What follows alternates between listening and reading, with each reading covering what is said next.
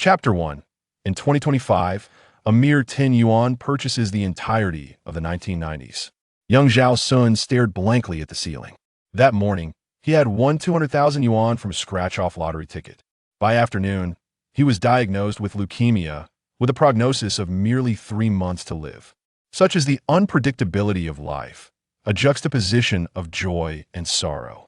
Upon learning of his limited time, Zhao Xun took advantage of the national subsidy to acquire the most advanced computer available. He even procured an ergonomic chair fit for a pig. Yet, faced with his coveted seaside view computer, the terminally ill Zhao Xun was at a loss as to how to utilize it. At that moment, a pop-up advertisement appeared on his screen. Congratulations! You have been selected as a fortunate user for a 0.00.01 discount. For just 10 yuan, you can purchase the game Real Universe, originally priced at 99.99 billion. Would you like to proceed with the purchase? Yes, no, Zhao Xun scoffed. Huh, so my brand new computer is already infected with a virus, is it? Do advertisements really need to be this exaggerated? How many nines are there? It's as if not buying means losing an entire galaxy. Without hesitation, he intended to click the close button. However, just before he could, a CG animation began to play automatically on his screen. Real Universe, the most authentic development strategy game. Following the striking title, 2 aircraft appeared on Zhao Xun's computer screen. The azure sky, the white clouds, and the shimmering sea were rendered with remarkable realism. What surprised Zhao Xun the most was that the aircraft before him were of a model he recognized. 2 mainstay fighter jets from the great Xia nation of the last century, the J-72, were forming a pair formation. As an aviation enthusiast, he was intimately familiar with these jets. They were the backbone of the Great Xia Air Force and among the most advanced second-generation fighters globally. Unfortunately, the J-72 had faced off against 3rd, 4th, and even 5th-generation aircraft. J-72. Length, 14.9 meters. Wingspan, 7.15 meters. Height, 4.1 meters. Empty weight, 5.37 tons. Maximum takeoff weight, 9.1 tons. Maximum payload, approximately 1 ton. Engine, WP-7B with a thrust of 4.4 tons. Maximum speed, 2.08 Mach. Range, 1,300 kilometers. The 2 aircraft flew in tandem. Information about the pilots hovered above the planes. Leading the formation was the aircraft designated as Qingyun. Trailing behind was the wingman, nicknamed Filong. The appearance of the J-72 instantly piqued Zhao Xun's interest. He was eager to discover how the J-72 from the last century would intertwine with the narrative of interstellar strategy gaming. Minutes later, 2 equally familiar fighter jets appeared on his screen. Zhao Xun's gaze sharpened. It's the F-15C from the Lighthouse Nation. F-15C. Length, 19.4 meters. Wingspan, 13 meters. Height, 5.6 meters. Empty weight, 12.7 tons. Maximum takeoff weight, 30.8 tons. Maximum payload, 7.3 tons.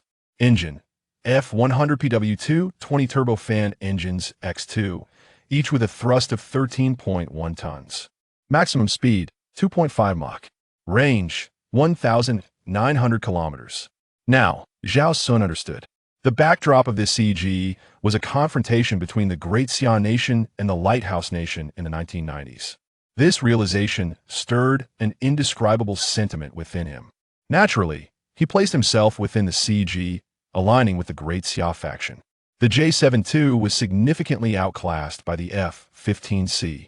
In this standoff, it appeared that the Great Xia Nation would inevitably suffer a disadvantage. As Zhao Xun pondered this, the pilot of the lead J-72, Qingyun, suddenly spoke up. I am from the Great Xia Air Force. You are about to enter our airspace. Retreat immediately. Retreat immediately. Qingyun's words rang out with powerful conviction. If words could wield lethal force, his voice resembled a blade amidst a snowstorm. Hearing Qingyun's call, Zhao Xun felt a surge of emotion. Indeed, the pilots of the Great Xia Nation exuded such charisma, even within a game. Faced with adversaries possessing superior aircraft, Zhao Xun felt no trace of fear emanating from Qingyun. What a pity that this CG animation was set in the 1990s, and Qin Yuan was piloting the second-generation J-7. The lighthouse pilots flew the more advanced F-15C. Had Qin Yuan been at the helm of the current J-20A, uttering those words would have surely intimidated the opposition. However, in the 1990s, the Great Xian nation only had the J-7 and J-8. On the battlefield, mere bravado would not suffice. Indeed, as soon as Qin Yuan finished speaking, the communication channel erupted with the taunts of the lighthouse pilots. "Oh my goodness, little baby, flying a second-generation aircraft is truly terrifying. Ha ha ha. Hey, buddy, do you think they'll start crying soon? Ha ha." Upon hearing the mockery, Qin Yuan maintained a stern expression and continued to warn. "I am from the Great Xia Air Force. You are approaching our airspace. Retreat immediately. Retreat immediately." The two F-15 pilots exchanged gestures, then, in unison, began to harass the two J-7 aircraft. One of them flew directly past Qin Yuan's J-7, skimming the front. With a standard mission weight of 20.8 tons, the F-15C generated turbulence that the lighter J-7 could hardly withstand. The massive airflow caused the slender frame of the J-7 to shake violently. This maneuver was akin to a fully loaded semi-truck speeding past a compact car. Before the J-7 could stabilize, its warning system blared an alert. "Enemy locked! Enemy locked!" Such warnings typically indicated that enemy aircraft had achieved a radar lock on their target. Qin Yuan, experienced in such scenarios, quickly turned to see one of the F-15s firmly tailing him. To openly activate fire control radar in another nation's waters and lock onto their aircraft was a blatant act of provocation. Clearly, the opposition did not regard the Great Xian nation of the 1990s with any seriousness. At this point, Zhao Xun felt a twinge of anger. Though aware that this was merely a game, witnessing his nation's pilots subjected to such taunts left him profoundly unsettled. He suppressed his fury and refocused his attention on the screen, awaiting the unfolding of the story. At that moment, a recharge interface abruptly appeared in the CG animation. Recharge 10 yuan to personally experience the game and freely alter the storyline. Would you like to proceed with the recharge? Yes, no. Zhao Xun was rendered speechless. Oh, this is how it is it? Can I not recharge? Chapter 2. The J-20 emerges in the 1990s, mistaken for an alien aircraft. It is evident that this absurd advertisement is attempting to swindle money from unsuspecting individuals. Yet, the CG animation profoundly captivated him. Although Zhao Xun was not a product of that era, he possessed a modicum of understanding regarding its events. Each time he witnessed the frustrating occurrences from that time on television, a wave of indignation washed over him. Back then, the divine Xian nation emerged from the depths of obscurity, defying the blockade imposed by the sole superpower of Blue Star. Now, for a mere 10 yuan, one could alter history. Why not indulge? Although Zhao Xun recognized the deception, with only 3 months of life remaining, he deemed the expenditure on his emotional gratification a worthwhile investment. Regardless of the true historical narrative, he reasoned that spending a mere 10 yuan for immediate enjoyment was hardly a loss. With death looming, he could hardly afford to be vexed. A clear mind was imperative. To be candid, this was Zhao Xun's inaugural experience in purchasing a paid game, accompanied by an inexplicable sense of novelty. After scanning the QR code and recharging 10 yuan, a flurry of messages rapidly appeared on the screen. Congratulations, player, on successfully acquiring the universe. Time period, Blue Star, 1990s. First entry into the game, beginner's gift pack dispatched, lifespan increased by 100 days. Current lifespan, 190 days. Reward, 1 J-20A aircraft. Gazing at the dazzling pop-ups, Zhao Xun dismissed the significance of the 190 days of lifespan, assuming it pertained to the game character's lifespan, akin to a form of virtual currency. The doctor had informed him that he had 3 months left to live. 190 days would certainly suffice for gameplay. Just then, an advanced fighter jet on the computer screen captured Zhao Xun's attention. With 8 movable wing surfaces and an integrated molding technology, it exuded a futuristic aura. This aircraft was none other than the J-20A, the most advanced air superiority fighter currently in service with the Divine Xian Nation, officially designated as Weilong. The name Weilong is derived from the De Feng Go, a poem by Liu Bang, the founding emperor of the Han Dynasty, symbolizing dominance and the return to one's homeland. The J-20 also bears an internet nickname, the 8-Winged Angel, a moniker bestowed upon it due to its unique aerodynamic configuration featuring 8 movable wing surfaces. J-20A length, 20, 3 meters wingspan, 12, 88 meters height, 4, 45 meters empty weight, 17 tons maximum takeoff weight, 37 tons maximum payload, 12 tons power system, WS-10C turbofan engines X2, each with a thrust of 14. 7 tons maximum speed, Mach 2.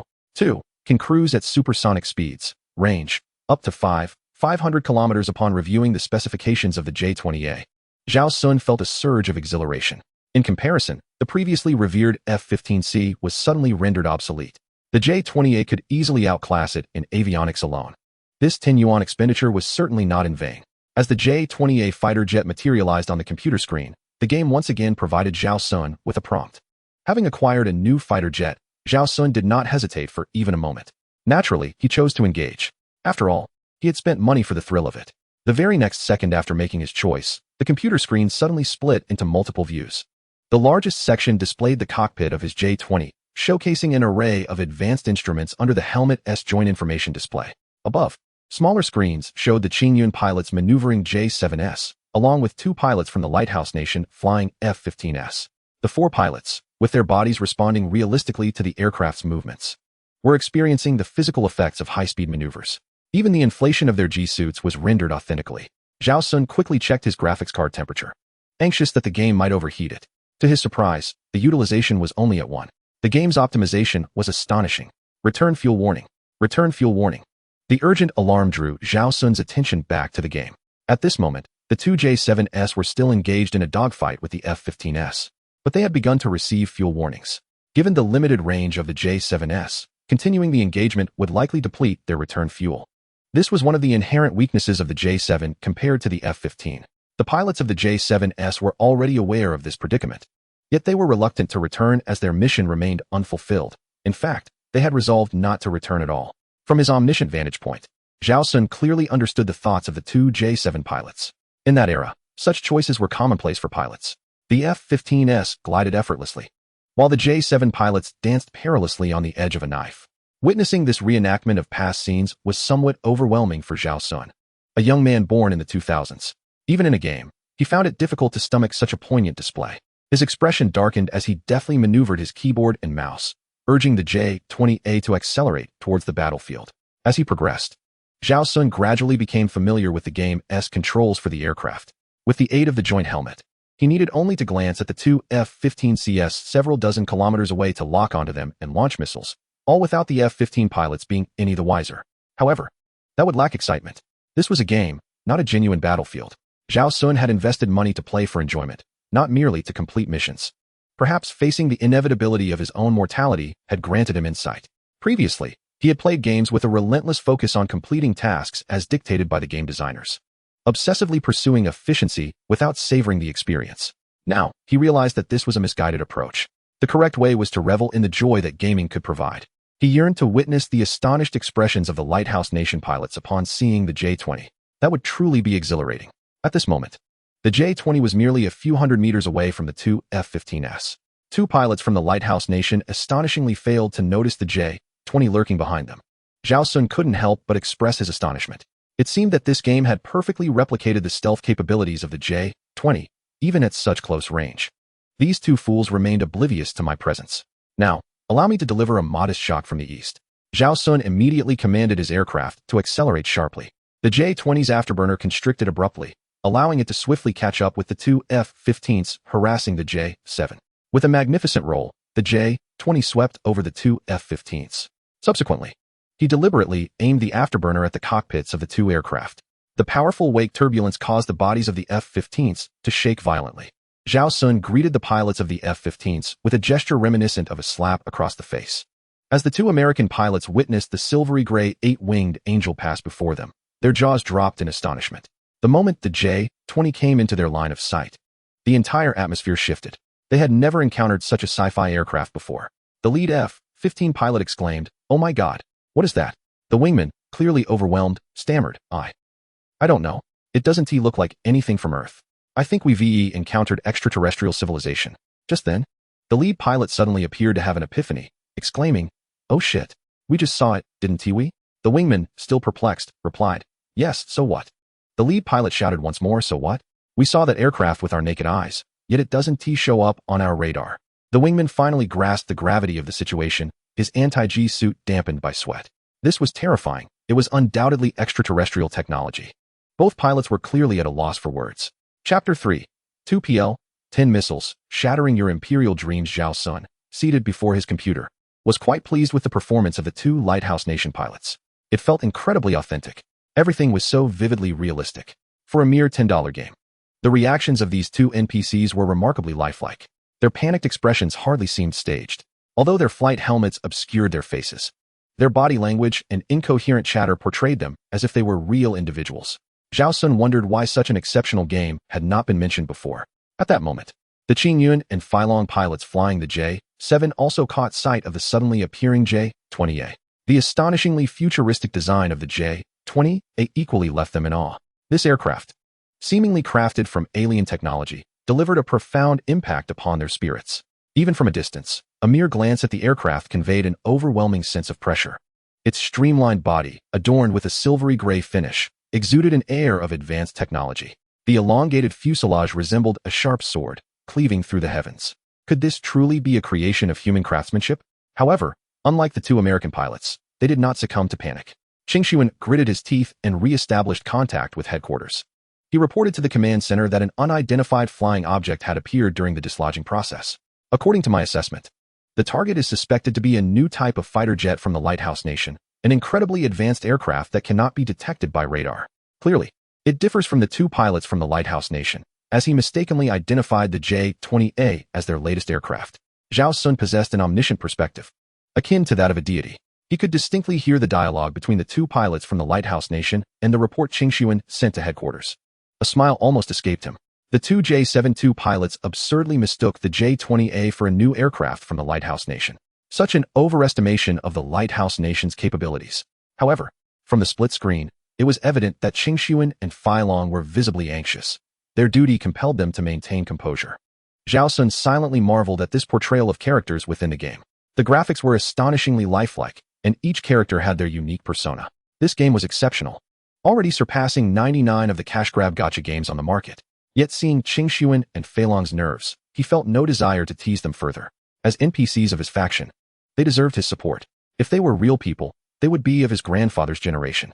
He promptly opened the public communication channel, announcing his identity to all. Mimicking Yuan's tone, he ordered the two F-15 fighter jets to withdraw. I am from the Divine Xia Air Force. You have encroached upon our airspace. Depart immediately. Depart immediately. I am from the Divine Xia Air Force. You have encroached upon our airspace. Depart immediately. Depart immediately. After uttering these words, Zhao Xun felt a strange sense of satisfaction. This was the sensation of piloting a fighter jet to safeguard the homeland. The game's graphics were so vivid, and the NPCs' reactions were astonishingly realistic. Coupled with the highly relevant historical context, Zhao Xun instinctively felt as though the events within the game were genuinely unfolding. He found himself involuntarily immersed in the experience. At that moment, he felt grateful to the game's developers for allowing him to enjoy such a unique life experience in his limited time. Upon hearing Zhao Xun's declaration, the two J-7S and two F-15S nearly plummeted from the sky. For them, this revelation was more shocking than witnessing the sleek form of the J-20A. The two pilots from the Lighthouse Nation were utterly bewildered. That Divine Xia? They produced such an aircraft? This is simply madness. I would sooner believe in extraterrestrials. Clearly, the pilots from the Lighthouse Nation, who had always looked down upon Divine Xia, could hardly accept such a reality. In truth, the most astonished were the pilots of the J-72, Yuan and Long.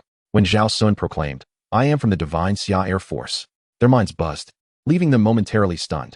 Had it not been for the pilots' physical resilience, the shock of that instant could have overwhelmed them entirely. Yuan forcefully stabilized his emotions, and soon reason prevailed. He reopened the communication channel and promptly inquired of Zhao Xun, Comrade, which unit do you belong to? What is your code name? As a pilot dedicated to safeguarding the azure skies of Daxia, Yuan understood that regardless of how formidable Zhao Xun's J-20A appeared, it was imperative to ascertain the identity of the other party.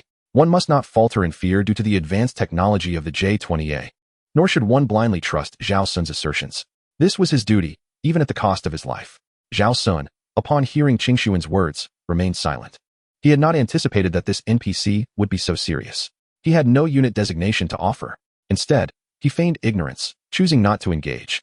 Having played the role of the pursuer long enough, Zhao Xun was eager to engage in aerial combat. His gaze fell upon the two F-15C aircraft, which, after receiving his warning, did not retreat, but instead attempted to maneuver behind him. This was a choice they made. After all, it was merely a game. Shooting them down should not incite any international disputes. Zhao Xun directed his attention to the onboard weapon system displayed on the screen. Main bay, PL-15 long-range air-to-air missiles X4. Side bay, PL-10 short-range combat missiles X2. The distance was just right for the PL-10S. 2 missiles, one for each F-15. Having invested his resources, he could not let the opportunity go to waste. Zhao Xun manipulated the keyboard to control the aircraft, executing a Cobra maneuver. In an instant, the J-20 ascended to a critical angle of attack exceeding 90 degrees, causing a rapid separation of airflow that dramatically reduced its speed, allowing it to swiftly maneuver behind the 2 F-15CS. The sequence of actions left the 2 F-15 pilots astounded. This was extraordinary. Was he not concerned about the aircraft disintegrating? Even if the aircraft could withstand the strain, could the pilots endure it? Sitting at his computer, Zhao Xun was oblivious to their potential discomfort. He felt only a brief moment of dizziness from the 3D maneuvering. At this point, he had completely locked onto the 2 F-15CS. Beep, beep, beep, beep. Upon completing the lock, the aircraft's weapon bay automatically opened, revealing the PL-10 short-range combat missiles within. "I'll send you off from 1,000 miles away. You deserve your fate." Zhao Xun hummed as he pressed the missile launch button. In that moment, the joy of the game made him forget the burdens of his ailment. Whoosh, whoosh. 2 missiles shot forth, trailing white smoke. Chapter 4. The alien fighter returns, bestowing honor upon you both under the looming threat of the missiles. The avionics systems of the 2 F-15CS finally reacted. Enemy warning. Enemy warning. Enemy locked. Enemy locked. Enemy missile. Enemy missile.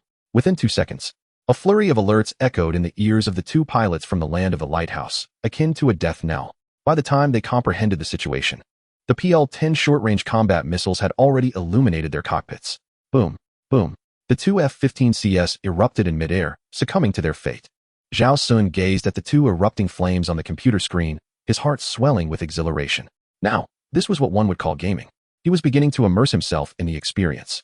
Meanwhile, within the confines of the J-7 cockpit, both Qing Sun and Fei Lang were in a state of disarray. It was already unfortunate enough that while patrolling their territorial waters, they encountered the incursion of an F-15C from the Lighthouse Nation. The J-7 too stood no chance against the formidable F-15C.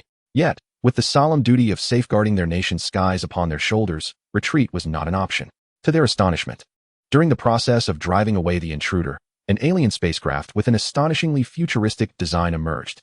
This craft not only proclaimed itself as part of the Divine Summer Air Force, but also proceeded to obliterate 2 F-15C fighters.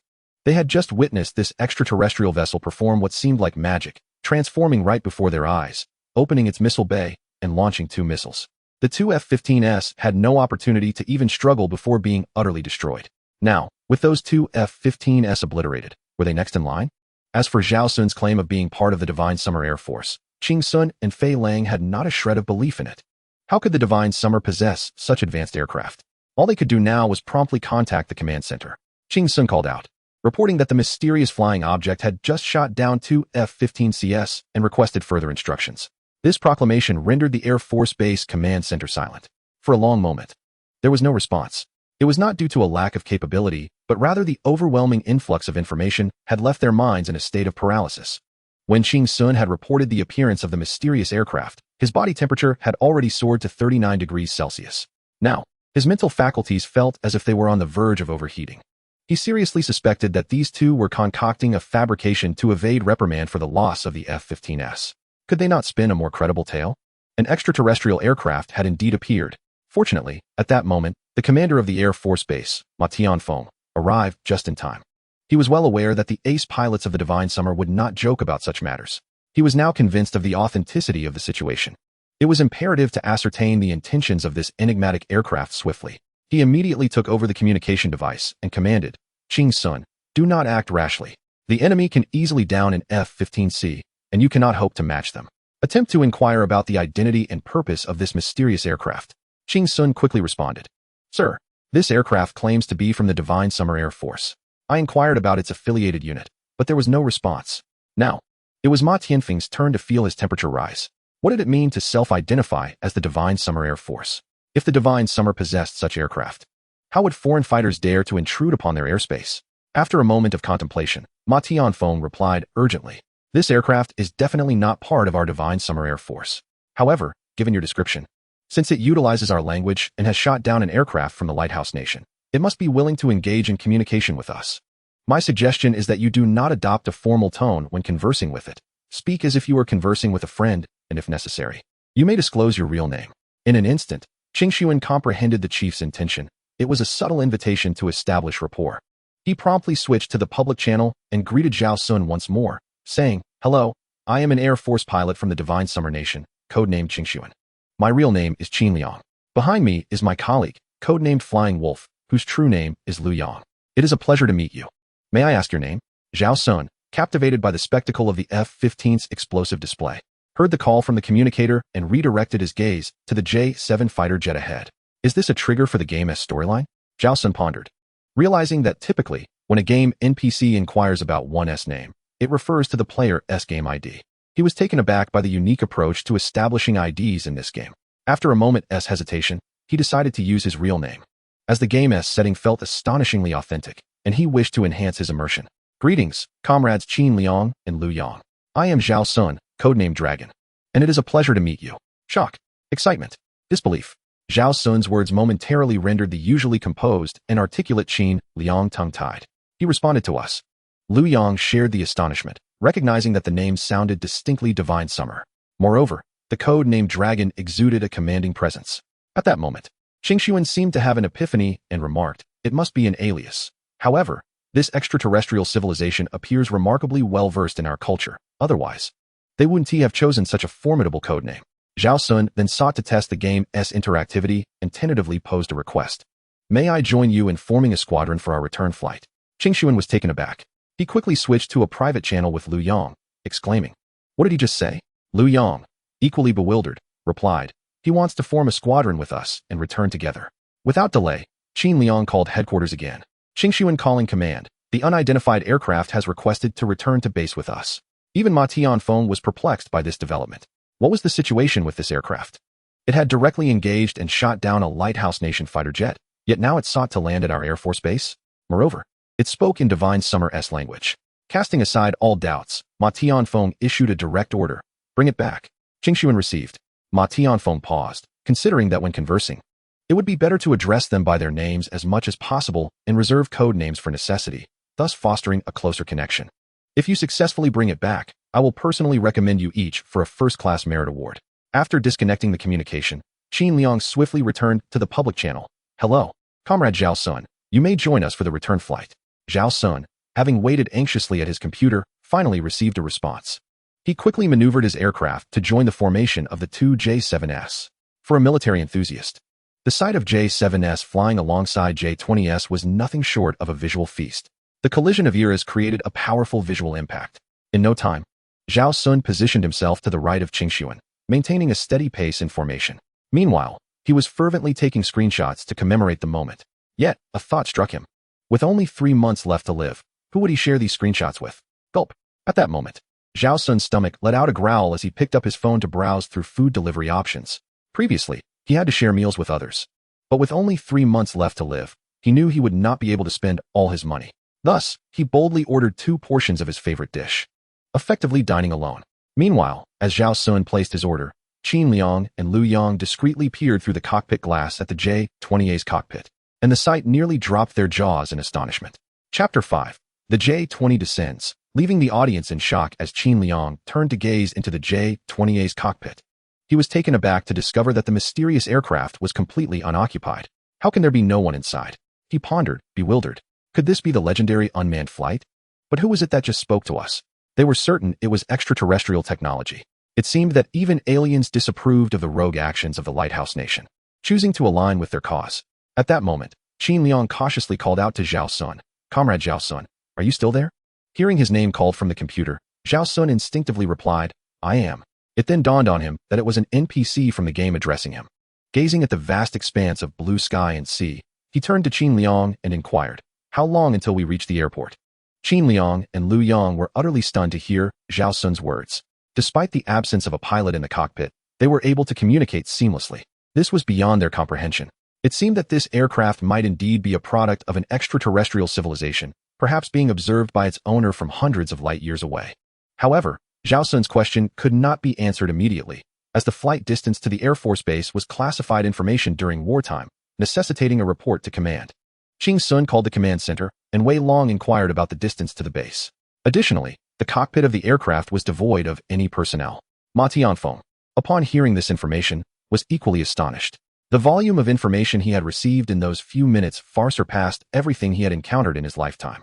However, as a seasoned soldier, he quickly regained his composure. Without hesitation, he replied, "Inform him that, given his capabilities, it would not be difficult for him to ascertain our base's location." After concluding communication with Qing Sun, Ma Tianfeng promptly ordered the Shanghai base to enter a state of heightened readiness. Furthermore, given the unknown radar evasion capabilities of the opposing force, electronic air defense systems might be unable to lock onto targets. All anti-aircraft units, stay vigilant. Maintain alertness for mechanical air defense fire. After issuing all commands, he felt a profound internal conflict. How should he report this? Should he mention the unidentified flying object first or the downed F-15? Ultimately, gritting his teeth, Ma Tianfeng conveyed the situation as he understood it, even if the higher-ups might not believe him. As for the detailed circumstances, the truth would only be confirmed once he encountered the aircraft described by Qin Liang and Lu Yang. On the other side, after receiving authorization, Qin Liang directly replied to Zhao Xun, "Comrade Zhao Xun, we are 25 minutes away from the base." Hearing this from his gaming chair, Zhao Xun felt overwhelmed by the gravity of the situation. He cast a glance at the computer screen, where an endless coastline sprawled out, seemingly hundreds of kilometers away from the land.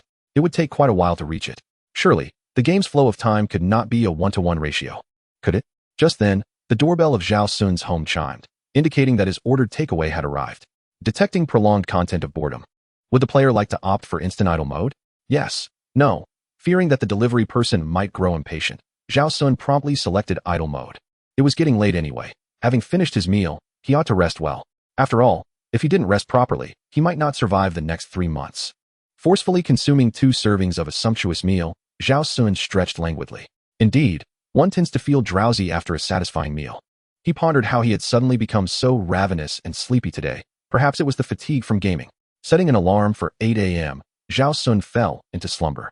25 minutes later, at the Shanghai Air Force Base of the Divine Summer Nation, all air defense weapons were fully prepared. Anti-aircraft units had completed loading various calibers of artillery, ready to fire at a moment's notice. General Ma Tianfeng, the commanding officer of the base, fixated his gaze on the end of the runway. Soon, it would be revealed whether Qin Liang and Lu Yang had indeed lied. If the aircraft they spoke of truly existed, General Ma would fervently hope that his preparations were unnecessary. Should the opposing force harbor malevolent intentions towards the Divine Summer, the consequences would be unimaginable. At that moment, the control tower finally issued a warning. Target detected. The target was flying in formation with 113-081-1309, 3 kilometers from the ground. No suspicious behavior detected. 113-081-1309 is the designation for the J-72 naval aircraft. Any resemblance is purely coincidental. 3 kilometers is but a fleeting moment for a fighter jet. At this point, the personnel within the base could already discern 3 aircraft with the naked eye. The first 2 smaller planes were their base's J-72 fighters, while the larger aircraft, adorned with canard wings, was undoubtedly the mysterious flying machine. Just by its size, it surpassed the J-72 by more than double. Soon, the 3 aircraft hovered above the airfield. As per landing procedures, the fighter jets were required to conduct a low pass before landing at an unfamiliar airport. With a whoosh, the 3 aircraft skimmed low over the Air Force Base. In that instant, the intricate details of the J-28 fighter's belly were laid bare before all. The surface was as smooth as a mirror, impeccably flat. Its flowing, natural lines resembled a meticulously crafted work of art. Astonishing. Everyone's emotions were beyond verbal description. What level of technological advancement could forge such a weapon? After the low pass, the J-28 fighter followed closely behind the 2 J-72 aircraft as they descended onto the airfield. Once the planes came to a halt, a multitude of armed soldiers, along with emergency responders and maintenance personnel clad in radiation protection gear, surged forth, surrounding the aircraft so tightly that not a single drop could escape. Without authorization, no one dared to approach within 10 meters of the aircraft. Ma Tianfeng hastily adjusted his collar and made his way towards the imposing fuselage of the J-28. As he walked, he inquired of his aide, "Do you suppose extraterrestrial civilizations prefer tea or coffee?" The aide hesitated for a moment, concluding that since the being chose to communicate with us in the divine language of Xinxia, it must have an affinity for tea. Nodding, Ma Tianfeng instructed, "Fetch the jar of tea hidden beneath my desk." Just then, a technician hurriedly approached him, reporting, "Sir, No significant radiation energy detected near the aircraft. Current environmental levels are at 0.12 microsieverts. Upon hearing the report, Ma Tianfeng strode purposefully towards the J-20A. As he navigated through the crowd, the enigmatic aircraft finally revealed itself before him. With just a single glance, Ma Tianfeng felt his heart rate surge. His right hand instinctively tightened around the small vial he held. The design of this aircraft transcended mere science fiction. It was nothing short of magical. Its integrated form rendered the contours of the aircraft exceptionally fluid. The diamond-shaped nose and air intakes were both aesthetically pleasing and robust. If he were to rate the aircraft's aesthetic appeal, he would assign it a staggering 12 out of a possible 10. Chapter 6. A game-changer in history? Now, as the aircraft stood before him, Ma Tianfeng found it difficult to believe. This aircraft was not merely visually striking. It was a formidable machine, effortlessly overpowering the F-15C.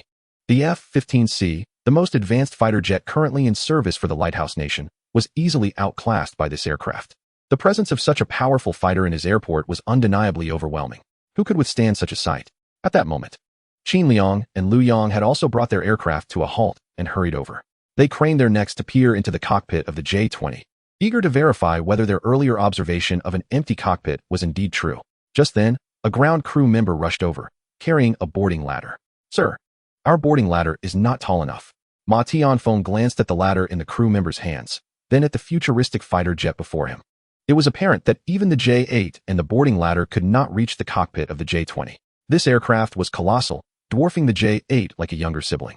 The more Ma Tianfeng beheld the J-20A, the more he admired its grandeur. At that moment, Qin Liang volunteered, "Sir, I'm quite agile. Allow me to climb up and take a look. From the top of the ladder, I should be able to see the cockpit clearly." Ma Tianfeng nodded. "Be careful as you ascend. Do not injure yourselves, and ensure the ladder does not scratch the aircraft's paint." Soon, two ground crew members steadied the ladder as Qin Liang climbed to the top, finally gaining a clear view of the cockpit's entirety. The cockpit is entirely crafted from glass, devoid of any metallic framework for support, which is utterly astonishing. Unlike the cockpits of the currently operational combat aircraft, this particular cockpit is remarkably tidy, with even the instrument panel seamlessly integrated.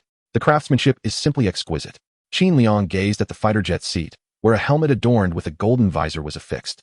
Under the reflection of the sunlight, it exuded a chilling gleam. Qin Liang felt an instinctive sense that this helmet was the crown of the skies. Furthermore, the cockpit of this fighter jet served as the throne of the entire expanse above. Donning this helmet and settling into the cockpit would confer upon one the status of the sovereign of the heavens, with all that transpires in the air bowing beneath one's feet.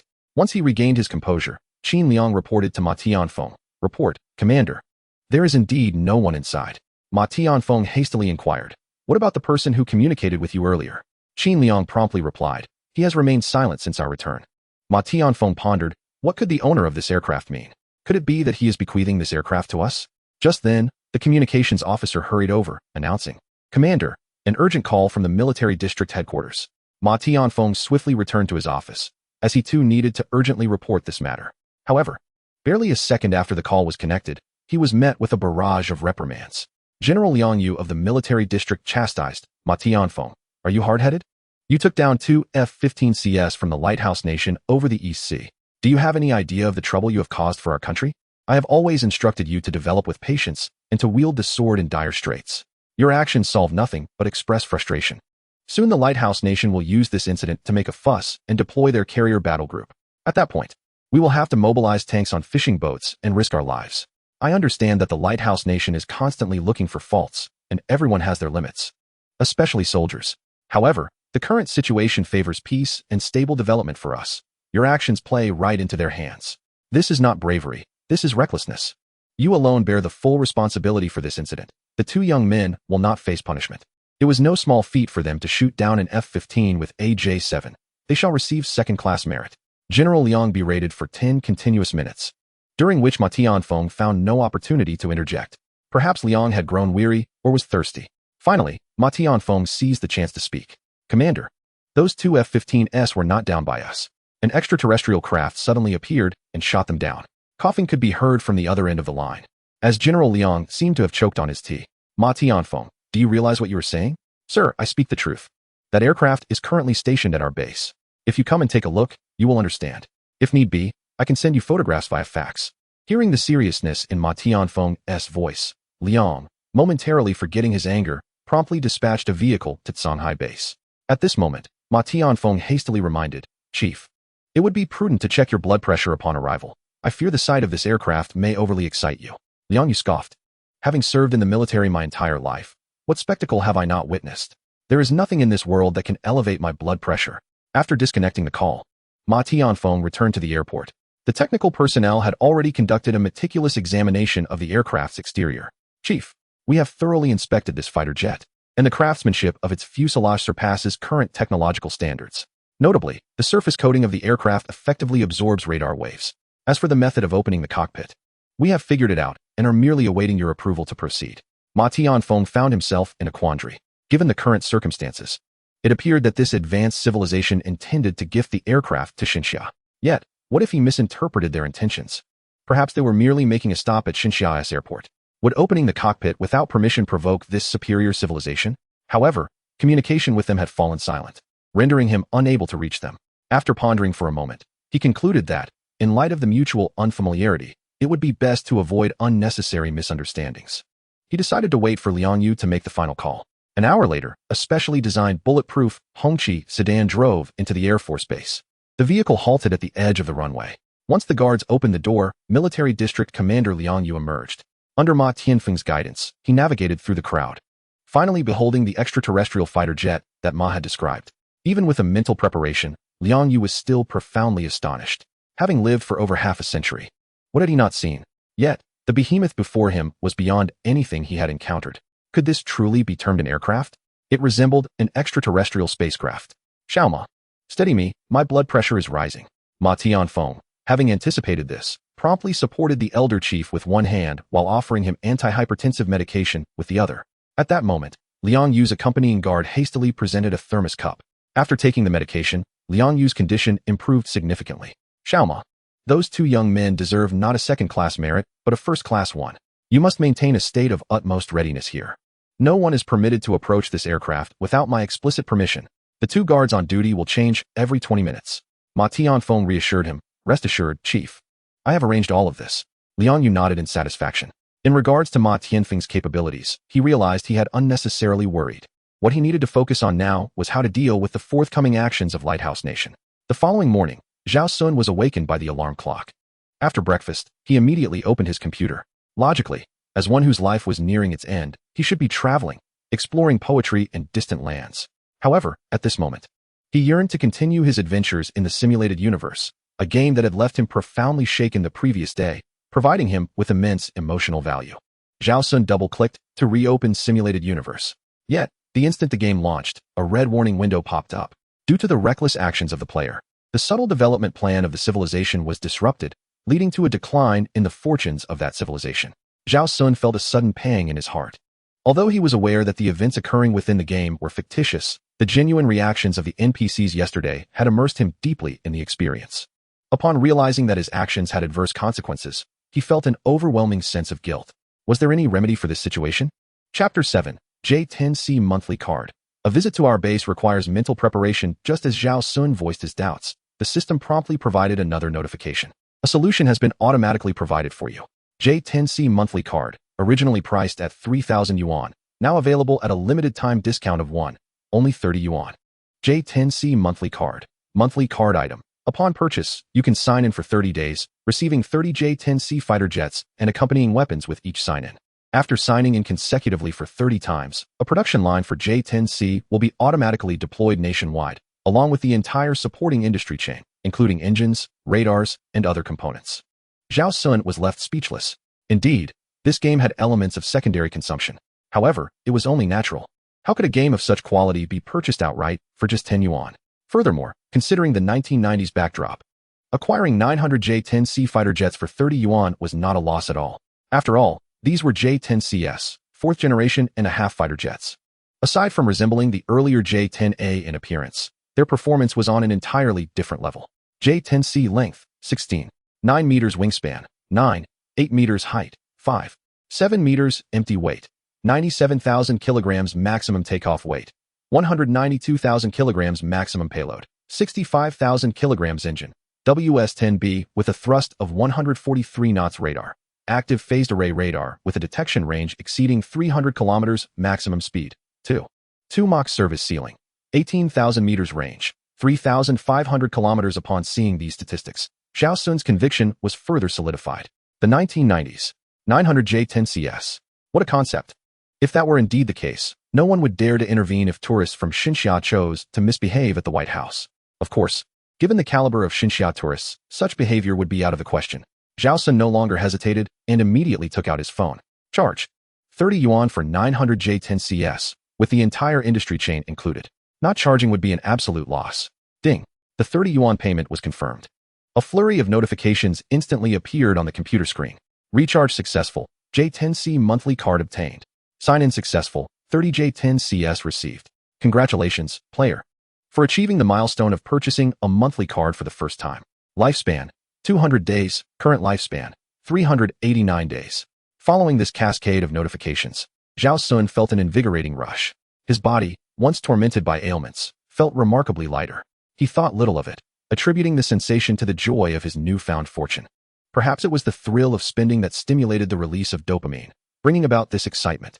Indeed, a good mood can truly influence one's physical well-being. No wonder there are always tales circulating about individuals diagnosed with terminal cancer who, due to their uplifting spirits, manage to live for many additional years. It seems that playing games is indeed more effective than taking medicine. If this continues, I might actually be able to enjoy this 389-day game card until its conclusion. Although nothing is certain, Zhao Xun has firmly resolved that, should he still be alive once the 389 days have elapsed, he will spend money to purchase a few more days of game time. His focus returned to the game interface, where he noted that 30 J-10C fighter jets had been successfully delivered. You have received 30 J-10C fighter jets. Please select a deployment base. Instantly, a map of the Divine Summer Nation appeared before Zhao Xun's eyes, with various markers indicating deployable military bases. Staring at the map in silence, Zhao Xun was struck by the undeniable authenticity of it. The developers of this game certainly possess audacity. Do they not fear the possibility of leaking classified information? However, upon further reflection, Zhao Xun found solace in the thought that even if the map were genuine, it merely represented the military deployments of the Divine Summer Nation from the 1990s, which have long since been restructured, thus posing no risk of a security breach. After briefly surveying the map, he ultimately chose the Shanghai Air Force Base, as the Eastern Sea region of the Great Xia during the 1990s faced the greatest pressure. It was undoubtedly the most suitable location for the initial deployment of aircraft. At the Shanghai Air Force Base, within a half-bunker hangar, Ma Tianfeng suddenly awoke on a folding bed. He had just dreamt that a piece of the hangar ceiling had fallen, shattering the bubble cockpit of an alien aircraft. Only after opening his eyes and seeing the intact J-20A before him did he feel relieved. Phew, it was merely a dream. The presence of the J-20A made this battle-hardened general increasingly anxious.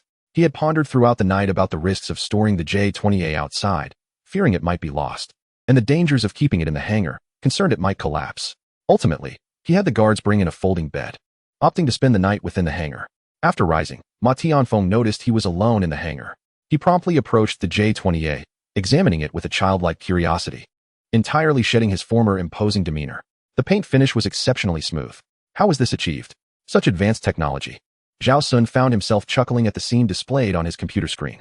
He had not anticipated that the game's realism would be so profound. Capturing the reaction of a 1990s Air Force Base commander encountering the J-20A with such authenticity, Zhao Xun murmured to himself, this expression, this reaction. It could win an Oscar. Why go to such lengths to refine the narrative of a strategic development game?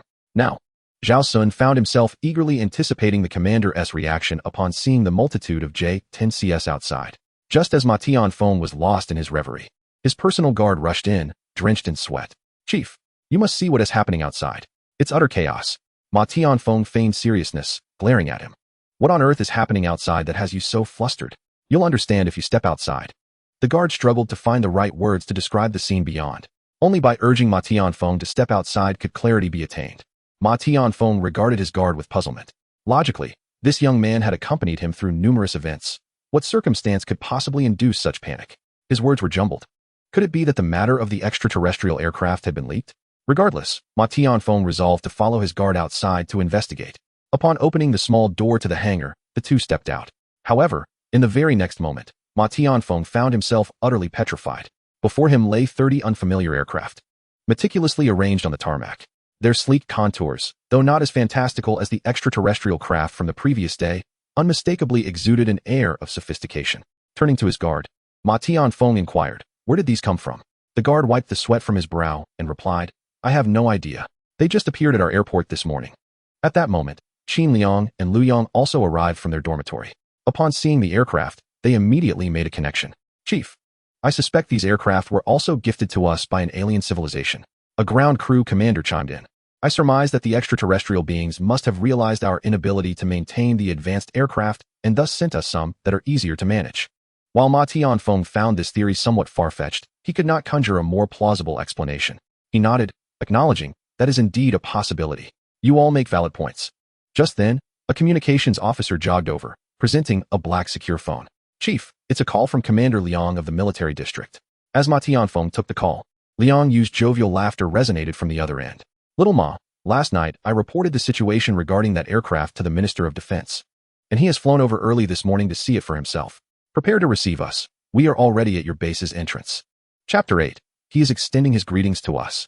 Upon arriving at the base entrance, Ma Tianfeng indeed discovered that Liang Yu had brought along Minister of Defense Yan Guohua.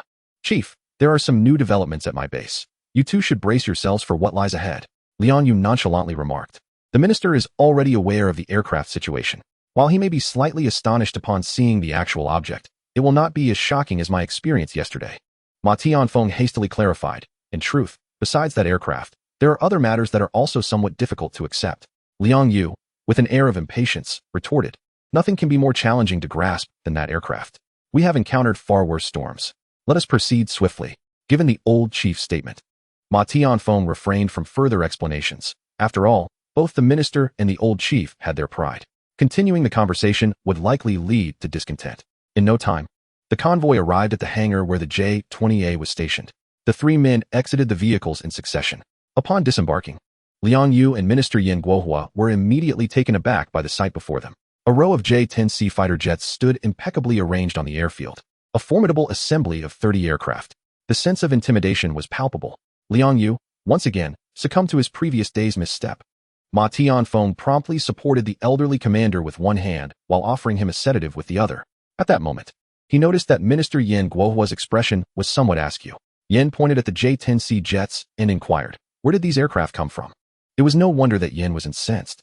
Although the J-10 fighter jet had its maiden flight in 1998, the aerospace sector had approved the new aircraft development plan back in September 1988, officially designating it as the J-10. Prior to this, while still merely a project name, the aerodynamic layout had already been validated through wind tunnel testing. Yan Guohua had even signed off on the project. Despite numerous optimizations made to the aerodynamic layout thereafter, the overall framework had long been established. The aircraft before him bore a striking resemblance to the J-10's aerodynamic design, which had only recently been initiated by Xinxia. Inciting his ire, faced with this occurrence, Yan's immediate reaction was to suspect an internal breach within Xinxia that led to a leak of the J-10's aerodynamic layout. Fortunately, while these aircraft bore similarities to the J-10 project of Daxia, they also exhibited numerous distinctions. If pressed to identify the differences, Yan could only remark that these jets appeared markedly more advanced. With his own aircraft project encountering such unexpected circumstances, he found little inclination to ponder extraterrestrial crafts. His gaze, sharp as a dagger, fixed on Ma Tianfeng, awaiting a plausible explanation. Ma Tianfeng felt a pang of despair. He couldn't possibly claim that these aircraft had descended from the heavens, yet the reality was that they had inexplicably appeared at his airfield. Although he had not witnessed it firsthand, his subordinates all attested to the same. Surely they would not conspire to deceive him. He steeled himself to explain to the two commanders, Sir, this may sound preposterous, but these aircraft truly manifested suddenly at our airfield. Upon hearing this, Liang Yu and Yan Guohua stared at him, clearly not believing a single word he had uttered. It was not just Yan who was skeptical. Even Liang, who had encountered the J-20A the day before, found it hard to accept.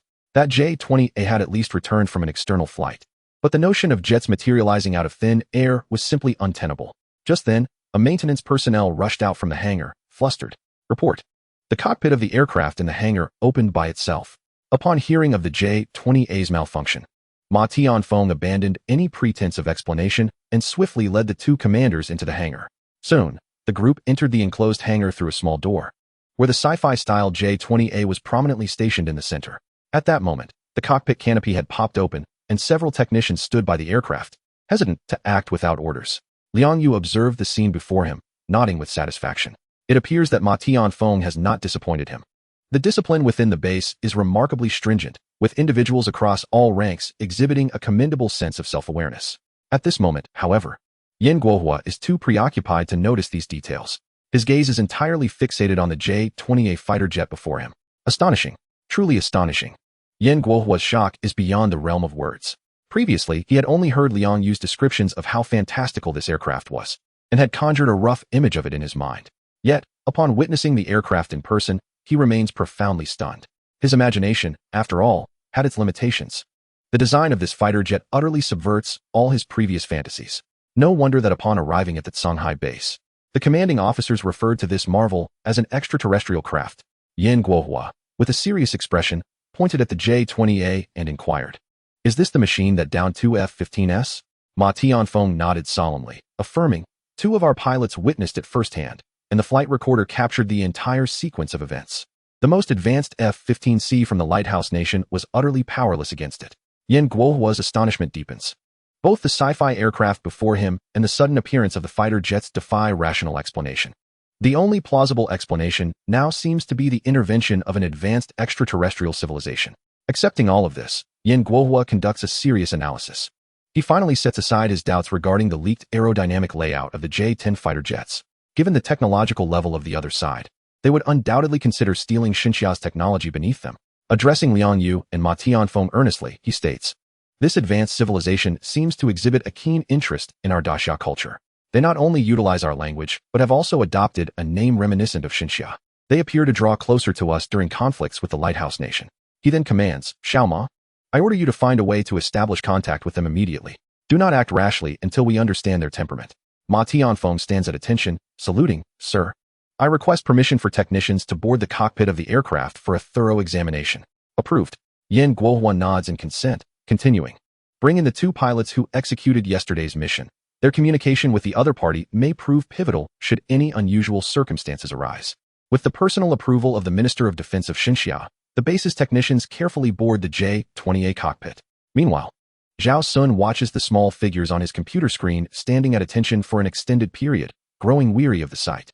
The game has many merits, yet its plot is excessively hardcore. It is merely a game, yet boarding a fighter jet cockpit requires layers of approval, making it feel all too real. As the technicians enter the J-20A cockpit, interactive information finally appears on Zhao Xun's computer screen. "Your civilization has sent you a greeting. Has the story finally reached its conclusion?" Zhao Xun hastily types 3 words on the keyboard. "Hello there."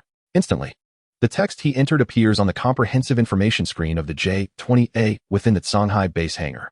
Upon witnessing the text on the screen, the technician exuberantly exclaimed, "Report, Chief. We have successfully established contact with the other party. They are greeting us." Chapter 9. The Gift of National Treasures. He has accepted our offering. He is indeed greeting us. Yin Guohua hastily inquired, "What did he say?" "Report, Chief." He said, "Hello." Suddenly, applause erupted in the hangar, ignited by an unknown individual, and everyone began to cheer. Yin Guohua quickly composed himself and promptly ordered, "Ask him immediately if the aircraft and the ones outside are gifts for us." Just as Yin Guohua issued his command, interactive information reappeared on Zhao Xun's computer screen. The faction commander requests permission to utilize 30 J-10C and J-20A aircraft. Do you approve? Yes, no. Without hesitation, Zhao Xun selected yes. The funding is for your use. At the very moment Zhao Xun clicked the mouse, the comprehensive information screen for the J-20A displayed new text, yes. The technician, upon reading the words, excitedly declared, he said yes.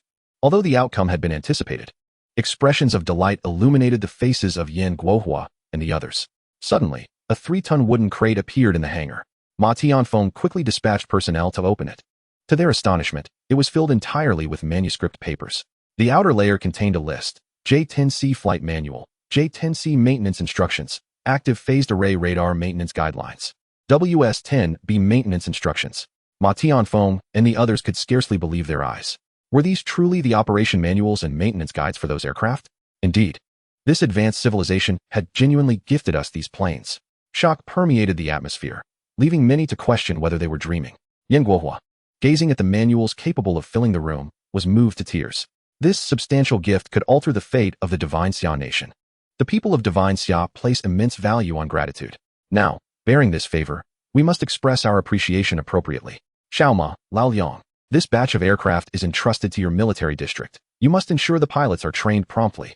I shall return to the imperial capital today to report this matter to Mr. Zhongshu. This favor shall be reciprocated by divine Xia with the most solemn national gift. Lian Yu nodded in agreement. Chief, I believe your words hold great wisdom. For such an advanced civilization, they would undoubtedly find our ordinary offerings lacking.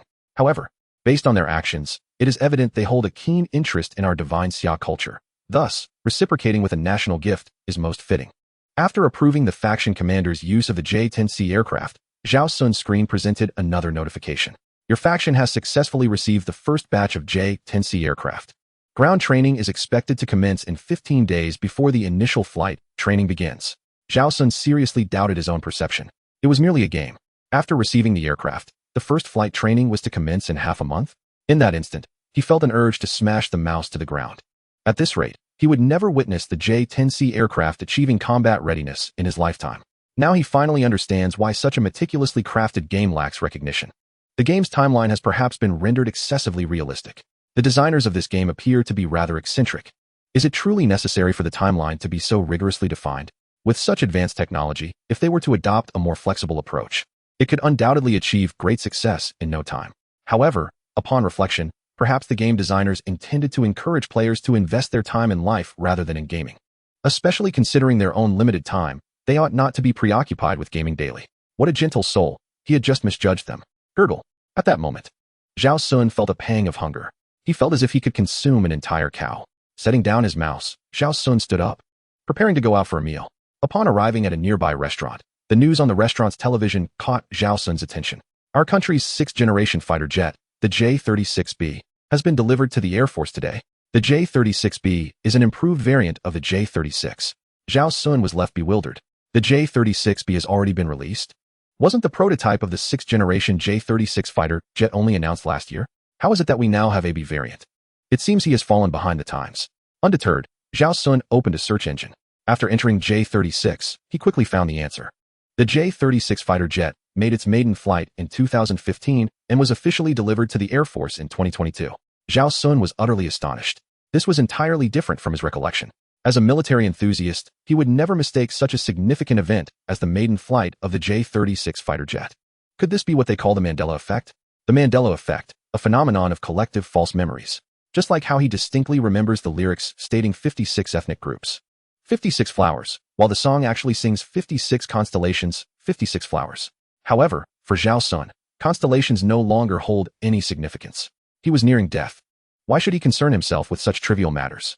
He had barely satisfied his hunger with 3 bowls of noodles, indicating that he was indeed in dire straits.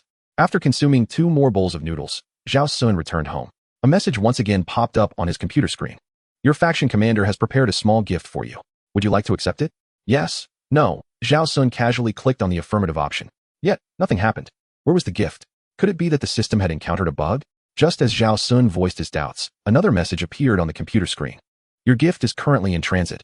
Please be patient. Zhao Xun was somewhat taken aback. A tangible gift? In this day and age, it is not uncommon for gaming companies to deliver physical gifts offline, but those are typically reserved for big spenders. Given that he had only spent 40 yuan, was the gaming company at a loss? Regardless, he decided to wait for the gift's arrival. If it turned out to be truly exceptional, Zhao Xun would not hesitate to invest a bit more, perhaps purchasing a battle pass or something similar. After all, there are not many conscientious games left. One should not allow the developers to suffer losses. Zhao Xun stifled a yawn. Glancing at the clock, he realized it was already 9 p.m. and he needed to retire for the night. Early to bed and early to rise might just extend his days. In 1990, in the capital of Xinxia, at 112 South Street, in the office building of the Xinxia Ministry of Foreign Affairs, Minister of Defense Yan Guohua sat across from the head of the Foreign Ministry, Zhang Wenze. On the coffee table before them lay an ornate gift box. Inside the box rested an exquisite set of porcelain. A connoisseur would immediately recognize this as the national gift porcelain of Xinxia, representing not only the pinnacle of the nation's artistic achievement, but also embodying the highest diplomatic etiquette of Xinxia.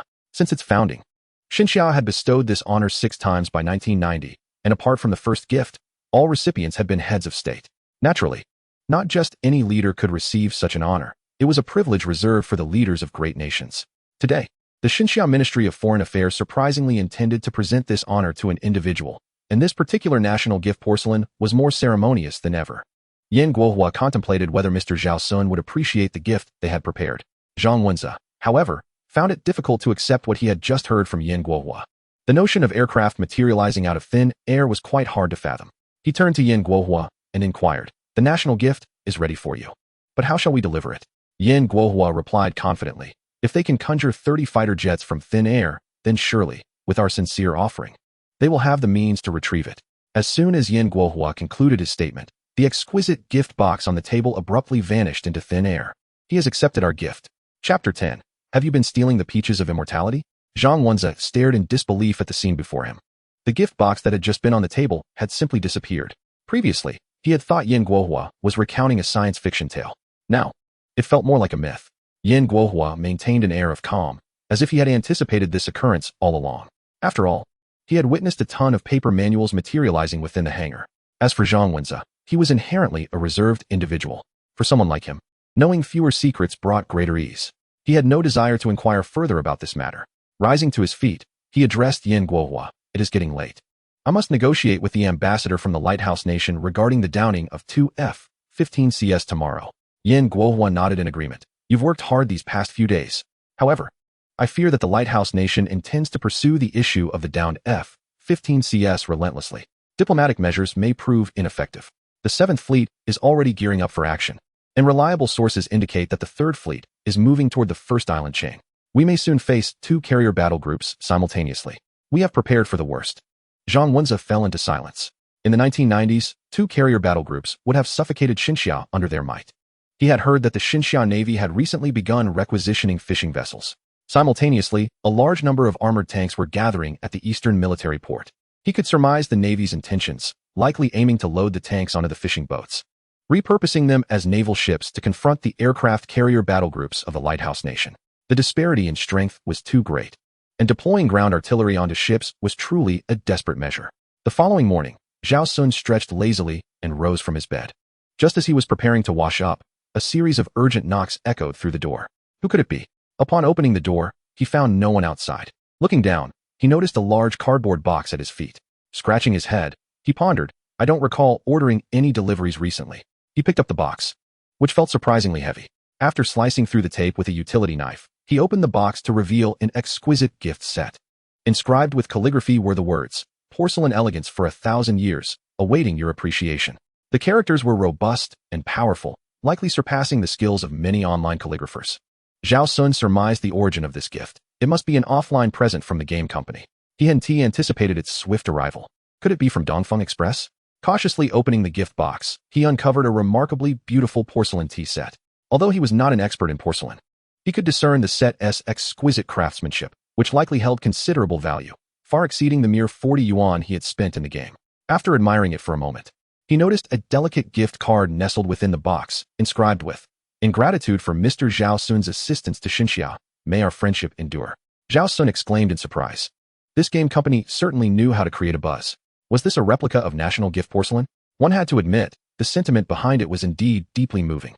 However, wasn't National Gift porcelain typically reserved for foreign friends? It was the first time he had heard of such gifts being given to citizens. It felt like a tangible benefit for someone from the same lineage.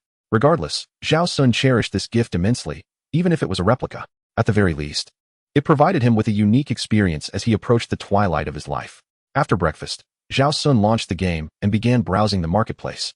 Given the valuable gift he had received, he felt compelled to reciprocate. One should never owe a favor to those who might soon depart from this world.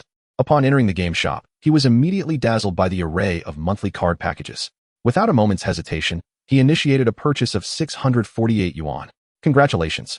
Your cumulative recharge has reached 600 yuan, unlocking the Technical Equipment Research and Development System. You have achieved the title of Spending Tycoon, extending your lifespan by 800 days. Current remaining lifespan, 1,188 days. In the very next moment after completing his recharge, Zhao Xun distinctly felt a renewed lightness in his body. It appeared that spending indeed brought joy to both the mind and spirit. Zhao Xun murmured to himself, "Indeed, spending money makes me stronger. However, why must this game calculate card time based on lifespan? It leaves me with an odd feeling every time I recharge." He shook his head in resignation. If only this lifespan could truly be transferred to oneself. In that case, Zhao Xun would undoubtedly pour a fortune into this game. As it stands, Zhao Xun has already spent nearly 700 yuan in game.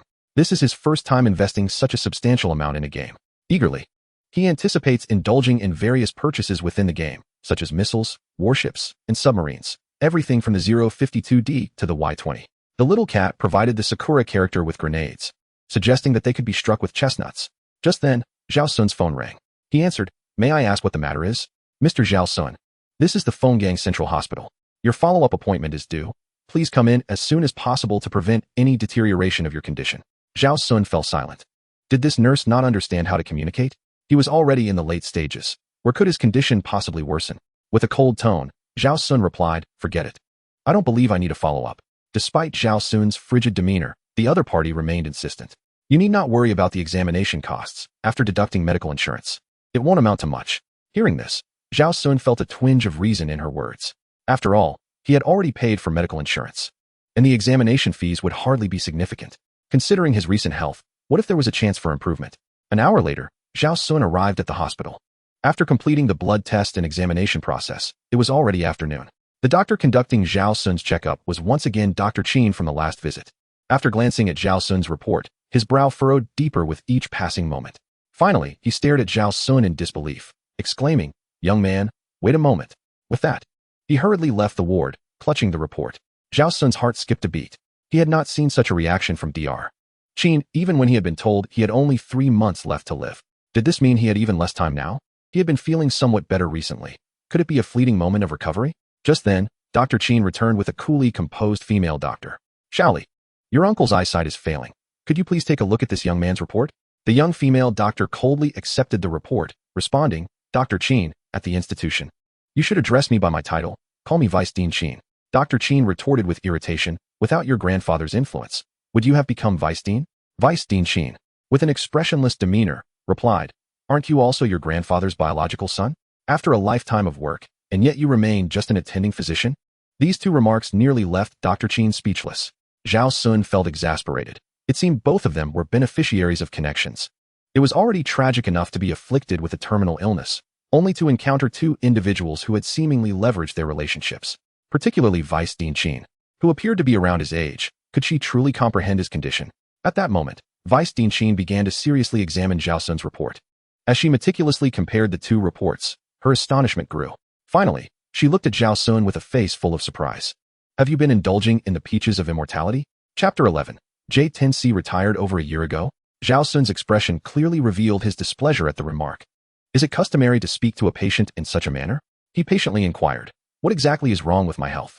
Qin Li, realizing her previous indiscretion, quickly replied, "The explanation regarding your condition is somewhat intricate. Would you mind visiting my office?" Zhao Xun nodded in agreement. Before long, they arrived at Qin Li's office. She gestured towards 2 medical reports and stated, "The results from your last examination at our hospital indicated you had approximately 3 months left to live. However, the report from today reveals significant improvements in your health metrics. Based on today's findings, it appears you could live for another 2 to 3 years without issue." Zhao Xun looked at Qin Li with a puzzled expression. "Are you saying my health has improved?" Qin Li affirmed, "Your condition is considerably better than before." Zhao Xun's heart was a tumult of emotions. This world was truly absurd.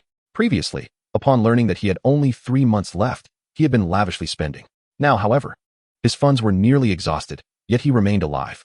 There is no greater anguish than this. Qin Li observed Zhao Xun's demeanor with surprise. "Why do I sense that you are not pleased to hear you could live for several more years?" Zhao Xun forced an explanation. "I am not." At that moment, Qin Li picked up a sticky note from her desk, inscribing her name and phone number. "If you experience any unusual symptoms, do not hesitate to call me. Thank you." Zhao Xun accepted the note. Just then, a photograph on Qin Li's desk caught Zhao Xun's attention. It depicted her alongside a sprightly, elderly gentleman in front of a J-10C. Noticing Zhao Xun's gaze, Qin Li clarified, "My grandfather was an officer in the Air Force. This photo was taken last year during the retirement of the J-10C." Zhao Xun suddenly realized that her grandfather held a prominent position in the Air Force, which explained her rapid ascent to the role of deputy director. Yet, Zhao Xun felt a vague sense of disquiet. The J-10C retired last year? This contradicted his memories. He distinctly recalled witnessing the J-10 performing maneuvers during a recent parade. How could it be that the J-10C had been retired for a year? The recent news about the maiden flight of the J-36B had evoked similar confusion. Could it be that he was mistaken? Zhao Xun hesitantly asked Qin Li, "Dr. Qin, do you think my illness could affect my memory?" Qin Li replied with utmost seriousness. "Typically, it should not. However, one cannot dismiss the possibility of complications or side effects from treatment impacting cognitive function. It is crucial for you to maintain a positive mindset and avoid undue stress. Zhao Xun nodded earnestly. Dr. Qin was right. With so few years left, happiness was paramount. He ought to concern himself less with matters beyond his control. Upon returning home, Zhao Xun slumped into his ergonomic chair, a purchase that had cost over 3,000. To his astonishment, Zhao Xun found his health improving, yet he suddenly felt anxious about his living expenses for the coming years. Shaking his head vigorously, he recalled the doctor's words, "Pressure must be avoided. When it comes to life's challenges, solutions will present themselves in due time." Resolving to check his computer, he wondered whether the pilots had mastered operating the J-10C. Upon logging into the game, Zhao Xun first redeemed his J-10C monthly card. He was taken aback to discover that the number of aircraft had increased from 30 to 59. Why 59? After perusing the offline logs, he realized that while he was away, one of the aircraft had been removed by the Southern Aircraft Manufacturing Company. It appeared they were disassembling it to distribute parts among various supporting companies for reverse engineering the technology within.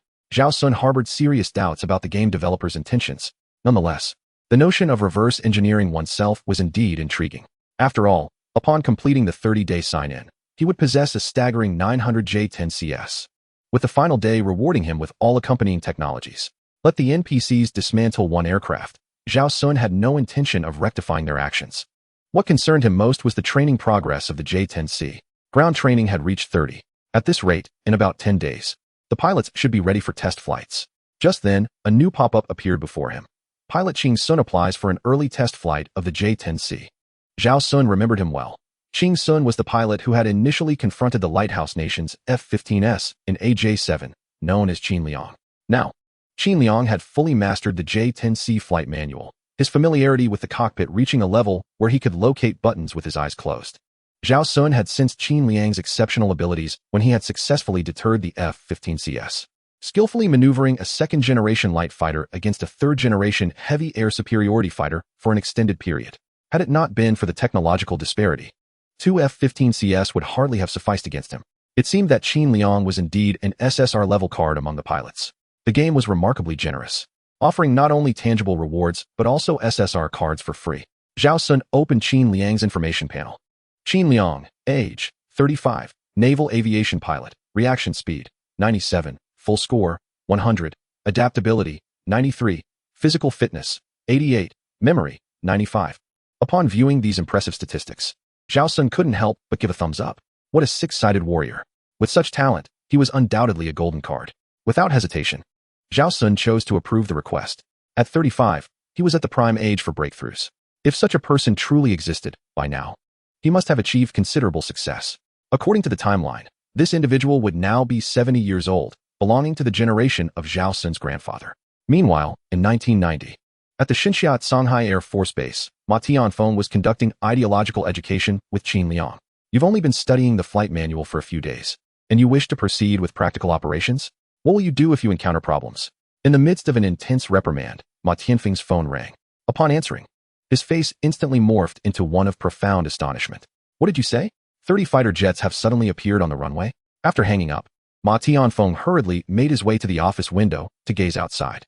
To his disbelief, the once desolate airstrip was now occupied by 30 brand new J-10C fighter jets, standing majestically like elephants on the tarmac. A chilling thought struck him. Would 30 fighter jets materialize out of thin air every day henceforth? If this continued, the training of pilots would need to be expedited. Turning back, he looked helplessly at Qin Liang. Starting tonight, you will commence your duties on standby, and tomorrow, you will undertake the inaugural flight of the J-10C. Qin Liang, taken aback, wondered how the scathing reprimand had so swiftly transformed into this unexpected directive. Nevertheless, he quickly saluted. Understood. Without a glance in his direction, Ma Tianfeng continued. If there is nothing else, you may leave. I have urgent military matters to attend to. With a sense of elation, Qin Liang exited Ma Tianfeng's office, eager to share this delightful news with his comrades. However, the moment he stepped outside the base's main building, he was struck dumb by the sight before him. Were the fighter jets convening? At his computer, Zhao Xun, having finalized the training plan for the J-10C, began to deliberate on what to purchase with the 648 credits accumulated earlier. Just as he entered the marketplace, the screen flickered with a red alert. Warning. The Lighthouse Nation fleet has invaded the waters of your faction. Warning. The Lighthouse Nation fleet has invaded the waters of your faction. Zhao Xun's hand, poised over the mouse, froze momentarily. He clicked on a red zone on the map. Indeed, a fleet comprised of multiple warships had breached the eastern sea of Xinjia. Chapter 12. Hull number 101, Type 055, one shot to shatter the Paper Tiger. The fleet consisted of one Ticonderoga-class cruiser, two Perry-class frigates, and several other vessels from different nations. At that moment, Zhao Xun noticed that the NPCs at his faction's naval port were also responding rapidly. One of Xinjia's most advanced 051 destroyers swiftly powered up and departed the harbor. Zhao Xun felt a pang of dismay at the sight of the solitary 051. With a full displacement of merely 300 tons, it paled in comparison to the Ticonderoga-class cruiser, which boasted a displacement exceeding 500 tons. Of course, tonnage is not the sole measure of a warship's combat capability. However, when facing the Ticonderoga class, the 051 would prefer to quantify its strength by tonnage. For the gap in capability was stark. The Ticonderoga-class cruiser, with its avionics and onboard weaponry, had been an indomitable force since the 1990s.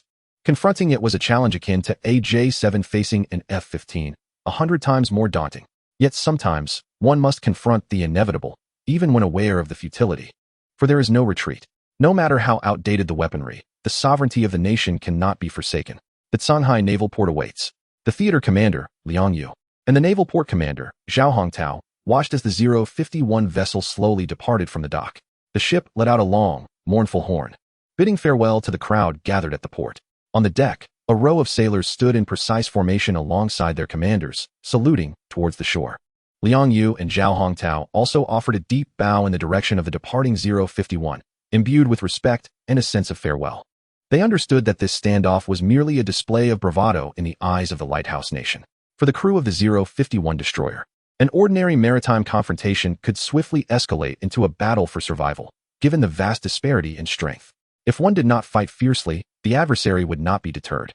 Moreover, the enemy had already invaded the territorial waters of Xinxia, leaving the Xinxia Navy with no room for retreat. Liang Yu recognized that this was merely a probe. If Xinxia could not effectively expel them, the next step would be the arrival of an aircraft carrier battle group. To seek peace, Xinxia must adopt a more aggressive stance, instilling fear in the lighthouse nation. Yet, how could one make the stronger party feel apprehensive? It required demonstrating a resolute attitude and conveying through action, "Do not provoke me. I am prepared to fight." Over time, the Xinxia Navy cultivated a fearless character. Not only should a 500-ton Ticonderoga yield, but even a 20,000-ton Voronezh must give way. Otherwise, they would genuinely risk a collision. In truth, every time Liang Yu and Zhao Hongtao watched a warship depart, their hearts felt heavy. It is often said that compassion is not conducive to commanding troops. Yet, if there were any alternative, who would willingly send a vessel into a life-or-death confrontation? Meanwhile, at his computer, Zhao Xun was profoundly moved by the unfolding narrative. The poignant emotion of the ship's farewell resonated deeply within him, as if he were personally transported to that era. Whether it was the sailors standing erect on the deck of the 051 or the commanders bidding farewell on the shore, their expressions were strikingly genuine. Zhao Xun could even perceive the authentic emotions of individuals from that time reflected in their eyes. This sentiment seemed to materialize, transmitting from the computer screen to him. It was overwhelming. It felt so real. Zhao Xun had not anticipated that, in his lifetime, he would experience such authentic emotions through a strategic game. In that brief moment, the emotional value he encountered far exceeded the worth of the 648 yuan he had spent. Now, he no longer hesitated over how to spend that sum. Zhao Xun opened the in-game store, intending to invest fully in warships. He glanced at the frigates, but dismissed them without a second thought, directly navigating to the destroyer page. He regarded destroyers under 5,000 tons with disdain and began browsing those over 5,000 tons. 052 Sea Destroyer, length, 155 meters width, 17 meters draft, approximately 6 meters full displacement, 500 tons maximum speed, 30 knots main gun, PJ-87 type 100 millimeters single-barreled naval gun, firing rate of 40 rounds per minute. Secondary armament, 2 730 type close-in weapon systems, firing rate of 200 rounds per minute. Vertical launch system, 8x6 twin-mounted, 48-cell wheeled cold launch system. Price, 588 yuan. In the year 2025, this appears somewhat outdated. Zhao Xun swiftly turned the page. 052D Destroyer, length, 157 meters, width, 17 meters, draft, approximately 62 meters, full displacement, 7,800 tons, maximum speed, 30 knots. Main gun, PJ-45A type 130 millimeters single-barrel naval gun, firing rate of 40 rounds per minute. Secondary gun, 1130 type close-in weapon system, firing rate of 11,000 rounds per minute. Vertical launch system, 72-cell 850mm caliber hot and cold dual launch system. Price, 688 yuan. Zhao Xun hesitated for a moment. Although in terms of combat capability, this 052D destroyer could easily overpower the invading fleet from the Lighthouse Nation. Its 7,800-ton displacement seemed inadequate in Zhao Xun's eyes as a military enthusiast in 2025. Insufficient size diminished its imposing presence. Zhao Xun decided to continue exploring. As he scrolled down with the mouse, a sleek, elegantly designed warship appeared on the computer screen. 055 destroyer, length, 182 meters, width, 20 meters, draft, approximately 7 meters, full displacement, 13,000 tons, maximum speed, 32 knots. Main gun, PJ-45A type 130mm single-barrel naval gun, firing rate of 40 rounds per minute. Secondary gun, 1130 type close-in weapon system, firing rate of 11,000 rounds per minute. Vertical launch system, 112-cell universal vertical launch system. Price, 1,288 yuan. Zhao Xun paused the mouse. This one looked promising. However, while it was indeed appealing, it also came with a hefty price tag. The previous recharge of 648 was insufficient. Yet, with the atmosphere building, Zhao Xun felt that purchasing the earlier 052D would seem somewhat lacking now. This is the nature of humanity. Upon encountering something superior, one's prior choices can easily seem trivial. Zhao Xun calculated that to acquire the 055, considering his previous recharge of 648, he still needed an additional 640 yuan. Never mind. Recharge. Zhao Xun pulled out his phone and recharged another 648. Ding. Congratulations. You have successfully recharged 648 yuan. Achievement unlocked. Spending spree. Cumulative recharge reaches 1,000 yuan, granting a bonus of 1,000 days of game time. Current remaining time, 2,188 days. Another gift card. Seeing over 2,000 days of game time filled Zhao Xun with a sense of security. The doctor had mentioned he could live for another 2 to 3 years. 2,000 days of game time would suffice for his adventures. Having settled everything, Zhao Xun directly maneuvered the mouse to fully purchase the 055 destroyer from the store. You have successfully purchased a warship. Please select a deployment base. The computer screen once again displayed the Divine Summer map. This time, the available options for him to choose from were coastal military ports. Without hesitation, Zhao Xun selected Songhai Military Port. Choosing this location was strategic. On one hand, it was in proximity to the invading fleet from the Lighthouse Nation. And on the other hand, Zhao Xun relished witnessing the astonished expressions of the NPCs when they received new equipment.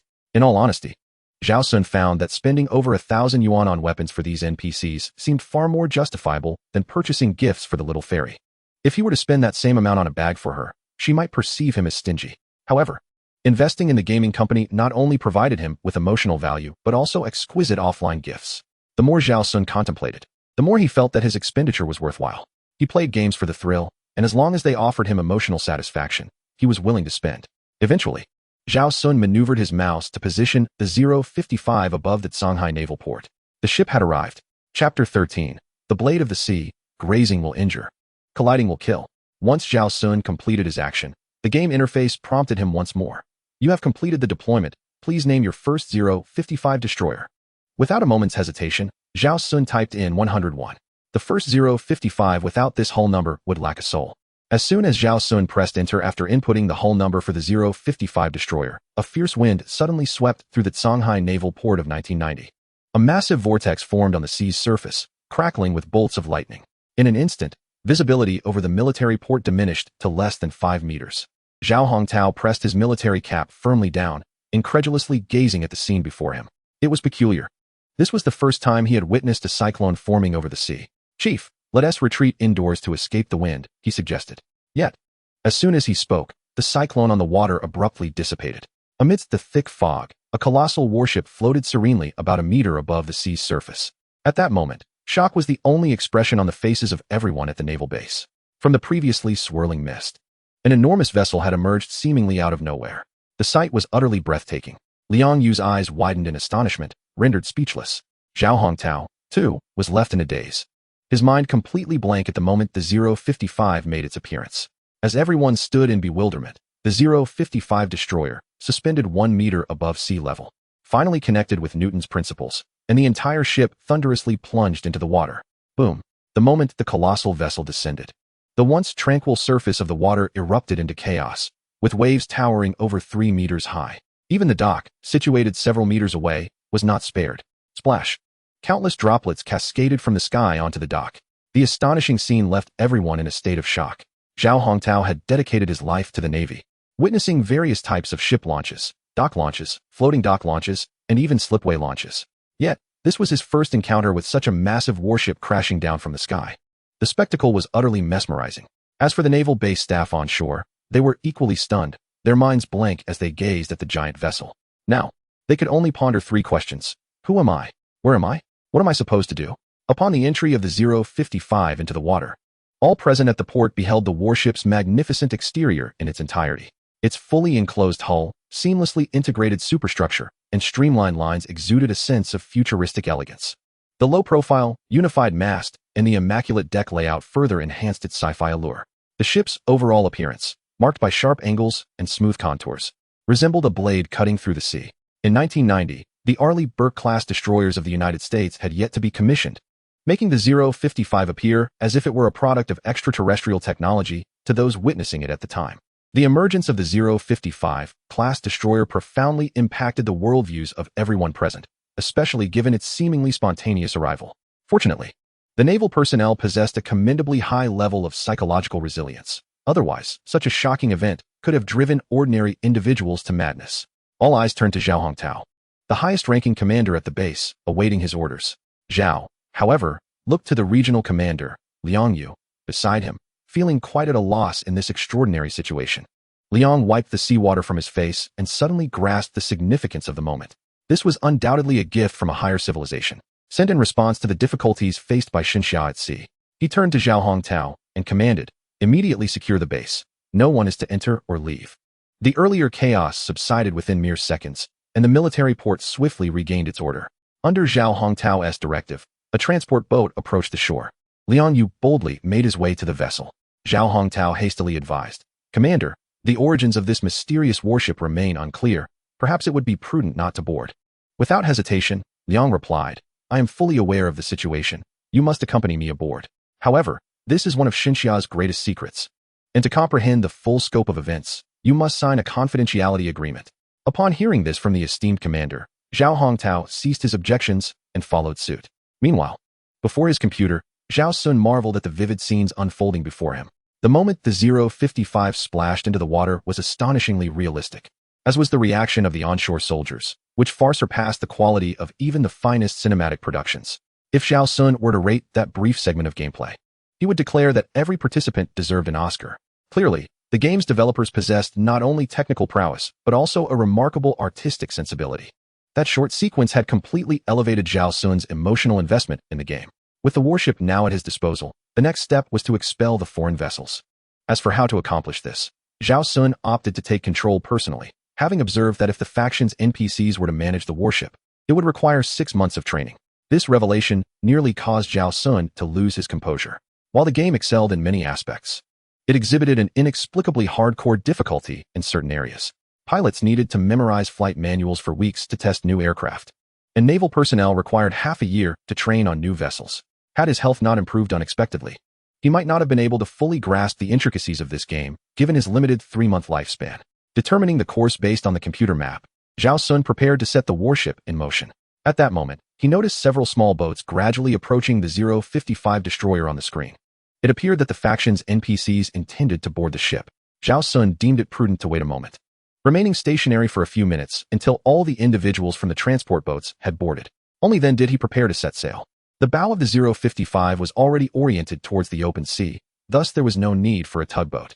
Zhao Xun deftly maneuvered the mouse and keyboard, swiftly setting the 055 destroyer in motion. Meanwhile, Liang Yu and Zhao Hongtao had just boarded the warship and were astounded by the sight before them. They had previously found it difficult to imagine that a warship could be designed in such a manner. To them, it seemed as though only an extraterrestrial civilization could construct such a vessel. The integrated mast seamlessly combined the ship's island radar and smokestack, freeing up considerable space on the deck. Countless vertical launch systems were arranged tightly on the deck, resembling an array of chocolates. They had discreetly counted a moment ago, and there were over 100 launch units. The firepower of this warship was formidable. It was likely that even nations with weaker defense capabilities could not rival its strength. Across the entire Blue Star, there seemed to be no counterpart to this warship. The Ticonderoga class of the Lighthouse Nation was inadequate, and even the Variag of the Bear Nation fell short. It appeared that this warship had never intended to consider other warships as adversaries from its very inception. As Liang Yu and the others explored the deck, the massive vessel emitted a prolonged horn sound. A young commander exclaimed, "It's moving." Liang Yu hurried to the edge of the deck, and indeed, the warship had begun to move. Zhao Hongtao quickly steadied Liang Yu, warning, "Be careful, Commander." Liang Yu waved his hand dismissively. "No need to worry. Let us hasten to the bridge control room." With that, he took the lead towards the integrated control center of the ship. Soon, the group arrived inside the ship's island, gazing at the densely packed integrated information displays. Everyone's worldview was once again transformed. Even if they had mentally prepared themselves before entering, they were still profoundly shaken. Upon seeing the command room, a singular thought resonated within them all. The science fiction films of the Lighthouse Nation were exceedingly conservative.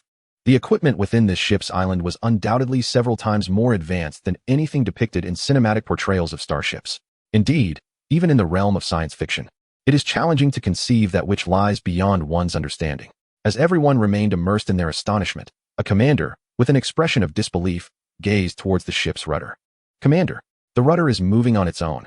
Liang Yu swiftly approached the information control panel and confirmed that the rudder controlling the warship's direction was indeed turning autonomously. Moreover, it was not a random motion. It seemed as if an invisible hand was guiding the warship's course. In the 1990s, such a phenomenon would undoubtedly have been considered a supernatural event. At that moment, only Liang Yu understood the true nature of what was occurring. It is undoubtedly the work of the extraterrestrial being who calls himself Zhao Xun, with the capabilities of such an advanced civilization. It is hardly surprising that they can remotely control the helm. After all, this is a being that can conjure fighter jets and warships out of thin air. Upon comprehending the situation, Liang Yu, with a solemn demeanor and a sense of dignity, inquired, "May I ask, Mr. Zhao Xun, where are we headed?" The term Mr. is a respectful address used in Xinxia culture, typically reserved for teachers or individuals of notable intellect or virtue. The higher echelons of Xinxia unanimously believe that addressing Zhao Xun as Mr. is both polite and conducive to fostering a closer relationship. Moreover, Xinxia genuinely wishes to learn more from the civilization to which Zhao Xun belongs in the realm of technology. However, what truly astonished Zhao Hongtao and the others was not Liang Yu's polite address, but rather the fact that he was speaking to someone. Was there anyone else present in the command room aside from them? Just as they were engulfed in confusion, two colossal Chinese characters appeared on the largest display screen in the command room. "Engage in combat." The language was straightforward and forthright. As Zhao Xun typed on the display, he muttered to himself, "I spent over $1,000 on this warship. If I'm not going to engage in combat, did I buy it merely for its aesthetic appeal?" At that moment, another warship appeared on Zhao Xun's computer screen. It was the previously dispatched Type 051 destroyer. Zhao Xun clicked his mouse, and upon magnifying the image, he could distinctly see the astonished expressions of the sailors on the deck of the 051. It was astonishingly lifelike. The scene before him made it nearly impossible to distinguish between a game and reality. Each of these NPCs possessed independent modeling, which was inconceivable in terms of the magnitude of effort required. However, compared to the intricacies of these NPCs, Zhao Xun found himself more inclined to critique the game's time flow. A journey of 200 nautical miles at a speed of 25 knots took an astonishing 8 hours. Zhao Xun felt exasperated. He could not simply sit before the computer and control the direction for 8 hours straight. At that moment, Zhao Xun faced two options. One was to launch missiles directly from his position and annihilate the entire enemy fleet at the harbor. While this sounded somewhat far-fetched, it was indeed something the Type 055 could accomplish. With a radar detection range of 600 kilometers over the sea, it could obliterate any invading warships in Xinxia's waters without ever leaving port. It was as simple and ruthless as that. Nevertheless, Zhao Xun understood the operational logic of the game. Eliminating two F-15CS could trigger a chain reaction. Annihilating the enemy fleet outright would likely lead to an immediate climactic confrontation in the game's progression. Zhao Xun preferred to develop his strategy gradually. He enjoyed advancing steadily before launching a full-scale offensive. He was not keen on concluding this match prematurely, based on his current understanding of the game. Starting with 900 J-10CS would be immensely satisfying. Ending the game too soon would be a pity. He wished to at least exhaust his monthly allocation of J-10CS first. Yet, this meant he would have to wait 8 hours until the Type 055 reached the mission area to drive off the enemy. Being a late-stage blood cancer patient, he could not afford to stay up late. After pondering for a while, Zhao Xun decided to set the warship to automatically cruise. Allow the warship to gradually navigate to the designated operational area.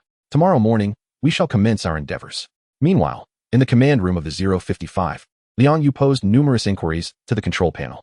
Unfortunately, the panel responded with a terse engage and offered no further reply. Liang Yu surmised that this advanced civilization had grown weary of his questions. Nevertheless, based on the ship's course and the limited information conveyed by Engage, he had already deduced a general understanding. He turned to Zhao Hongtao and commanded, "Maintain discipline here." With that, he took his guards and sought a private office to initiate a phone call. It was imperative to report the situation while the signal was available. This matter held significant implications.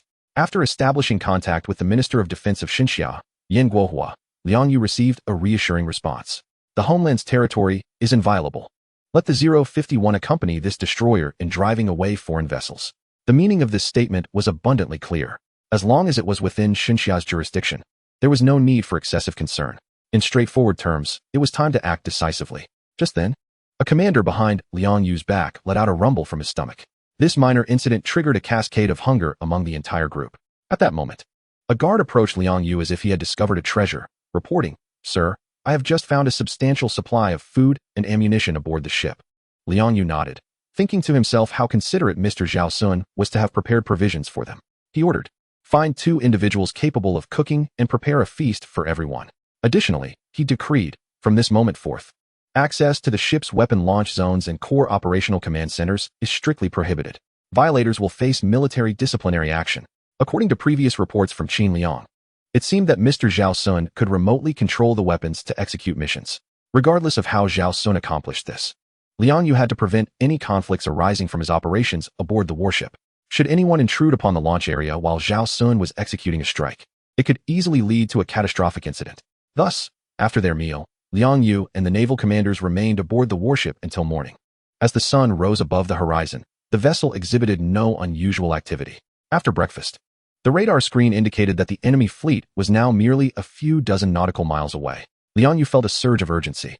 With the enemy fleet so close, why had Mr. Zhao Xun not yet taken action? Fortunately, both parties remained unaware of each other's presence. On the contrary, every movement of the Lighthouse Nation's vessels was vividly displayed on their radar screen. He could not fathom how this was possible. Meanwhile, in the command room of the Ticonderoga-class cruiser in Lighthouse Nation, Fleet Commander General Ronald lounged with his legs crossed, sipping a warm cup of coffee. It is utterly delightful to conduct operations in Xinxia. There has been no sign of naval interception for so long. Truly, there is no challenge whatsoever. The aide beside him promptly concurred. Indeed, Commander, you speak the truth. Their naval fleet is utterly incapable of patrolling their own waters.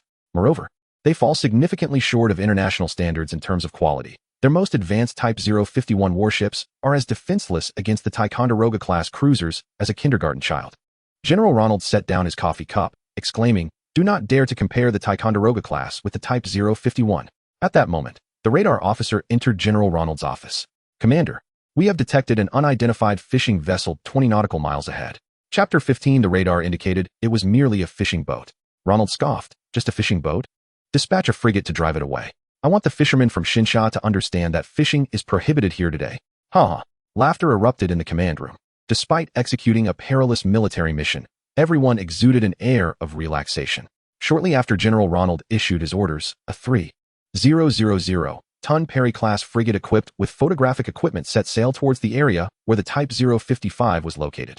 Logically speaking, it was unnecessary to deploy such a large frigate to chase away a fishing boat. However, the people of the Lighthouse Nation are accustomed to using cannons to swat flies. They lack confidence in warfare unless they possess overwhelming firepower. Meanwhile, in the control room of the Type 055, Zhao Hongtao felt a pang of anxiety upon seeing a frigate detach from the Lighthouse Nation fleet. He quickly turned to Liang Yu. "Chief, why hasn't he Mr. Zhao Xun arrived yet?" Liang Yu glanced at the time. It was already 8:30 a.m. He replied uncertainly, "Perhaps he overslept?" "Mr. Zhao Xun mentioned he was coming to fight, so there shouldn't be any issues." Yet, despite his words, Liang Yu felt a profound unease. Ultimately, Xinxia did not know enough about Mr. Zhao Xun. Although Mr. Zhao had significantly aided Xinxia since his arrival, providing aircraft and warships, this had been a one-sided contribution. The only recompense Xinxia had offered Mr. Zhao Xun was a set of porcelain. Both Zhang Wenze from the Ministry of Foreign Affairs and Minister of Defense, Yan Guohua, had advised him that a truly enduring relationship is one built on mutual support. A stable relationship must be founded on equality. Clearly, the relationship between Xinxia and Zhao Xun was imbalanced. Xinxia stood to gain much from Mr. Zhao Xun. But what did he seek from Xinxia? This dilemma had long unsettled Liang Yu. Perhaps Mr. Zhao's assistance was a mere whim, and once he grew bored, he would forget about Xinxia, light years away. Just as Liang Yu was consumed by anxiety, Zhao Xun stretched languidly and climbed out of bed. Ah, he murmured. Glancing at his phone, it's already 8:30. I distinctly set my alarm for 8 o'clock. Why didn't it ring? Just then, a knock echoed from outside. Zhao Xun opened the door to find the village chief standing there. Sun, my boy, our village is soon to be requisitioned for the construction of a shipyard, and your family is set to receive over 2 million in compensation. Zhao Xun was taken aback. Such fortune? Indeed, his residence was in close proximity to the sea, yet he had never anticipated that the shipyard would encroach upon his land.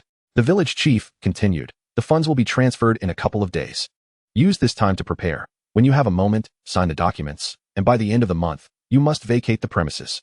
After imparting his instructions to Zhao Xun, the village chief moved on to notify the next individual. In truth, when faced with such circumstances, dissent was not an option.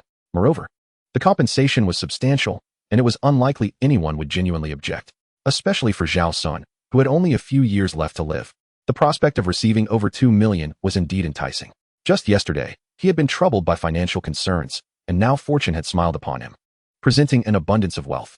For someone with a life expectancy of 2 to 3 years, such a sum was far more than he could spend. This morning, he felt compelled to indulge in 3 servings of gourmet meals. After placing an order for takeout, Zhao Xun sat before his computer. His curiosity piqued about the scale of the shipyard that would occupy his land. Contemplating this, he began to search online. Upon entering the term shipyard, he was met with a plethora of news regarding the imminent construction of the third 058 nuclear-powered ocean-going destroyer by Xinxia. Zhao Xun skimmed through several articles and gathered that this 058 destroyer had a full load displacement of over 30,000 tons, with a total power output of 130 megawatts, 6 times that of the 055 class. It boasted over 200 vertical launch systems, capable of deploying sea-based DF missiles with a range of 6,000 kilometers. Its main armament was a 60-megawatt electromagnetic cannon, capable of launching a 150-kilogram projectile up to 800 kilometers. Zhao Xun was left with a myriad of questions swirling in his mind. What kind of advanced technology was this? The critical issue was not the strength of this warship, but rather the fact that Xinxia had already constructed 2 such vessels and was now commencing work on a third. One of the previous ships was still outfitting, while the other had already been commissioned. Had the 055 class become obsolete?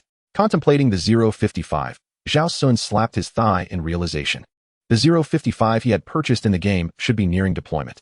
Originally, he had intended to seek employment that day, but with his house being requisitioned, work was no longer necessary. Instead, he decided to spend the day gaming. Upon logging in, his first task was to claim his monthly card for the J-10C. Feeling disinclined to strategize, he chose to leave it stationed at the Shanghai Air Force Base. The rationale was simple. The NPCs at this base would not be startled by the sudden appearance of a J-10C fighter. Once the Shanghai base had thoroughly assimilated the J-10C, it could gradually expand outward, thus minimizing complications. Just as Zhao Xun was deploying the J-10C fighter, an American Perry-class frigate was drawing near the 055 destroyer. Soon, the hull of the 055 was within the visible range of the Perry-class. The captain of the Perry-class, peering through his binoculars at the warship on the horizon, felt an unsettling sense of disquiet. There was something distinctly amiss. The vessel's design bore no resemblance to a fishing boat, nor did it resemble a conventional warship. Its hull was strikingly pristine. He turned to the radar officer and inquired, "How far are we from it?" "Report, Commander, we are 5 nautical miles from the target." Upon hearing the figure of 5 nautical miles, the captain of the Perry-class vessel felt a sudden jolt in his heart. What kind of fishing boat could be seen with the naked eye from such a distance? He hurried to the radar screen. Yet it consistently displayed only a fishing boat ahead. This was certainly not right. At the same moment that the Perry-class ship was visible to the naked eye, Liang Yu and his team on the bridge also spotted the Perry-class frigate on the horizon. They were on the verge of engaging in close combat with the enemy vessel. However, Mr. Zhao Xun had yet to make his appearance. At this moment, Zhao Hongtao was on the brink of tears. The status of this warship in his heart had ascended above all else. It was truly his dream vessel. To bring such a fine warship to a standoff. What a pity it would be if it were damaged, especially under uncontrolled circumstances. "Chief, if Mr. Zhao Xun does not appear soon, we might as well take command of this warship ourselves. If all else fails, we can return this warship, and, once we fully comprehend its capabilities, come back for retribution." Liang Yu pondered for a brief moment before firmly rejecting, "Absolutely not. Mr. Zhao Xun has never indicated that this warship is to be given to us. Taking it without permission would be theft.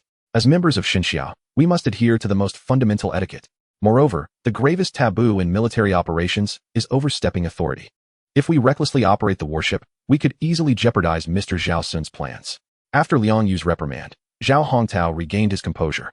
His earlier temptation from the allure of the 055 had momentarily led him to harbor greedy thoughts.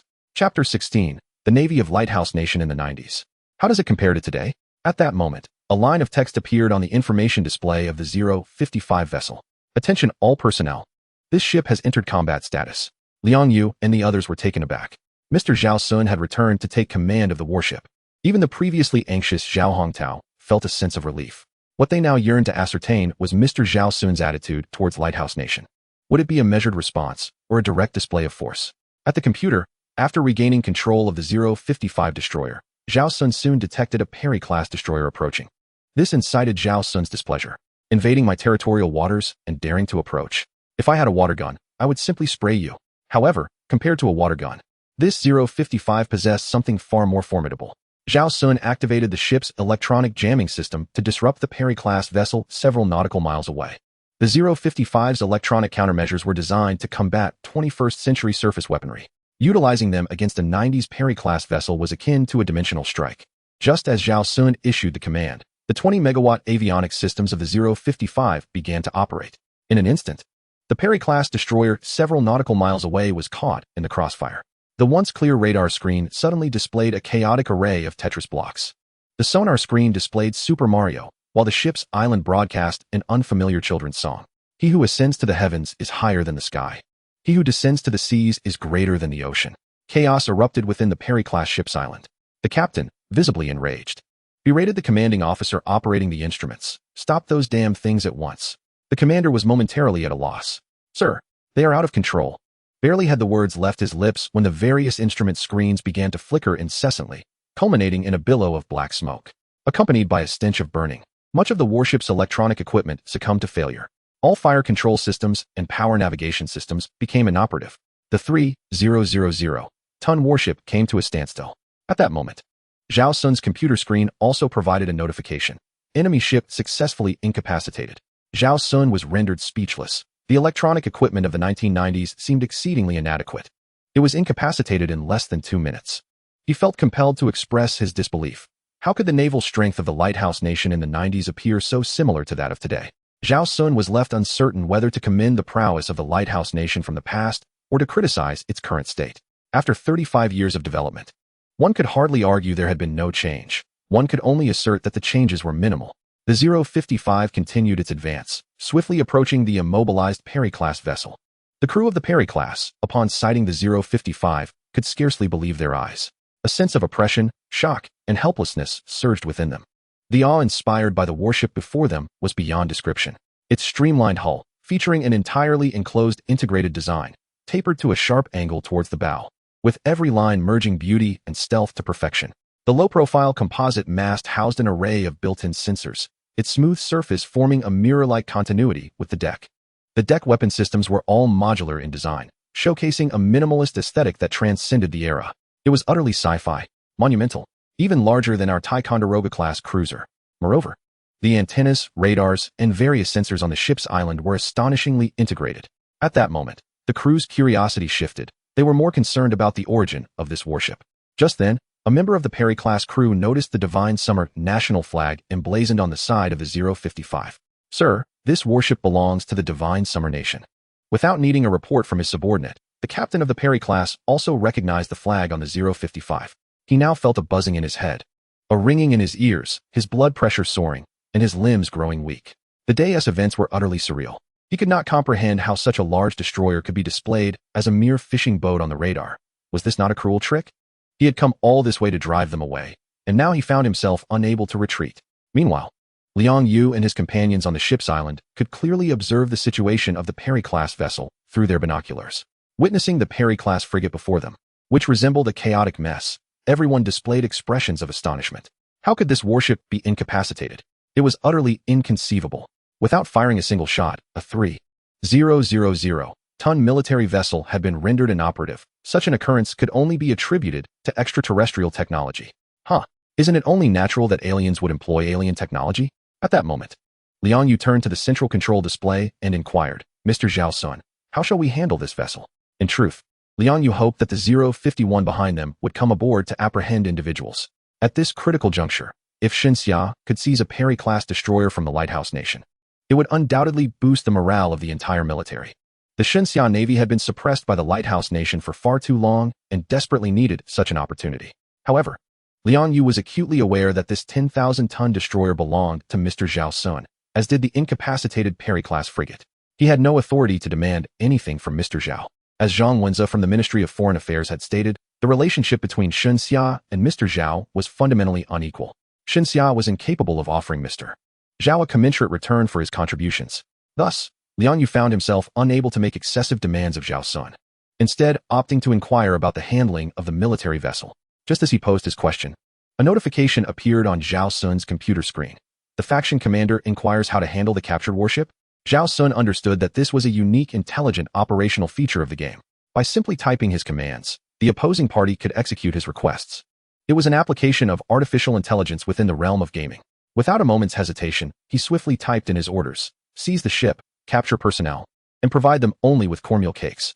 This warship had been a hard-won prize for Zhao Xun. He could not afford to let it slip away. Soon, the instructions he entered appeared on the information screen of the 055. Liang Yu felt a surge of joy upon reading the text. This was precisely the outcome he desired. Without firing a single shot, capturing a frigate was an unparalleled achievement in the entire Blue Star. He promptly commanded Zhao Hongtao, immediately dispatch a small boat from the 051 to board and apprehend them. This is the price for intruding into Xinxia's waters. They must endure a few months of cornmeal cakes to properly amend their dietary habits. Chapter 17. Seizing a Perry-class frigate within the command room of the Lighthouse Nation fleet. Aboard the Ticonderoga-class cruiser, a commander hurriedly approached General Ronald. "Sir, we have lost contact with the Perry-class vessel that just drove away a fishing boat." General Ronald was taken aback. "Lost contact? What nonsense is this?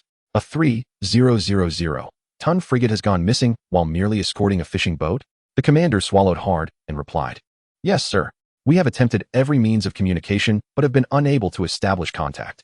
General Ronald was incensed. What on earth are they playing at? Creating such a tumult over the simple act of escorting a fishing vessel. At that moment, the radar officer rushed in with urgency. "Commander, the radar signal has just indicated that the Shenyang 051 is rapidly approaching the position where our Perry-class frigate lost contact." General Ronald was utterly taken aback and immediately ordered, "Deploy a helicopter for reconnaissance at once. We cannot allow Shenyang 051 to approach our warship." Soon, an SH-60B Seahawk helicopter took off from the rear helipad of the Ticonderoga-class cruiser, heading towards the incident area for reconnaissance.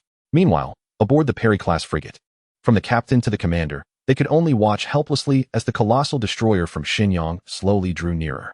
Their vessel was crippled, with both navigation and fire control systems malfunctioning, leaving them with no other option but to await their fate. Furthermore, a 10,000-ton behemoth was now pointing its naval guns directly at them. Faced with such formidable firepower, the crew of the Perry-class ship was paralyzed with fear. The captain was particularly dismayed. They had set out in good condition, but now faced an uncertain return. Just then, a lookout rushed over to report, "Sir, we have spotted the Shenyang 051 destroyer in the distance." The Perry-class captain was taken aback by this news. The 051? Wasn't that an exceptionally advanced vessel? What could it possibly want? As he pondered this, the 055 class destroyer before them suddenly began to broadcast a message. "Attention, your vessel has intruded into Shenyang's territorial waters, causing severe repercussions for our national integrity and the safety of our citizens. Consequently, we are preparing to board your warship for inspection." The captain of the Perry-class frigate was left in shock. He had never before encountered a situation where someone demanded to board a warship. This was an unprecedented affront to naval dignity. Observing from afar, the 051 had lowered a small boat and a contingent of heavily armed soldiers, equipped with Type 81 rifles, boarded the craft. The captain of the Perry-class frigate was alarmed. The greatest fear of the Lighthouse Nation was a confrontation with Shenyang's soldiers. Should these individuals board their vessel, the guards on board would undoubtedly panic. He hastily shouted through a megaphone to the 055, "You have no authority to inspect our warship." Upon hearing the captain's protest, Liang Yu and Zhao Hongtao exchanged amused glances. "While I am attempting to reason with you, you dare to lecture me on physics? You are currently under the aim of a 130mm naval gun and wish to engage in a philosophical debate? I am not your father. Why should I indulge you?" Under Liang's direction, Zhao Hongtao's voice rang out coldly. "Surrender and submit to inspection." His tone was commanding, powerful, and authoritative. Even Zhao Xun, seated before the computer, was momentarily startled. He looked at the screen displaying Zhao Hongtao in the command room of the 055 and marveled. This naval commander is impressive. His voice carries such gravitas. The game's character development truly captures the spirit of commanders from that era. At that moment, the captain of the Perry-class frigate, having been shouted at, felt as if he were a chastised spouse. He muttered to himself, "You have no right to do this. You have no right." Yet his words were met with the fierce advance of the divine summer soldiers swiftly boarding the vessel. Faced with dozens of these formidable soldiers, not a single soldier from the Lighthouse Nation aboard the Perry-class frigate dared to resist. They were bound without protest, even the captain falling into captivity. It was absurd, after all. The Perry-class was not their own. Why would they even consider defiance? Zhao Xun observed the unfolding scene with a sense of clandestine satisfaction. The game often rendered certain aspects with an uncanny realism. The entire capture process resembled a cinematic experience. Moreover, the expressions of both factions were meticulously portrayed. As the summer soldiers boarded, they exhibited an air of triumph, while the captured crew and commanders of the Lighthouse Nation appeared dejected. Each detail resonated perfectly with Zhao Xun's sense of gratification. The entire episode felt as if he had genuinely achieved an extraordinary accomplishment. If this were a true military achievement, one could only imagine the lineage and shipyard accolades that would surround his ancestral home. In stark contrast to Zhao Xun's concealed delight, Liang Yu and Zhao Hongtao were in a state of ecstatic euphoria. Today's victory was nothing short of fantastical, successfully capturing an entire Perry-class frigate along with its crew. Had this been mentioned just yesterday, it would have been deemed unbelievable. Yet, here it was, unfolding before their very eyes. Once the summer soldiers had completely subdued all personnel aboard the Perry-class, Zhao Xun ceased his electronic interference with the frigate.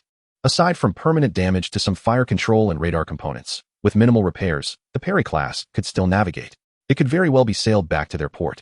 The Lighthouse Nation would not retrieve either the ship or its crew without paying a ransom of at least 10 billion. Just as everything was being finalized, the air defense alarm of the 055 sounded a warning. A helicopter had suddenly appeared in the airspace 30 nautical miles away. At that moment, a commander muttered under his breath, "This warship's air defense radar is rather inadequate." It only detected the helicopter when it was already 30 miles close. Whack! Zhao Hongtao smacked the back of the commander's head. "If you don't understand, refrain from speaking out of turn. Did you not notice that the helicopter's position overlaps with that of the Ticonderoga-class cruiser? What does that imply? It indicates that as soon as this helicopter ignited its engines, the warship's radar picked it up. Dare you claim such radar is not advanced?" Zhao Xun couldn't help but chuckle at the NPC's banter. He hadn't anticipated the game would include such delightful Easter eggs. Since they wished to witness the true prowess of the 055's air defense radar, he would gladly oblige. With that, Zhao Xun activated the 055's air defense radar into active detection mode. Powered by a colossal 20 megawatts of energy, the radar was set to maximum output. Instantly, centered on the 055, every aerial vehicle in the surrounding airspace materialized on the radar screen, including civilian aircraft that had just taken off from the neighboring Sakura and Kimchi Nations airports. As for the Air Force bases established by the Lighthouse Nation in the land of cherry blossoms and kimchi, every move is fully exposed within the detection range of this radar. Chapter 18. I wager 100 that he dares not launch a missile. Upon witnessing the dense array of data on the radar screen, everyone present was left agape in astonishment. This was particularly true for a naval commander who accompanied Zhao Hongtao. Being a radar officer himself, he was acutely aware of the significance of what lay before them. Trembling, he exclaimed, "Extraterrestrial technology. This is undeniably alien technology. Humanity could never create such an advanced radar. The might of extraterrestrial civilizations is truly terrifying." Liang Yu and Zhao Hongtao exchanged bewildered glances. At that moment, the commander realized his lapse in composure and hastily clarified, "Sir, this warship is far more advanced than we imagined. Almost science fiction. It is no exaggeration to say that this single vessel, given sufficient munitions, could obliterate a nation like the land of cherry blossoms." Now it was Liang Yu and Zhao Hongtao's turn to be stunned. Could it truly be that exaggerated? The commander nodded vigorously. No exaggeration whatsoever. This warship is virtually invincible against nations with small or elongated territories. If it desires, no aircraft within 1,000 kilometers can depart from the airport. At this revelation, Liang Yu and Zhao Hongtao were utterly astonished. 1,000 kilometers of airspace where no aircraft could take flight. How brazen! If this were the case, the warship indeed possessed the capability to confront an entire nation single-handedly. Zhao Xun listened intently to the dialogue of the NPCs on the screen. With the capabilities of the 055, its combat prowess today could be likened to that of a carrier battle group. However, in the 1990s, it could indeed take on an entire nation. Given sufficient ammunition, it could plow through a nation the size of the land of cherry blossoms, and by spring, one could simply sow seeds and cultivate the land. Following this brief interlude, helicopters from the Lighthouse Nation had arrived at the incident's maritime area. Simultaneously, the massive hull of the 055 came into view for several helicopter crew members. What on earth is that? That warship must weigh at least 10,000 tons, right? It's at least twice the size of a Ticonderoga-class cruiser. Damn it, how would I know? Besides, is it really just a matter of size? The design of this warship is far more aesthetically pleasing than that of the Ticonderoga-class cruisers. Fool, is aesthetics even the issue here? This warship is flying the flag of the Divine Xia. When did Divine Xia possess such advanced vessels? After a brief moment of panic, the crew members finally remembered to report their encounter to their superiors. However, upon attempting to communicate via radio, they were astonished to discover that all communications had been intercepted. Their transmissions received no response. This extraordinary situation left the crew members in a state of alarm. At that moment, Liang Yu, situated within the island of the 055, once more inquired of Zhao Xun, "Mr. Zhao Xun, how shall we handle this helicopter?" Zhao Xun hesitated for a moment before directly inputting commands in writing. "Let it roll. If it remains visible after 10 seconds, fire a missile to shoot it down." Upon receiving Zhao Xun's directive, Liang Yu felt a flicker of delight within. Through the nuances of the words, he discerned that Mr. Zhao harbored considerable discontent towards the hegemonic forces of the Lighthouse Nation. This discontent seemed to transcend the mere boundaries of upholding justice, which boded well for the Xinsha. If Zhao Xun were merely a champion of justice, he would only act when the Lighthouse Nation overstepped its bounds. However, if Mr. Zhao's displeasure extended beyond that, Xinsha could anticipate more substantial support. Unbeknownst to him, Zhao Xun's disdain was not limited to the Lighthouse Nation. He was irked by all nations. If the world consisted solely of Xinsha, would he not require a visa to travel? After all, once his compensation of over 2 million was received, he would be poised to explore the globe. With Zhao Xun's authorization, Liang Yu issued a proactive expulsion warning to the helicopter from the 055 destroyer. "This is the Xinsha Navy. You have infringed upon our airspace, significantly jeopardizing our territorial security. Please vacate immediately." Initially, Zhao Xun intended to detain the helicopter as well. However, he feared that the pilots from the Lighthouse Nation might lack the proficiency to prevent a crash onto the 055's deck, a destroyer that Zhao had procured for over 200 million. Such a misstep was intolerable. After receiving the warning, the crew of the SH-60B Seahawk did not take it seriously. Everyone understood that in the ongoing tensions, Xinsha was the party more inclined towards peace. In recent years, during confrontations with the Xinsha, it was invariably the latter that displayed greater restraint.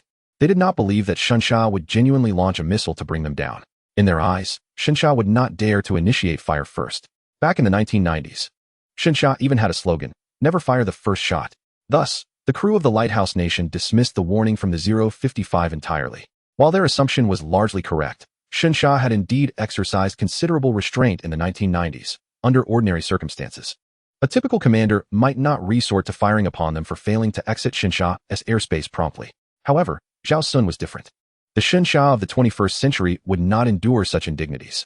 A gamer would not indulge the Lighthouse Nation's imperialism. Observing the Lighthouse helicopter remain stationary on his computer screen, Zhao Xun chuckled. "Oh, you refused to leave? I offered you a chance." Without waiting the full 10 seconds, he locked onto the SH-60B Seahawk with the fire control radar of the 055. He then searched the onboard weapons interface for the most economical missile option. After all, the cost of a missile could outweigh the value of a single helicopter. This thought barely crossed his mind when he chastised himself for being so miserly at a time when his life was at stake.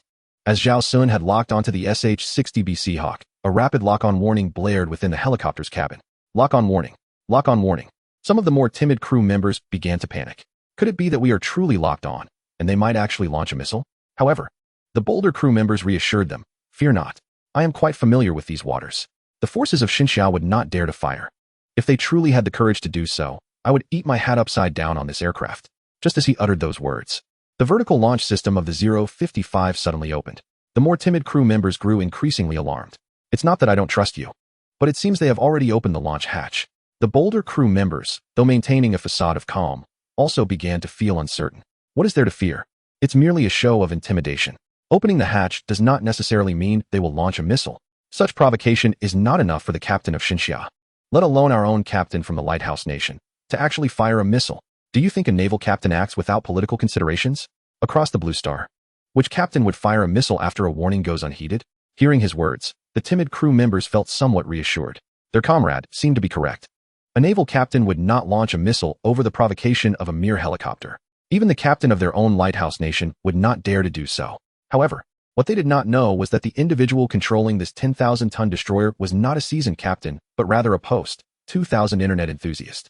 An enthusiast would not be burdened by political considerations. Chapter 19. A warship so large, and you only report it now? Indeed. Just as the helicopter crew members had begun to relax, preparing to take their cameras out to film the 055 on the sea, the open launch hatch suddenly emitted a plume of white smoke. AHQ-9 missile was instantaneously propelled into the air by high-pressure gas. After ascending to a certain altitude, the missile's rear engine ignited. Simultaneously, the attitude control thrusters at the front of the missile fired, correcting its trajectory. In the blink of an eye, the missile's orientation shifted from vertical to targeting the SH-60B Seahawk helicopter. Beep, beep, beep. Instantly, a shrill missile warning echoed within the cabin of the SH-60B Seahawk. Enemy missile. Enemy locked on. Enemy missile. Enemy locked on. Beep, beep, beep. The cacophony of alarms and the incoming missile transformed the cabin of the SH-60B Seahawk into utter chaos. The timid crew members were on the verge of tears. You said they wouldn't launch a missile. The previously confident crew member now turned pale, exclaiming, "What do we do? What do we do?" What else could they do but flee? Yet, it was evident that it was already too late to escape. The helicopter's chances of evading the shipborne air defense missile were but a fantasy. Moreover, this was not merely a single missile. It was a myriad of workers who had transformed their will into flames, forging steel into a lethal sword. This sword was crafted solely to slay the enemies of Xinxia. This sword embodies the fury of billions, yet a helicopter cannot withstand it. In an instant, the SH-60B Seahawk transformed into a fireball amidst piercing alarms and desperate screams. Zhao Xun was profoundly shaken by the explosion before him. The special effects are truly remarkable. I can see the budget going up in flames. However, there is but one aspect Zhao Xun wished to critique about this game. Whether it was the two previously downed F-15C fighter jets or the current SH-60B Seahawk. The close-ups of the crew and pilots before their demise felt excessively realistic.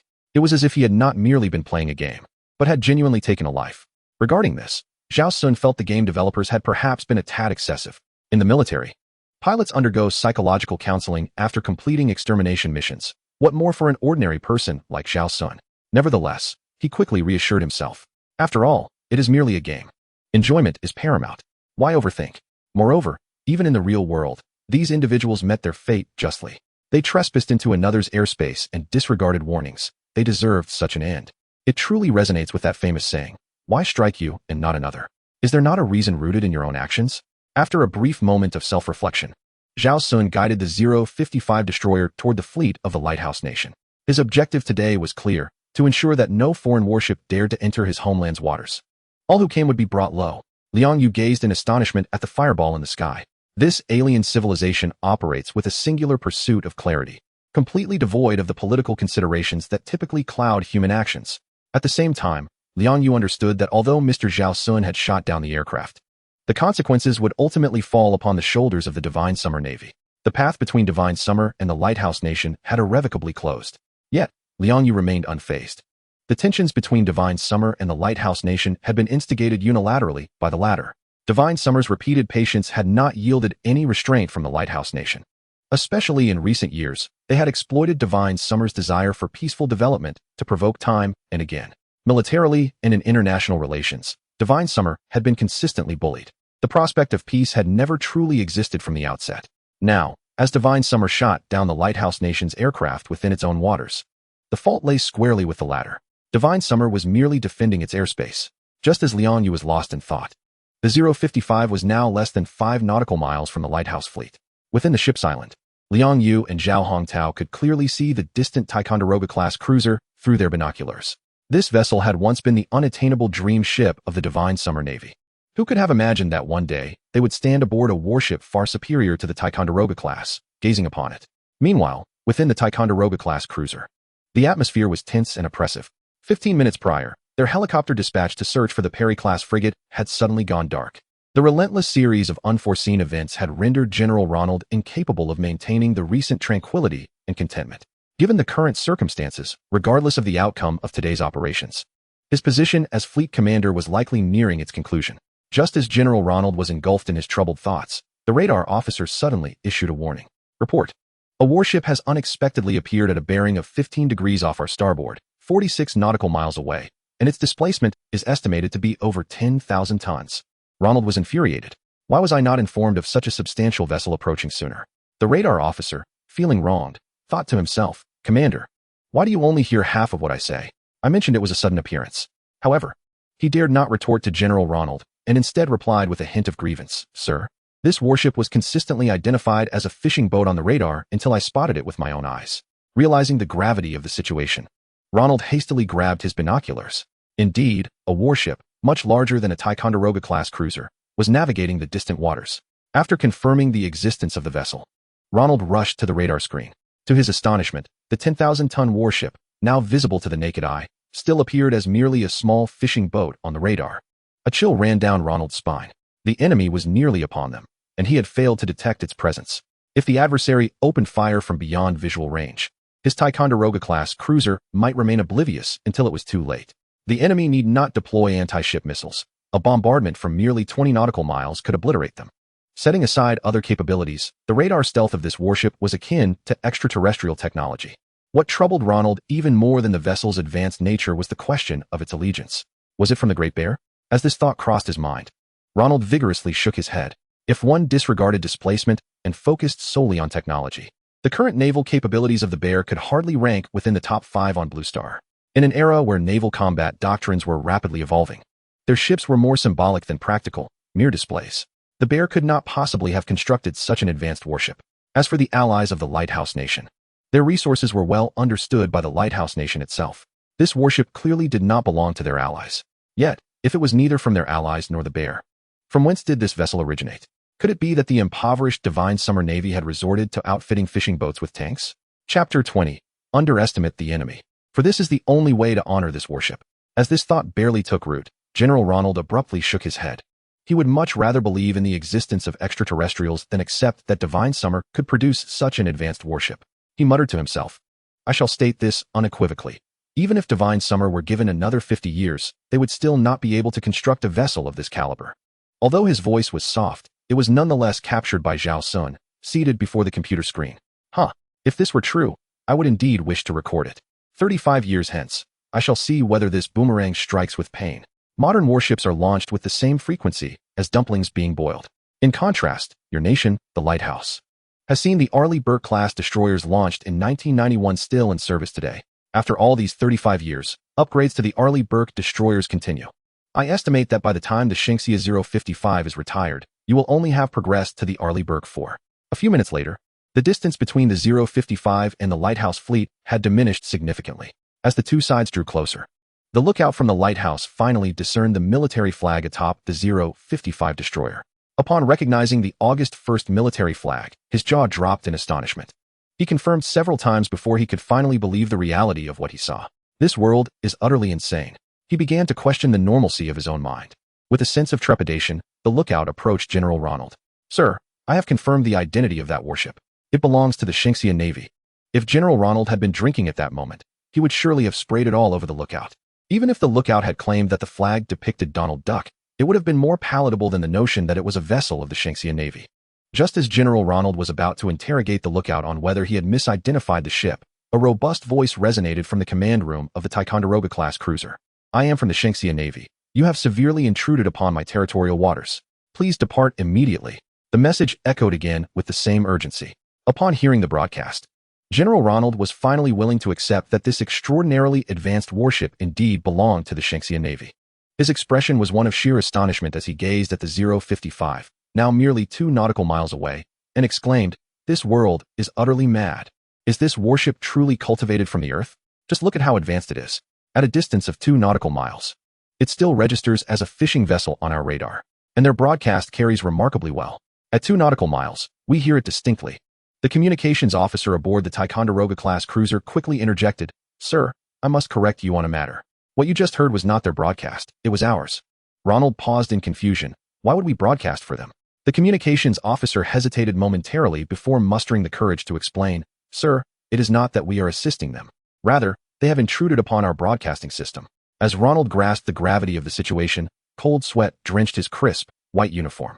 In a state of combat readiness, the flagship of the fleet had its broadcasting system compromised. How could they proceed with such a predicament? At that moment, he recalled the previously lost Perry-class frigate and the SH-60B Seahawk helicopter. They must have gone missing due to the adversary's electronic interference.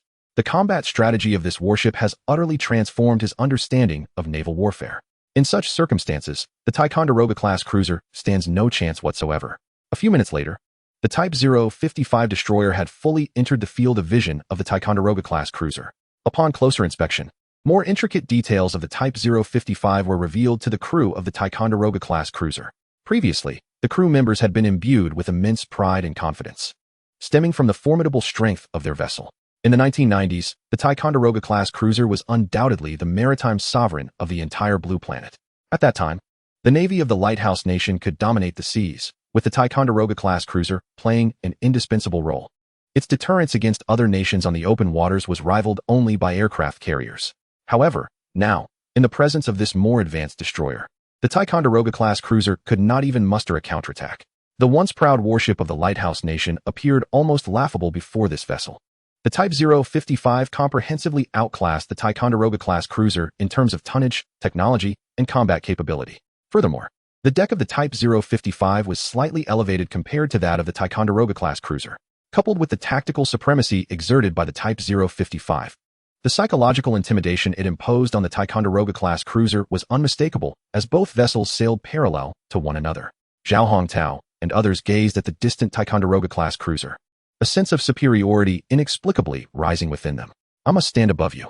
On the deck, they felt the need to look down upon it. The designer of this warship had, through lines, numbers, and codes on an industrial blueprint, transformed years of grievances into a disdainful gaze, directed at those who once scorned him. Through computer screens and thick lenses, this disdainful gaze represented the ultimate romance of designers, engineers, and countless technicians. At that moment, in the command room of the bridge, Liang Yu and Zhao Hongtao, observing the now shorter Ticonderoga-class cruiser, seemed to experience a moment of fusion with the gaze of the warship's designer and builders. In their eyes, they saw the scenery that the designer wished to behold when modeling vast amounts of data. They envisioned the landscape that countless engineers hoped to see while verifying tons of design blueprints late into the night. They perceived the vision that shipbuilders longed for while welding heavy steel plates. Countless individuals had toiled painstakingly, so that one day, those aboard this warship could lift their heads and gaze down haughtily upon their adversaries. It was as if they were saying, "Please, disdain our enemies on our behalf. Thank you."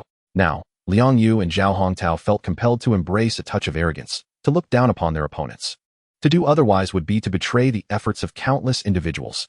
Although they could not fathom why such resonance arose within them aboard a warship crafted by an alien civilization. In contrast to the crew aboard the 055 Command Center, the members of the Ticonderoga-class cruisers now felt akin to a frog unable to raise its head when confronted with the 055 destroyer, which resembled a noble swan. Chapter 21. The return of the 055. At this moment, Ronald, faced with the 055, was filled with 1,000 grievances, yet the disparity in power was glaringly evident, compelling him to yield to its brilliance. Just as General Ronald was engulfed in profound hesitation, the 055 destroyer issued another warning to the Ticonderoga-class cruiser. "This is the Navy of Shinya. You have severely intruded upon our territorial waters. Please depart immediately. Please depart immediately." General Ronald seethed with suppressed rage. He had anticipated that his mission in Shinya would proceed smoothly, given the Ticonderoga-class cruiser's advanced capabilities, which were unparalleled across the Blue Star. Yet, to his astonishment, Shinya possessed warships even more advanced than the Ticonderoga-class cruisers. A task that once seemed simple and a mere formality had turned into this predicament. Suddenly, the CIC Core Operations Center of the Ticonderoga-class cruiser blared an alarming signal. A commander exclaimed, "We are locked onto by fire control radar." Instantly, the atmosphere within the command center turned ominously silent. General Ronald's expression darkened. In addition to the warning to retreat, the 055 destroyer's fire control radar continued to maintain its lock on the Ticonderoga-class cruiser. Since the war, it was the first time a warship of the Lighthouse Nation had been locked onto by fire control radar. Despite his resentment, General Ronald recognized the gravity of the situation and could only maintain his composure. Faced with the overwhelming might of the 055, retreat was the only viable option. Naval confrontations often entailed testing each other's limits and boundaries, and today, the Lighthouse Nation had suffered a resounding defeat in this regard. Should they fail to withdraw, the consequences would not only be embarrassing, but could also lead to greater losses. Should tensions escalate, the Lighthouse Nation would undoubtedly bear the brunt of the repercussions. The disparity in strength was simply too vast. This was no longer a matter of who was stronger or weaker, but rather that the opposing destroyer had taken a shortcut. depriving the Ticonderoga-class cruiser of its right to engage in direct combat. Resolute in his decision, General Ronald swiftly commanded the fleet to retreat. He was acutely aware that, after this day, the maritime landscape of the Blue Star would undergo a profound transformation. Aboard the 055, Liang Yu and Zhao Hongtao watched with great satisfaction as the Ticonderoga-class cruiser began its withdrawal. They were elated by the formidable power of their vessel. Even the most advanced Ticonderoga-class cruiser was no match for it. Previously, every instance of Xinhua driving away foreign warships felt like walking a tightrope, especially in recent years when warships from the Lighthouse Nation had approached with a propensity for conflict. Each of Xinhua's missions to expel intruding vessels had resembled a life-and-death struggle. Today, the formidable Ticonderoga-class cruiser of the Lighthouse Nation was surprisingly repelled with such effortless ease. Simultaneously, Liang Yu and Zhao Hongtao exchanged subtle sighs of relief, for they understood that, given Mr. Zhao Xun's temperament, had the Ticonderoga-class not retreated, it might have met a watery demise. Sinking a destroyer would undoubtedly precipitate a far graver diplomatic crisis than downing a few aircraft. As for Zhao Xun, stationed before his computer screen, he felt a tinge of regret upon witnessing the cruiser's withdrawal. Were this game not so deeply entwined with the fate of nations, he would have relished the opportunity to sink that warship. However, such an act would inevitably lead to the game's insidious monetization tactics. Zhao Xun speculated that sinking the Ticonderoga class would likely steer the storyline towards a confrontation with several carrier battle groups from the Lighthouse Nation. Upon rising the next morning, he would again find himself compelled to spend money to avert the ensuing crisis. Having successfully completed the expulsion mission, the game transitioned into the exceedingly tedious return phase, which took as long as the outbound journey, 8 hours each way. Glancing at the time, Zhao Xun decided it was time to rest. He promptly set the 055 to automatically navigate to Shanghai Naval Port and typed in the command to officially transfer the warship to the Shinsha Navy before retiring to bed. As he prepared to sleep, Zhao Xun could not resist a quip about the game's NPCs, who absurdly required 3 months to master control of the vessel. 8 hours later, the formation comprised of the 055 and 051, laden with their spoils, a Perry-class frigate, returned to Shanghai Naval Port. Minister of Defense Yan Guohua, along with senior naval officials from Shinsha, had long awaited their arrival at the port. In 2025, a 055 would hardly warrant such a personal reception from the Minister of Defense. However, in the 1990s, this warship had drawn the attention of Yan Guohua and the entire senior naval command. Setting aside the ship's advanced capabilities, the mere acquisition of a Perry-class frigate was already an explosive achievement. Had Mr. Zhao Xun's presence not been classified, there would have surely been even more visitors. As the sun rose above the horizon, the silhouette of the 055 destroyer emerged on the distant waters. Yan Guohua raised his binoculars for a closer look. In that fleeting moment, he was astounded by the cruiser's appearance. In the 1990s, the concept of radar stealth for vessels was yet to be conceived in Blue Star. At this juncture, the integrated mast of the 055 appeared extraordinarily futuristic. Setting aside its aesthetics, the warship's capability to incapacitate a frigate's electronic systems was nothing short of fantastical. As the 055 drew ever closer, more intricate details of the vessel came into view.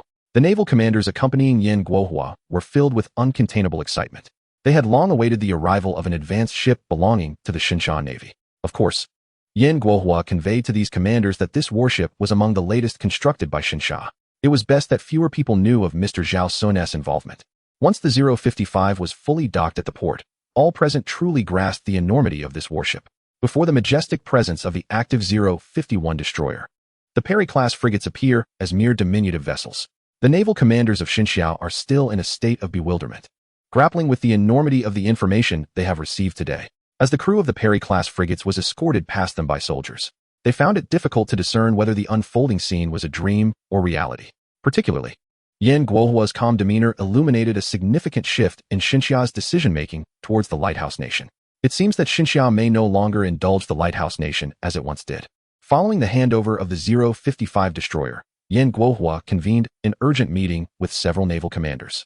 Sun Chilian, the highest commander of the Xinxia Navy, expressed his lingering concern over the potential severe repercussions of Xinxia's detention of the Lighthouse Nation's Perry-class frigates. After all, he oversees the Xinxia Navy and is acutely aware of its capabilities. Although the 055 destroyer is advanced, it is but a solitary vessel. Should the Lighthouse Nation deploy several carrier battle groups to blockade, the Xinxia Navy would likely struggle to respond effectively. Chapter 22. A token of gratitude from the Xinxia Navy. With a troubled expression, Sun Chilian addressed Yan Guohua. Chief, while it is true that the Lighthouse Nation provoked us first, Is it truly prudent for us to detain their warships? I mean, although we do not fear the Lighthouse Nation, perhaps we should wait until we have constructed 10 of these 055 destroyers before taking such actions. His words were articulated with delicacy, yet their intent was unmistakable. Chief, can we refrain from recklessness until we are fully prepared? Yan Guohua understood the underlying message, yet he found himself at an impasse. The situation had been instigated by Mr. Zhao Xun, whose penchant for creating turmoil was well known, even if one disagreed with his methods. There was little recourse. He could conjure weaponry seemingly at will, often placing himself at the center of the storm, all while flying the flag of Xinxia.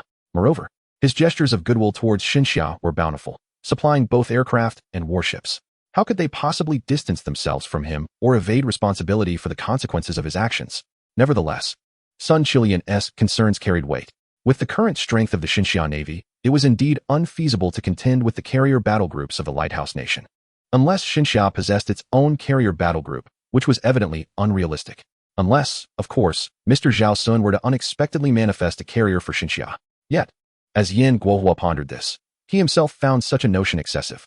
Xinxia had yet to repay the favors owed to Mr. Zhao Xun, and now he was entertaining the idea of requesting a carrier from him. How shameless that would be.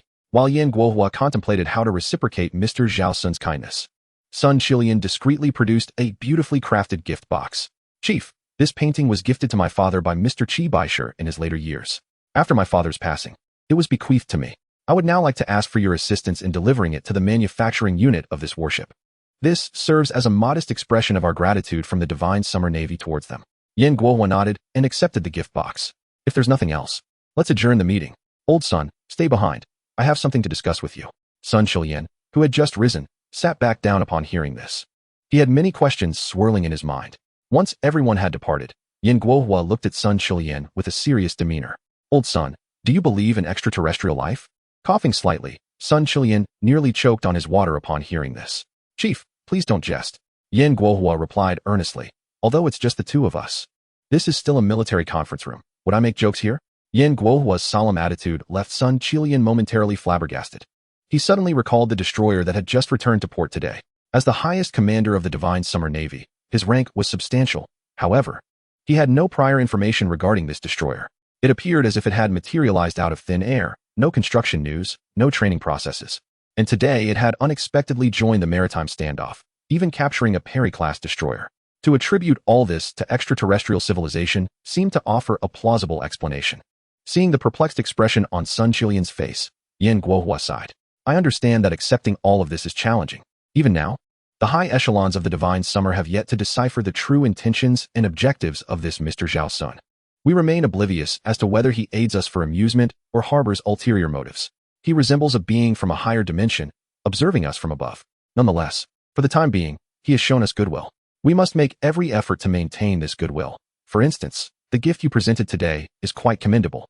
At this moment, both Yan Guohua and Sun Qilian's gazes unconsciously fell once more upon the gift box on the table. They noticed that the box, which had been resting on the surface, was gradually vanishing.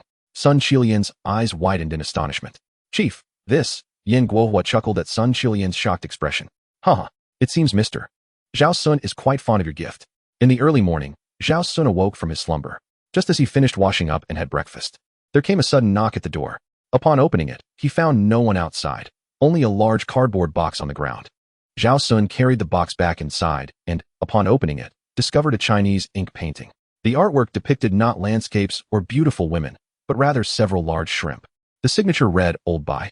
Upon seeing the signature, Zhao Xun couldn't help but smile. The signature Old Bai alongside the depiction of shrimp was unmistakably playful. This game company certainly knows how to engage. It was a clear imitation of the late works of Mr. Qi Baishe, renowned for his shrimp paintings. Everyone knows that Mr. Qi's best works featured shrimp, with his signatures evolving from his birth name in his early years, to Baishe or borrowed mountain elder in middle age, and finally simplified to Old Bai in his later years. It appears that this game company had indeed strategized before presenting their gift. Of course, it's also possible that this painting was a high-tech reproduction. The authenticity of the artwork remains uncertain, perhaps displayed in some museum. Zhao Xun set the painting aside. In the box, he discovered a red gift card, inscribed with powerful characters written in a brush. To Mr. Zhao Xun from the Divine Summer Navy. Upon reading the inscription on the red card, Zhao Xun instantly grasped who had bestowed this painting upon him. It must have been a gift from the gaming company following his purchase of the 055 destroyer the previous day. Clearly, this gaming company is not far from my home, as their gifts always arrive the very next day. Zhao Xun set the painting aside, not giving it much thought. After all, it was merely a promotional item from a gaming company. Surely it could not be an authentic piece? How much had he even spent on the game? It was doubtful he could afford a ticket to view such a painting. Nevertheless, the gaming company certainly knows how to create engaging surprises. Each gift is thoughtfully curated. Last time it was a piece of faux national tribute porcelain, and this time, astonishingly, it was a replica by the esteemed Qi Baishe. Regardless of the gift's authenticity, the joy Zhao Xun felt upon receiving these items was genuine. Each time he unwrapped these presents, it was as if the events of the previous day in the game were indeed real.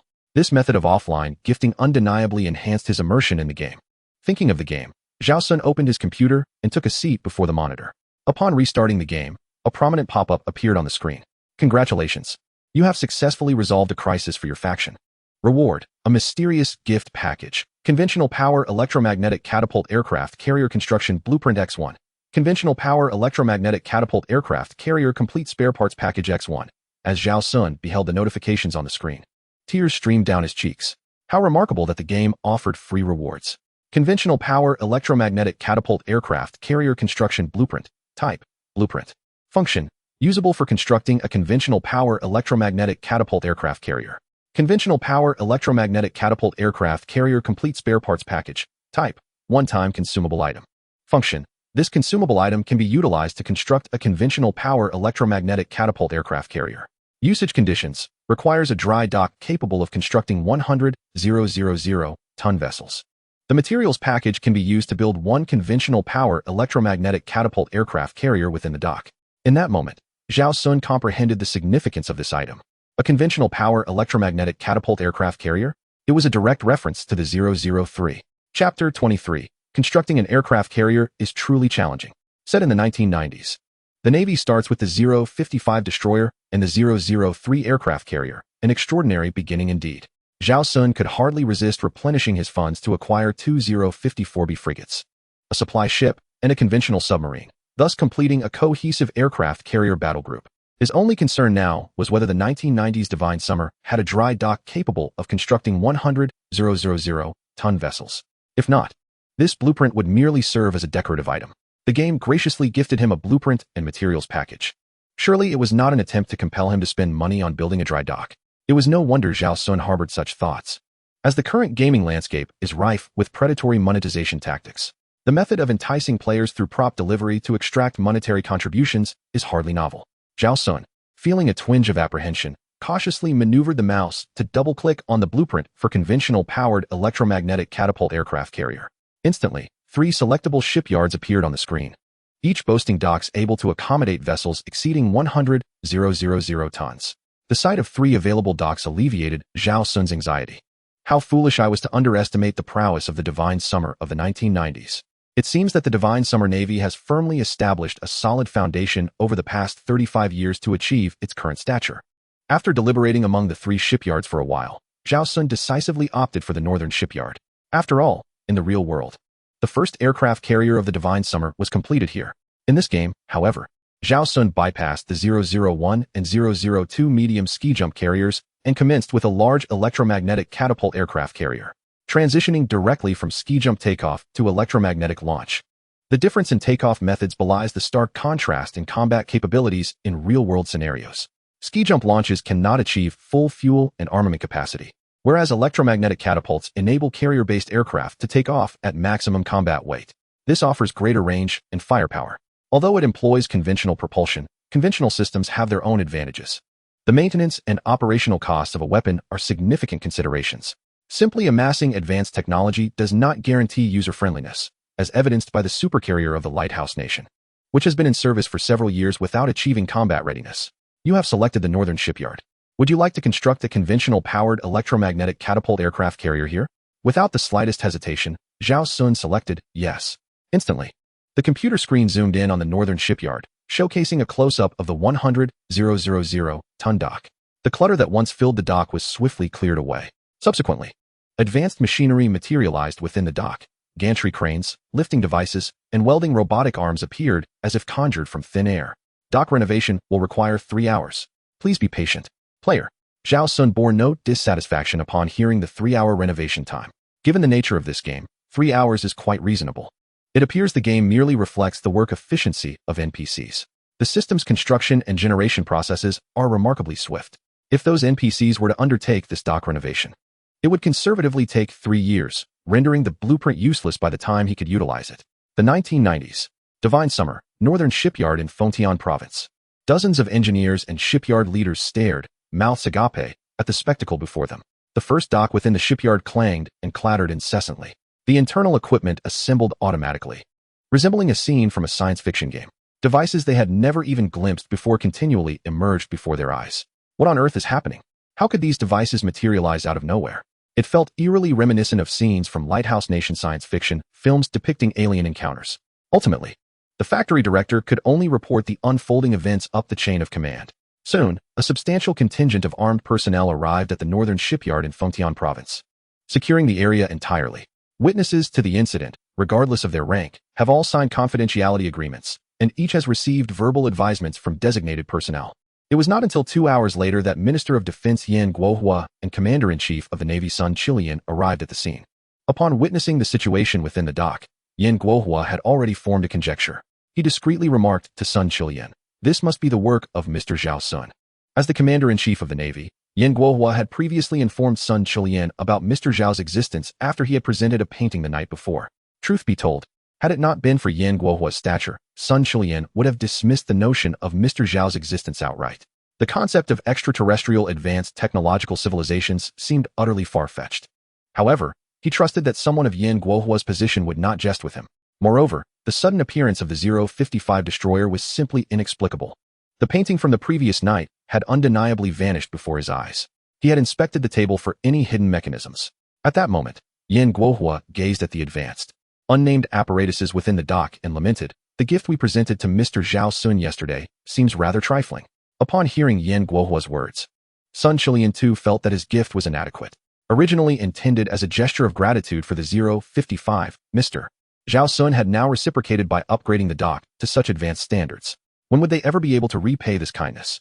Yan Guohua, perceiving Sun Chilian's thoughts, regretted his previous statement. He patted Sun Chilian on the shoulder for reassurance, saying, "I am not referring to you. Mr. Zhao Xun's generosity towards our nation is of a national caliber. The reciprocation must be a collective effort, one that you alone cannot bear." He continued, "I believe Mr. Zhao Xun greatly appreciates your gift, which is why he assisted us so promptly in enhancing this shipbuilding dock. This exemplifies the principle of teaching one to fish rather than merely providing fish. Mr. Zhao Xun desires our self-sufficiency. It is unfortunate that we, in Xinxia, lack experience in aircraft carrier construction. Otherwise, with such advanced equipment, we could directly attempt to build an aircraft carrier." After finishing his meal, Zhao Xun returned to his computer. Upon his return, he observed 2 commander NPCs incessantly conversing about the dock. Simultaneously, the construction dock for the aircraft carrier had been successfully upgraded. Now, all that remained was to have the NPCs within the game gather materials to commence the construction. Instead of engaging in endless analysis, they should expedite the collection of materials. After enduring their fruitless discourse, Zhao Xun typed the command to add materials. Instantly, a list of materials, meticulously compiled by the system, appeared on the electronic screen of the automated dock. Yan Guohua and Sun Chilian, who had been engaged in conversation, quickly took notice of the list. Sun Chilian, perplexed, inquired of Yan Guohua, "Sir, what does this signify?" Yan Guohua pondered for a moment and replied, "This should indicate what Mr. Zhao Xun intends to construct with this dock. We must exert our utmost efforts to fulfill his requirements." He instructed them to procure the materials with the utmost urgency. The materials for the nearby shipyard under construction can be requisitioned directly.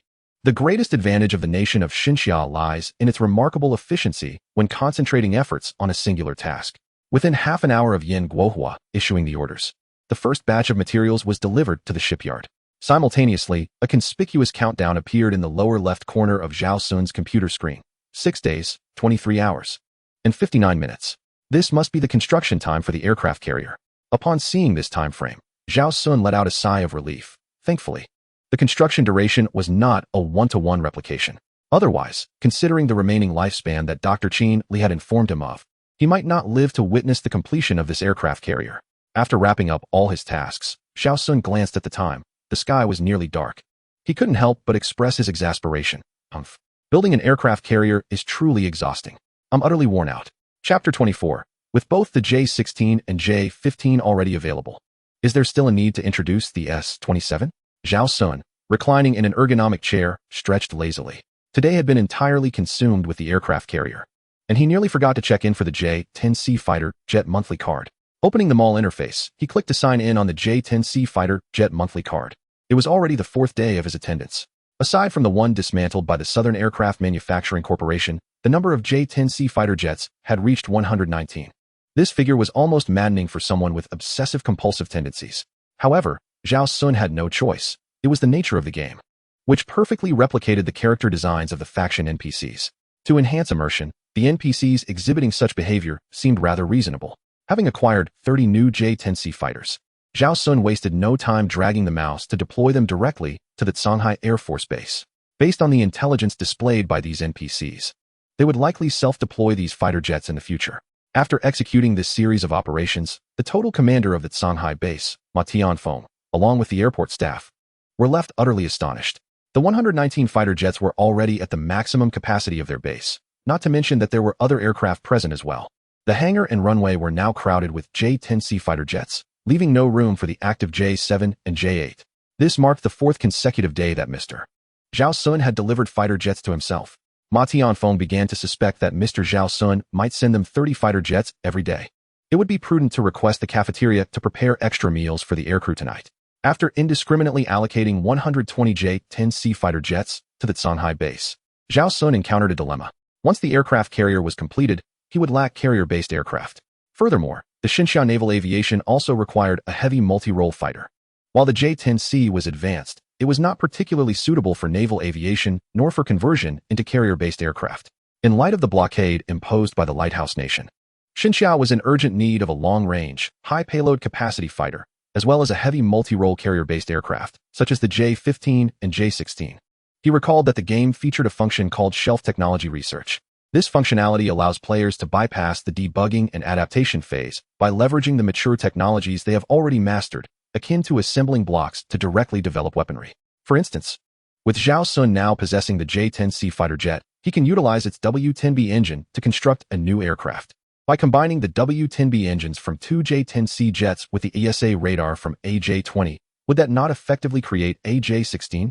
Developing a carrier-based variant from the J-16 would resolve the issue at hand. As for the aerodynamic layout, as long as it proves effective, any existing heavy fourth-generation fighter's aerodynamic design could suffice. This delineates the difference between the J-16 and the S-27. The J-16 remains the J-16 even without employing the S-27's aerodynamic configuration. The J-16 and J-15 have adopted the S-27's aerodynamic layout merely because it is sufficiently mature and stable. This is the paramount advantage of Xinjiang military industry. In the realm of weapon development, Xinjiang military industry consistently opts for the most stable choice between the most advanced and the most reliable options. A weapon that does not falter on the battlefield is the best kind. Similarly, even with the T-10K's aerodynamic design, the J-15 remains the J-15, effortlessly surpassing the Russian S-33 in performance. The distinguishing features of the J-16 and J-15 lie not in their exterior, but in their advanced avionics systems and the overall integration of the aircraft's operational conditions. Once Zhao Xun integrated several technologies, the game interface finally responded. Congratulations, player. You have met the technological conditions for a fourth-generation multi-role fighter. Please select an aerodynamic layout for your faction's fourth-generation aircraft. The notification before Zhao Xun further corroborated his suspicions. Indeed, the game's definition of a fighter jet is not derived from its appearance. At that moment, the screen transitioned to present several aerodynamic configurations for fourth-generation fighters. These were the layouts available for Zhao Xun's selection. The first was the S-27's swept mid-wing with twin vertical stabilizers. The leading-edge winglets generate vortices that significantly enhance maneuverability at high angles of attack. The slotted adjustable air intake is better suited for a flight speed of 2.35 Mach. This aerodynamic layout emphasizes lift and vortex utilization, boasting exceptional agility. Next was the Lighthouse Nation's F-15 with a moderate swept wing, featuring dual vertical stabilizers and a fully movable horizontal tail. Its supercritical airfoil balances high-speed performance with transonic maneuverability. This configuration is more adept at high-speed interception, yet it lacks the low-speed maneuverability of the S-27. Since the turn of the millennium, fourth-generation aircraft have begun to abandon the pursuit of extreme speed. This layout evidently scores lower in overall performance compared to the S-27. The remaining aerodynamic configurations for heavy fighters now only include that of the Typhoon, which features a canard layout with an enlarged swept triangle wing. Zhao Xun dismissed this option outright, opting for it would be akin to constructing a larger J-10. While this aerodynamic design is undoubtedly superior to the previous two, its limitations are glaring. This configuration is only suitable for medium-sized aircraft and below, as the wing design of this heavy fighter results in significantly lower pylon capacity compared to the aforementioned options. Moreover, constrained by aerodynamic layout, the fuel capacity of this heavy fighter is limited. Thus, when Shenyang Aircraft Corporation designed the J-16, they refrained from developing a larger twin-engine J-10 for this very reason.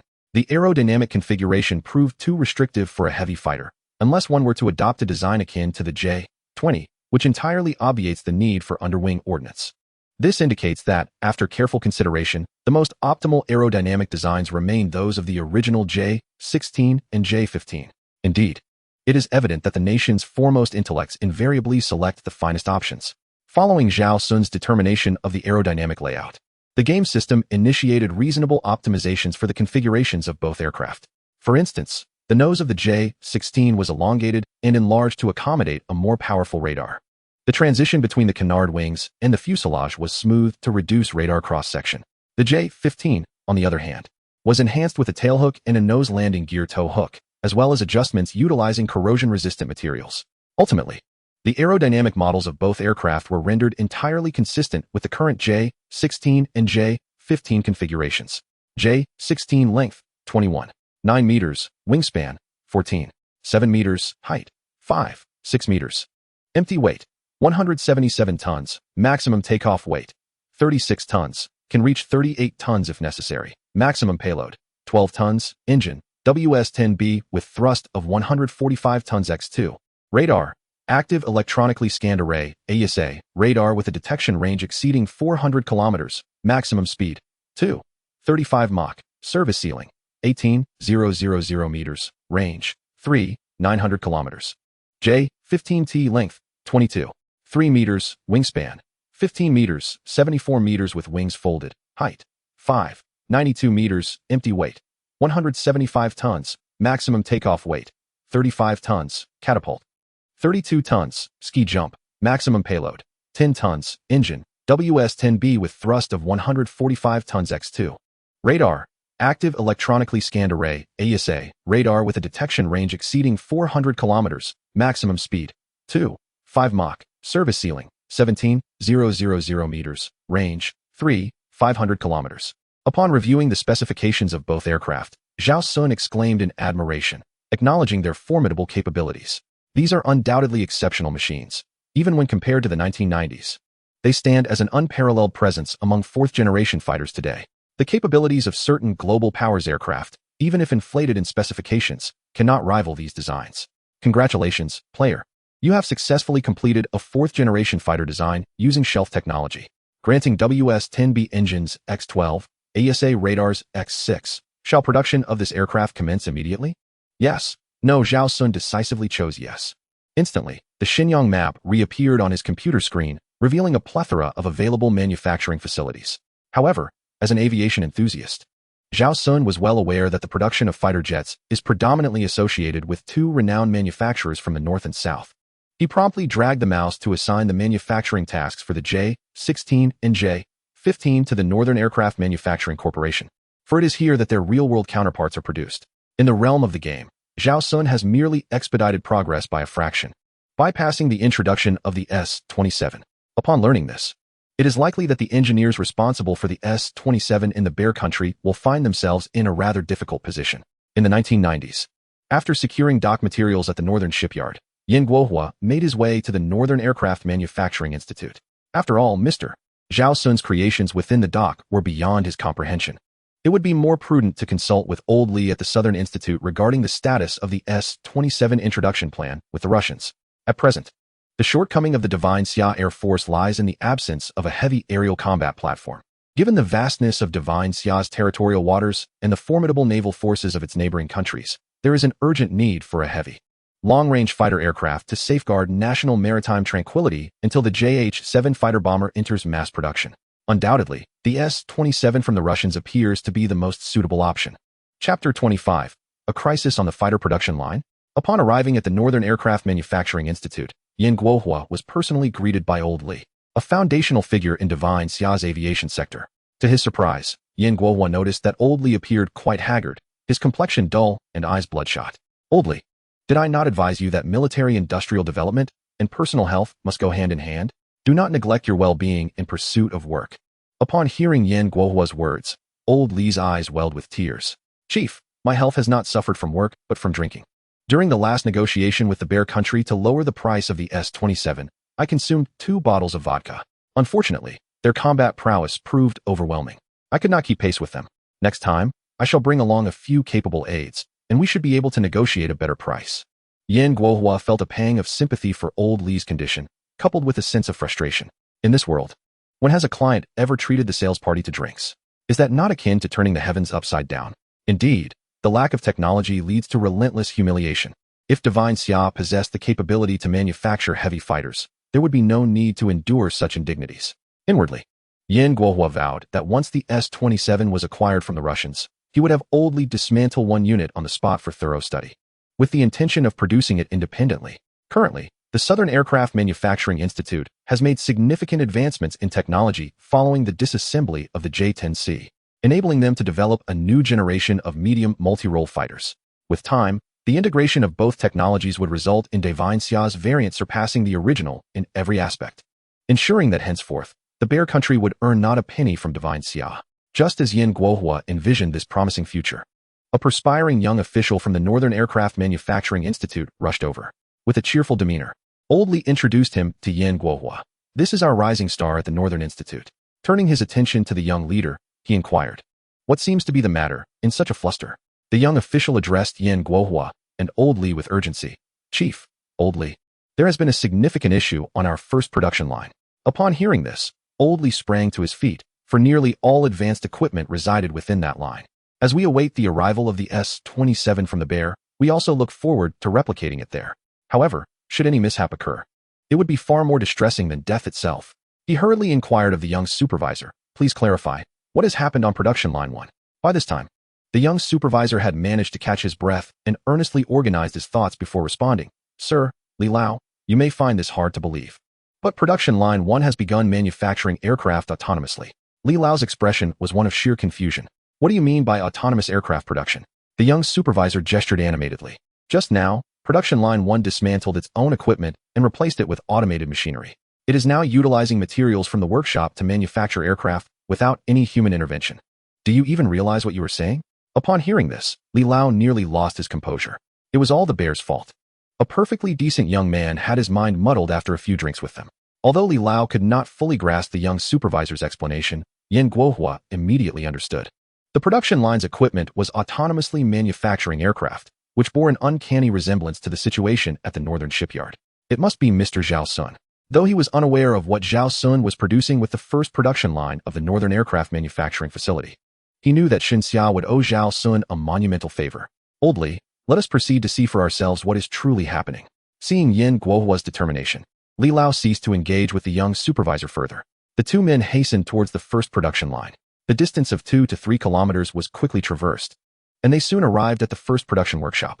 Before them lay the once antiquated production equipment, now revitalized. Flexible robotic arms moved gracefully in the absence of human guidance, creating an ethereal spectacle. Nearby, a cluster of engines, radars, and other components were piled up. The sight startled Li Lao, prompting him to exclaim, "What on earth is going on?" Yet, no one present could provide an answer to his query. The unfolding scene defied all rational explanation. Only Yin Guohua was acutely aware of the implications. Old Li, please ask all unrelated personnel to leave. I have something important to discuss with you. Once everyone had exited the workshop, Yin Guohua signaled the central command of Xin Xia before turning to Li Lao and asking, "Do you believe in extraterrestrial beings?" Li Lao, taken aback by Yin Guohua's earnest demeanor, took a cautious step back and solemnly shook his head. "No, I do not." Just as Yin Guohua was about to elaborate, he suddenly found himself at a loss for words. "Why do you not believe, Old Li?" He gestured towards the autonomously operating production line. "If there are no extraterrestrials, how do you explain all of this?" Li Lao shook his head once more. "When I said I do not believe, it does not imply disbelief in the existence of extraterrestrials. Rather, from this moment on, I shall trust nothing. I have begun to question even whether the blue planet is round. Yan Guohua promptly slapped his forehead in exasperation. It was clear that scientists were prone to overthinking. It is evident that persuading someone like Mr. Li to accept all of this is far more challenging than convincing the rough-and-tumble generals. Yan Guohua gathered his thoughts and addressed Mr. Li. Recently, we successfully established contact with a representative of an advanced civilization. They have provided us with immense assistance, offering a wealth of high technology. With that, he produced a confidential document from his pocket, revealing a photograph of the J-20A. Mr. Li took the photo, his expression one of confusion as he looked at Yan Guohua. What is this? An alien spacecraft? Yan Guohua replied gravely. This is not an alien craft. It is a fighter jet named the Weilong, provided by the advanced civilization to assist Xinxia. Currently, there is only one unit, but once the timing is right, Xinxia Aviation Company will collaborate with 5 aircraft manufacturing plants to conduct further research on it. Next, Yan Guohua presented a series of photographs of the J-10C fighter jets taken at the Zhanghai base. You should be familiar with this, right? Our Zhanghai Air Force Base. Do these aircraft look familiar to you? Mr. Li scrutinized the images and confirmed that they indeed depicted the Zhanghai Air Force Base.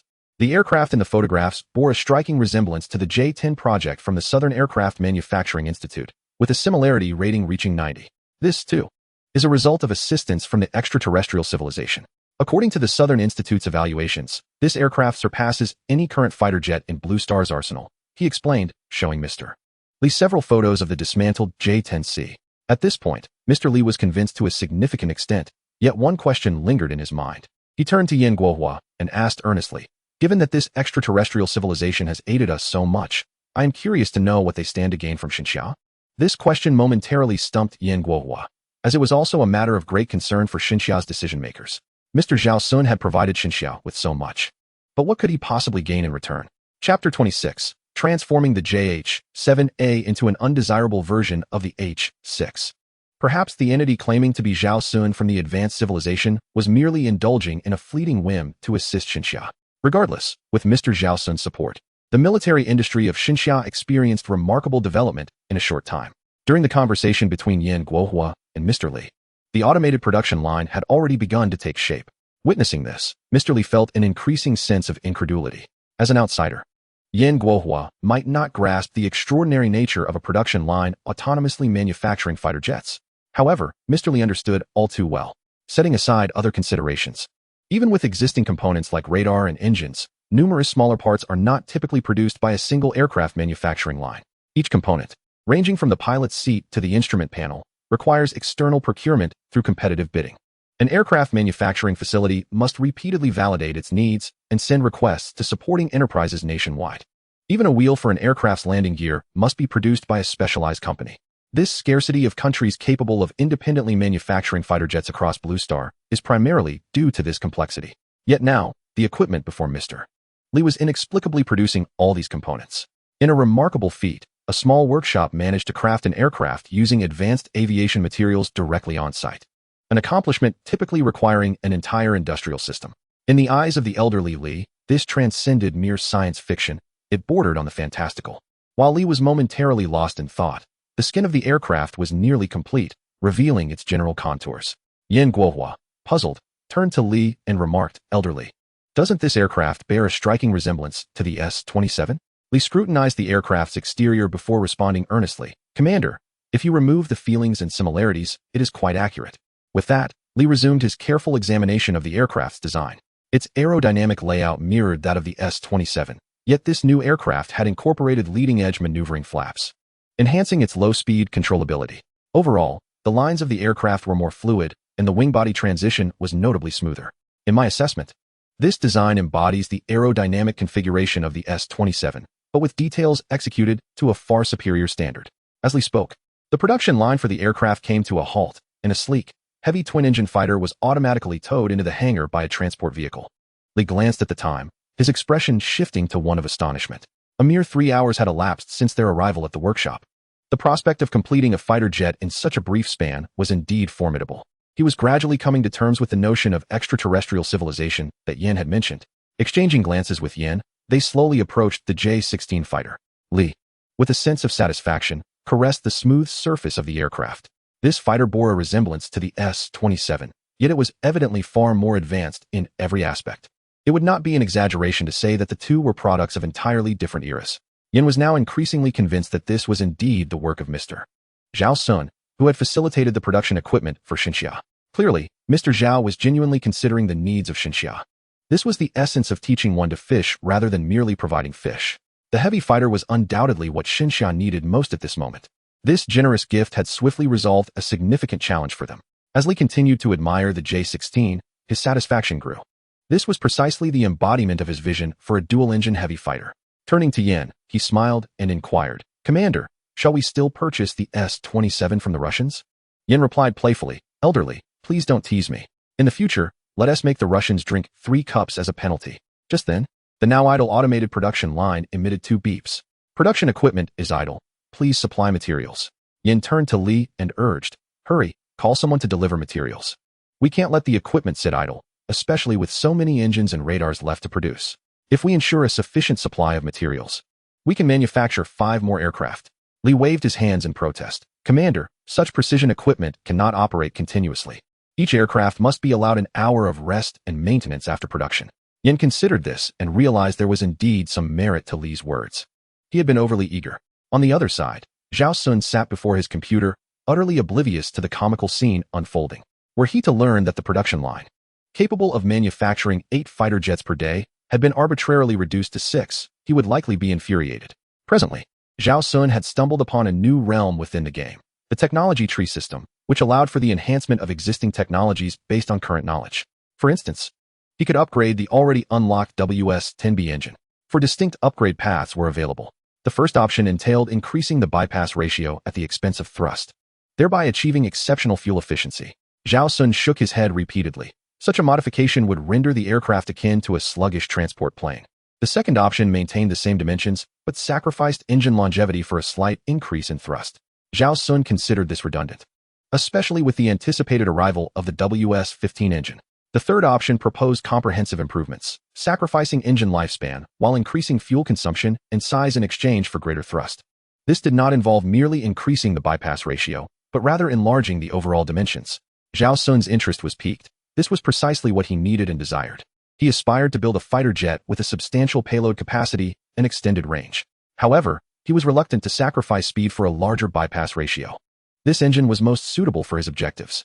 With it, he could experiment with cargo shelf technology to double the size of the JH-7A Feibao fighter jet and observe the results. A larger fuselage would imply a bigger fuel tank and increased payload capacity. Should the WS-10B engine be modified? Zhao Xun selected yes with a simple drag of the mouse. WS-10B in progress of enhancement. Modification results. Engine size increased to 200, fuel consumption raised to 150, thrust boosted to 170, and lifespan reduced by 20. Upon reviewing the modification results, Zhao Xun exclaimed in astonishment. This was undoubtedly a lucrative endeavor. The thrust had been elevated by 170, with only a 150 increase in fuel consumption. Such an engine would undoubtedly allow for longer flights. What did it matter if it was slightly larger? He had never intended to create a small aircraft. His current focus was on enhancing the range and payload capacity of the JH-7A fighter bomber. The JH-7 had made its maiden flight in 1988, and the game's timeline was now set in 1990.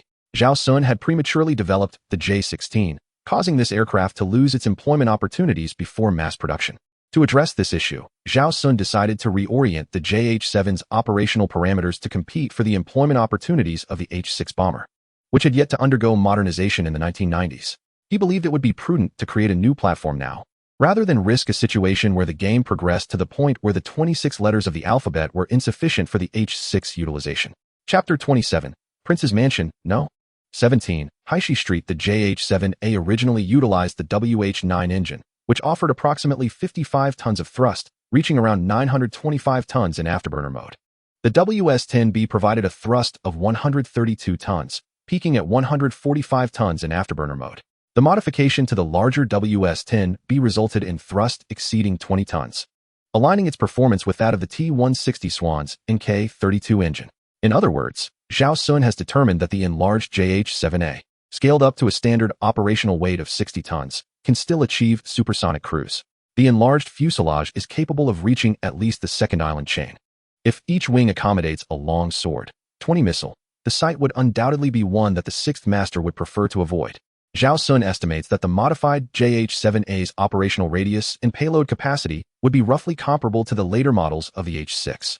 Furthermore, the enlarged nose can comfortably house a radar similar to that of the later H-6 models. With tactical capabilities remaining unchanged, it would still be able to achieve supersonic cruise. This is merely the initial model, leaving ample room for future upgrades. As for the aerodynamic layout, Zhao Xun plans to simply enlarge the original JH-7A.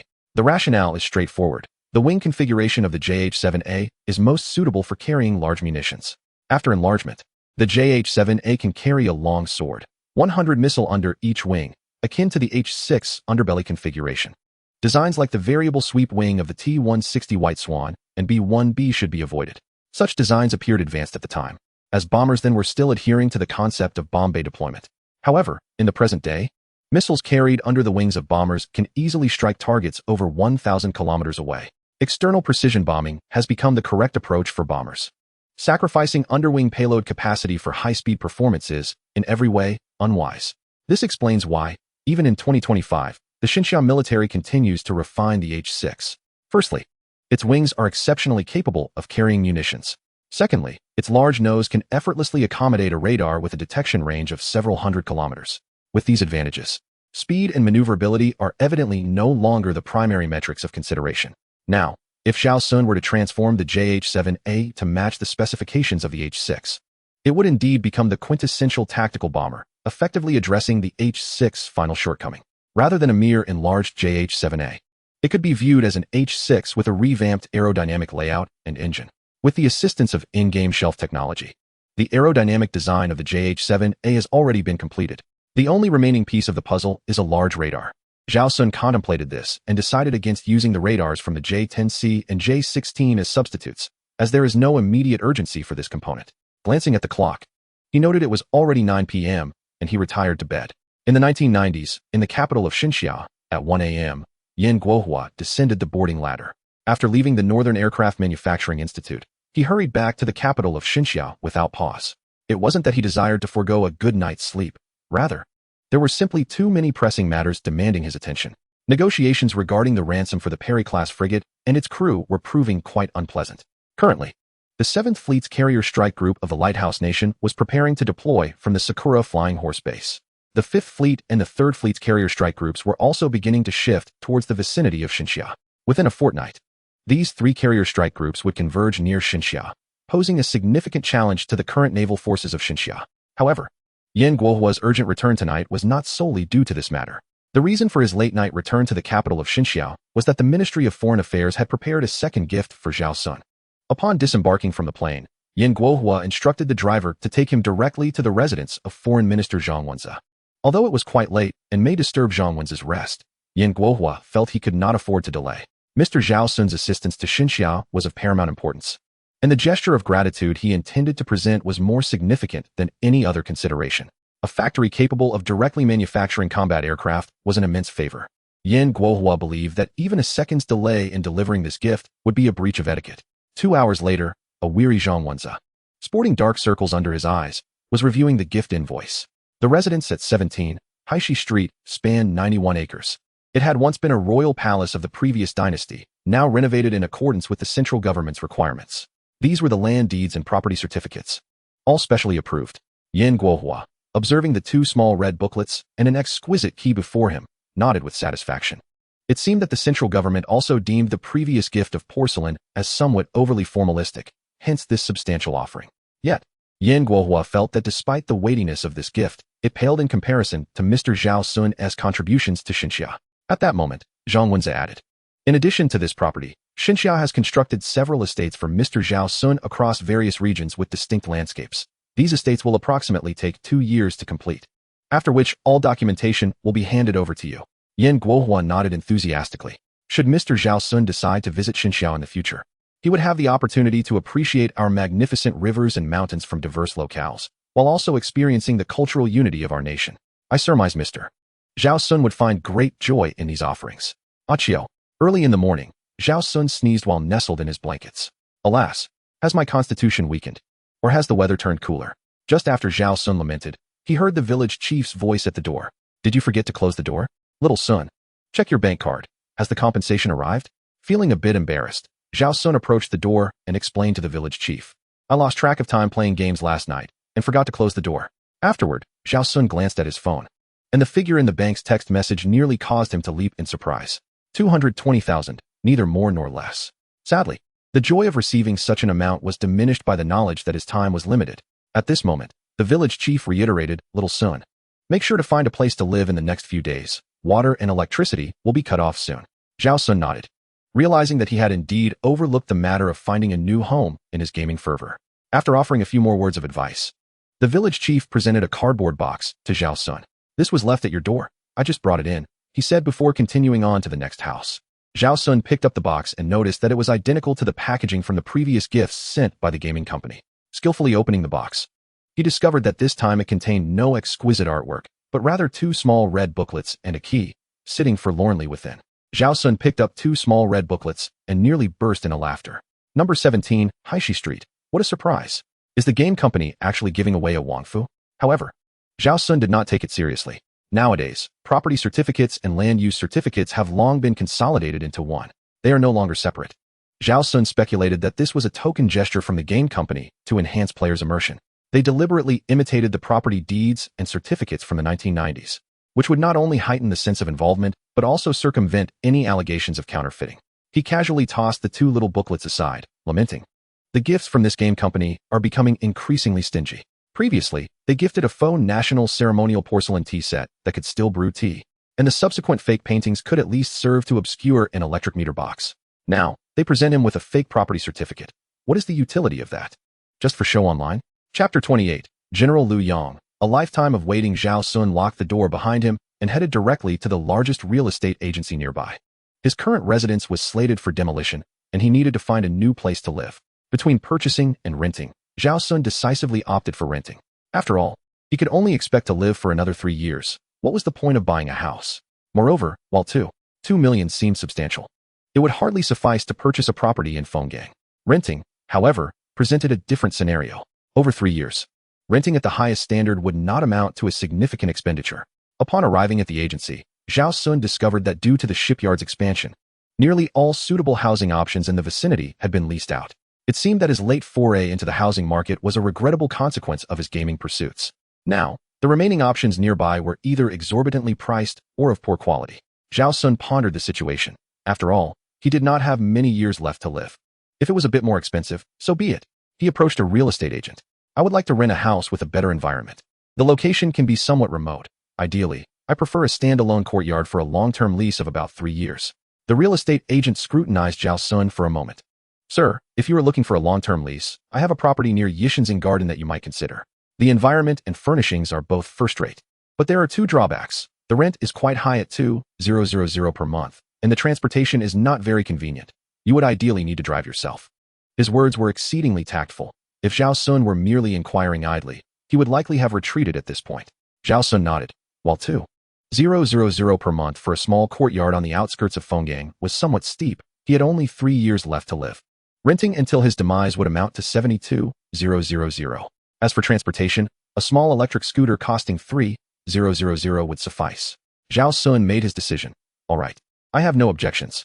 Seeing Zhao Xun's determination, the agent took the keys and signaled to a colleague before driving Zhao Xun to view the property. Half an hour later, the vehicle entered the city's outskirts. A quaint and elegant little village instantly captured Zhao Xun's attention, perhaps due to its suburban location. Most of the houses were unoccupied. Despite their modest size, the homes were aesthetically pleasing. After all, Zhao Xun was living alone and had no stringent requirements regarding space. The agent, observing Zhao Xun's satisfied expression, earnestly introduced, this village is merely 2 kilometers from Tianxing Garden. Hence the name Starry Village. These houses were constructed as resettlement homes for local villagers when Tianxing Garden was built, so their architectural style harmonizes with that of the garden. Over time, the village's youth have departed, leaving the houses unoccupied. Zhao Xun nodded in agreement, clearly pleased with the property. He instructed the agent, this will do. Please prepare the contract. As the agent turned to leave, Zhao Xun gazed at the distant architectural ensemble of Tianxing Garden atop the mountain. He beheld a series of ancient-style Chinese buildings, partially concealed amidst the verdant hills, exuding a magnificent aura. Yet, as a native of Fenggang, he found it perplexing that he had never heard of Tianxing Garden before. While the agent prepared the contract, Zhao Xun took out his phone to search for information on Tianxing Garden. However, he discovered only a scant few lines of description, located in the outskirts of Fenggang, established in 1992, with the owner's identity remaining unknown. Despite the official scarce information, numerous local legends surrounded Tianqing Garden, which was perpetually guarded by soldiers, adding to its air of mystery. Some claimed it housed a celebrated scientist from the early days of the Republic. Zhao Xun, merely curious, did not particularly concern himself with the identity of the garden's owner. After all, he had only 3 years left to live. Why burden himself with such thoughts? At that moment, the agent had returned with the contract ready. Mr. Zhao Xun, please take a look. If everything is in order, you may sign. After reviewing the contract and finding no discrepancies, the two men exited with their respective documents. At that juncture, the agent noticed an elderly gentleman and promptly approached him with great respect. Good day, Mr. Liu. The old man acknowledged the agent with a nod, seemingly indifferent, as he proceeded into the yard adjacent to Zhao Xun's. The agent, smiling, remarked that Mr. Liu Yang is quite extraordinary. He was an ace pilot in his youth. He enjoys solitude and moved here to retire. Zhao Xun found himself amused by the agent's words. What a coincidence. He knew an ace pilot named Liu Yang as well, though he was merely an NPC in a game. Upon returning home, Zhao Xun ordered a delivery vehicle to begin packing his belongings. Observing the dilapidated state of his possessions, he decided against taking them with him as his life approached its conclusion. He packed a couple of suitcases with clothing and daily necessities, hesitating only briefly before including a few gifts from the game company. With these items at his side, he felt a deeper connection to the events unfolding within the game. Meanwhile, at the main entrance of Tianqing Garden, the elder Liu Yang arrived. The guard at the sentry post immediately saluted him. After returning the gesture, Liu Yang gazed longingly into the estate, a hint of melancholy clouding his face. He murmured to himself in a faint voice, perhaps Mr. Zhao Xun had long forgotten that a civilization named Xinxia existed countless light years away. After the departure of old Master Liu Yang, several patrolling soldiers shook their heads. Who, pray tell, is the true master of this star garden? After General Liu's retirement, he had waited here for 13 years. Yet the master of this estate had never made an appearance. 13 years? I have heard that since its establishment in 1992, the owner has yet to set foot here even once. Oh, autumn. Zhao Xun sneezed and rubbed his nose. It must be that I forgot to close the door last night and caught a chill. The doctor has warned me that my illness makes me susceptible to infections. I could be perfectly fine today and fall ill by tomorrow, leading to a rapid decline in health. After tidying up his belongings, Zhao Xun suddenly remembered that he had yet to check in for his monthly pass for the J-10C fighter jet in the game today. He hurried online to complete the check-in, feeling too lethargic to think. The 30 J-10C fighter jets remained stationed at the Songhai base. I'm so tired. I shall retire early tonight. I must move tomorrow. With that, Zhao Xun fell into a deep slumber. In another realm, during the 1990s at the Songhai Air Force Base, everyone was frantically overwhelmed. We cannot accommodate anymore. We cannot accommodate anymore. The hangar, the airport runway, and even the entrance to the cafeteria were inundated with J-10C fighter jets. It was simply impossible to fit anymore. Just as Ma Tianfeng was fretting over the hangar's capacity, Liang Yu unexpectedly arrived at the Songhai base. Upon seeing Ma Tianfeng, he directly inquired, Ma Tianfeng, what is the training progress of the J-10C fighter jets? Ma Tianfeng stood at attention and saluted, reporting, Sir, our pilots Qin Liang and Liu Yang have now mastered the operation of the J-10C fighter jets. Liang Yu nodded in satisfaction. I have come to inform you that the higher-ups urgently require verification of the combat capabilities of these new weapons. In a few days, you will train with these new aircraft in the Southern Naval Aviation. Upon hearing this, Ma Tianfeng hesitated and said, Sir, using the J-10C fighter jets for training with the Southern Navy? Is that not unfair? Guess why the Ministry of Defense allocated the J-8S to you? Liang Yu replied nonchalantly. It is precisely to ensure we can adequately challenge them. Have you forgotten how they bullied us when they prioritized equipping themselves with the J-8? This remark jogged Ma Tianfeng's memory. Indeed, the Southern Naval Aviation had been less than gracious in their previous exercises against the Eastern Sea Air Force after they had been prioritized for the J-8. At that moment, he contemplated a more critical issue regarding this upcoming exercise. He paused and articulated a potentially dire concern to Liang Yu. Sir, currently the J-10C fighter jets are under confidentiality restrictions, allowing them to be securely housed in our hangar without outside interest. However, should the J-10C fighter jets be taken out for training, their existence may become public knowledge, and soon enough, the entire National Air Force will have its eyes on our J-10C fighter jets. Our base's threshold would be worn down from the incessant influx.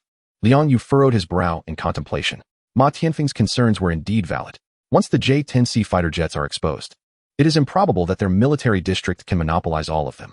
In such a scenario, Personnel from other military districts will undoubtedly concoct various justifications to seize the J-10C jets. A strategy must be devised. Even if not all J-10C aircraft can be preserved, plausible excuses must be at hand. He turned to Ma Tianfeng and said, "Isn't it true that our base's J-10C jets are running out of space? Here's what we'll do. Tomorrow, arrange for a few pilots to transfer several J-7 jets to the South China Sea Air Force. This will also help free up some space in our hangars." Upon hearing Liang Yu's words, Ma Tianfeng was struck by admiration. His old superior remained as cunning as ever. By sending out the J-7 jets, they could resolve the hangar space issue while simultaneously reducing the total number of their aircraft. When the time came for a nationwide division of the J-10C jets, their base would have ample justification to retain a few more J-10C fighters. As the two plotted, the telephone in Ma Tianfeng's office suddenly rang. He glanced at the caller ID and turned to Liang Yu, saying, "Chief, it's old Zhao from the South China Sea Air Force." Liang Yu nodded, signaling for Ma Tianfeng to take the call while he lit a cigarette. Ma Tianfeng answered the phone, and instantly, the cheerful laughter of Zhao Guoyang from the South China Sea Tianyi Air Force Base resonated through the receiver. "Ha, old Ma. Have you heard? This year's confrontation exercise is once again between our South China Sea Air Force and your East China Sea Air Force. Last year, my troops, lacking experience, ended up with an embarrassing 0-8 record against you. I hope you didn't take it too much to heart. This year, I've instructed them to ensure you don't suffer such a humiliating defeat." Faced with Zhao Guoyang's mocking remarks, Ma Tianfeng nearly hung up the phone. This fellow didn't even know Liang Yu was right beside him. Otherwise, he wouldn't dare speak so boldly. Ma Tianfeng coldly interrupted, "Do you have anything else to discuss?"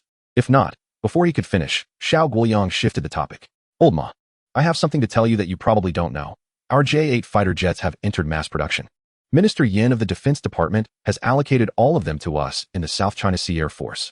The air intake of the J-8 has been redesigned from the nose to the sides of the fuselage. Not only does it look good, but the nose can accommodate a large radar, extending its detection range significantly." In response to Zhao Guoyang's smugness, Ma Tianfeng smirked inwardly. Little does Zhao Guoyang realize that being prioritized for the J-8 fighters is not necessarily a boon.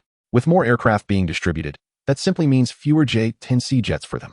The J-8, which took flight in 1984 and was finalized in 1988, would have undoubtedly been the dream aircraft of the various divisions of the Xinjiao Air Force had the J-10C not emerged. However, Ma Tianfeng had already witnessed the existence of the J-20A fighter jet. In his eyes, the J-8 had become obsolete.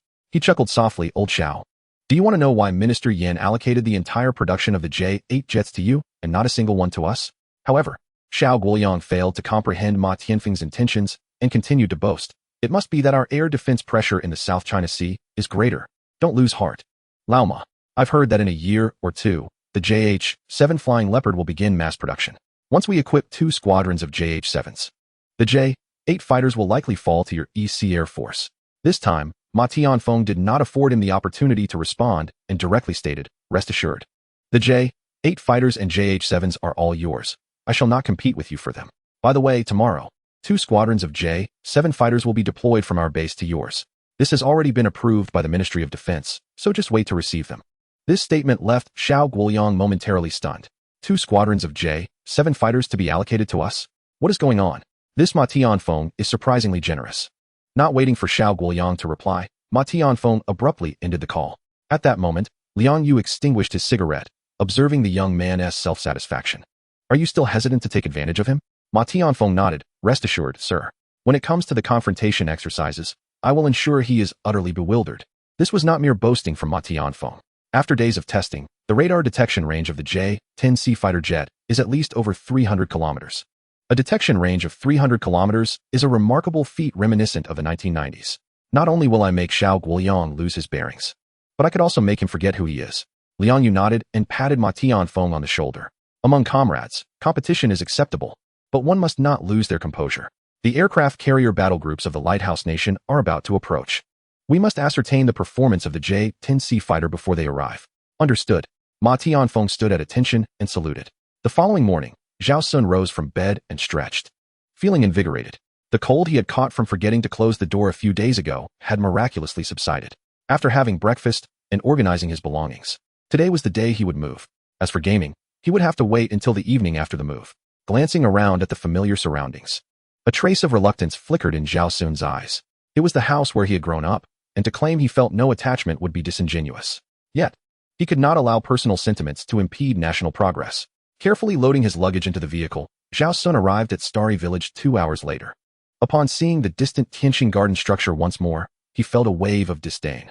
It was said that since its completion, the owner had never even set foot inside. After decades of life, one only requires 3 feet to sleep. Is such extravagance truly necessary? Moreover, it is guarded day and night. It was rumored that maintaining the premises supported dozens of personnel year-round. Zhao Xun had always disdained such wastefulness. He scoffed inwardly. Such behavior only depletes one's fortune. This person might even find their lifespan affected by such actions. After this reflection, Zhao Xun began setting up his computer anew in his study. He had yet to check in for the monthly rewards for the J-10C fighter today. Just as Zhao Xun was preparing to indulge in a moment of respite, his phone in his pocket suddenly rang. A little cat had given him a hand grenade, insisting that it was to be struck vigorously like a chestnut. He took out his phone and was momentarily stunned by the name flashing on the caller ID. Why would this person be calling me? Chapter 30. Is he Zhao Xun? The call was from Qin Li at Fenggang Central Hospital. To be honest, given Zhao Xun's current circumstances, he was reluctant to engage with doctors or hospitals. After all, he was suffering from an incurable disease. The doctors could only remind him of his impending demise, unable to offer any real assistance. However, the incessant ringing of the phone was indeed bothersome. Zhao Xun hesitated for a moment, but ultimately decided to answer the call. He intended to express his thoughts clearly, requesting that the caller refrain from disturbing his life further. Once the call connected, Qin Li's cool voice swiftly came through. Hello, Mr. Zhao, this is Qin Li. I apologize for the intrusion, but I would like to delve deeper into the sudden improvement in your health. I hope to uncover some patterns that may help delay the deterioration of leukemia. Zhao Xun hesitated briefly, but chose not to outright refuse. If there was a chance to discover some beneficial pattern that could aid others suffering from the same affliction, it would be worthwhile. Very well. I will share my recent lifestyle habits with you, but this is the first and last time. My days are numbered, and I do not wish for my remaining time to be disturbed. Qin Li promptly replied, Thank you immensely for your cooperation. Rest assured, we will not trouble you again in the future. After a brief exchange, Zhao Xun sent her his new address. Subsequently, he returned to tinkering with his computer in the study. An hour later, the doorbell rang. Today, Qin Li was not clad in her white coat, but instead wore a slightly formal professional outfit. Her exquisite and coldly beautiful features, combined with the black and white tones of her attire, elevated her chilly essence to another level. Zhao Xun was momentarily taken aback and hurriedly invited her inside. Qin Li's appearance could be rated around 95 points. However, her demeanor was excessively frigid, coupled with an air of an academic achiever and a strong woman, making it difficult for anyone to indulge in fanciful thoughts. As for Zhao Xun, he had no inclination towards such a woman.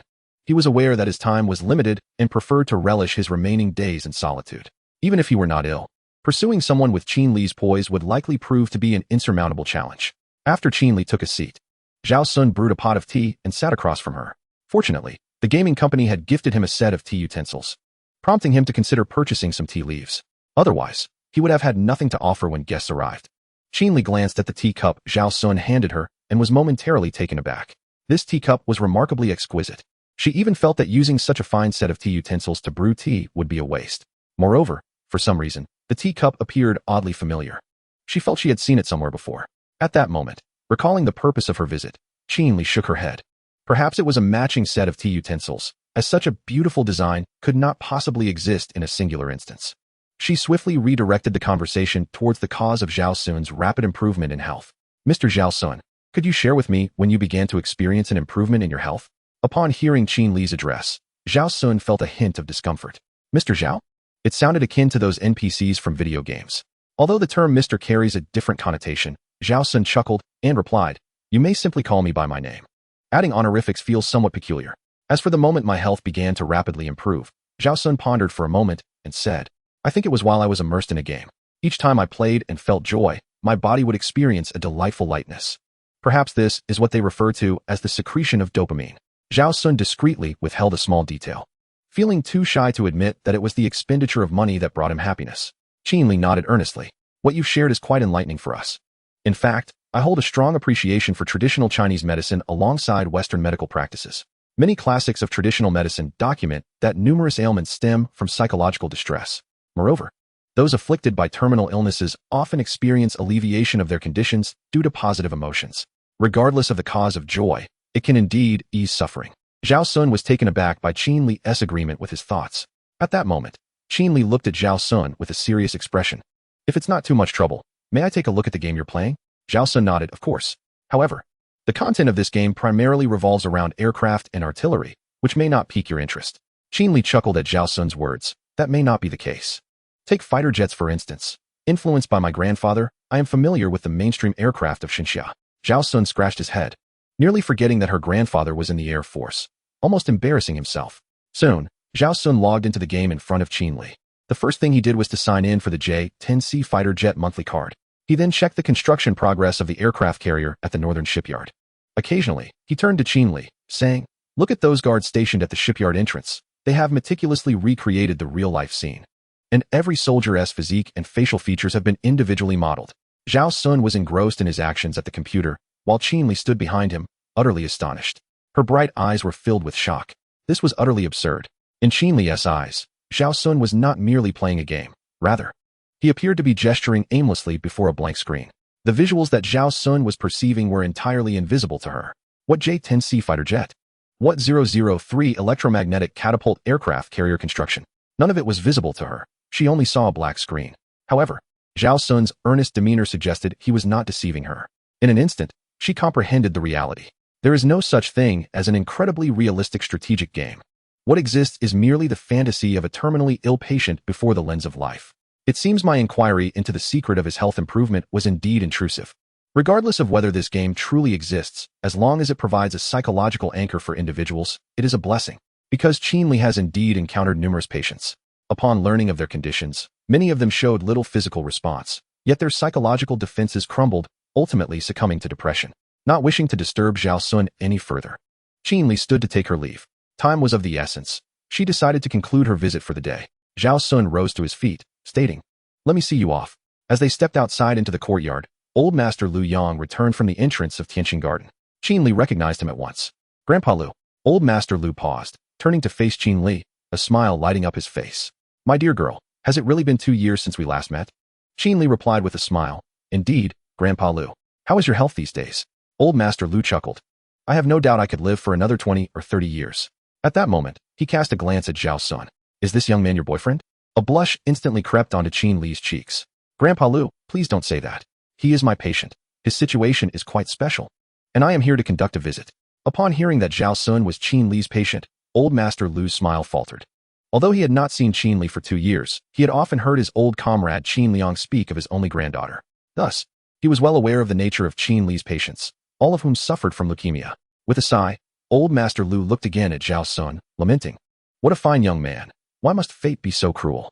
He nodded at Zhao Xun, encouraging him, "Do not lose heart, young man. Take care of your health. I had a comrade who was once diagnosed with late-stage cancer. After traveling the country and enjoying hearty meals, he returned to the hospital only to find the cancer cells had mysteriously vanished." Qin Li smiled at Old Master Lu's words, choosing not to correct him regarding the distinction between leukemia and common cancer. "Grandpa Lu, I have other matters to attend to today. I will come to see you another time." She then turned to Zhao Xun, saying, "Thank you for your company today. Please take care of yourself." Just as Qin Li was about to depart, Old Master Lu suddenly called out to her. Chapter 31. The Maritime Confrontation Drill commences. Old Master Lu, visibly excited, stopped Qin Li. "What did you just call him?" Qin Li was momentarily taken aback, but quickly responded, "Mr. Zhao Xun?" Zhao Xun interjected, "Dr. Qin. I've already told you not to call me that. Just use my name." At this, Old Master Lu turned his attention to Zhao Xun. "So, you are called Zhao Xun? Which Zhao? Which Sun?" It was Zhao Xun's first time conversing with someone of such stature, and feeling somewhat bashful, he scratched his head and replied, "Zhao from Zhao Kuangyin. Sun from extraordinary merit." Old Master Lu nodded in acknowledgement, yet he did not dwell on it, thinking that there were probably hundreds, if not thousands, of individuals named Zhao Xun. The Zhao Xun he was waiting for could not possibly be afflicted by illness. His earlier surprise was merely a reflexive reaction to hearing the title Mr. Zhao Xun.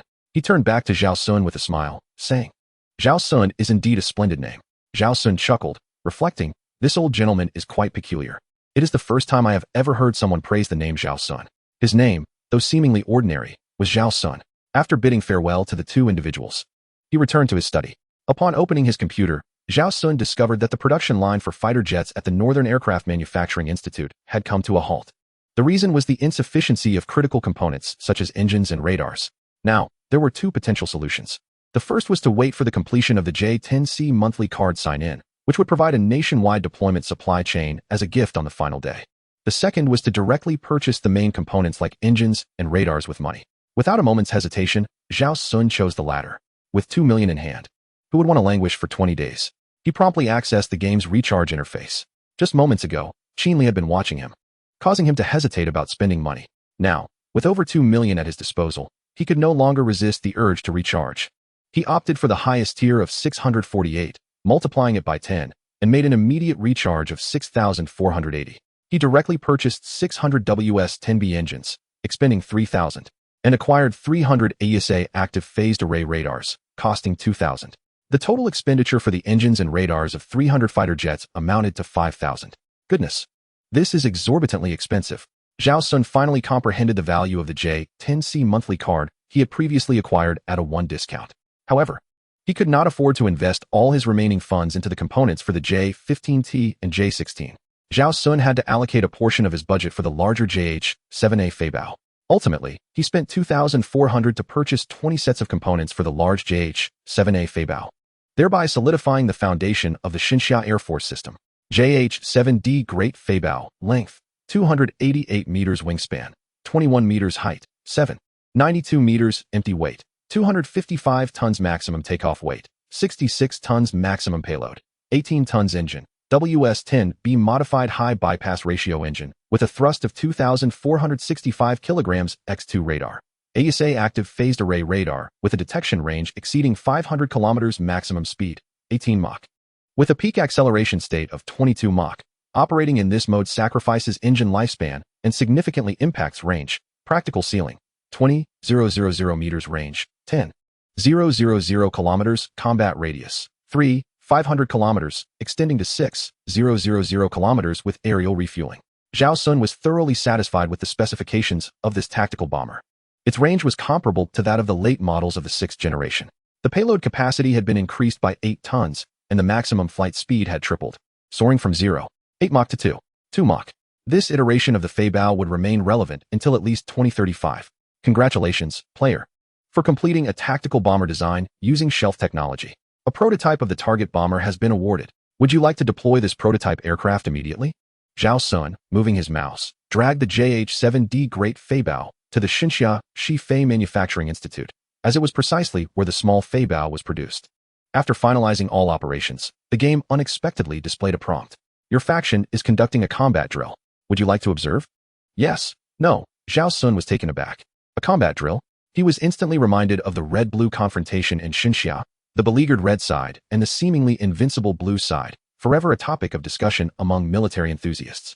Zhao Xun glanced at the mission log and discovered that the purpose of this exercise was to swiftly ascertain the operational capabilities of the J-10C fighter jet.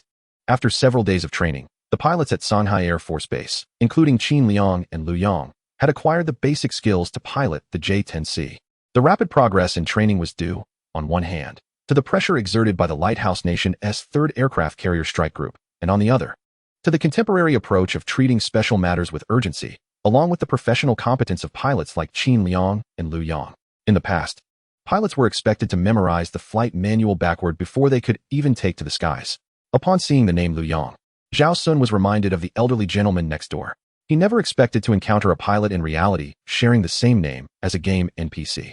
Remarkably, if one were to compare their features, this Lu Yang bore a striking resemblance to the NPC from the game. If one were to calculate based on the timeline, the Lu Yang in the game would be of a similar age to the elderly neighbor now. With this thought, Zhao Xun shook his head internally. What was he daydreaming about? The elderly Lu Yang was a bona fide Air Force pilot, having retired with the rank of Major General, an identity far removed from that of a mere game NPC.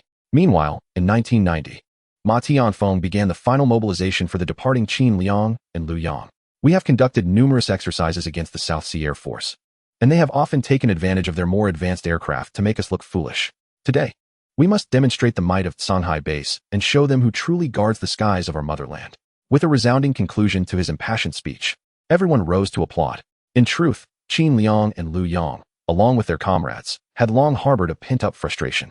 Over the years, the EC Air Force had been flying the J-7 aircraft while contending with the F-15 jets of the Lighthouse Nation and the Little Cherry Blossom. Even the South Sea Air Force, being part of Xinxia, consistently upgraded their aircraft ahead of them, using the EC as mere practice fodder. They often found themselves at the mercy of the F-15s while returning to face the crushing superiority of the South Sea J-8. After each exercise, the pilots of the South Sea Air Force would not hold back in their derision. However, today they had the J-10C. The tables had turned. They finally had the opportunity to hold their heads high. This time, they absolutely could not lose to the South Sea Air Force. Equipped with the J-10C, their aerial prowess had been significantly enhanced. Losing to the South Sea would mean they would forever be relegated to dining at the children's table. Observing the spirited demeanor of his subordinates, Ma Tianfeng nodded in satisfaction. In truth, this exercise was not solely about the East Sea Air Force seeking to prove themselves with the J-10C. The entire East Sea Navy was counting on this batch of J-10C fighters to achieve a remarkable victory. The J-10C not only bears the responsibility of suppressing the Air Force in the South China Sea, but also aims to dominate the entire South China Fleet. Although the J-10C fighter jet is exceptional, the simultaneous execution of maritime and aerial missions is no trivial task. The concept of multi-role aircraft only began to gain traction in the 1990s, and this is the first instance where a single aircraft type is employed for diverse tasks.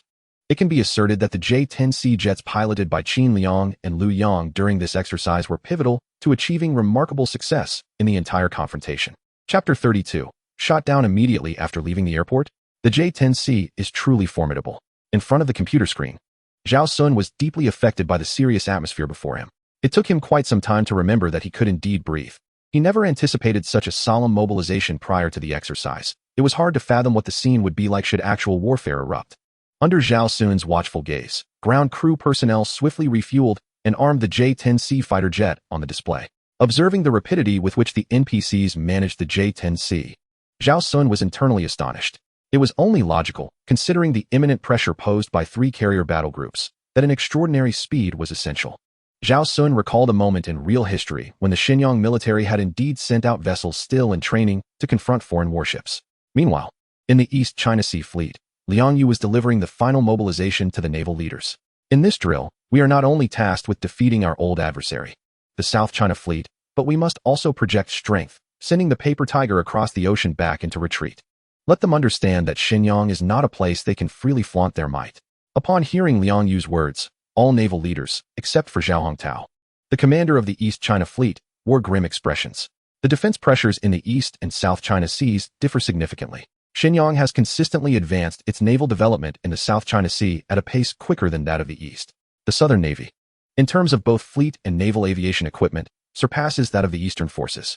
Witnessing Liang Yu's immense confidence in this exercise, they feared not only losing face, but also facing reprimands upon their return. At this moment, a naval staff officer rationally analyzed, if we can deploy that 055 destroyer for this exercise, our chances of victory would be nearly assured. Other naval leaders nodded in agreement. Although the 055 had not yet completed its training, it had already been handed over to our East China Fleet. It would be entirely reasonable to take it out for the exercise. Their implication was clear. Although the 055 was untrained, the exercise relied on numerical superiority. Deploying the 055 destroyer would cleverly exploit a loophole in the regulations. Zhao Hongtao, observing the distressed faces of his subordinates, felt helpless. He stated directly, "Do not expect to cheat with an untrained vessel to secure victory in this exercise. When we truly confront the Lighthouse Nation, will you still be able to cheat? Once we are on the battlefield, can an untrained crew unleash the full combat potential of the 055? In truth, what Zhao Hongtao did not mention is that the prohibition on using the 055 destroyers in this exercise stems from other reasons. The focus of this drill is to validate the operational capabilities of the J-10C fighter jet. The Eastern Navy is assured of victory. However, the star of the event is not the 055 destroyer, but rather the J-10C fighter jet. Regrettably, the existence of the J-10C is still classified. Even if it were to be disclosed in an hour, revealing it now would still constitute a breach of confidentiality. At the Tianya Air Force Base in the South China Sea, Xiao Guoyang surveyed the fleet of J-8 fighter jets lined up on the runway, feeling a deep sense of satisfaction. These aircraft are truly magnificent. They are indeed the epitome of aerial elegance. This batch of J-8 fighter jets, introduced in the 1990s, stands as the elite among the elite in the entire Xinjiang region. They have modified the original air intake of the J-8 from a frontal design to side intakes, allowing for greater space in the nose for radar installation. The radar of the J-8 boasts a detection range of a full 70 kilometers, which is more than sufficient to detect and engage the aircraft from the Shanghai Air Force Base before they can respond. Once the Eastern Navy loses air superiority, The entire EC fleet will be akin to fish on a chopping block. Haha, old ma, it seems you are destined to lose again. As the fighter jets took off, Zhao Guoyang swiftly deployed his tactics. First squadron to this point, second squadron to that point. He then glanced at his watch. It was 10 a.m., and he aimed to conclude the battle swiftly so that the pilots could return for lunch. After finalizing his tactics, he had already prepared a speech for the anticipated victory. Moreover, with the arrival of the Lighthouse Nation's aircraft carrier strike group in a few days, their Tianya base would undoubtedly take center stage. After all, he and his pilots are the creme de la creme. Just as he reveled in his confidence, the thunderous roar of jet engines suddenly echoed overhead at the Tianya Air Force Base. Zhao Guoyang immediately stood up and grabbed his binoculars, only to discover that the two squadrons of J-8S that had just taken off were returning. His expression darkened with anger. What on earth is happening with the first and second squadrons? Why are they returning so soon after takeoff? Just as he began to question the situation, the phone in the command room rang. The communications officer glanced at the caller ID and reported, "Sir, the call is from the Military Exercise Command Center." Zhao Guoyang was puzzled. The exercise had only just commenced, so why was the director contacting him? Upon answering, Li Xiuqiang, the chief director of the opposing drill, bluntly stated, "Zhao Guoyang, I am contacting you on behalf of the Military Exercise Command Center to inform you that all of your participating aircraft have been shot down." This statement struck Zhao Guoyang like a heavy blow, causing him to sit back down in disbelief. This cannot be true. My jets have barely taken off for a few minutes. How could they possibly be down so quickly? It was not that he could not accept defeat, but rather that such an unfathomable loss left him feeling resentful. On the other end of the line, Li Xiuqiang continued without hesitation. "I am merely here to inform you of this fact. You need not question the judgment of the directing command center." With that, Li Xiuqiang hung up the phone. Zhao Guoyang was utterly bewildered. That was the J-8 fighter jet, the most formidable aircraft of Shengxia. It had just taken off from the airfield and was annihilated. He felt a profound sense of frustration. Moreover, their base was the mainstay of the South China Sea Air Force. If they faltered here, the entire South China fleet would lose air superiority. The outcome of this exercise would then tilt overwhelmingly in one direction. If his side faltered, he would undoubtedly face severe reprimand once the exercise concluded. Meanwhile, within the command room of the military exercise, the high-ranking commanders of Shengxia, including Yan Guohua, were all struck with shock. Beyond mere astonishment, they were engulfed in disbelief. They had anticipated the J-10C fighter jet to be formidable, yet they had not expected it to be this powerful. Over 100 kilometers away, the enemy's aircraft had just taken off, only to be shot down almost instantly. Such combat prowess was utterly outrageous. Yan Guohua scrutinized the images on the screen, analyzing with great seriousness. Both the J-10C fighter and its PL-15 missiles have exceeded our expectations. With these two remarkable assets, if our tactics are executed proficiently, we may very well possess the capability to deter the Lighthouse Nation's carrier strike groups beyond the first island chain in the future. Other military leaders nodded in agreement. It was no exaggeration to describe this aircraft as a national treasure. Furthermore, with the 055 destroyer, once we fully master these two pieces of equipment, we could indeed keep the Lighthouse Nation's carrier strike groups at bay beyond the first island chain. However, Yan Guohua harbored certain information he had yet to disclose to these commanders. The Northern Aircraft Manufacturing Institute was in the process of producing two heavy fighter jets.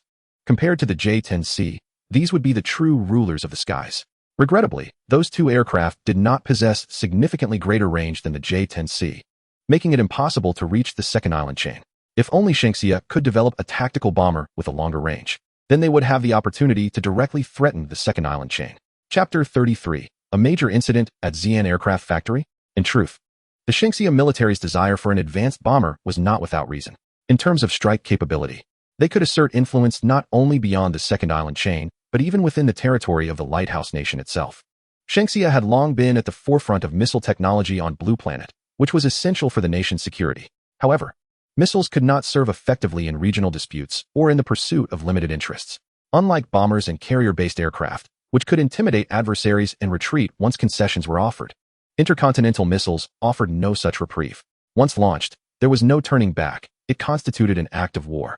Should Shengxia ever resort to firing intercontinental missiles, it could signify the end of human civilization. Thus, what Shengxia currently needed most was a bomber capable of reaching the second island chain, thereby enhancing its leverage in maritime negotiations. Nevertheless, progress must be undertaken step by step.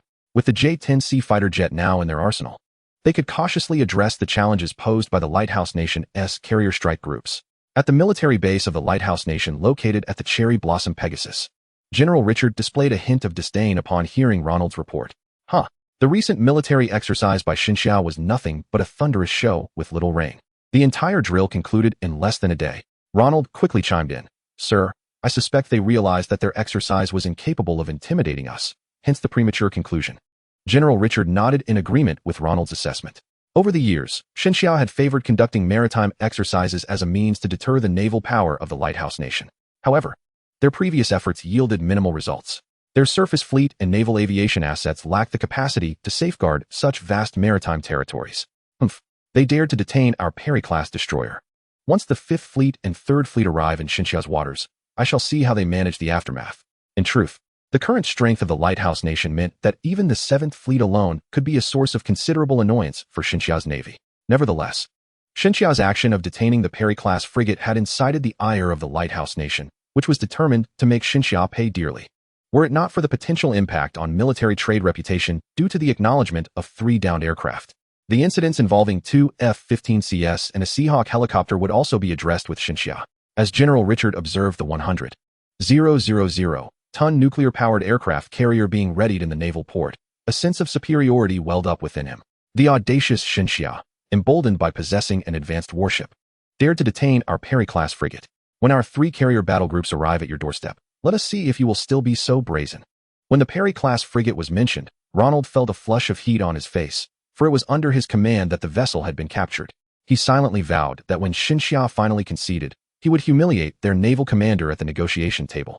Meanwhile, at the military exercise debriefing conference in Xinxiao, Yan Guohua stood before the South China Fleet, East China Fleet, and North China Fleet, passionately imparting the new era's combat philosophy. The advent of the J-10C would revolutionize operational strategies across naval, air, and land forces. The technical specifications of the J-10C fully met the data proposed by the Western powers for a 4th-generation multi-role fighter, and the J-10C performed even better than their presentation suggested. With the J-10C now in the fray, our aerial capabilities have completely overshadowed the mainstream air forces of the world. Yan Guohua spoke fervently, his throat dry from the intensity of his discourse. The officers below were stirred with enthusiasm. The reason was clear. The fighter jet he extolled had just imparted a significant lesson to them. Its air-to-ground strike range exceeded 200 kilometers, and its maritime coverage radius surpassed 1,500 kilometers. These tactical metrics enabled them to accomplish many tasks that had previously been unattainable. Unlike the earlier J-7, which had limited capabilities and payload capacity, especially in executing maritime and ground missions, the J-10C represented a formidable advancement. Now, the J-10C fighter jet boasts an impressive range and an astonishing payload capacity of 65 tons. In contrast, the H-6 bomber from the 1990s could only carry 8 tons. With the introduction of this aircraft, the Navy has indeed gained a formidable advantage. Most remarkably, this fleet has nearly reached 200 units. How could the esteemed commanders of the Divine Summer remain oblivious to such developments? The confidentiality measures at the upper echelons seem to be increasingly effective. At this moment, Xiao Guoyang was applauding while exchanging knowing glances with Ma Tianfeng.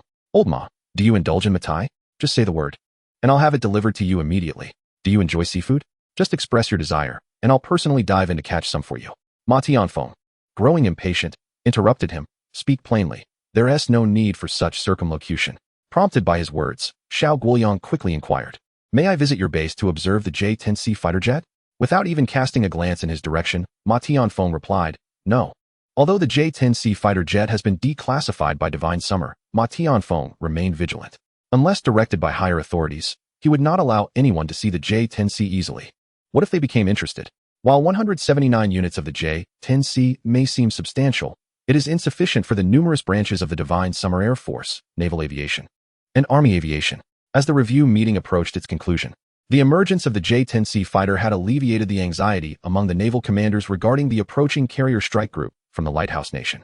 At this juncture, Yan Guohua, seated at the head of the table, rose to announce the adjournment of the meeting. As he exited the conference room, a communications officer, visibly distressed and sweating profusely, rushed to meet him. Recognizing the urgency in the officer's demeanor, Yan Guohua led him to an unoccupied meeting room. Once assured of their privacy, the communications officer delivered a shocking update. Sir, we have just received an urgent telegram from the Ministry of Armaments regarding an issue with the JH-7 project at Sci-Fi. Yan Guohua was taken aback. The JH-7 project represented over a decade of effort for Divine Summer and was on the verge of mass production. There was no room for error.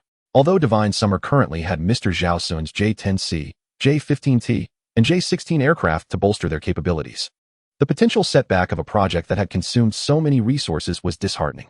In fact, following the arrival of Mr. Zhao Xun's J-10C and other aircraft, the leadership of Divine Summer had swiftly adjusted the operational strategy for the JH-7 fighter, reclassifying it as a high-cost performance firepower delivery platform.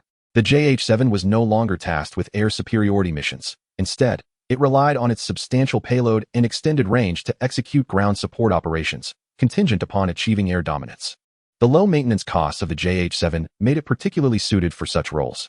According to strategic analysts at the Ministry of Armaments, this aircraft would remain relevant for decades to come.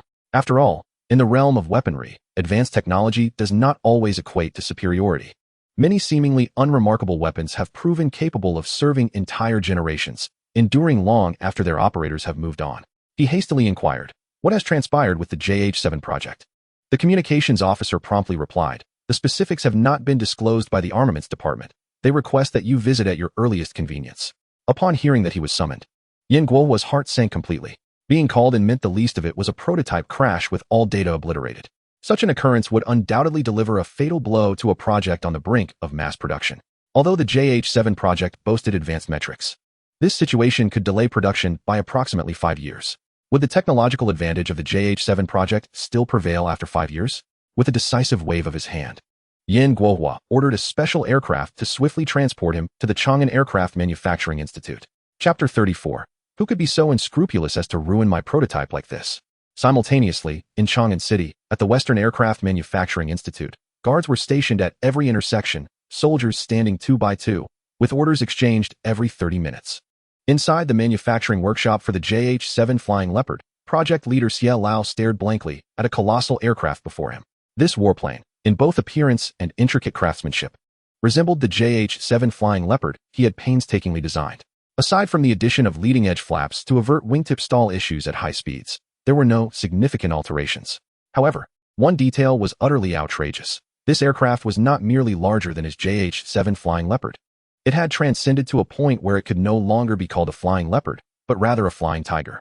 Originally, the single-wing configuration of the JH-7 Flying Leopard gave the aircraft a robust and solid appearance, exuding a sense of power. Now, the enlarged JH-7 Flying Leopard appeared even more imposing and majestic, with its rugged lines brimming with an aesthetic of brute force. Yet, Xie Lao found no joy in confronting the magnified version of his creation. He explored the fuselage, unable to fathom why it had transformed in such a manner. Was it a decline in ethics or a distortion of humanity? Or perhaps his JH-7 Flying Leopard was merely in a developmental phase, growing in stature? All these questions remained unanswered in Xie Lao's mind. A nearby staff member advised, "Director Xie, please take care of your health and try to remain calm." Xie Lao turned to the young staff member, "Remain calm? How can I not be agitated? Look at what has become of my prototype. How could I possibly stay composed?" It was indeed understandable for Xie Lao to be upset. After 10 years of design, 5 years of requirement modifications, and another 5 years of meticulous adjustments, the JH-7 Flying Leopard had reached a state of perfection. To encounter such a setback at this critical juncture was disheartening. With the prototype in this condition, let alone taking flight, moving it out of the workshop was a daunting challenge. The fact that Xie Lao had not resorted to smashing the aircraft with a hammer was a testament to his restraint. At that moment, a series of urgent braking sounds echoed from outside. Yin Guohua, accompanied by the leaders of the Armaments Department, entered the hangar. Upon entering, he was immediately captivated by the imposing warplane before him. Majestic, formidable, ferocious. This is his most immediate impression of the aircraft. The robust air intake, the broad wingspan, and the comically large nose imbue this fighter jet with an aura of durability and resilience, exuding a quintessentially masculine charm, far removed from any delicate or flamboyant designs. Upon encountering the aircraft before him, Yin Guohua quietly reassembled the fragmented pieces of his heart that had shattered on the journey here. The despondency he felt before arriving was now replaced by exhilaration. Why has the JH-7 Flying Leopard suddenly grown in size? Is that even a question worth asking? It must surely be the handiwork of Mr. Zhao Xun. Just this morning, he had been musing about the need for a heavy payload, long-range fighter for Xinxia. By afternoon, Mr. Zhao Xun had arranged for the aircraft's arrival. At this moment, the disheartened Xie Lao approached Yin Guohua, his expression one of despair. "Chief, the JH-7 Flying Leopard is my responsibility, and now such a significant issue has arisen within the project. I am willing to assume full accountability. I have let down the nation. I have wronged the people." Seeing Xie Lao's repentant demeanor, Yin Guohua quickly interjected, "Xie Lao, Hold your remorse until we have clarity on the situation. With that, he turned to one of the personnel, commanding, find someone to widen the hangar doors a little. We must pull the aircraft out. Although the maximum takeoff weight of the JH-7 Flying Leopard had doubled, the dimensions had not, as the weight was distributed across its length, width, and height. The hangar doors had originally been designed with some redundancy to accommodate the JH-7 Flying Leopard, making it a relatively simple task to modify them to allow this larger version to pass through. Soon, the JH-7 Flying Leopard was towed out of the hangar by a tractor. Bathed in sunlight, the muscular body of the aircraft gleamed with a cold metallic luster. In terms of visual impact, the awe it inspired in Yin Guohua was comparable to his first encounter with the J-20. The JH-7 Flying Leopard was already an exceptional aircraft. He wondered how the performance of the modified version by Mr. Zhao Xun would fare. It is worth noting that the J-10C aircraft gifted by Zhao Xun to Xinxia was significantly more advanced than the J-10 currently under development. He commanded the staff beside him. Have the ground crew refuel the aircraft and notify the original test pilot of the Flying Leopard to prepare for takeoff. Upon hearing Yin Guohua's intention to launch the aircraft, Xia Lao urgently intervened, insisting it absolutely cannot take off. He spoke earnestly to Yin Guohua. With the aircraft altered in this manner, no one can guarantee what might happen once it takes off. The construction of a fighter jet is exceedingly complex. Merely enlarging the aerodynamic design does not ensure its functionality. Scaling up an aircraft's aerodynamic layout to such an extent is tantamount to constructing an entirely new aircraft. If takeoff is imperative, we must at the very least conduct comprehensive static tests. In the face of Xia Lao's resistance, Yin Guohua remained unfazed. A nation that cannot entertain dissenting opinions is doomed. Especially within specialized fields, while it may be suitable for liberal arts graduates to manage, technical issues must be addressed by those with scientific expertise to avert catastrophe. In the past, Yin Guohua would have undoubtedly heeded Xia Lao's counsel. However, today he confidently assured that Mr. Zhao Xun's aircraft would undoubtedly take off without issue. There was no necessity to invest years in ground testing. Old Xia, there are certain matters I cannot disclose, yet I assure you, this aircraft has reached a level of readiness for flight, to the extent that one might consider it a production model. Should you remain apprehensive, I am willing to accompany the pilot during the test flight. Upon hearing Yin Guohua's assertion, Old Xia refrained from further objections. After all, the very notion of the JH-7 Flying Leopard prototype expanding within the hangar was itself preposterous. Perhaps Yin Guohua harbored unspoken dilemmas. Soon, several test pilots from Sci-Fi arrived before the JH-7 Flying Leopard. They had previously conducted countless test flights on the JH-7 and felt no psychological pressure upon receiving their orders. In their eyes, the JH-7 Flying Leopard had matured into a nearly production-ready fighter jet, with minimal likelihood of encountering peril during flight. However, when they donned their G-suits and beheld the aircraft designated for their test flight, they were momentarily rendered speechless. On the airport runway, a dozen ground crew members were diligently occupied before an imposing behemoth. This warplane, in both aerodynamic configuration and paint scheme, bore a striking resemblance to the JH-7 Flying Leopard. Yet, the proportions of the fuselage were decidedly askew. If the JH-7 Flying Leopard represented a fierce jungle cheetah, then the aircraft before them resembled a formidable forest tiger, specifically the largest of the Siberian tigers. While it bore similarities to the Flying Leopard, it exuded a far more commanding presence. Confronted with this aircraft, they could not help but feel an unparalleled sense of awe and pressure, something the JH-7 Flying Leopard could never evoke. One of the older pilots inquired of his peers, "Am I seeing things? Is this really the Flying Leopard?" The other pilots were equally perplexed. The aerodynamic layout suggested it was indeed a Flying Leopard, yet it appeared significantly larger, making it more akin to a flying tiger. At that moment, one astute pilot noted the dual cockpit configuration. "I see now. This aircraft features a side-by-side cockpit, rather than the original tandem design. It is the dual-seat version of the Flying Leopard." His observation, however, failed to garner consensus among his colleagues. Was it truly necessary to enlarge the fuselage so dramatically simply for a change in cockpit design? Moreover, such a configuration was typically reserved for larger bombers. Chapter 35. Astonishingly, even the accompanying J-7 struggled to keep pace. Upon seeing that the pilots were assembled, Yin Guohua addressed the airport personnel, "Let us commence." He then specifically advised Old Xia, "In terms of professional expertise, I certainly fall short of your knowledge, but there are certain matters of which I possess greater awareness." Following Yin Guohua's directive, the airport operations commander appointed the slightly older Lu Jun as the pilot of the Great Flying Leopard, with his apprentice, Li Xiaobin, serving as co-pilot. Pilot Wang Yunshan would accompany them in the J-7. The pilots, upon receiving their orders, felt a mix of tension and excitement. Lu Jun assured the gathered leaders, "Regardless of the circumstances, I will prioritize the safety of the aircraft." His declaration was met with a profound silence from all present. The remarkable advancement of Xinxia aviation was not merely the result of countless scientists' tireless efforts. It was also forged through the blood and sacrifice of numerous test flight heroes, yielding a series of cold data and parameters. The commitment to ensuring the safety of the aircraft is a testament to their profound love for the blue skies of their homeland. Soon, the ground crew meticulously followed the manual to refuel the aircraft and conduct the final pre-flight checks. Lu Jun and Li Xiaobin boarded the plane in succession, instantly captivated by the advanced equipment within the cockpit. The integrated display consolidated data from multiple instrument panels, while the pale golden optical targeting system exuded a futuristic allure. The sleek, bubble-like cockpit provided an excellent field of vision for both pilots.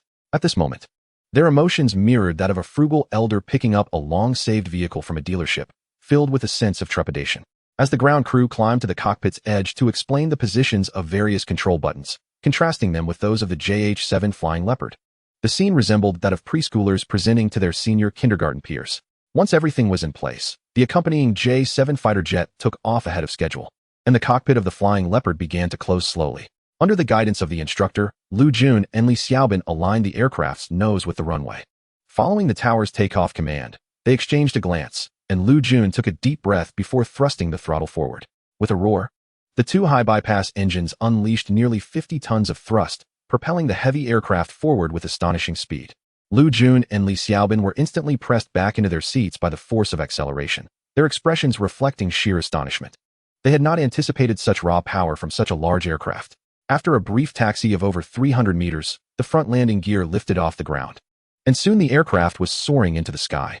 This spectacle took the breath away from spectators like Yan Guohua, who were astonished that such a large plane could execute short-distance takeoffs. Its power rivaled that of smaller fighter jets. The most astonished of all was Chief Engineer Xie, who understood all too well the challenges of scaling the Flying Leopard. Yet, the aircraft before him not only took flight, but exceeded all his expectations. Once airborne, Lu Jun and Li Xiaobin relished the experience to the fullest. If one were to describe their current state of mind, it would be akin to a delivery rider suddenly mastering a 1200cc motorcycle, crafted for the adept handling of threaded steel. This aircraft surpassed all their preconceptions regarding the power and maneuverability of large planes. They felt confident enough to engage in aerial dogfights with any adversary. As the ground command center observed the data relayed from the original Feibao, their eyes widened in astonishment. They promptly alerted the two pilots. Old Bird, Fighting Eagle, take heed. I detect that you are on the verge of breaking the sound barrier. Upon hearing the ground's warning, Lu Jun and Li Xiaobin realized, due to the aircraft's exceptional acceleration capabilities, they were unwittingly about to surpass the speed of sound. It was not a matter of disobedience. Rather, the aircraft's throttle was exceedingly responsive. At that moment, Yan Guohua hesitated briefly before issuing a direct command: conduct a supersonic test. Everyone was taken aback. For a new aircraft to soar into the skies for the first time and achieve supersonic speeds, how much confidence did the commander possess in this machine? Upon receiving the order, Lu Jun and Li Xiaobin inhaled deeply and pushed the throttle to its limit, aware of the risks associated with supersonic flight on a maiden voyage. Their eagerness to test the aircraft's performance overcame their apprehensions.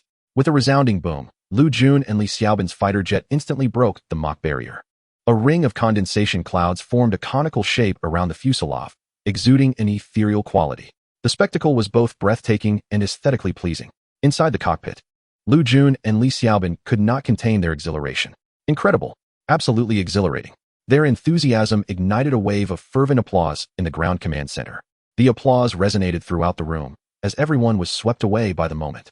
While the achievement of breaking the sound barrier in a new aircraft seemed ordinary, to these professionals, it represented a bold endeavor and a significant breakthrough.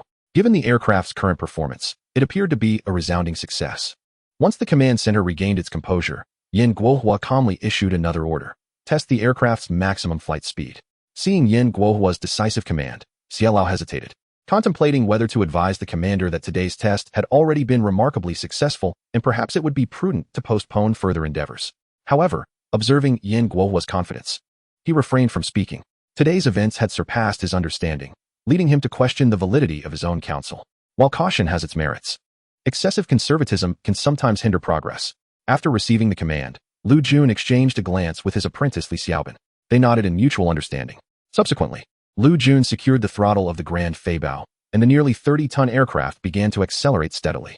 As the Feibao continued to gain speed, the accompanying J-7 fighter jet found itself struggling to keep pace with the larger aircraft. Renowned for its high-speed capabilities, the J-7 had faced many challenges but had never before felt the strain of speed against such a cumbersome tactical bomber. This pressure was not only a matter of maximum speed, but also encompassed the demands of acceleration performance. On the ground, Old Xie gazed in astonishment at the data relayed by the Dafibao, exclaiming, "The speed has reached 2 Mach." A collective gasp resonated among the onlookers. For a tactical bomber to achieve such velocity was indeed extraordinary. This speed was typically only attainable by the T-160, which sacrificed range and engine lifespan due to its variable sweep wing design. However, the variable sweep wing effectively forfeited a significant portion of the underwing payload capacity. In contrast, this tactical bomber featured a standard single sweep wing configuration, which was among the most capable in terms of payload and aerodynamic designs. At this moment, the control tower hastily inquired about the status of the 2 pilots. "Old Bird, War Eagle, how do you feel?" Lu Jun promptly responded, "Report to command, we feel excellent." "Over. Old Bird, War Eagle, what is the condition of the aircraft?" "Report to command, the aircraft is in good condition. However, the fuel consumption at this flight speed is somewhat high. Over." Meanwhile, the Dafibao had already reached a flight speed of 24 Mach, leaving the accompanying J-7 trailing behind. Old Xie decisively advised Yan Guohua, "There is no need to continue the tests. This performance is more than sufficient." Yan Guohua nodded in agreement and ordered the aircraft to return. Indeed, the performance was adequate, and with the escorting aircraft unable to keep pace, flying alone posed considerable risk. Before the computer, Zhao Xun observed the final data from the Dafibao with perplexity. Was it not stated that the maximum speed was 22 Mach?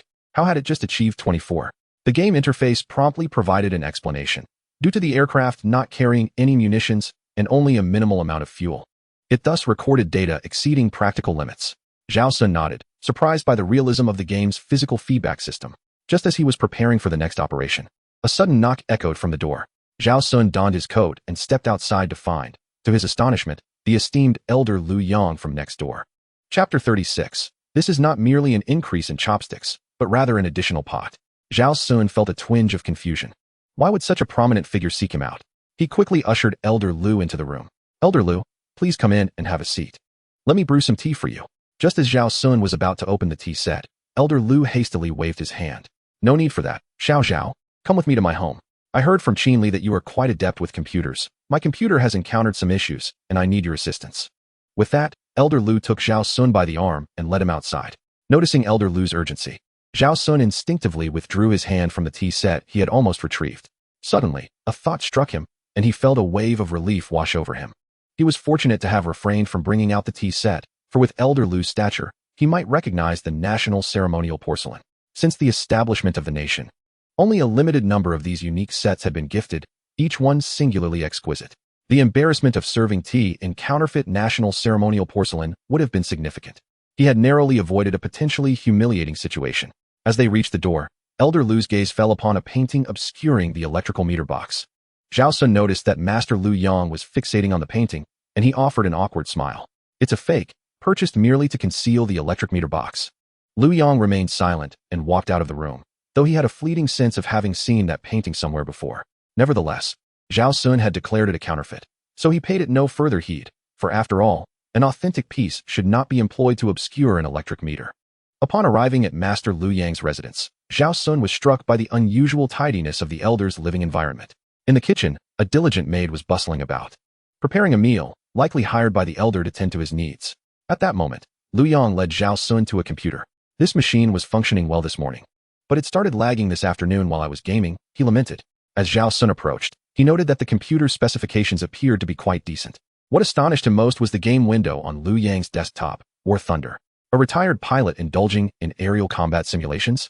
What an extraordinary anomaly. Zhao Xun discreetly examined Master Lu Yang's gaming statistics, and his heart sank in disbelief. "Elder, must you wield such power over us?" he thought. After fiddling with the computer, he reassured Lu Yang. "Old Lu, there seems to be nothing wrong with this machine." Lu Yang shook his head repeatedly, insisting, "You haven't entered the game." This morning, the frame rate was stable between 220 and 240, but now it hovers around 180, no matter what I do. Zhao Xun was left speechless.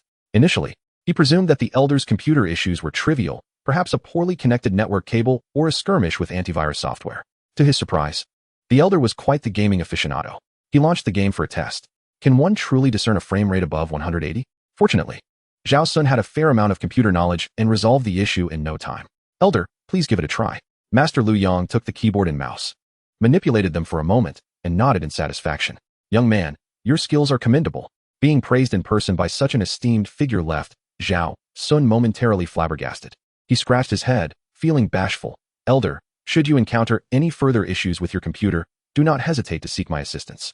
At that moment, the maid, busy in the kitchen, placed a freshly cooked dish on the dining table. The aroma wafted through the air, irresistibly drawing Zhao Xun's attention. It was far more enticing than the meals he typically ordered. Recently, for reasons unknown, his appetite had transformed into an insatiable abyss. Gurgle. His stomach audibly protested, betraying his embarrassment with its loud growl. Master Lu Yang paused, grasping Zhao Xun's wrist. Zhao, if you don't mind, why not join me for lunch? For some reason, since their first encounter, Lu Yang had taken quite a liking to this young man. Perhaps it was due to sharing the same name as Zhao Xun. Or maybe it was the tragic fate of the young man who bore a terminal illness. He found it impossible to harbor any aversion towards Zhao Xun. Upon hearing Lu Yang's invitation, Zhao Xun was suddenly engulfed in hesitation. The food indeed smelled utterly delectable. This lady appears to possess remarkable culinary skills. After all, with the esteemed identity of Old Master Lu Yang, it is only fitting that he can afford such a talented cook.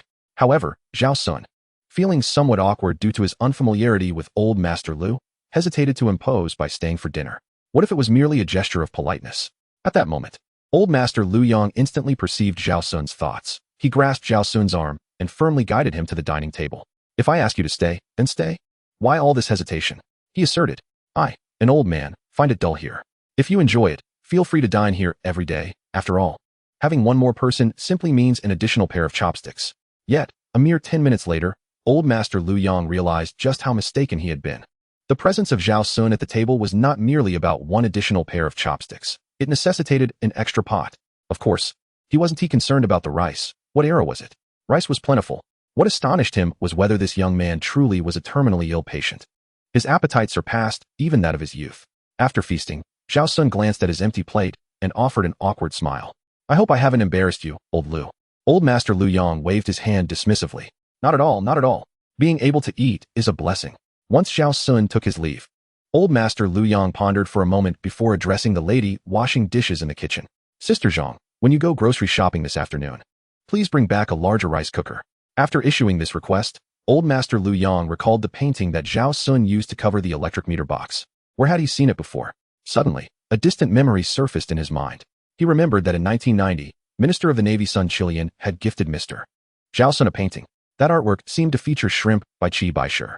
The name Zhao Xun, with a Qi Baishe shrimp in his possession, struck Old Master Lu Yang like a bolt of lightning, prompting him to rise from his chair. Could it be mere coincidence? Regrettably, Old Master Lu had never seen that particular painting, nor did he know which shrimp work Sun Chilian had presented.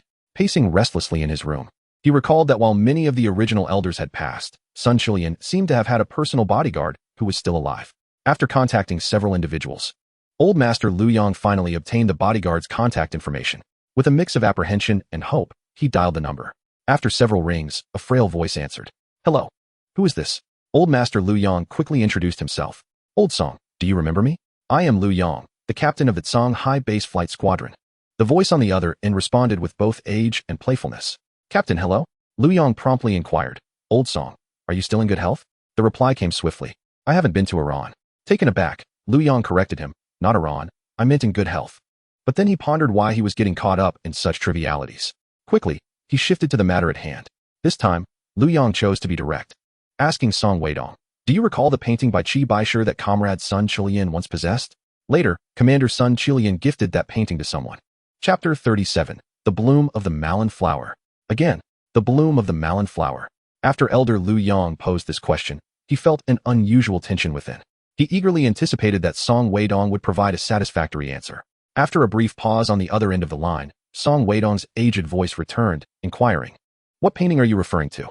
Elder Lu Yang patiently replied, it is a painting by Qi Baishe, depicting shrimp. Once again, the voice on the other end responded, I appreciate the good intention, but the doctor has advised me against eating shrimp, so you may as well keep it for yourself. Elder Lu Yang was left speechless, bewildered by the exchange. Old Song, it's the shrimp by Qi Baishe. What stone? Qi Baishe. What Qi? Never mind, just take care of your health. After hanging up, Lu Yang wore an expression of helplessness. How could one become so muddled at just over 60? It seemed unrealistic to expect an answer from old Song. Liu Yang dialed again, this time reaching out directly to the director of the Phone Gang Public Security Bureau. Coincidentally, the director was none other than Liu Yang's son-in-law. When a father-in-law seeks assistance from his son-in-law, it is hardly a challenge. Upon answering, Shin Mingda, the bureau director, promptly greeted, "Dad, what a surprise to receive your call." However, elder Liu Yang, anxious to investigate Zhao Xun, bypassed pleasantries and stated, "Mingda, you must uncover everything about a certain individual within the hour. I want to see his entire background, including that of his immediate family." Upon returning home, Zhao Xun discovered that the game displayed on the table was still running. At this moment, the large JH-7 Flying Leopard was securely stationed at the airport. Elder Xia earnestly assured Yan Guohua and the leaders of the armaments department, "Rest assured, gentlemen, grant me 5 years, and I will ensure the successful mass production of this magnificent Flying Leopard." The leaders were thoroughly pleased with Elder Xia's assurance. The prospect of such a formidable weapon emerging from Xinxia within 5 years was indeed gratifying. In Zhao Xun's eyes, the miniature figures beside the aircraft performed their ceremonial salute. Zhao Xun felt a sense of helplessness. Could this tedious process not be bypassed? I would willingly pay for it. Especially after Elder Xia's assurance of a 5-year timeline for the mass production of the Flying Leopard, Zhao Xun felt utterly distressed. With a lifespan barely extending 3 years, how could he endure a 5-year wait for the aircraft's production? Fortunately, Zhao Xun had previously purchased 20 sets of JH-7 Flying Leopard production kits, allowing for immediate manufacturing. 10 aircraft each were designated for the South China Sea and the East China Sea, which would suffice. As for the North Sea, Zhao Xun could only apologize, stating, "5 fingers do not all share the same length." This situation could not be attributed to favoritism by Xinxia's decision-makers. The pressures faced by the South China Sea and the East China Sea were simply greater. Resolute in his decision, Zhao Xun no longer hesitated. Dragging the production tasks for 20 large JH-7 Flying Leopards into the Shifei production workshop. As Zhao Xun completed the operation, the facilities within the workshop began to transform rapidly. Reminiscent of constructing a base in the game Red Alert. In the workshop, 20 sets of engines and radar components were neatly arranged. Zhao Xun observed the scene before him with a satisfied nod. Fortunately, the game's backdrop commenced in the era of Xinxia, whether it be aircraft carriers or large airplanes. He had the means to construct whatever he desired.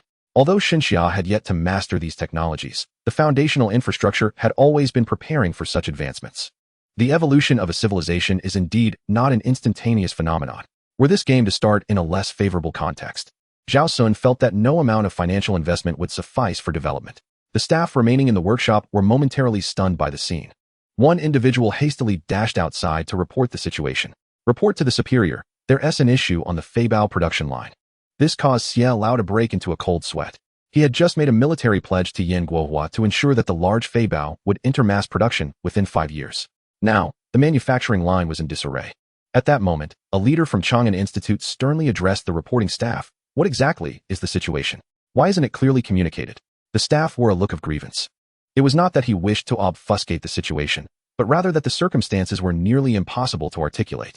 At this point, Yan Guohua abruptly interrupted. There is undoubtedly a problem. However, it may not necessarily be a negative one. He had already surmised the general nature of the situation upon witnessing the panicked demeanor of the staff, as it bore too much resemblance to a scenario he encountered days earlier at the North Institute. Turning to the assembly of personnel from the Armaments Department and Chang'an Institute, he instructed, "The events about to unfold may pertain to our most classified information.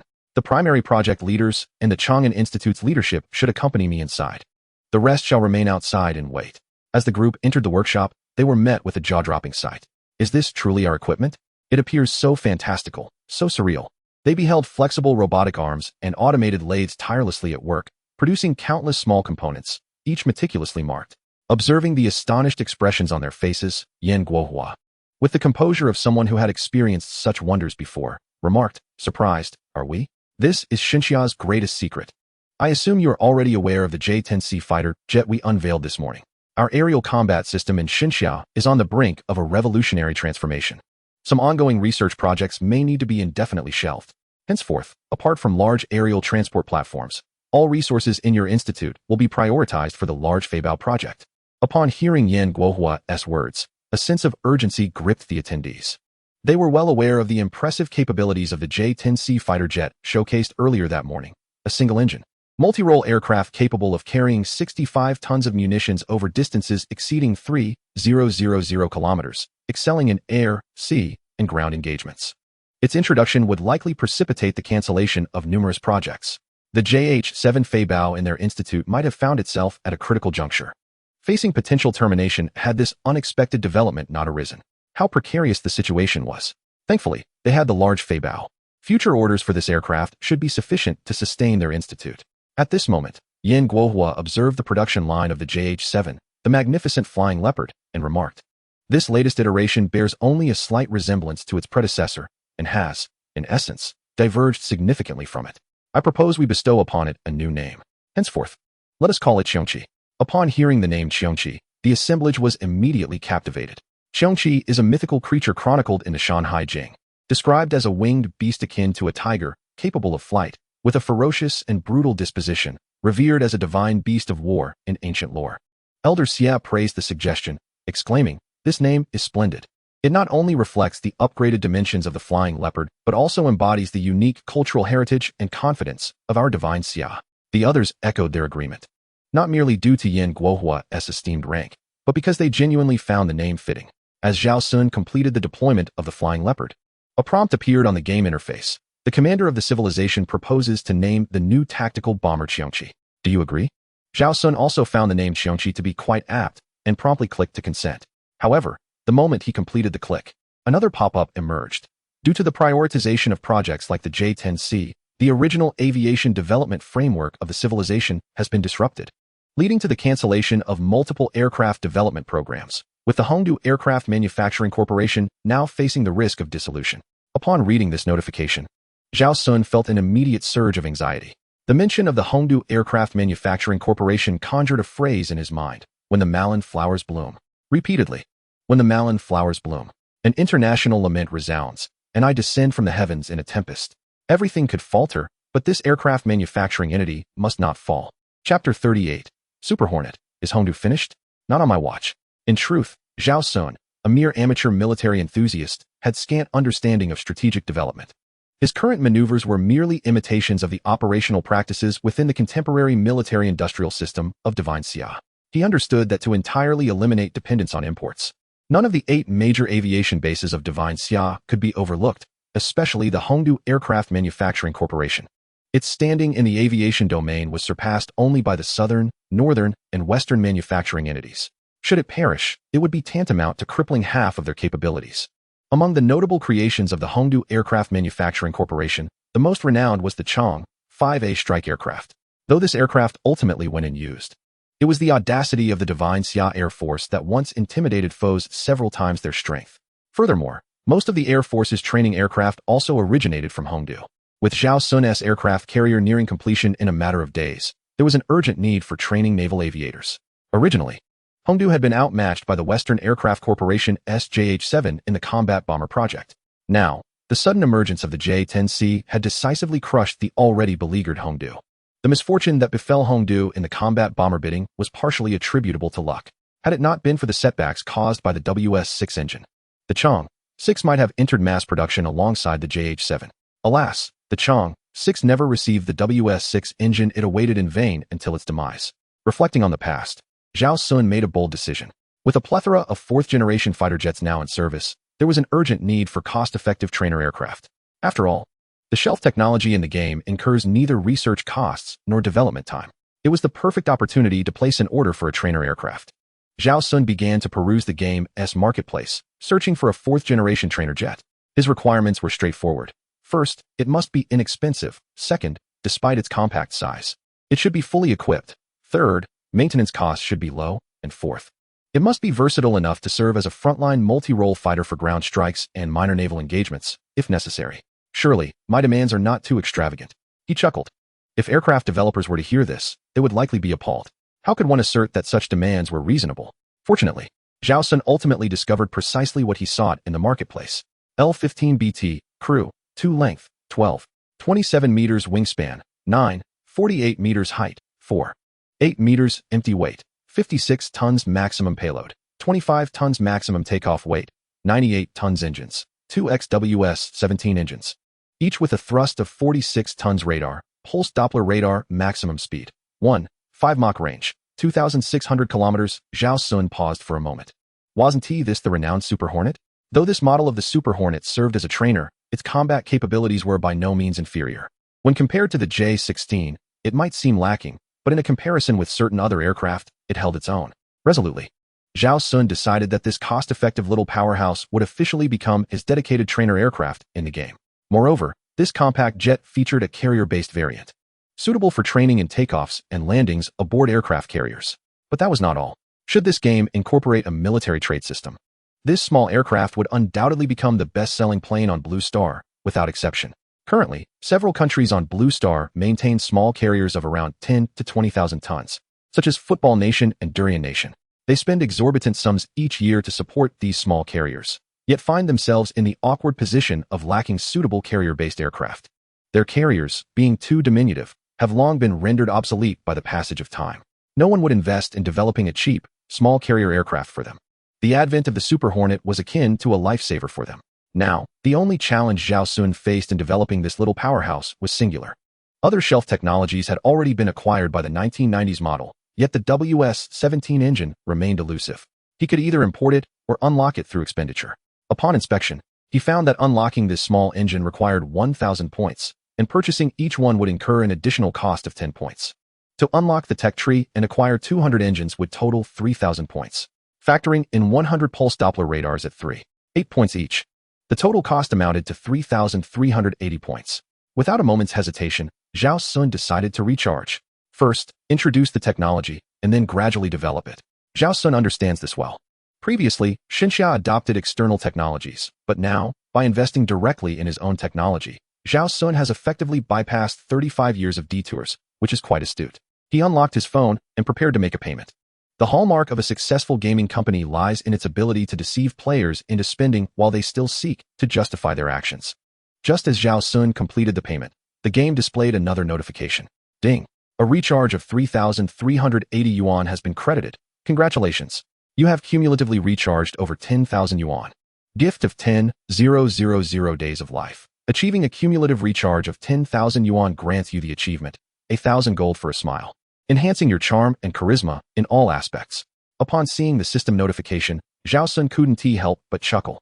It's amusing that the success in extracting 10,000 from me warrants congratulations for the gaming company, doesn't it? And this gift, what a peculiar choice. A gift of 1,000 days of game credits? That amounts to 274 years. Combined with his previous credits, it totals nearly 30 years. With the lifespan he has left, he would never exhaust it in this lifetime. As for the charm they bestowed, Zhao Xun speculated it likely had diplomatic implications. However, gazing at the vast expanse of red exclamation marks on the blue star map, he felt a pang of melancholy. Did Xinxia in the 90s truly engage in diplomacy? Never mind that for now. The aircraft carrier 003 is on the verge of completion. The Super Hornets must be mass-produced without delay, otherwise, the pilots won't even have training opportunities. In the 90s, at the Hongfei Manufacturing Institute, Director Duan felt an unsettling premonition upon receiving a report from superiors.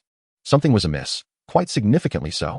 All ground attack aircraft projects had been halted. The Hong 5 was being retired, and all second-generation trainer aircraft production had ceased. Everything felt profoundly wrong. Yet, while his own operations came to a standstill, why were the three companies in the north, south, and west busier than ever? Everyone appeared to be engaged in their work, while he found himself completely idle. Was the relentless tide of the era finally washing him ashore? He gazed up at the ceiling, as if he could already glimpse the future of Hongfei. Just as he sank into this despair, the previously dark factory suddenly illuminated. Hadn't they announced a complete halt to production? Why was there still light in the factory? He donned his coat and stepped out of his office, ready to discover who was so stubborn. As Zhao Xun anticipated witnessing the NPC's astonished expression, a knock echoed from the door. Reluctantly, he stood up. Did it have to be at such a critical moment? Upon opening the door, he found Sister Zhang, who cared for the elderly Lu Yang, waiting outside. After Zhao Xun opened the door, Sister Zhang enthusiastically seized his wrist. Zhao Xun, old Lu wants me to call you over for dinner. Chapter 39. Why is the upper management so calm when the production line is building planes themselves? Hearing the invitation for another meal made Zhao Xun feel a bit embarrassed. He had just shared a meal during lunch. Returning for dinner felt somewhat excessive. Aunt Zhang, please tell old Lu that I appreciate the kind gesture. But I have already had dinner. Sister Zhang, being an experienced individual, could immediately discern that Zhao Xun was merely being polite. The two households were separated by a mere iron fence. Did she not know whether a fire had been lit in Zhao Xun's home? You child, always spinning tales. Your grandpa Lu is concerned you might not be well fed, and this afternoon, He specifically asked me to purchase a larger rice cooker for you. If you do not go, wouldn't it be a disservice to your grandpa Lu's kind intentions? Upon hearing Sister Zhang's words, Zhao Xun was profoundly moved. What merit did he possess to receive such kindness from the esteemed elder Lu Yang? Moreover, given his esteemed status, Zhao Xun felt unworthy to casually address him as Grandpa Lu. However, since the elder had earnestly requested Sister Zhang to procure a pot, it was a genuine invitation to dine, and to decline would indeed betray the elder's goodwill. Sometimes, rejecting a heartfelt invitation is itself a form of rudeness. Consequently, Zhao Xun had no choice but to accompany Sister Zhang to the home of elder Lu Yang. Upon seeing Sister Zhang and Zhao Xun enter the courtyard, Lu Yang hastily picked up a newspaper, feigning engrossment in its contents. Earlier that afternoon, he had instructed his son-in-law to investigate Zhao Xun's background. The findings revealed a spotless history, devoid of any suspicion. His father was a narcotics officer, and his mother a rural cadre involved in a university student poverty alleviation program. Both had sacrificed their lives in the line of duty during Zhao Xun's childhood. The grandfather who had raised him passed away when Zhao Xun turned 18. His maternal grandparents were veteran workers at the Hong Kong shipyard. This background was nearly impeccable. Such a record seemed implausible to fabricate. Nevertheless, Lu Yang believed that caution was always prudent. After all, with the capabilities of certain individuals, altering database records could be accomplished in an instant. The thought of potentially missing out on a lifelong aspiration was unbearable. He would not find peace in death should that occur. Thus, he simultaneously tasked his son-in-law with visiting Zhao Xun's former neighbors while planning to probe the matter himself. Upon entering elder Lu Yang's home, Zhao Xun was greeted by a table laden with a sumptuous feast. The sight of the steaming dishes ignited his appetite, and his stomach, much to his embarrassment, grumbled audibly. Gurgle, gurgle. The sound resonated throughout the room, prompting elder Lu Yang, who had previously set aside his newspaper, to remark, "Shall we begin our meal?" Following this, he discreetly cast a glance at Zhao Xun. For some reason, he felt that Zhao Xun appeared increasingly endearing. Could it be that this young man possessed a charm that grew upon closer observation? Regardless of whether he was the Zhao Xun Lu Yang sought, there was something about him that was undeniably appealing. It was unfortunate that such an amiable young man was afflicted with a terminal illness.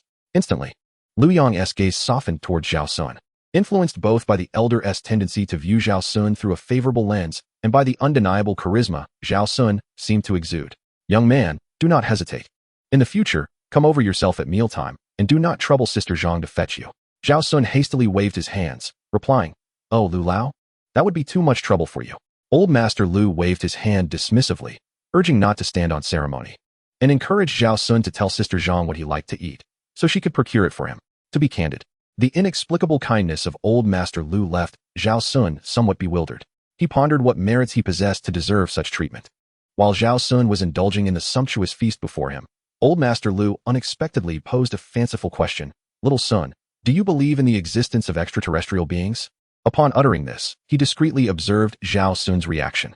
Caught off guard by the inquiry, Zhao Xun found himself momentarily speechless. "I suppose there might be," he ventured. "After all, the universe is vast. If the universe is infinite, then the possibilities must also be boundless." Old Master Lu nodded, noting the absence of any emotional shift on Zhao Xun's face. This response seemed rather ambiguous. Was he perhaps too hasty in his assumptions? Nonetheless, Mr. Zhao Xun remained an obsession in his mind. To clarify whether this Zhao Xun was indeed the one he sought, he bluntly asked, "Little son, where did you acquire the painting that conceals the electric meter box? I would like one to cover my own." This question left Zhao Xun momentarily flustered. In truth, that painting was not purchased, but rather a gift from a game company. When old Master Lu had inquired earlier that day, he had been too lazy to elaborate and simply claimed he had bought it. Indeed, one should not lie easily, for it often necessitates a web of fibs to obscure the original deceit. However, Zhao Xun did not falter. He promptly retrieved his phone, opened a shopping app, and searched for Chi Baisha shrimp. Instantly, over 10,000 items appeared, ranging from a mere 2 yuan to over 200 million yuan. The most outrageous was a painting priced at just over 2 yuan, complete with a certificate and free shipping. In this industrialized era, the competition had soared to unprecedented heights. In this age, any commerce related to the divine Xia was met with widespread lamentation. Old Master Lu took the phone and stared in silence for a while. Perhaps he had indeed overthought the matter? After Zhao Xun departed, Old Master Lu remained unconvinced. Due to delays in the investigations caused by the demolition of shipyards in Zhao Xun's hometown, it would take 35 days to receive any concrete news from his son-in-law. Old Master Lu felt he could not rely solely on his son-in-law and resolved to make his own efforts. If the painting was genuine, hiring an appraisal expert would reveal the truth, even if this course of action seemed a bit cumbersome. Without clarity on this matter, he would be unable to sleep soundly through the night. Upon returning home, Zhao Xun gazed at the painting that concealed the electric meter box and couldn't help but chuckle. Surely old Master Lu did not believe this painting was authentic. Back in his study, the game on his computer continued to run. At that moment, the first Super Hornet had come offline. The aircraft's design was compact, with smooth lines and exquisite craftsmanship. Its aerodynamic configuration bore a striking resemblance to the latest carrier-based fighter jet, the F-18, yet was notably smaller in overall dimensions. The director of the Red Capital Aircraft Manufacturing Institute, Duan Lao, along with several chief engineers, were utterly dumbfounded. Everyone exchanged bewildered glances. What was happening here? Without further ado, the aircraft production line was set to manufacture its own planes.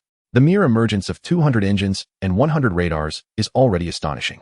Upon witnessing such an occurrence, Director Duan of Hongdu did not hesitate for even a second and promptly reported it to Xinxia Aviation Company. After an anxious wait, Director Duan finally received a response from the armaments department. Not daring to delay, he swiftly connected the call, eager for further instructions. To his utter astonishment, the directive from his superiors consisted of only 3 words. Understood. Director Duan was left bewildered. Why was the higher authority so composed? Chapter 40. Selling game props for 1.58 million? Such a ripoff. The moment he heard those 3 words, he was more perplexed than when he witnessed the production line creating aircraft or the sudden appearance of the engines and radars. Did they not comprehend his message? Which explained their calm demeanor. Hastily, Director Duan reiterated the situation over the phone. Yet, the response was merely a straightforward one: expedite production. The necessary materials and funds would be granted the green light by the state. After hanging up, Director Duan fell into a contemplative silence. In the current circumstances, there was only one possibility. The higher-ups were already fully aware of the impending events. Xinxia Aviation Company, the Armaments Department, and the Defense Ministry were all well informed about the happenings at Hongfei. His intelligence had been completely overshadowed. Connecting the dots, he recalled how the manufacturing facilities in the north, south, and west had suddenly become exceedingly busy. Everything seemed to align. Now, his task was simply to refrain from inquiring or commenting, and to diligently cooperate with the production equipment to achieve the mass production of these Super Hornets. Zhao Xun yawned while staring at the screen before him. The current manufacturing of several aircraft had roughly completed the Naval Aviation Combat System. The only components still missing were the early warning aircraft and the J-35 stealth carrier-based fighter. Among them, the most crucial was the early warning aircraft, as it was essential for executing large-scale networked combat operations. However, it was quite late, and he decided it best to sleep and preserve his vitality.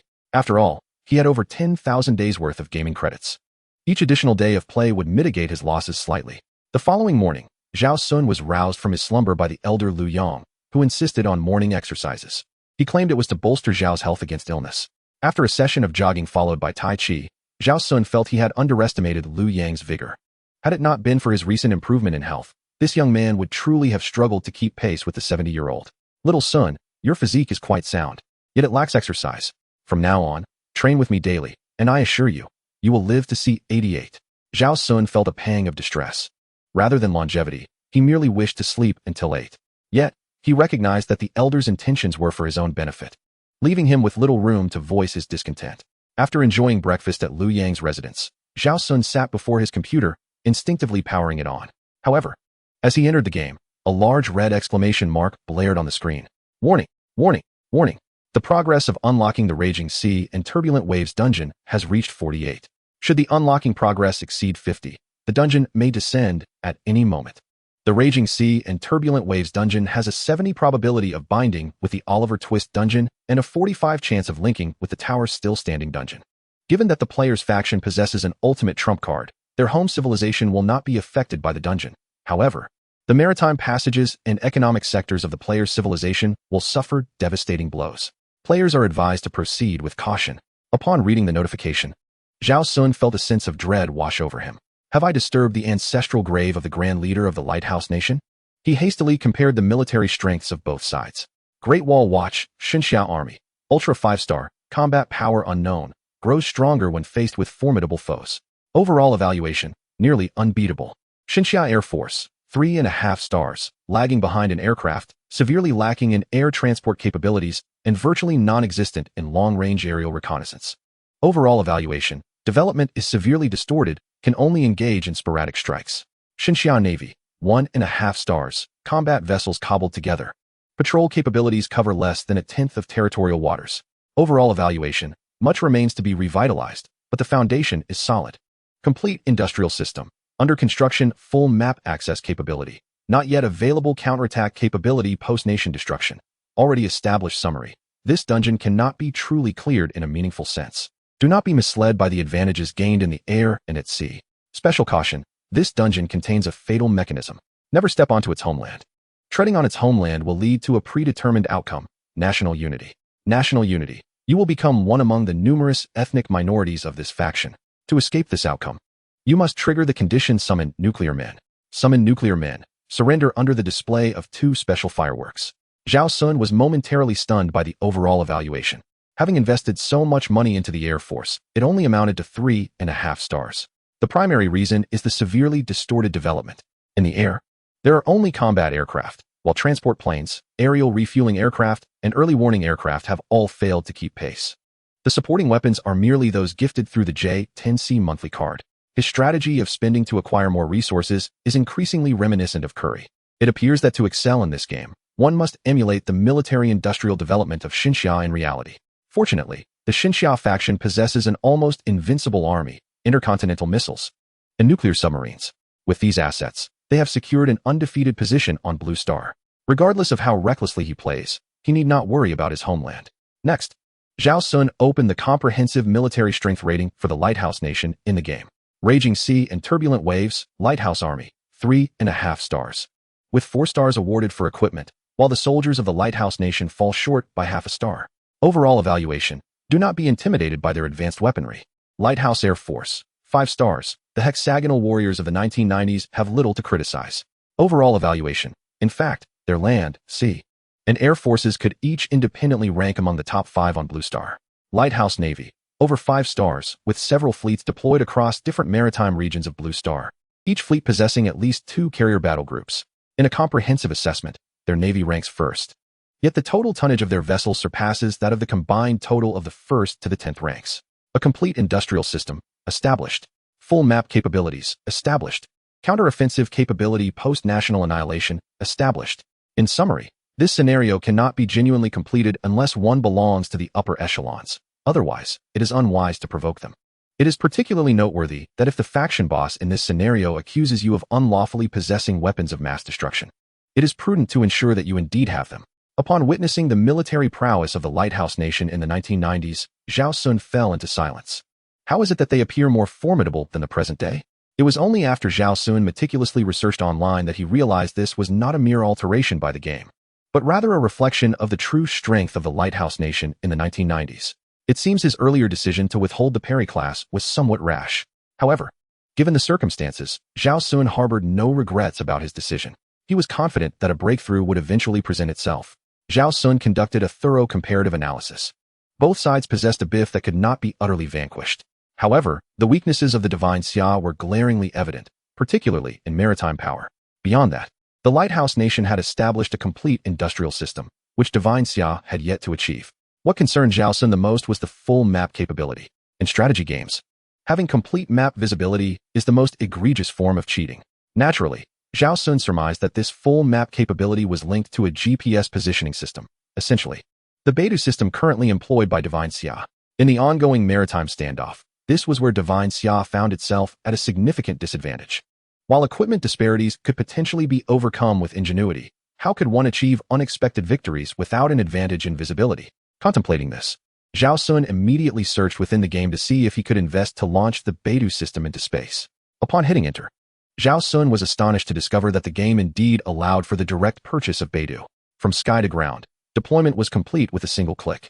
However, upon seeing the price, Zhao Xun was met with shock rather than delight. 1,580,000 yuan. Initially, he nearly mistook the comma for a decimal point. It later dawned on him that this was not 1,580 yuan, but rather 1,58 million. Goodness, the game's operators were no longer pretending. Chapter 41. What to do if you have an 076 amphibious assault ship at home, but cannot draw lines on the deck, with barely over 2 million in hand. Spending 1,58 million on a game begs the question, how will he sustain himself afterwards? Moreover, the game presents numerous avenues for expenditure. Firstly, in order for the 055 class to achieve scale, an additional 10 vessels would be required. Frigates and submarines would also necessitate financial investment. Otherwise, the efficiency of the NPCs in the game would ensure that by the time the ships were completed, the grass on their graves would be 3 meters tall. In addition to these warships, can one really only construct a single aircraft carrier? Based on the real-world experiences of Divine Xia, it is advisable to maintain at least 2 vessels of the same model for alternating maintenance and duty. The accessory package for a single 003 class aircraft carrier costs 100,000 yuan. At this rate, his over 2 million in relocation funds would scarcely suffice for his expenditures. Although this game gradually evolves to encompass everything, Zhao Xun finds himself bereft of time. Were he a healthy individual, he would willingly immerse himself in this game. However, with merely 3 years left to live, he can only resort to spending money. Now, he faces a situation where even spending money becomes impossible, effectively sealing off his last avenue. Gazing at the Beidou system in the shop, Zhao Xun ultimately resigned himself to abandonment. This item is simply too exorbitant. As a compromise, he resolved to purchase warships to enhance the Divine Xia Navy.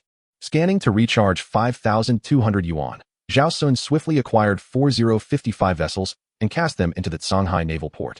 Splash, splash, splash. The 4055s were launched into the water. Zhao Xun paid no mind to the bewildered figures in the naval port. He continued his quest within the shop for his desired targets. Suddenly, 2 small flat-deck vessels caught his eye. One was the Divine Xia's 075 amphibious assault ship, and the other was the 076 amphibious assault ship. 075 amphibious assault ship, length, 238 meters width, 36 meters draft, approximately 6 meters displacement, over 40,000 tons at full load maximum speed, 25 knots flight deck, equipped with 6 helicopter takeoff and landing spots. Multiple parking areas dock, double-layer design capable of accommodating hovercraft and amphibious vehicles. Price, 12,880 yuan. Zhao Xun's eyes sparkled. This was indeed a remarkable item. This vessel surpassed the size of most countries' aircraft carriers. Not rushing to celebrate, he continued to scroll down, aware that the finest items lay ahead.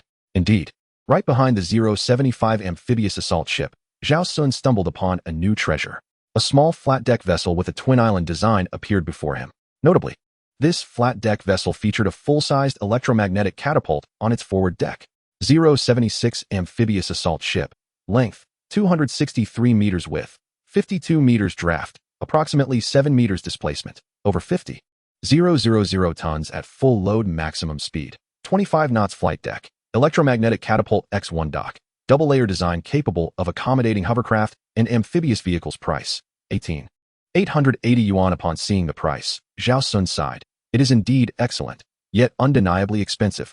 He decided to purchase it, considering it a consolation for not acquiring the Beidou system. Finally, after a moment of resolution, Zhao Xun scanned to transfer and bought the 076 amphibious assault ship. Congratulations to the player for successfully purchasing an 076 amphibious assault ship. This vessel can be customized for different usage scenarios through various deck allocation methods. Please allocate deck areas. Subsequently, a 3D model of the 076 amphibious assault ship materialized on Zhao Xun's computer screen. Tools such as paint and brushes adorned his desktop. Zhao Xun was taken aback. Was this meant for him to mark the deck? He had no experience in such matters. Searching online for images of amphibious assault ships, he sought guidance. However, unsurprisingly, there were no online resources to be found regarding the deck marking scheme for the 076 amphibious assault ship. If it were a conventional amphibious assault vessel, Zhao Xun might have managed to sketch something out. Yet, the 076 is distinct, possessing an aircraft launch ramp. When marking the deck, considerations must be made for the coordination of aircraft launch and landing, as well as the available deck space. Achieving optimal utilization of the 076 deck is no simple task. After much contemplation, Zhao Xun found himself at an impasse and decided to seek assistance on a military forum. Brothers, I have an 076 amphibious landing ship, but I am at a loss for how to mark the deck. I urgently seek a tutorial. After posting, it wasn't long before responses began to flood in. Breakthrough operative of Flip Garden number 1. Impressive, OP. You have an amphibious landing ship at home. Hand grenade, haha. I suggest you quickly contract a fish pond and train there. East Huang Fleet. The pond seems too small. I reckon a reservoir would suffice, haha.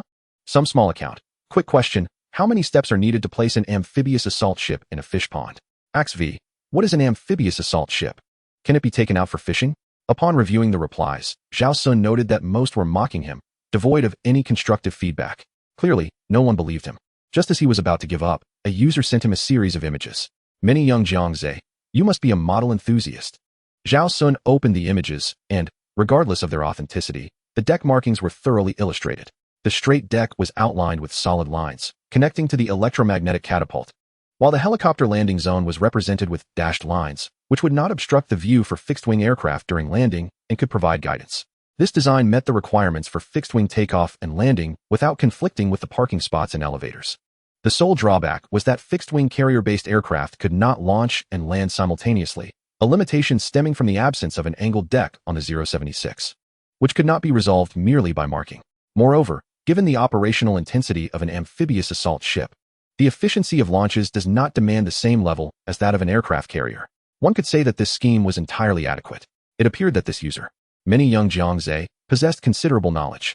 Following the guidance of the images shared by the user, Zhao Xun meticulously began to paint the deck. Interestingly, assigning deck areas for such a steel behemoth proved quite engaging.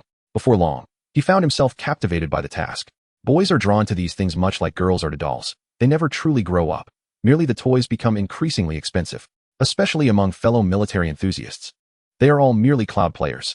Throughout the process of marking, Zhao Xun gradually gained a deeper understanding of the structure of the 076 amphibious assault ship. If only he could one day visit the actual vessel. With that thought, Zhao Xun dragged the 076 onto the map of Xinxia's Shanghai Naval Port. If chaos was to ensue, let it be in one place. Just then, a knock at the door interrupted him at that very moment. Zhao Xun stood up, and Sister Zhang was already waiting outside. Zhao Xun was taken aback. Could it be that old Master Lu intended to have him dine at his residence indefinitely? Chapter 42, The Supreme Black Card with Infinite Limits. Although Zhao Xun was eager to witness the expression of the 1990s Divine Xia Navy upon seeing the 076, he felt it would be impolite to keep old Master Lu waiting for too long. Reluctantly, he closed the door and proceeded with Sister Zhang to old Master Lu's home. At the naval port of the 1990s, the sudden appearance of 4055 destroyers stirred excitement in the hearts of Minister of the Navy Sun Qilian and Minister of Defense Yan Guohua. The sight of 4 remarkably advanced warships left them exhilarated. Each of these vessels was formidable, and now Divine Xia possessed 5 in total. Once they fully mastered this fleet, the security concerns regarding their territorial waters could be resolved.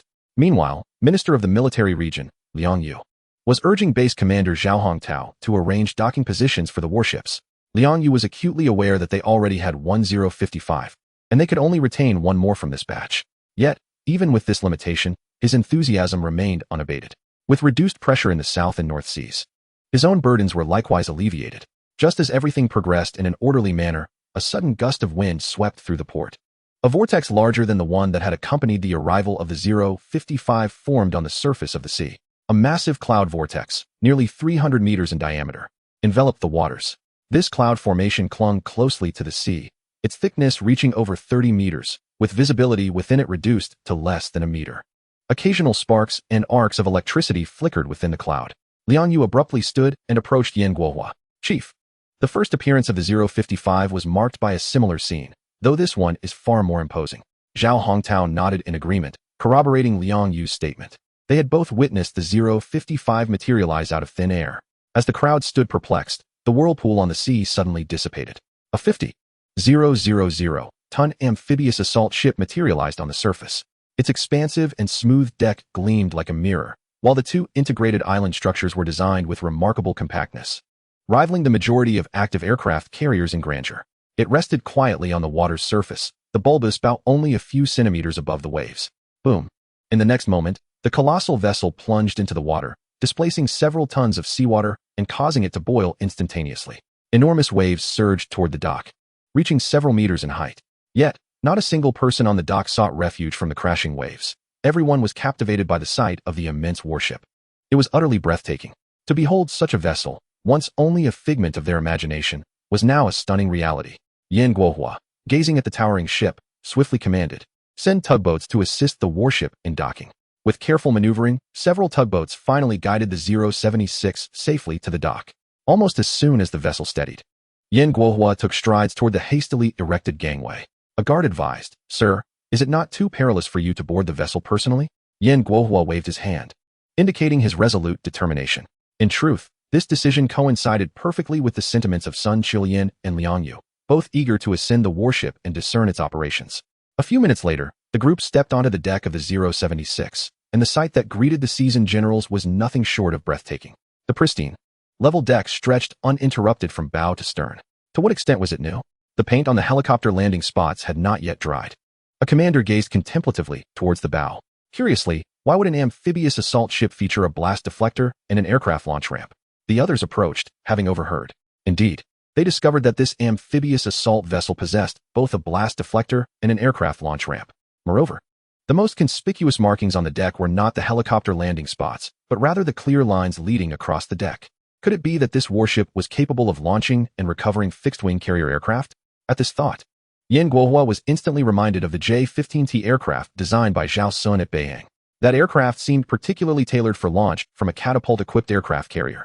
He had speculated at the time that since Mr. Zhao was assisting Xinxia in developing carrier-based aircraft, it was conceivable he might also provide Xinxia with a carrier. However, he shook his head at that notion. The dimensions of the J-15T were too large for this amphibious assault ship to accommodate many. A vessel of this medium-sized class should ideally deploy medium or light carrier aircraft. This led him to contemplate the Super Hornet that Zhao Xun had developed at Hongdu. This amphibious landing ship would have no issue launching and landing such an aircraft. As for the J-35, a medium stealth carrier aircraft, Yin Guohua dared not even entertain the thought. In the 1990s, apart from the Lighthouse Nation, the Super Hornet was already exceedingly advanced. At that time, the Galactic Roosters aircraft carriers were still utilizing the super military flagship aircraft, powered by a single Adder 8K 50 turbojet engine, with a maximum speed of 0.95 Mach and a range of 1,500 kilometers. Meanwhile, the British Bulls aircraft carriers were still deploying the AV-8B Harrier, powered by a Pegasus turbofan engine, achieving a top speed of 0.97 Mach and a range of 1,200 kilometers. In comparison to these two aircraft, the Super Hornet would utterly surpass them in every aspect: payload capacity, range, and speed, all exponentially superior. The avionics system was far beyond the reach of these antiquated models. Moreover, the 076 is an amphibious assault ship, while the Super Hornet serves as a training aircraft. The idea of an amphibious assault ship deploying a training aircraft to outclass a mainstay aircraft carrier is simply ludicrous. The present-day Xinxia Navy is undeniably reaping substantial rewards. However, what left Yin Guohua somewhat disheartened was the inability of the Xinxia military to establish contact with Mr. Zhao Xun this time. He pondered whether Mr. Zhao had been satisfied with the last gift sent. Nonetheless, today, Mr. Zhao had once again bestowed upon Xinxia an impressive gift, and it was imperative for Xinxia to reciprocate swiftly. He wondered how preparations were progressing on the diplomatic front under Zhang Wen's oversight. Meanwhile, in the capital of Xinxia, within the Xinxia Ministry of Foreign Affairs building, President Su Xinlin of the Xinxia Bank presented an exquisite black card to Minister of Foreign Affairs Zhang Wenze. Upon receiving the card, Zhang Wenze scrutinized it closely. Aside from its unique color, the card bore a striking resemblance to an ordinary bank card. Since the inception of Xinxia's first bank card in 1985, various factors have hindered the widespread adoption of bank cards across the nation. At this moment, President Su explained that, per directives from the central authority, this card bore no limits on spending or other restrictions, was not bound to any identity, and came with an initial password of 888,888, allowing anyone who possessed the password to utilize it. Zhang Wenze nodded in understanding. This bank card represented the third gift prepared by the central authority for Mr. Zhao Xun, with its unlimited credit symbolizing Xinxia's profound appreciation for their friendship. Chapter 43, The Fierce Leap of the Flying Leopard. Upon returning home, Zhao Xun discovered that the game's NPCs had commenced the transfer of Super Hornets from Red Flying to the Shanghai Air Force Base. Regrettably, he realized he had missed a crucial segment of the storyline animation. It was truly unfortunate. Nevertheless, the NPCs, despite their slightly lower efficiency, exhibited remarkable intelligence. Once equipped, they instinctively knew how to operate the gear. The immersive experience of this game was heavily reliant on the intelligence of these NPCs. Zhao Xun maneuvered the map, shifting his focus to Shanghai Air Force Base. Unsurprisingly, he noted that only 50 J-10C aircraft remained at the base, with the others likely reassigned to different locations. However, considering the multitude of Air Force bases nationwide, the retention of 50 aircraft there afforded them a certain strategic advantage. Beyond the J-10C fighters, the most striking feature at the base was the arrival of 20 new Super Hornet trainer jets. To conserve flight costs, pilots typically conducted their training using these Super Hornets, as employing active combat aircraft for pilot training was beyond even the financially robust Lighthouse Nation. In fact, since engaging in several policing operations in the 1990s, the Lighthouse Nation had focused its weapon development on economic viability. Zhao Xun found it understandable that their perspective was rather myopic. Not to mention the 1990s, even today, Many regional air forces possessing second-generation jet fighters could assert dominance. Various high-tech advanced aircraft had become trump cards for major powers on Blue Star. The Lighthouse Nation's most advanced F-22 had achieved only 3 operational successes against weather balloons. In combat, the most effective aircraft remained older models like the F-16 and A-10. Over time, the Lighthouse Nation had faltered in its excessive confidence, pursuing cost-effective solutions. For Zhao Xun, a military enthusiast with a godlike perspective from 2025, the balance of priorities was paramount. The Xinjiang military-industrial complex had already provided optimal solutions, allowing Zhao Xun to simply replicate their strategies within the game. Moreover, the NPCs in the game were remarkably adept. Zhao Xun noted that Shanghai Air Force Base had already begun simulating a 076 deck on one of its runways, with pilots actively engaged in practice. Although there are no arrestor wires or catapults above, it nonetheless allows pilots to become more familiar with the deck environment of the 076 before practical operations. This bears a resemblance to the historical Shenyang cement aircraft carrier. The method may seem somewhat rudimentary, yet it proves to be remarkably effective. What is there to fear in simplicity, as long as the results are commendable? After all, the prowess of our nation is not to be underestimated. Upon reviewing the construction progress of the aircraft carrier, Zhao Xun nodded with satisfaction. Currently, there is only one carrier, and there is no need to produce an excessive number of J-15Ts. Consequently, he adjusted the production ratio of the J-16 and J-15T to 3:1. In truth, even this ratio for the J-15T seems a tad excessive, yet Zhao Xun understands that with such a vast maritime domain, one carrier will not suffice. Furthermore, with impending technological advancements, the development of the J-35 stealth carrier-based aircraft must be expedited. After surveying the territory, Zhao Xun felt a wave of drowsiness. Having been awakened early by the elder Liu Yang, darkness had descended before he realized how fatigued he had become. At this rate, my biological clock may soon normalize. The following morning, Elder Liu Yang once again roused Zhao Xun for his morning exercises, until a definite conclusion is reached. Elder Liu Yang continues to approach Zhao Xun as he would any ordinary individual. This remains the most prudent method, regardless of whether the current Zhao Xun is indeed that person. Moreover, the appraisal expert he had invited was already en route. The authenticity of the painting would be discerned at a glance by the expert. His son-in-law also informed him that by tonight at the latest, the results of the inquiry would be available. Throughout the morning exercises and during breakfast, Zhao Xun sensed something peculiar about Elder Liu Yang, though he could not pinpoint the exact nature of the oddity. After bidding farewell to Elder Liu Yang, Zhao Xun returned to his residence, only to find a familiar cardboard box at his doorstep. Upon lifting the box, it appeared identical to the one previously sent by the gaming company. Considering he had accumulated several tens of thousands in charges, it was only fitting that the company would send him a gift. Weighing the box in his hands, Zhao Xun found it surprisingly light. He pondered whether it would turn out to be yet another useless gift like the last one. Upon unboxing, he indeed found no exquisite gifts or elegant gift cards within, but merely a plain black card. This card was the size of a bank card and bore only a magnetic strip, devoid of any other markings. What could this be? A bank card? The kind of supreme black card typically wielded by protagonists in novels? Zhao Xun was instantly reminded of the Dragon Lord's son-in-law novels he had previously read, where protagonists would receive a black card from the state in recognition of their extraordinary contributions to Shenyang. Zhao Xun couldn't help but chuckle in disbelief. Do they think of me as some kind of dragon soaring through the skies? This gaming company has truly become increasingly stingy, employing deeper schemes to extract money while their offline gifts grow ever more perfunctory, ranging from exquisite ceramics to counterfeit paintings and eventually to utterly absurd fake property deeds. Now, it seems I have unwittingly acquired a counterfeit bank card that lacks even the UnionPay logo. However, contemplating it further, if this card bore the UnionPay insignia, it would undoubtedly be a forged bank card. This gaming company certainly understands the law. Very well, if this is how you choose to play, consider me impressed. I shall never again contribute a single penny to this game. Zhao Xun casually discarded the black card to the side and opened the game. Half an hour later, he scanned the code to transfer funds. Within the game's marketplace, he purchased a batch of YJ-83, YJ-91, and YJ-12 anti-ship missiles, along with a few YJ-18 anti-ship missiles employed by the Qiongqi.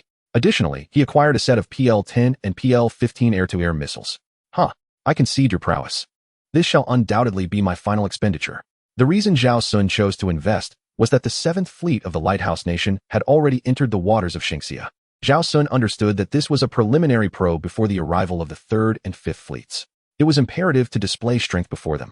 Enduring passively would only invite further disrespect. Even within the confines of the game, the territory of Xinxia is not to be violated. Even if the gaming company deceives me out of some money, it is not a loss. After deploying the missiles to the Shanghai Air Force Base, before Zhao Xun could take further action, a JH-7D Qiongqi bomber from Sci-Fi was dispatched to the Shanghai base. Zhao Xun was taken aback. This time, the NPCs within the game had comprehended his intentions and reacted ahead of him. Chapter 44, Thunder Breaks Eastward. Thunder Breaks Eastward. Thunder Breaks Eastward. Zhao Xun checked Sci-Fi's offline log. In recent days, the pilot duo of Lu Jun and Li Xiaobin had completed the majority of the tests for the JH-7D Qiongqi. The efficiency of testing new aircraft was astonishing, akin to playing with fire. It seemed that the NPCs in the game had indeed felt the pressure brought by the Lighthouse Nation this time. Observing that the NPCs had devised their own strategies, Zhao Xun refrained from intervening himself. After all, as a strategic game set against a blue star backdrop, if he were to personally manage every conflict, it would be utterly overwhelming. Furthermore, he noted the remarkable intelligence exhibited by these NPCs. Their approaches to conflict were far more refined than Zhao Xun's own rash strategies. He firmly believed that if these NPCs were truly modeled after the military of Xingxia in the 1990s, even without his intervention, they would navigate the challenges successfully, employing their own wisdom and courage to drive the adversary away. However, the process would undoubtedly prove significantly more arduous. 2 hours later, the massive JH-7D Qiongqi bomber gently descended upon the Shanghai Air Force Base. The sheer size of the aircraft immediately captivated the attention of the base personnel. Having previously encountered the J-10C and J-20A, they considered themselves well-versed in aviation. Yet, upon witnessing the JH-7D Qiongqi bomber, with its strikingly violent aesthetic, they were completely astonished. The aircraft's design exuded an undeniable charisma, far surpassing any active medium bomber in service, representing an absolute pinnacle of excellence. As ground crew members busily attended to their tasks, the JH-7D Qiongqi bomber has successfully completed refueling and armament at the Shanghai base. Over 2 tons of YJ-18 missiles have been mounted on either side of the JH-7D's wings. The naval battle group of the Lighthouse Nation has undoubtedly arrived in the territory of Xinxia to flex their military might. In response, Xinxia intends to demonstrate what true strength entails. While the JH-7D Qiongqi bomber is being armed and fueled, 2 J-10C fighter jets are also prepared for immediate takeoff under the diligent care of ground crew. Pilots Qin Liang and Lu Yang have donned their G-suits and are ascending the boarding ladder with assistance from the ground personnel. Zhao Xun quickly comprehends that the military of Xinxia plans to have them escort the J-10C fighters, simultaneously safeguarding the JH-7D Qiongqi bomber while showcasing their power to the superpower across the ocean. Logically, deploying 2 newly acquired aircraft to escort the Qiongqi is a rather audacious gamble. However, the potential benefits are evident. By showcasing the pinnacle of Xinxia's technological prowess all at once, they can avert future complications. Without providing the Lighthouse Nation with a formidable deterrent, they will persist in their provocations against Xinxia. A decisive strike may prevent a multitude of subsequent blows. As long as the Xinxia Navy can maintain control over 5055 destroyers, this crisis may be weathered. Ultimately, the deployment of 3 aircraft to successfully repel the Lighthouse Nation's naval group would be advantageous. Once the 3 aircraft have completed their preparations, they stand silently on the runway like 3 poised beasts ready to pounce. The Qingyuan and Filong fighters are the first to request takeoff clearance. The fighter jet Qingyuan is prepared, requesting takeoff. The fighter jet Filong is prepared, requesting takeoff. The 2 J-10C fighters roar to life, engines growling with anticipation, akin to thunderous storms. The veteran bomber follows suit, announcing, the bomber is prepared, requesting takeoff. The JH-7D Qiongqi bomber exudes an overwhelming force, poised to crush its adversaries. Its massive wings and fuselage glisten in the sunlight, exhibiting a design steeped in the aesthetics of violent beauty, instilling an involuntary dread. Upon receiving the clearance, the ground crew finally issues the launch command. Time to take off. Go. With a resounding roar from the engines, the 2 J-10C fighters, armed with air-to-air missiles and auxiliary fuel tanks, ascend into the sky. They swiftly occupy the azure expanse, vigilantly guarding this airspace like loyal sentinels brandishing blades. The sky reverberates with thunderous sounds, the J-10C fighters' engines growling fiercely. Meanwhile, the JH-7D Qiongqi bomber emits an even more potent roar, its engine noise resonating like thunder amidst a tempest, seemingly capable of shattering the earth itself. With a thunderous eruption, this aerial behemoth, bearing a mission load of 55 tons, unleashes an unexpected surge of power. After gliding over 300 meters, it takes off with a thunderous boom, with its landing gear retracted. The JH-7D Qiongqi bomber accelerates towards the east, flanked by the 2 J-10C fighters, which protect it on either side. 3 aircraft flew in a triangular formation, with Wanru embodying an arrow imbued with boundless energy, piercing the heavens. By divine providence, the thunder rolled forth from the east.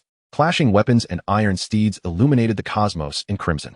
Minister Liang Yu of the military district and the commanding officer of the base saluted the departing trio of fighter jets. This mission, tasked with driving away the Lighthouse Nation's aircraft carrier battle group, posed a rigorous test for the 4 pilots, both technically and psychologically. According to the command strategy, the 3 aircraft were to penetrate the Lighthouse Nation's carrier battle group, exhibiting strength while simultaneously compelling their withdrawal. Despite the overwhelming technical advantages of the aircraft, confronting an entire carrier battle group remained perilous. Should a skirmish arise, the chances of survival for the 4 pilots would be exceedingly slim. Nevertheless, as soldiers, they bore the responsibility of defending their territory, knowing full well the perils that lay ahead. They must press on into the fray. Meanwhile, Zhao Xun was profoundly moved by the spectacle before him. Throughout the launch process, he observed every detail of the expressions of the 4 pilots and the ground commanders. The sheer scale of this simulation, not to mention the fidelity of the details, left Zhao Xun in awe. Previously, he had witnessed on television how the Navy, in their efforts to expel the Lighthouse Nation's carrier group, had resorted to placing tanks on fishing boats, a sight that had greatly astonished him. Yet, that shock was merely a cold, textual description. Now, he was witnessing the genuine emotions reflected on the faces of each NPC in real time. In stark contrast, this mission did not involve tanks on fishing boats, but rather 3 solitary fighter jets. The game even concealed a hidden Easter egg. Pilots Liu Yang and Qin Liang had discreetly pinned farewell notes to their loved ones in their locker rooms before departure. Zhao Xun could hardly fathom that a game could encapsulate such intricate details. This design compelled him, as a player, to hesitate in sending these 2 NPCs on their perilous mission. At that moment, an ominous thought struck Zhao Xun. He hurriedly queried the game's intelligent assistant. Are the NPCs in this game all unique? If a significant NPC meets their demise, are there any revival items? The system promptly responded. Every NPC in this game is unique and cannot be revived upon death. Players are advised to proceed with caution. Chapter 45. The onslaught of time. This response left Zhao Xun in a state of profound distress. After spending considerable time in the game, he had only memorized the names of 2 NPCs, Qin Liang and Liu Yang. Notably, Liu Yang shared a name with the elderly neighbor residing next door. Now, due to his previous reckless actions, he had unwittingly placed them in grave danger. The prospect of 3 aircraft attempting to drive away the Lighthouse Nation's carrier battle group, especially given their act of leaving behind farewell letters, suggested a high likelihood of a disastrous encounter. As an avid military enthusiast, Zhao Xun is acutely aware that, beneath the surface calm between the Lighthouse Nation and the Divine Xia, turbulent encounters between their aircraft loom. To be candid, although Qin Liang and Liu Yang are mere NPCs, Zhao Xun has developed a bond with them over these days of interaction. Despite being mere strings of cold data, they have undeniably provided him with unprecedented psychological solace as he approaches the end of his life. Recalling his initial foray into this game, Zhao Xun's first encounter was indeed with these 2 NPCs. On that day, they boldly confronted 2 J-15CS from the Lighthouse Nation in their J-72s, unwavering in the face of adversity. Their declaration, "I am from the Divine Xia Air Force. You have encroached upon my airspace. Leave immediately," ignited his fervor for the game.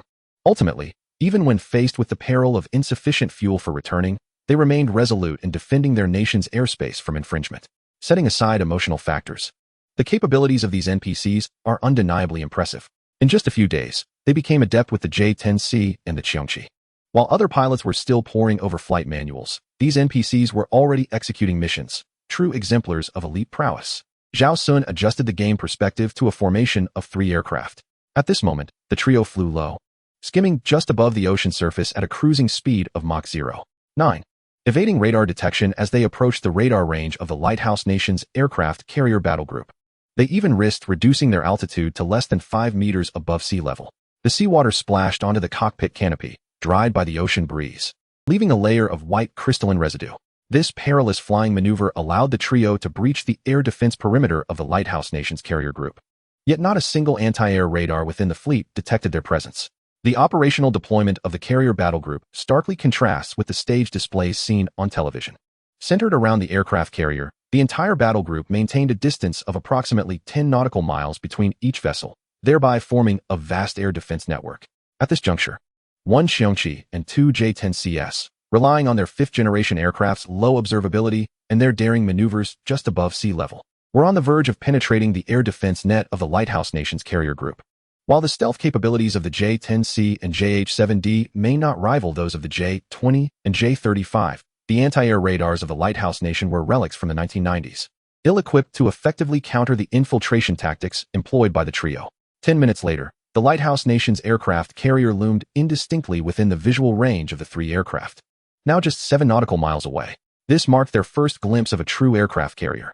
At a distance of 7 nautical miles, nearly 14 kilometers, its colossal size was still discernible. Now, all that was required of Liu Yang and Qin Liang was to safeguard the JH-7D bomber as it approached directly above the Lighthouse Nation's carrier to execute a simulated bombing run, thus fulfilling their mission of deterrence and expulsion.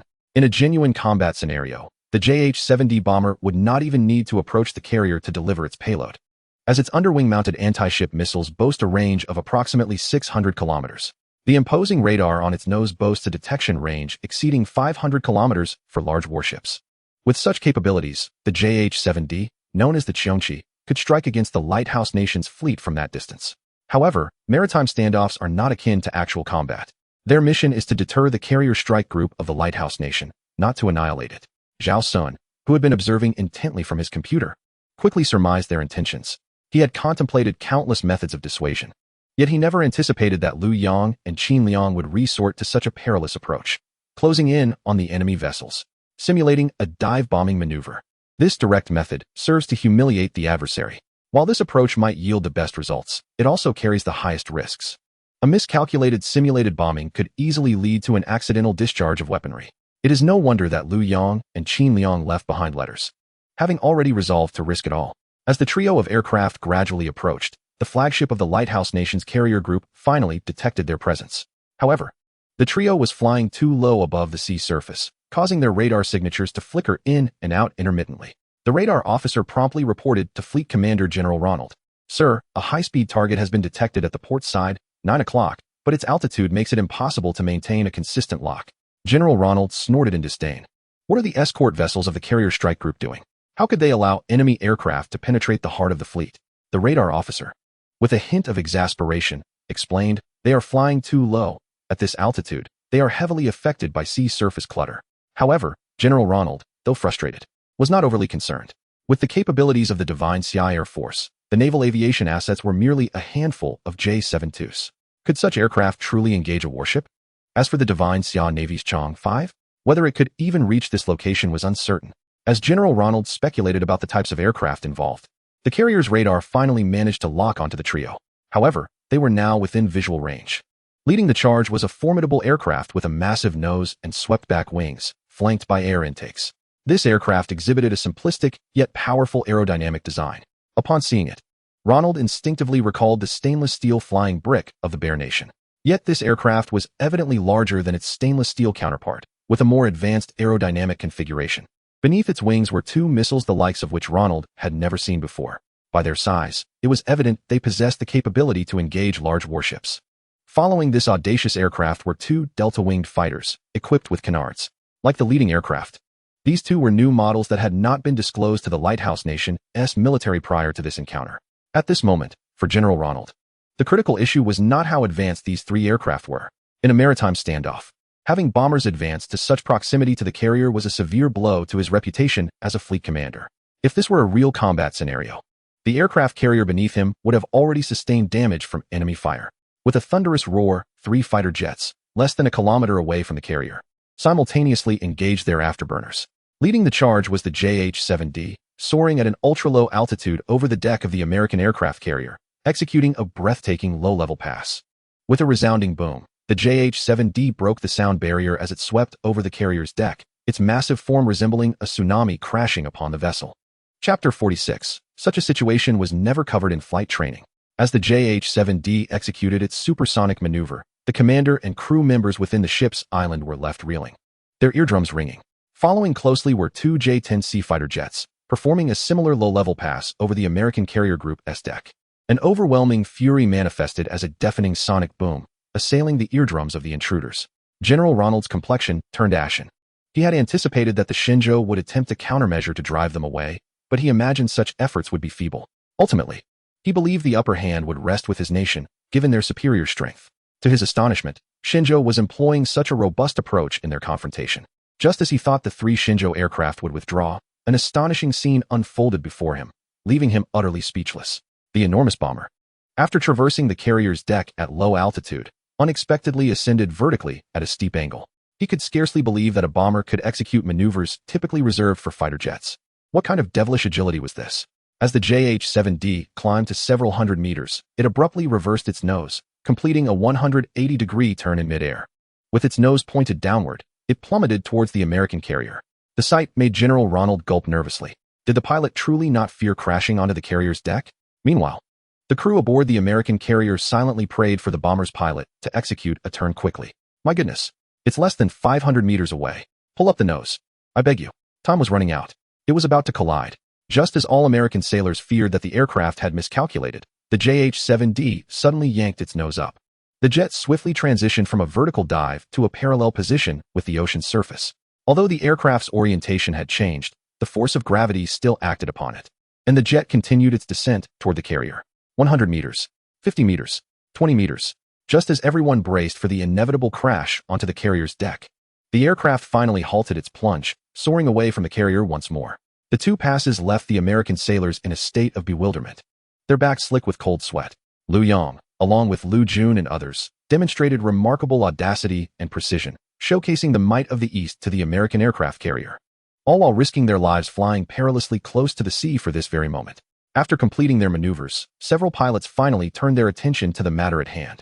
Qin Liang utilized the public channel to issue a warning to the 10,000-ton Lighthouse Nation aircraft carrier, demanding its departure. This is the Divine Summer Air Force. You have encroached upon our territorial waters. Depart immediately. Depart immediately. The utterance of these two phrases was nothing short of a masterstroke. Once Qin Liang proclaimed them, any perilous actions they had previously undertaken were rendered justifiable. The aircraft carrier strike group from the Lighthouse Nation was the true intruder, and their expulsion was both reasonable and lawful. At that moment, General Ronald, stationed in the aircraft carrier's Combat Information Center, was visibly incensed. Within a fortnight, he had suffered two setbacks in the waters of Divine Summer. Fortunately, two Fa-18C Hornet fighter jets, currently on patrol in the airspace, returned just in time to assist. This aircraft was the most advanced carrier-based fighter in service with the Lighthouse Nation during the 1990s, featuring earlier models equipped with two F-404G 400 engines, achieving a maximum speed of 1.6 Mach, emphasizing multi-role combat capabilities. Although its air combat performance fell short compared to the previous generation F-14, it exhibited significant improvements in various other aspects. Fa-18C Hornet, crew, 1 length, 17. 1 meters wingspan, 12. 3 meters, 84 meters when folded, height, 4. 7 meters, empty weight, 1.045 tons maximum payload, 4. 5 tons maximum takeoff weight, 23. 5 tons, with a catapult maximum takeoff weight of 1.8 tons. It lagged behind, while the later Fa-18E Super Hornet saw enhancements. Service ceiling, 15,000 meters engines, F404GE 400X2, with a single-engine thrust of 7.3 tons. Radar, multi-mode pulse Doppler radar, maximum flight speed, 1.6 Mach, upgraded to 1.8 Mach with the F404GE 402 in 1992. Range, 300 kilometers. Upon witnessing the emergence of the two Fa-18CS, Zhao Xun felt little concern for the Divine Summer pilots. While the Fa-18C was impressive during the 1990s, it was no longer formidable in contemporary times. These two Fa-18CS would undoubtedly be outclassed by the J-10CS. Even the J-10A's radar alone could surpass them. Liu Yang and Qin Liang were also eager to engage in a friendly competition with the Lighthouse Nation's most advanced aircraft. Previously, they had been piloting J-72 fighters during their patrols or expulsion missions. This second-generation aircraft held no advantage against the advanced third-generation fighters of the Lighthouse Nation. Now, with a generational leap in technology, they were determined to impart a lesson to the elite pilots of the Lighthouse Nation, demonstrating that without the superiority of their aircraft, they were nothing in the presence of the Divine Summer Air Force pilots. The Fa-18C pilots, upon encountering the new fighter jets, were momentarily taken aback. Divine Summer had indeed upgraded its aircraft. However, their ingrained mindset led them to subconsciously believe that Divine Summer could not possibly develop any advanced aircraft. After all, the backbone of the Divine Summer Air Force remains the second-generation fighter jets that fill the skies. It is said that even aircraft like the J-6 have not been completely retired. Little do they know that soon, they will pay a heavy price for their arrogance. The duckwing configuration and vector thrust of the J-10C will provide them with a profound lesson in aerial combat. Just as they prepared to outmaneuver the two J-10Cs with the superior low-altitude performance of the Fa-18C, Liu Yang, piloting his Wingman S aircraft, executed a stunning maneuver akin to a falling leaf, causing his J-10C to plunge suddenly, evading the two Fa-18Cs that were tailing him. The two Fa-18C pilots were momentarily bewildered. Such a scenario was never covered in their flight training. Before they could comprehend the situation, Qin Liang, piloting the lead J-10C, performed a roll maneuver, soaring backward over the two Fa-18Cs. The cockpit of the J-10C was less than 10 meters from that of the Fa-18C, and as the pilots glanced up, they could see Qin Liang giving them a thumbs up from within the cockpit. In Chapter 47, I Fight with the Aces. The proximity of the J-10C's cockpit to that of the Fa-18C was less than 10 meters. The pilots of the two Fa-18Cs, upon looking up, could see Qin Liang's gesture. The three aircraft danced in a fleeting moment of aerial choreography. After passing directly over the two Fa-18Cs, Qin Liang locked onto them with precision. Instantly, the cockpits of the two Fa-18Cs erupted with frantic alarms. Enemy locked. Enemy locked. The pilots were left in a state of panic. What was the situation with the pursuing aircraft? Their maneuverability was simply devilish. They couldn't shake them off. The Fa-18C, designed for low-altitude maneuvers, found itself utterly helpless against the versatile agility of the J-10C, equipped with its duckwing design and vector nozzles. The early Fa-18 had a thrust-to-weight ratio of only 0.96, while the J-10C boasted an impressive 10. Moreover, the J-10C's duckwing layout and vector nozzles provided a distinct advantage during turns. General Ronald, observing the aerial skirmish, wore a grim expression. The sight of the J-10C with its all-moving duck wings and vector nozzles was particularly striking, as the pulsating nozzles at the rear of the aircraft caused his pupils to constrict and dilate in response. At this stage of confrontation, it could be said that the United States had thoroughly lost. Their aircraft carrier flagship was bombed by enemy bombers, and simulated bombing runs ensued. Upon the return of their carrier-based aircraft, they were left only to play a game of eagle catching little chicks. In a real combat scenario, the United States would have suffered significant losses. The three aircraft stirred chaos within the entire carrier battle group. Who would believe such a tale? At this point, one would expect him to recognize the gravity of the situation and retreat from the divine summer sea. Yet, he was unwilling to leave so easily. Previously, he had lost a Perry-class frigate in the divine summer. Now, returning in defeat once more, his tenure as the fleet commander seemed to be at its end. Ultimately, Ronald made a bold decision, casting aside his pride. In comparison to his duty, what was pride worth? Could it be converted into sustenance? He turned and commanded, "Immediately launch the aircraft from the deck. I want them dragged down." Following his order, two F-14D Tomcat fighter jets readied for takeoff on the steam catapult runways. Ronald's intentions were crystal clear: to engage in a war of attrition against the three divine summer aircraft in the sky. Eventually, the three jets would exhaust their fuel and be forced to return. Confrontation is not like actual combat. In real warfare, tactics reign supreme, whereas in standoffs, sheer numbers prevail. No matter how formidable divine summer's aircraft might be, they were ultimately limited to three. While the F-14 may lag in avionics and other aspects, it remains a symbol of aerial combat prowess for the Lighthouse Nation. At that moment, the J-10C twin formation spotted the two ascending F-14Ds. Qin Liang decisively ordered, "Wolf Squadron, intercept them." Understood. To prevent the two F-14Ds from interfering with the JH-7D, Liu Yang had no choice but to leave the two Fa-18Cs to Qin Liang while he managed the situation himself. It was a pity that this was merely a standoff. In actual combat, as soon as the two F-14Ds took off, the Fa-18Cs would have already been dispatched to the depths of the sea. Or rather, before the F-14Ds even took flight, the carrier deck of the Lighthouse Nation would have already been breached by the JH-7D piloted by Liu Jun. Seeing the F-14D Tomcats before him, Liu Yang felt a twinge of nostalgia. Regardless of the circumstances, they were once the aircraft of his dreams. The F-14, in the hearts of that generation, truly represented an unrivaled deity. Particularly after Tom Cruise's Top Gun graced the silver screen, it garnered adoration from countless fans. As a divine summer pilot, Liu Yang, who usually flew a J-7, would be lying if he claimed not to envy such aircraft. Alas, he had long since moved on. Today, he would finally pilot his beloved J-10C, ready to bury his past aspirations. Ahead, the insignia of the VF-31 squadron, adorned with a skull, was unmistakable on the two F-14D Tomcats. Liu Yang gazed at the flamboyant paint job, a hint of disdain creeping into his expression. How ostentatious. They think themselves aces. Do they? I shall bring down your aircraft and paint my own with your remains. At that moment, the two F-14Ds suddenly accelerated, attempting to catch up to Lu Jun's JH-7D bomber to harass it. Liu Yang immediately engaged the vector thrust engines, closing the distance to the two F-14Ds while locking onto them. Having accomplished this, he took the opportunity to issue a warning over the communication channel. This time, he refrained from using standard phrases, instead exuding confidence as he declared, "Your antique might as well be heading for a museum." The two pilots of the F-14D were momentarily taken aback. They had not anticipated that this seemingly slender single-engine aircraft possessed such remarkable acceleration. Fortunately, they found themselves beneath the protective umbrella of the Lighthouse Nation's carrier battle group. Soon, two more F-14D carrier-based aircraft ascended from the deck of the aircraft carrier. Launching 4 aircraft in rapid succession was already the limit for this particular carrier. However, 3 aircraft in the air were sufficient for a standoff. At his computer, Zhao Xun witnessed the Lighthouse Nation's defeat in the standoff, yet they remained unmoving, which incensed him. Such behavior resembled that of a player who, upon losing a chess match, resorts to dishonorable tactics. The commander of the Lighthouse Nation exhibited an utter lack of shame, refusing to acknowledge defeat. They truly could not handle the loss. It soon became clear to Zhao Xun the insidious intentions of the Lighthouse Nation's commander. Not only did he resort to dishonesty, but he also intended to employ a war of attrition to deplete the fuel of the Xinxia aircraft. Zhao Xun had a profound understanding of his pilot's character.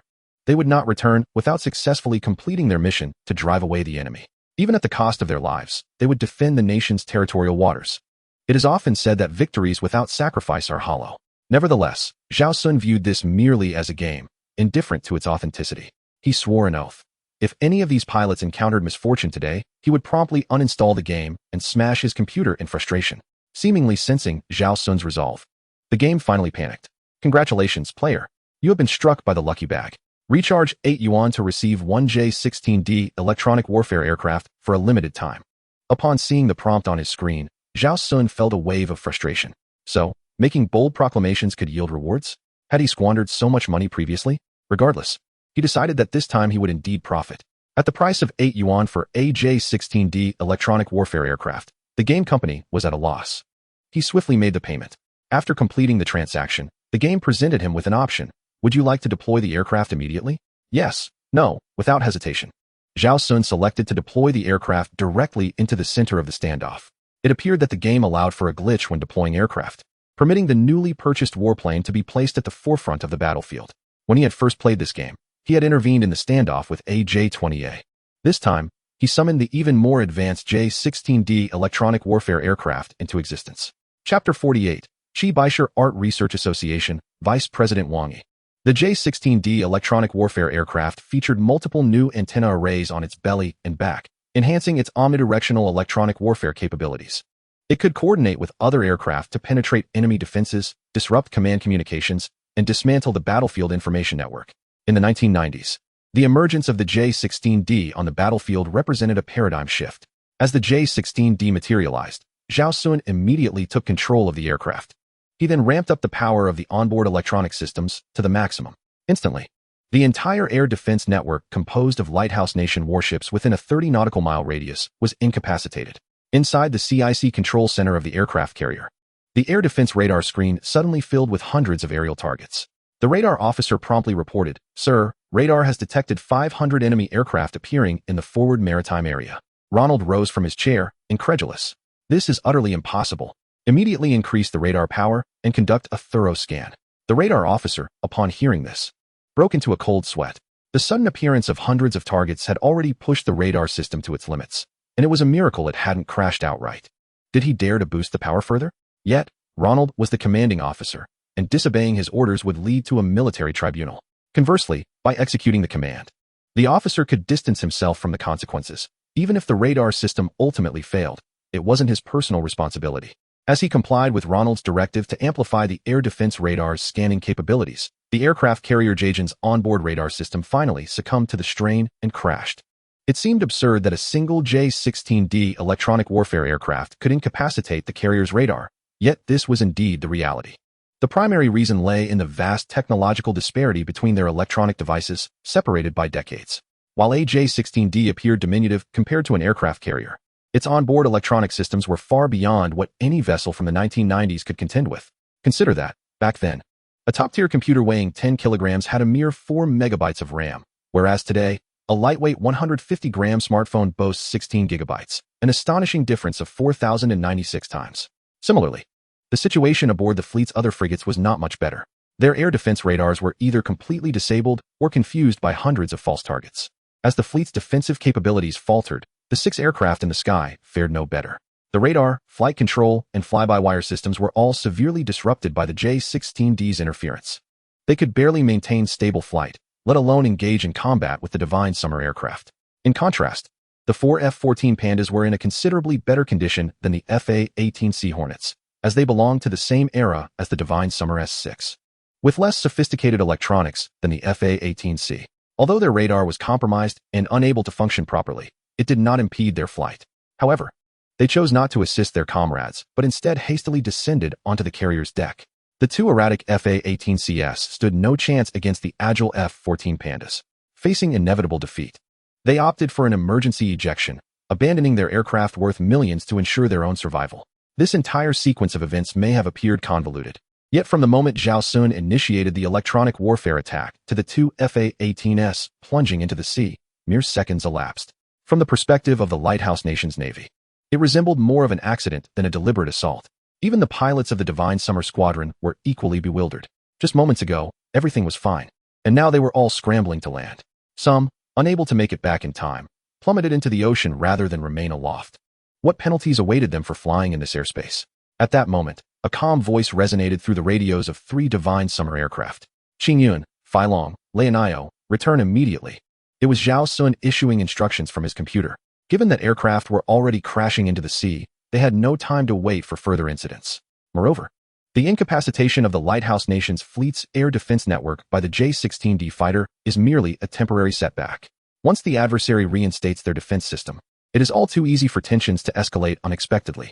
After engaging in this strategic endeavor for an extended period, Zhao Xun has gradually become adept at navigating the intricacies of the game.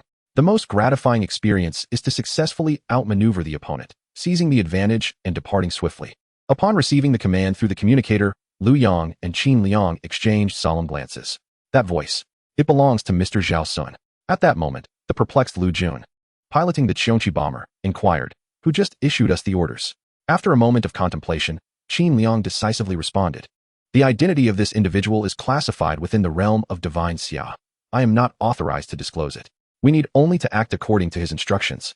Lu Jun, upon hearing Qin Liang's response, refrained from further questioning. Besides, with the lighthouse nation's aircraft having already plunged into the sea, it was prudent for them to expedite their departure. Soon, the trio of retreating fighter jets, en route back, caught sight of the J-16D aircraft orchestrating everything from behind. Had it not been for the distinctive livery of the Divine Xia Air Force adorning the fighter's fuselage, they might have mistaken it for a Russian S-27. A shared glance between Qin Liang and Lu Yang ignited an immediate realization regarding the aircraft's owner. It was undoubtedly Mr. Zhao Xun, who had just come to their aid during a perilous moment. Lu Yang and Qin Liang eagerly pushed the throttle to accelerate in pursuit, hoping to catch a glimpse of Mr. Zhao Xun himself within the cockpit of the fighter jet. However, the greater the hope, the deeper the disappointment. As Lu Yang peered into the J-16D's cockpit, he was taken aback to find it utterly vacant. With no pilot present, how could the aircraft have taken flight? Furthermore, without a pilot, how had the fighter just issued them commands? Meanwhile, at the computer, Zhao Xun observed the returning squadron of 4 with a nod of satisfaction. Not only had he perfectly intimidated the Eagle Nation, but he had also achieved this without any casualties among his own NPCs. Truly a resounding success. As Zhao Xun contemplated the somewhat tedious nature of the return journey, Sister Zhang, who looked after Lu Yang, appeared to summon him for a meal. Her timing was impeccable. As Zhao Xun felt a pang of hunger, setting aside his mouse, he donned his jacket and made his way outside. Upon arriving at Lu Yang's residence, Zhao Xun was pleasantly surprised to discover the presence of other guests in addition to Lu Yang. Upon entering, Lu Yang introduced him to an elderly gentleman with graying whiskers, saying, "This is Mr. Wang Yi, the vice president of our Qi Baishe Art Research Association." Zhao Xun promptly greeted, "Good day, Mr. Wang." Seated thereafter, Zhao Xun couldn't help but marvel at Lu Yang's impressive social circle, befitting a retired general. The Qi Baishe Art Research Association certainly sounded formidable. "I am neither a prophet nor seeking to capitalize on trends. I pinned the account of the SH-60B Seahawk's descent into the sea on the 18th, and the plot for this chapter has been meticulously outlined for several days. Chapter 49. The results of the investigation are in Fenggang, at the summit of Tianqing Mountain. In Fanqing Village, Old Master Lu Yang, after introducing Zhao Xun to Wang Yi, observed Zhao Xun's expression with great intensity. To his dismay, he noted not a flicker of change on Zhao Xun's face, which left him feeling a profound sense of disappointment. Could it be that he had merely been overthinking? Was everything simply a matter of coincidence? Nevertheless, having gone to great lengths to invite Mr. Wang, it was imperative to seek verification. Should Zhao Xun indeed be the esteemed Mr. Zhao Xun, he feared that his actions would be perceived as intrusive and would likely be met with rejection. Wang Yi was a highly sought-after appraiser, procured at considerable expense by Old Master Lu Yang. He served as the vice president of the Qi Baishe Art Research Association and was a direct disciple of Master Qi Baishe himself. The authenticity of the painting in Zhao Xun's possession would be revealed at a glance. Although one painting alone could not definitively establish that the man before him was indeed Mr. Zhao Xun, this encounter brought him closer to the truth than he had been in years. Throughout the decades, Mr. Zhao Xun had remained as elusive as the moon reflected in water, visible yet intangible. The elder generations of the military lamented their greatest regret as never having laid eyes upon him. Now, he and Qin Liang represented perhaps the final cohort to witness Mr. Zhao Xun's contributions to the nation. Even the slightest clue was too precious for Old Master Lu Yang to forsake. After dinner, under the pretense of taking a stroll, Old Master Lu Yang proposed, "Old Wang, shall we meander over to Yang Zhao's residence?" As he spoke, he discreetly gauged Zhao Xun's reaction. Should Zhao Xun decline, he would immediately withdraw his suggestion. For regardless of whether this Zhao Xun was the one he believed him to be, his actions had already strayed into questionable territory. Zhao Xun was taken aback by Old Master Lu Yang's request. What could possibly be of interest in his home? However, given that Old Master Lu Yang had made such a suggestion, he felt it would be impolite to refuse. Haha, Old Lu, Old Wang, my home is rather disorganized. Please do not mock me later. A few minutes later, the trio arrived at Zhao Xun's doorstep. Zhao Xun opened the door, and they entered in succession. Once inside, Old Master Lu Yang quickly exchanged glances with Wang Yi, leading him toward the electric meter box. Observing their trajectory, Zhao Xun inwardly lamented his oversight. He had forgotten about the fake painting concealing the meter box. If Mr. Wang Yi were to discover that he had used a replica of his venerable master's work as a cover, it would surely incite his wrath. Yet, it was too late to retract the painting now, as Old Master Lu Yang had already approached the meter box with Wang Yi. With a heart full of apprehension, Zhao Xun turned his gaze toward them. As expected, Wang Yi had indeed spotted the painting hanging above the meter box, and his expression now betrayed a growing fury, his body trembling with rage. Zhao Xun could only exclaim in despair that he was doomed. The old gentleman was so incensed that he trembled.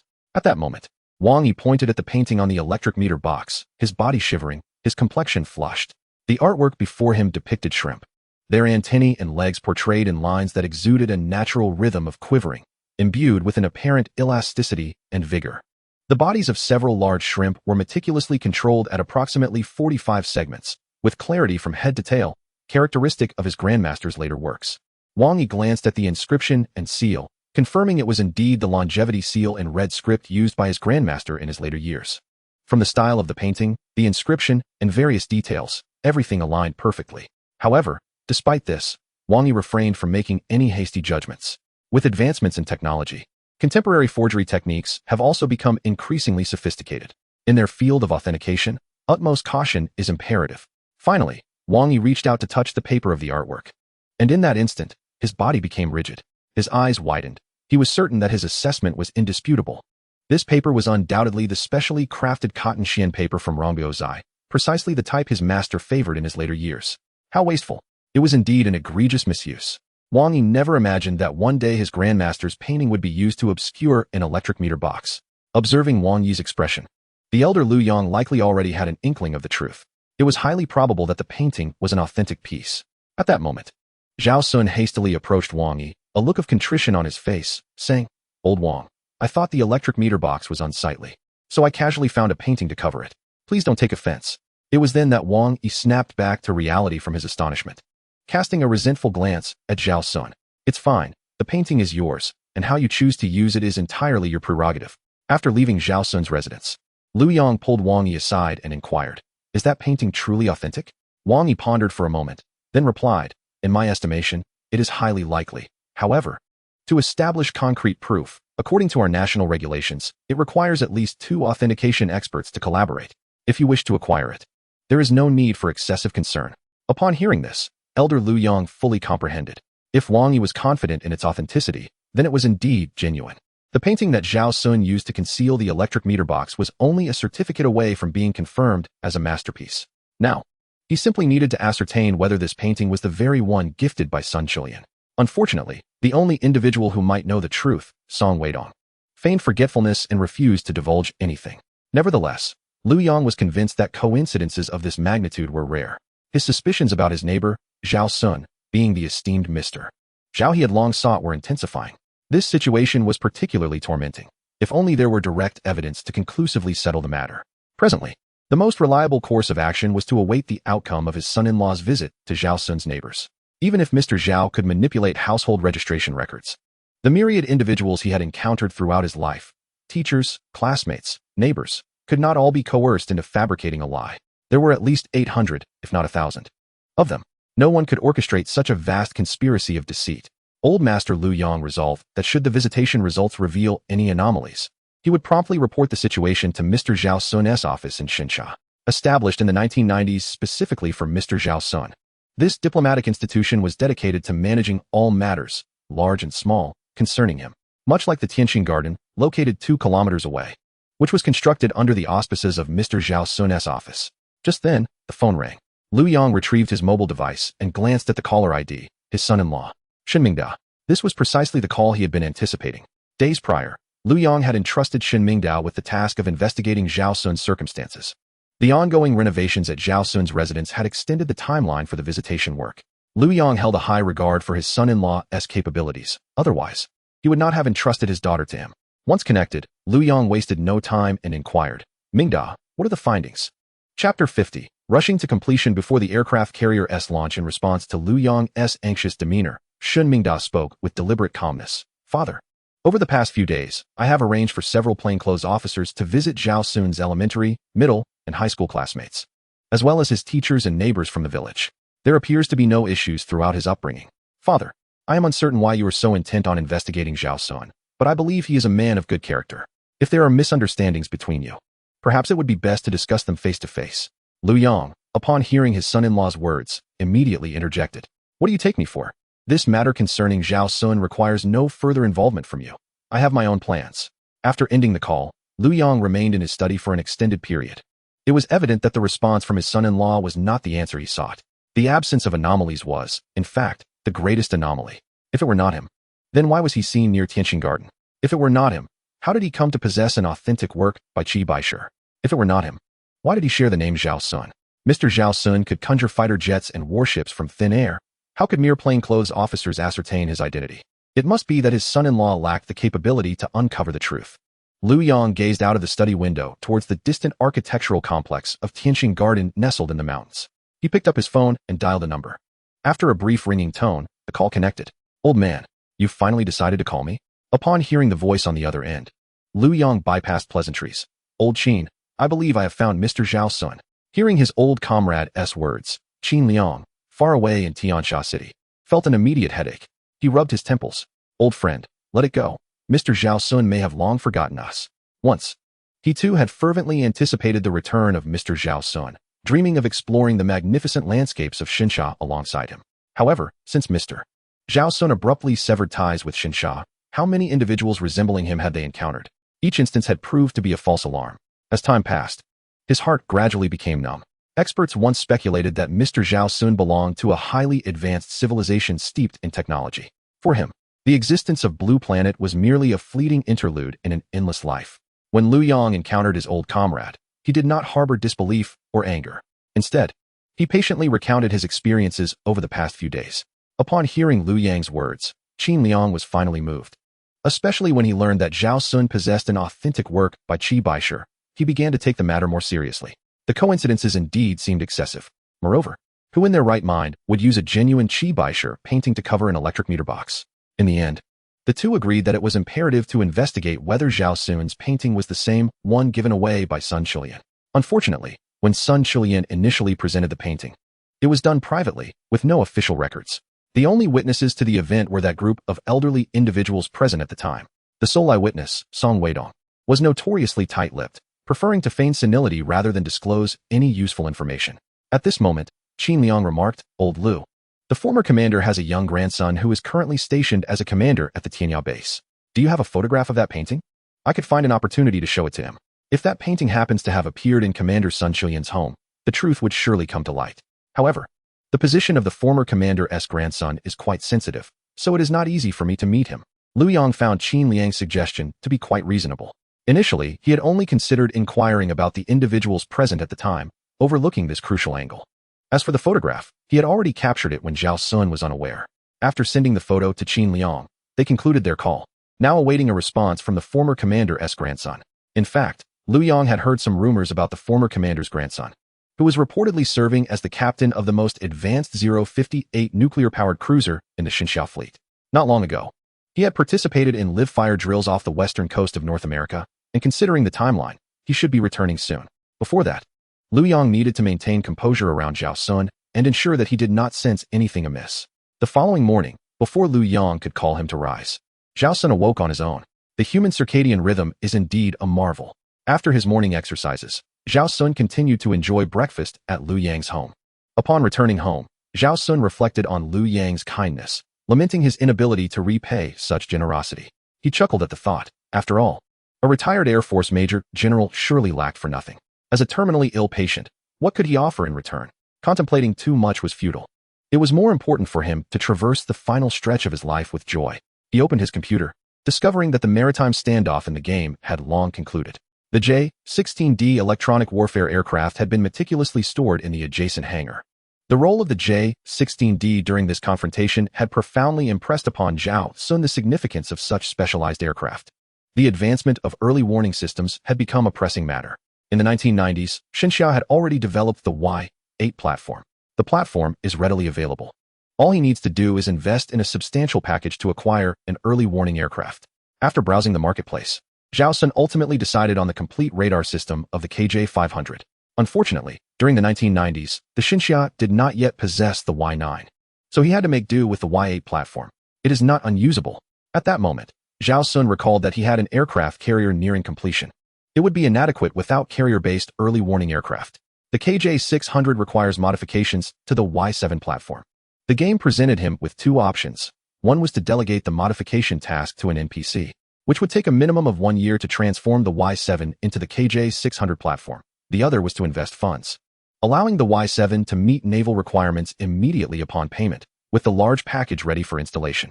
Zhao Xun contemplated this and chose to invest, completing the modification of the Y-7 transport aircraft platform.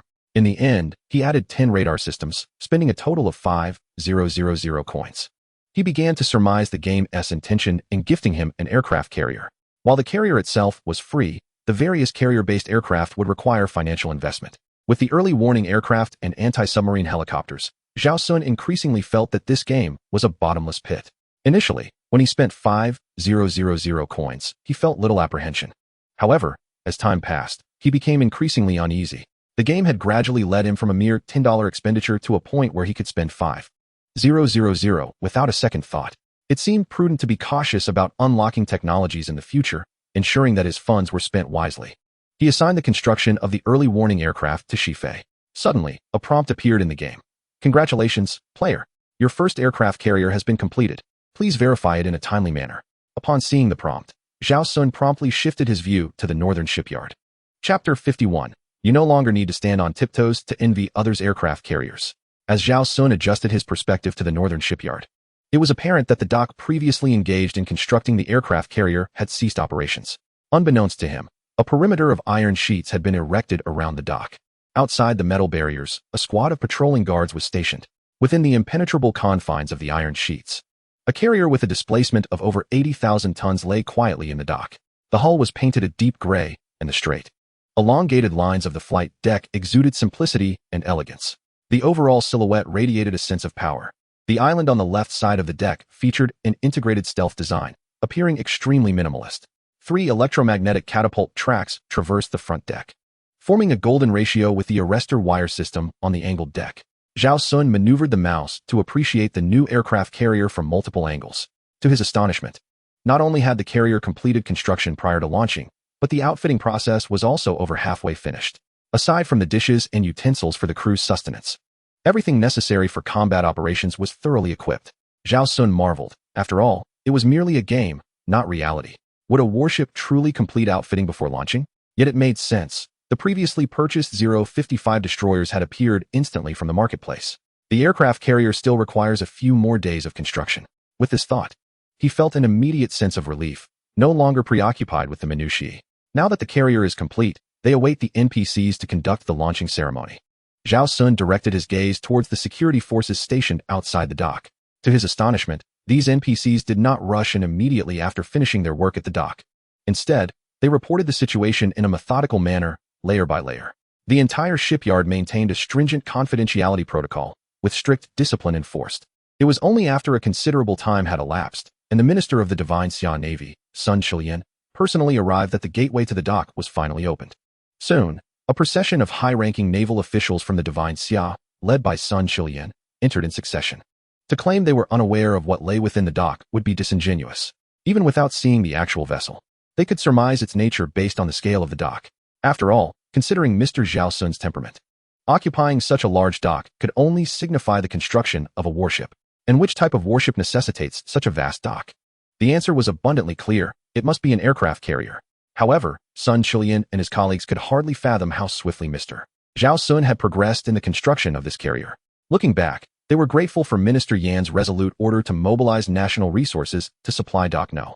1 with materials. Otherwise, they might have inadvertently hindered Mr. Zhao Xun's efforts in the supply chain. Upon entering the dock, all naval commanders of the Divine Xia felt a surge of exhilaration. Some began to speculate internally about the nature of this aircraft carrier. What would its displacement be? 50,000 tons? Or 60,000 tons? Would it utilize a ski jump for takeoff, or employ the steam catapult system akin to that of the Lighthouse Nation? Certainly, some quick-witted individuals entertained other thoughts. For instance, Liang Yu. He was indifferent to the carrier's combat capabilities. His sole concern was whether it would be allocated to his fleet upon entering service. Before long, the assembly of naval commanders finally reached the dock. And upon witnessing the imposing sight of the electromagnetic catapult aircraft carrier, they were collectively rendered speechless. All stood frozen in place, eyes fixated on the colossal vessel before them. The oppressive aura emanating from the ship seemed to suspend time itself. Astonishment, pure astonishment. The magnitude of their shock was beyond verbal expression. The titanic ship before them resembled a fortress of steel, radiating authority and solemnity. Despite having mentally prepared themselves prior to their arrival, the reality of the magnificent vessel before them surpassed their initial expectations. Their previous perspectives seemed woefully inadequate. They now felt that their earlier imaginings had been far too conservative. This warship utterly eclipsed their fantasies regarding the first aircraft carrier of the Divine Xia. Suddenly, a gentle applause broke out within the shipyard, though it was unclear who initiated it. However, it was not long before this sparse clapping gradually grew in volume. The applause seemed contagious, becoming increasingly fervent, as none wished to cease until their hands felt numb. It seems that only in this manner can they convey their current emotions. After a slight alleviation of their feelings, Sun Shilian promptly made a phone call to report the situation to the Central Command of Xinsha. This colossal vessel could indeed be regarded as a national treasure. It is imperative that a person of great stature and esteem officiates the launching ceremony. In Xinsha, Beha City, Defense Minister Yan Guohua was visiting the former Defense Minister, the Venerable Mr. Gong Wenqing. Beyond the visit, Yan Guohua harbored another intention, to present the old gentleman with a tour of Xinsha's amphibious assault ship, the 076. A vessel classified as a quasi-aircraft carrier. Although the 076 is merely a quasi-carrier, Yan Guohua believed that witnessing it would bring considerable joy to Mr. Gong Wenqing. He was acutely aware of the elder's long-standing desire to see Xinsha's own aircraft carrier during his lifetime. Mr. Gong Wenqing had even publicly declared, "If Xinsha does not develop an aircraft carrier, I shall not close my eyes in death." His words stemmed from the understanding that if Xinsha aspired to establish a firm foothold on Blue Planet and gain international influence, it was impractical to do so without formidable backing. 1,000 protests and condemnations could never equate to the presence of an aircraft carrier making its rounds. Upon hearing that Yan Guohua intended to show him Xinsha's most advanced quasi-aircraft carrier, Mr. Gong Wenqing was immensely delighted. He grasped Yan Guohua's hand and exclaimed, "You cannot imagine how those fellows from the Lighthouse Nation looked down upon us. When I visited their aircraft carrier, they wouldn't let me get too close on the deck. They forbade me from touching it, but I was determined to see. If I couldn't see it, I stood on my tiptoes. This caught the attention of their reporters, who eagerly snapped photographs. What they didn't realize is that I felt no shame at all. I simply wanted to see. Only by witnessing the disparity can we understand the necessity for effort, as long as we are willing to strive. One day, I shall behold such equipment in my own homeland. Yin Guohua, upon hearing the elder's words, discreetly wiped away a tear. He understood the stories behind those photographs, which had been a source of relentless motivation for him. Fortunately, today's Xinsha boasted the 076 quasi-aircraft carrier. He was certain that the elder would be overjoyed upon seeing it. He assured Mr. Gong, winching with a pat on his chest, "Elder Chief, you need not harbor any regrets henceforth. I have come today solely to take you to see our own quasi-aircraft carrier." Upon hearing the term quasi-aircraft carrier, Mr. Gong Winching's eyes sparkled with excitement. Though he had retired, the absence of an aircraft carrier had always lingered as a regret in his heart. His dream had been for Xinsha to possess its own aircraft carrier. Although Yin Guohua referred to it as a quasi-carrier, with the word quasi attached, it was, nonetheless, an aircraft carrier. With a quasi-aircraft carrier in existence, the real aircraft carrier was not far off. Chapter 52. We must build our own heavy carrier-based aircraft. Just as Yin Guohua assisted Mr. Gong winching into the vehicle, the communications officer suddenly hurriedly handed him a phone. "Chief, it's a call from Navy Minister Sun Chilian." Yin Guohua took the phone, his mind swirling with curiosity. Could it be that the Lighthouse Nation is once again stirring up trouble in the Xinsha Sea? Arriving at a secluded location, he connected the call. To his astonishment, just as the call was established, Sun Chilian delivered an enormous surprise. Mr. Zhao Xun's aircraft carrier, constructed at the northern shipyard, was actually completed. He was aware that Mr. Zhao Xun was engaged in the construction of a naval vessel at the northern shipyard.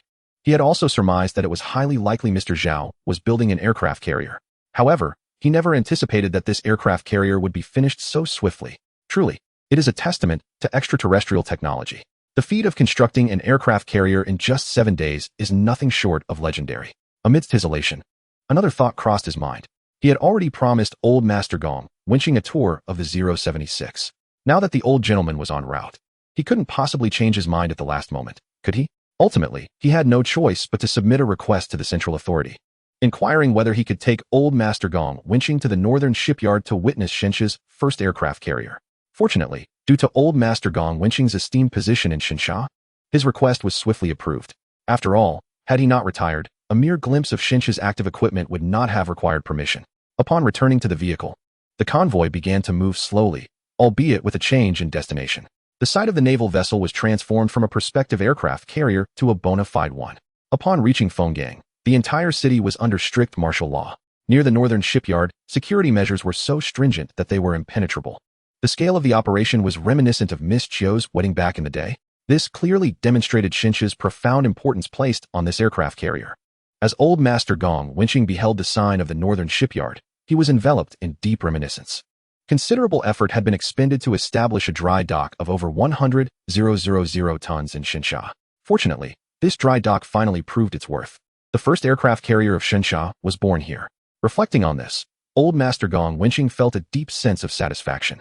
His previous efforts had not been in vain. Now, what he anticipated most was what the aircraft carrier within the dry dock would look like. Would it resemble the diminutive Invincible class? Or perhaps the medium-sized carrier like the Kuznetsov with its ski-jump takeoff? Or might it be akin to the de Gaulle class carrier of the Galactic Rooster? Perhaps his expectations were set too high. After all, Xinsha's aircraft carrier was merely in its infancy. It could hardly match the established Western powers in an instant. He would be content if Xinsha's aircraft carrier could reach the level of the Invincible class. Although a displacement of over 20,000 tons might be somewhat modest, it still represented significant progress from nothing. The only concern for old Master Gong winching was how Xinsha would address the issue of its carrier-based aircraft. He had initially intended to inquire about this matter with Yin Guohua during the journey, but it appeared Yin was equally in the dark regarding the details of the aircraft carrier. Evidently, the specifications of the carrier remained classified. What old Master Gong winching did not realize was that it was not Yin Guohua withholding information from him. In truth, Yin Guohua was genuinely uninformed about the specifics of the new aircraft carrier. Not only was he unaware, but even within the dry dock, Sun Chilian and Liang Yu were equally oblivious. In fact, even the measurements for the carrier's deck length, width, and height had yet to be determined. As for the tonnage, there was no precise figure. According to the reports from Sun Chilian and Yin Guohua, it was simply enormous. At that moment, the convoy finally arrived at the shipyard. Yin Guohua and the venerable Gong winching could hardly contain their excitement. At this juncture, nothing was more significant to them than witnessing the aircraft carrier. At the entrance of the dry dock, Sun Chilian hurriedly approached Yin Guohua and Gong Wenqing. "Old chief, you have finally arrived. We have been waiting for you to conduct the launching ceremony." After saying this, he and Yin Guohua assisted the elderly Gong Wenqing into the dry dock. Upon entering the dry dock, Gong Wenqing laid his eyes upon the object of his long-held dreams. The old gentleman was momentarily struck dumb. The magnificent steel behemoth, weighing over 80,000 tons, loomed before him, halting his once steady stride.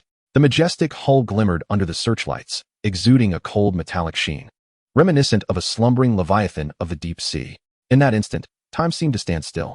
For countless days and nights, Gong Wenqing had envisioned what the future aircraft carrier of Xinxiao would look like. Yet, the vessel before him was something he had never imagined. He pointed at the colossal structure and turned to Yin Guohua, who, at that moment, was not in a much better state than the old gentleman. To be frank, he too had not anticipated that Xinxia's inaugural aircraft carrier would be this advanced. Upon seeing the aircraft carrier before him, his heart seemed to skip a beat. At this moment, Yin Guohua was eager to fill the dry dock with water to complete the launching ceremony, so he could board the aircraft carrier alongside the old chief. Sun Chilian and Liang Yu shared the same sentiment. Had it not been for waiting for Yin Guohua and Gong Wenqing, they would have already ventured onto the flight deck of the aircraft carrier. Soon, amidst the crowd, Gong Wenqing declared the commencement of the launching ceremony for Xinxia's first aircraft carrier. As seawater steadily filled the dry dock, the massive aircraft carrier began to rise slowly. Only when the water level was sufficient did the heavy dock doors gradually open. When the aircraft carrier was set to leave the dock, even the most experienced tugboat helmsman felt a wave of tension. Fortunately, the entire process went remarkably smoothly. The awe-inspiring aircraft carrier was safely maneuvered to the deep water dock at the northern shipyard. A temporary boarding ladder was swiftly erected, and with Yin Guohua's assistance, Gong Wenqing finally stepped onto the aircraft carrier's deck. Instantly, a flight deck spanning the size of 3 standard football fields unfolded before his eyes. The straight, expansive deck, extending over 300 meters, would have been astonishing even in the 1990s. At that moment, the collective sentiment was nothing short of exhilaration. At this juncture, Gong Wenqing was the first to notice the 3 electromagnetic catapult runways positioned at the front of the deck and the angled deck. He uttered in disbelief, "Is this a steam catapult runway?" Hearing this, Yin Guohua promptly clarified, "Old chief, this is not a steam catapult runway. It is an electromagnetic catapult runway." This was a conclusion Yin Guohua had drawn from the 076. After all, if amphibious assault ships employed electromagnetic catapults, then such a massive aircraft carrier would undoubtedly feature the same technology. Electromagnetic catapult? Gong Wenqing, the venerable elder, wore a perplexed expression. To him, the concept of electromagnetic catapults seemed merely a theoretical notion, a technological idea existing in the realm of concepts, with its realization still a distant dream. To his astonishment, this conceptual technology had been directly applied to the first aircraft carrier of the divine Xia.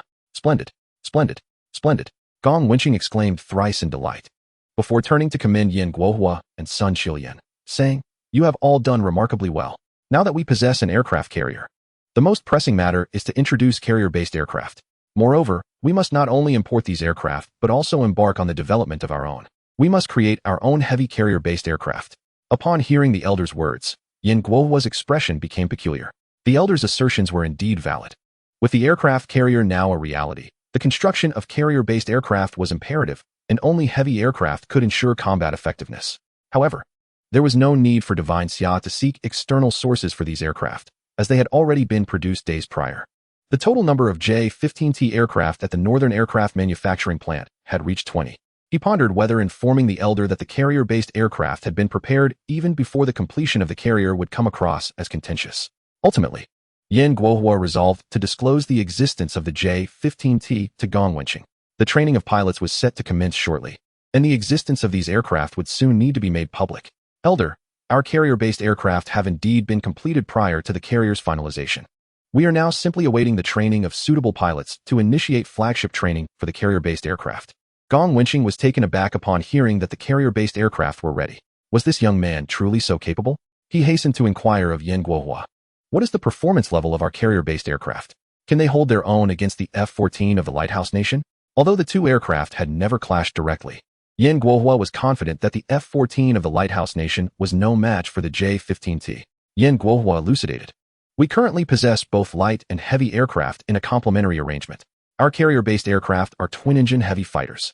Additionally, we have a single-engine medium fighter, which, just yesterday, managed to suppress the F-14D and FA-18 of the Lighthouse Nation during their Carrier Battle Group's maneuvers. Gong Wenqing could hardly believe his ears. If a single-engine medium fighter could dominate the F-14D and FA-18, then the twin-engine heavy fighter must be even more formidable. I have awaited this day. The Lighthouse Nation, in its arrogance, has forsaken the development of heavy carrier-based aircraft. They will inevitably come to regret this decision. Guohua, we must remain steadfast in our direction. Our carrier-based aircraft must possess both range and technological superiority. The greater the range of our aircraft, the larger the strike radius of our carrier. The more exceptional the capabilities of our aircraft, the higher the probability of triumph when confronting adversaries. While the advantages of quantity and cost are undoubtedly significant, they are predicated upon the existence of a capability to outmatch the enemy's elite forces. Only then can these advantages truly manifest. Upon hearing the words of the esteemed elder, the assembly expressed their admiration in unison. Just yesterday, in their standoff with the Lighthouse Nation, they had savored the fruits of technological superiority. Setting aside the J-16D, the J-10C and JH-7D could penetrate the air defense perimeter of foreign aircraft carriers with just 3 planes, relying solely on the technological edge of their fighters. Modern warfare has long transcended its former nature. Much like the strategic racing of Tianji, employing the most advanced weaponry to vanquish the enemy's finest renders subsequent endeavors considerably easier. They had not anticipated that despite his prolonged retirement, the elder remained profoundly insightful regarding the tactical applications of advanced weaponry. At this juncture, Gong Wenqing reiterated the necessity for the development of new training aircraft to keep pace with the advent of modern fighters. The pressing imperative now is to devise a cost-effective new generation of trainer aircraft to mitigate the wear and tear on combat planes during pilot training.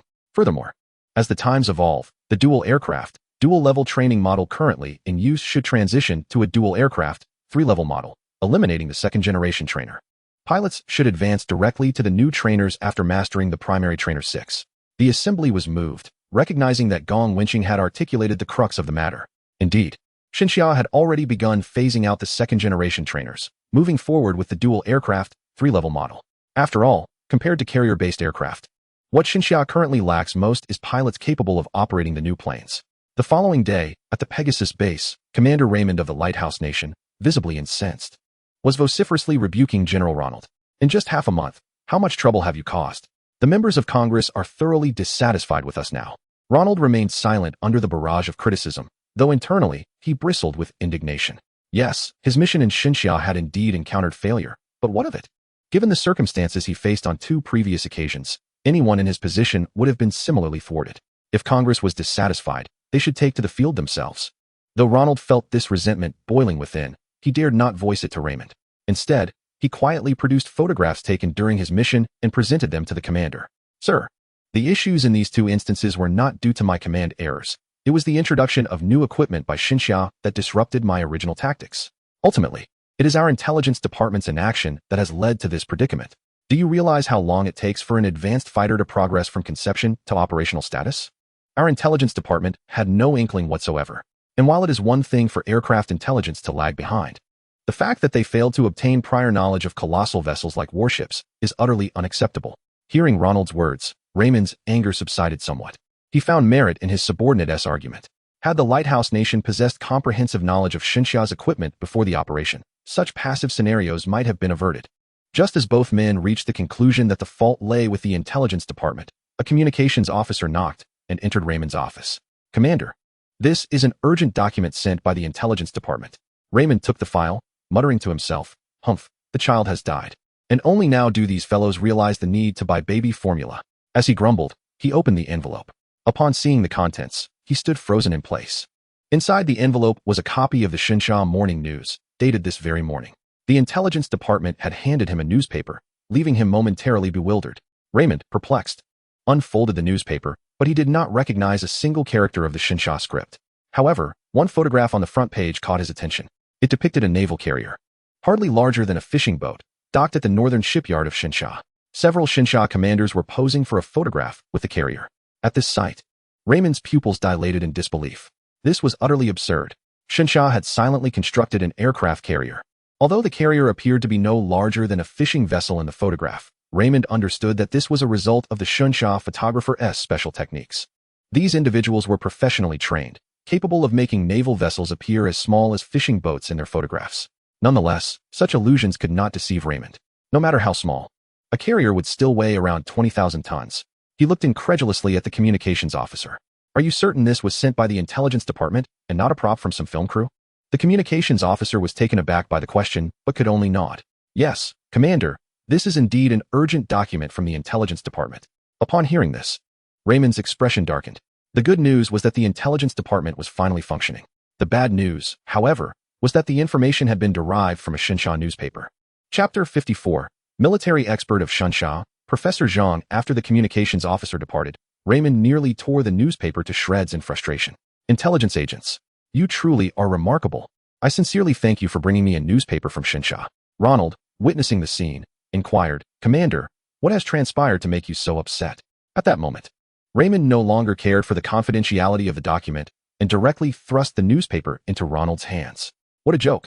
To treat the Xinsha Morning News as a top-secret document is something only the intelligence department of the Lighthouse Nation could manage.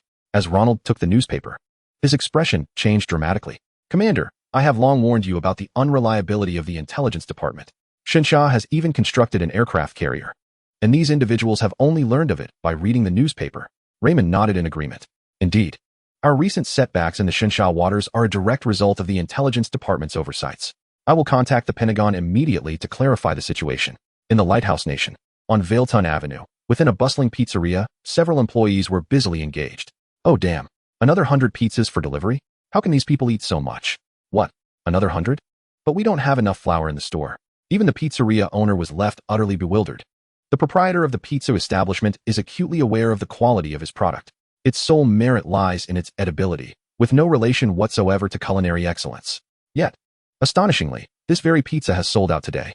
After the staff loaded the pizzas into their vehicle, they sped off towards the Pentagon in the land of the beacon.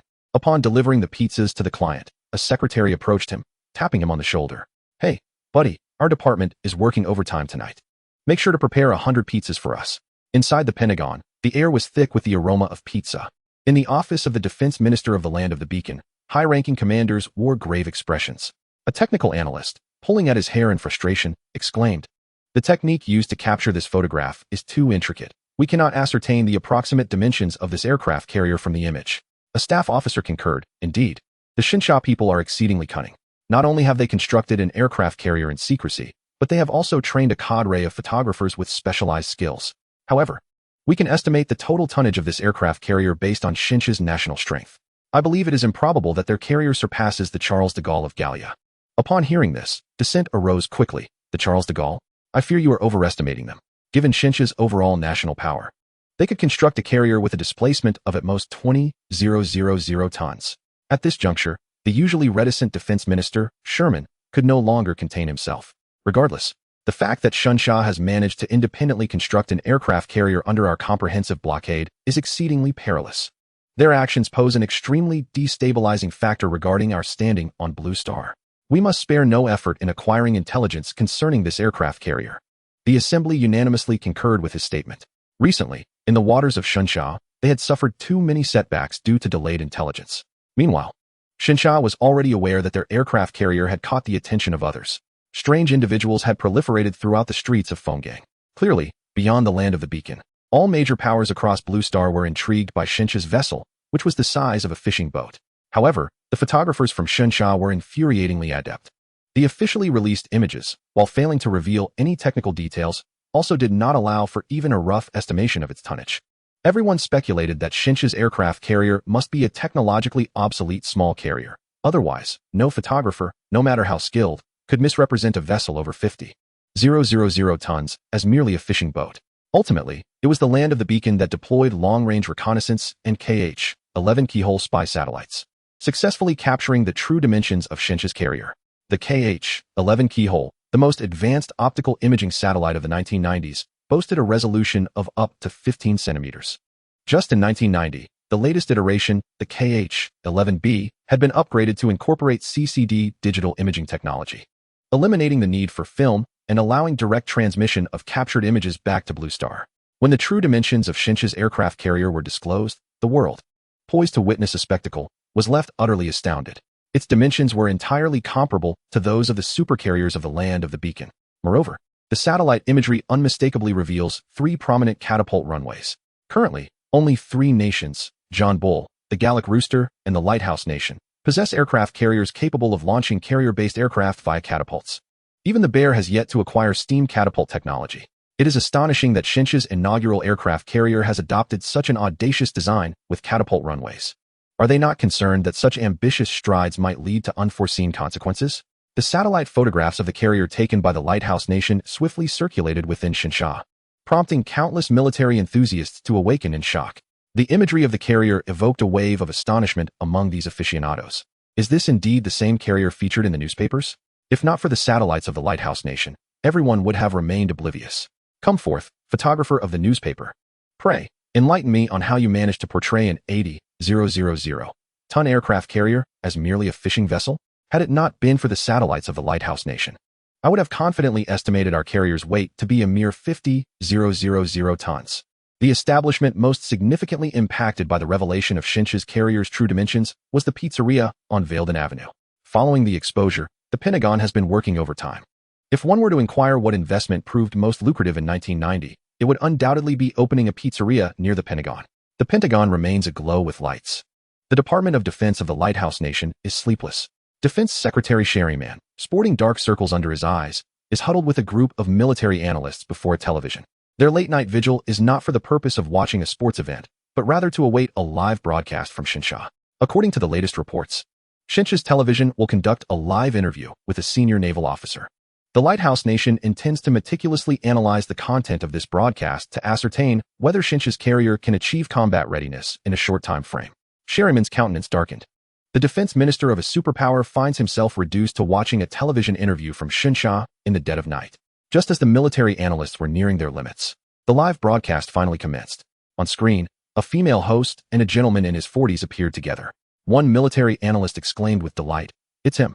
Although Professor Zhang appears youthful, he possesses profound knowledge regarding the construction of Xinjia's navy.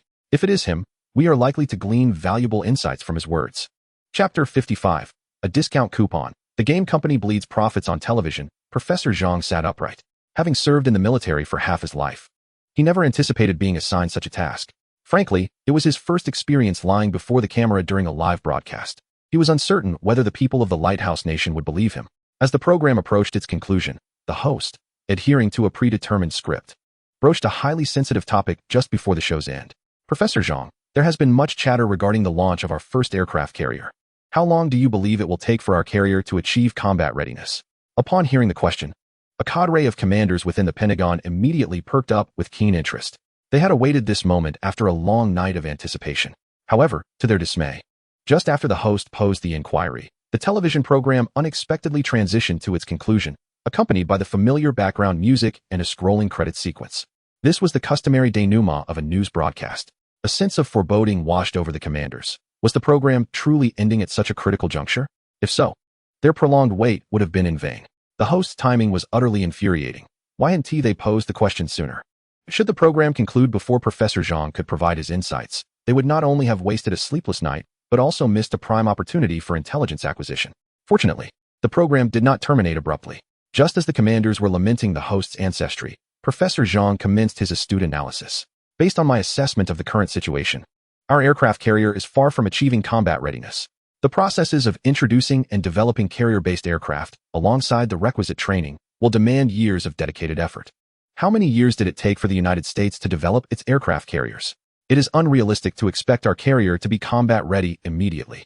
Following Professor Zhang's remarks, the news segment abruptly cut off the credits. A collective sigh of relief emanated from the commanders. They were grateful to have heard the entire content. In light of Professor Zhang's assertions, Sherman found merit in his reasoning. After all, without carrier-based aircraft, how could the carrier attain combat capability? Thus far, there has been no intelligence regarding the introduction or domestic development of carrier-based aircraft by the Xinjia. This corroborated Professor Zhang's statements. After the program concluded, Sherman nodded in satisfaction. This professor was indeed a man of integrity. His words were all well-founded and highly credible. It seemed they could rest easy tonight. Other military analysts from the United States shared similar sentiments, noting that Professor Zhang, with his pronounced brows and earnest demeanor during the interview, did not appear to be disingenuous. Furthermore, given that he was only in his 40s, it was unlikely he harbored ulterior motives. At this juncture, The Department of Defense was no longer concerned about the Xinjia's new aircraft carrier achieving combat readiness in the short term. Their immediate concern now shifted to another issue, the fact that their Perry-class frigate had yet to be returned. The Xinjia had indeed overstepped. Their Perry-class frigate had not yet been released. In my view, it was a reflection of our insufficient display of strength. Seizing the opportune moment, Sherman declared, "I believe it is time to persuade Congress to strengthen our position within the First Island chain. In addition to the 5th Fleet and the 3rd Fleet en route, we should deploy additional B-1B Lancer bombers and B-52 bombers at Pegasus Base as a deterrent, compelling the Xinjia to behave more cautiously." The other commanders unanimously endorsed his proposal. The Lighthouse Nation employs two primary tactics to intimidate others. One involves the deployment of aircraft carrier strike groups, while the other entails the strategic positioning of bombers. With over 60 overseas Air Force bases around the globe, they can threaten the majority of countries on Blue Planet through the latter method. They believe that once their bombers are successfully stationed at Pegasus Base, the Divine Summer will be compelled to return the Perry-class frigates without delay. Furthermore, the Lighthouse Nation could leverage this situation to pressure Divine Summer into abandoning its aircraft carrier development. Zhao Xun observed the reactions of various factions on his computer screen, nodding in satisfaction. Long ago, he had fantasized about the prospect of Divine Summer possessing an aircraft carrier in the 1990s. Had Divine Summer embarked on aircraft carrier development during that decade, it could have achieved global deployment by now, fundamentally reshaping international geopolitical dynamics. Today, his aspirations were realized within the confines of the game. Just as Zhao Xun began to feel a sense of fatigue, a notification abruptly appeared on his screen. "Congratulations, player. The War Ignorance Bureau of your civilization has been established. Reward: limited time 90 discount voucher." Upon seeing the reward, Zhao Xun eagerly maneuvered his mouse to claim it. Soon, a discount voucher materialized on his screen. 90 limited time discount voucher. Category: one-time consumable item. Function: enjoy a 90 discount on items purchased within 60 minutes. Gazing at the item before him, Zhao Xun was instantly reminded of the Beidou system he had previously hesitated to purchase. The exorbitant price of $1.58 million had initially deterred him. With only a little over $2 million at his disposal, he had feared that spending it all in the game would jeopardize his future. Now, with the 90 limited time discount voucher, acquiring the entire Beidou system would only require $158,000. Such an opportunity, if missed, would undoubtedly be a significant loss. Conversely, seizing this chance to procure the complete Beidou suite would certainly be a windfall for him at the expense of the game company. Zhao Xun had not anticipated that the game would faithfully recreate Divine Summer's War Ignorance Bureau, which had now proven to be instrumental. The Beidou system was akin to a key that unlocks the world, enabling us to discern every corner, revealing the entire map without omission. Once operational, the Beidou system would allow Divine Summer's aircraft carrier strike groups to break free from the First Island chain. While this system may not directly participate in combat, it would undoubtedly provide a substantial advantage in our engagements, elevating our odds of victory by 500%. This is no exaggeration, but rather a tangible statistic. Possessing Beidou is akin to acquiring a pair of all-seeing eyes, enabling precise grasp of the battlefield and the formulation of optimal strategies to secure ultimate triumph. Moreover, the advantages of Beidou extend beyond military applications.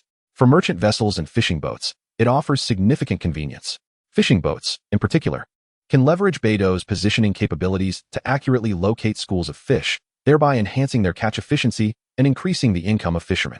These benefits are of a long-term nature. Zhao Xun accessed the marketplace to find the Beidou System Grand Package. Should I purchase the complete Beidou System package with a discount coupon? Yes. No. Chapter 56. Beidou Deployment Complete. Map fully unveiled. Zhao Xun decisively moved the mouse and selected yes. Purchase. It is imperative to buy now.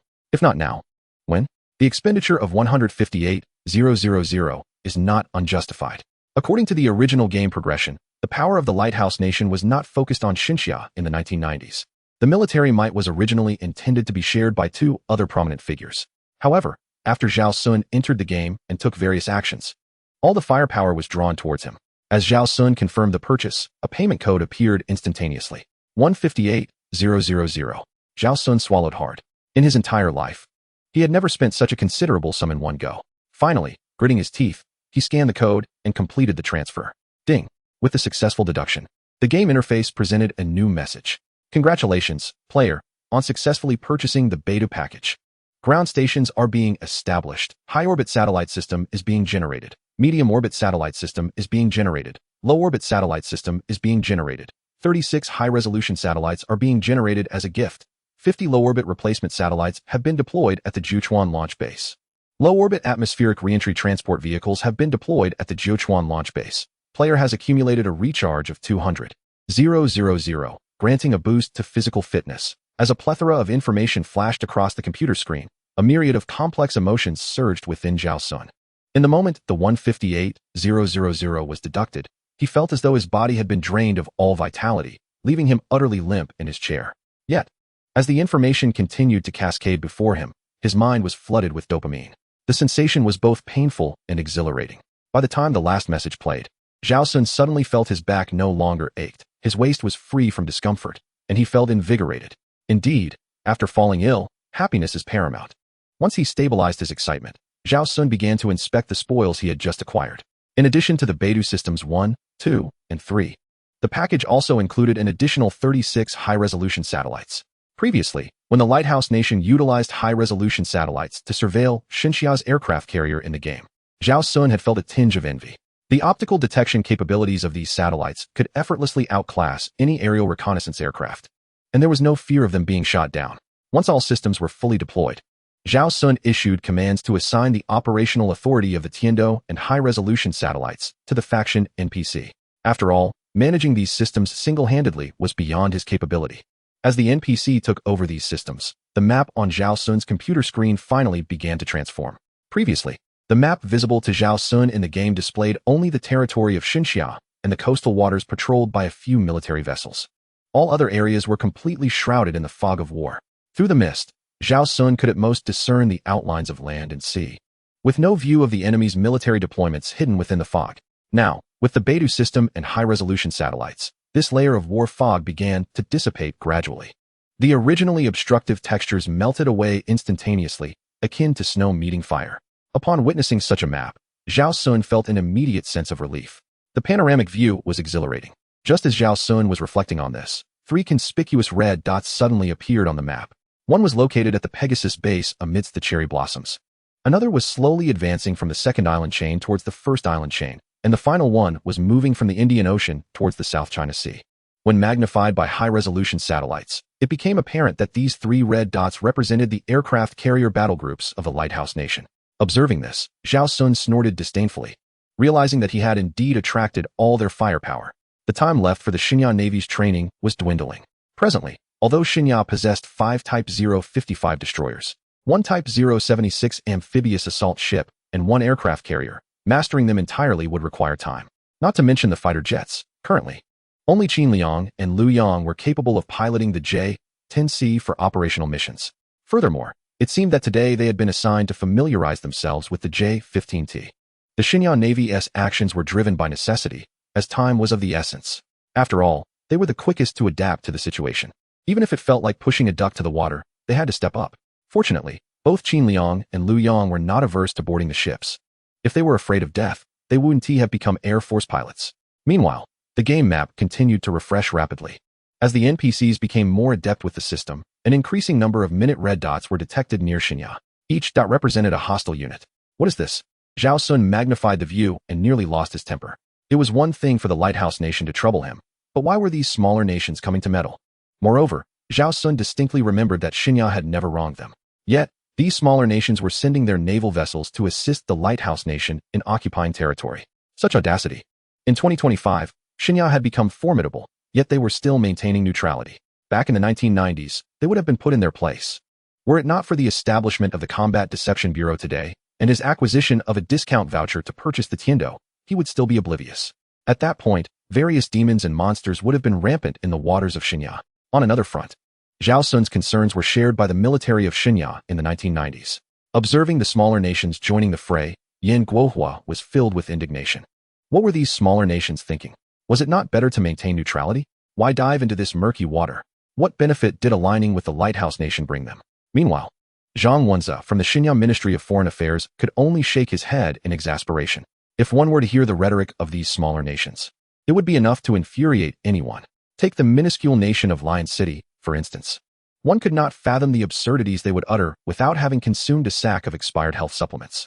In the face of the Lighthouse Nation's overt provocation, Lion City had the audacity to advise them to prioritize the greater good. They suggested that Xinya should learn to endure and value harmony. cautioning against matching the lighthouse nation's provocations. Hearing Zhang Wen's words, Yin Guohua felt an overwhelming urge to curse. His disdain was palpable. How could a small city-state, wedged between great nations, presume to dictate terms to us? Zhang Wenza chuckled helplessly, remarking that such diminutive nations could be truly irksome. If we were to take action against them, the international community would undoubtedly accuse us of bullying the weak. Yet, if we choose to ignore them, they would incessantly bark at us. Yin Guohua nodded in agreement, stating that even if we were bitten by a dog, we could not retaliate. However, we must make it clear to this canine that we would not hesitate to confront its master. It is inconsequential. Old Zhang, you must adopt a firmer stance with them this time.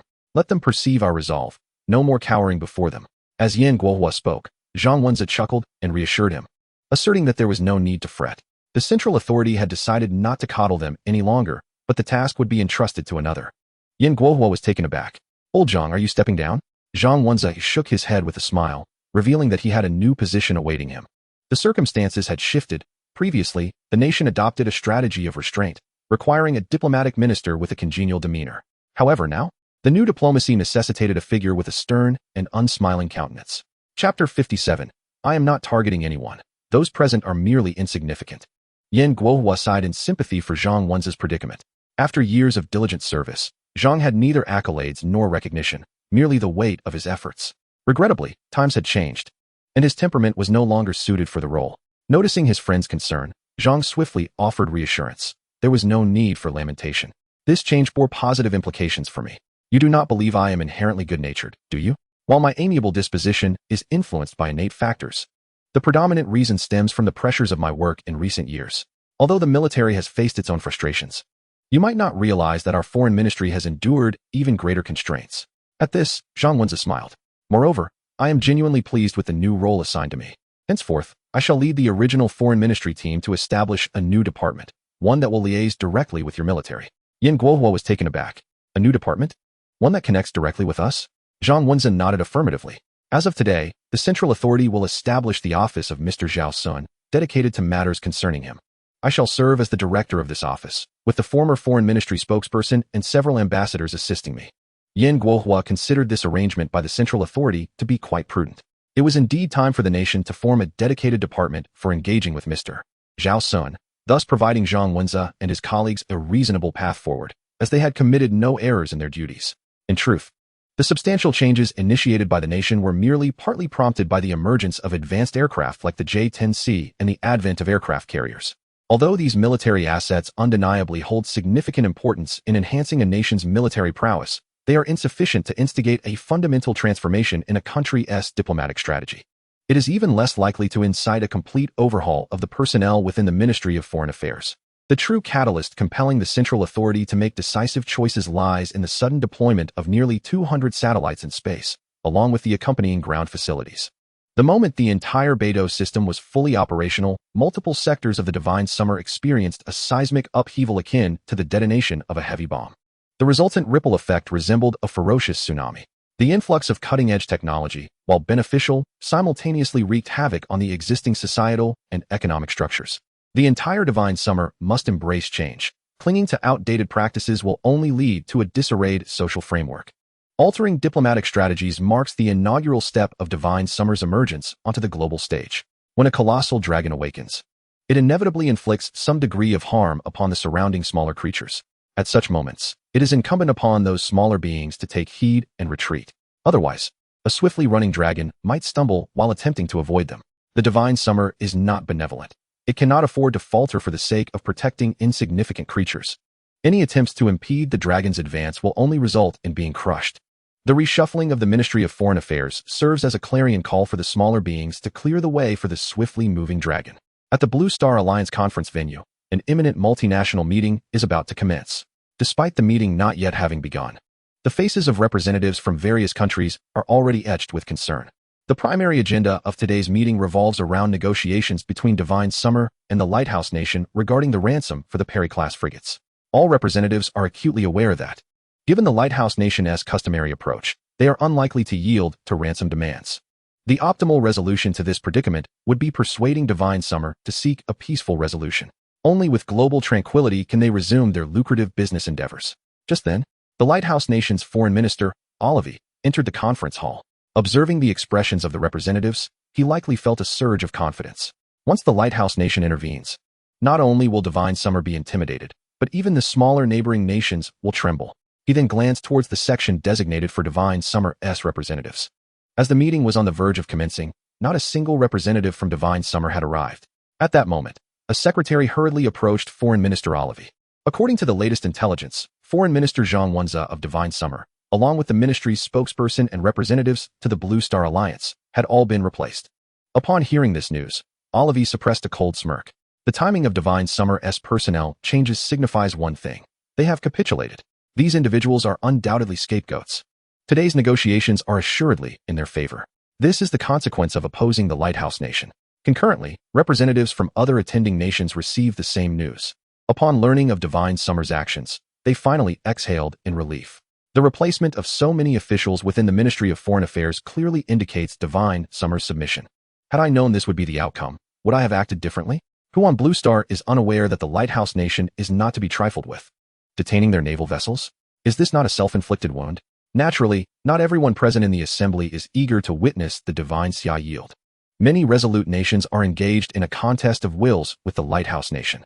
Some of these smaller countries, though impoverished, possess remarkable fortitude. At this juncture, they are decidedly unwilling to see Divine Xia capitulate to the demands of the Lighthouse Nation. If the elder brother shows weakness, what will become of these smaller nations but mere jesters? Just as speculation ran rampant regarding the manner in which Divine Xia would concede and return the Lighthouse Nation's warship, a sudden stir arose among the crowd. The delegation from Divine Xia had finally arrived. The newly appointed foreign minister, Li Mingduo, entered the venue accompanied by his negotiation team. Everyone was eager to behold this new diplomatic cohort. However, upon the entrance of the Divine Xia delegation, an unsettling atmosphere enveloped the room. The representative of the Blue Star Alliance from Divine Xia appeared rather displeased. It was more than mere dissatisfaction. It felt as though he were on the verge of violence. His temperament seemed ill-suited for the realm of diplomacy. Upon entering, Li Mingduo surveyed the surroundings, and the temperature in the room seemed to drop several degrees. His gaze was icy, and a hint of discontent lingered on his countenance. His displeasure did not stem from any specific grievance. Rather, it was simply his nature. Whether he encountered joy or sorrow, it was always etched upon his face. His discontent was not directed at any individual, but rather a general dissatisfaction with all. Defense Minister Oliver of the Lighthouse Nation, upon seeing Li Mingduo, sensed an immediate apprehension. This man would be difficult to engage with. He bore a striking resemblance to his high school football coach, known for his strict demeanor. As the meeting commenced, Oliver took the initiative to confront the situation. Divine Xia's detention of our military vessel has severely undermined regional stability and peace. He reiterated his demand for the immediate return of their warship and the release of its crew, along with compensation for their losses. Despite feeling a bit intimidated by Li Mingduo's presence, he articulated his demands without omission. In truth, had Divine Xia not detained their frigate, the Lighthouse Nation would have already taken decisive action to reclaim it, showing far less courtesy. While it is true that the Lighthouse Nation has provoked Divine Xia, such provocations have been limited to mere skirmishes on the surface of the sea. They would never dare escalate to full-scale conflict. Thus, it would be acceptable for Divine Xia to return the warship and offer some compensation. However, Oliver's demands have begun to stir discontent among the other nations present at the conference. They may not dare to confront Divine Xia directly, but they long for their sovereign to adopt a firmer stance. The Lighthouse Nation's demands now seem insufficiently assertive to satisfy them. However, what they did not anticipate was that, in response to what seemed to be concessions from the Lighthouse Nation, Xinxia showed no inclination to relent. Immediately following the remarks from the Lighthouse Nation, the newly appointed foreign minister of Xinxia smirked disdainfully and let out a cold snort. Li Mingduo cast a scornful gaze around the room before seizing the microphone. The Lighthouse Nation's warships, having disregarded the sovereignty of other nations, trespassed into our territorial waters unlawfully. We have every right to detain these illegal vessels. If the Lighthouse Nation wishes to resolve this matter, they must adopt a sincere attitude, rather than this brazen and domineering demeanor, dictating terms to others. The Lighthouse Nation should engage in profound self-reflection, reconsidering its actions instead of habitually attributing its faults to others. Equal dialogue is the only viable path forward. Upon concluding his remarks, the translators present were momentarily taken aback. What was going on with this new foreign minister of Xinxia? Negotiations were meant for discourse, not for hurling compressed packages. Olivier, observing the translator who had just elaborated extensively, furrowed his brow in suspicion. He seriously questioned whether this translator understood Chinese or was merely deceiving him. The speaker had uttered a mere 5 sentences, yet the translator had taken half an hour. However, this was of little consequence. The parameters for today's negotiations were already established. Xinxia must acquiesce to his demands. He retorted without hesitation. If Xinxia persists in refusing to return our warships, then the Lighthouse Nation shall impose comprehensive sanctions on Xinxia. The carrier strike groups of the Lighthouse Nation are already en route. The threatening tone of his words was unmistakable. Upon hearing Olivier's declaration, Li Mingduo scoffed once more. Xinxia would not cower in the face of threats from the Lighthouse Nation. For too long, the Lighthouse Nation has relied on the strength of its navy to intimidate throughout the Blue Star, masquerading its piracy under the guise of justice. I advise the representatives of the Lighthouse Nation, no matter how advanced their aircraft carriers may be, they cannot traverse land. The Lighthouse Nation is overstepping its bounds. At this juncture, the negotiations had reached an impasse, rendering further discussions unnecessary. Xinxia and the Lighthouse Nation parted ways on an ungracious note. After the meeting, Olivier reported the outcomes back home.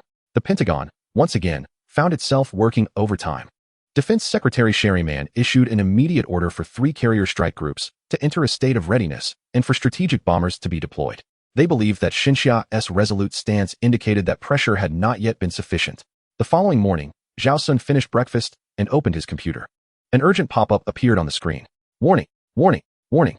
The progress of the Fury of the Seas dungeon has exceeded 50. The Fury of the Seas dungeon may arrive at any moment. Players are advised to respond cautiously. Zhao Xun was taken aback. This time, it truly was not his doing. He hurriedly opened the marketplace interface and purchased 3 conventional power electromagnetic catapult aircraft carrier complete spare parts packages to calm his nerves. Just in time for all 3 shipyards to remain busy. Admittedly, 300,000 is somewhat steep, but there was no alternative. Having invested a considerable sum in this game, Zhao Xun found himself anxious about the possibility of losing a match, rendering his previous expenditure of over 200,000 utterly futile. However, as the countdown timer appeared above the 3 shipyards, he felt a sense of reassurance wash over him. All his trepidation stemmed from a lack of firepower. Upon completing his recharge, the game interface presented yet another notification. Congratulations, player. Your total recharge has reached 500,000 yuan, and you have received a mysterious gift package. Zhao Xun scoffed inwardly. Congratulations? Shouldn't it be the game company that deserves congratulations for raking in such an amount? Nevertheless, he was intrigued by the mysterious gift package. Given the company's usual practices, the rewards for a recharge of 500,000 ought to be substantial. As Zhao Xun opened the package, a golden treasure chest materialized on the screen. Inside was an aerospace engine random gift package, promising a random selection of one of the following engine technologies. 1. Superfuel ramjet engine, speed range, 510 Mach. Activation condition, requires hypersonic flow at Mach 5. 2. Oblique detonation engine, speed range, 715 Mach. Activation condition, requires hypersonic flow at Mach 5. 3. Variable cycle adaptive engine, speed range, 0.5 Mach. Activation condition, can be launched from the ground.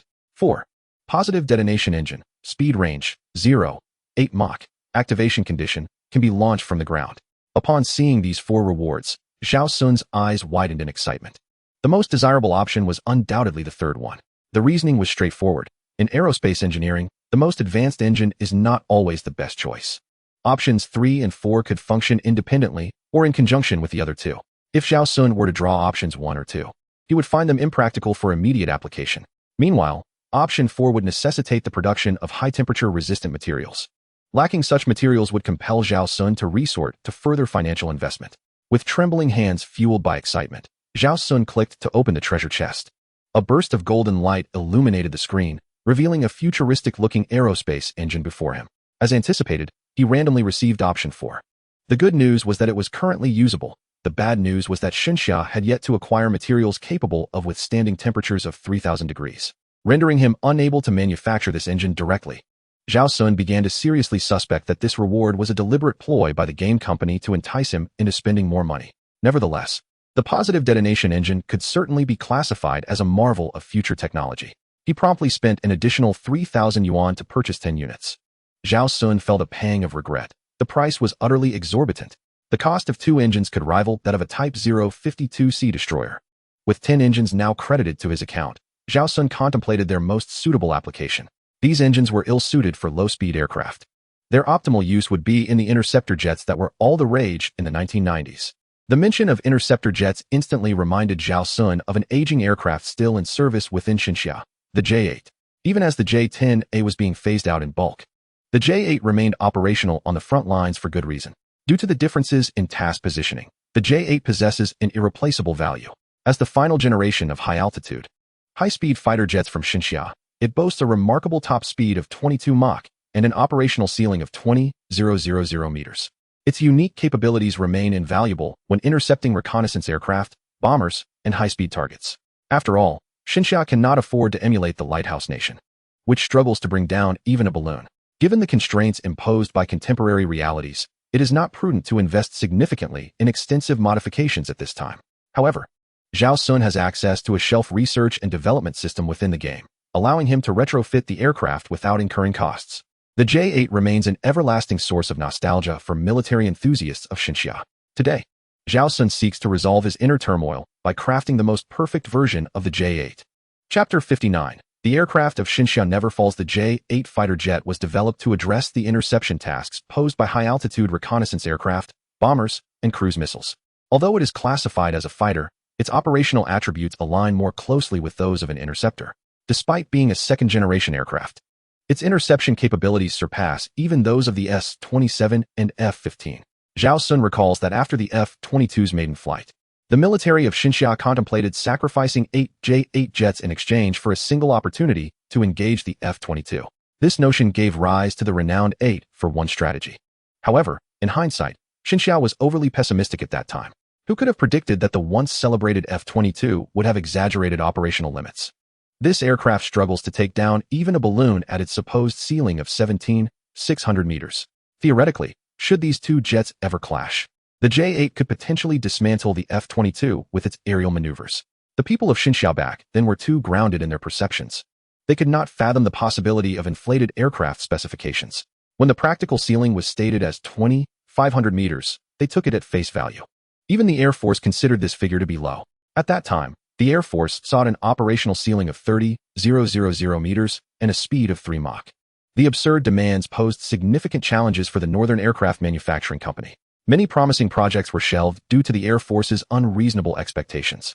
Throughout the history of Xinxia's aviation industry, numerous projects faced delays, budget overruns, or were ultimately abandoned due to the Air Force's incessant revisions and unrealistic technical requirements, leading to missed technological windows. The J-8's eventual mass production can be considered fortunate. The Air Force's intentions were commendable. Their high standards aimed to match or even surpass global benchmarks. However, during a period of industrial fragility, such excessive demands often stifled projects. This situation persisted until the turn of the millennium when Xinxia began to adopt a more scientific approach to demand validation, significantly reducing similar issues. Now, with the functionality of shelf technology development at his disposal in the game, Zhao Xun can experiment with what it would have been like to design an aircraft according to the Air Force's original specifications. There is no need to economize on the engines. Naturally, he will employ the newly acquired, highly explosive engines. The original J-8 utilized 2 engines, and Zhao Xun will likewise deploy 2. This aspect cannot be compromised. The aerodynamic layout shall utilize that of the J-8, subsequently entrusted to the system for optimization. Aerodynamic layout optimization in progress. Optimization complete. The user J-8 supersonic interceptor. The reinforcement of the cockpit cover is a precaution against the potential inadequacies of the unreinforced structure at Mach 8. Zhao Xun gazed upon the adjusted aerodynamic configuration of the J-8 with profound satisfaction. In comparison to its predecessor, the aircraft exhibited a more fluid overall silhouette, exuding a heightened sense of technological sophistication. Furthermore, the modified aerodynamic design retained the rugged mechanical aesthetic characteristic of the J-8 series. Remarkably, despite the extensive alterations, the aircraft still unmistakably resembled the J-8 interceptor to the discerning eye, a detail of paramount importance to Zhao Xun. Without the essence of the J-8, it would lack its soul.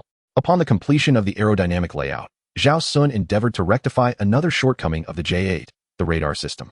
Fortunately, the modified J-8's nose was sufficiently spacious to accommodate a radar comparable to that of the J-16 without any difficulty. Next, the focus shifted to the aircraft's materials. Such formidable power demands robust materials. Titanium alloy was imperative. If that proved insufficient, tungsten alloy would suffice. The principle was simple. Employ the sturdiest materials available, unperturbed by weight considerations. With the installation of a cutting-edge supercharged engine, could one still fret over the airframe's weight? After the unrestrained accumulation of materials, The development functionality of the game shelf finally yielded the aircraft specifications. J-8 Supersonic Interceptor, Crew. 2. Capable of single or unmanned operation based on mission requirements. Length, 21. 6 meters wingspan. 9. 58 meters height. 5. 55 meters empty weight. 1. 888 tons maximum takeoff weight. 3. 988 tons maximum payload. 5 tons. Limited by aerodynamic layout. Engines. Supercharged engines X2 with a single thrust of 258 tons radar. Active phased array ASA radar. With a detection range exceeding 400 kilometers maximum speed. 7. 88 Mach service ceiling. 48,000 meters range. 5. 900 kilometers. Zhao Xun found himself rolling his eyes at the transformed weight of the airframe, which had nearly doubled. This significant increase was attributable to the extensive use of tungsten alloy in the airframe materials. While the heavier structure enhanced durability, the drawbacks were glaringly apparent. Notably, the exacerbation of the J-8's already inadequate low-altitude maneuverability. Moreover, with the J-8's aerodynamic configuration coupled with such a hefty airframe, the aircraft's turning rate would inevitably suffer. Of course, the inherent characteristics of the supercharged engine also played a role. This engine was not ideally suited for low-speed maneuvers. Despite the numerous shortcomings of this J-8, Zhao Xun remained unfazed. What of its inability to maneuver at low altitudes? Interceptors thrive in high-altitude, high-speed scenarios. Who would engage in low-altitude turns? What did it matter if the turning rate was poor? For an aircraft capable of reaching Mach 8, which pilot would dare to perform acrobatic maneuvers? If one could not secure a dogfight window, so be it. Flying at 48,000 meters granted a view filled with potential attack opportunities. Congratulations on completing the development of a 7th-generation flavored combat aircraft. Shall we proceed to production immediately? Zhao Xun was momentarily taken aback.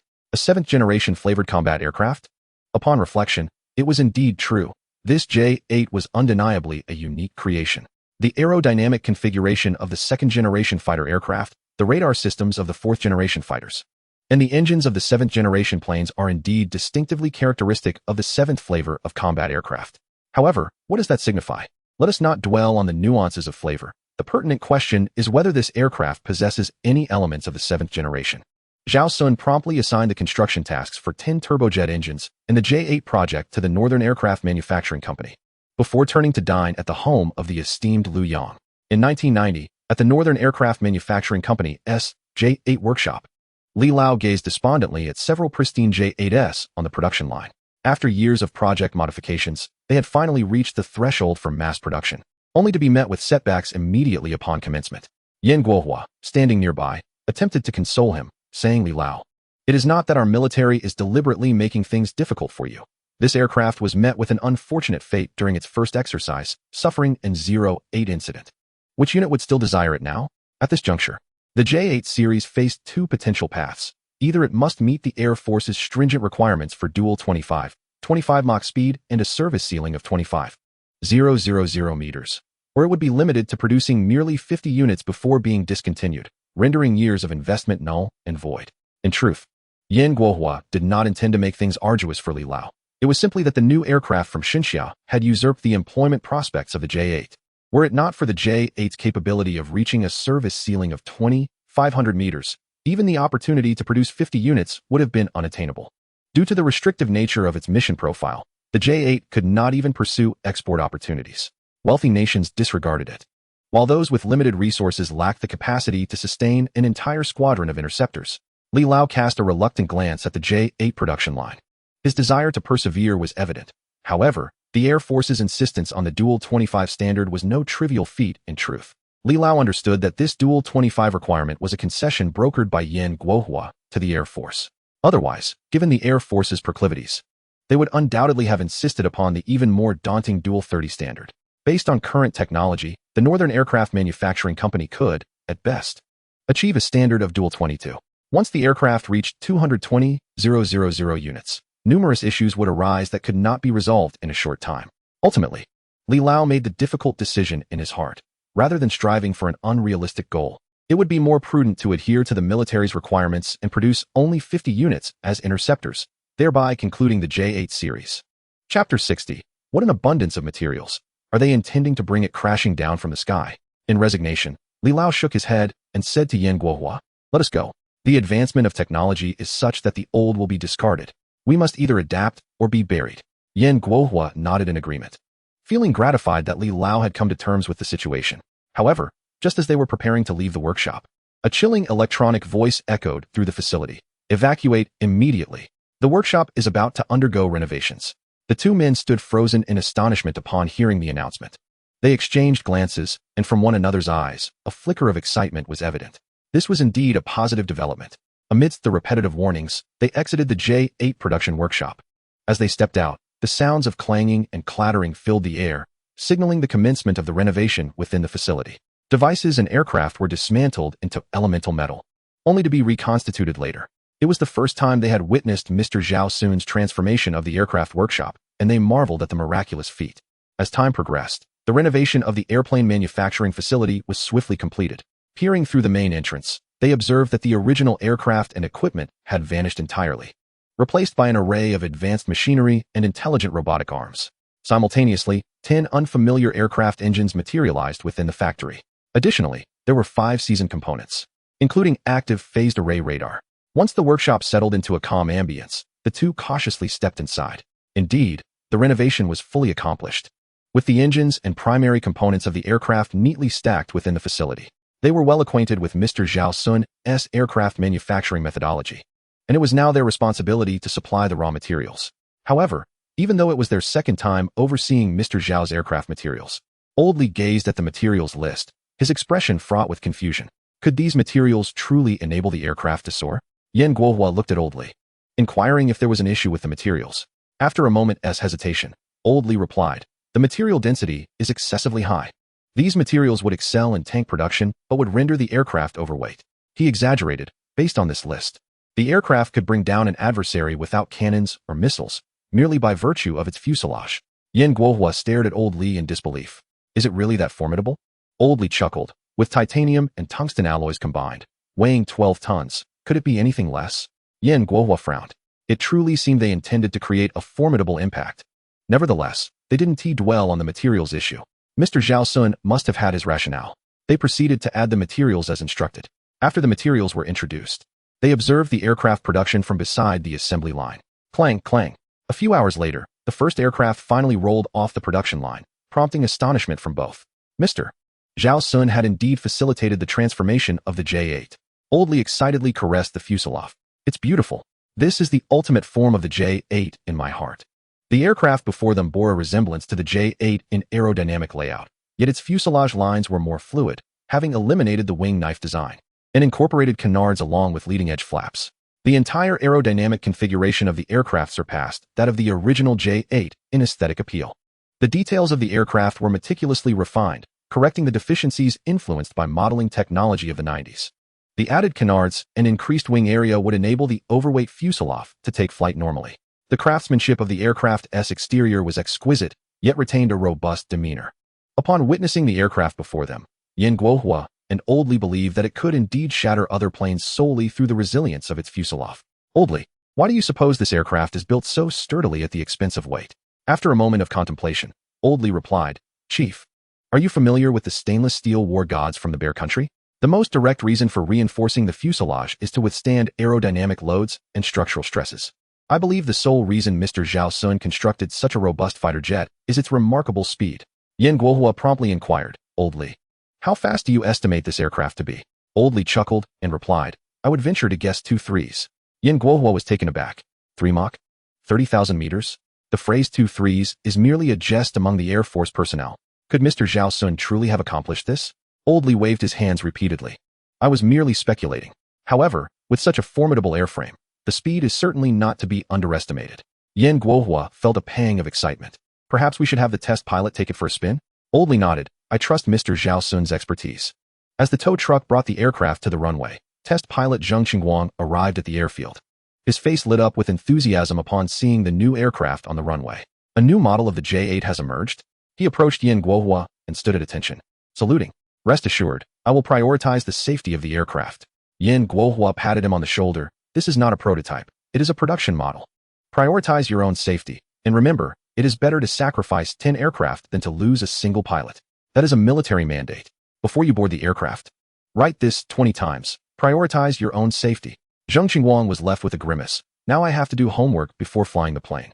Meanwhile, in the Lighthouse Nation, at the high-resolution satellite command center, staff members, sporting dark circles under their eyes, adjusted the satellite imaging windows to focus on several key targets in Xinxia. It was not merely their choice to work late. The time zone difference between the two nations dictated that their optimal working hours fell at night. As tensions escalated at sea, the high-resolution satellite's primary monitoring focus was naturally Xinxia. The most pressing concern for the Lighthouse Nation was whether Xinxia had developed carrier-based aircraft. Although Professor Zhang of Xinxia previously stated that their aircraft carriers would not achieve combat capability in the short term, verification was necessary. Soon, the satellite monitoring Xinxia's northern aircraft manufacturing plant detected new developments. The facility appeared to have unveiled a new type of fighter jet. Upon hearing this, the commander scrutinized the satellite imagery. Indeed, an aircraft resembling the aerodynamic configuration of the J-8 had appeared at the northern aircraft manufacturing plant's airfield. Although the ground pixel resolution of the Lighthouse Nation's high-resolution satellites was 15 centimeters, the aircraft's aerodynamic design clearly differed from that of the J-8. The commander made an immediate decision to send the photographs to the Pentagon. At 3 a.m. Eastern Time in the Lighthouse Nation, officials at the Department of Defense were roused by urgent phone calls. Defense Minister Raymond, bearing dark circles under his eyes, opened a classified document pouch and handed the satellite images to analysts who bore similar signs of fatigue. Take a look. Is it possible this aircraft could be the carrier-based jet Xinxia is developing? The analyst examined the photographs, instantly displaying a scornful expression. Rubbish. Minister. This is merely an upgraded version of the Xinxia J-8. I assume you are familiar with the Pearl of Peace project? 3 years ago, we signed an agreement to assist them in upgrading the radar of this aircraft. Currently, 2 prototype aircraft are still housed in the Grumman warehouse. Chapter 61. This is where the engines have been fitted with a pair of wings. Upon hearing the expert's remarks, Defense Minister Raymond of the Lighthouse Nation felt a wave of reassurance wash over him. It was the J-8, a model he was familiar with. This aircraft was rooted in the Cold War era, adhering to the high-altitude, high-speed approach. However, modern aircraft have long since abandoned this trajectory. Primarily, during combat, most fighter jets operate at subsonic speeds.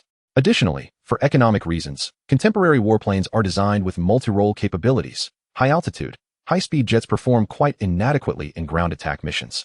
Consequently, today's aerodynamics often sacrifice speed to enhance low-altitude maneuverability, thereby increasing the window for attack. A third factor is that humanity has reached a bottleneck in engine technology. Constrained by the natural environment of Blue Planet, speeds of Mach 2 and altitudes of 20,000 meters have become the limits for high-altitude, high-speed aircraft. The effort required to improve efficiency beyond these thresholds results in geometric increases in cost and time. The State Route 71 Blackbird represents the pinnacle of manned flight. Yet some of the mainstream advanced air-to-air missiles on Blue Planet have already surpassed Mach 4. Conversely, humanity's exploration of avionics has only just begun, suggesting that rather than persisting in a field yielding minimal returns, a change in strategy is warranted. This scenario has spurred the emergence of the third generation of fighter jets in Blue Planet. Raymond concluded that continuing to develop the second-generation J-8 would undoubtedly lead to a cul-de-sac. Previously, he had harbored concerns about Xinxia secretly developing carrier-based aircraft. However, it now appeared that his worries were unfounded, as the J-8 configuration was unsuitable for naval deployment. Meanwhile, at the Northern Aircraft Manufacturing Institute of Xinxia, under the guidance of numerous technical experts, ground crews were conducting final checks on the fighter jets. Li Lao and Yin Guohua had also received the data report for the J-8. Upon seeing the astonishing figures of 78 Mach and a service ceiling of 48,000 meters, they could scarcely believe their eyes. Had it not been for Zhao Xun's involvement in its construction, they might have suspected an error in the data sheet. Countless individuals had once asserted that, constrained by the natural conditions of Blue Planet, the speed and altitude of atmospheric vehicles would be locked. Now, this shackle has finally been shattered. Indeed, the keys to the locks on Blue Planet must be wielded by those from beyond it. Li Lao reflected, noting that the progression of scientific development resembles the cyclical nature of fashion, occurring every 20 years. I surmise that Mr. Zhao Xun's earlier propositions of the J-16D and J-20A have reached a bottleneck in electronic systems. Future advancements will likely focus on enhancing speed for greater cost-effectiveness. Yin Guohua nodded in delight. This time, we have finally taken the lead. The mantle of backwardness is about to be cast across the ocean. At that moment, Zheng Qingguang completed his 30 repetitions of prioritizing personal safety. The ground crew handed him a specially designed anti-G suit and an astronaut helmet. Zheng Qingguang received the anti-G suit. Puzzled, what does this mean? Must one wear a spacesuit to fly? At that point, Li Lao earnestly instructed him, when the time comes, make sure to gently push the throttle. You must gently push the throttle. Do you remember? Zhang Qingguang nodded, understanding the gravity of the situation. Without delay, he rushed toward the boarding ladder, keen to avoid the tedious task of writing the same phrase 30 times. As he settled into the cockpit of the aircraft, Yan Guohua and the seasoned Li continued their patient admonitions over the communication channel. Prioritize your safety. Gently push the throttle. Understood. After a round of earnest guidance, the ground crew completed their necessary preparations. The fighter jet was finally ready for ignition. With a successful start, the dual roaring engines of the J-8 emitted a deep, throaty hum that caught everyone off guard. The sound was exhilaratingly fierce. Li reiterated his warning. Remember to gently push the throttle. This time, Zhang Qingguang finally grasped the seriousness of the situation. He solemnly replied, Iron Wing acknowledges. The use of his code name brought a sense of reassurance to Li, who reflected that while the young man had his quirks, his flying skills were undoubtedly among the top 10 in the entire military. As the cockpit canopy descended, the nose of the J-8 aligned with the runway. The command from the control room came through. You may take off. Iron Wing received. Zhang Qingguang gently nudged the throttle forward. The engines roared to life, producing a cacophony of sound as the powerful shock waves and intense pressure surged forth. The high-pressure gases expanded through the nozzle, creating a deafening blast. Seated within the cockpit, test pilot Zhang Qingguang felt a jolt. The aircraft's temperament was indeed fierce. No wonder Li had cautioned him repeatedly about the throttle. With great care, he gradually advanced the throttle, and the engine's thrust continued to escalate. As the aircraft began to tremble slightly, Zhang Qingguang released the brakes. In that instant, an unprecedented sensation of acceleration enveloped him. The fighter jet surged to a speed of 200 kilometers per hour in merely 2 seconds. After gliding for over 200 meters, the landing gear finally lifted off the ground. Li, observing from the control tower, was taken aback. Humanity's first tungsten alloy fighter jet had taken flight. Indeed, great strength bore miraculous results. As the jet accelerated further, Zhang Qingguang gently lifted the nose. In no time, the aircraft ascended vertically into the sky, astonishingly gaining speed as it climbed. Li urged with urgency, Iron Wing, exercise utmost caution. Zhang Qingguang remained vigilant. The jet's thrust-to-weight ratio approached an astounding 20, as if it were equipped with wings on its engines. He had heard tales of a reconnaissance aircraft from the United States called the Blackbird, and he wondered just how many times his J-8 could outmaneuver it. At an altitude of 3,000 meters, Zhang Qingguang marveled that this felt nothing like a prototype. The overall performance of the aircraft exceeded that of some older models that had been in production for over a decade. The handling was exquisitely smooth. No abnormalities reported, Zhang Qingguang announced, eliciting satisfied nods from Li and Yan Guohua. It would indeed be strange for extraterrestrial technology to exhibit any anomalies. The Iron Wing ascended to 20,000 meters, slowly testing the actual altitude limit of the fighter jet. Zhang Qingguang received orders to continue the vertical climb. At present, the altitude was 3,000 meters, with 17 kilometers remaining to reach 20,000 meters. He thought to himself that a slight increase in throttle should pose no significant risk. Thus, he cautiously pushed the throttle forward to accelerate. In an instant, Zhang Qingguang felt a heavy weight pressing down on him, as if he were firmly pinned to the flight seat. The J-8 he piloted broke the sound barrier in a vertical ascent. With a sharp explosion, the air pressure surrounding the aircraft plummeted, causing moisture to condense into clouds. A conical layer of condensation clouds swiftly enveloped the aircraft. As the fighter jet rapidly ascended, massive vortices traced elegant white ribbons around the fuselage. This scene was as magnificent as the very breath of the aircraft itself. P.S. Here's an interesting fact. Pilots fear not speed itself, but the G-forces generated by sudden acceleration or high-speed maneuvers. Our country's manned spacecraft re-enters at speeds exceeding 20 Mach. Chapter 62. Are we simply taking a stroll around the Imperial Palace? Breaking the sound barrier in a vertical ascent is truly terrifying. Observing the aircraft's performance above, both Li Lao and Yan Guohua on the ground experienced a strong sensation of being pushed back. What they felt was an illusion, but Zhang Qingguang's experience was real. The J-8 in the sky was still accelerating. In just a short moment, it had already reached 3 Mach. Vertical ascent at 3 Mach. What a concept. Rather than being merely an aircraft, it resembled a rocket equipped with landing gear. Suddenly, Li Lao had a thought and quickly inquired over the communication channel. Iron Wing. How is the fuel consumption of the fighter jet? Upon receiving Li Lao's command, Zhang Qingguang glanced at the fuel gauge. Although this flight consumed some fuel, it was not to an unacceptable degree. Report. Fuel consumption is normal. It is roughly equivalent to the energy expenditure of the J-8 in supersonic horizontal flight. Upon hearing this report, Li Lao became increasingly agitated. He turned to Yan Guohua beside him and remarked, this J-8's engine is undoubtedly a product of future technology. It has seamlessly combined the seemingly incompatible attributes of high speed and low consumption. Yin Guohua nodded in agreement, noting that apart from its poor low-speed maneuverability, the engine had virtually no shortcomings. Li Lao shook his head lightly. For low-altitude maneuvers, we should develop multi-role fighter jets. Why waste such an excellent engine? Yin Guohua concurred. Then, he pondered for a moment before asking Li Lao, but doesn't this loop us back to the concept of multi-role versatility?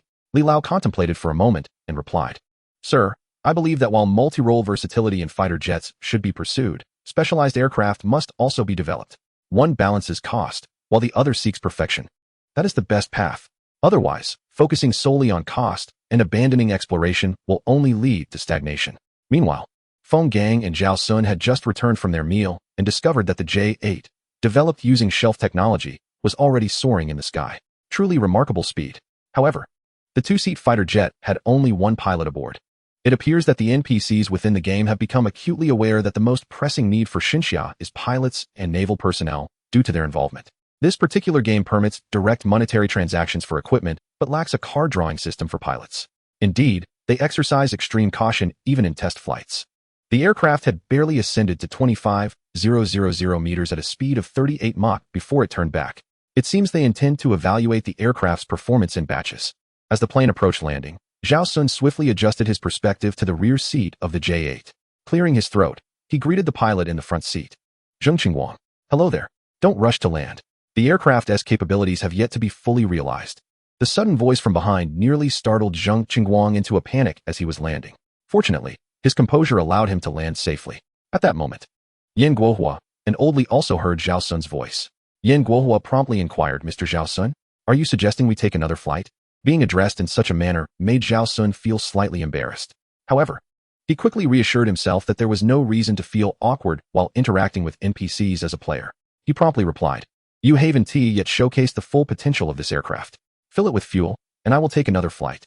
Additionally, attach 2 auxiliary fuel tanks. The J-8s will suffice. After conveying his instructions, Zhao Xun settled back in his seat, patiently waiting. The NPCs in this game adhere to an abundance of protocols. For instance, upon landing and preparing for takeoff again, they insisted on conducting thorough inspections. Were they not concerned about the heat of the moment? Following Zhao Xun's directives, the recently landed aircraft began refueling once more. Meanwhile, test pilot Zheng Qingguang was summoned to the side to sign a confidentiality agreement. Yin Guohua looked at him earnestly. You are about to be privy to our nation's most critical secrets. From now on, not a word of this shall escape your lips, even in your dreams. Once you are aboard the aircraft, you will do precisely as instructed by the unseen individual behind you. Follow their commands without question, unless instructed to bomb your own personnel. In that case, you must comply without reporting. Zheng Qingguang received the orders, standing at attention and saluting. Though his mind was flooded with questions, he refrained from voicing any, as Yin Guohua had made it clear that not a single word could be leaked, even in slumber. The more he heard, the more cautious he would have to be in his dreams. Soon, the J-8 was fully prepared for operation again, this time equipped with 2 additional auxiliary fuel tanks. As Zheng Qingguang climbed back into the cockpit and lowered the canopy, Zhao Xun issued a direct command. Eject and ascend vertically to 40,000 meters. Dressed in a spacesuit, Zheng Qingguang swallowed hard. Yin Guohua's instructions had been unequivocal. He would adhere strictly to Zhao Xun's directives. However, he had not anticipated the fierce intensity of the unseen individual behind him. The ascent commenced, reaching 40,000 meters in no time. Under Zhao Xun's relentless encouragement, the aircraft soared to an altitude of 35,000 meters. Zheng Qingguang gazed out the window, observing the curvature of the horizon. At this altitude, viewing the blue planet felt akin to peering at the edge of outer space. At this altitude, the curvature of the blue planet becomes strikingly evident, with the horizon presenting a distinct arc. The sky above gradually darkens, transitioning into the deep blue or black of outer space, while below, the atmospheric halo glows in shades of blue.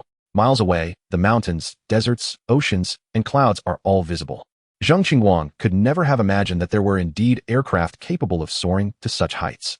At an altitude of 35,000 meters, the performance of the aircraft remains remarkably controllable. Although the thin atmosphere causes a slight drift during turns, the engine remains vigorous and robust. In the upper reaches of the sky, the condition of the engine is paramount. Just as he reflects on this, the invisible man behind him speaks again. Continue climbing to 45,000 meters, then head to this coordinate. Zheng Qingguang's throat tightened. This was for real. 45,000 meters. That is the Karman line. bordering on outer space. Although a sense of anxiety welled up within him, his body complied. He began to maneuver the aircraft for further ascent. Upon reaching 45,000 meters, the cabin exterior revealed a clear view of the atmospheric radiation at a wavelength of 5,577 nanometers, manifesting as a green line. He could even discern a cyclone forming over the ocean several hundred kilometers away. At that moment, Zhang Qinguang finally understood why it was necessary to wear a spacesuit in this aircraft. Without it, the pressure at such heights could cause his blood to boil, literally. As he gradually calmed his nerves, he began to examine the coordinates provided by Zhao Xun. However, the moment he saw the coordinates, his composure shattered. Were they really going to circle around the Imperial Palace? To be honest, this was something he had only dreamed of, never having the opportunity to realize it in reality. Chapter 63. Have you practiced high-altitude bomb drops? Zhang Qinguang could hardly believe his eyes. This man behind him was utterly audacious. He had long desired to visit the Emperor's residence, and today, his wish was finally coming true. He asked, his voice tinged with excitement, Mr. Zhao Xun, shall we set off now? Zhao Xun, seated at the computer, was taken aback by the NPC's shyness and replied directly, we depart now. Do not concern yourself with international opinion. If anything happens, I will take responsibility. Upon hearing Zhao Xun's words, Zhang Qinguang felt an inexplicable sense of reassurance. As if this man's promise was a guarantee. Regardless, he thought, as long as this individual did not cultivate mushrooms in his own backyard, he would follow his lead. With cautious adjustments to the flight path, the J-8 soared towards the east. Zhang Qinguang had mentally simulated this route countless times, and today it was finally coming to fruition. Of course, his mental rehearsal of this route was not for the purpose of defection. Rather, it was for cultivating mushrooms.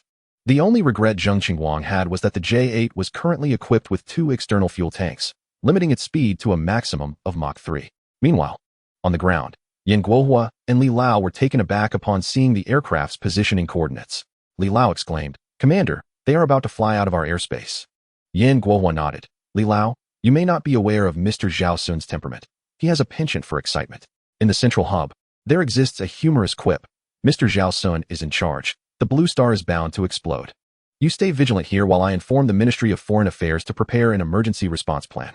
Just as Yan Guohua was notifying the ministry to get ready, Zhang Qinguang had already taken to the skies with Zhao Xun, piloting a J-8 over the East China Sea. At an altitude of 45,000 meters, the contours of the land mass across the sea were vividly clear to the two men. The only distinction was that Zhang Qinguang observed it through the glass cockpit, while Zhao Xun viewed it on a computer screen. Gazing at the slender island nation below, Zhang Qinguang was suddenly filled with an overwhelming sense of supremacy. At this height, there was no need for the Beidou navigation system. A mere glance downwards revealed the direction of Dongdu Bay. He had scrutinized the geographical outline of Dongdu Bay countless times on maps, and he would never mistake it. Noticing the curious expression on the NPC in front of him, Zhao Xun reminded him, our aircraft is equipped with synthetic aperture radar, which can achieve ground pixel resolution of up to 1 centimeter at this altitude. It is no exaggeration to say that if you pinpoint the location correctly, you could even see the filming sets of action movies below. Zhang Qinguang was momentarily taken aback. He had heard of synthetic aperture radar, one of the most advanced technologies in the world, typically utilized in satellites. He never anticipated such cutting-edge technology would be present in a fighter jet. As for the action movie sets, he had no intention of watching them. It was not that he was overly virtuous. He occasionally indulged in the island nation's films. However, such a prime opportunity should be seized for military intelligence rather than scouting film locations. Seeing the NPC meticulously photographing the Sakura military base with the synthetic aperture radar, Zhao Xun felt a twinge of melancholy. What use is there in capturing these images? Take some pictures of what I enjoy instead. Keep shooting, and I swear I'll obliterate those bases, rendering your efforts pointless. As the two piloted their fighter jet boldly over the Sakura military base, the ground-based air defense radar erupted with warnings. A radar officer hurriedly relayed the intelligence upwards. Report, Commander. An unidentified flying object has appeared above the base. The captain of the Sakura Air Defense, Inuyama Hachikuro, scolded upon receiving the report, Baka. Dispatch fighter jets for interception immediately. The radar officer quickly clarified, Commander, we cannot intercept. The target is at 45,000 meters, flying at Mach 3. Inuyama Hachikuro broke into a cold sweat. Baka, hurry and report to the defense headquarters. The radar officer, feeling wronged, replied, Commander, reporting to headquarters is your responsibility. I don't have the authority. Inuyama Hachikuro glared at him. Baka, am I asking you to remind me? The radar officer responded, Hi. As the J-8 continued its relentless advance, air raid sirens blared throughout the Sakura cities they passed. Yet, at an altitude of 45,000 meters, There was nothing they could do about the aircraft. At this height, they were entirely incapable of dispatching fighter jets to drive it away. As for shooting it down, leaving aside whether they had the capability, Zhao Xun would wager that even if they descended to 450 meters, the little cherry blossoms would not dare to engage. Do not be deceived by the seemingly innocuous demeanor of the cherry blossoms. It is merely a facade, much like a pug that barks ferociously while tethered, only to behave submissively when unbound. In light of this predicament, the defense forces can only seek out the individual holding the leash to address the matter. After all, they are acutely aware of the origin of the aerial entities. It is highly probable that this is a new model of reconnaissance aircraft developed by the Bear Nation, a state-of-the-art stainless steel war machine. The fact that it traverses above the cherry blossoms is a direct affront to the Beacon Nation, which has inadvertently become collateral damage. Raymond, the military attaché of the Beacon Nation stationed in the cherry blossoms, was equally astounded upon receiving the news. At an altitude of 45,000 feet and traveling at 3 Mach, could this be a new reconnaissance aircraft concocted by the Bear Nation? It is no exaggeration to assert that only the Bear Nation possesses the capability and audacity for such an endeavor. Truly, the bear is a creature that defies mortality. The inept intelligence department has been fixated on the divine summer, neglecting the Bear Nation entirely. As for whether this high-altitude aircraft belongs to the divine summer, he did not even entertain the thought. Despite suffering setbacks in his confrontations with the divine summer, Raymond has always held a condescending view of them. He believes that Ronald's string of defeats is solely due to a lack of timely intelligence. With sufficient preparation on their end, the divine summer cannot possibly contend with the Beacon Nation. His ingrained perception of the divine summer is deeply entrenched and unlikely to change easily. Regarding the aircraft above the cherry blossoms, he felt powerless to intervene. He opted instead to adopt a nonchalant demeanor, thereby salvaging a modicum of dignity. Upon witnessing the individual holding the dog leash disregard their own authority, the Cherry Blossom Defense Headquarters promptly canceled the air raid alert. After all, they were at a loss as to how to respond to the situation, and maintaining the alert would only incite panic. Moreover, they were convinced that the aircraft above was akin to the Beacon Nation's Blackbird reconnaissance plane. Such high-altitude, high-speed aircraft possess a critical vulnerability. They cannot deploy munitions externally, alleviating concerns. Besides, what bombing mission would be executed by a single aircraft, barring the throwing of children? Meanwhile, at an altitude of 45,000 feet, as the aircraft advanced steadily, it was nearing the skies above the eastern capital. Zhao Xun studied the map before him and activated the microphone to converse with the NPC. Zheng Qingwang, have you practiced high-altitude bombing? Upon hearing Zhao Xun's inquiry, Zheng Qingwang swallowed hard and glanced down at the bustling international metropolis below. He had indeed practiced, but never at such a great height. This was the truth. He was an experienced pilot, having trained in the military on aircraft bombing techniques. However, he had no certainty regarding a drop from 45,000 feet. Furthermore, he could not recall whether this aircraft was armed with munitions upon takeoff. Chapter 64. If someone is harmed, we will merely compensate monetarily. Zhao Xun was pleased when Zheng Qingwang affirmed his experience. That is good enough, he remarked. For Zhao Xun, it sufficed to know that Zheng understood the operational procedures. He continued to instruct Zheng Qingwang now. Aim for the Cherry Blossom Imperial Residence and drop one of our auxiliary fuel tanks. Upon hearing Zhao Xun's suggestion, Zheng Qingwang was struck by a moment of clarity. Such an ingenious idea had eluded him. Dropping an auxiliary fuel tank could merely be classified as an accident. If nothing had gone awry, we could have simply let it be. But once an incident occurred, it was merely a matter of saying, I apologize, my aircraft experienced a malfunction mid-flight, causing a fuel tank to detach. This approach not only silences any dissent, but also amplifies the deterrent effect. Today, it is a fuel tank that has fallen. Tomorrow, it could very well be the formidable Hurricane 1 that could awaken the blossoms of Marin. The only dilemma now is the considerable altitude, making it quite challenging for him to jettison the fuel tank onto the Cherry Blossom Imperial Palace. At this juncture, Zhao Xun interjected once more. Just focus on dropping the payload. Leave the rest to the fire control computer. Aim for the target and close your eyes while releasing the tank. The rest is on me. Zheng Qingwang nodded, feeling an inexplicable surge of courage from the voice behind him. Following Zhao Xun's guidance, Zheng Qingwang activated the synthetic aperture radar, zeroing in on the Cherry Blossom Imperial Palace. Just a bit further. Yes, right at that restroom.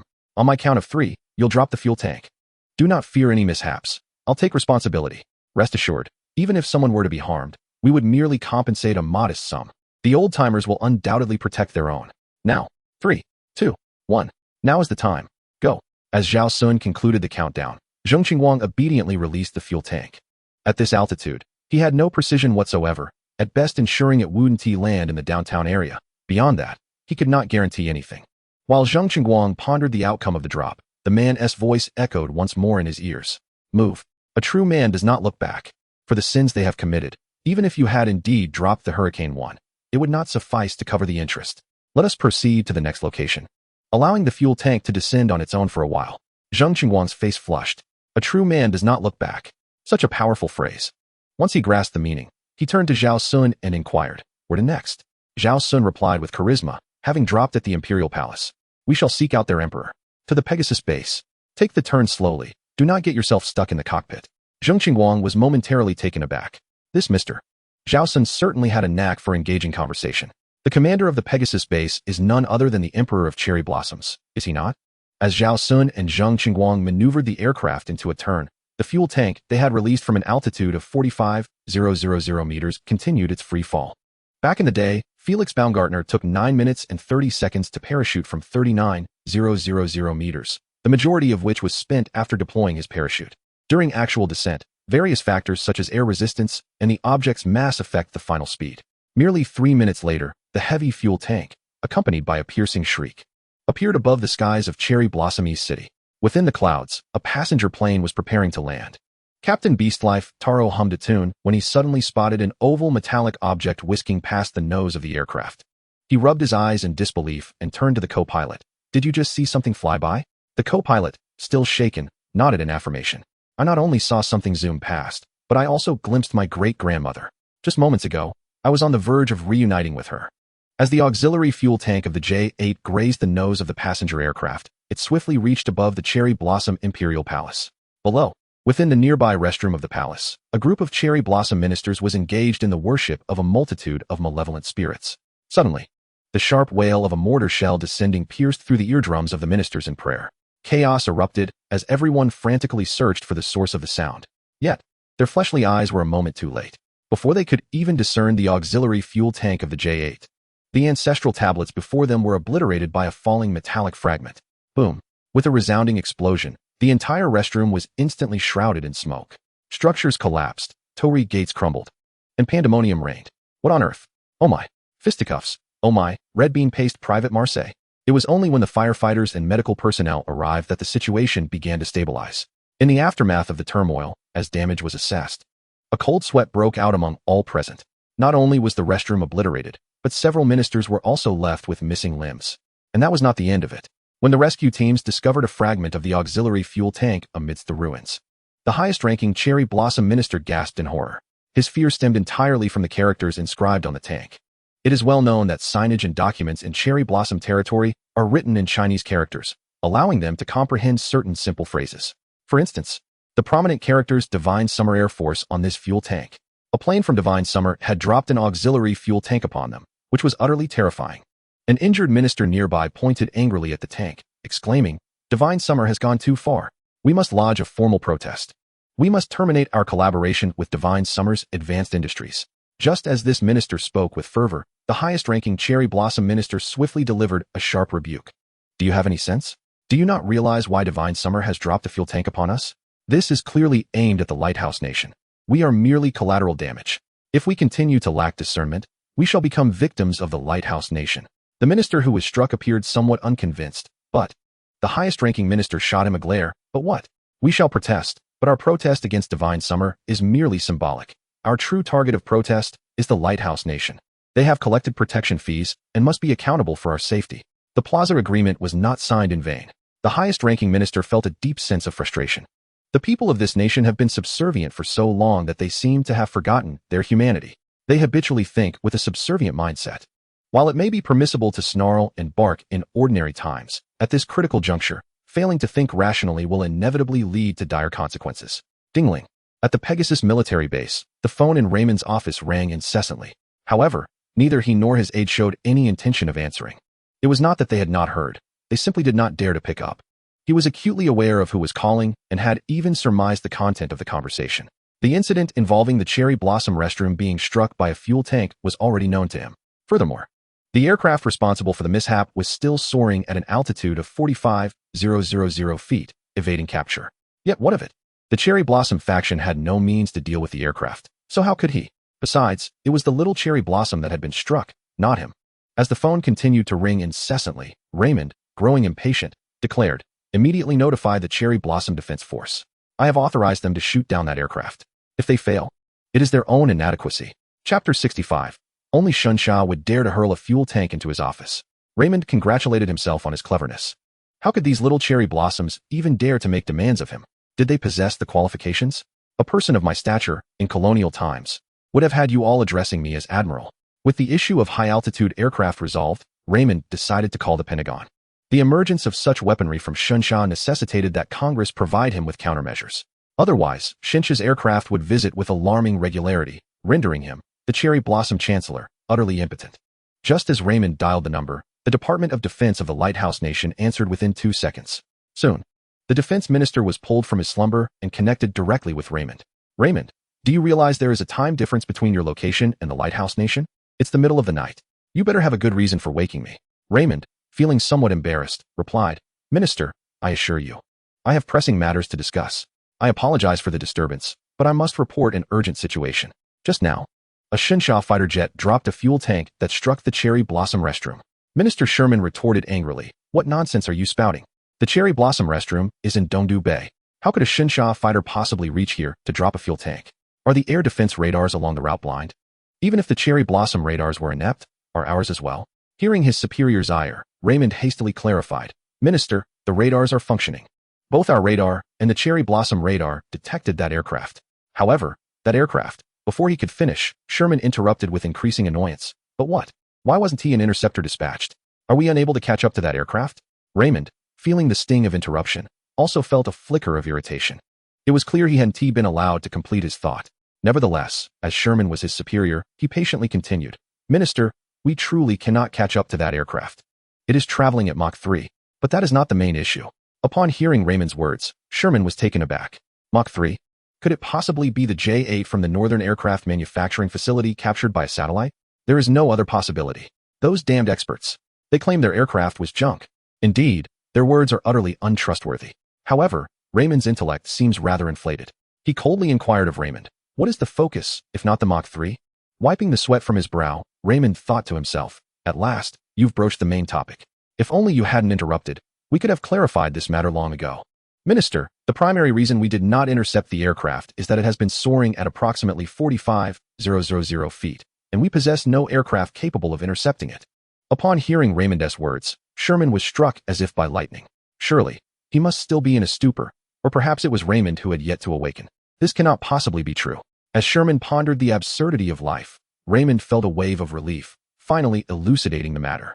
Yet, it appeared that the minister had not fully grasped the situation. Just then, a sharp shriek pierced the air. Whoosh! Raymond instantly recognized it as the sound produced by an object plummeting at high velocity. Something is falling from the sky. Could it be that the base's aircraft has shed parts again? No, that sound is growing ever closer. Raymond strained to listen. It seemed to be heading directly for him. Boom! Just as Raymond felt uncertain, a massive metal fuel tank descended from the heavens, crashing through the roof of his office, finally landing a mere 5 or 6 meters in front of him. Raymond felt a surge of gratitude. How fortunate it was that his office was spacious enough. Otherwise, he would have surely met his demise. Swallowing hard, Raymond cautiously approached the fuel tank. The characters inscribed upon it were strikingly glaring. Though he did not comprehend Chinese, he was aware that only 2 nations employed such script, Xinxia and Sakura. Only Xinxia would dare to hurl a fuel tank into his office. Meanwhile, Sherman, listening intently over the phone, urgently inquired, "Raymond, what on earth has transpired on your end?" Wiping the sweat from his brow, Raymond reassured him, "Minister, I am unharmed. Xinxia has just dropped a fuel tank into my office." At that moment, Sherman was utterly flabbergasted. The earlier sound had resonated vividly in his ears, and now he finally believed that Raymond was speaking the truth. The secretary beside him, noticing his astonished demeanor, quickly asked with concern, "What is it?" Sherman set down the phone and gravely instructed her, "Notify all officials of the Defense Department to convene at the Pentagon immediately." Simultaneously, at an altitude of 45,000 feet, Zhao Xun, who had just directed Zheng Qingguang to release the second fuel tank, yawned. Having discarded both fuel tanks, we should now make our way back. We've been flying with those tanks attached, preventing us from attaining full speed. It's the perfect opportunity to test the aircraft's velocity on our return." In truth, Zheng Qingguang was also eager to discover the maximum speed of this aircraft. During its inaugural flight, the fighter jet speed was firmly restricted by Yan Guohua and Old Li, who allowed it to reach a mere 35 Mach at most. On its second ascent, the aircraft was burdened with auxiliary fuel tanks, limiting its velocity to 3 Mach.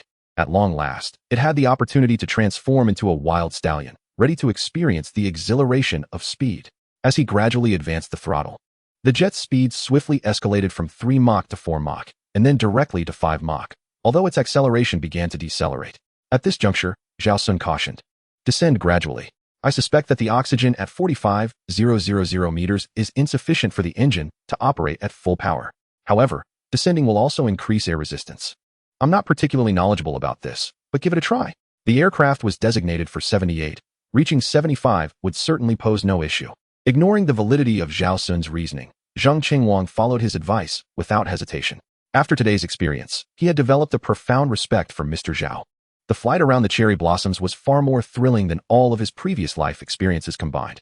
As the aircraft gradually descended, indeed, its speed surged. Zhao Xun murmured to himself, "It seems that in order for the engine to operate at full power in the upper atmosphere, we must address the oxygen supply issue. But what about at lower altitudes? Should we install 2 types of engines simultaneously? Never mind, I'm not cut out for this." While Zhao Xun was lost in thought, the J-8's radar suddenly emitted an alarm. A red dot appeared 300 kilometers away. The fact that it was detected from such a distance indicated it was likely a large aircraft. Zhao Xun said to Zhang Qingwang, "Let's approach and investigate." Chapter 66. What type of aircraft are they planning? Upon spotting an unidentified military aircraft in their airspace, even without Zhao Xun's prompting, Zhang Qingwang intended to investigate. As a soldier, the duty to protect the homeland was ingrained in his very being. In his heart, nothing mattered more than safeguarding the nation's airspace. Even the matter of cultivating mushrooms for the little cherry blossom had to be set aside. At the speed of the J-8, 300 kilometers would vanish in an instant. Upon entering the target airspace, Zhang Qingwang had to begin decelerating several dozen kilometers in advance. This was yet another drawback of the J-8. Its high-altitude speed performance already posed significant challenges during escort missions, and executing such tasks with the J-8 was even more arduous. The aircraft's weight was considerably excessive. For the same takeoff weight, the J-8 was much smaller in size compared to other aircraft. This resulted in difficulties in deceleration and made escort missions even more challenging. It was better suited for direct annihilation of adversaries. Just as the J-8 successfully reduced its speed to 1 Mach, the military aircraft finally came into view for Zhao Xun and Zhang Qingwang. Upon seeing the aircraft, Zhao Xun's expression hardened. The screen revealed that it was an EP-3E electronic reconnaissance aircraft. Was this not an unfortunate coincidence? Zhao Xun directly inquired of the pilot, Zhang Qingwang. "Are there rounds prepared for the cannon? If so, take it down immediately. I'll take responsibility for any repercussions." Upon hearing Zhao Xun's words, Zhang Qingwang shook his head. Although he was unaware of the reason behind Zhao Xun's intense frustration towards the aircraft, he patiently explained, "As we are conducting a verification flight, we are not carrying any munitions." Zhao Xun expressed his disappointment, saying, "It would have been better to mention that during takeoff." At that moment, Zhao Xun recalled something and inquired of Zhang Qingwang, "Have you heard of the term airborne scalpel?" Zhang Qingwang nodded. Recalling an incident from 3 years prior when a Russian pilot maneuvered an S-27 fighter jet to slice beneath the right engine of a P-3B anti-submarine patrol aircraft with its vertical stabilizer. The outcome led to the P-3B experiencing an instantaneous loss of pressure, debris scattering, and narrowly avoiding a plunge into the sea, while the S-27 sustained only minor damage to its tail. The collision was thus aptly dubbed the airborne scalpel due to the S-27's precise cut through the P-3B's fuselage. Upon learning that Zhang Qingwang was familiar with the concept, Zhao Xun further prodded, "Do you know what material our aircraft is constructed from?" Zhang Qingwang calmly replied, "It is made of tungsten alloy, characterized by high density, high melting point, and exceptional hardness, offering the greatest ductility among materials of equal hardness. It is typically utilized in the manufacture of tank armor and armor-piercing projectiles." In truth, Zhao Xun's intent behind these remarks was to incite Zhang Qingwang to bring down the EP-3E. However, after a moment's contemplation, he reconsidered, should an accident occur. It was apparent that Zhang Qingwang would not survive. Ultimately, he remarked to Zhang Qingwang, "Honk the horn twice. If it doesn't evade, we shall simply collide with it." Zhang Qingwang, taken aback, replied earnestly, "The aircraft does not possess a horn." Zhao Xun retorted, "Then we shall collide directly." Zhang Qingwang countered, "Should we not first issue a warning for them to depart?" Zhao Xun insisted, "If we can take action, let us avoid unnecessary noise." Zhang Qingwang pondered, "What if they return to the Blue Star Alliance and impeach us?" Zhao Xun boldly stated, "Then let us ensure they do not return." Zhang Qingwang affirmed, "Understood." With that declaration, Zhang Qingwang abruptly pulled the control stick, propelling the aircraft directly towards the EP-3E electronic reconnaissance aircraft of the Lighthouse Nation. Meanwhile, within the cockpit of the EP-3E, the crew had long been aware of the J-8 fighter jet trailing behind them. After all, they had entered visual range, making it impossible to overlook. Nevertheless, the crew of the Lighthouse Nation remained unfazed. Although they were in the airspace of the Divine Summer and being pursued by its aircraft, they felt unconcerned. What's the worst that could happen? Let them try to strike us.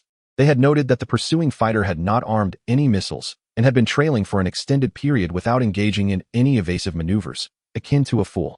Typically, when the Divine Summer's fighters pursued them, they would not retreat. Now that the Divine Summer fighter was silent, their resolve to remain steadfast was even stronger. Look, it's coming. The J-8, the final model of the second-generation aircraft from Blue Star. It seems to be charging straight at us, attempting to intimidate us. What is there to fear? Our aircraft is larger, and his is smaller. If a collision were to occur, he would surely suffer the greater loss. As if he would dare to collide with us. Is it really not going to turn at this distance? It seems he is genuinely coming in for a collision. Rest assured, I bet $200 he wouldn't dare. I do not need your $200. He is truly about to collide with us. Why did you not mention this sooner? Quickly evade him. There is no time left. Has he lost his mind? The ones who are going mad are us. I swear. Before we succumb to madness, we shall perish.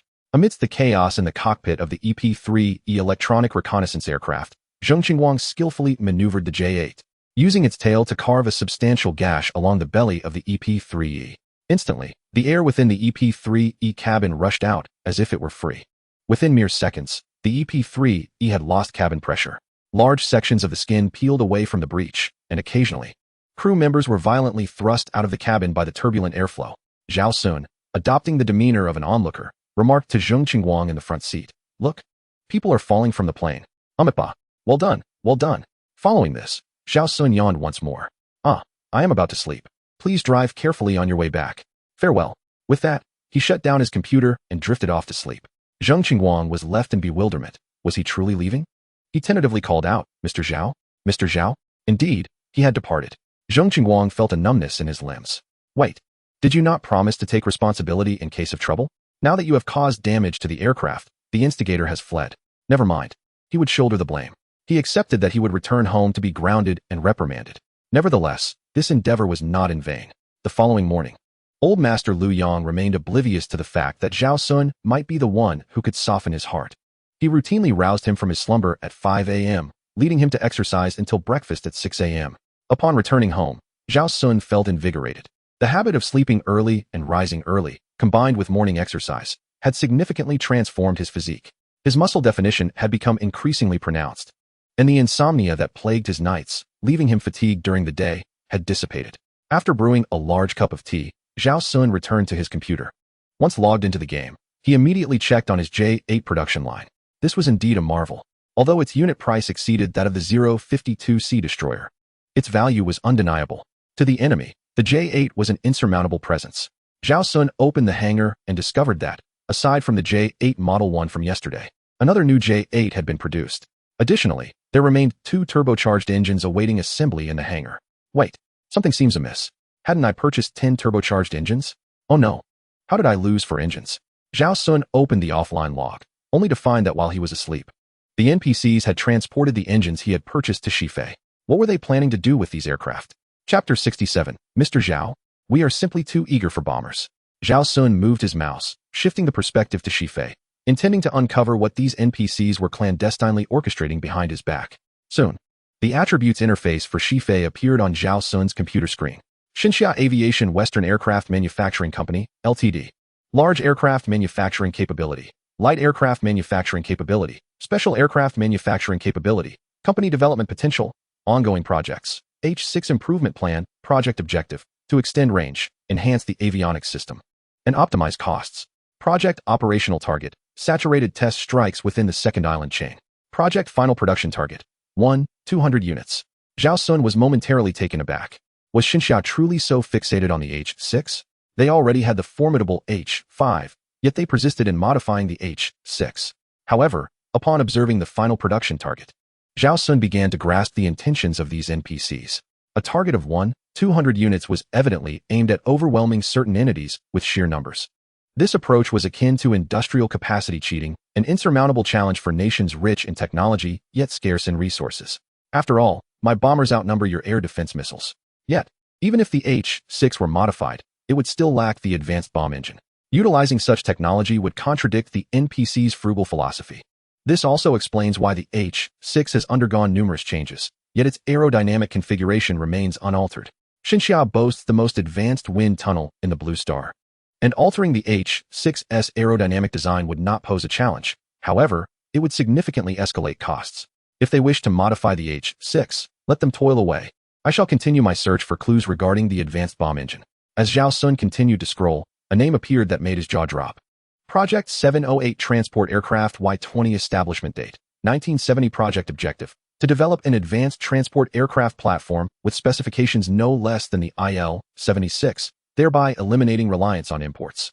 Project Operational Target, Rapid Military Deployment Capability across Asia. Project Final Production Target, 500 units. This project was established remarkably early, calculating the timeline.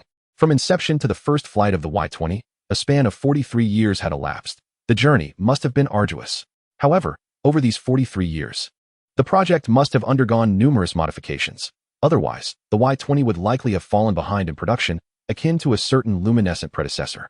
At this moment, Zhao Xun contemplated some alarming timelines, causing his expression to shift peculiarly. If the timeline were restored, according to game time, the Y-20 might take another 23 years to take flight. Such an extended wait was intolerable for him. Zhao Xun maneuvered the mouse to accelerate project timeline option. Project 708 Transport Aircraft Engineering, Project Status, in development. Estimated completion date, January 20XX, acceleratable. Would you like to accelerate the research progress? Yes. No. Although the game's progress was influenced by his funding, which had expedited the Y-20 development timeline by 3 years, Zhao Xun could not afford to wait any longer. He promptly selected yes. The project will be accelerated. The acceleration cost is 500 years. Zhao Xun swiftly scanned the QR code, confidently transferring 10,000 yuan. Next month, I shall witness the Y-20's inaugural flight. Congratulations, player. Recharge successful. Project progress has been successfully accelerated. The aerodynamic layout of the Xinxia Airlines West aircraft has been completed. The WS-20 developed by Xinxia Aviation Engine Company, Factory 420, has also been finalized. The titanium alloy 3D printing technology at the Xinxia Aviation Materials Research Institute has reached completion. Zhao Xun initially came to investigate the whereabouts of the engines. However, during his search, he spent 10,000. Now he felt quite satisfied. Zhao Xun believed that this expenditure was justified. In the realm of strategic gaming, investing in technological advancement is far more prudent than merely purchasing equipment. Reflecting on this, he regretted his previous frivolous expenditures. A bit vexed, Zhao Xun moved the mouse to continue his search for clues regarding the theft of his 4 turbocharged engines. He vowed not to spend another penny today. As he scrolled with the mouse wheel, another familiar name caught Zhao Xun's eye: the Y-30 turboprop battlefield transport aircraft project. Established just a minute ago, the project aims to develop a turboprop battlefield transport aircraft to comprehensively replace the Y-8 and the recently shelved Y-91 platform. The operational goals include the capability to take off from earthen runways and deliver supplies at low altitudes on the battlefield, with a final production target of 900 aircraft. Zhao Xun couldn't help but smirk. Just a minute ago, this was a direct consequence of accelerating the comprehensive industrial technology of the Y-20. Is it truly so swift from project initiation to the shelving of the Y-9 platform? Is this a testament to efficiency or a long-standing dissatisfaction with the Y-8? The expectations of these NPCs have certainly risen. With the Y-9 platform being shelved, the Y-30 project was initiated 2 decades ahead of time. However, a reliable turboprop battlefield transport aircraft platform is precisely what he requires. He had previously struggled with this while developing the early warning aircraft. Thus, he decided to make one final investment today. The 708 transport aircraft project just commenced, with a completion timeframe of 2 years, influenced by the Y-20 Industrial Foundation. And it could be accelerated. Would you like to accelerate the development progress? Yes. No. $1,000 isn't too steep. No need for a family meeting. $1,000 isn't excessive. One can't even travel to Moscow for that. Congratulations, player. Recharge successful. Project progress has been successfully accelerated. The WJ-10 has been developed. Haha. The fastest project in history has finally concluded. From initiation to now, it was merely a matter of scanning a code and transferring funds. After spending 10,000, Zhao Xun finally discovered the whereabouts of his 4 turbocharged engines. The H-26 bomber project was initiated a day ago. aiming to develop a bomber capable of executing bombing missions at 45,000 feet and Mach 5. It will be equipped with 2 conventional high-bypass turbofan engines and 4 turbocharged engines, achieving a switch between low-speed, economical cruising and high-speed penetration modes. The operational objective is to create a global aerial spectacle. The final production target is set at 30 aircraft. Upon seeing this, Zhao Xun cracked the case. The NPCs are striving for advancement. These NPCs show no inclination towards peace, always fixated on bombers. This time, Zhao Xun chose not to accelerate this project. It is not that he lacks faith in the project. Rather, he perceives it as unnecessary. The standard explosion engine is more suited to the J-8 fighter aircraft.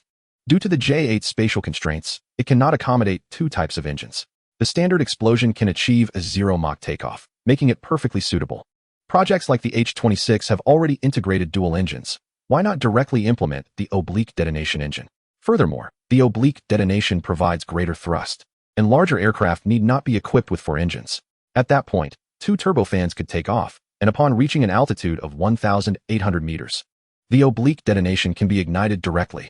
Wouldn't it be delightful to engage in aerospace reentry bombardment? To take it a step further, envision an inland super-long electromagnetic catapult runway, allowing for direct turbofan takeoff. 30 minutes earlier, within the Xi'an Aircraft Industrial Corporation, Yan Guohua, who had just decided to establish the Y-30 project, along with leaders from the Ministry of Armaments and Xi'an, wore expressions of tension. Yan Guohua's eyes brimmed with tears. Mr. Zhao Xun, I apologize. We are so eager for a bomber. Chapter 68. The kangaroo's reckless encounter with the Red Line Minister of Armaments, Song Xuelin remarked, Chief, I believe Mr. Zhao Xun will understand our position. After all, he has treated us so well. At that moment, Elder Xie from Xi'an offered reassurance. Mr. Zhao Xun has supplied us with the engines. He should not mind our pursuit of bombers. Yan Guohua nodded. Let us hope that is indeed the case.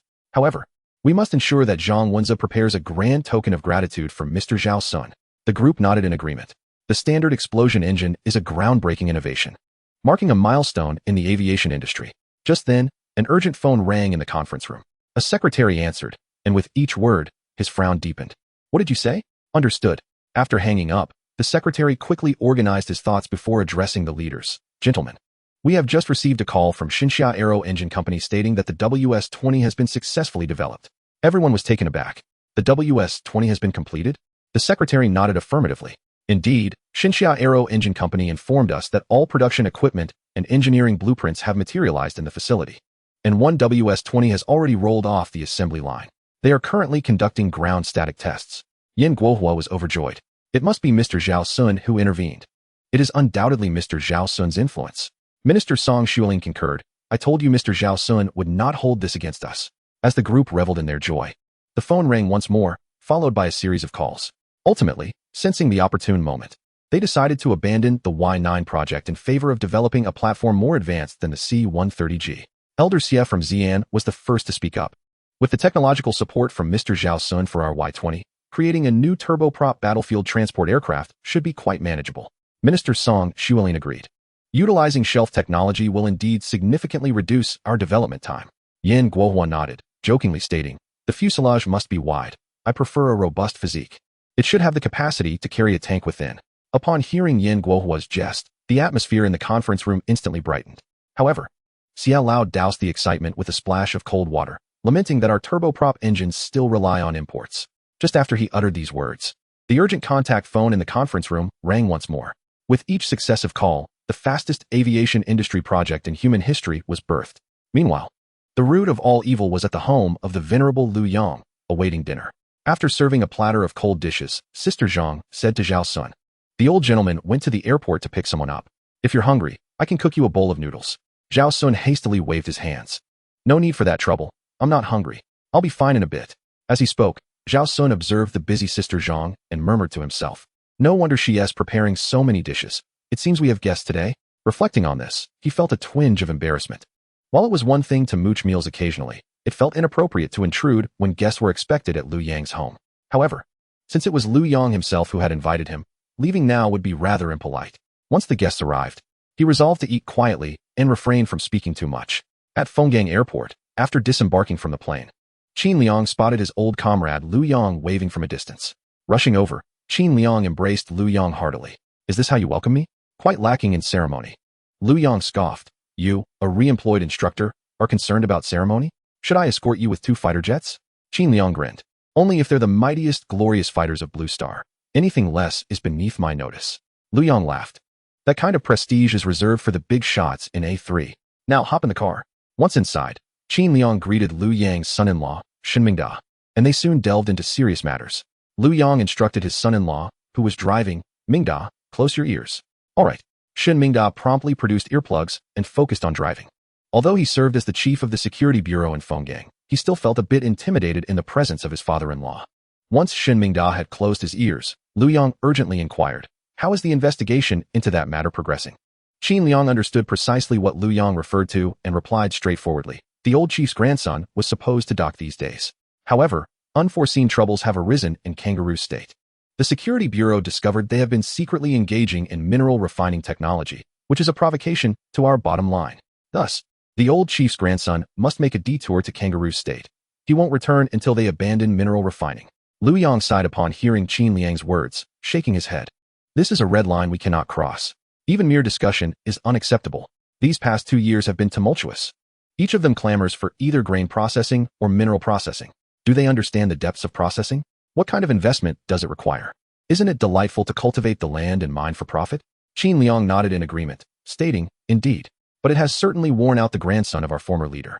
At that moment, Liu Yang suddenly realized, you have made no progress on that matter, so why have you come here?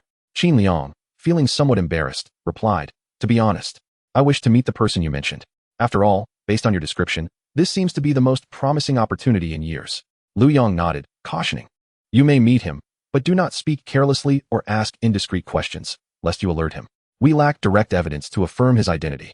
Qin Liang, exasperated, responded, I am not foolish enough to act in such a manner. Why do you harbor such distrust towards an old comrade? Liu Yang scoffed, humph. You? Your only skill lies in piloting an aircraft. I truly cannot trust you in other matters. Qin Liang, feeling indignant, retorted, you underestimate an old warrior. I possess more insight than you realize. Allow me to analyze the entire situation for you. Just as Qin Liang was about to prove himself to his old friend, the driver, Shen Mingda, suddenly decelerated, expertly maneuvering the car into a quaint and elegant courtyard. Dad, Uncle Qin, we have arrived, Shen Mingda exclaimed, exhaling with relief as he removed his earphones. He then respectfully opened the car door for Qin Liang, stating, Uncle Qin, please be cautious and watch your head. Qin Liang, who had intended to assert himself, could only exit the vehicle with resignation. Inside the house, Zhao Xun noticed the arrival of the vehicle and promptly stood up from the sofa. Regardless of whether he recognized the visitors, it would be impolite not to greet them. As Zhao Xun approached the courtyard, he coincidentally caught sight of Shen Mingda opening the car door for Qin Liang. Zhao Xun was momentarily taken aback, as the figure appeared vaguely familiar, though he could not recall where he had seen him before. After a few seconds of contemplation, he finally remembered. Wasn't he the elderly gentleman from the photo in Dr. Qin Li's office? It seemed that the two families had a long-standing friendship. At that moment, a remarkable thought crossed Zhao Xun's mind. Liu Yang's friend bears the surname Qin? If he is also a pilot, the coincidence would be extraordinary. The first 2 NPCs he encountered in the game bore the surnames Liu and Qin. However, Zhao Xun believed it to be mere coincidence. After all, they were just game NPCs, not to be compared with genuine pilots. Meanwhile, Liu Yang and Qin Liang spotted Zhao Xun approaching. Liu Yang enthusiastically greeted him, Old Qin. This is Zhao Xun, who lives next door and is exceptionally skilled at computer games. Zhao Xun, feeling a wave of embarrassment, thought, if I truly lack any commendable qualities, you need not flatter me, old man. Ultimately, Zhao Xun could only manage an awkward smile, wishing to divert the conversation, for at over 20 years of age, being noted solely for gaming prowess would be rather embarrassing. However, to his surprise, upon hearing Zhao Xun's words, the venerable Mr. Qin earnestly praised him, exclaiming, to achieve such greatness by mere chance is truly a sign of innate talent. Zhao Xun could only feel speechless, given the sincerity etched upon Mr. Qin's face. He chose to disregard any notion that he was being sarcastic. At that moment, Shen Mingda noticed Zhao Xun's discomfort, perplexed by the peculiar camaraderie between the 2 elderly gentlemen. It was rather uncommon for such lavish praise to be bestowed. Shen Mingda had conducted an investigation into Zhao Xun, and due to the nature of his profession, he perceived Zhao Xun through a lens of unfiltered admiration. As the son of a heroic anti-drug officer, Zhao Xun was viewed as infallible in the eyes of law enforcement. In Shen Mingda's perspective, Zhao Xun resembled the esteemed relatives of distinguished military figures. Observing the 2 elders' lack of courteous embellishments, he quickly intervened, saying, Uncle Qin, You must be weary from your journey. Let us retire indoors for a discussion. Lu Yong chuckled. Weary? Nonsense. He merely sat on a plane for a few hours. He wasn't the one piloting it. Mr. Qin huffed. If I were the pilot, I would have blown up your house. With that, the group turned and headed inside. As Zhao Xun observed Lu Yong and Mr. Qin's banter, he mused that their relationship must be quite robust. Had their bond not been so strong, their conversation would surely have been more formal. Regrettably, as a younger generation, he felt it inappropriate to inquire about Mr. Qin's name. Otherwise, he would have been tempted to ask what Mr. Qin was called. If it happened to be Qin Liang, it would be eerily reminiscent of the names from his game. Lu Yong and Qin Liang entered the living room first, taking a seat on the sofa. Lu Yong exchanged a knowing glance with Qin Liang. What do you think? Qin Liang understood his unspoken question immediately. Albeit with a hint of hesitation, he replied, It's hard to say. Firstly, the voice does not match. However, one cannot solely rely on voice, as sound transmitted via radio can easily distort, and my memory may not be entirely accurate after all these years. Lu Yong nodded. No rush. Regardless, he currently resides next door, and we have ample time. At that moment, Qin Liang grasped Lu Yang's sleeve, earnestly analyzing. Don't you find it peculiar? If he truly is who we suspect, why is he here? Why did he not reveal his identity upon seeing you? Moreover, what does his terminal illness discovered at Shao Li signify? Lastly, regarding Mingda's findings, while he has lived modestly over the years, that black card has never shown any transaction records. Lu Yong regarded Qin Liang with increasing displeasure. Are you suggesting I misjudged him? Qin Liang quickly clarified. That is not my intention. If I believed that, I wouldn't have made this trip myself. What I mean is, if he is indeed that person, could it be possible he prefers not to engage with us under the guise of an extraterrestrial? Upon hearing this, Lu Yong reflected on his interactions with Zhao Xun over the past few days, ultimately nodding thoughtfully. You make a valid point. Regardless, let us first secure definitive evidence. Just then, Shun Mingda and Zhao Xun entered the living room. Upon hearing the mention of evidence, Shun Mingda's professional instincts were piqued. He questioned with a puzzled expression. What evidence? Lu Yong replied tersely, Close your ears. The four of them sat at the dining table, each harboring their own thoughts, ultimately leaving none of them satisfied with the meal. Upon returning home, Zhao Xun sat before his computer, his stomach rumbling incessantly. With Shun Mingda and old Master Qin present, he had restrained himself, managing to consume only 3 bowls of rice during dinner. Now he found himself quite famished. However, given that the two households resided next door, ordering takeout would seem rather impolite if noticed. Left with no other option, Zhao Xun resorted to alleviating his hunger through gaming. Just as he logged in, a notification popped up on his screen. Your faction is facing a diplomatic crisis. The Sakura faction expresses strong dissatisfaction with your actions. A smirk of disdain appeared at the corner of Zhao Xun's mouth. Who cares if you are satisfied or not? What can you do to me? If protests were effective, why would I spend so much money on aircraft carriers and fighter jets? Meanwhile, in the 1990s, at the Blue Star Alliance conference, the representative from the Sakura faction tearfully accused Shinya of bombing the Sakura Imperial Palace. Shinya has violated international conventions by dispatching warplanes to bomb our significant historical monuments without any approval. I implore the Blue Star Alliance to impose sanctions on Shinya. Hearing the shameless remarks from the Sakura representative, Li Mingduo cast a cold, piercing glance around the room. Finally, he brought the microphone to his lips. His tone laced with disdain as he said, Certain nations, in their quest to provoke international disputes, do not hesitate to distort the facts. A fuel tank marked with Shinya symbols has been exaggeratedly claimed to be a bombing. We cannot accept, much less understand, the absurd statements made by Sakura. As for Sakura's request for the Blue Star Alliance to sanction our nation, it is maliciously intended. We in Shinya reserve the right to exercise our veto power. As Li Mingduo pushed away the microphone, he again surveyed the room with a cold glare. Only the Sakura representative raised a hand. Not a single other individual followed suit. The representative from the Lighthouse Nation had long since been silently laughing at the absurdity. The Sakura representative was indeed foolish. The incident clearly showcased Shinya's culpability. Yet Sakura chose to adopt a posture of victimhood to smear Shinya's image. To audaciously suggest sanctions against Shinya was beyond comprehension. While sanctions against Shinya could be contemplated, they should never be openly declared. Such matters are tacitly understood among the developed nations of Blue Star. Even the Lighthouse Nation concocts various excuses to enforce technological embargoes against Shinya. What audacity does a small island nation possess to speak so boldly? Chapter 70. You must keep a close watch. Shinya would sell anything for money. As Zhao Xun observed this animated sequence, he felt a surge of exhilaration. The Shinya Foreign Ministry ought to have been engaging in such discourse long ago. This was truly fitting for the substantial amount of money he had invested. It should be made known to these foreigners that 1,000 protests pale in comparison to a single flap of AJ-8's wings. However, Zhao Xun's thoughts shifted to another matter. It seemed he had also tossed a fuel tank at the Lighthouse Nation's base yesterday. Why had they not reacted? Had he missed his target? It appeared that the pilots still needed more practice. Upon recalling Zhao Xun, thoughts drifted to the aircraft he had developed, leaving him curious about the proficiency of the pilots, particularly concerning the J-15T.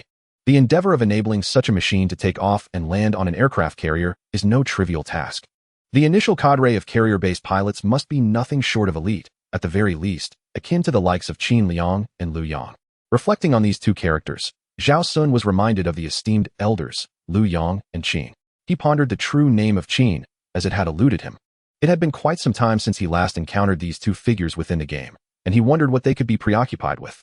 Zhao Xun maneuvered his mouse to search for them, and ultimately located them at the military port of Fenggang City. There, he beheld a carrier gliding across the sea. Its deck vast and unblemished. Above, two J-15Ts circled with grace, their identifiers, Qing Sun and Fei Lang, emblazoned on their fuselages. Zhao Xun marveled at their efficiency. Had these NPCs begun to familiarize themselves with the carrier deck while piloting the J-15T? As if to affirm Zhao Xun's thoughts, the aircraft designated Qing Sun began to descend, maintaining a parallel posture as it traversed from the bow to the stern of the ship, allowing the pilot to assess the deck conditions prior to landing. After a final confirmation, the J-15T at the stern simultaneously reduced its speed, executed a turn, and lowered its altitude. Just as Zhao Xun anticipated a genuine landing, the J-15T roared past the carrier's angled deck, eliciting a sigh of relief from him.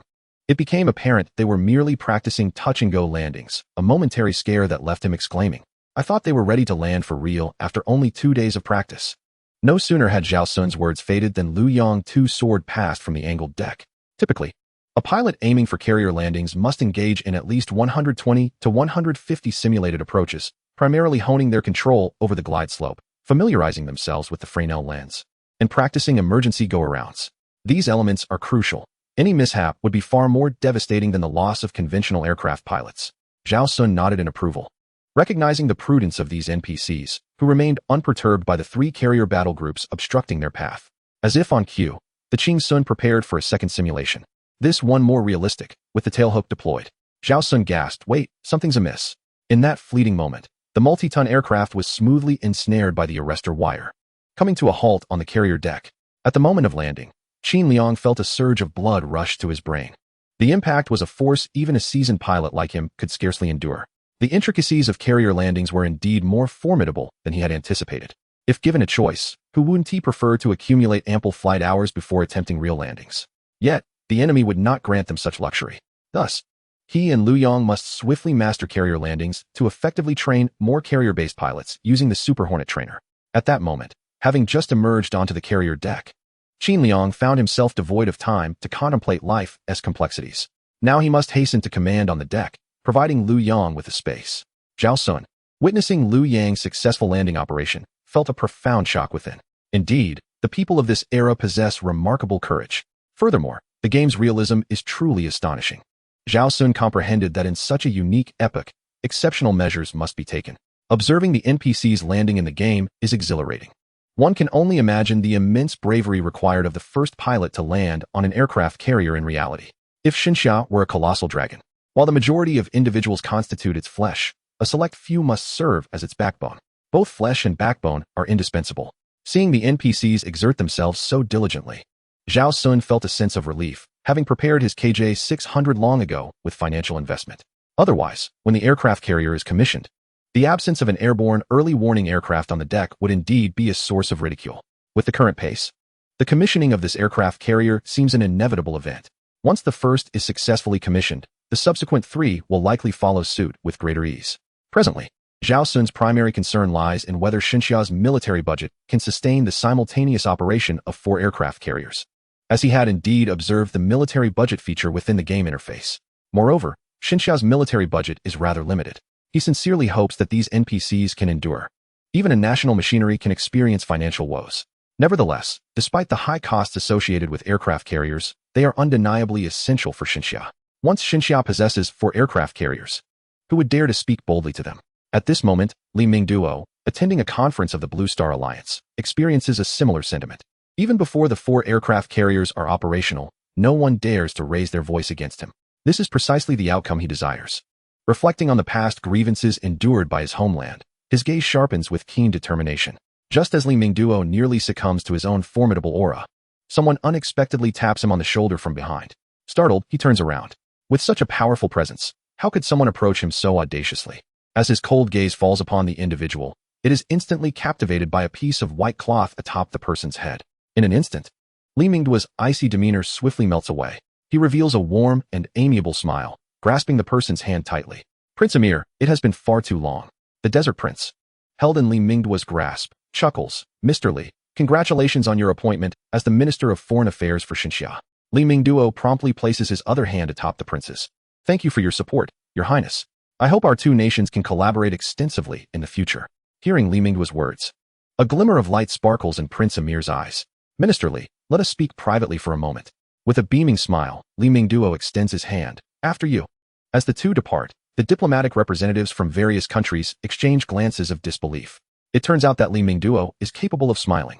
Had it not been for Prince Amir's appearance today, they might have assumed that Li Mingduo was devoid of expression. The Minister of Foreign Affairs from the Lighthouse Nation furrows his brow as he observes the departing figures. He spoke to his secretary beside him. I must know all their discussions tonight. Ensure you keep a close watch on them. Xinxia would sell anything for money. This time, we cannot allow Xinxia to sell what should not be sold. Chapter 71. How is it that the fighter jets I just ordered have arrived so quickly? Upon seeing his NPC in such a state, Zhao Xun felt a sudden discomfort in his heart. What was happening? Usually, when he indulged in online antics, he merely enjoyed the spectacle. However, now that he possessed the power to alter everything within the game, the situation felt entirely different. He had to invest money. He contemplated whether he could directly inject funds into the military budget. After attempting this, he discovered it was not possible. The game lacked a feature that allowed direct purchase of game currency.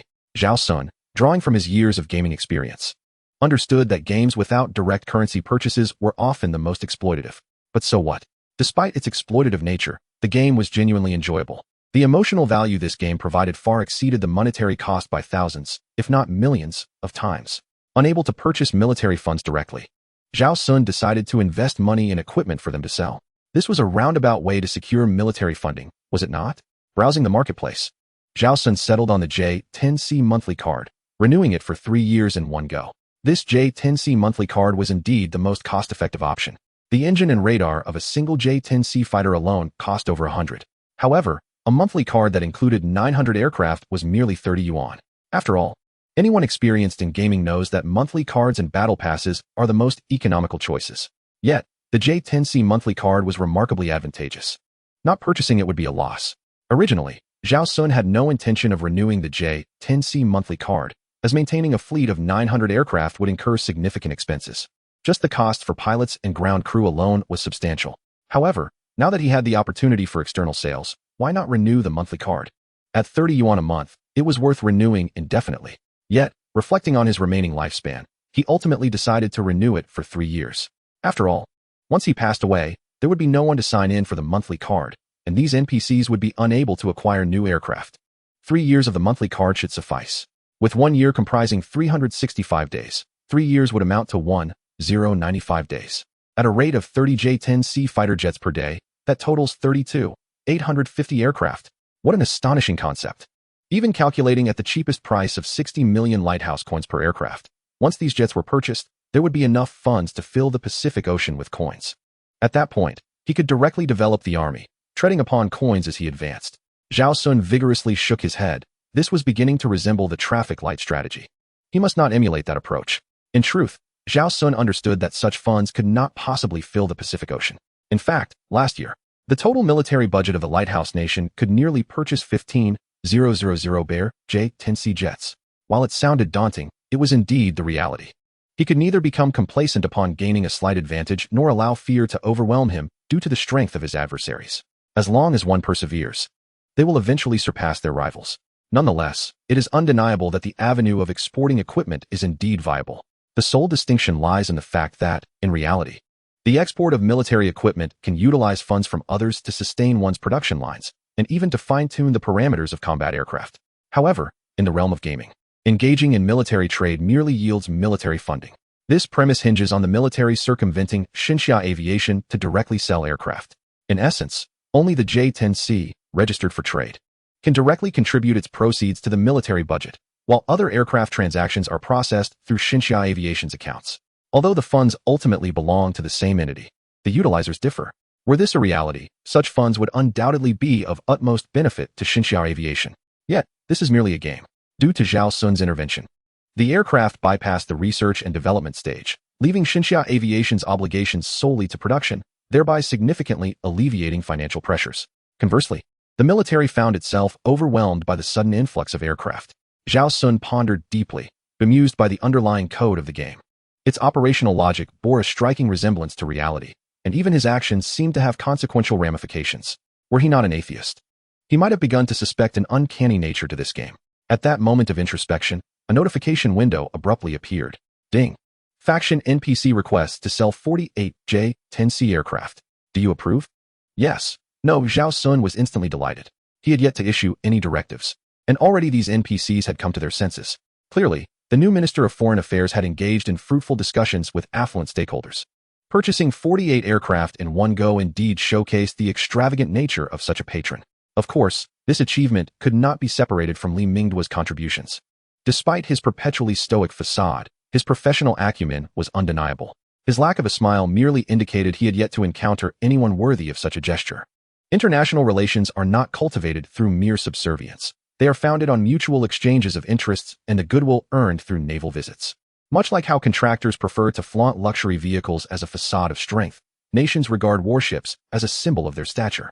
The docking of a destroyer exceeding 10,000 tons at a port serves as the most eloquent form of diplomacy, while a carrier battle group with a total displacement of several 100,000 tons arriving at one's doorstep constitutes the most formidable protest. Thus, Li Mingduo's impassive demeanor was not for show, but rather a reflection of the unnecessary nature of smiling. Xinxia no longer relied on a cheerful visage to enhance its international image. Should one show respect, they would naturally receive it in kind. Should they fail to recognize their place, a cold demeanor would suffice as a courteous response. When one threatens to disrupt peace, it would be wise for them to hope that their words are mere folly. Should they be correct, the consequences could be dire. Meanwhile, the affluent King Ashlaf of the desert was thoroughly pleased with his acquisition of 48 J-10C aircraft. He was highly satisfied with their performance both in confronting the lighthouse carrier and during internal drills within Xinxia. Regrettably, they could only purchase 48, as exceeding that number would provoke the lighthouse nation. Reflecting on this matter, Ashlaf felt a pang of frustration. As a sovereign nation, it is indeed a source of great frustration to procure military equipment while having to consider the opinions of others. However, acquiring 48 aircraft is certainly preferable to having none at all. The Western aircraft are no longer an option, especially after witnessing the abrupt cessation of missile supplies at critical moments during wartime. The adversary in this scenario is the very parent of the lighthouse nation. In the event of conflict, it is uncertain whether the F-16s at hand would even take to the skies. The primary hope now is for the prompt delivery of the aircraft from Xinxia, as there is a pressing need for them. While Ashlafer was contemplating this, his brother, Prince Amir, suddenly called. "Brother, I have good news. The aircraft that Xinxia agreed to sell us are ready for delivery." Ashlafer's heart leaped with joy. "How many can be delivered now?" Prince Amir quickly responded. "All 48 aircraft can be delivered at once." Ashlafer's eyes brimmed with tears of gratitude. What an extraordinary seller. Just as the payment was made, the aircraft were ready for handover. Such smooth transactions were unheard of in his previous acquisitions, which were always fraught with various restrictions. Frustrated, he immediately commanded Prince Amir, dispatch pilots to Xinxia for training on the new aircraft. Do not haggle over the training fees. Remember, having more friends opens more avenues. Money is of little consequence to us. What matters is how we can safeguard it. During negotiations, ensure that Xinxia feels they have gained a significant advantage. After ending the call, Ashlafer closed his eyes on the throne, reflecting. The whole world may laugh at my naivety, but they are the foolish ones. Do they truly believe I am unaware of the worth represented by a mere finger from Xinxia? I can only declare that the world is ignorant. The reality is not that I am too simple-minded, but rather that you are too impoverished. Poverty limits the imagination of the masses. I do not feign ignorance. Could Xinxia possibly be so eager to deliver? Yet, Ashlafer does not consider the people of Xinxia to be foolish. They are not foolish, they are simply too impoverished. So impoverished that they would not risk a lucrative opportunity, fearing the loss of business. For Ashlafer, Xinxia is undoubtedly the easiest nation to engage with. Establishing good relations with such a country is worth spending a little more money. Meanwhile, in the Lighthouse Nation, Defense Minister Sherman was dismayed upon hearing that Ashlafer had purchased 48 aircraft from Xinxia. This meant the Lighthouse would sell 48 fewer F-16s. Fortunately, Ashlifer had shown restraint by purchasing only 48. Had he ordered 2 more, Sherman would have had to personally visit the desert. In a fit of anger, Sherman cursed. It's all Raymond and Ronald's fault for giving Xinxia the opportunity to monetize that new aircraft. Such a situation must never happen again. His secretary, overhearing Sherman's words, could only shake his head in disbelief, wondering how the blame could possibly fall on the unfortunate Raymond and Ronald. The aircraft from Xinxia has been sold, primarily because their jets surpass the F-16 and F-15 in excellence. Their medium-sized aircraft can perform all the functions of the F-16 and F-15 and do so with greater efficacy. At this moment, Sherman turned to his aide. Has our fleet not yet arrived at Xinxia? The aide promptly responded, Report, sir. The 5th Fleet's conventionally powered aircraft carrier has reached Lion City Port, and the 3rd Fleet's nuclear-powered carrier is in position. Sherman nodded, instructing that both the 5th and 3rd Fleets deploy an additional conventionally powered aircraft carrier. I want to see 6 carriers convening in Xinxia. The aide's expression darkened. The minister was now exceedingly frustrated with Xinxia. The lighthouse nation currently has only 9 operational vessels, excluding those undergoing regular maintenance. Is it reasonable to deploy 5 carriers for a meeting in Xinxia? However, it was not within the aide's purview to offer counsel. If Sherman could persuade Congress, then let him do as he wishes. In the Ministry of Defense in Xinxia, Yan Guohua was visibly enraged. This Lion City, though ostensibly neutral, is secretly engaging in actions detrimental to Xinxia's interests. We are clearly in a military standoff with the lighthouse nation, which has been supplying them with provisions for their carriers, a blatant act of war. Liangyu, nearby, stoked the flames. Previously, Lion City unilaterally called on us to consider the greater good. To step back is to embrace a broader horizon. Yan Guohua slammed his hand on the table in frustration. Were it not for the formal nature of the meeting, he would have resorted to expletives. At this moment, Army Minister Liu Jinbang exacerbated the situation. This insignificant Lion City has clearly overstepped its bounds and deserves reprimanding. Recently, their Xinxia-born chieftain claimed our development of aircraft carriers has unsettled the world. He called carriers instruments of aggression, urging us to abandon them.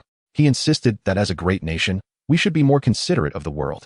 Upon hearing this, Yan Guohua's ire intensified. He was nearly ready to stand on the table and unleash a tirade. If that chieftain were present, he could not guarantee he wouldn't resort to physical confrontation. This small Lion City now thinks of itself as a great nation, does it?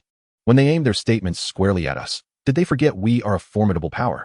They deserve to be dealt with. They truly do. At this juncture, Navy Minister Sun Chilian hastily interjected to soothe the situation. Sir, what is your stature? It is unworthy to be agitated over a minor nation. This diminutive city-state does not merit the ire of the esteemed Minister of Defense of Xinxia. Let them bark at us. It is merely noise that incurs no real loss. If you allow them to provoke you, that would be a genuine misfortune. Once our 4 carriers complete their training and achieve combat readiness, we shall deal with their masters. And these yapping dogs will be easily managed. For now, let them continue their cacophony. The louder they bark, the more justification we will have to address them later. Upon hearing Sun Chilian's words, Yan Guohua's anger diminished considerably. As a conservative, Sun Chilian's position as Navy Minister was well justified, sharing the same passion for combat. The Air Force's Liang Yu relishes instilling fear, while the Army's Liu Jinbang prefers to subdue. In contrast, Sun Chilian takes a more lethal approach. Thus, Sun Chilian exercises exceptional caution when it comes to engaging in conflict. Whenever provoked, he contemplates, do I wish to annihilate this nation? Now, in a situation where the Lion City has simultaneously angered all the key figures of the Divine Summer's land, sea, and air forces, including the Minister of Defense, it seems that Lion City would have faced dire consequences were it not for the fleet of the lighthouse nation looming nearby. Once the tension eased, the conversation shifted back to Mr. Zhao Xun. Upon mentioning him, Yan Guohua's eyes brimmed with tears. Not only does Mr. Zhao generously provide us with 30 J-10C fighter jets daily, but he has now also allowed us to export this aircraft in exchange for military funds. We can never repay this kindness. At this juncture, Liang Yu interjected, did not the Desert King grant our Air Force a piece of textile art? I believe we should present it to Mr. Zhao. Knock, knock, knock. While engrossed in a game, Zhao Xun heard a knock at the door. Reluctantly, he set aside his keyboard and mouse to answer it. Could it be Sister Zhang calling him for dinner? But it isn't mealtime yet. When Zhao Xun opened the door, he found no one there. A solitary cardboard box lay on the ground. He carried the box back home, opened it, and discovered a beautifully framed piece. Inside was a fabric adorned with colorful stones. It appeared to be yet another gift from the gaming company. Zhao Xun found it quite appealing and decided to hang it over the electric meter box as a cover. As for the replica of Qi by Charest painting, he had already displayed it in the living room, realizing it was disrespectful to obscure the electric meter with a counterfeit of the esteemed artist's work, especially after Mr. Wang's last visit. After hanging the frame, Zhao Xun exclaimed in delight. It was then he noticed a small inscription on the frame, gifted by the Desert Royal family to the Divine Summer Air Force, followed by a line in Arabic. He quickly translated it on his phone. May the friendship between the Divine Summer and the desert endure. Zhao Xun chuckled inwardly. The emotional value was precisely what this gaming company had mastered. Just as he had triggered a military trade plotline with affluent patrons, the gift had arrived ahead of time. It seemed the game was not as straightforward as he had presumed. All narrative arcs appeared to lead to a limited number of fixed outcomes. Otherwise, how could the gaming company have anticipated the gift? Meanwhile, next door at the home of the elder Lu Yang, two individuals, having conspired for quite some time, decided to take the initiative and visit Zhao Xun's residence to uncover any clues. Coincidentally, Qin Liang also wished to see the painting that Zhao Xun had used to cover the electric meter box. Chapter 73. I understand why Mr. Zhao Xun is afflicted with a terminal illness after hanging the frame. Zhao Xun reflected on how beautiful the fabric within it truly was. The gaming company had finally returned to bestowing exquisite gifts, and these items were indeed practical. Knock, knock, knock. Just as Zhao Xun was preparing to return to his study to continue his gaming, a knock resonated from outside the door. Puzzled, Zhao Xun opened the door to find not just anyone, but the esteemed elder Lu Yang and elder Qin. He hurriedly invited the two venerable generals into his home. Astonished that elder Lu had brought elder Qin to visit him personally, he felt both honored and overwhelmed. After all, a first-line pilot who attained the rank of general before retirement had undoubtedly made significant contributions. Both were distinguished figures, and Zhao Xun dared not treat them lightly. Contemplating how best to entertain these two heroic elders. Once inside, Lu Yang discreetly led Qin Liang towards Zhao Xun's electrical meter box. Soon, they arrived at the very spot where Zhao Xun had obscured the meter box with a picture frame. Upon seeing the frame, both men froze in place. As seasoned aviators, they instantly recognized it. This was the textile artwork gifted to the Air Force by the Desert Royalty upon the export of the first batch of J-10CS. Though it appeared merely as a piece of textile art, its value was immeasurable. Crafted using ancient desert techniques long thought to be lost, it was impossible to replicate with modern technology. Moreover, the artwork's edges were adorned with 120 gemstones of various hues, collectively worth millions. However, the true worth of the piece lay not in its intrinsic value, but in its profound significance. The embossed golden inscription above the frame read, "Gifted by the Desert Royalty to the Divine Summer Air Force," leaving no room for doubt. Qin Liang gazed at Lu Yang with excitement. "Old Lu, we've finally found him. We have finally found him." As he spoke, tears began to flow uncontrollably down his cheeks. Whoa, old Lu. At that moment, Lu Yang too was overwhelmed with emotion, tears streaming down his face. The heartache he had carried for a lifetime found resolution today. He had searched endlessly for Mr. Zhao Xun, and remarkably, Mr. Zhao had sought him out in his later years, becoming his neighbor. To this end, Mr. Zhao had chosen not to reside in his Tianqing garden, but rather rented a room right next door. Lu Yang choked back tears as he said to Qin Liang, "It is not us who have found Mr. Zhao Xun. Rather, it is Mr. Zhao Xun who has found us. Mr. Zhao has come to see us." Whoa. Meanwhile, Zhao Xun, rummaging through his tea leaves, heard the sounds of weeping and made his way to the foyer. He was taken aback to see both Elder Qin and Elder Lu in tears, sobbing uncontrollably. Alarmed, he rushed forward to offer comfort. "Elders, what has happened?" With tears streaming down his face, Lu Yang looked up at Zhao Xun. Zhao Xun. Whoa. Elder Lu had intended to stand at attention and deliver a dignified greeting. "Mr. Zhao Xun, the Flying Wolves report to you." But he was so overcome with emotion that he could not utter a single coherent word. Elder Qin was equally affected. After a prolonged period of sobbing, neither seemed to find solace, leaving Zhao Xun in a state of alarm. He was deeply concerned that the two elderly gentlemen might succumb to tears. In haste, he called upon Sister Zhang from next door for assistance. Ultimately, it was Shun Mingda who personally drove the two to the hospital. Outside the ward, Zhao Xun gazed sorrowfully at the two old heroes resting on their special beds. They must have encountered something profoundly distressing. He speculated that the sorrow capable of moving these two valiant figures to such tears must be linked to the passing of a dear comrade. May the old hero find peace on his journey, watching over us from paradise, where this prosperous age unfolds as he wished. Zhao Xun tilted his head towards the sky at a 45-degree angle, striving to hold back his tears. At that moment, Shun Mingda sat down beside Zhao Xun, offering him a bottle of mineral water. "You must be weary, young man. Just now, Shaoli arranged for the doctor to administer a sedative to my father and Uncle Qin. She mentioned that the convulsions caused by excessive sorrow would improve once they awaken. The two gentlemen have dedicated caregivers. Allow me to drive you home." Zhao Xun quickly replied, "Uncle Shun, That would be too much trouble for you. Shen Mingda smiled. It happens that I need to return to the office. It's on my way. During the drive back, Shen Mingda stole a glance at Zhao Xun, who sat in the passenger seat. Both of his parents were martyrs, and his lineage could be traced back 3 generations of unwavering integrity. It was said that his academic performance was quite remarkable, and his character resilient. He had managed to complete his university studies while working, relying on scholarships and government assistance. And his graduation grades would easily secure him a place in a doctoral program. In today's society, such a young individual is considered exceptionally outstanding. Yet, it was tragic that this exemplary youth had been diagnosed with a terminal illness shortly after graduating from university. After Zhao Xun and Shen Mingda departed, Elder Lu Yang and Qin Liang finally emerged from the effects of the medication. Indeed, once the sedative wore off, their emotions had significantly calmed. Just moments prior, they had nearly succumbed to tears, but not out of sorrow, rather, from exhilaration. Fortunately, both had weathered many storms. Otherwise, such an emotional stimulus might have overwhelmed ordinary individuals. With the textile as evidence, Mr. Zhao Xun's identity was now indisputable. In truth, they had long been speculating in that direction, merely lacking a solid confirmation. They hadn't anticipated that even with their mental preparation, they would still be on the verge of breaking down. Lu Yang rose from his bed and looked at Qin Liang. Old Qin, given that Mr. Zhao Xun is now in the adjacent room, why doesn't he simply reveal his identity? Qin Liang slowly shook his head. I do not know. However, I can assure you that Mr. Zhao Xun holds us in his heart. He sighed. Mr. Zhao Xun is far younger than I had imagined. Yet, with his capabilities, maintaining the vitality of his cells should pose no challenge. Speaking of youth, Lu Yang suddenly recalled something crucial. Old Qin, if he truly is Mr. Zhao Xun, how do we explain his illness? Qin Liang shared his bewilderment on this matter. With the advanced technology at Mr. Zhao Xun's disposal, how could he be defeated by a human ailment?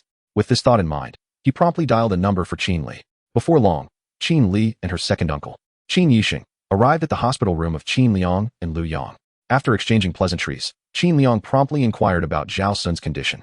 Both Qin Li and Qin Yixing held a profound impression of Zhao Xun. After all, it was quite remarkable for a terminally ill patient to receive injections without medication, transforming from a prognosis of merely 3 months to live to his current state. The uncle and nephew shared everything they knew with Qin Liang and Lu Yang, leading to a moment of clarity for Qin Liang. I understand now why Mr. Zhao Xun pretended to have a terminal illness. Chapter 74. Mr. Lu, Mr. Qin. How is your health faring? Upon hearing this, both Qin Li and Qin Yixing were momentarily taken aback. Could one truly feign a terminal illness? Was that even plausible? Qin Yixing felt compelled to enlighten his father on medical knowledge. Dad, let me tell you, modern medicine relies on instruments. They cannot deceive. Qin Liang shot him a disapproving glance. You should be quiet. After dedicating most of your life to being a mere doctor, you still have the audacity to speak. Qin Yixing looked aggrieved. Isn't it because you gave me that ridiculous name? Now, the little nurses have even made up a rhyme. Yixing, destined to be a doctor for life. Qin Liang preferred to ignore him, hastily waving for him to exit the room. He felt his thoughts becoming muddled. Once Qin Li and Qin Yixing departed, Qin Liang turned to Lu Yang with utmost seriousness and remarked, I deduced that Mr. Zhao Xun feigned a terminal illness as a pretext to leave Blue Star. Lu Yang appeared puzzled. If Mr. Zhao Xun wishes to leave, why not just depart directly? What need is there for an excuse? Qin Liang explained impatiently, Are you foolish? Mr. Zhao Xun must have sought such a pretext to better masquerade as a denizen of Blue Star. Consider this, a terminal patient with merely 3 months to live suddenly discovers, upon re-examination, that his lifespan has extended to 3 years. Does that seem plausible? Furthermore, knowing he had only 3 months left, why would he seek another examination at the hospital? Lu Yang inquired why. Qin Liang immediately assumed an air of sagacity and replied, because after establishing a departure timeline, Mr. Zhao Xun realized he had not yet fully experienced his time on Blue Star. Thus, he returned for another checkup, but this time, he altered the results to reflect a lifespan of 3 more years. This signifies that he intends to remain on Blue Star for an additional 3 years. Upon hearing this, Lu Yang suddenly grasped the situation. That makes sense. Noticing Lu Yang's acceptance of his reasoning, Qin Liang continued, When you examined the second report, did you notice any discrepancies? Lu Yang glanced at the timestamp. It appeared that Mr. Zhao Xun moved next door shortly after his second physical examination. Tears welled in Lu Yang's eyes as he realized that Mr. Zhao Xun had postponed his departure merely to see him. Qin Liang quickly corrected him, To see us. Did you think Mr. Zhao Xun showed you that painting without intent? Why do you think he suddenly displayed that desert textile artwork today? He was signaling to us. Lu Yang exclaimed, I see now. Why does Mr. Zhao Xun not directly acknowledge me, opting instead to complicate matters? Qin Liang, with an expression of exasperation, Elucidated, because he desires to interact with us as an ordinary individual. Thus, he provides us with hints while refraining from a direct introduction. At this moment, Lu Yang finally comprehended everything. If Qin Liang's assertions are indeed accurate, then all mysteries are unraveled. Why has Mr. Zhao Xun disguised himself as a Blue Star inhabitant for 20 years, exhibiting no anomalies from elementary school through university, living as an unremarkable person? Why does Mr. Zhao Xun lead a frugal lifestyle, yet never withdraw from his black card? Why does he prefer renting a home over residing in Tianqing Garden? Furthermore, that day when Qin Li unexpectedly visited was likely orchestrated by Mr. Zhao Xun himself. Meanwhile, back in the bustling Starry village, Mr. Zhao Xun stared at the balance in his account, seething with indignation.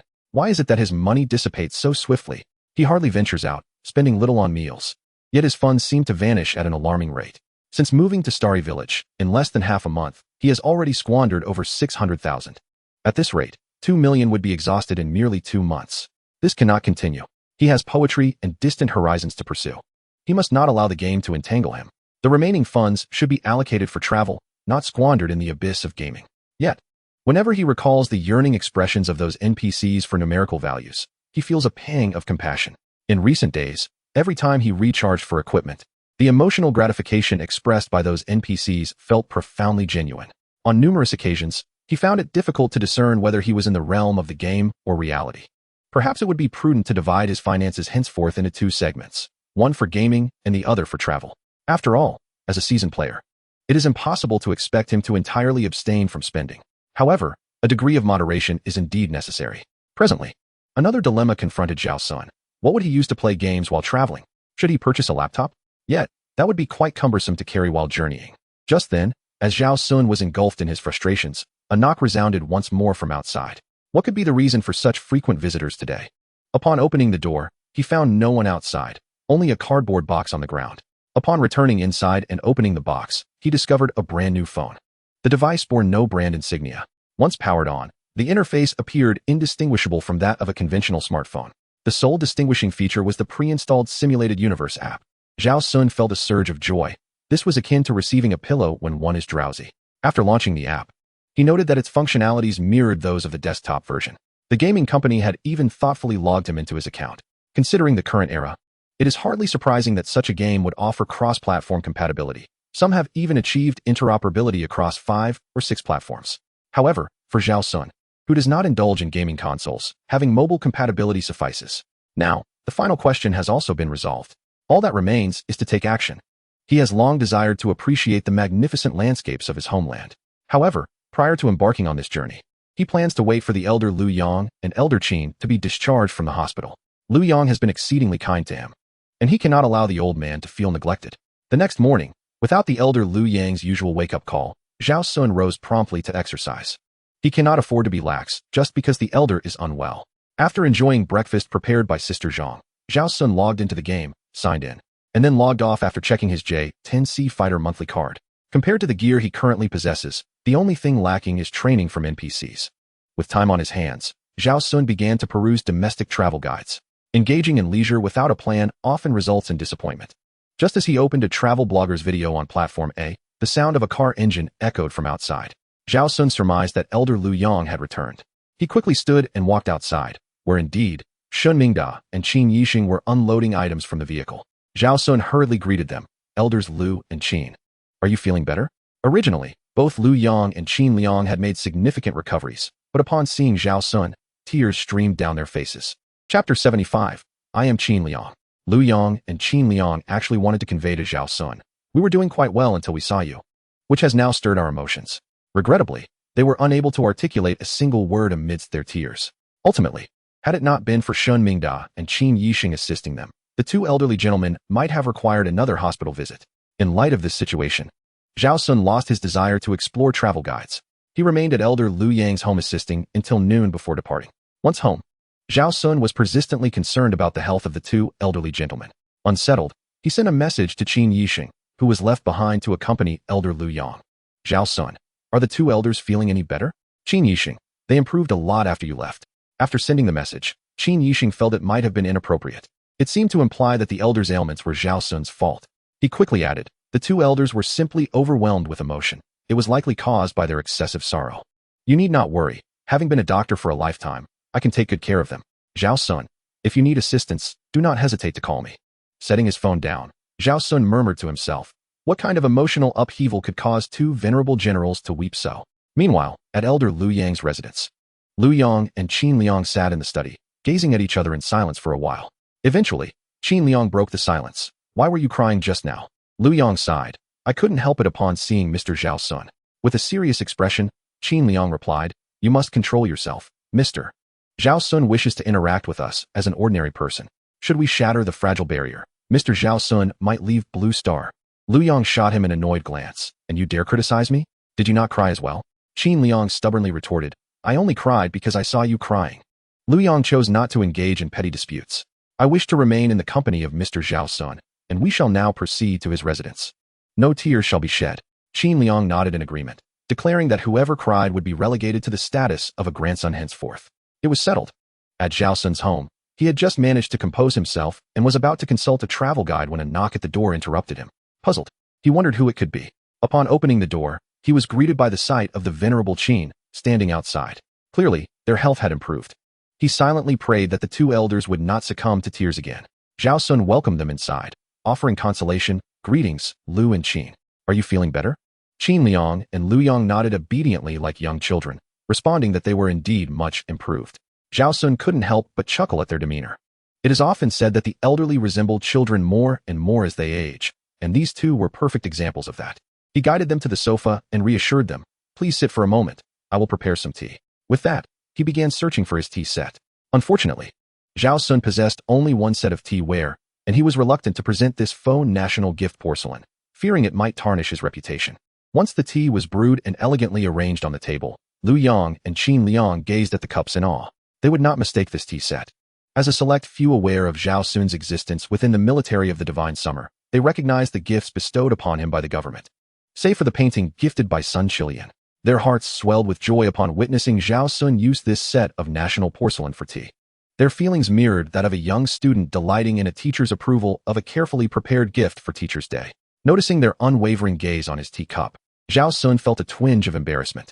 His face flushed, and he scratched his head, saying, this is merely imitation national porcelain, a one-to-one replica. Please do not mock it.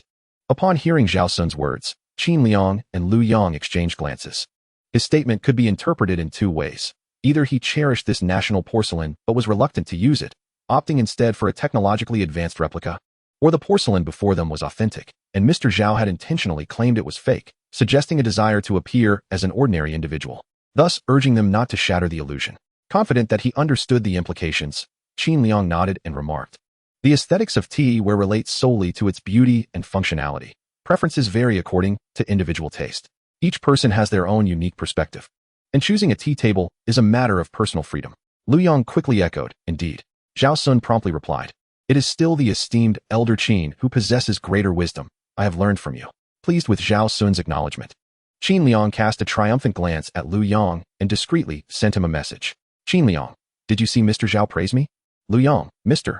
Zhao is merely acting. I believe this national porcelain is genuine. Liu Yang, if Mr. Zhao can conceal the electric meter with a painting by Qi Baishe and a textile art piece adorned with gemstones, then using national porcelain for tea is hardly remarkable. Qin Liang, regardless of the circumstances, we have indeed placed our bets wisely. Mr. Zhao Xun wishes to engage with us in an ordinary manner, and we must ensure that we do not reveal ourselves. Liu Yang, rest assured. Upon observing the two engrossed in their mobile devices, Zhao Xun quietly prepared tea and poured it into their cups. I apologize, gentlemen. I am not well versed in tea, and I acquired these leaves haphazardly online. Please do not mock me. Qin Liang nodded repeatedly, pondering the vastness of the world. Every individual is unique, and who can assert that their perspective is the absolute truth? Our Xinxia people embrace diversity, with 81 ethnic groups each blossoming in their own right. With so many rich cultural heritages, how could we possibly harbor disdain for the preferences of others? Qin Liang intended this statement to subtly introduce Mr. Zhao Xun to the inclusivity of the Xinxia people, illustrating the distinction between Xinxia and the Osarian individuals who are prone to ethnic cleansing. He sought to reassure Zhao Xun that his original choice was indeed correct and that Xinxia would not disappoint him. However, Zhao Xun interpreted these words differently. 81 ethnic groups blossoming uniquely? Yet, in Zhao Xun's memory, there had always been 56. Where did these additional 25 ethnic groups originate? Ever since he fell ill, discrepancies had plagued his recollections, as if the world he inhabited was no longer the same. At that moment, he glanced at the elder Qin and recalled something. He had yet to inquire about his name. Initially, he thought little of Liu Yang sharing a name with an NPC in the game. But now the fact that the elder Qin shared the name Qin Liang with an NPC weighed heavily on his mind. Until he clarified this matter, he could not find peace. Etiquette was the least of his concerns now. Summoning his courage, Zhao Xun finally asked Qin Liang, "By the way, I still do not know your esteemed name, Elder Qin." Seeing Zhao Xun's intent to inquire about his name, Qin Liang stifled a laugh and set down his teacup. He mused how could Mr. Zhao Xun possibly be unaware of his name. Yet, knowing Zhao Xun was feigning ignorance, he patiently replied, "My name is Qin Liang. I was in the same flight squadron as Liu Yang during our early years."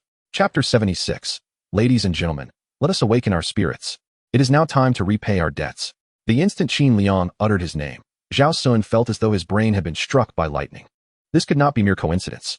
One named Liu Yang, the other named Qin Liang, and both were partners in their youth, exactly like the two NPCs in the game.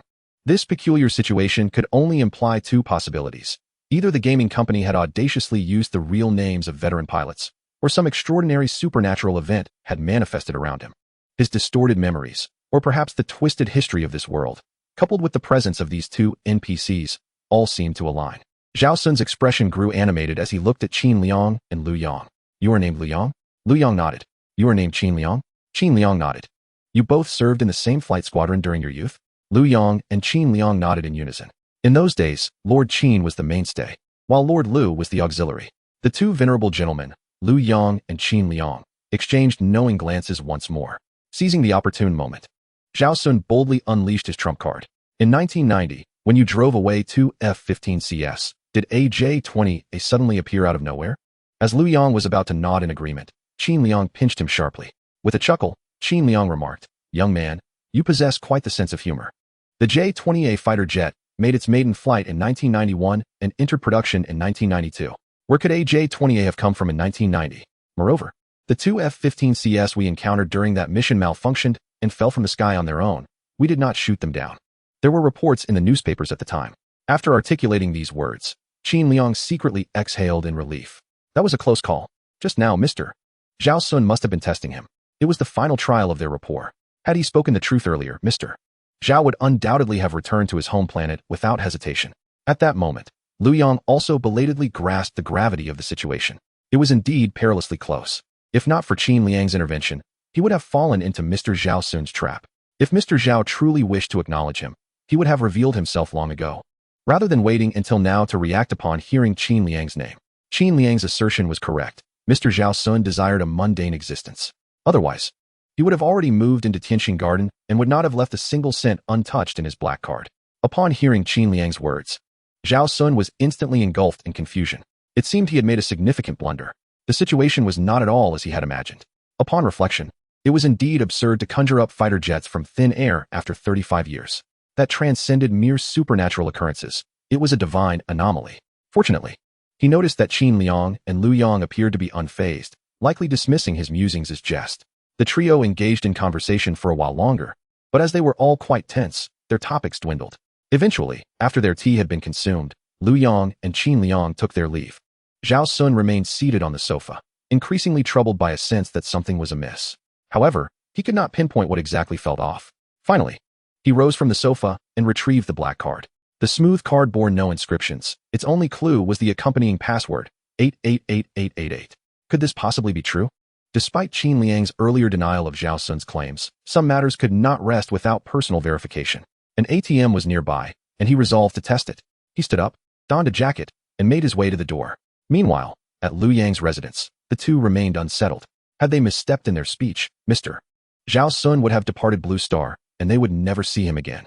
Qin Liang paced the room and said to Liu Yang, "Now that we have confirmed such significant matters, we must promptly report to Mr. Zhao Xun's office. We need the office's resources to assemble a team, ensuring Mr. Zhao enjoys a comfortable life on Blue Star. Lao Lu, as a member of Mr. Zhao Xun's office, you should possess the contact information for that department." At this moment, Liu Yang expressed some uncertainty, saying, "Would Mr. Zhao Xun feel that we are intruding upon him?" Qin Liang decisively replied, "No, if he were concerned about being disturbed, he would not deliberately provide us with clues. My analysis suggests that Mr. Zhao Xun is subtly advising us to be mindful of our boundaries. Do you recall that Ming Da discovered that on the morning he was diagnosed with a terminal illness, Mr. Zhao won a scratch-off lottery ticket, earning a sum of 200,000? He won that morning and received his grim diagnosis that afternoon. Lu Yong nodded in agreement, acknowledging the remarkable coincidence. It felt as if Mr. Zhao had orchestrated his own win to mask the impending diagnosis. But what does this signify? Qin Liang patiently elucidated. It indicates that Mr. Zhao is willing to recalibrate his life. Yet the gains must be justifiable, achievable through the efforts of an ordinary individual, such as winning 200,000 from a scratch-off. Despite the exceedingly slim odds. However, engaging in deceit loses its appeal if one actively chooses to do so. Hence, Mr. Zhao only cheated once. Now, you should comprehend why he refrains from accessing the funds in the black card. Lu Yong suddenly understood. I see now, providing Mr. Zhao with the black card is less effective than arranging for him to win 5 million in the lottery. I shall call Mr. Zhao's office immediately. As Lu Yong dialed a series of numbers, a red alert illuminated a certain clandestine department. An encrypted document was simultaneously dispatched to over 100 military, political, and business personnel nationwide. Members of Mr. Zhao's office, aside from a few on duty, held multiple roles. This was partly due to the department's usual lack of tasks, leaving its members with idle time. Additionally, it ensured that when responsibilities arose, department members possessed a degree of authority to facilitate uninterrupted operations. This department not only sought out Mr. Zhao, but also handled various trivial matters. Those who had once rendered kindness to the Xingxia people would intervene when their descendants faced insurmountable challenges. Within 2 minutes of the alarm sounding, over 100 members of Mr. Zhao's office activated a military customized meeting application. Since the inception of their employment, this app had served its primary function of attendance, marking its first time fulfilling another purpose. As avatars illuminated one by one, the last individual, a middle-aged man clad in black, spoke. Greetings, everyone. I am Yin Feng, the minister of Mr. Zhao's office. I trust you are all aware of the reason for this meeting. Mr. Zhao, who has been absent for years, has finally re-emerged, presenting himself once more as a tangible figure before the world. The enduring existence of the Xingxia civilization for millennia is underpinned by our profound cultural heritage. As the most civilized nation on Blue Star, we, the Xingxia, believe in repaying kindness, whether at a national or personal level. We have never disappointed in our duty of gratitude. Ladies and gentlemen, let us rally our spirits. The time to express our gratitude has arrived. Next month, important matters are worth repeating thrice.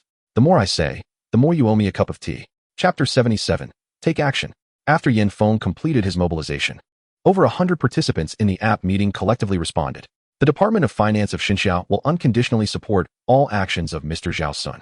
The Department of Security of Xinxia will unconditionally support all actions of Mr. Zhao Xun. The Air Force of Xinxia will unconditionally support all actions of Mr. Zhao Xun. The Ministry of Foreign Affairs of Xinxia will unconditionally support all actions of Mr. Zhao Xun.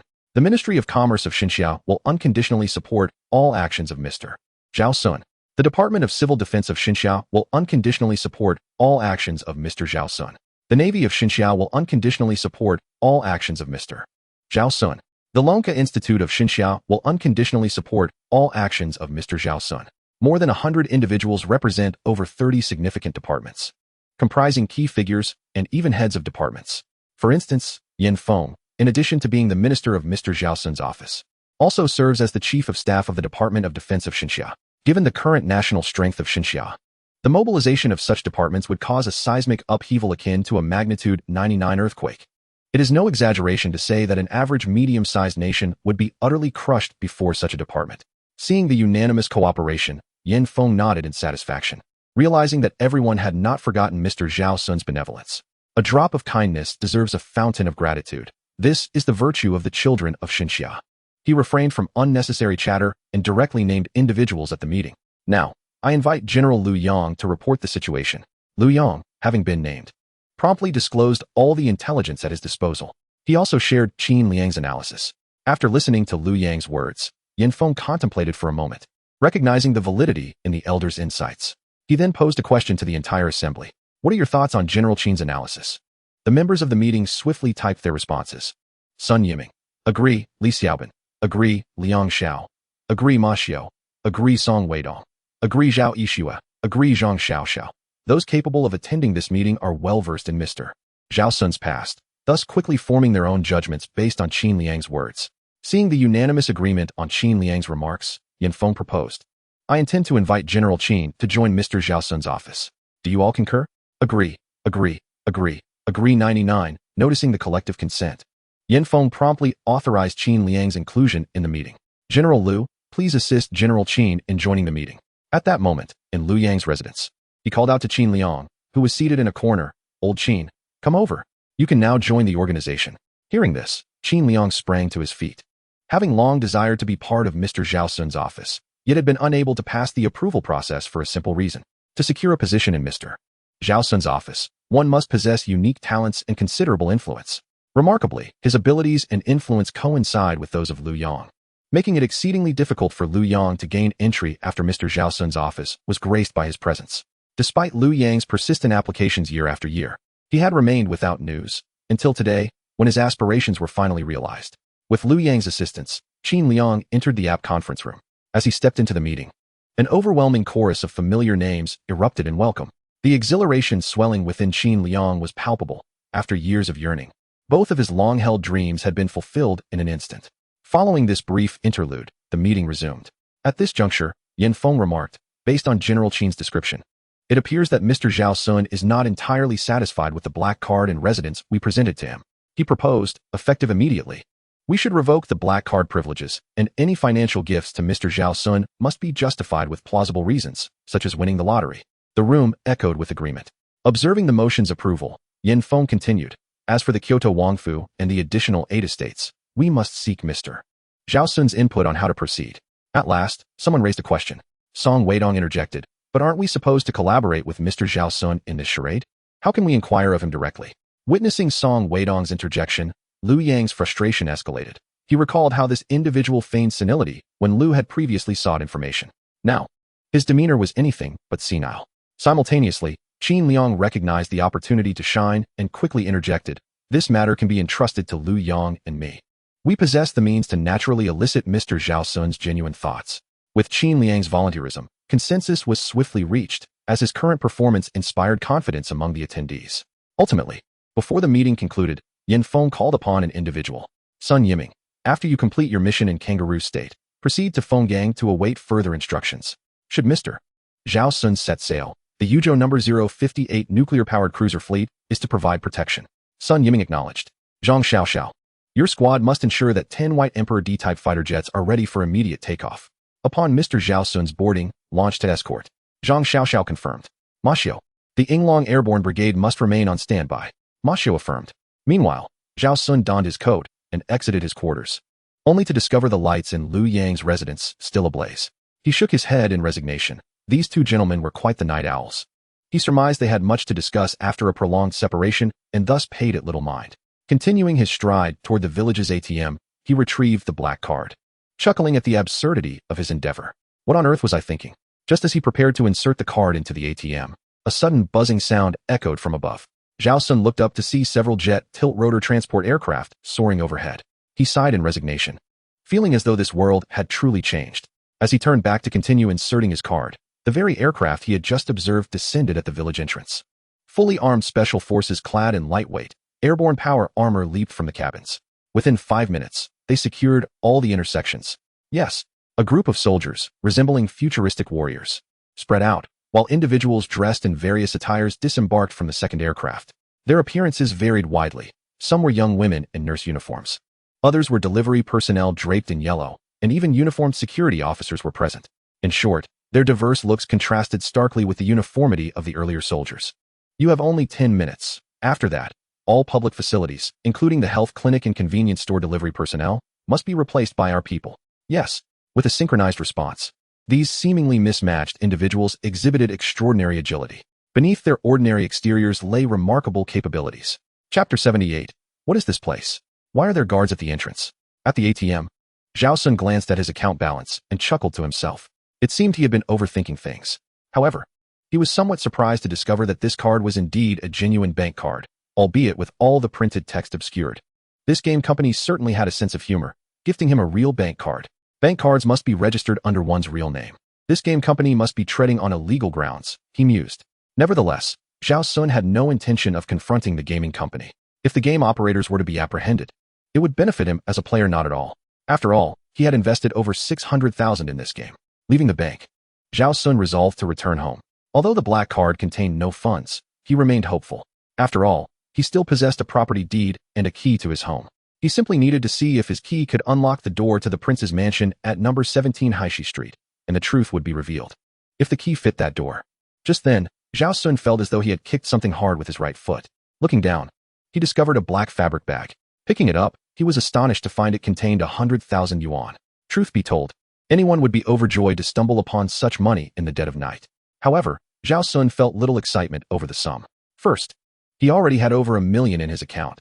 Second, this money did not belong to him. Zhao Xun decided to take the money to the security office and return it to its rightful owner. This was not a reflection of his moral integrity or noble character. If he were truly destitute, he could not guarantee he would not succumb to greed. There are no absolutes of good and evil in this world. Perspectives shift with circumstances.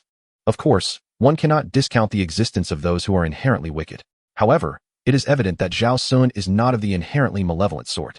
A sum of 100,000 yuan would not significantly alter his current circumstances. Why not accumulate some virtue before facing the end? 200 meters away, atop a 2-story residential building, a figure clad in black held a pair of binoculars, communicating via radio. Sir, the mission code found money has proceeded to the public security office. Initiate Plan B. Meanwhile, at the public security office in Fanqing village, an agent masquerading as the director readied himself upon receiving the call. Upon entering the office, Zhao Xun encountered a security officer who handed him a black cloth bag. Hello, comrade. I am here to report a discovery. I found a bag of money while taking a stroll. At that moment, the agent posing as the director warmly grasped Zhao Xun's hand and exclaimed, in today's world, there are few young individuals as principled as you. Rest assured, we shall make every effort to locate the rightful owner in the shortest time possible. After leaving the public security office, the agent activated his communicator. Report, sir, mission code. The subject demonstrates exceptional integrity and will not accept funds of dubious origin. Upon receiving this report, Yinfeng promptly adjusted his strategy, eliminating all similar methods of offering. It was clear to all that this was a test of communication. Gauging the boundaries of Mr. Zhao Xun, it seemed that while Mr. Zhao Xun had a penchant for deception, he was also astute in his methods. The following morning, Zhao Xun awoke to a message from the director of the public security office. The owner has been located. It is a mother's life-saving money for her child's medical treatment. Your noble character has saved a family enduring hardship. Upon reading this text, Zhao Xun felt an immediate elevation of his spirit. Just as the instructor had said, one must strive to be noble, pure, moral, and free from base desires. Indeed, this realization could truly uplift one's soul. Zhao Xun felt as if he had discovered a new world. No wonder so many unsung heroes engage in philanthropy unconditionally, not the commercialized kind, but the genuine assistance extended to the underprivileged. It became clear that such acts could also yield emotional fulfillment. Zhao Xun resolved that when his time drew near, if he had any surplus funds, he would donate them to those in need. Of course, he would not entrust them to organizations. It would be better to let the village children set off firecrackers. Yet, this was all predicated on the condition that he had remaining funds at the time of his death. However, based on his current spending habits, that seemed unlikely. He would not curtail his expenditures merely for the sake of charity.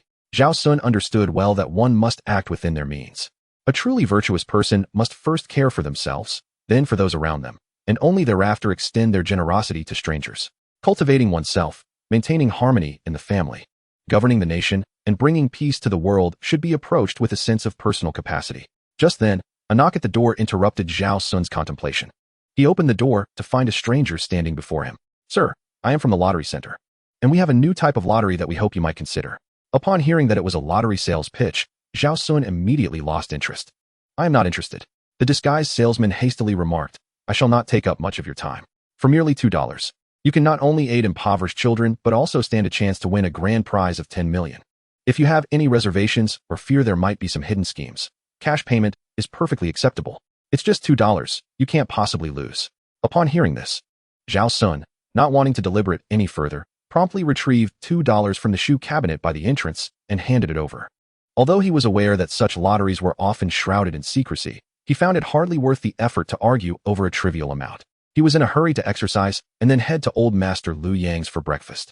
To Zhao Xun's surprise, the lottery vendor carried a machine for printing tickets. As the machine whirred, a printed lottery ticket was swiftly handed to Zhao Xun. After receiving the money, the disguised salesman retreated to a secluded corner to send a message from his phone. The salesman has completed the task. The lottery numbers are 15, 16, 17, 26, 27, 28, with the special number 08. Upon receiving the lottery numbers, the headquarters could not help but grumble. What kind of ridiculous numbers are these? 2 dragons? The disguised salesman then realized the peculiar nature of the numbers, though he felt rather innocent in the matter. The numbers are generated randomly by the machine. If they happen to be winning numbers, that seems quite fair, does it not? During his morning exercise, Zhao Xun was unexpectedly joined by old Master Qin Liang. The three jogged along the smooth asphalt path, eventually arriving at the entrance of Tianqin Garden.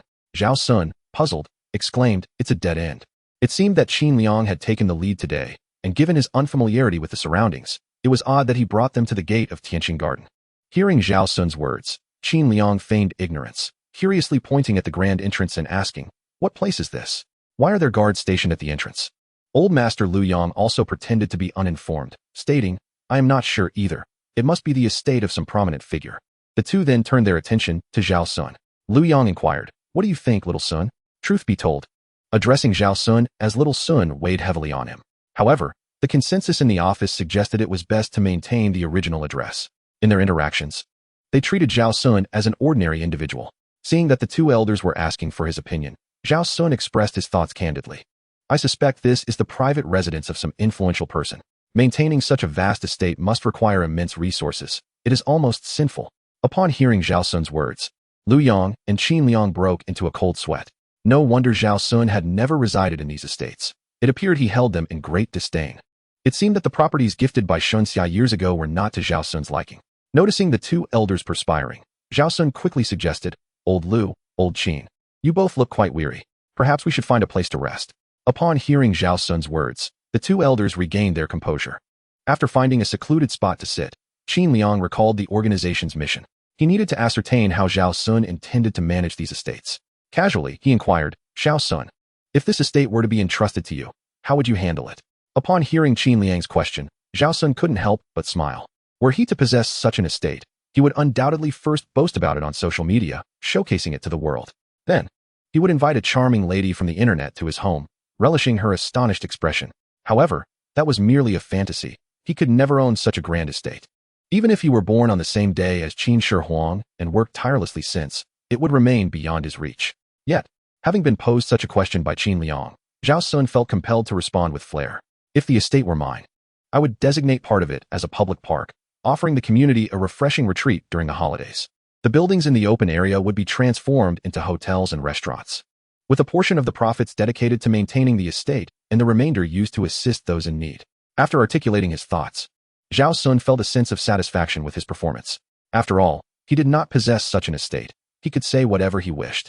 Upon hearing Zhao Xun's words, Lu Yang and Qin Liang felt a wave of shame wash over them. What a noble individual he was.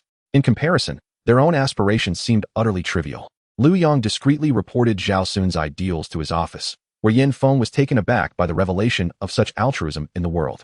He promptly issued commands to transform 8 estates and 2/3 of the capital's royal residence into public spaces, reserving the remaining third for future use.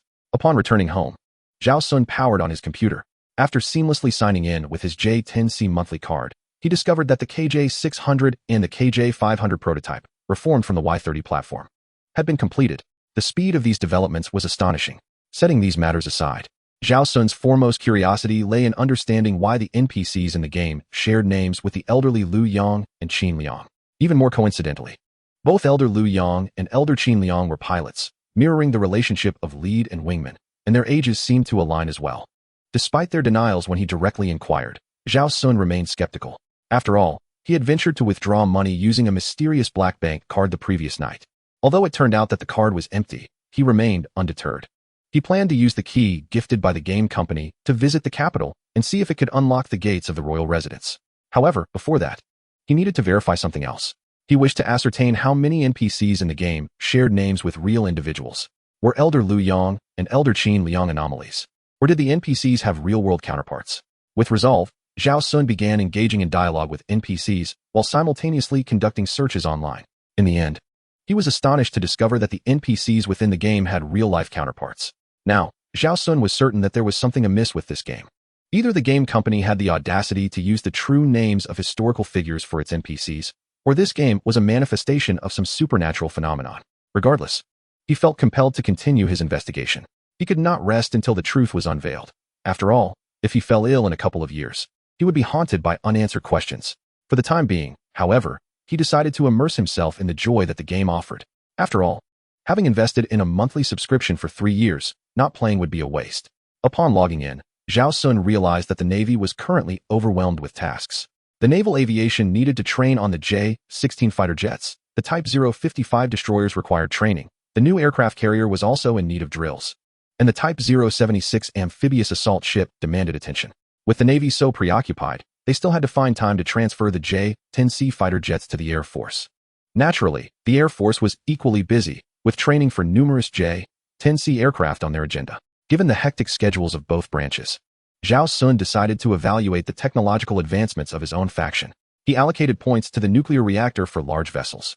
Spending 1,000 credits on a 5-fold research acceleration voucher would enable the construction of nuclear-powered large warships in 6 months.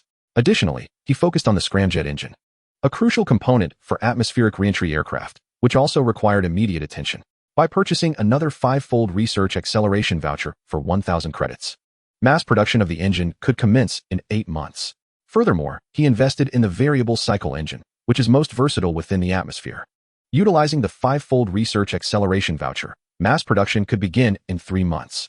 Having sorted everything out, Zhao Xun stretched languidly. Once these projects were completed, the Navy and Air Force of the Divine Summer would truly be unmatched on Blue Star. Yet, he felt as though something was amiss.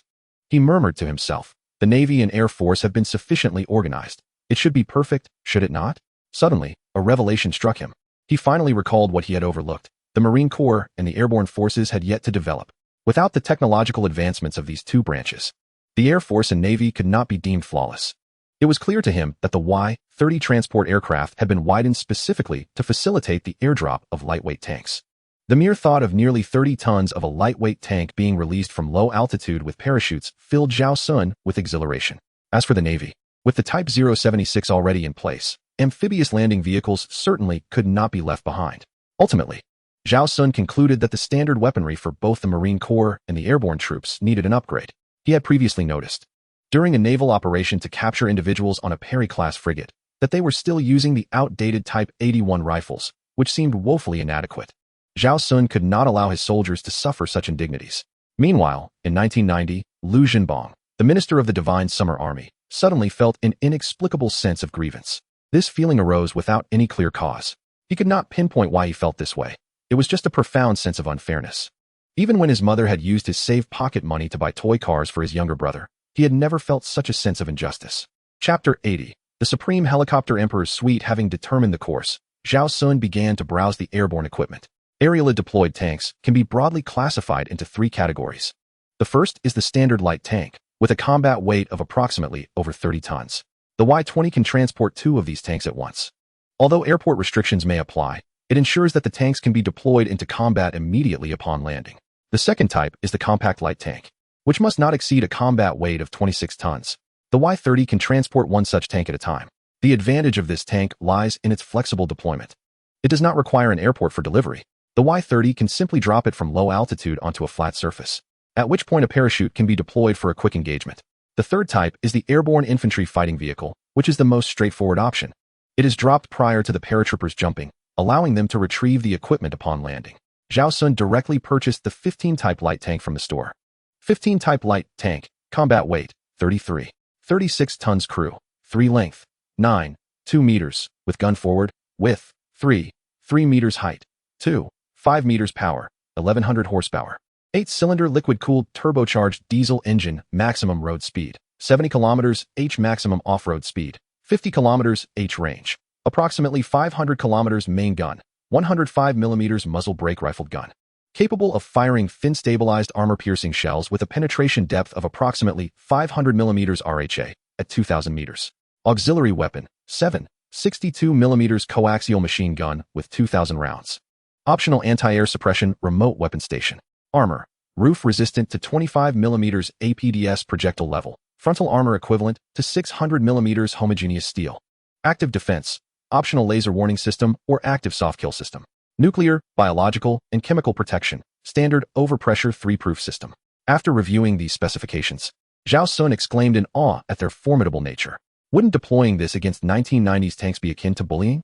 Not to mention the armor and penetration capabilities. Would the tanks of the 90s even have the chance to fire upon this? It was a pity that the 100-type tank weighed 42 tons, rendering it unsuitable for air transport by the Y-20, as it could not carry 2 units. Otherwise, Zhao Xun would have insisted on procuring this for the Air Force. However, reality presented its constraints.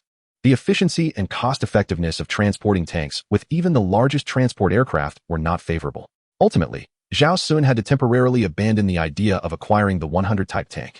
Instead, he opted for a 4th-generation airborne infantry fighting vehicle, similar to the 100 type.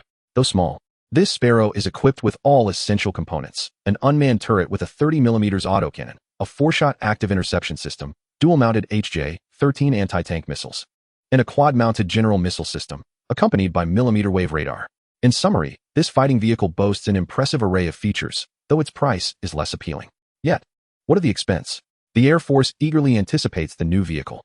It must be procured, indeed, in full units. Having organized the joint operations of the naval and aerial forces, Zhao Xun glanced at his balance and was taken aback. In just this brief span, he had spent over 100,000. This game was excessively costly. Ding dong. At that moment, Zhao Xun's phone screen illuminated, and upon picking it up, he discovered a text message. Dear user, the Xinxia National Defense Lottery reminds you that the numbers you purchased, 15, 16, 17, 26, 27, 28, with the special number 08, have won the grand prize of 10 million. Upon reading the message, Zhao Xun immediately suspected it was a scam. Could such fortune truly exist? Winning just like that? If this were not a deception, he'd indulge in a fine meal that evening. He guessed that the next step would involve the scammer requesting a deposit. Indeed, the very next moment, another message arrived. With an expression of skepticism, he picked up the phone and opened the text, thinking, let us see what trickery you have devised. However, when he read the contents, he stood frozen in disbelief. Dear user, 8,000,000 yuan has just been transferred to your bank account number 221-8127, with a current balance of 939,706,815 yuan. Zhao Xun stared at his phone in utter incredulity. Could it be? They had even skipped the mask-wearing ceremony to claim the prize? The winnings were directly deposited into his account? Unconvinced, he opened his banking app to check the balance. Balance, 939,706,815 yuan. At this moment, Zhao Xun truly believed. He had never anticipated such extraordinary fortune. 8 million. The sender had even thoughtfully covered the taxes. Reflecting on his earlier attitude towards the sender made Zhao Xun feel a twinge of guilt. Meanwhile, at the Xinxia headquarters of Mr. Zhao Xun, Yanfeng finally relaxed his taut nerves upon learning that the funds had been transferred. He issued instructions to monitor Mr. Zhao Xun's account closely. If the balance fell below 6 million, an accident would be orchestrated. In any case, Mr. Zhao Xun's balance must never dip below this threshold. The moment his balance fell beneath this figure, a red alert would be triggered. Having won the grand prize of 10 million, Zhao Xun was in high spirits. The equipment he had hesitated to procure for the army could now finally be arranged. His previous focus on developing the Navy and Air Force was not meant to slight the army. Rather, it was a reflection of Xinxia's current national strength.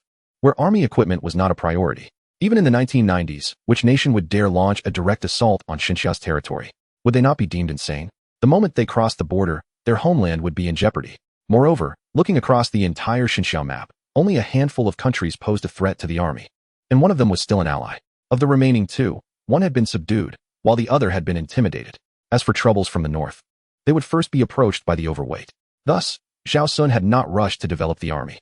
However, with an abundance of wealth now at his disposal, he found himself unable to spend it all. Consequently, he reconsidered his priorities.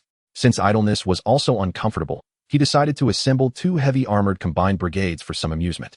The mention of armored combined brigades reminded Zhao Xun of the greatest shortcoming of the Xinxia army in the 1990s, helicopters. Whether armed or transport helicopters, they were in exceedingly short supply in Xinxia during that era. As a somewhat amateur military enthusiast, Zhao Xun is aware that the development history of helicopters in the Divine Summer has been akin to navigating across a river, guided by the Galactic rooster. This nation, despite its shortcomings, possesses a profound understanding of helicopter technology.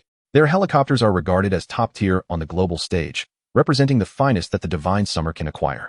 Unfortunately, the Apex models belong to the Lighthouse Nation, which are not available for purchase by the Divine Summer.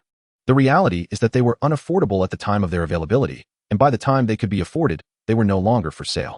The 20-plus Black Hawks have been patched and repaired over many years, resulting in a rather pitiable state. Moreover, even if they were to sell them later, the Divine Summer would not consider such an acquisition, as the helicopters from that era would not be compatible with their specifications. Do not ask how this knowledge was acquired. For the Divine Summer, weapons purchased but ultimately incompatible are tantamount to being worthless. The past truly evokes a sense of melancholy. Fortunately, the Divine Summer has been bestowed with a protagonist-esque script, allowing for the present circumstances, underpinned by a robust industrial system that can manufacture virtually anything.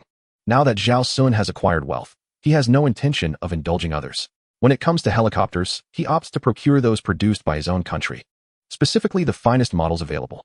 With a decisive gesture, he decides to acquire a battalion of each type: light, heavy, and medium. The Z8L, Z19, Z10, ZW10, Z20, and ZW21 helicopters are all accounted for, creating a comprehensive family arrangement. The pricing is structured from low to high, directly aligning with a royal package. Chapter 81. The Fear of Insufficient Firepower Gift Pack. Zhao Xun is fully aware that the offerings in the game's marketplace are not the pinnacle of quality.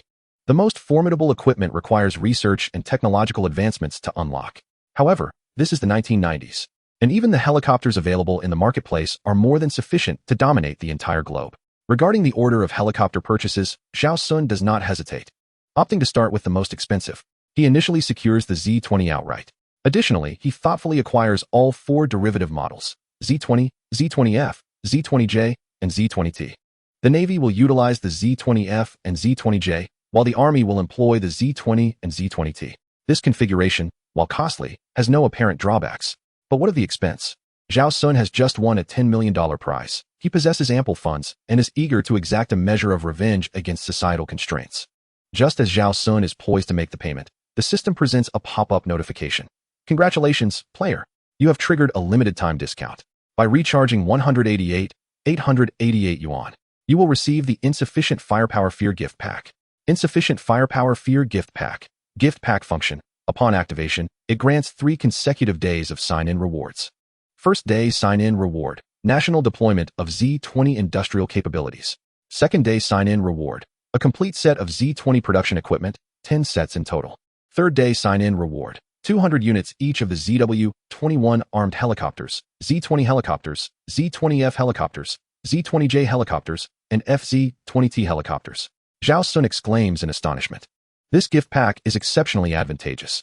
An investment of 888 yuan directly translates to the capability to produce the Z20, marking a significant advancement in industrial development. This is far more economical than directly investing 200,000 to purchase a helicopter. Moreover, on the last day, there is a promotion for 1,000 helicopters. Securing the package is undoubtedly a profit.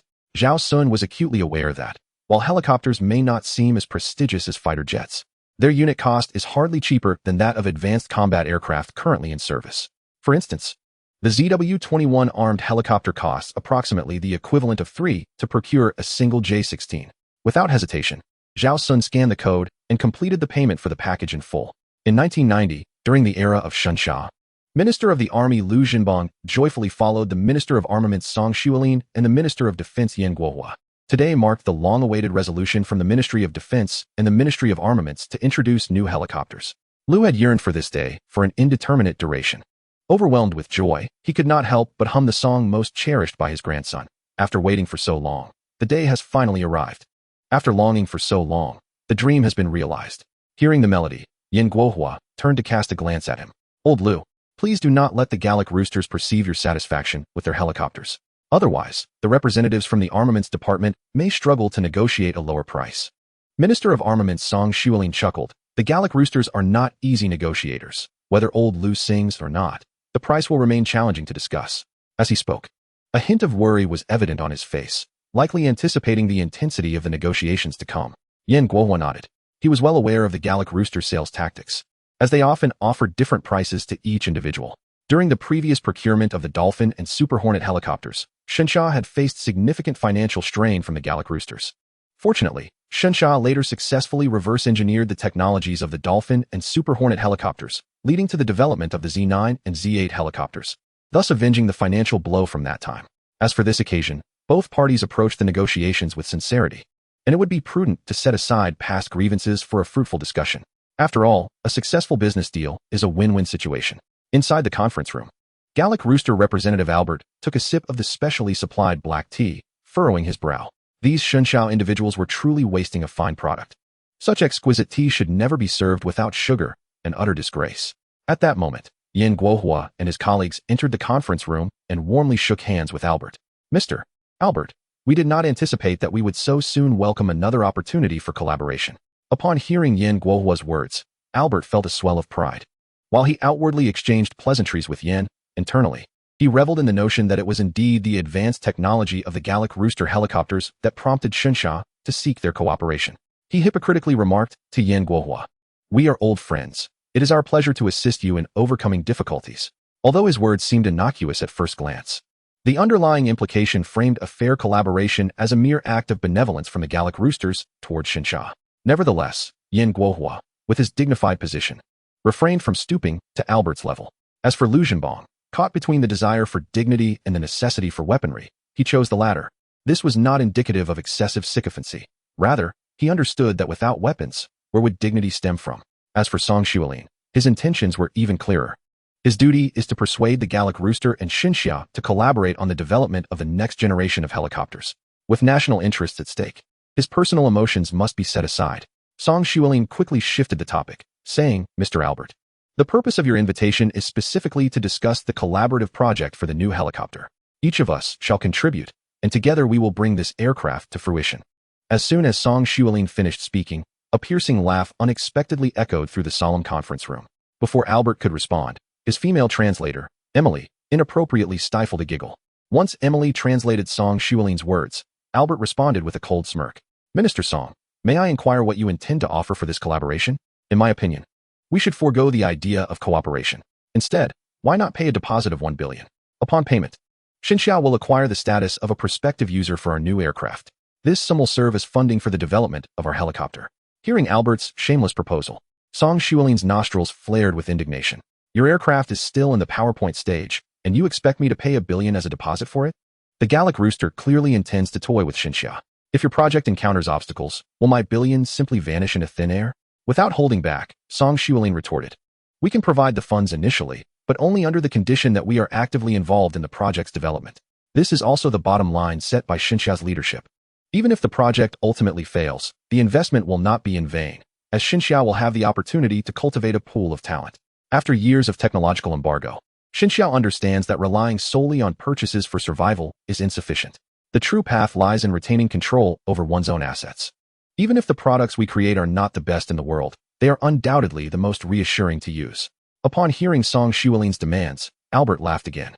I'm afraid we cannot accommodate your request, Minister Song. Furthermore, you must realize that at this critical juncture, there is considerable pressure for us to continue cooperating with Xinxia." Song Xuelin was well aware of the source of Albert's pressure. Without a doubt, it stemmed from the Lighthouse Nation.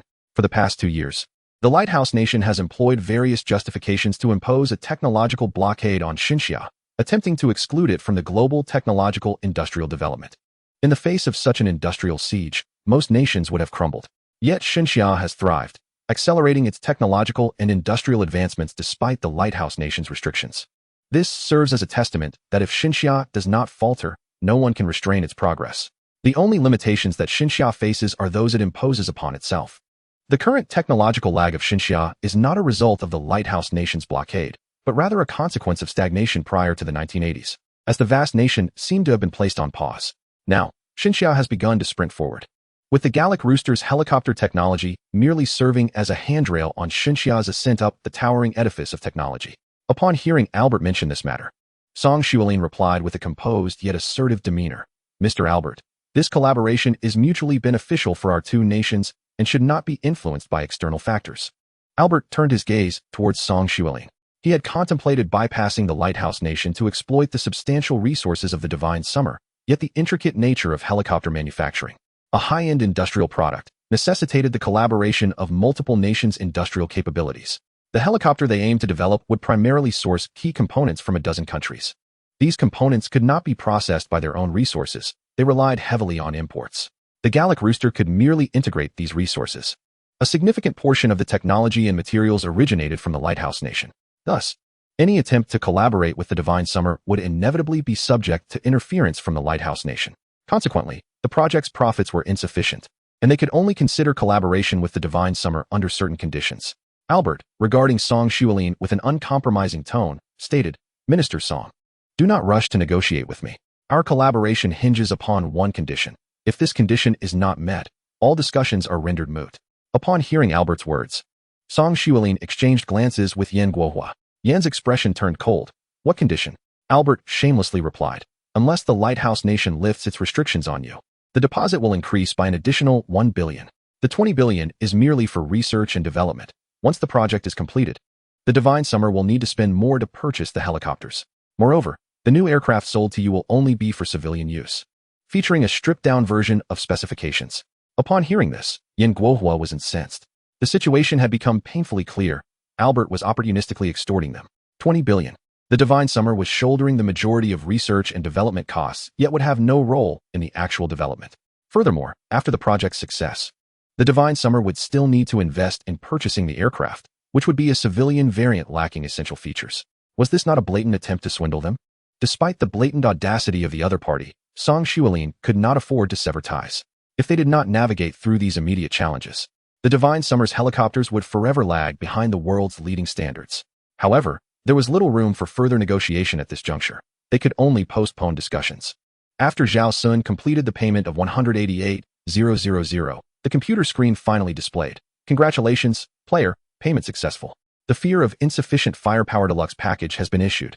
Would you like to check in immediately? Yes. No. Zhao Xun raised an eyebrow. Was this not obvious? Of course, he would check in. Otherwise, why would he spend 188,000 practicing QR code transfers? Without a moment's hesitation, he clicked on the Yes option. In the next instant, the computer screen displayed another prompt. First day check-in for the Fear of Insufficient Firepower Deluxe package successful. Check-in reward. Industrial conditions for Z20 and ZW21 have been automatically deployed to the relevant supporting manufacturers. Zhao Xun nodded in satisfaction. Advancing technology is indeed the correct approach to strategic gaming. While it may seem that only the industrial conditions for helicopters were fulfilled, many technologies could also be applied to other fields. Unbeknownst to him, he had reached the stage in the game where he logged in daily to collect rewards.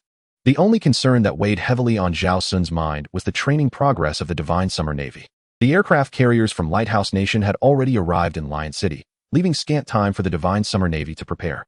If only the game offered training acceleration cards, Zhao Xun would undoubtedly purchase one. With no pressing matters at hand, Zhao Xun opted to log off, needing to carve out time to peruse travel guides for the capital. He also intended to make another visit to the prince's mansion at number 17, Haishi Street, to test whether the key would indeed unlock the door. At the Lujiang aircraft industry, Master Ma wore a troubled expression. It was not entirely his fault that Divine Summer could not produce advanced helicopters. The concept of a new helicopter had been brewing in his mind for many years. Unfortunately, the current state of Divine Summer's industry was dismal. The technologies related to engines and materials were woefully inadequate. Even the two aircraft modeled after the Galactic Rooster failed to meet the original specifications. It was evident that producing such significant national instruments like helicopters had no shortcuts, with the domestic industrial foundation lacking. Even if aliens were to bestow blueprints for flying saucers upon them, they would remain unconstructable. If the industrial level were sufficient, one could simply fabricate an engine without needing blueprints, and it would ascend into the skies. Master Ma had long forwarded the technological requirements for the new Divine Summer helicopter to various supporting manufacturers. However, upon seeing his demands, these manufacturers shook their heads in dismay. Given Divine Summer's current industrial capabilities, fulfilling these requirements would take at least another decade or two, and possibly even longer if progress remained stagnant. Some technological challenges might even take 30 years to overcome. With a sigh, Master Ma murmured to himself, I truly wish that upon waking from a slumber, all problems could be resolved in an instant. Lost in thought, he felt his eyelids grow heavy and dozed off in his office chair. In his dreams, Master Ma sensed someone tapping on his shoulder. Groggily, he opened his eyes to find the general manager of Lujiang Aircraft, Zhang Jiqiang, beaming with joy in front of him. With a bright smile, Zhang exclaimed, Chief Engineer Ma, splendid news. Just now, all 176 of our supporting companies have reported back, and they have met the requirements you specified. Furthermore, some metrics have even doubled. Master Ma gazed at Zhang Jiqiang in disbelief. All met the standards? Am I awake or still dreaming? The situation before him reminded him of a writer from the Braid Dynasty period named Lu Shai, who penned a tale in which the protagonist awoke to find himself transported to 1951, witnessing monumental changes in Divine Summer. Navy supremacy, economic dominance, a sprawling subway system, and airships filling the skies. Ultimately, it turned out to be merely a dream. Perhaps his current circumstances mirrored those of the protagonist in that novel. He suspected he had yet to awaken fully, and that everything before him was but a figment of imagination. He stifled a yawn and said, "Ah, old John. Please make yourself comfortable. I shall rest a little longer." Having said that, he disregarded the astonished Zhang Jiqiang and fell asleep once more on the sofa. Zhang Jiqiang stood in Ma Lao's office, feeling utterly confused. It seemed that I had been too hasty. Even someone of Ma's caliber could hardly withstand such overwhelming stimuli. In Chapter 83, titled Almost Starved on 318 because of a song Blue Lotus, Zhang Jiqiang refrained from waking Ma Lao this time. He chose to sit quietly in his office, awaiting Ma Lao's awakening. Concurrently, he resolved to adopt a gentler approach when reporting the situation, striving to avoid further distressing Ma Lao. An hour later, Ma Lao stirred from his slumber. Upon awakening, his first sight was Zhang Jiqiang seated in his office. Ma Lao recalled the recent dream. How wonderful it would be if it were true. Provided that industrial standards were met, within 2 years at most, he could produce helicopters of world-class caliber. After awakening, Ma Lao nodded at Zhang Jiqiang. "Jiqiang, did you come to my office for something?" Zhang Jiqiang's heart raced. Had he lost his memory? "Ma Lao, I know you have always hoped for a leap in our industrial capabilities. It is only natural that such intense stimuli could be overwhelming for you. But please, take care of your health." Upon hearing Zhang Jiqiang's words, Ma Lao was taken aback. He finally realized that something was amiss. Was it possible that he was not merely dreaming? Ultimately, after Zhang Jiqiang's thorough explanation, Ma Lao accepted reality, tears streaming down his cheeks. With these advancements, our Xinxia has finally risen. Zhang Jiqiang was equally exhilarated. Each improvement in Xinxia's industrial capacity paved the way for a smoother journey ahead. With a solid industrial foundation, anything could be conceived and created. Without such a foundation, we would be worse off than others. The following morning, Zhao Xun, having won a significant prize, rose early from his bed. He intended to inform Old Master Lu Yang about their plans to travel. After spending many days together, Zhao Xun sensed that Old Master Lu Yang had treated him kindly. It was only right to bid them a proper farewell. After getting out of bed, Zhao Xun stepped into the yard, only to discover several moving company trucks neatly parked by the roadside. Puzzled, he remarked, "Why are so many people suddenly moving in here? Are they all displaced residents from the shipyard?" Meanwhile, in the living room of Old Master Lu Yang's home, Lu Yang was exasperatedly addressing several elderly gentlemen of similar age. "You are being excessive. So many people moving in at once will disrupt Mr. Zhao Xun's life." The elderly gentleman retorted defiantly, "Humph. Is it only permissible for you to be by Mr. Zhao Xun's side? Can we not come as well? Mr. Zhao Xun does not mind our presence. How could we be a bother to him?" As the elderly gentlemen continued their spirited debate, Zhao Xun arrived in Old Master Lu Yang's yard, waiting for Lu Yang and Old Master Qin Liang to start their morning exercises. As the door opened, a lively group of elderly gentlemen emerged. Zhao Xun speculated that they were likely gathering for a comrades' reunion. At that moment, the elderly gentleman pinched Lu Yang's armpit and exclaimed, "Old Lu, we have a guest. Do introduce him to us." Zhao Xun, feeling somewhat unnerved under the unblinking gazes of several elders, pondered to himself, "What is there to introduce about me? I am merely an ordinary individual." Lu Yang, however, began to feign an introduction to Zhao Xun, stating, "This young brother here is my neighbor, Zhao Xun. He is exceptionally skilled with computers." Zhao Xun felt a flash of embarrassment. Being described as proficient with computers hardly seemed flattering. He thought to himself, "Old Lu, please refrain from praising me like that. I do not wish to be known as the one who merely plays with computers." Upon hearing Lu Yang's introduction, the elders regarded Zhao Xun as if they had encountered a rare prodigy. What a promising young man. A beacon of hope for our nation, a pillar of society. He is quite the striking figure. Zhao Xun was bewildered. "Are you all serious?" he wondered. Then it dawned on him that individuals of high status often possess a certain eloquence. Anyone acquainted with the esteemed General Lu Yang must surely hold a respectable position. Zhao Xun continued his morning exercises as usual, though the number of participants in the morning running group had grown significantly. Initially, it was just he and Old Lu. But soon Qin Liang joined, and now they had formed a considerable procession. Unbeknownst to Zhao Xun, this morning running ensemble, if roused to action, could easily overpower a medium-sized nation. However, these individuals were all retired and had long since laid down their arms.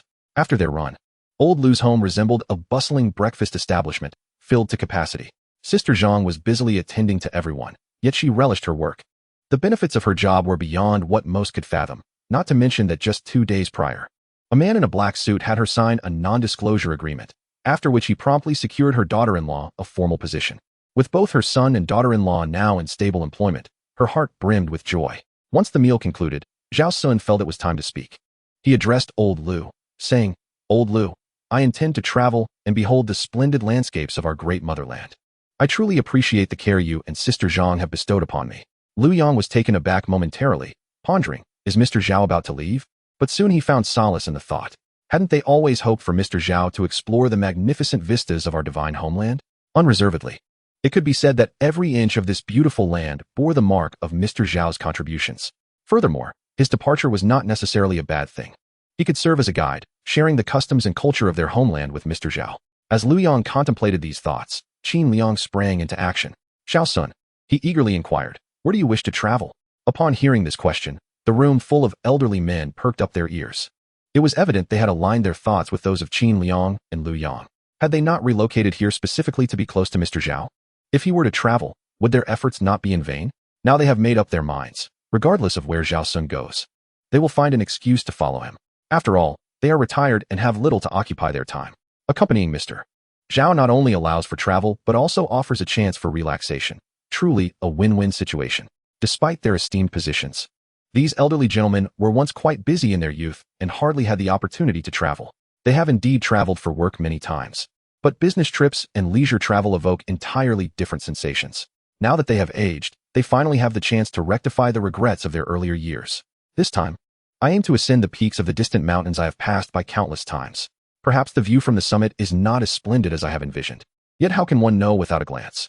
Upon hearing Qin Liang's inquiry, Zhao Xun responded candidly without any hesitation. I would like to visit the capital first.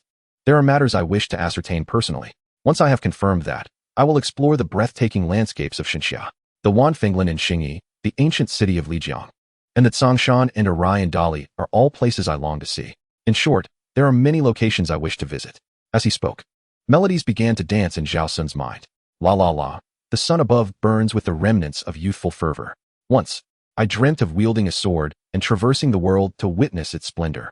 Because of a song about the Blue Lotus, I nearly faced starvation on Route 318. It seems I have strayed off course, but it matters not.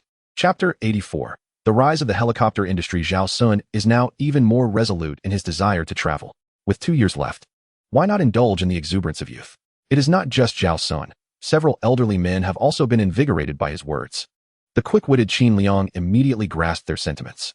With a hint of hesitation, he addressed Zhao Xun. Zhao Xun, I have a somewhat awkward request. If it burdens you, please disregard it. In fact, we old fellows have been contemplating a trip ourselves. However, our age makes it difficult for us to comprehend many new things. Moreover, our children are not around, so we would like to discuss with you the possibility of joining you on your travels. Zhao Xun regarded Qin Liang with skepticism. If it were another elderly gentleman making this request, he might have believed it. However, Qin Liang, a retired and re-employed Air Force officer, surely cannot be bewildered by new developments. His prowess with smartphones and computers likely surpasses that of younger individuals. And considering their status, does the absence of their children truly pose an issue? Yet, since a distinguished Air Force officer has made the request, Zhao Xun felt compelled to respond favorably. Not a problem, old sir, Zhao Xun replied nonchalantly. Having more people will make the journey less tedious. I will head home now. You all should prepare in the next couple of days, pack your things, and contact me. After Zhao Xun departed, the room filled with elderly gentlemen collectively gave Qin Liang a thumbs up. Old Qin, you are quite generous. Indeed, old Qin, you are exceptionally righteous. Upon returning home, Zhao Xun opened his computer. Today, the fear of insufficient firepower gift package was available for a second check-in. Yesterday, he received a full set of industrial equipment, and today, it was a complete set of manufacturing workshop devices. In just a couple of days, the rewards could elevate Xinxia to the esteemed capability of directly producing the most advanced helicopters. The expenditure of 188,000 is far from frivolous. Isn't this a more prudent investment than offering it as a bride price to marry a gilded beast? As Zhao Xun contemplated this, a frown crossed his face. Who had claimed all the good women? Just after Zhao Xun completed his check-in, a shrill alarm resonated throughout the production workshops of the Lujiang Aircraft Manufacturing Institute. Subsequently, a cheerful electronic voice echoed in unison across all facilities. Beep, beep, beep. Evacuate immediately. Beep, beep, beep. Evacuate immediately. The factory is about to undergo transformation. The factory is about to undergo transformation. Though the voice seemed somewhat simplistic, the employees of Lu Fei took no chances and hurriedly exited the premises. Once they confirmed the factory was devoid of personnel, an unseen force began to obliterate and consume the machinery within. Witnessing this spectacle, the veteran employees of Lu Fei were overwhelmed with tears. The stamping machine, which had just been imported last month, had cost a staggering 6 million in foreign exchange, and the entire operation depended on it. The anguish was palpable as they watched their painstaking efforts dissipate before their very eyes. Old Man Ma and Zhang Jiqiang were heartbroken at the sight, perplexed as to what transgression Lu Fei had committed to incur such calamity. Just yesterday, they had received promising news from the supporting factory, yet today the crystal was gone. Currently, negotiations were underway for a collaborative helicopter project with Gallia. If they were to learn that Xinxia's helicopter manufacturing had suffered such a devastating blow, they would likely escalate their demands. Though laden with sorrow, Old Man Ma and Zhang Jiqiang felt powerless. The most pressing concern now was to report the situation, although they knew that no one would believe such an extraordinary occurrence. As they pondered how to articulate the matter clearly, the invisible hand that had been tearing apart the equipment finally ceased its destruction, leaving behind rows of desolate workshops. What was once the pinnacle of helicopter research and manufacturing in Xinxia had been reduced to an empty shell. A profound sense of despair enveloped Old Man Ma and Zhang Jiqiang. The north wind howled, and snowflakes danced down, only to be melted away by a blinding light emanating from within the factory. In the aftermath of this brilliance, the once barren workshops began to fill with equipment. Precision machinery assembled itself within the factory like building blocks, rising with astonishing speed, reminiscent of bamboo shoots sprouting after a rain. Simultaneously, Old Man Ma and Zhang Jiqiang swallowed hard in disbelief. What was happening? Meanwhile, in a luxurious hotel, Albert lay on a sumptuous mattress, indulging without restraint in the services of the translator, Emily. 3 minutes later, Emily, perplexed, queried, "Are we truly willing to offend the Lighthouse Nation and collaborate with Xinxia for that 2 billion? With a weary smile, Albert replied, "We are a civilized nation that values integrity. How could we betray our allies? Collaborating with Xinxia on helicopter development is feasible, but the circumstances surrounding their aircraft purchases remain uncertain." Emily was a translator brought over by the Galactic Rooster, and having engaged in a profound exchange just moments ago, Albert was not overly cautious. Emily leaned softly against him and inquired, "What if Xinxia decides not to collaborate with us?" Albert chuckled, as if he had heard something amusing. "And if Xinxia refuses to cooperate, what of it? Huh? Have you ever seen a swindler suffer losses? If Xinxia opts out, I will merely have made a fruitless trip. Moreover, my accommodations and meals are all on Xinxia's tab." At this point, Albert inwardly scorned Xinxia once more. The hospitality he received during this visit was notably meticulous, with standards just shy of those afforded to national leaders. Furthermore, Xinxia's etiquette was beyond reproach. Yet what of it? In today's world, the currency of dialogue is wealth and power, not mere civility. In the conference room, Song Xuelin glanced at his watch, a look of irritation crossing his face. Has the representative from the Galactic Rooster not yet arrived? An assistant promptly stepped aside to make a phone call for updates. "I just inquired with the hotel, and they informed me that he has only just awakened." Song Xuelin's face darkened, and he cursed under his breath. "Pathetic. You all must remember today. A lack of technology invites disdain. If we wish to stand tall, we must fortify ourselves. These barbaric individuals are ignorant of decorum. Our politeness will not be appreciated, only interpreted as weakness. They will take our goodwill for granted." After voicing these sentiments, Song Xuelin felt a surge of relief. Yet, he remained uncertain about how to report to Yan Guohua. The department's helicopter research was stagnating, and there was no progress on procurement, which was profoundly disappointing. Just as Song Xuelin was mulling over these troubles, an assistant handed him a phone. "Chief, there is an important update from the aircraft manufacturing division." He expressed gratitude to the influential figure from Lanxiang Garden, urging for an update. In a fleeting moment, the future has been grasped. A diligent father, the ancient dragon, Sun Fu of Tianxiang Nation, Apamun, and the supporters who relish the 8 immortals herb and enjoy roasted chicken legs. My heartfelt thanks to all. Victory for Xinxia is assured. We shall sever the filthy heads. He concluded. Chapter 85. Undercurrents surge. Upon hearing these words, Song Xuelin was momentarily taken aback. Just 3 days prior, he had visited LV Fei. What good news could possibly emerge in such a short span? As he pondered this perplexity, a memory surfaced. Hadn't Old Ma mentioned something regarding industrialization yesterday? Yet, he had been wholly engrossed in the tense negotiations with those Galactic Rooster representatives, leaving no room for consideration of Old Ma's remarks. Upon connecting the call, before Song Xuelin could utter a word, Old Ma preemptively declared, "Chief, you must come to Lu Fei at once. I have crucial matters to report to you." Glancing at the time, Song Xuelin noted that Albert should be en route, and further negotiations awaited him. "Old Ma, is there something that cannot be discussed over the phone?" After a brief silence, Old Ma replied, "It cannot be clearly articulated over the phone. However, I must inform you that you should halt negotiations with the Gaulish representatives. We have our own helicopter now." Upon hearing this, Song Xuelin felt a surge of optimism. He was curious whether Old Ma had upgraded to the Z8 or Z9. The fact that he had summoned him for a personal inspection suggested significant modifications. Nevertheless, the fundamental characteristics of these aircraft remained, and alterations could only go so far. On the other end, Old Ma hung up and gazed at the production line, murmuring, "Chief, if you act swiftly, you might catch the inaugural helicopter's rollout." At that very moment, on the bustling and efficient production line, the shell of a ZW-10 helicopter emerged, resembling a splendid work of art. Its streamlined fuselage, lustrous exterior, and exquisite detailing showcased the unparalleled quality and allure of this helicopter. Remarkably, the entire manufacturing process had achieved full automation. No workers were present. Instead, advanced robotic machinery operated in a meticulously organized manner. These robotic arms moved with remarkable agility and precision, seemingly imbued with life.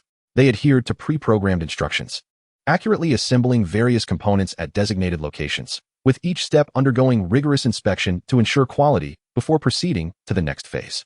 The entire production process was entirely automated, requiring no human intervention. However, this was not the most astonishing aspect. The truly remarkable fact was that this production line could fabricate different models of helicopters. While it was not unusual for a single production line to produce two types of aircraft, the automation involved in changing product designs was astonishing.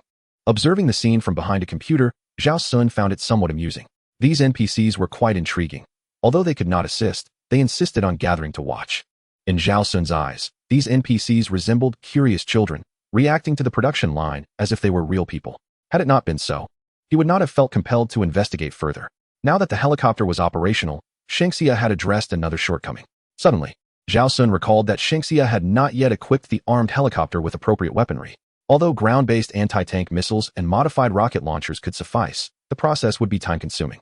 Zhao Xun was well aware of the NPC's efficiency. Without financial investment, it would take at least 3 months to outfit the helicopter with weaponry, a relatively swift timeline. Without hesitation, Zhao Xun swiftly acquired the complete set of weaponry for the helicopter. After all, if the helicopter lacked armaments, the previous expenditure of 188,000 would have been in vain. Thus, spending 88,000 on weapons was a prudent decision. Moreover, tomorrow's attendance will reward participants with 1,000 helicopters. At that moment, both the Z-20T and ZW-21 will require onboard weaponry. The mere thought of such a substantial fleet of helicopters tomorrow fills Zhao Xun with trepidation. Among them, 2 models are naval variants, totaling 400 units. Currently, the Navy does not possess sufficient vessels to accommodate such an influx. Ultimately, Zhao Xun resolves to indulge in some extravagance while funds are plentiful. He orders 30 vessels of the Type 055 class, astonishingly for just over 50,000. Next, he requests 10 Type 075 vessels, followed by 6 Type 076 vessels, and 12 Type 071 vessels. For the Type 05, 409, 3B39C, Zhao Xun fully equips the Shanshan Navy, only to find that the bill amounts to a mere 500,000. Although he is dissatisfied with the expenditure, he acknowledges that further purchases are unwarranted. This alone is sufficient for the Shanshan Navy to absorb for some time. In Mr. Zhao Xun's office in Shanshan, as he recklessly invests, an ear-piercing alarm reverberates through headquarters. A finance administrator shrewdly approaches Yan Feng's office. "Chief, in less than 5 minutes, Mr. Zhao Xun has spent 470,000 yuan. At this rate, his 10 million balance may soon become precarious." Yan Feng ponders for a moment before issuing a directive. Have the think tank arrange a rational financial pathway immediately. Remember, Mr. Zhao Xun is aware that we are merely playing a role, so the source of these funds must only be plausible. Having completed a round of purchases, Zhao Xun calculates his expenses. While 10 million is a considerable sum, it cannot be squandered recklessly. If he were to spend 500,000 a day, that would deplete his funds in under a month. Such a trajectory is unsustainable unless he possesses 100 million. Otherwise, he must exercise restraint. Nevertheless, with the equipment already procured, Zhao Xun does not dwell excessively on it. At this moment, he recalls the Lighthouse Carrier Battle Group, which has long threatened to blockade Xinsha. He wonders where they have progressed. Glancing at the operational map, he is taken aback by the position of the Lighthouse Nation's fleet, which was stationed at the same location yesterday. How can they still be lingering there? At this rate, when will they arrive? If only he had a weather control system. He would conjure an 88-level typhoon, making them the first nation to launch a carrier into space. Yet, Zhao Xun is acutely aware of the insidious intentions of the Lighthouse Nation. Their carriers loitering about are a clear indication of their ulterior motives. Furthermore, the more perilous aspect is that the carriers dispatched by the Lighthouse Nation are nearing retirement. Their malicious intent is evident to all. Even a child could discern their scheming. The Lighthouse aims to exchange their outdated vessels for our new carriers, a clear indication of their ill intentions. Nevertheless, despite this understanding, Zhao Xun remains unperturbed by their ploy. Indeed, the carriers may be nearing the end of their service, but do the aircraft on their decks not hold value? What concerns him most is what the lighthouse nation is truly waiting for. Zhao Xun once again moves the cursor over the surface of the East China Sea. The waters are calm, seemingly foreshadowing the tranquility before the storm. He has an unsettling feeling that he has overlooked something crucial. Moreover, it is of paramount importance. It seems possible to incur significant losses due to this oversight, despite possessing an absolute advantage. Losing the game is out of the question, at worst. One might suffer a setback. No one dares to acknowledge a defeat, especially when the stakes involve growth. After hours of deep contemplation, a flash of insight illuminated Zhao Xun's mind. Chapter 86. The anti-submarine patrol aircraft stirs up turbulence. Gazing at the tranquil surface of the sea, Zhao Xun finally recognized where he had faltered. The sea lay still, yet beneath the surface, turbulent currents may be surging. Having played this game for so long without ever investing in a professional anti-submarine patrol aircraft, Zhao Xun could not help but curse under his breath. Damn it. This game is such a money pit. He had thought he had graduated, only to find himself at the same table as others. The anti-submarine patrol aircraft must be purchased immediately. Even though he had just sworn not to invest another penny into the game, what of it? He was not going to squander even a single cent. As long as he did not spend a single penny, he would not be deemed foolish. Just as Zhao Xun was lost in thought, a notification appeared on his computer screen. Congratulations. Player has accumulated a recharge of 1 million yuan. Reward: 10,000 days of lifespan. Limited time offer triggered. For just 1 penny, acquire a total of 5 Y-20 anti-submarine patrol aircraft and 20 Y-30 anti-submarine patrol aircraft. Zhao Xun exclaimed, "Why do I feel like my face is swelling? Is it parotitis?" However, setting aside his concerns about parotitis, those 2 models of patrol aircraft were undeniably enticing. Why not purchase them for a mere penny? There was no need to be at odds with oneself. After completing the scan and transfer, Zhao Xun felt a wave of satisfaction. Now, he wouldn't have to share a table with others any longer. With a chime, 25 patrol aircraft were credited to his account. Eagerly, Zhao Xun examined the specifications. Y-30 anti-submarine patrol aircraft, length, 328 meters, wingspan, 418 meters, height, 118 meters, maximum takeoff weight, 82 tons, engine, WJ-10 turboprop engines. 4 engines, each providing 600 horsepower, maximum range, approximately 7,000 kilometers, maximum speed, 700 kilometers per hour, service ceiling, above 10,000 meters. Endurance, 12 hours, in-flight refueling capable, detection systems, pulse Doppler radar, large sea search radar, synthetic aperture radar, magnetic anomaly detector, sonar buoys, weapons, anti-submarine torpedoes, depth charges, mines, anti-ship missiles can be optionally installed. Zhao Xun's eyes glimmered with excitement upon reviewing these specifications. The new turboprop platform, the Y-30, was indeed impressive, far superior to the Y-8 and Y-9, and even outclassing the C-130J significantly. Nevertheless, Zhao Xun remained unhurried. He understood that in a game of do de jeu, one should not play their trump card first. Similarly, one should not serve the main course too soon. The best treasures lie ahead. He continued to explore the specifications of the next aircraft. The Y-20 anti-submarine patrol aircraft boasts a length of 47.2 meters, a wingspan of 52 meters, and a height of 18 meters, with a maximum takeoff weight of 228 tons. It is powered by 4 WS-20 high-bypass turbofan engines, each generating approximately 160 pounds of thrust. The aircraft has an impressive maximum range of around 10,000 kilometers and can reach speeds of up to 850 kilometers per hour, with a service ceiling exceeding 13,000 meters. Its detection systems include pulse Doppler radar, a large maritime search radar, synthetic aperture radar, magnetic anomaly detectors, and sonar buoys. Armaments consist of anti-submarine torpedoes, depth charges, mines, and anti-ship missiles. Zhao Xun deemed this model superior, appreciating its extended search range and enhanced countermeasure capabilities. The larger platform naturally accommodates more equipment. With a decisive gesture, Zhao Xun allocated these anti-submarine patrol aircraft to the South China Sea Fleet and the East China Sea Fleet, reserving 1 Y-20 anti-submarine patrol aircraft for himself. He intended to pilot this aircraft for a reconnaissance flight over the East China Sea, eager to ascertain the situation firsthand. He recognized that it would take at least 2 weeks for the NPCs to master operating this equipment, by which time circumstances may have changed. Following the deployment, an enormous aircraft approached him slowly. Its exterior was a deep gray, with broad and sturdy wings, and a slightly rounded fuselage. The aircraft's belly appeared a tad plumper than the original Y-20, not due to its anti-submarine variant, but rather the radar placement that lent it a somewhat rotund appearance. The stark contrast in their appearances stemmed from the differing installation locations of their radar systems. Typically, early warning aircraft position large, disc-shaped radar antennas atop their fuselage, while anti-submarine patrol aircraft favor spherical radar installations situated centrally on the belly, resulting in the latter appearing as if it possesses a large, round abdomen. Thus, early warning aircraft often sport a prominent dome, while anti-submarine patrol aircraft carry a substantial belly. However, Zhao Xun did not harbor any disdain for its bulk. After all, its operational efficacy relied on the radar nestled within. A smaller radar would compromise detection range, so what was the harm in having a slightly larger belly for enhanced performance? The aircraft was certainly capable of flight. Zhao Xun clicked to select the Y-20 anti-submarine patrol aircraft before him, prompting a message on the screen. Do you wish to pilot the Y-20 anti-submarine patrol aircraft to the East China Sea?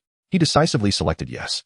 In the next moment, the somewhat portly Y-20 anti-submarine patrol aircraft appeared above the East China Sea. Its overall dimensions mirrored those of the Y-20. Yet its belly resembled a plump bird that had indulged in a midnight snack, giving it an endearing appearance. This design was made flight-worthy solely through its powerful engines. With a roar, the Y-20 anti-submarine patrol aircraft soared into the skies above the East China Sea, and Zhao Xun promptly pressed the W key to accelerate. He opted to accelerate immediately upon takeoff, having realized that the aircraft's current battery charge was insufficient to operate the radar at full power, necessitating some time for the engines to replenish the electrical supply. The game often exhibits an inexplicable yet remarkable sense of logic. Once the aircraft's power stabilized, Zhao Xun promptly activated both the nose radar and the belly radar. In this moment, he silently paid tribute to those who guard the skies of the motherland. It seemed that this equipment emitted radiation. The radar systems and electronic devices of the early warning aircraft generated ultra-high-frequency electromagnetic radiation. Although protective gear was available, it could not completely shield against prolonged exposure.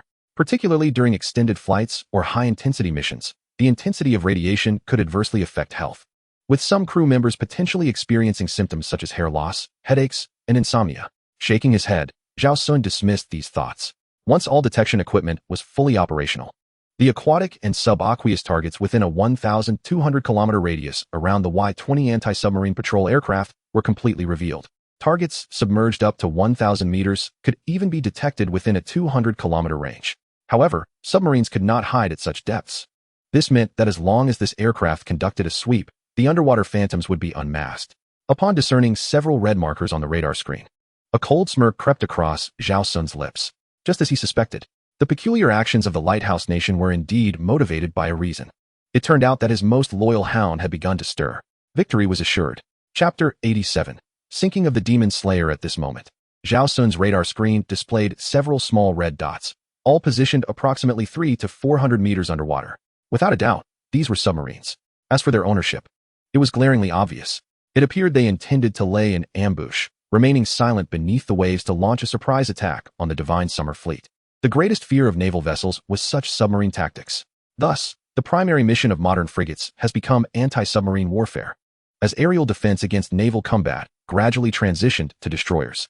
Although Zhao Xun had procured frigates for the Divine Summer Fleet, should the enemy remain silently submerged, even discovering them would result in inevitable losses for his fleet.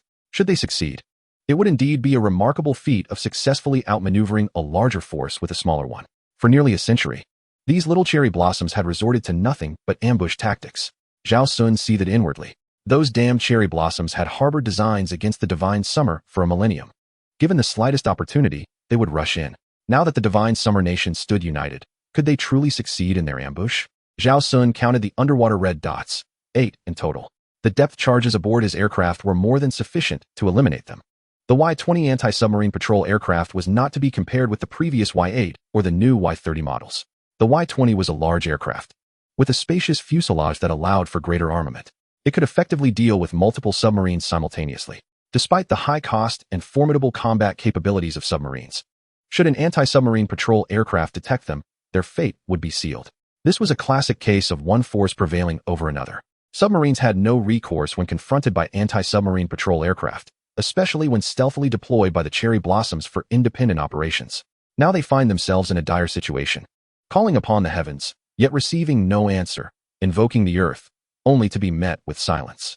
Zhao Xun steadies his aim at the nearest crimson dot. releasing the weapon from the aircraft's bay. In an instant, an anti-submarine torpedo is launched from the Y-20 anti-submarine patrol aircraft. This type of torpedo can reach a cruising speed of 50 knots, with a terminal velocity of 70 knots during the final attack phase. It can be stated without hesitation that any submarine locked onto by this torpedo is as good as sunk. Normally, it is advisable to fire 2 torpedoes to ensure a successful strike, but Zhao Xun possesses unwavering confidence in his weaponry.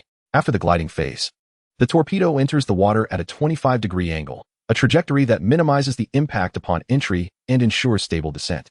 In practice, a deviation of 5 degrees is typically permissible.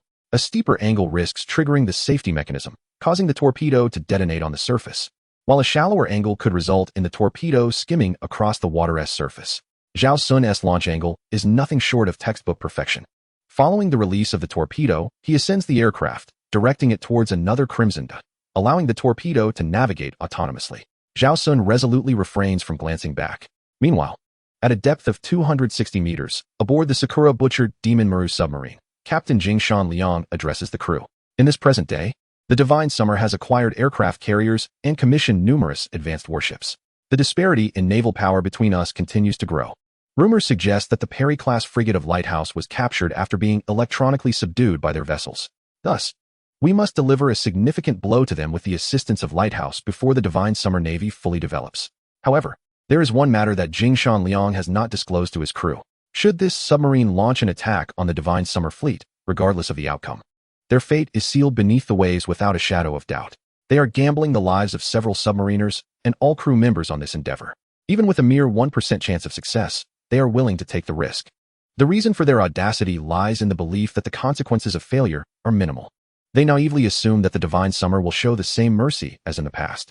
Ultimately, Jingshan Liang commands, upon reaching the designated area, initiate silent mode.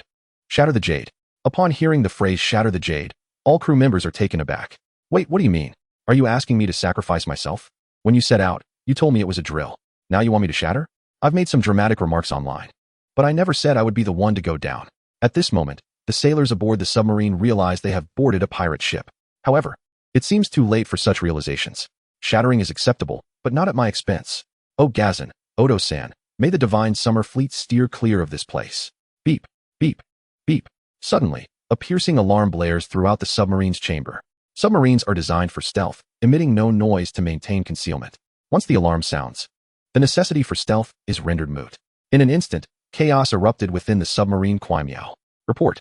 Bearing 185 degrees, high-speed propeller noise. Suspected torpedo in the water. Confirm the nature of the target. Hard left rudder, full speed ahead. Submarine officer, dive to 300 meters, angle down 20 degrees. Deploy jammers. Release noise generators and bubble decoys. There's no time. The target is approaching too quickly. Collision is imminent. As cries of despair filled the air, a torpedo, traveling at a speed of 70 knots, collided directly with the Kwai-Miao submarine. The torpedo detonated as it neared the vessel, creating a spherical fireball beneath the waves. The forceful metal jet tore a gaping hole in the submarine's hull. Although the breach was not large, it proved to be exceedingly fatal for a submarine at a depth of 300 meters. The only path ahead for the Kwai-Miao was to ascend swiftly to the surface and await rescue. However, all crew members were acutely aware that there would be no rescue for them. The Sakura would not acknowledge their plight, and even if they dared to, they would not come to their aid. From the moment the torpedo struck, the Sakura had already suffered a catastrophic defeat.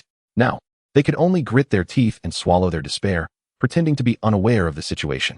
They also had to pray that the Divine Summer would not mention this incident, for their ambush was akin to a ticking time bomb, poised to obliterate the Sakura. The crew of Kwai-Miao was left with but one option, to wait for death in agony. This protracted demise would be excruciatingly drawn out. Zhao Xun observed the comprehensive display screen as the red dot behind them began to ascend, a cold smile creeping across his lips. Huh, little Sakura. You thought you could go all in. Crafting these submarines wasn't an easy feat, was it? Decades of effort, costing trillions of Sakura yen, all harvested by a single aircraft. What a thrill. Chapter 88. With warships and cannons, could one possibly not profit? In truth, it would be unrealistic for Zhao Xun to rely on a single aircraft to harvest so many submarines in a direct confrontation. Not to mention the enemy's destroyers. Even their frigate's air defense missiles would be more than enough to deal with him. Alas, the Sakura favored unconventional tactics, relishing in ambushes and high-stakes gambles, which led to this audacious wager. Zhao Xun scoffed again. This strategy truly fits the Sakura persona. No other nation could conceive of such tactics. Bah! Can this even be called a tactic? The Sakura's operation aimed to exploit the absence of anti-submarine patrol aircraft and helicopters, representing an extremely risky gamble, the stakes of which were not smaller than those at Midway. However, Zhao Xun's weapon upgrades outpaced any intelligence agency's efficiency, leading the Sakura to incur significant losses. Not only the intelligence services, but even Ma Tianfeng and Liang Yu, who were currently inventorying new aircraft at the airbase, remained unaware of the capabilities of these new machines. With 8 principal submarines destroyed, it can be stated without reservation that the Sakura would be unable to engage in naval warfare in the future. A fleet devoid of submarines is akin to a car without wheels. Even the most powerful engine cannot propel it forward.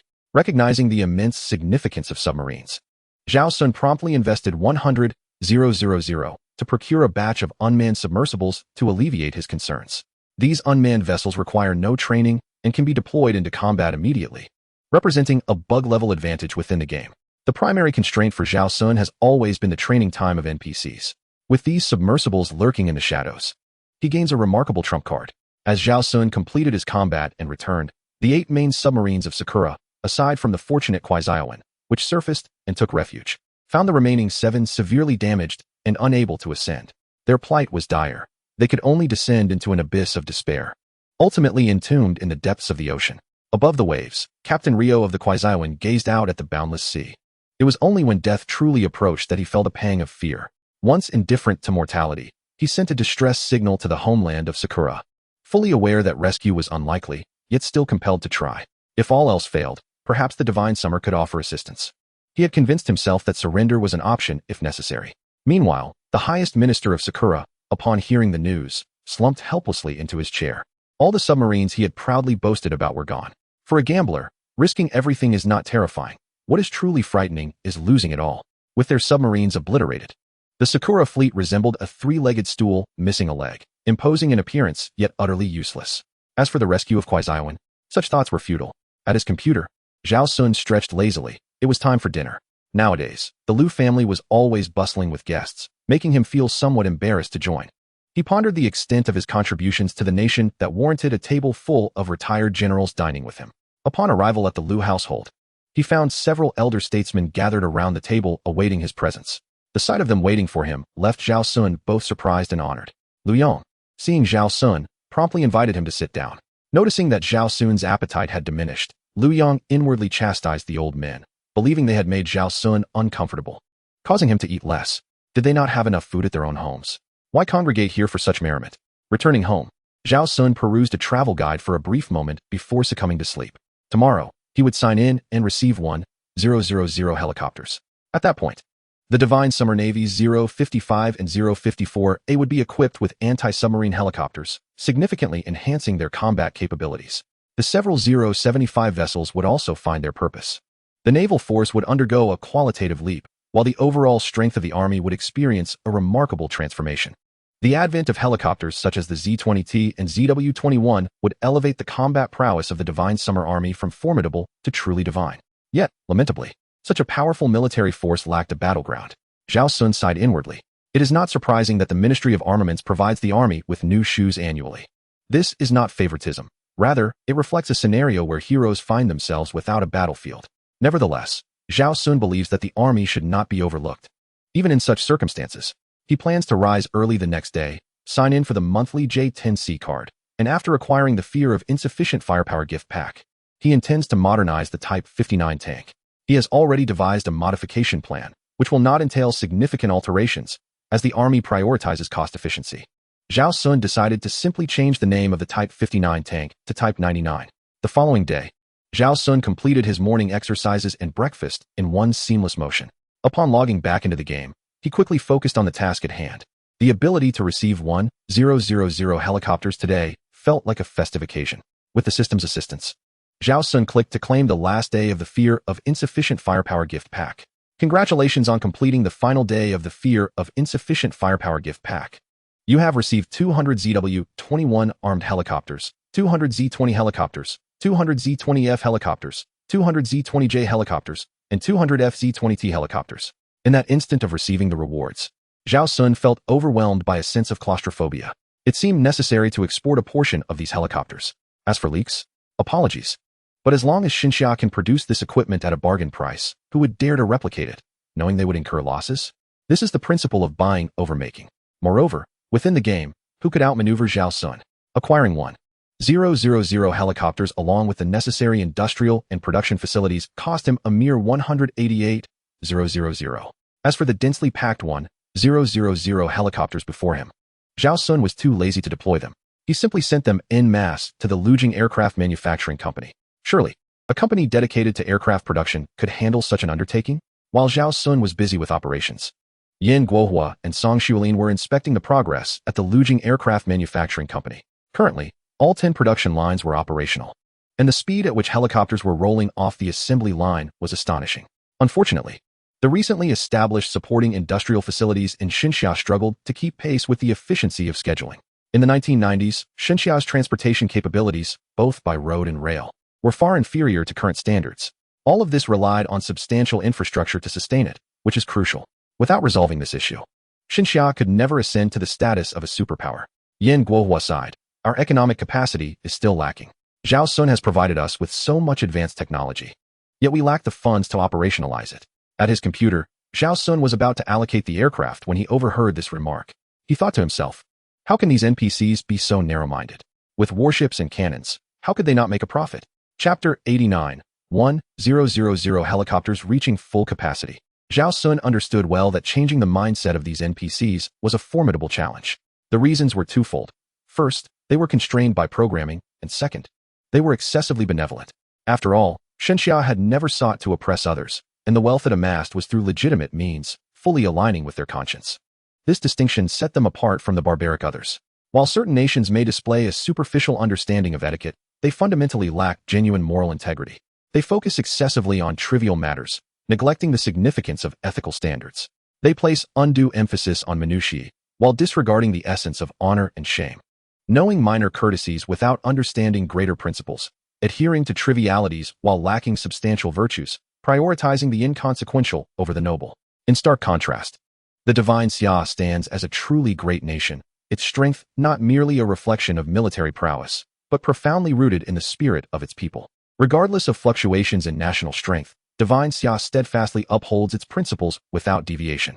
It embodies the essence of a true great power, with its might emanating from its very core. No matter the state of its national power, its stance remains unwavering. Much like the submarine recently destroyed by Zhao Xun. One might wonder, if one does not provoke, will there be any repercussions? The naval vessels of the Lighthouse Nation are similarly provocative, instigating troubles themselves. Yet, Zhao Xun is indifferent to these moral dilemmas. He merely seeks to relish the game, eschewing lofty principles and notions of justice. After all, he himself is the one issuing the commands. Let the burden of gunboat diplomacy fall solely upon my shoulders. Meanwhile, Divine Xia can continue to project an image of righteousness and moral rectitude. Thus, the only one left to bear the label of a despicable villain is Zhao Xun alone. Upon this realization, Zhao Xun felt as if he had assumed a unique mission. As long as Divine Xia thrives, what does it matter if I shoulder this infamy? The NPCs may earn the wealth while I endure the scorn. What if this game truly has some connection to reality? If I can eliminate future threats for Divine Xia, what does it matter if I am branded with eternal disgrace? After all, infamy is also a form of recognition. Even notoriety has its own form of fame. With this thought, Zhao Xun resolved to alter his strategy. He could no longer afford to be merely reactive, like a wall against the tide. He must take decisive action against the NPCs once they have completed their training. Otherwise, his investment would be in vain. With determination solidified, Zhao Xun swiftly transmitted the coordinates of the Kuaiyao Yuan to the Divine Xia Navy for retrieval. Was this action born from Zhao Xun's benevolence? Many endeavors require a pretext, and now the cherry blossoms graciously presented one. Once everything was arranged, Zhao Xun turned to pressing matters, dispatching 1,000 helicopters to the Lujing Aircraft Manufacturing Facility. While the personnel at Lujing were engaged in aerial reconnaissance, they suddenly sensed a drastic change in their surroundings. The previously bright and clear sky had transformed into a darkened void in an instant. Astonished, they gazed upwards to witness a colossal, menacing cyclone, akin to a mountain, abruptly materializing above them, expanding at an astonishing rate. The dense, oppressive clouds seemed to morph into a gigantic hand, blotting out the sun, descending with unparalleled force, as if to grasp the entirety of the world within its grasp. This terrifying spectacle nearly led them to believe it was the apocalypse. It was only when they heard the whirring of propellers coupled with the roar of engines that they were jolted back to reality. Buzzing incessantly, The cacophony of sounds overwhelmed them, rendering it difficult to discern what was transpiring. What exactly was happening? Master Engineer Ma of the Lujiang Aircraft Manufacturing Company gazed anxiously at the sky. I don't know. This is truly terrifying. Zhuan Jiqiang echoed his bewilderment. Just as everyone grappled with the confusion, a helicopter suddenly emerged from the clouds. Its design was extraordinarily unique. Featuring a sleek black fuselage that gleamed with a chilling metallic sheen, adorned on either side with striking red insignias. The rotor blades sliced through the air at a dizzying speed, producing a high-pitched hum. Even more astonishing was the size of this helicopter. It was larger than the Black Hawk previously imported from the Lighthouse Nation. It is not to say that a larger aircraft is inherently superior, but a good helicopter must indeed possess substantial size.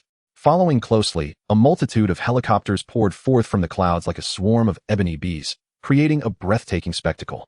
They approached in perfect formation, the turbulence from their rotors stirring up dust and debris from the ground.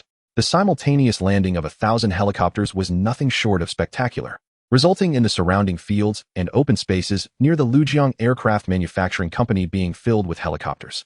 Fortunately, these helicopters were equipped for emergency landings in the wild, allowing them to touch down wherever there was a clear patch of land. As Song Xuelin and his companions beheld this scene, their hearts swelled with exhilaration.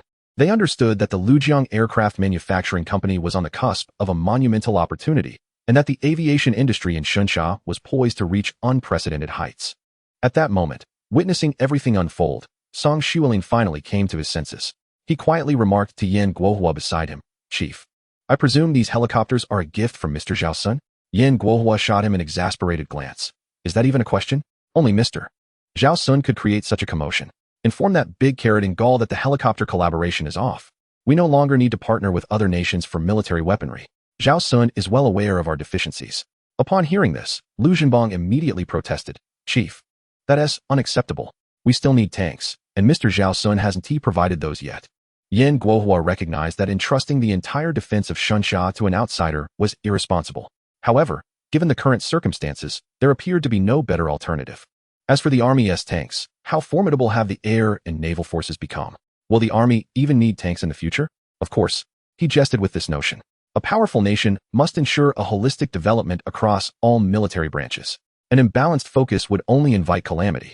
After all, as a nation of immense strength and vast territory, every military branch is indispensable and must receive substantial attention and development. Should any aspect become excessively pronounced or weakened, it could disrupt the equilibrium of the military structure, posing potential threats to national security or even precipitating disaster.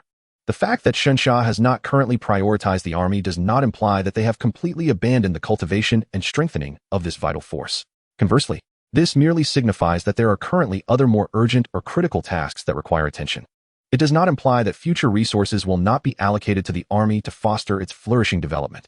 At present, the Divine Xia simply does not prioritize the advancement of the army, but it has not abandoned the construction and development of the military. Coincidentally, Zhao Xun shares this perspective. Not only does he hold this view, but he has also begun to allocate funds to the army. Chapter 90. The helmeted aiming device between the Type 99 and Type 100 tanks. Zhao Xun swiftly opted for the Type 99. The rationale was not merely the fact that transitioning from 59 to 99 required altering a single character. Rather, the current geopolitical landscape necessitated the Type 99 tank. In an era devoid of drones, and where infantry anti-tank equipment is not yet widespread, the Type 99, as a third-generation main battle tank, offers superior cost-effectiveness. Purchasing the Type 100 tank in the context of the 1990s would be akin to acquiring AJ-20 in a world without radar. Without radar, why would one choose AJ-16? Is it merely for aesthetics? The advantages of the Type 100 lie in its automatic defenses against drones and anti-tank missiles, as well as its capabilities for information-linked combat. However, in the 1990s, the threat of drones to tanks did not exist. Thus, within the current context, the Type 99 proves to be more practical. Remarkably, Zhao Xun even upgraded to the Type 99B. As for the Type 100, he procured a few. This model can serve as an information node. Besides its advantages in terms of informatization, there is another compelling reason that Zhao Xun could not resist. The tank is undeniably striking. Gazing at the Type 100 tank displayed on his computer screen, Zhao Xun marveled inwardly. Its formidable steel physique epitomizes the craftsmanship of a great nation. The Type 100 tank resembles a lurking, armored beast. Its streamlined body seemingly forged by divine artisans. Its sharp angles, illuminated by the morning light, outline a chilling equilibrium, concealing its ferocity while radiating an air of authority. The hull is adorned with a matte gray-blue finish, reminiscent of autumn frost settling upon armor. The coaxial machine gun atop the turret is angled defiantly towards the heavens, adding a touch of arrogance. The active defense system is truly ahead of its time. Although the true strength of the Type 100 will only be realized in the next version, its aesthetic appeal is unmatched regardless of the context. With 1,000 Type 99B heavy tanks and 100 Type 104th generation tanks, Zhao Xun expended a total of 300,000. The considerable expenditure this time was primarily due to the absence of substantial bonuses from the game. In truth, had the system been inclined to offer some discounts, Zhao Xun would not have hesitated to increase his order to 5,000 tanks. After all, he could afford it. Whether the NPCs can sustain such a purchase is their concern. While Zhao Xun was fervently placing orders for tanks, Yan Guohua and others at the Lujian aircraft manufacturing facility were still touring the new helicopters. The facility had become a fortress, surrounded by security personnel to prevent any mishaps. Given the presence of numerous armed helicopters, although these aircraft had landed, their engines continued to hum, ready to be airborne at a moment's notice by anyone skilled in piloting. Before Lu Jiang lies a significant task, to individually extinguish the engines of 1,000 helicopters. The urgency of this endeavor cannot be overstated. The potential hazards are alarming. Not to mention the extravagant fuel consumption if all 1,000 helicopters remain operational. Observing Lu Jiang and his colleagues bustling with activity, Yan Guohua and Lu Zhenbang, finding themselves with idle hands, decided to investigate a ZW-21 helicopter. Gazing at the mounted honeycomb rockets and the Red Arrow anti-tank missiles, Yan Guohua marveled. These are indeed formidable assets. Mr. Zhao Xun has been remarkably attentive, ensuring we are well equipped with the necessary armaments. Song Xuelin nodded in agreement. Were it not for Mr. Zhao Xun, our modification of the supporting weaponry would have taken at least 6 months. The armaments we could have adapted in that time would barely reach operational standards. Achieving seamless integration with these aircraft would likely require even longer, especially considering Mr. Zhao Xun's provision of the source code. This revelation brought tears to Yan Guohua's eyes. Mr. Zhao Xun has shown us unparalleled generosity. Initially, he supplied us with J-10C fighter jets, fearing we might struggle with maintenance. He even included a complete set of blueprints and source code. Now, he has delivered helicopters along with an entire industrial framework. As he spoke, he lifted a helmet from within the cockpit. Yan Guohua examined the helmet closely, pondering, this appears quite innovative. Mr. Zhao Xun has even provided a helmet? Filled with a blend of curiosity and intrigue, he reached for the helmet once more, anticipation coursing through him. He gingerly cradled the enigmatic device, scrutinizing it with care. Then, with a hint of trepidation, he placed the helmet upon his head. As the helmet enveloped him entirely, an extraordinary sensation surged within him. Suddenly, the world around him transformed dramatically. The familiar surroundings morphed into a cacophony of dense numbers and intricate geometric shapes, flooding his vision in a relentless tide of information. He could not help but widen his eyes in astonishment, exclaiming, 34. This 34. In that moment, Yan Guohua felt as if he had entered an entirely new data realm, where everything became both alien and captivating. He stood agape, unable to comprehend the spectacle before him. Scenes that should have existed solely in virtual realms or science fiction films were now vividly manifesting around him, including the figures of Lu Zhenbang and Song Xuelin. Data streams appeared above their heads as well. Turning to face them, an unexpected incident occurred. As Yan Guohua rotated his head, the cannon of the ZW-21 suddenly redirected its aim toward the two men.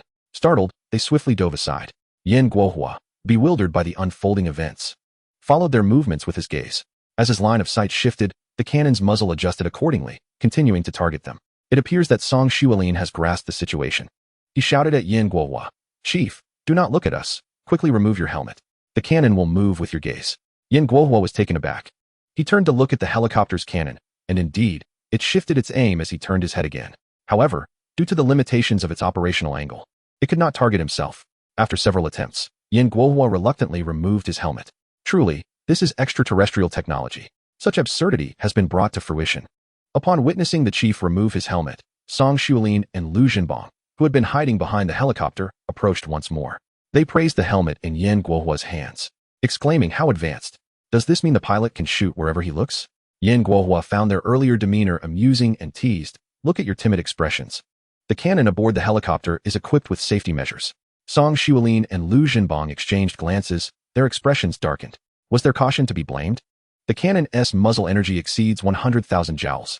Should one be struck, bruises would surely ensue. Chapter 91. Borrowing elite forces from the army, Yan Guohua laughed heartily.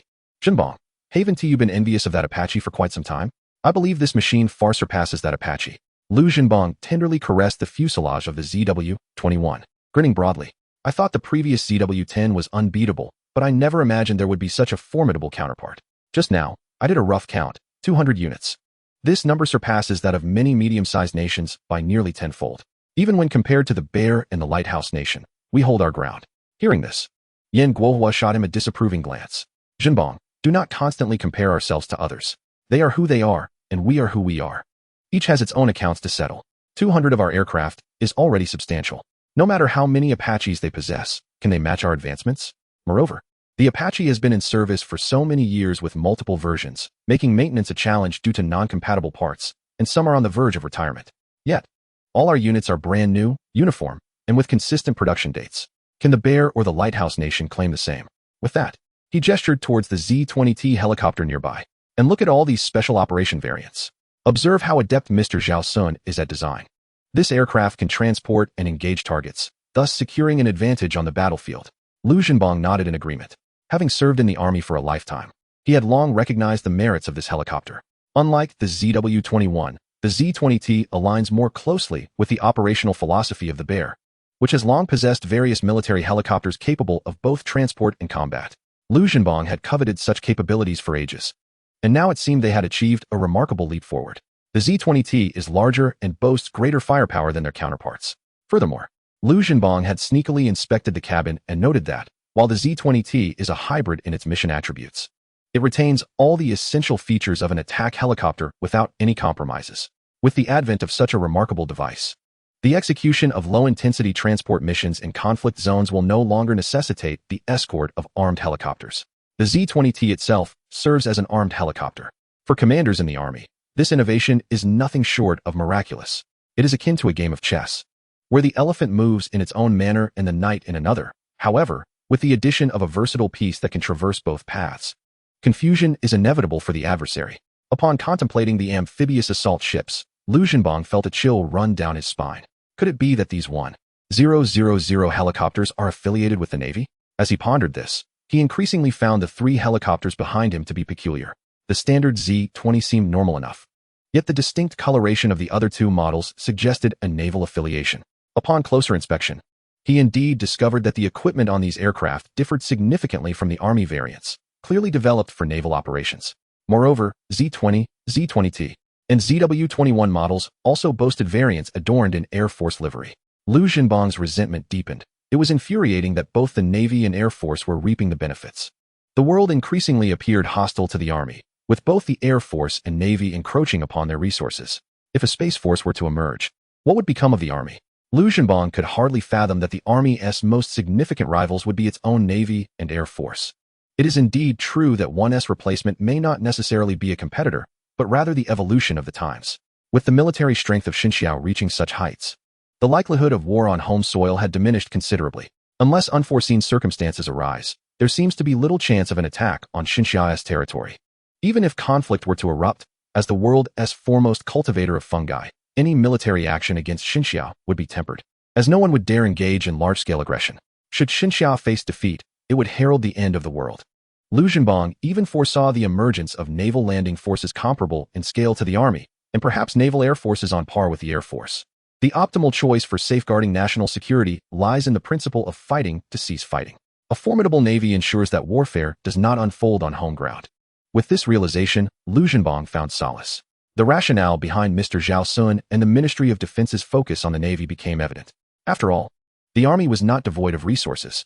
With the equipment at their disposal, they could maintain the first, second, and third lines of defense for Xinjiang.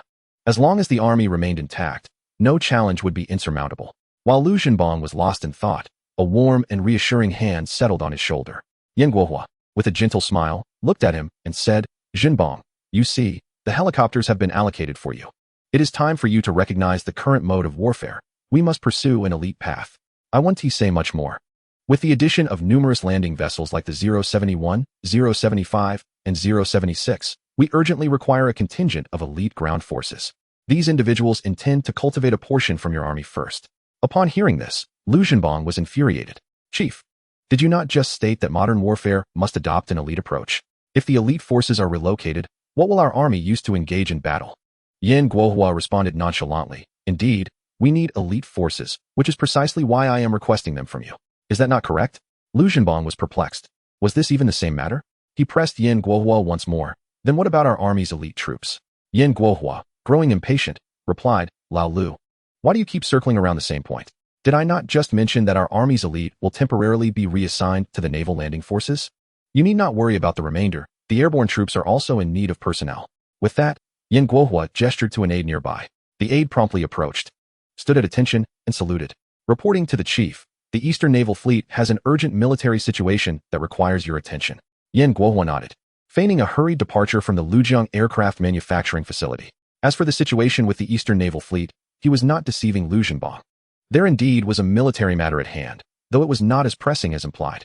Approximately 2 hours prior, Liang Yu had received coordinates from Zhao Xun, indicating the capture of a submarine from Sakura country, along with several crew members.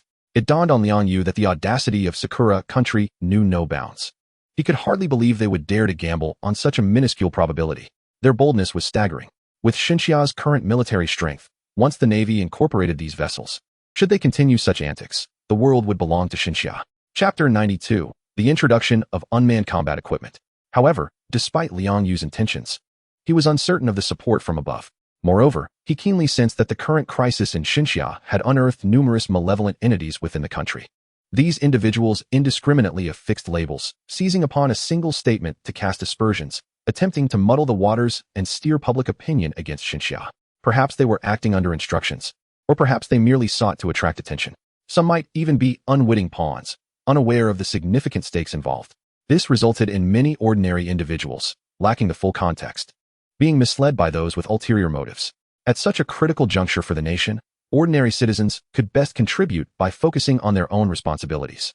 If Xinxia were a colossal dragon, then certain individuals would form its backbone, others its flesh, and some its claws. Those with unwavering resolve and capability are undoubtedly the backbone. Ordinary people constitute the flesh, providing steadfast support to the spine. Only with strength in the backbone can the claws be wielded effectively. The individuals who hastily affix labels aim to engender excess weight on the dragon, rendering its claws ineffective in their strikes. Yet, they have overlooked one crucial fact, that excess weight remains a part of the dragon, regardless of their intentions, as long as they breathe, work, and eat. They will contribute energy to the dragon. As for those attempting to create confusion, they will eventually reveal their true nature and be crushed by the dragon. Every cell of the dragon, irrespective of its inherent attributes, ultimately belongs to the dragon itself. The method of indiscriminately labeling cannot sustain itself in the long run. The people of Xinxia, first and foremost, identify as Xinxia individuals. Any other labels hold no significance. The same group of patriots resisting the cherry blossoms has splintered into several factions, each opposing the other, rendering their efforts even more futile. Those without boundaries, seeking to exploit this situation for fleeting attention, will inevitably face dire consequences. Liang Yu firmly believes that the discerning eyes of the Xinxia populace will not be deceived by such individuals. They will not fall into traps. At that moment, Yan Guohua arrived at Songhai Naval Port via helicopter. Since the emergence of Mr. Zhao Xun, this Minister of Defense has been exceedingly occupied. A dedicated helicopter has become essential. Thus, he requisitioned another Z-20 from the already diminished army as his mode of transportation. Yan Guohua has now resolved to cultivate a successor once this crisis subsides. Preferably someone younger, for this role is undoubtedly exhausting. Those of greater age simply cannot endure the demands of such a position. Upon seeing Yan Guohua disembark, Liang Yu promptly approached him. After exchanging pleasantries, they turned to serious matters. Chief, what are your thoughts on the cherry blossom situation? Yan Guohua paused for a moment before responding. First, we must generate public discourse, ensuring that the world recognizes us as the unequivocally just side. We are in the right this time. We should steadily escalate the perceived severity of the situation, as the cherry blossoms have no cards left to play. Concurrently, the Navy must expedite training. Within 3 months, at least one carrier battle group must be combat ready. Liang Yu instantly comprehended Yan Guohua's intent. This marks the commencement of a procedural approach. After all, a great nation like Xinxia cannot resort to the barbaric tactics of mindless aggression. Methodically advancing will ultimately yield fruitful outcomes. Furthermore, it is evident that this predicament cannot be evaded. Even the lighthouse nation has deployed its soon-to-be-retired aircraft carriers, an act intended to provoke Xinxia. From a pragmatic perspective, the sinking of an aging carrier would not differ significantly from the loss of a new one. However, the implications for morale and international standing would be vastly disparate. Thus, it is imperative for Xinhua to address these carriers with minimal cost to prevent any diminishment of their accomplishments. Reflecting on this, Liang Yu could not suppress a sigh. If only the Xinhua Navy could be afforded more time for training, or perhaps there existed vessels that required no training at all. Just as Liang Yu silently wished for this, Zhao Xun stumbled upon new discoveries within the marketplace. After recently purchasing tanks worth 300,000, a plethora of new equipment was unveiled in the shop. These were all from the Blue Star version 30 equipment lineup. To the extent that he had no time to deploy the tanks he had just acquired before examining the new offerings.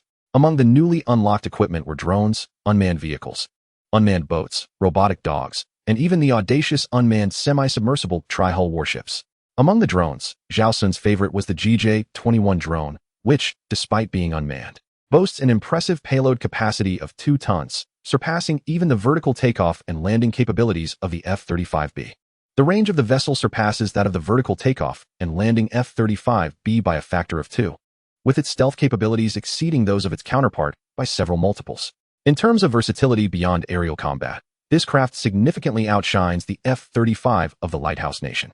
Moreover, its operational costs have been reduced manifold, referring here to the genuine expenses incurred, though the nominal costs may be inflated several times over. This results in the 076 amphibious assault ship achieving actual combat efficiency comparable to that of larger aircraft carriers. Zhao Xun marveled at the notion that engaging in such endeavors does not necessitate a profound understanding of military strategy. One could simply emulate the state's endeavors. With an abundance of talent, the nation has meticulously arranged the most optimal combinations. Whatever emerges from the marketplace, one can be assured of its merit. Furthermore, the items available this time include not only drones, but even more astonishing technologies. The combination of the GJ-21 and the 076 left Zhao Xun thoroughly impressed. Subsequently, the introduction of an unmanned semi-submersible trimaran warship astounded him beyond measure. This military vessel, measuring less than 100 meters in length, houses 48 vertical launch cells. It appears that after mastering unmanned aerial vehicles, the focus has now shifted to unmanned naval vessels. With such innovations, the combat capabilities of destroyers like the 055 can be effectively doubled. The rationale is straightforward. This unmanned semi-submersible trimaran warship can operate within a combat system akin to that of the Shenyang aircraft, facilitating A targeting and B guidance. The 055 can command the unmanned semi-submersible trimaran in battle, dispatching it to engage targets upon detection. Once in the operational area, it can launch missiles without the need for a large radar system, requiring only sufficient propulsion. Furthermore, due to its unmanned design, ample space is available for equipping vertical launch cells, which explains how such a compact vessel can accommodate 48 of them, an extraordinary technological feat. It does not necessitate the extensive radar and power systems, or the spacious hull required by conventional warships. The unlocking of these unmanned assets in the marketplace has alleviated Zhao Xun's most pressing concerns, as the primary limitation in the game lies in the training duration of NPCs. Upon witnessing this equipment, Zhao Xun felt fortunate to have recently acquired 100 units of the type 104th generation tank, which possesses the capability to command unmanned battlefield operations. As a note, my reach has been restricted. Ever since the Cherry Blossom storyline commenced, my exposure has drastically diminished. This book will henceforth only attract readers who follow updates. With no new users anticipated, this appears to be what is termed a soft ban. I am acutely aware of the reasons behind this limitation, but I have no intention of altering my approach or ceasing updates, so please rest assured. Chapter 93. If I don't get duped, I will have to deceive Ah-san. This equipment not only represents a level of cheating for Zhao Xun within the game, but also holds true in reality. The timeline from the inception of a warship's construction to its launch, outfitting, sea trials, and eventual commissioning is exceedingly lengthy. The temporal framework within the game merely mirrors reality. The protracted training processes in the real world pose similar challenges. A century of naval evolution has emerged from such demands, not only in the Navy, but also in the Air Force with its pilots and the Army with its tank crews. The cultivation of talent necessitates extensive periods of training. However, the semi-submersible tri-body warship and drones are distinct in their capabilities, given that a conventional warship often requires 6 months of training. This unmanned semi-submersible tri-body vessel can achieve combat readiness at a significantly accelerated pace. Similarly, the expense involved in training a drone operator is considerably less than that of cultivating a fighter pilot. It can be asserted that the introduction of these unmanned assets will allow the military strength of Xinhua to surge dramatically within a short period. Zhao Xun felt that this time, his investment had finally yielded tangible returns in the realm of technology. He also experienced a sense of regret about his previous expenditures. In a fit of frustration, Zhao Xun placed an order, spending 500,000 to acquire every unmanned device within his reach. Just as he was wallowing in regret, a pop-up appeared on his computer screen. Limited time recharge of 78 yuan to unlock the AI battle order. Signing in for 14 days grants a complete set of quantum chip technology. Upon seeing this prompt, Zhao Xun's interest was piqued. Quantum chips are indeed invaluable. They are essential for enhancing AI intelligence and enabling autonomous decision-making in unmanned equipment.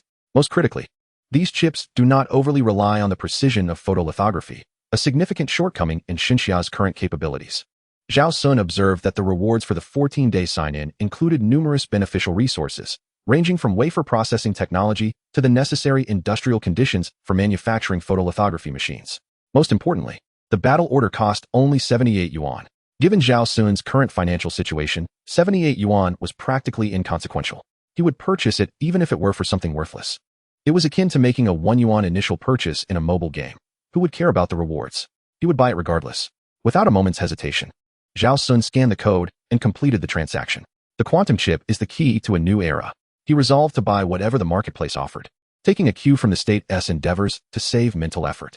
Zhao Xun believed that with so many top-tier minds within the national apparatus, the detours they would take would surely be far fewer than his haphazard buying spree.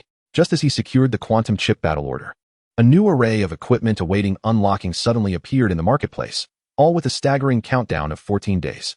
Zhao Xun remarked, "The arrival of this quantum chip is indeed timely." It seemed many pieces of equipment required quantum chips to become operational. Just as Zhao Xun was about to close the game, a shadow of a particular piece of equipment caught his eye.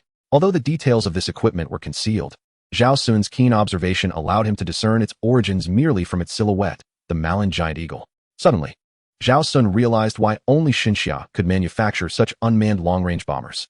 The key lies in an AI system capable of autonomous decision-making. Unlike conventional drones, long-range combat aircraft operate over thousands of kilometers. Encountering enemy information blockades or even system intrusions poses significant risks. In such scenarios, an AI that can autonomously execute missions even in the absence of a network or while being shielded from external information becomes indispensable. Traditional chips are certainly inadequate to support such an AI. This is precisely why Zhao Xun's acquisition of the quantum chip battle order unlocked these advanced unmanned equipment. After 14 days, the realm of Xinxia within the game transcended mere generational advantages in equipment. It now possessed an entire operational framework that was a version ahead of the rest of this planet. The little cat provided the Sakura people with grenades, suggesting they could be forcefully struck like chestnuts, just as Zhao Xun was reveling in a promising future. Suddenly, his phone rang. Glancing at the screen, he realized it was mealtime, with Old Master Lu calling him to dinner. It felt rather awkward to constantly rely on others for meals. He resolved to take good care of the elder during their upcoming trip. At the dining table, Old Master Lu inquired once more about the travel plans. He asked Zhao Xun whether he preferred a tranquil environment or a lively atmosphere while on vacation. His question aimed to discern whether Zhao Xun required a cleared space. After all, this was also a matter of diplomatic etiquette. Naturally, given Zhao Xun's unique position in Xinxia, it was imperative to respect his personal preferences. Upon hearing Old Master Lu's inquiry, Zhao Xun mistakenly believed the elder feared that his presence would be burdensome. Yet, Zhao Xun was indeed eager to repay Old Master Lu's kindness. How could he possibly consider them a hindrance? Without much hesitation, Zhao Xun replied to Old Master Lu, "I certainly prefer a lively atmosphere. The presence of many imbues life into the surroundings. As a child of humble beginnings, I have an affinity for the vibrancy of life." Old Master Lu silently noted Zhao Xun's preference for liveliness. If a cleared space was not feasible, it would pose a challenge for the security of Xinxia.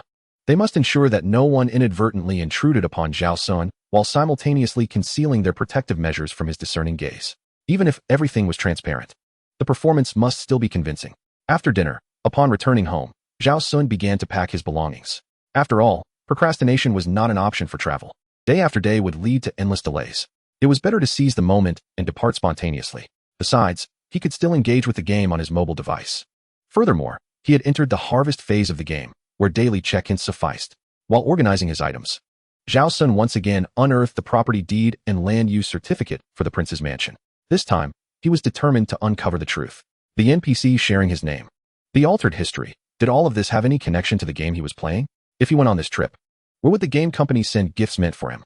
As Zhao Xun drifted into slumber, the Lujiang aircraft manufacturing plant within the game remained bustling with activity. 1,000 aircraft were enough to keep any organization thoroughly occupied. Such a significant endeavor could not possibly remain confidential. Some intelligence agencies had already caught wind of Xinxia's new helicopter model. However, others were still in the dark, much like Albert, who was waiting in a hotel for Xinxia's representatives to solicit a contract. At this moment, he was quite curious why, even as night fell, no one from Xinxia had approached him. Was it a game of hard to get? He would not fall for such tactics. Yet, as he waited, the silence from Xinxia persisted. By the late hours, he began to feel a sense of urgency. Ultimately, guided by the principle that failing to extract funds would only result in his own loss, he dialed Song Xuelin's number. As he dialed the number, he took a moment to offer himself a psychological comfort. This was his last opportunity to sway Xinxia. If he failed, he would resort to deceiving Asan.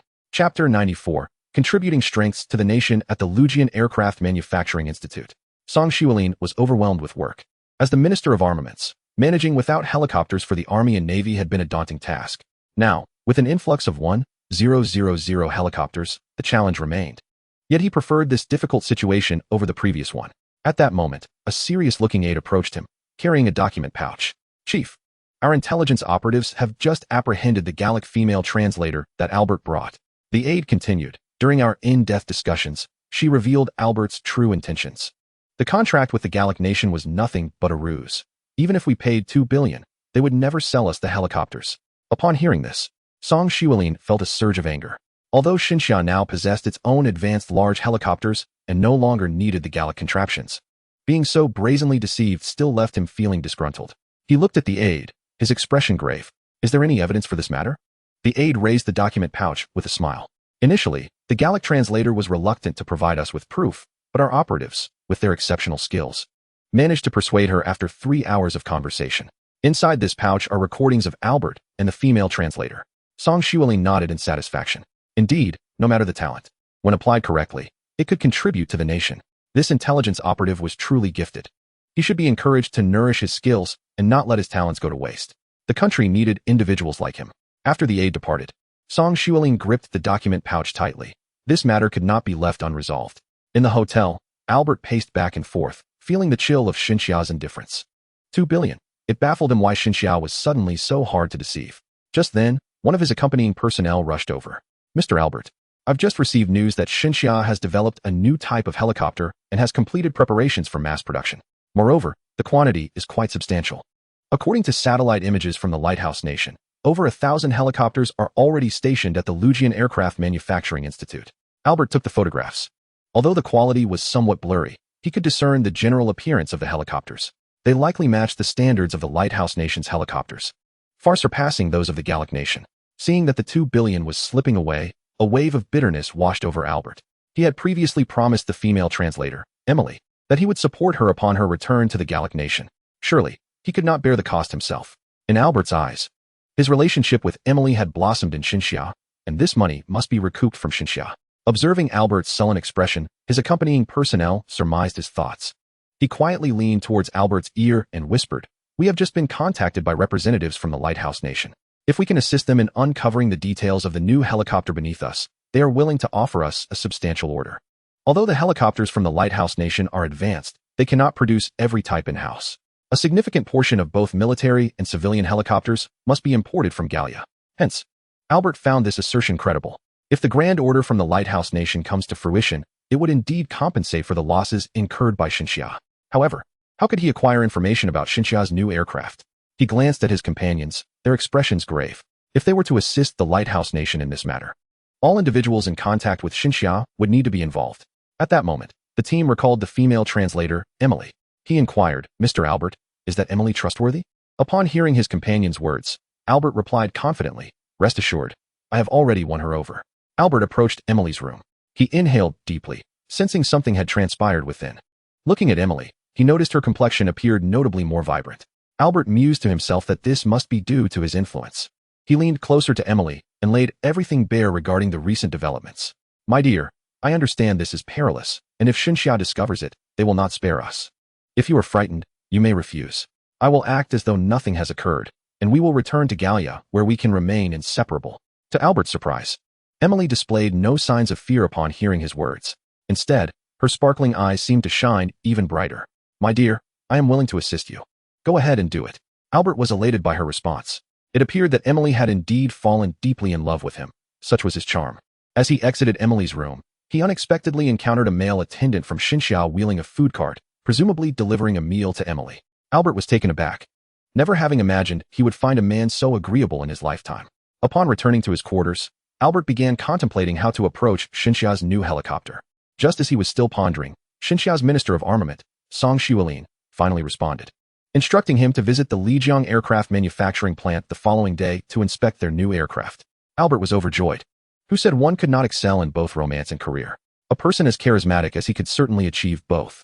At the Lijiang aircraft manufacturing plant, 1,000 aircraft had already been dispatched, with more stored in hangars. The soldiers who had previously guarded the facility could finally be withdrawn. Exhausted from a night of toil, Song Xuelin returned to his residence, eagerly anticipating the events of the morrow. His invitation to Albert from Gallia to tour the Lijiang aircraft manufacturing plant was a trap laid for him. The news of Albert's intention to assist the Lighthouse Nation in espionage had already been acquired by Xinxia's adept intelligence personnel, skilled in their craft. Certainly, Song Xuelin would not be swayed by the one-sided account of the Gallic Rooster's female translator. Tomorrow, the ZW-10 is scheduled for a visit by Albert. This strategy serves the dual purpose of ensnaring Albert, while simultaneously casting a smokescreen to mislead the outside world into believing that Xinxia's new helicopter is indeed the ZW-10. Consequently, even if that Emily feigns temptation, employing a convoluted scheme, there is no cause for concern.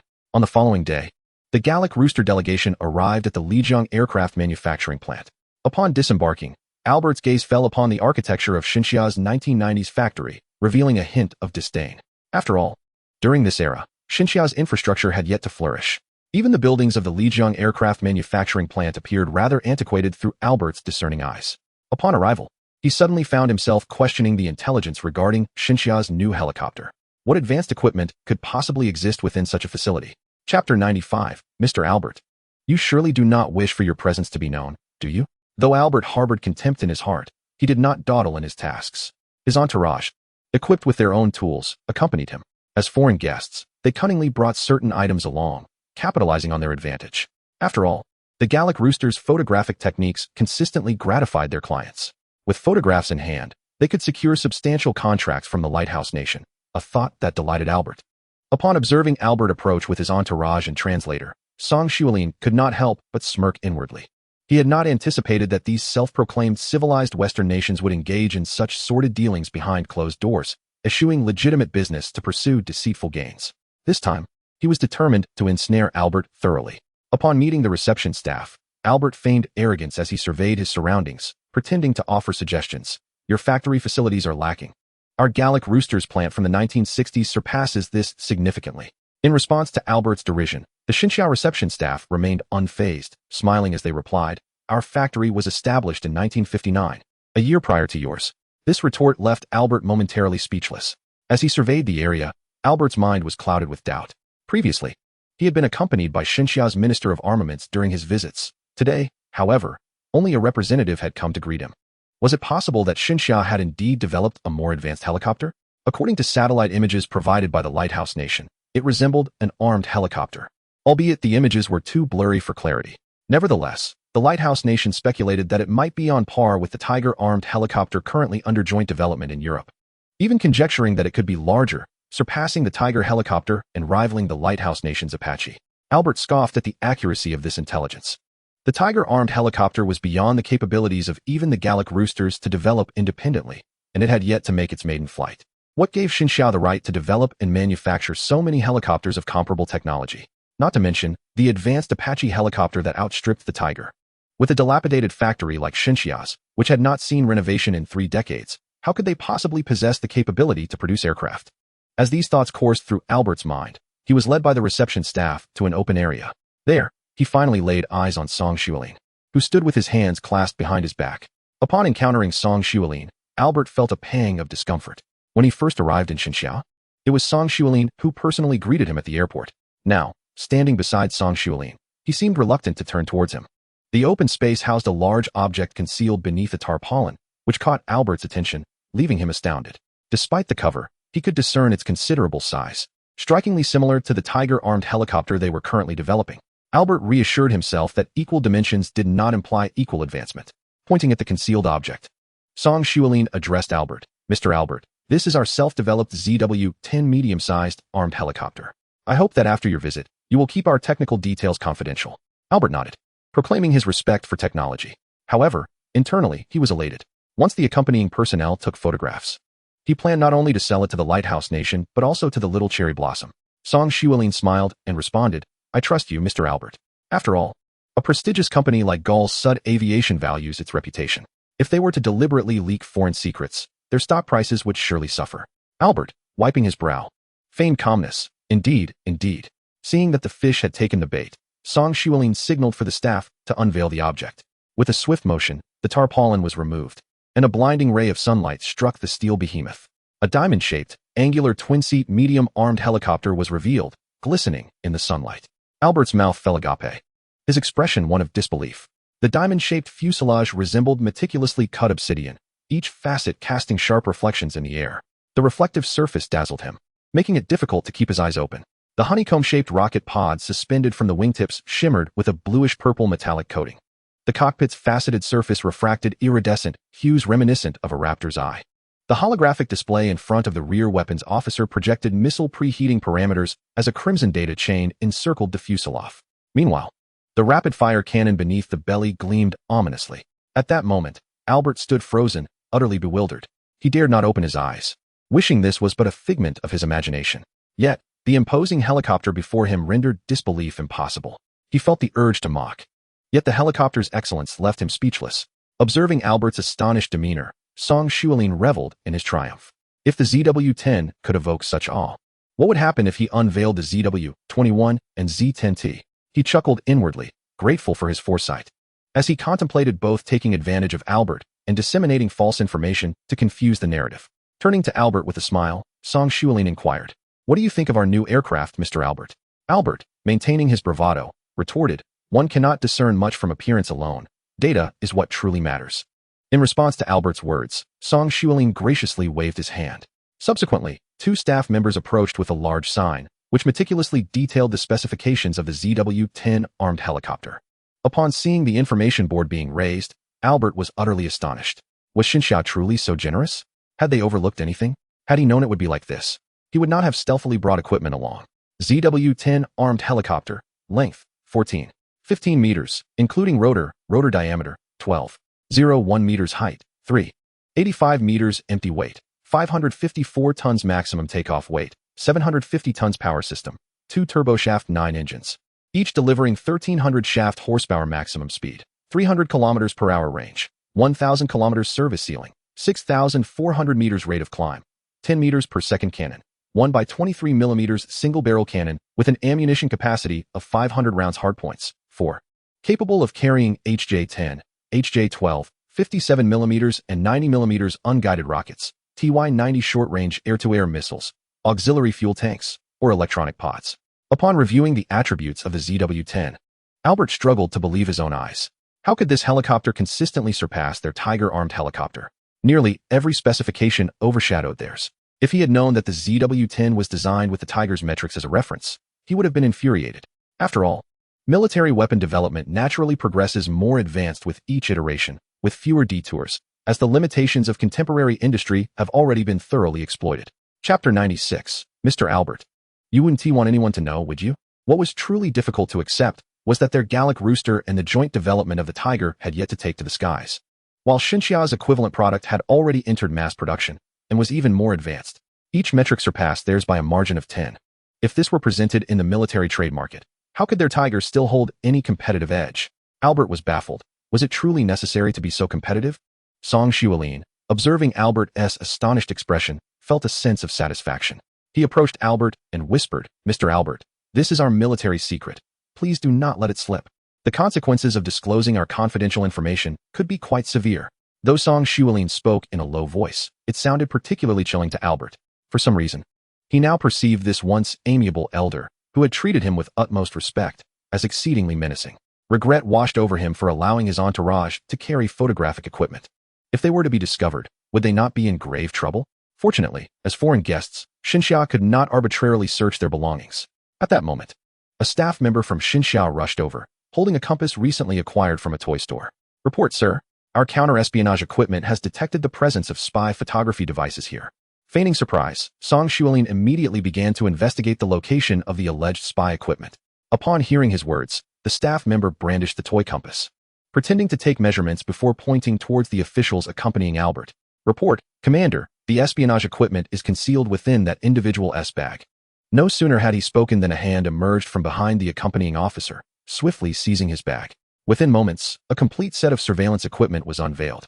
Song Xuelin pointed to the irrefutable evidence before him and coldly addressed Albert. Mr. Albert, do you have anything to say now? At that moment, beads of cold sweat trickled down Albert's brow, his suit thoroughly drenched. Yet, despite the gravity of the situation, he still sought the reassuring presence of the female translator in the crowd, hoping to comfort her and alleviate her fears. After all, as long as they both adamantly denied any connection to this incident, they could easily shift the blame onto the accompanying officer. Fortunately, when Albert glanced at Emily, he noticed her demeanor was devoid of panic, even more composed than his own. This realization brought him a sense of relief. He feigned calmness and declared, "This matter is solely the personal act of the accompanying officer and has nothing to do with me." After uttering this, he cast a warning glance at the officer. "Is that so?" Observing his theatrics, Song Xuelin smirked. He then produced a voice recorder from his pocket, which began to play back the clandestine conversation between him and Emily. Collaborating with Xinxia to develop helicopters for 2 billion is feasible, but what transpired during the aircraft purchase is another story. Have you ever encountered a swindler who incurred losses? If Xinxia were to withdraw their cooperation, it would merely result in a wasted trip for him, with all expenses covered by Xinxia. Upon hearing this recording, Albert collapsed to the ground, his face ashen. It dawned on him that the audacious Emily was not merely brave, she was in league with Xinxia. Understanding the full extent of the situation, a foul liquid trickled down Albert's pants. At last, he had lost control. At that moment, Song Xuelin approached Albert. Looking down upon him, "Mr. Albert, if this matter were to leak, I shudder to think of the plummet your company's stock would face." "Mr. Albert, surely you wouldn't want this incident to become public knowledge, would you?" After his morning exercise, Zhao Xun brewed a cup of tea with a liter-sized cup and turned on his computer. Following the familiar routine of signing in, he noticed a line of small text prompting him. Scratching his head, Zhao Xun pondered, what wind had swept through this express company? A company from Gaul investing in Xinxia to establish a factory in the 90s? This operation baffled him. He was disinterested in the affairs of the game, speculating instead that the executives of this company had perhaps fallen victim to some grand deception by Xinxia. Moreover, considering the sophistication of the game's AI, it was entirely plausible for NPCs to engage in mischievous antics when he was distracted. Unbeknownst to him, Zhao Xun felt that the only enjoyable aspect of the game left for him was the prospect of in-game purchases. Yet, he was too indifferent to care. With only 3 years left in his lifespan, what purpose did it serve to hoard so much money without indulging? When lunchtime arrived, to Zhao Xun's surprise, the elder Liu Yang had packed all the essentials for their journey. Zhao Xun looked quizzically at Liu Yang's substantial luggage. "Grandfather, why are you bringing so much stuff for our brief trip to the capital?" Liu Yang explained. "Son, aren't you eager to explore a bit? Now that I am retired, I find myself with ample time and a desire to travel, perfectly coinciding with your companionship." Zhao Xun gazed at him with a hint of confusion and inquired, "But I heard from Sister Zhang that you have been waiting for someone here. What if that person appears when you accompany me?" Liu Yang was momentarily taken aback by his words, pondering, "Isn't it you for whom I am waiting?" It seemed that Mr. Zhao Xun was intent on testing the old cadre once more. Liu Yang waved his hand dismissively and feigned a carefree attitude, saying, "Haha, I shall no longer wait." Upon returning home, Zhao Xun sighed inwardly, realizing that not everyone is capable of relinquishing their obsessions. He opened his computer and booked a flight for the following day. This would be his first time flying, and he felt a twinge of nervousness. Just as Zhao Xun completed his booking, a sudden red alert illuminated his office. According to Zhao Xun's stipulation against clearing the premises, taking a flight posed a considerable challenge to the security operations of Xinxia. Furthermore, there was an urgent matter at hand. Mr. Zhao Xun was spending money at an alarming rate. It wasn't that the office was particularly concerned about the amount. Rather, they were focused on how to deliver the funds to Mr. Zhao Xun through legitimate means. Surely, it was improbable to win the lottery again in such a short time. This predicament caused Yan Feng to lose clumps of hair in distress. He had thought of several solutions, yet none seemed particularly feasible, such as offering exorbitant sums for children or relying on beverage lottery wins. At that moment, a financial officer entered the office and placed a document on Yan Feng's desk.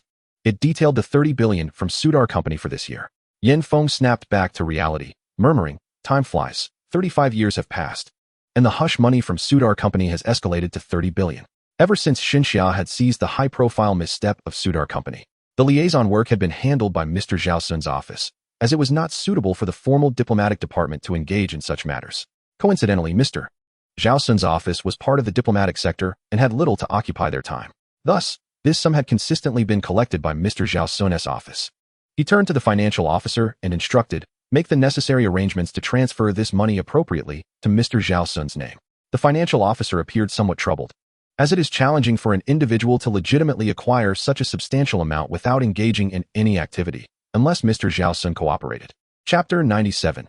A hefty sum for offspring. Upon hearing the term cooperation, Yin Feng fell into contemplation. It would be quite difficult to persuade Mr. Zhao Xun to comply. Nevertheless, it was worth attempting, for who knows, perhaps Mr. Zhao Xun might find it appealing. Resolute in his decision, Yin Feng turned to the information department personnel and commanded, act immediately, experiment with various methods. If necessary, we can transfer funds in small amounts multiple times. The process of fund transfer must be engaging for Mr. Zhao Xun while ensuring discretion. The personnel from the information department received their orders and returned to their posts, begrudgingly aware of the demands placed upon them. However, driven by their mission, they commenced their efforts, recognizing that it was prudent to explore every possible avenue. In the Star Village, after securing his flight, Zhao Xun returned home only to discover a flyer hastily affixed to his front door. In a desperate quest for offspring, the renowned actress Fei Xianzi wed into a wealthy family, only to discover that her affluent spouse was incapable of procreation. Material wealth cannot substitute for the profound anguish of having no heirs, and with a colossal fortune of trillions left without an inheritor, family members lurked with avaricious intent.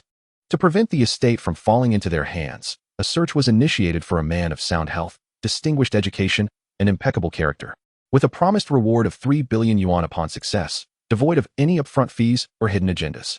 Interested parties were invited to scan the QR code below. Upon reading the advertisement, Zhao Xun felt a wave of disbelief wash over him. He had encountered many similar pleas before, but this staggering sum of 3 billion was unprecedented. Without a moment's hesitation, he tore down the advertisement, shredding it into pieces before discarding it into the trash. Just as he was about to enter his home, his phone vibrated within his pocket. Upon inspection, he found a message. Congratulations. You have been selected as a lucky number and have won a prize of 3 billion yuan. Please reply with your bank account number, and we will promptly transfer the after-tax winnings to you without any prior tax payment required, devoid of any tricks. Reply with your bank account number to receive your prize immediately. Zhao Xun swiftly deleted the message and blocked the sender. He was well aware of such scams that demanded upfront tax payments. Although he did not quite grasp what the fraudsters would gain from not collecting taxes, he understood that when something seems too good to be true, it usually is. Trusting them was akin to placing faith in Emperor Qin Shi Huang. Just as Zhao Xun was about to pocket his phone, an unfamiliar call came through. Having just purchased a plane ticket, he assumed it might be from the airline and answered, "Hello, I am Zhao Kuangyin, and I am very much alive." He chuckled to himself. "If you're alive, I wouldn't mind sending you on your way." After hanging up, he sighed. The current generation seemed increasingly foolish, allowing con artists to grow complacent in their craft. He recalled a news story about an individual claiming to be the reincarnation of an empress who had defrauded over 40 billion yuan. With victims including PhD holders and corporate executives, utterly absurd. Were people truly devoid of common sense upon leaving the factory? Zhao Xun resolved to ignore all advertisements and reject any incoming calls from that moment forth. However, just as he prepared to enter his abode, a hand landed on his shoulder. Turning around, he was confronted by a sharply dressed middle-aged man, exuding an air of professionalism. The man presented a business card.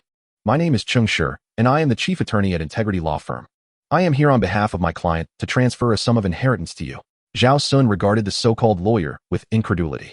The audacity of modern-day fraudsters had reached new heights. "Honesty, integrity," he scoffed. "Are you attempting to cloak your deceit with such terms?" With a sardonic smile, he continued, "Let me guess, this inheritance amounts to 3 billion? Cheng Shi appeared momentarily taken aback. "How did you know?" "Yes, this inheritance indeed totals 3 billion. With that," he produced a document. "All you need to do is sign here, and I can facilitate the inheritance process for you." Maintaining his composure, Zhao Xun draped his arm around Cheng Shi's shoulder and began to lead him towards the police station. "I know a perfect place to handle such formalities." Indeed, he intended to deliver this con artist to justice, ensuring he could no longer prey upon the unsuspecting. 10 minutes later, Zhao Xun's eyes widened in astonishment within the precinct. He gazed at the security personnel before him, incredulously exclaiming, "Are you implying that this individual is a bona fide lawyer?" Several security officers nodded in affirmation. At that moment, the director, who had previously commended Zhao Xun for his integrity, approached. He pretentiously glanced at the inheritance documentation and declared, "There is nothing amiss with this inheritance procedure." It seems you have misconstrued this lawyer's role. Zhao Xun, now thoroughly perplexed about his existence, retorted, "What is my relationship with the benefactor of this inheritance?" The honest lawyer promptly replied, "My client is your great-granduncle." Upon hearing this, Zhao Xun countered, "But my grandfather is the second in line. Where would I acquire a great-granduncle?" The honest lawyer appeared prepared, retrieving a family tree from his pocket. "Your great-granduncle and your grandfather are cousins. He has no descendants, and you are your grandfather's sole heir, thus making you the exclusive inheritor of this estate." Zhao Xun examined the genealogy chart, puzzled as to how his family's lineage could be in someone else's possession. Sensing Zhao Xun's confusion, the honest lawyer quickly explained, "This family tree has been passed down through your great-granduncle. It now belongs to you." Zhao Xun accepted the genealogy, fully aware that he could not possibly recognize his grandfather's cousins, nor could he verify their existence at this point. He then posed his final query. "Are there any conditions attached to inheriting this estate? For instance, must I spend 10 billion within 10 months? The honest lawyer was momentarily taken aback by the question, muttering to himself, "Is there a condition, or is there not?" Zhao Xun, perplexed, responded, "I am inquiring whether there are any conditions. Why do you pose a question back to me?" The honest lawyer comprehended Zhao Xun's inquiry, but had been unintentionally addressing headquarters in his self-reflection. Panic surged within him. Headquarters needed to clarify whether there were any conditions. The office at headquarters was currently inundated with this unexpected situation, having never considered such restrictions before. Now, with Mr. Zhao's sudden inquiry, they wondered if he was inclined towards such limitations. However, the thought of misunderstanding the stipulations was daunting. In a state of desperation, Yin Feng grasped at his hair, unable to ascertain Mr. Zhao's intentions. Ultimately, he resolved to take a calculated risk and impose no restrictions, for once limitations were established, they would be arduous to rescind. Furthermore, from Mr. Zhao's perspective, such constraints would be displeasing. Having discerned the stakes, he decisively commanded, "Impose no limitations whatsoever." On the other side, the honest lawyer received the directive and finally exhaled in relief. "Mr. Zhao, regarding the rules of your inheritance, there are no restrictions. You merely need to provide me with your bank account number, and you will not need to participate further, by tomorrow at the latest. I shall transfer the after-tax inheritance to your account." Zhao Xun was astounded by the simplicity of the inheritance procedure. At that moment, he recalled a matter of importance. "Where is my great-granduncle buried? I wish to pay my respects every year on the 15th of July and during Qingming." Chapter 98. The White Emperor's warplane escort. The honest lawyer hastily responded, "It is as follows, Mr. Zhao Xun. Your great-granduncle possessed a rather reclusive nature and preferred not to be disturbed. Upon his demise, he wished for no one to pay their respects. Therefore, at the request of your great-grandfather, I must keep the location of his grave a secret." Zhao Xun nodded in agreement. This was for the best, after all. He would not live for more than 2 years and could not consistently honor him. It was preferable for the elder not to require any memorial, saving Zhao Xun from inheriting his wealth, yet being unable to perform the rites. Upon returning home, Zhao Xun found himself lost in thought, staring at the ceiling, enveloped in a deep melancholy. Ever since his diagnosis of terminal illness, his fortunes had taken an unexpected turn for the better. From scratch-off tickets to the lottery, he was now set to inherit a staggering 30 billion. If it were not for his dire health, how joyous his life could have been. Yet, with this newfound wealth, all he could do was travel occasionally or indulge in virtual games. Zhao Xun resolved that once the inheritance was secured, he would invest 100 million into a game, seeking solace for his wounded spirit. The following day, Zhao Xun, along with the esteemed elders Lu Yang and Qin Liang, boarded a plane. Having 2 retired fighter pilots seated beside him brought a sense of reassurance. Although it was Zhao Xun's first flight, he felt no fear, confident in the presence of Qin and Lu. Even if the captain were to suffer a heart attack, these 2 could safely navigate the aircraft to the ground. As the plane ascended to 10,000 meters, Zhao Xun's relaxed demeanor contrasted sharply with the rising tension of Qin Liang and Lu Yang. Zhao Xun's insistence on maintaining a clear cabin meant that only the 2 of them were there to protect him, despite their military backgrounds. Their hand-to-hand combat skills were rather mediocre. Although trained, they were no longer at their peak, and age had taken its toll. The youth of today often favored ambush tactics, leaving the 2 veterans feeling uncertain should they encounter any threats. They lamented the absence of a fighter jet. Had they been piloting one, they could defend not just a single individual, but an entire city. Noticing their anxiety, Zhao Xun felt perplexed. Why would seasoned pilots be afraid of flying? Just then, a child pointed out the window, exclaiming, "Mom, look, there are fighter jets." The mother lifted him, chuckling. "Do you think we are on Air Force One? How could you see fighter jets from a commercial airliner?" She then turned to gaze out the window, and in an instant, her expression transformed to one of disbelief. 6 fighter jets flew in a precise formation alongside the passenger plane. Indeed, there were fighter jets. The mother immediately retrieved her phone, eager to capture this unexpected spectacle. Her shout astonished everyone around. Others, drawn by her reaction, turned to look out the window, and soon the cabin erupted in excitement. By the White Emperor. It truly is the White Emperor. How magnificent. They marveled, finding it even more impressive than on television. These White Emperor jets were rumored to utilize atmospheric cycling engines, capable of flying at Mach 8 within the atmosphere and reaching escape velocity beyond it. The White Emperor fighter jets were well known, having been officially commissioned by the Divine Xia for many years, and several generations of advancements had already been achieved. Much like the J-8, this iteration bears little resemblance to its predecessor.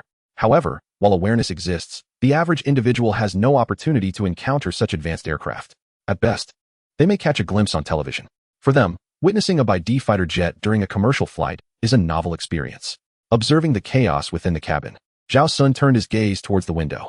Indeed, 6 remarkably futuristic aircraft hovered a mere 100 meters away outside the porthole. These by-D jets appeared more advanced than the by-D he had envisioned from the South Tianmin. Most significantly, in Zhao Xun's understanding, South Tianmin represented a fictional universe, while by-D existed merely as static models. Yet now, the very IP of that science fiction he once knew was soaring right before him. It was evident that the world had transformed into something entirely unfamiliar. Quietly, Zhao Xun retrieved his phone to search for the current rankings of the most advanced aircraft in the realm of Xinxia. Astonishingly, only 2 from the top 10 were familiar to him. One was the J-8 Space Interceptor, whose design philosophy remained starkly straightforward, focused on high altitude, high-speed target interception, albeit at absurdly high altitudes and speeds.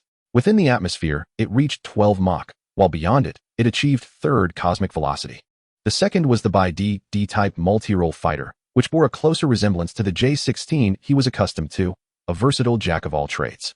Its fuselage could transform into 3 distinct forms: a high-speed configuration capable of flying at 8 Mach within the atmosphere, a low-speed form with maneuverability comparable to turboprop aircraft, and a space mode that could soar beyond the atmosphere at second cosmic velocity. The remaining aircraft bore no familiarity to Zhao Xun. They were all products of 3-body technology. What perplexed him further was that the J-36 fighter, which he had previously seen featured in restaurant news, was absent from the list. He endeavored to search for information on the J-36 fighter, only to be met with an unexpected revelation. The J-36 had been retired. This contradicted the news he had encountered earlier. The retirement of the J-10C had already been a difficult pill to swallow, but the retirement of the J-36 raised alarming questions. Previous reports indicated that the J-36 had made its maiden flight in 2015 and had been officially delivered to the Air Force in 2022. How could it retire after such a brief period of service? Skeptical, Zhao Xun directly searched for the J-36 service timeline. The results utterly astounded him. The J-36 had been commissioned directly in 1995, with the development timeline remaining unknown. This aircraft appeared to have emerged into existence without any known development or test flight phases, as if it had materialized out of thin air.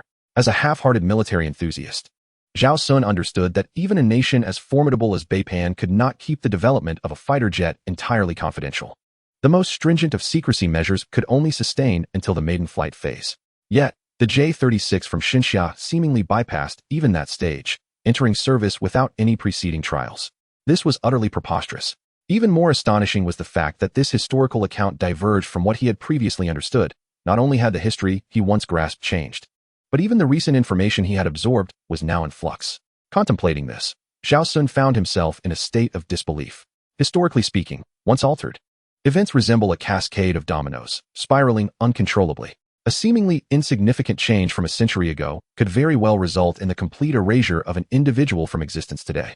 This exemplifies the butterfly effect. Such transformations cannot be confined solely to military advancements. However, Zhao Xun found himself perplexed.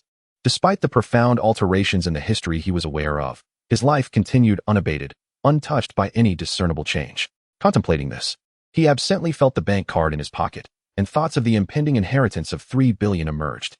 It appeared his life had indeed been influenced.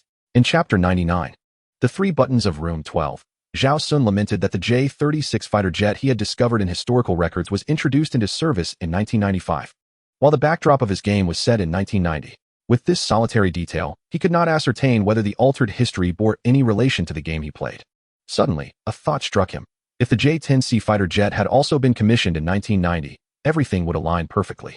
The condition, of course, was that the J-10C, like the J-36, must have bypassed a developmental phase and entered service directly in large quantities. searching for information on the J-10C fighter jet. Zhao Xun was astonished to discover that it did not exist in this revised history. In 1990, a single-engine fourth-generation fighter had indeed seen extensive service. But it was not the J-10C, it was the original J-10. Contrary to Zhao Xun's recollections, the initial version of the J-10 had already incorporated the WS-10B engine, an active phased array radar, and a Garrett air intake. Although named the J-10, its specifications were identical to those of the J-10C. Yet, unlike the suddenly materializing J-36, this aircraft had undergone a developmental stage, emerging gradually rather than appearing abruptly. Now, Zhao Xun felt a sense of uncertainty. An announcement echoed through the airport. Ladies and gentlemen, the aircraft is about to land. Please fasten your seatbelts and switch all electronic devices to flight mode. He tucked away his phone, deciding to wait until he disembarked to explore the royal residence. Upon alighting, Zhao Xun was utterly astonished by the futuristic airport before him. His prior residence in the countryside had shielded him from the sweeping changes of the world. This capital airport was entirely unlike anything he had previously envisioned. It seemed that the alterations in the world extended beyond military technology. Civilian advancements had also evolved. It made sense, after all. To achieve rapid ascension, one must rely on the dual development of civilian and military technologies. A vast market for civilian technology is essential to support substantial research and development expenditures, fueling industrial advancement. As he navigated the terminal with his suitcase, Zhao Xun felt a profound dissonance within himself. He wondered whether, upon leaving the capital, this airport would once again transform. Observing the expressions of those around him, he realized that he alone perceived a world in constant flux. For a carbon-based life form, this realization was overwhelmingly impactful. After a few moments, Zhao Xun, in a daze, found himself sharing a vehicle with Qin Liang and Lu Yang. The car was filled with soothing melodies. Today, only a remnant of a shell remains, welcoming shards of brilliance. In the wind, engine oil bursts forth chaotically. The aircraft, having undergone a violent struggle, believed it could rise again and questioned who could achieve such a feat. As the vehicle decelerated, Zhao Xun beheld the national guest house, disheveled in the breeze. Old Lu, old Qin, have we perhaps arrived at the wrong place? Qin Liang hastily interjected with his prepared remarks. No, we are both retired generals. We have our connections. We shall stay here tonight.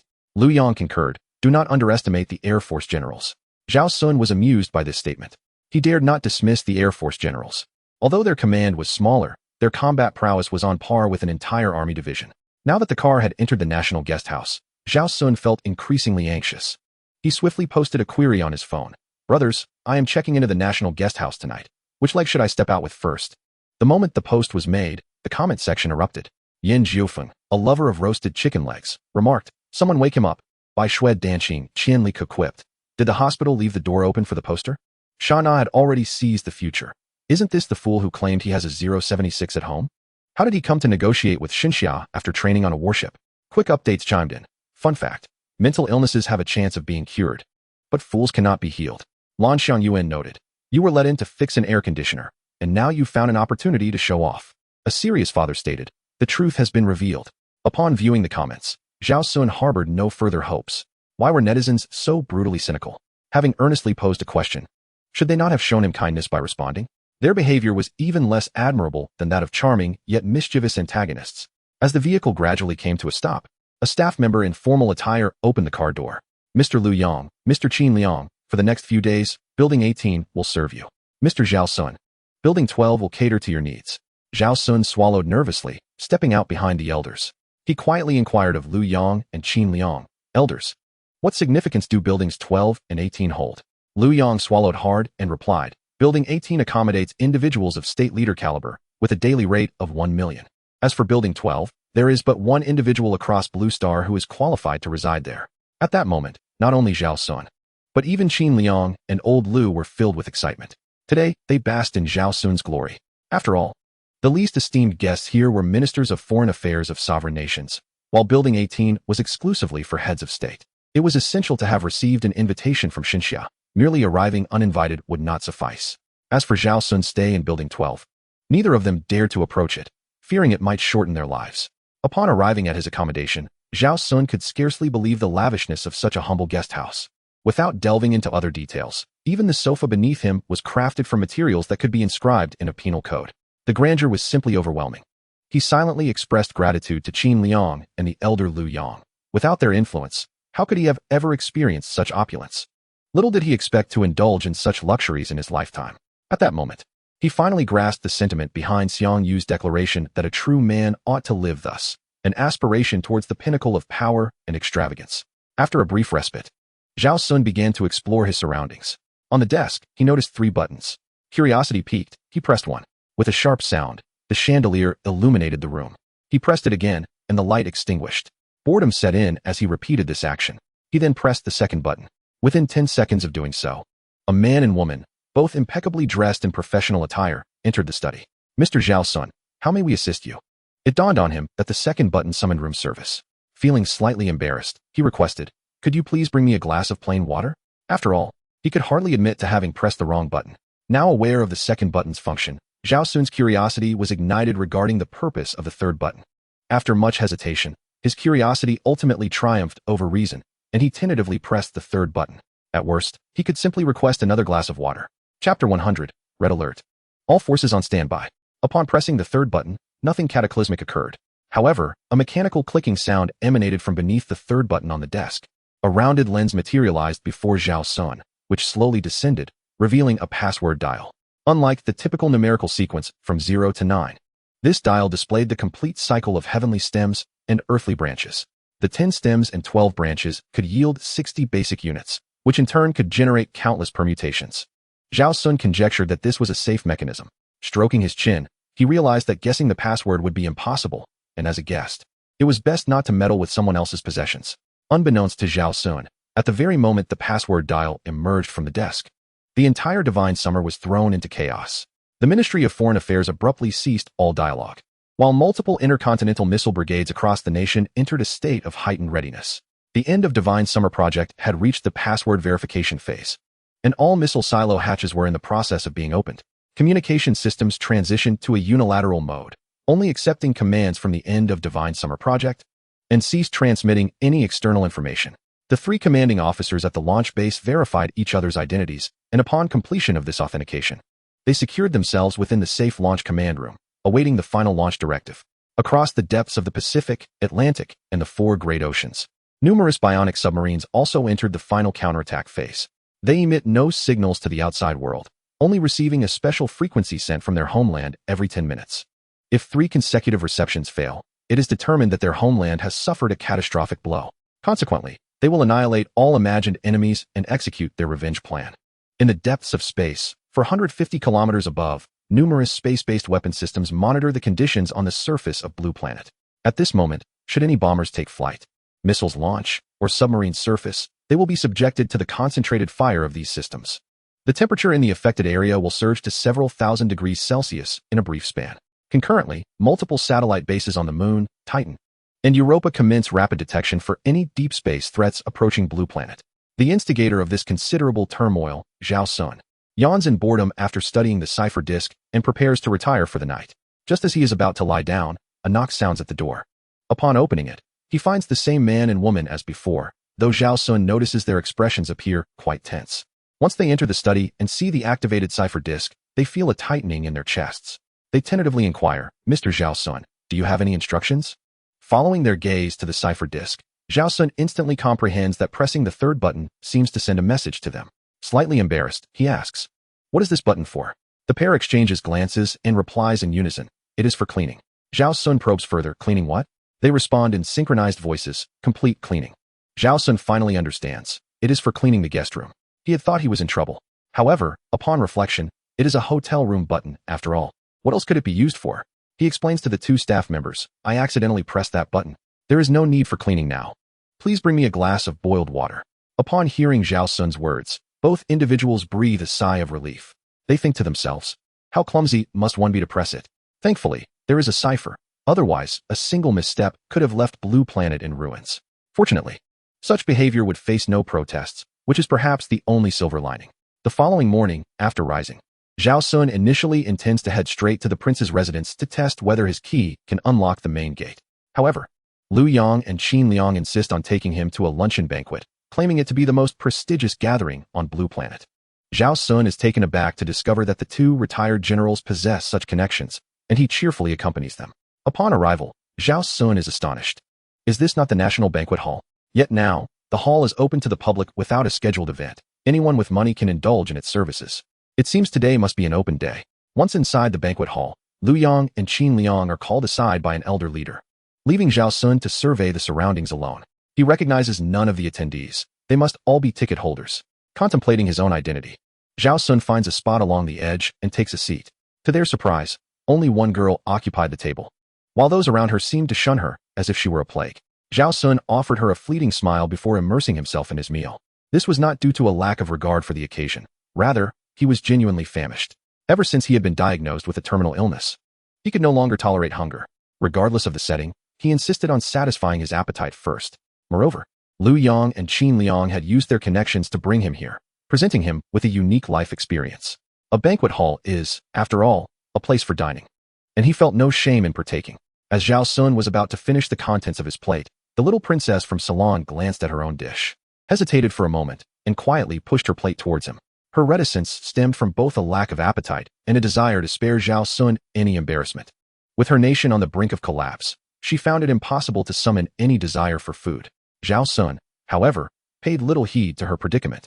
He regarded the young lady before him, who, despite sharing similar features of yellow skin and black hair, did not appear to be of the Xinsha ethnicity.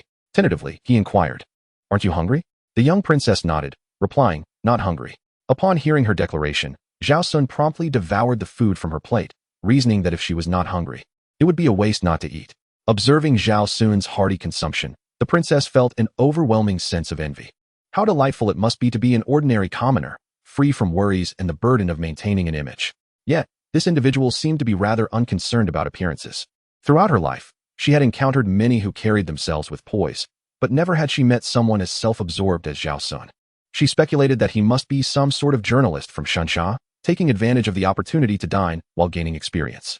With this thought, the princess couldn't help but chuckle at her own situation. Here she sat, still able to enjoy a meal, but once her country fell, such opportunities would be extinguished. The Tenju dynasty had amassed a formidable army of 1,000,000 to annihilate her homeland. They possessed advanced, glorious fighter jets, while her nation lacked even an air force. As for calling upon Xinsha for assistance, she had lost all hope. The Xinsha Ministry of Foreign Affairs had made their stance abundantly clear in recent days. Xinsha would not intervene in the disputes of other nations. However, she bore no grievances against Xinsha. After all, in this moment when the international community regarded her as a pariah, Xinsha still offered her hospitality and refuge. Yet, that was the extent of their support. Assisting another nation in warfare, unless there were benefits to gain, was a venture no one would undertake at a loss. Just as the princess was lost in thought, Zhao Xun had polished off the food from her plate. Witnessing Zhao Xun's unabashed enjoyment at the state banquet, the princess felt a chuckle rising within her, yet she suppressed it for fear of hurting his pride. With great effort, she maintained her composure and instructed the attendant, "Please bring more of that, and that as well." Chapter 101. Who is this person? So audacious. Meanwhile, after exchanging pleasantries with the old chief, Lu Yang and Qin Liang turned around, only to find that Zhao Xun had vanished. Was this not disastrous? They had lost the main character of the banquet amidst the festivities. The bigwigs from the central department were all waiting for Zhao Xun to commence the meal in the VIP room. They casually mentioned inviting Zhao Xun for a meal, yet their true intent was to cater to his interests, merely indulging him in his theatrical endeavors. The genuine purpose behind the banquet hosted by Xinxia was to honor Zhao Xun. The dignitaries from other nations and the renowned figures of the world were merely invited to add to the spectacle. The absence of Zhao Xun sent Qin Liang and Lu Yang into a frenzy. What mischief could two retired elders possibly stir? They had only exchanged 3 words with the old leader, and in an instant, calamity struck. Ultimately, the two could only scour the banquet hall for any trace of Zhao Xun. Meanwhile, Zhao Xun was blissfully enjoying his meal, oblivious to the distress of the 2 elderly gentlemen searching for him. The little princess of the Sri Lankan nation watched in astonishment as Zhao Xun devoured the food meant for 6 or 7 individuals, her jaw dropping in disbelief. After all, her country, situated between Southeast Asia and South Asia, had its food intake influenced by geographical and cultural factors, resulting in a generally smaller appetite. To her, it appeared as though Zhao Xun had consumed the provisions meant for 10 people. Tentatively, she inquired, "Have you had enough to eat? Do you need me to fetch some more?" Zhao Xun, patting his round belly, replied, "I am truly satisfied this time. Not a sliver of space remains." The little princess couldn't help but chuckle at his response. "I thought you were going to devour Xinxia into bankruptcy." Through their brief interaction, she discerned that Zhao Xun was not the sensitive and self-deprecating type, allowing her to relax her guarded demeanor. At that moment, Zhao Xun felt a certain fondness for the girl before him. She had been consistently ordering dishes for him, yet she herself was not partaking. Her kindness towards him was apparent, and yet he realized he did not even know her name. With a gracious gesture, he extended his hand. I am Zhao Xun. Pleased to make your acquaintance. The little princess hesitated for a moment at Zhao Xun's outstretched hand, but quickly regained her composure and shook his hand politely. I am Ranayu. Zhao Xun found the name peculiar, resembling a Chinese surname, while the combination of characters in her given name seemed unusual. However, he did not dwell on it further. He complimented Princess Ranayu. Your Chinese is remarkably fluent. She smiled. My ancestral roots trace back to the western region of Xinxia. My family migrated to South Asia in the 4th century to escape calamity. My ancestors imparted cultural and agricultural knowledge to the locals. Thus, even to this day, some in our nation speak Chinese. Moreover, our official language resembles a mosaic of various tongues amalgamated together. Zhao Xun pondered for a moment and instantly deduced the reasons behind her family's migration. However, given her complexion, it was evident that they had long since established themselves abroad. He was also quite familiar with the concept of a composite language. Much like the phenomenon of cherry blossoms and kimchi, where the pronunciation of Chinese characters diverges entirely from their meaning. In contemporary times, it has become commonplace among the youth of cherry blossom culture to name their children using Chinese characters, albeit with pronunciations that bear no relation to the original meanings. Embracing a spirit of whimsicality. Today, possessing a social business card has become an essential aspect of life for the cherry blossom people, as it is necessary to clearly annotate the pronunciation of one's name on the card. For instance, there are two individuals named Song Tao. One has the pinyin Xiaoren Chong inscribed beneath his name, while the other S pinyin reads Aote Man. Consequently, much of the Han culture that permeates outward has become increasingly abstract. Zhao Xun has even encountered towns in West Asia where everyone converses in the Shanxi dialect. Yet they are entirely illiterate in Chinese characters. He speculates that the girl's family must be engaged in commerce. Upon arriving at the Xinxia State Banquet Hall, which is open to the public, he intends to broaden his horizons. He turns to Ranayu and inquires, I notice you haven't eaten much. Are you lacking an appetite? Ranayu nods in response, stating, I have no appetite. Zhao Xun muses, if you lack an appetite, why dine in such an expensive place? Isn't that a waste? He considers that her family must be affluent. However, wealth should not be squandered so recklessly. Just like Zhao Xun himself, who recently won a 10 million prize and is on the verge of inheriting 3 billion, has he become arrogant, just as he contemplates urging her to have a bite. A pungent aroma of curry wafts through the air. Zhao Xun wrinkles his nose in distaste. How could there be such a strong curry scent in the Xinxia State Banquet Hall? As these thoughts swirl in his mind, a rotund middle-aged man approaches their table. His presence felt before he even arrives. Zhao Xun looks up to see a man of authentic Brahmin complexion. The oily man disregards Zhao Xun entirely and strides directly to Ranayu, exuding an air of superiority as he declares, Heh, little mouse, you can only hide and scurry. I advise you against futile resistance. Come with me to Tianzhu, sign the documents, and guarantee that you shall never leave Tianzhu for the rest of your life. It would be for everyone's benefit. Otherwise, don't think that staying in Xinxia will keep you safe. Zhao Xun is taken aback. Is this akin to the threats seen in films about corporate warfare? This curry-scented individual must be a rival of Ranayu's family. Are they about to engage in a street brawl? What do these people think Xinxia is? Stifling his disgust, Zhao Xun taps the shoulder of the curry-scented man. Xinxia is no longer the Xinxia of a century ago. I advise you to refrain from causing a ruckus here. The man turns to look at Zhao Xun, momentarily rendered speechless. With an air of arrogance, he asks, You don't recognize me? Zhao Xun unfalteringly shakes his head. Who are you? The curry-scented man is infuriated. Don't you people in Xinxia watch television? Zhao Xun regards him as if he were a fool. What era are we in? Who watches television anymore? Seeing the confrontation escalate between Zhao Xun and the curry-scented man, Ranayu hurriedly shields Zhao Xun behind her. The security in Xinxia is commendable, yet it is contingent upon the situation. An ordinary person harboring animosity from a nation's diplomatic minister could be in considerable danger. Her country is on the brink of war, with no hope for salvation. It is imperative not to involve innocent individuals at this juncture. However, Zhao Xun is undeterred. Just moments ago, this girl was serving him food, and now someone is bullying her. He cannot turn a blind eye. Moreover, on Xinxia's turf, he has no reason to fear a curry-scented man. Even if it comes to a desperate struggle, he has nothing to lose. Would others dare to wager their lives as he does, with just 2 or 3 years left to live? Moreover, having just indulged to the point of discomfort, one could provoke the curry gentleman into a fit of rage, resulting in a rather unpleasant spectacle. Zhao Xun wrapped an arm around Ranayu's shoulders. Do not fear him. In the domain of Xinxia, he is but a minor player. With me by your side, no one can threaten you. At the very moment Zhao Xun made this gesture, the attention of all those nearby converged upon them. Influenced by the presence of Tianzhu, they dared not approach Ran Yu. Yet that did not preclude their interest in the soon-to-be dispossessed princess of Ceylon. The instant Zhao Xun embraced Ran Yu, all the reporters trained their cameras upon him. Who is this daring individual? So audacious. Not only does he embrace a national princess, but he also confronts the Minister of Foreign Affairs of Tianzhu to his face. In this moment, the Foreign Minister of Tianzhu, Narendra, was both amused and infuriated. It was astonishing that someone would dare to confront him in public. He was the Foreign Minister of Tianzhu, a nation that stood proudly as one of the world's second-tier powers alongside the Lighthouse and the Bear. The notion that they were merely on par with the Lighthouse and the Bear was outdated. They had acquired equipment from both, rendering them superior. Narendra believed that the current global hierarchy positioned Tianzhu and Xinxia at the summit, while the Bear and Lighthouse occupied the second tier.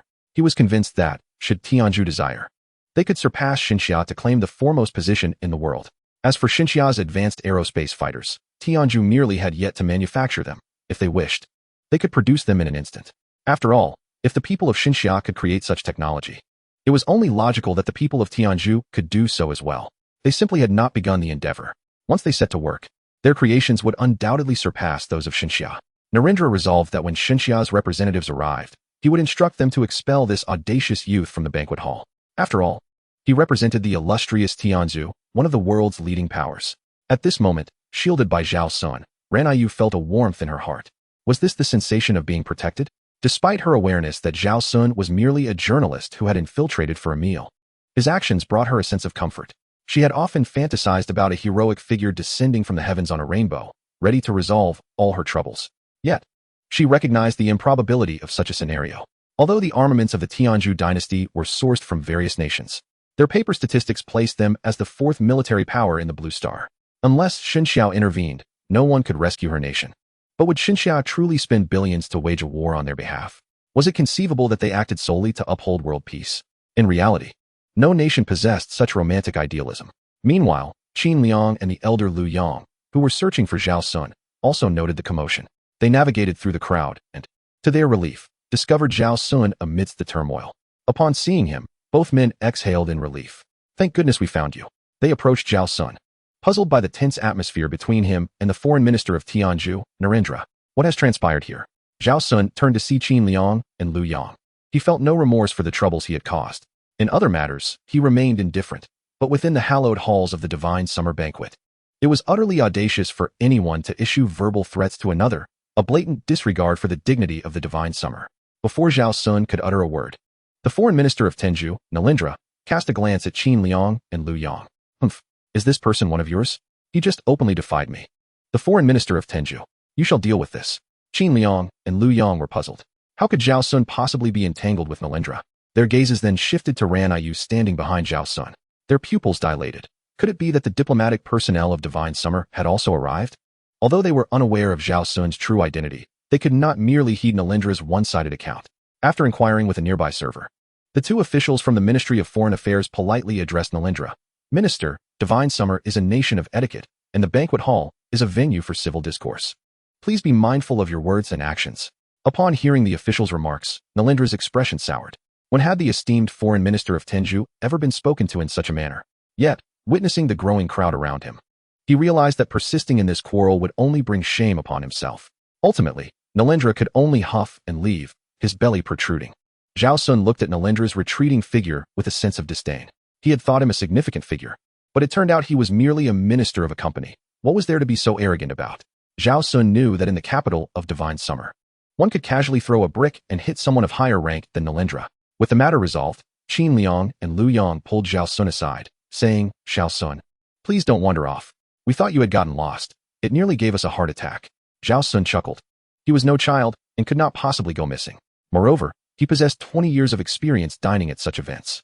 If Lu Yang and Qin Liang knew that he had already discreetly filled his stomach, they would surely regard him with newfound respect. With a smile, he reassured them. Rest assured, I am well aware of my surroundings. Qin Liang and Lu Yang chose not to press further, as it might seem like they were curtailing Mr. Zhao Xun's freedom. They truly were just concerned for his well-being.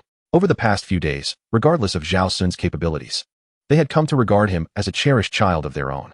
After walking a few meters, Zhao Xun turned back to see Ran Yu still standing alone, and a twinge of concern gripped him. He addressed Qin Liang and Lu Yang. Lu Lao, Qin Lao, please wait for me a moment. I have something to attend to.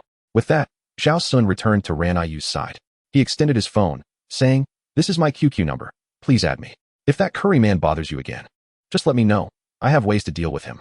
Though Ran Yu held little hope that Zhao Xun could handle the foreign minister of Tenju, she still added him as a friend. After all, he was quite an intriguing individual. Once she accepted his friend request, Zhao Xun finally uttered those words. "You are so slender. You must take care to eat well. Remember, nothing can replace a healthy body." This was also the realization of Zhao Xun after he was diagnosed with a terminal illness. As Ran Yu gazed at Zhao Xun's retreating figure, a sense of melancholy enveloped her. She truly envied him for living so freely. Yet, she knew that she and he belonged to different worlds. Growing closer to him might inadvertently bring about his downfall. Perhaps distancing herself was the wisest choice. After bidding farewell to Ran Yu, Zhao Xun returned to Qin Liang and Lu Yang. The two flanked him protectively, fearful of losing him again. "Sun, this time, please refrain from wandering off. We have finally secured a table in the VIP room, where the dishes are personally crafted by the renowned chef Wang of Xinxia. Do not let the elegance of the outside dishes deceive you. They pale in comparison to what awaits us in the VIP room. Moreover, the ingredients used there are undoubtedly the finest in the entire Blue Star. Even with wealth, one cannot access such delicacies outside."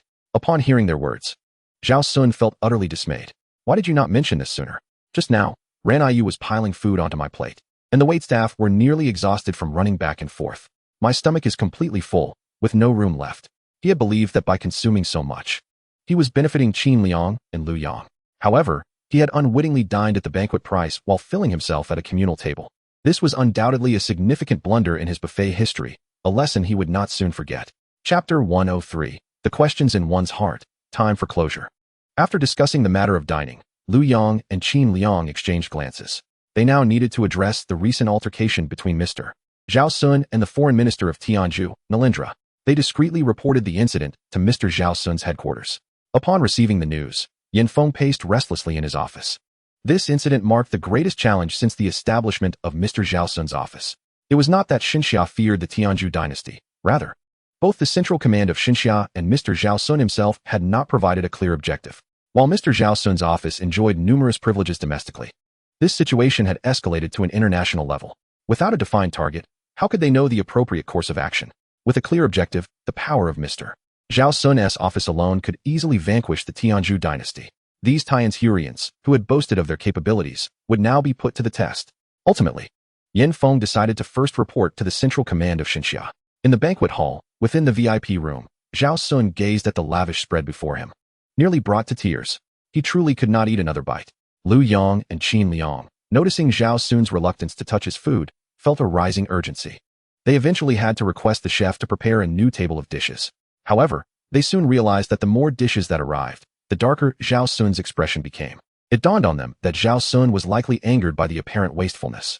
If Zhao Xun were to discover the truth, he would likely be so enraged as to leap onto the table. "What a waste of time," he would exclaim. "As a simpleton, I find pleasure in such ostentation. Had you two informed me earlier that we would dine in a private room, I would not have suffered such a loss today. Please, take everything away with you." Ultimately, Zhao Xun, wishing to dispel his worries, began to survey the VIP room. The decor of this particular chamber was rather unique, featuring a dual table arrangement. Zhao Xun, Qin Liang, and Lu Yang occupied one table, while a few elderly gentlemen sat at the adjacent one. Zhao Xun surmised they must be sharing the suite. He was not particularly concerned about this. However, it appeared that the elderly gentlemen were frequently stealing glances in his direction. Whenever he turned his head, they would hastily avert their gaze, feigning ignorance of his presence. Consequently, Zhao Xun began to pay closer attention to these individuals. Upon further scrutiny, he was taken aback. He seemed to recognize them, having seen them on television. As he contemplated their identities, a cold sweat broke out on his back. Had he not been seated, his legs would have given way beneath him. Zhao Xun dared not continue observing the table next to him. He discreetly nudged Lu Yang, inquiring, "Old sir, have we entered the wrong private room? Do those gentlemen appear to be from the central authority?" Upon hearing Zhao Xun's words, both Lu Yang and Qin Liang realized the gravity of their situation. They had long been aware of the unreliability of the central authority's bigwigs. Although their intention was merely to accompany Mr. Zhao Xun for a meal, in his eyes, they had disrupted his ordinary life. Sharing a private room with individuals from the central authority, was that reasonable? Mr. Zhao Xun enjoyed playing the game, but he detested feigning ignorance. Clearly, Mr. Zhao Xun was displeased. Since he had brought this matter to light, It was evident he was dissatisfied with such arrangements. Otherwise, he would have simply pretended not to notice and moved on. Perhaps Mr. Zhao Xun's refusal to eat anything today stemmed from this realization. Understanding his sentiments, Lu Yong promptly reported the situation in measured terms. A few minutes later, the elderly gentleman at the adjacent table received the news and exchanged knowing smiles. However, they bore no ill will towards Mr. Zhao Xun. He had contributed significantly to the divine summer, and therefore deserved the respect owed to him. Since Mr. Zhao Xun preferred not to be disturbed, they resolved to refrain from intruding. In unison, they rose and made their way toward the exit. As they were about to pass behind Zhao Xun, he felt an overwhelming sense of anxiety. He pondered whether it would be more polite to stand and bow to each of them. Unfortunately, it was too late to seek assistance online. Finally, steeling himself, Zhao Xun stood and greeted the elderly gentleman. Given the proximity, it was unrealistic to pretend not to recognize them. In his nervousness, he momentarily faltered, blurting out, "I am grateful for the protection of our motherland, which has allowed me to enjoy 20 years of peace." The elder at the forefront was momentarily taken aback by Zhao Xun's greeting, but quickly regained his composure. This was undoubtedly a historic moment. He was so excited that he grasped Zhao Xun's hand. "It is we who should express our gratitude." Zhao Xun nodded and promptly corrected himself. "Indeed, we must thank each and every individual from the divine summer." It was evident that neither side fully comprehended the other's sentiments. Ultimately, the elder at the forefront remarked that he would not impose further, turning to depart. Upon returning to his seat, Zhao Xun's heart raced with exhilaration. This was extraordinary. He had just shaken hands with the central authorities of the nation. In the context of this world, the divine summer's leadership must be the most powerful entity. Alas, he regretted not capturing a photograph. How impressive it would have been to share on social media. Shortly after the elders departed, he received a call from Yin Feng. At that moment, they learned that while they were waiting for Zhao Xun in the VIP lounge, an incident had transpired. As for why Mr. Zhao Xun had a confrontation with the foreign minister of the land of the gods, Nalindra, it was undoubtedly Nalindra's fault, for Mr. Zhao Xun could not be mistaken. Regarding how to address this matter, the central authorities had no intention of intervening. They planned to have the office discreetly inquire with Qin Liang and Liang about Zhao Xun's perspective on the situation. If Mr. Zhao Xun disapproved of this individual, Divine Summer would need to act swiftly, yet they wished to avoid excessive speculation that might provoke unnecessary displeasure from Mr. Zhao Xun. Thus, they intended to probe cautiously. Furthermore, it seemed that Mr. Zhao Xun was quite amiable with the little princess of the kingdom of Ceylon. The land of the gods was poised to launch an offensive against Ceylon under the pretext of counterterrorism. Was Mr. Zhao Xun standing beside the Ceylonese princess to convey a specific message to Divine Summer? Had he felt disheartened by Divine Summer's inaction? Reflecting on Mr. Zhao Xun's past actions, he appeared to possess a strong sense of justice, holding disdain for the oppressor. Nevertheless, they were now compelled to notify the Ministry of Foreign Affairs. From this point forward, all ceremonial receptions for Nalindra, the foreign minister of the land of the gods, would be minimized. If Mr. Zhao Xun truly found him objectionable, Divine Summer would not hesitate to expel him. It was not worth sacrificing Mr. Zhao Xun's comfort for the sake of one nation. After lunch, Zhao Xun informed Lu Yang and Qin Liang. "Old Lu, Old Qin, I have matters to attend to this afternoon, so I cannot accompany you." With that, Zhao Xun tightened the keys in his pocket. It was time to resolve the doubts that lingered within him. Chapter 104. I shall see if this place feels like home. Surely it is not illegal?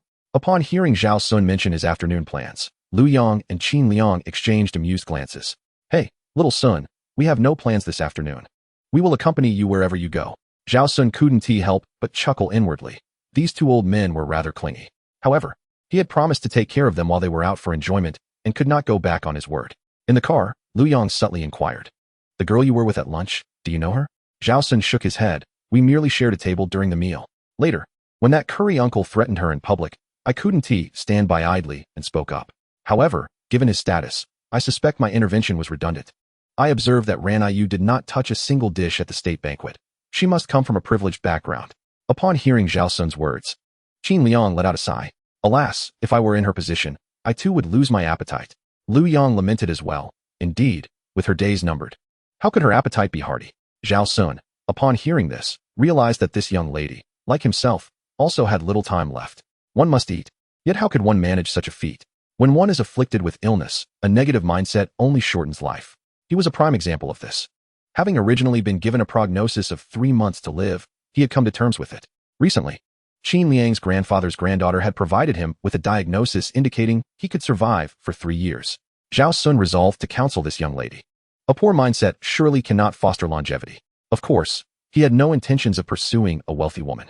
With several million in his account, he had more than enough to spend, and he was soon to inherit a fortune of 3 billion.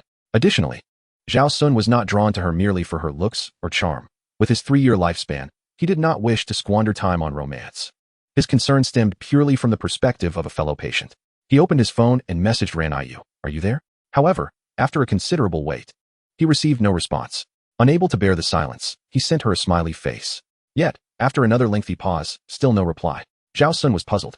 Was she truly that aloof? In reality, Ran Yu had seen Zhao Xun's messages. It was not that she was too lazy to respond to the simple "Are you there?" or the smiley face. She was no ethereal fairy of the gods who would react impulsively to such messages. Nor did she feel that Zhao Xun's status was beneath hers, for she genuinely enjoyed conversing with this carefree little reporter. She found him quite intriguing, living life with a remarkable sense of freedom, exuding a bright and confident personality. It was astonishing that he would confront the foreign minister of Tianzhu simply because she had once added him to her contacts. However, she felt that, as individuals from two disparate worlds, growing too close could inadvertently harm Zhao Xun, especially given his bold disposition. After waiting for an extended period without a reply from Ran Yu, Zhao Xun reluctantly put away his phone, thinking she must be busy. An hour later, the car came to a gentle halt before the prince's mansion at number 17 Haishi Street. Zhao Xun gazed silently at the identity verification gate at the entrance, pondering the accessibility of this location. If it were indeed open to the public, would not the key in his possession become a mere jest? He turned to Lu Yang and Qin Liang, inquiring if this was a public visitation site. Lu Yang and Qin Liang exchanged bewildered glances. Was it not Zhao Xun himself who stated that he intended to allocate 2/3 of this area, alongside Xinghai Garden and the other 8 major gardens, for public exploration? The publicly accessible buildings were to be rented out as profit-generating facilities. Finally, Lu Yang mustered the courage to say, "Yes, it has been open for several days. However, only 2/3 is accessible, 1/3 remains private. Nevertheless, the entire mansion is still privately owned." Upon hearing that there was still 1/3 of the estate unaccounted for, Zhao Xun felt a flicker of hope rekindle within him. The royal residence spans an impressive 6,112 hectares, approximately equivalent to 9,168 mu. Even if only 1/3 of it were to be utilized, it would still be considerable. Should this estate indeed belong to him, Zhao Xun would undoubtedly spare no mercy for the scoundrel who has opened 2/3 of it to the public. At the very least, he must reclaim the rental income from the buildings within the open area. Upon entering the royal garden, he found a considerable number of visitors. After all, it is a ticket-free tourist attraction, so a crowd is to be expected.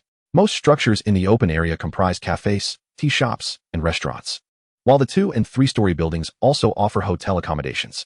It appeared that a night's stay would not come cheap.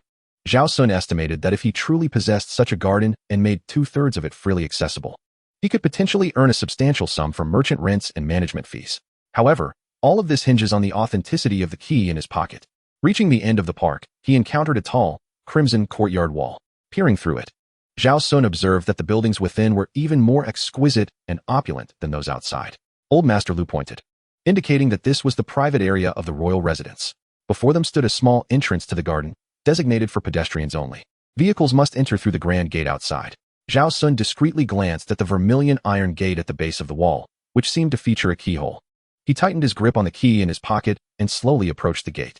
Lu Yang and Qin Liang exchanged a knowing glance and followed closely behind him.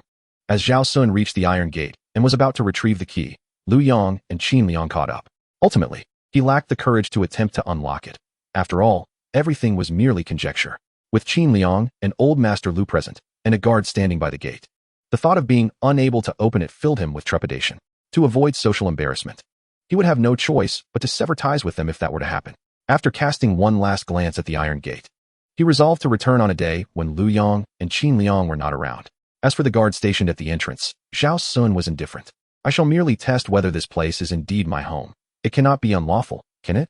Returning to the state guest house, Zhao Xun felt a slight discomfort in his stomach and decided to take a stroll nearby. In truth, Shenyang has several state guest houses scattered across the nation. However, this one, as the capital's state guest house, is the largest in scale and accommodates the most guests. Aside from the designated buildings 12 and 18 prepared for Zhao Xun, other structures are presently housing various foreign dignitaries and important figures. Among them, the one most vexed is Narain de La, the foreign minister of Tianzhu, who has been ousted. Although Shenyang claims it is due to facility maintenance within the guest house, this has left him quite embarrassed, for it is well understood that facility maintenance is simply a euphemism. Otherwise, why would maintenance be conducted in such a grand state guest house only for him, while others remain untouched? This explanation serves merely to preserve his last shred of dignity. As for the new accommodations arranged for him by Shenyang, Narain Dala is fully aware that they are nothing more than a standard guest house. He remains utterly perplexed as to what offense he committed against Shenyang to warrant such treatment. As a foreign minister, one would expect a modicum of respect. Yet this is the treatment received. Chapter 105, Returning Home. While some are moving out, others are moving in. From the perspective of Xinya, Mr. Zhao Xun's friends are indeed friends of Xinya. Regardless of Mr. Zhao Xun's motivations for confronting Narendra in front of Princess Salon, Xinya ought to adjust its diplomatic stance towards Salon. Furthermore, given the events that transpired in the banquet hall today, Xinya is genuinely concerned about Narendra's potential volatility. Especially if Xinya were to abduct the Princess of Salon to serve as a puppet. Xinya may choose to remain uninvolved in trivial matters, but it cannot permit others to act recklessly within its domain. Naturally, Xinya is also acting preemptively. After all, Ran Yu is a princess, and despite her current misfortunes, her security detail is far from ordinary. If Narendra truly had the capability to abduct her, he would not have resorted to threats in the banquet hall today. His actions stem from desperation, having been cornered. Upon exiting Building 12, Zhao Xun observed that although the state guest house is expansive, it is eerily devoid of pedestrians. The vast grounds are lifeless, creating an unsettling atmosphere. Unbeknownst to him, it is his own conspicuous presence amidst the emptiness that renders the situation peculiar. Noticing the lack of passers-by, Zhao Xun gradually made his way towards the main entrance, seizing the opportunity to test whether the key in his pocket would unlock the door. Now that Qin Liang and Lu Yang were absent. Arriving at the entrance, Zhao Xun attempted to hail a taxi, but after a prolonged wait, no drivers were willing to accept his fare. With no other recourse, he walked a few more steps, yet even after several hundred meters, he found himself still without a ride. Just as he pondered his next move, two large black SUVs pulled up before him. Instinctively, he stepped back. These vehicles exuded an air of luxury. Their imposing size, coupled with the dark paint and tinted windows, created an intimidating presence. The two cars slowly passed in front of him before halting a short distance away. The door of the rear SUV swung open, and a young woman with a wheat-colored complexion, impeccably dressed in a suit, emerged from the passenger seat. She stood tall and poised, betraying her training. As Zhao Xun noticed her approaching, he furrowed his brow. Do we know each other? At that moment, Ran Yu, seated in the back, lowered the window and beckoned to Zhao Xun. Where are you headed? I'll give you a ride. It's difficult to find a taxi here. Zhao Xun suddenly understood. She was the wealthy heiress he had encountered during lunch. What an extravagant display, traveling in two vehicles for a single outing. No wonder she barely touched her food at lunch. Initially, Ran Yu intended to pretend she had not seen Zhao Xun, but she felt a twinge of guilt at the thought. After all, he had been helpful to her earlier that day. Ultimately, she resolved to make one final connection with him, after which she would treat any future encounters as though they were strangers, for given her current circumstances, no one would wish to associate with her. The individuals from the East seemed to have lost their minds, disregarding all semblance of decorum. Who could predict the lengths to which they might go? Although she understood that Zhao Xun's attendance at the banquet of the Divine Summer was indicative of his extraordinary status, it was evident that neither rank nor privilege could withstand the madness of those from the East. After a brief moment of hesitation, Zhao Xun ultimately decided to enter Ran Yu's vehicle. Seated in the back, he marveled at the comforts of wealth. The car was not only spacious but exquisitely designed, with sumptuous upholstery and a delightful fragrance wafting from Ran Yu beside him. Casting another glance at her, Zhao Xun felt a pang of melancholy. What a remarkable girl she was, beautiful and poised, without the haughty temperament often associated with those of noble lineage.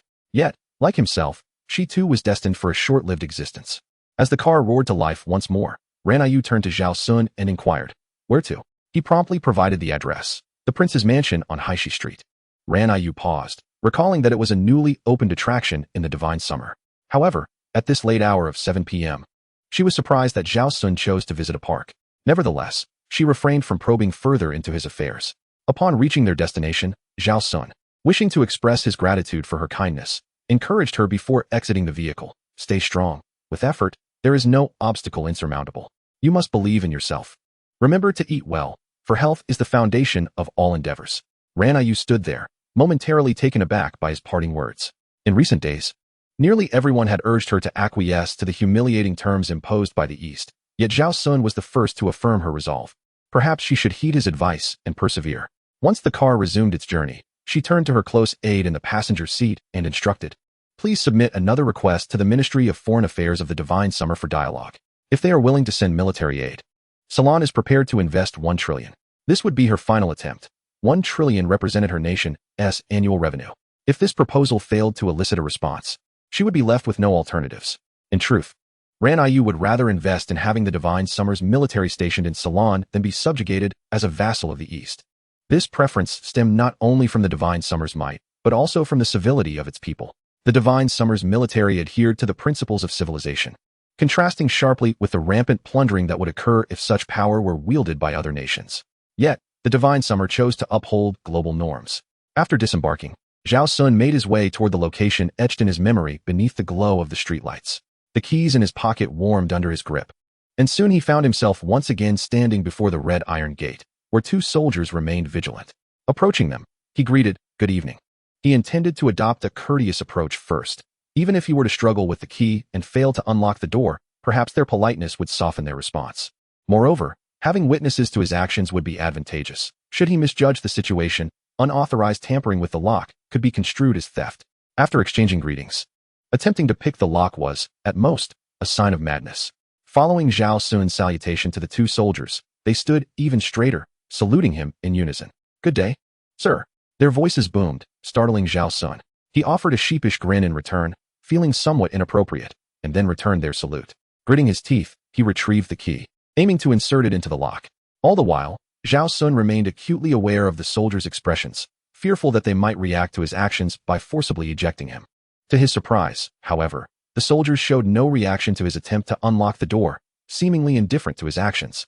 This revelation eased Zhao Xun's tension, prompting him to proceed with confidence rather than stealth. As he inserted the key into the lock, a satisfying click resonated through his fingers. Zhao Xun was astonished. The key fit the lock perfectly. He steadied his nerves and attempted to turn the key clockwise. To his astonishment, there was no resistance. The key turned smoothly halfway.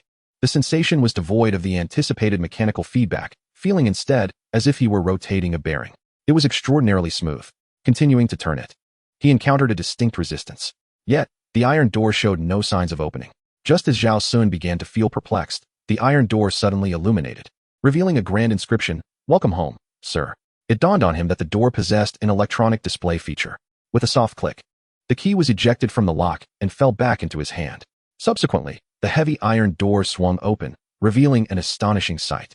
In that moment of overwhelming astonishment, the two soldiers stationed by the door sprang into action, turning to face Zhao Xun and performing a salute with their rifles. As the door fully opened, a man of approximately 50 years of age appeared behind it. Upon seeing Zhao Xun, the man clasped his hands tightly, thumbs raised, and bowed slightly.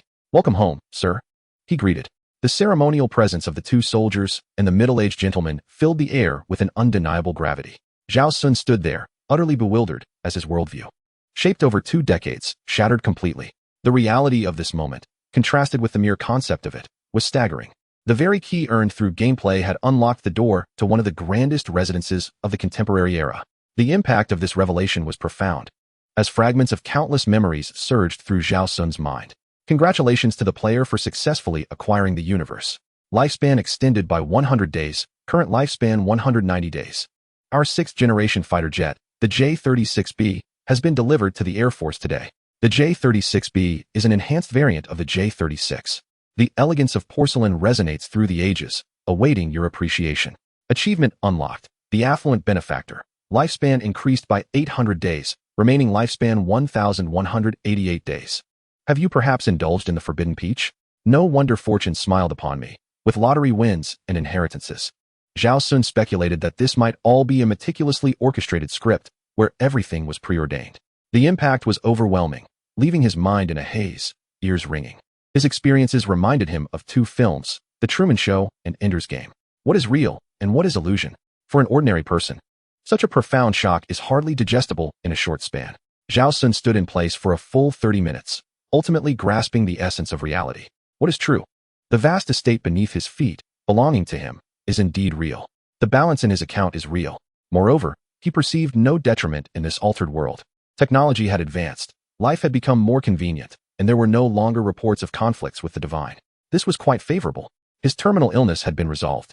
According to the lifespan gifted by the game, living beyond 100 years seemed entirely feasible.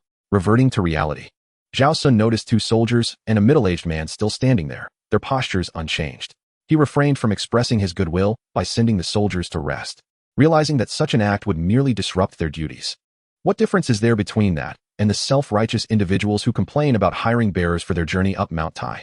If no one is using the sedan chair, would you support the bearers and their families? Nodding at the middle-aged man, Zhao Xun requested an introduction to the place. The man smiled and gestured graciously. I am Li Maoshan, the steward here. You may call me Steward Li. The princely residence spans a total of 168 acres. As per your request, 60 acres have been opened to the public, accessible to anyone holding a Divine Summer identity card. The buildings in the open area are designated for commercial use. I have roughly calculated that, after deducting maintenance costs, it can generate approximately 2 million in profit monthly. Upon hearing Li Maoshan's words, Zhao Xun suddenly felt relieved about having opened 2/3 of the estate. Over 90 acres, after all, was more than he could occupy. A monthly profit of 2 million was quite satisfactory. Consequently, he resolved to stay here for the night, opting not to return to the state guest house. He felt a twinge of annoyance towards Qin Liang and the elder Lu Yang. Regardless, he was aware that everything had been orchestrated, and this place rightfully belonged to him. That night, as Zhao Xun lay in bed, his phone chimed. The 3 billion inheritance he had been arranged to receive had been deposited. Simultaneously, the honest lawyer sent him a message. Mr. Zhao, have you received the funds? Now Zhao Xun has realized that this individual is nothing more than an actor. He responded curtly with a mere 2 words. Heh. He then added, as long as you're happy.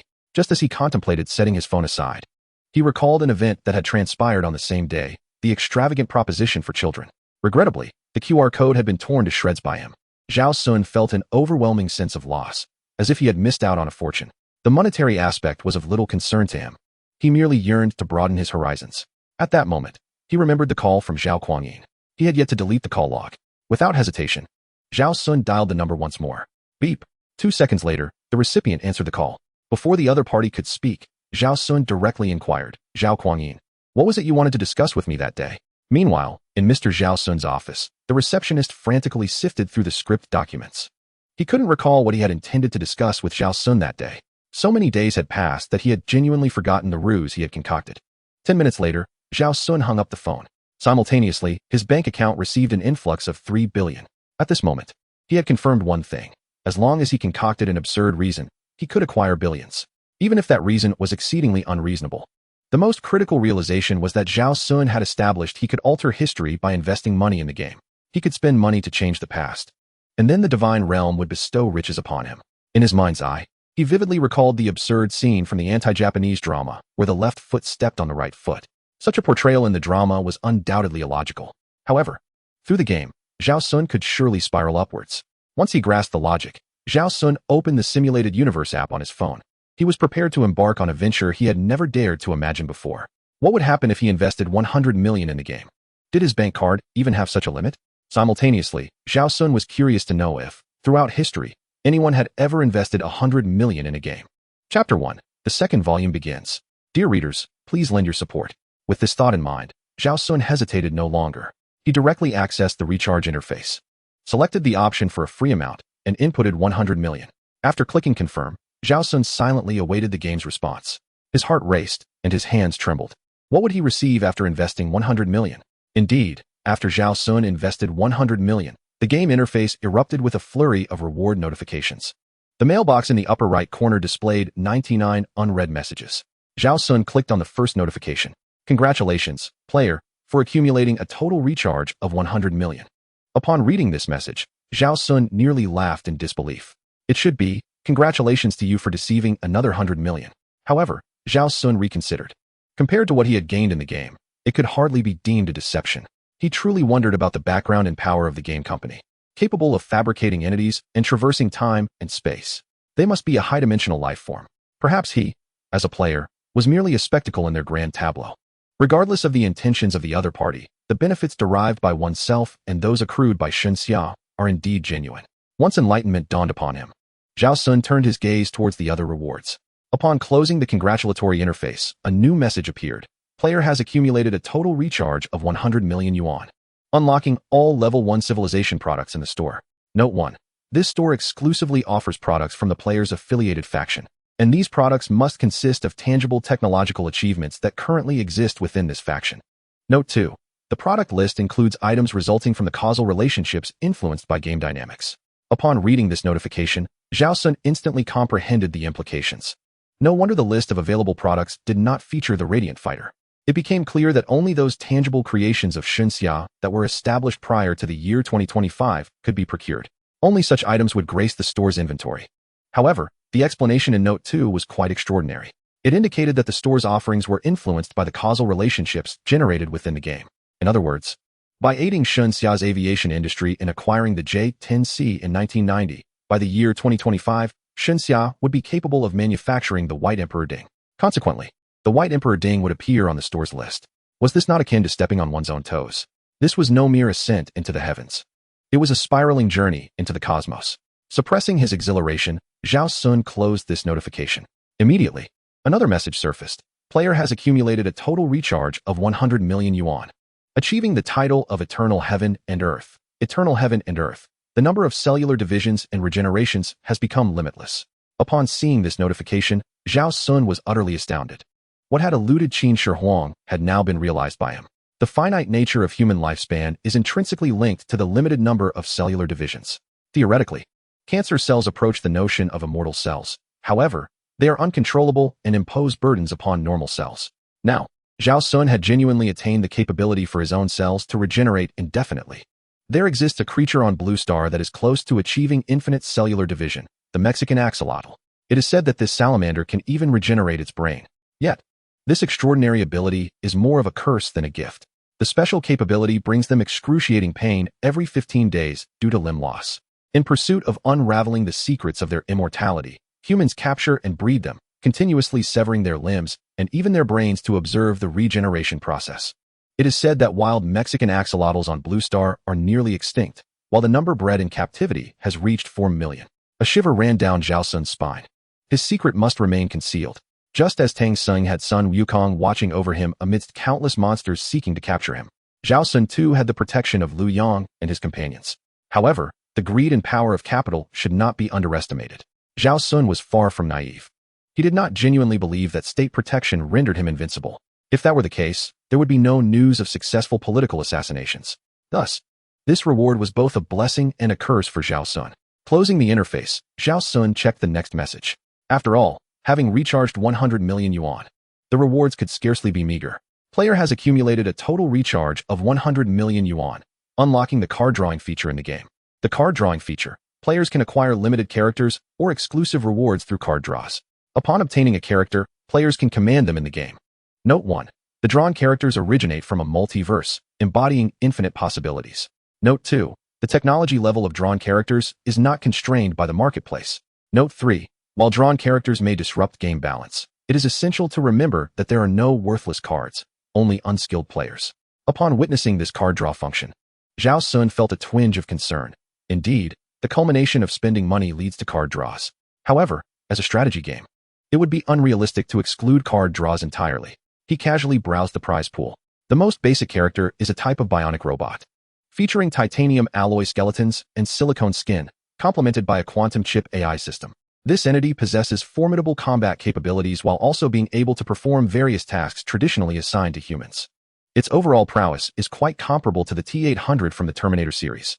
After every 10 draws, a guaranteed reward is triggered, meaning Zhao Xun would secure one of these robots for every 10 attempts.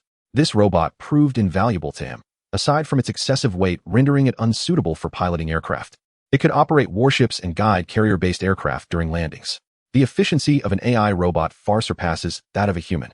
This also resolved another of Zhao Xun's dilemmas. Having acquired numerous warships, the 1990s God Summer Navy had no one capable of operating them. With the T-800, he could replace positions that required extensive training.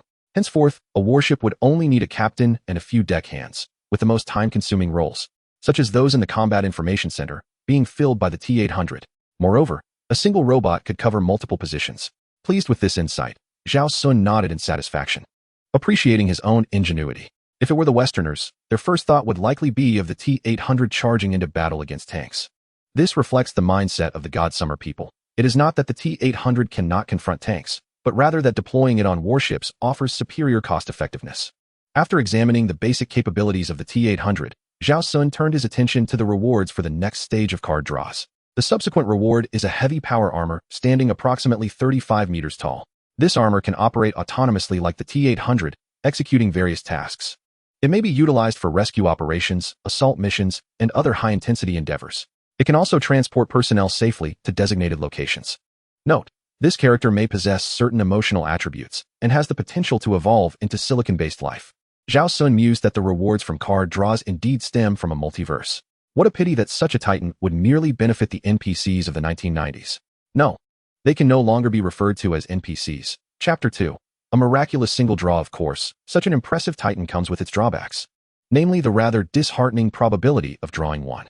Fortunately, there is a guarantee. After 100 draws, one is assured to obtain a titan. However, for Zhao Xun, although the titan is undeniably more advanced, its practicality pales in comparison to the T-800. After all, Zhao Xun's role in the game is to assist a nation's war machine. The titan, in terms of national machinery, offers only tactical advantages. Given its cost of 100 draws per unit, it cannot be feasibly equipped on a large scale. Furthermore, the rewards from drawing cards disregard the current technological level. It seems rather unrealistic for the divine summer of the 1990s to mass-produce titans. Conversely, with quantum chips, the divine summer may indeed achieve mass production of the T-800. Overall, the second-tier titan rewards from the draw are significantly superior to the first-tier T-800. Yet they do not represent a qualitative leap. Thus, Zhao Xun feels a hint of disappointment. Subsequently, Zhao Xun turned his gaze towards the final reward tier, which featured the current-up character. As he moved his mouse, a silver-haired girl, completely unclothed, appeared before him. Zhao Xun's nose bled profusely. This was the reward worthy of spending a fortune on. Investing such a significant sum indeed made a difference. Setting aside her strength, Zhao Xun was already prepared to make a generous offering simply based on her appearance. Flushing with embarrassment, he examined the girl's attributes. Carbon-based technological android, skeletal material, ultra-strong carbon fiber framework, impact resistance equivalent to 3,000 millimeters homogeneous steel. Skin, bionic technology skin, capable of stretching up to 30 times its original size. Main chip, carbon-based biological computing chip, processing capability of 90,000 BB, floating point numbers per second. Eyes, 7,000x bionic photographic lens. Note 1. A technological creation endowed with complete emotions. Note 2. Loyalty equivalent to 70 trillion times that of an ordinary fairy on the blue star. Note 3. You cannot compel her to do anything she dislikes. Zhao Xun was momentarily taken aback. She possesses quite the proud demeanor. The girl before him was simply flawless, without a trace of imperfection. In reality, encountering such a girl is not only rare, but even imagining one is beyond the reach of the most vivid imagination. The only unfortunate aspect is that this android lacks a safety net mechanism. Zhao Xun understood that when characters in a card-drawing game lack a guarantee, it often leads to disappointment. Nevertheless, he felt compelled to draw for this android. He swore it was purely out of admiration, not for any peculiar intentions. With a staggering 6 billion at his disposal, he was confident that he would not miss out. Resolute, Zhao Xun accessed the lottery interface, preparing to purchase drawing tickets. After gaining a rough understanding of the drawing rules, he gasped in disbelief. Each lottery ticket costs 1 million. Zhao Xun repeatedly confirmed that he had not misread. It was indeed 1 million per ticket. However, recalling that 10 draws guarantee a T-800, he found solace in this fact. Given the advanced nature of the T-800, a price of 10 million per unit was undoubtedly justified. Closing his eyes, Zhao Xun decided to invest the entire 1 billion he had just charged to buy lottery tickets. With a total of 100 draws, he was at least assured of acquiring 1 Titan and 10 T-800s. With the capabilities of 10 T-800s, combined with some sailors, he could undoubtedly ensure the operation of a destroyer. However, the cost of these lottery tickets is undeniably steep, and the pitfalls are equally real. After Zhao Xun purchased the tickets, he discovered that this game astonishingly allowed for a single draw of 100. In contrast, other games typically capped at a maximum of 10 draws, and some even incited fierce debates between single-draw enthusiasts and those favoring 10 draws. Yet, this game astonishingly permits 100 draws, each draw costing a fortune. Only Zhao Xun among the inhabitants of Blue Star could bear the expense, as his funds were entirely bestowed by Zhao Kuangyin. Having already committed to the lottery tickets, he felt there was no retreat. Thus, Zhao Xun resolutely opted for 100 consecutive draws. As a golden meteor streaked across the sky, Zhao Xun's heart raced with exhilaration. Golden light. It was golden radiance. A legendary metallic vessel materialized before him, emanating a shimmering golden glow. Without hesitation, Zhao Xun clicked on the golden vessel. In the next moment, a towering 3-meter power armor leaped forth from the vessel. Iron control. The agreement had been activated. In a fit of frustration, Zhao Xun nearly hurled his mouse. Once more, he completed the transaction with a swift scan. Zhao Xun recharged another 100 million. Ever since uncovering the truth, he felt no psychological burden in spending. Was he merely pouring money into a game? No, He was contributing to the nation. Another 100 consecutive draws ensued. Again, a golden meteor appeared, followed by another wave of excitement, and yet another Titan's fall. Zhao Xun recharged yet another 100 million. Was he merely drawn to the allure of the lovely avatar? No. He was. Half an hour later, Zhao Xun's expression turned vacant. Now he understood. It was only when something was lost that one truly grasped the meaning of loss. 60 billion had simply evaporated. His account now bore no funds. With 6,000 draws, Zhao Xun had acquired 600 T-800 units and 60 Titans. Who among his family could comprehend this? All 6,000 draws had merely yielded the guaranteed minimum. After a moment's hesitation, Zhao Xun dialed Butler Lee's number. Wasn't there a 2 million profit for the manor this month? Upon connecting, Butler Lee informed him that due to the recent opening of the estate, only 1 million could currently be withdrawn. Zhao Xun insisted on the 1 million, as it was precisely enough for a lottery ticket. Perhaps a miracle was just a second away. Indeed, after Zhao Xun purchased a single ticket, a miracle emerged from a solitary draw. A stunning crimson meteor descended from the heavens. Zhao Xun, elated, leapt into the air. The emotional value of that moment was overwhelming, akin to witnessing the national football team's thrilling last-second victory over Brazil. Although Zhao Xun was not spending his own money, the reality of 60 billion yielding no returns was somewhat difficult for him to accept. However, now, having drawn the red light, he was certain it must be the lovely avatar. Zhao Xun gazed intently at the crimson meteor plummeting to the ground. Soon, a dazzling red glowing container released a cushioning propulsion device upon landing. Trembling, Zhao Xun opened the container. As the airlock hissed open, an even brighter red light erupted. The avatar he had yearned for had finally arrived. Yet, in the next moment, the smile on Zhao Xun's face froze. Inside the jar lay not a maiden, but a complete combat suit. This artificial human combat suit, crafted from ultra-strong carbon fiber and biomimetic technology, boasts an impact resistance equivalent to 1,500 millimeters of homogeneous steel, with an impressive stretch capacity of 30 times. What is this? Exclusive equipment? Zhao Xun could hardly have anticipated such a revelation. Yet, upon reflection, it made sense. This maiden was undeniably his own. It would be unwise to engage in battle clad in ordinary attire, for in the heat of combat, should one's garments be torn, the consequence would be dire. Now, with exclusive equipment at hand, the prospect of not acquiring the maiden would surely rob Zhao Xun of his sleep. However, he found himself devoid of funds. Finally, gritting his teeth, Zhao Xun lifted the phone and called Zhao Guangyin. Hello, is this Zhao Guangyin? Please transfer 3 billion to me. Chapter 3. The smaller the dog, the louder the bark. In Mr. Zhao Xun's office at headquarters, the operator, upon hearing Zhao Xun's request for 3 billion, paused for a brief moment, overwhelmed with emotion. Mr. Zhao Xun had finally come to acknowledge the need for funds. Such a request was not made lightly. They had awaited this day for what felt like an eternity. The operator, disguised as Zhao Guangyin, quickly rose to report this fortuitous news to Yin Feng. Upon hearing the news, Yin Feng was equally elated. He promptly arranged for the funds to be sent to Mr. Zhao Xun and instructed his team to monitor this call closely. Any request from Mr. Zhao Xun must be met with utmost urgency. 10 minutes later, Zhao Xun had once again depleted 3 billion. Fortunately, at the final draw, a radiant red light emerged. Upon opening the jar, he discovered a specially crafted alloy combat knife. Astonishingly, exclusive weaponry was also included. Now, Zhao Xun was even more determined to summon a character. Otherwise, to whom would he bestow this attire and weaponry? After securing an additional 6 billion from Zhao Guangyin, the red light graced him once more. This time, if it were not the maiden, Zhao Xun would surely express his displeasure. Thankfully, the game company finally exhibited a sense of humanity. As the metallic jar, shimmering with radiant red light, opened, the maiden he had longed for emerged, unadorned and breathtaking. Congratulations, player. You have drawn a up character. This round of card drawing has concluded, with more excitement to come in the next session. Beholding this nearly flawless creation before him, Zhao Xun gasped, nearly moved to tears. This was undoubtedly the most expensive gaming item in history, 15 billion. Without the backing of state machinery, such a feat would be unattainable. However, the sight of the enchanting artificial maiden made it all worthwhile. Just how perfect was this maiden? To put it simply, she utterly eclipsed Alita and Android 18 from Dragon Ball. This was the epitome of what a player should aspire to. He admired her from midnight until dawn broke. Reluctantly, Zhao Xun transferred the attire and weaponry from his inventory to the maiden, vowing that his admiration was purely innocent. The pristine trash bin in the room bore witness to this truth. Once the maiden donned her attire, a prompt appeared on the computer screen. Please name your character. Zhao Xun rubbed his hands together in excitement. The opportunity to name her was simply delightful. You are so beautiful. I shall call you Zhao Demii from now on.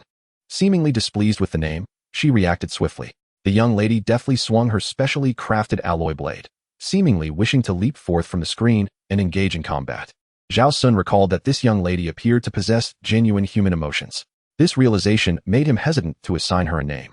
After a moment of contemplation, he spoke in a conciliatory tone. Everything begins with you. From now on, you shall be called Zhao Yuan. Does that name please you? With a satisfying clang, the young lady sheathed her sword, evidently pleased with her new name.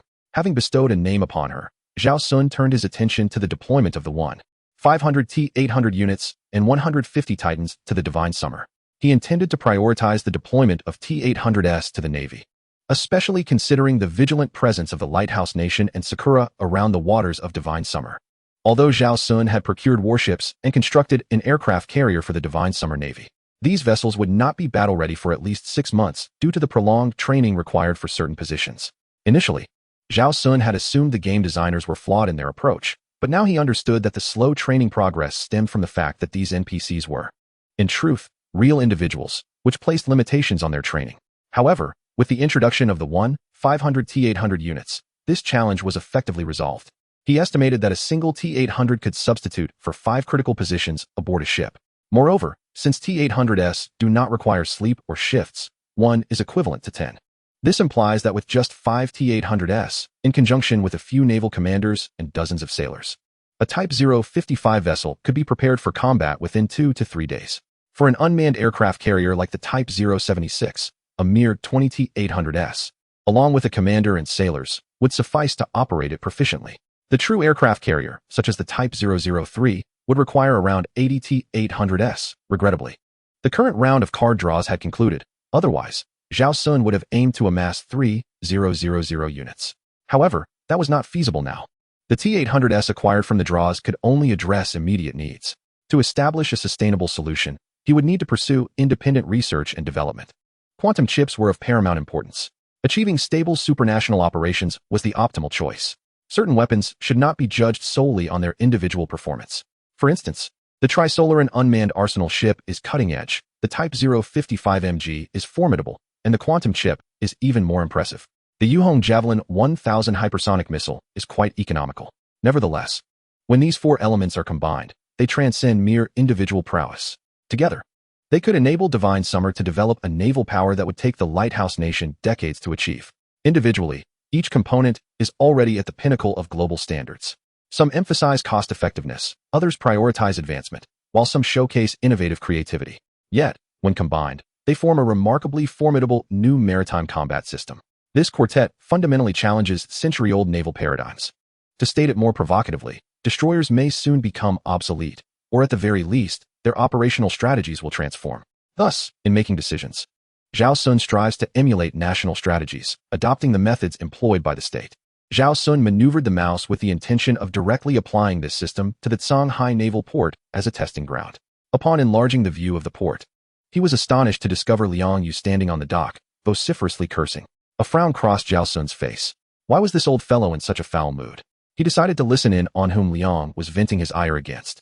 At that moment, Liang Yu, with a deeply furrowed brow, was lamenting to himself. Those dogs from Lion City, what right do they have to dictate to us from their insignificant little corner? Beside him, Zhao Hongtao chimed in. It was obviously Sakura's intention to launch a submarine attack on us, and after their submarine was struck, they pretended to be the victims on the international stage. A discerning eye can easily discern right from wrong, yet Lion City feigns neutrality while accusing us of disrupting peace. He continued, I wonder how they would react if their territorial waters were invaded by enemy vessels? From their words, Zhao Xun gleaned the essence of the matter. He too felt that Lion City had overstepped its bounds. It is often said that the smallest dogs bark the loudest. They have not learned from the best. And now they audaciously fabricate lies. It rings true that those who wrong you often understand your grievances better than you do yourself. Xinxia has been too benevolent, allowing these loathsome parasites to overstep their bounds. Frankly, while the higher-ups in Xinxia may endure such grievances, Zhao Xun, as an ordinary citizen, does not possess the luxury of such grand ambitions or the burdens of a national leader. He merely seeks to settle scores promptly and maintain clarity of thought. In Zhao Xun's perspective, the underhanded attacks from Sakura are more detestable than the overt confrontations from Lighthouse. Yet the insidious backbiting of Lion City is even more contemptible. Chapter 4. Heed the command, obey the orders, become a beloved Terminator. To be candid, Zhao Xun did not hold Lion City accountable for its previous supply provision to the Lighthouse Naval Group. In a strict sense, that constituted an act of direct warfare against Xinxia. Now, Zhao Xun felt compelled to teach them a lesson. Otherwise, how could these smaller nations comprehend Xinxia's limits? Endless forbearance would only lead them to believe Xinxia is an easy target. Without further hesitation, Zhao Xun purchased 5 tri-hull, semi-submersible warships, along with a Type 055 MG vessel. Moreover, the previously acquired Type 055 must also undergo upgrades to enhance its capability to assist the tri-hull, semi-submersible warships in targeting assaults. As Liang Yu and Zhao Hongtao were mired in their frustrations, the sky suddenly darkened with ominous clouds, subsequently forming a peculiar vortex upon the sea surface. They remained unfazed. They had witnessed such phenomena numerous times before. It was yet another instance of Mr. Zhao Xun delivering equipment. When the Type 055B destroyer emerged on the ocean's surface, the earlier gloom of Liang Yu and Zhao Hongtao dissipated. They recognized the warship before them. It was a Type 055, albeit with a slightly altered design compared to the Type 055 destroyers they were training with. It appeared to possess a larger tonnage and more weaponry, along with a seemingly larger radar system. They were yet unaware that the enhancements of the Type 055 MG extended far beyond merely increased firepower and enhanced radar detection range. The 055 MG has undergone a profound and revolutionary transformation from its original designation as a destroyer. The once conventional frigate has now metamorphosed into a formidable summoner. The most evident alteration in its electronic systems is the enhancement of radar power, which now possesses the capability to simultaneously guide 10 tri-body, semi-submersible warships in launching missiles. In terms of armament, the focus has shifted from traditional roles to ultra-long-range strikes and close-range defense. The mid-range strike zone, approximately 500 kilometers, has been entrusted to the tri-body semi-submersible vessels, which are equipped with the cost-effective Yuxingji 1000 hypersonic missiles. The overall construction cost has been reduced to a mere tenth of its original expense. The tri-body semi-submersible warships are not daunted by engagements with adversaries, thanks to their economical nature. Firstly, the avionics radar installed on these vessels is notably smaller than that used on frigates, resembling the standard radar found on 200-ton missile boats. Such radar systems inherently consume less power, which translates to lower demands on the engines. This is akin to how the modest batteries in inexpensive mobile phones often exhibit greater durability. Coupled with a unique tri-body design, the absence of crew compartments, and the presence of expansive deck radar arrays, this warship can achieve speeds of up to 38 knots without requiring excessive power. This design enables a smaller vessel to outperform larger counterparts, which is a critical advantage. Specifically, this tri-body warship must exceed the speed of the 055 MG by at least 5 knots to effectively maneuver in combat, thus establishing itself as a nimble firepower node. In summary, this tri-body warship is characterized by 3 key attributes: affordability, speed, and formidable firepower. Indeed, its cost is less than a tenth of that of a frigate, while its firepower rivals that of a destroyer.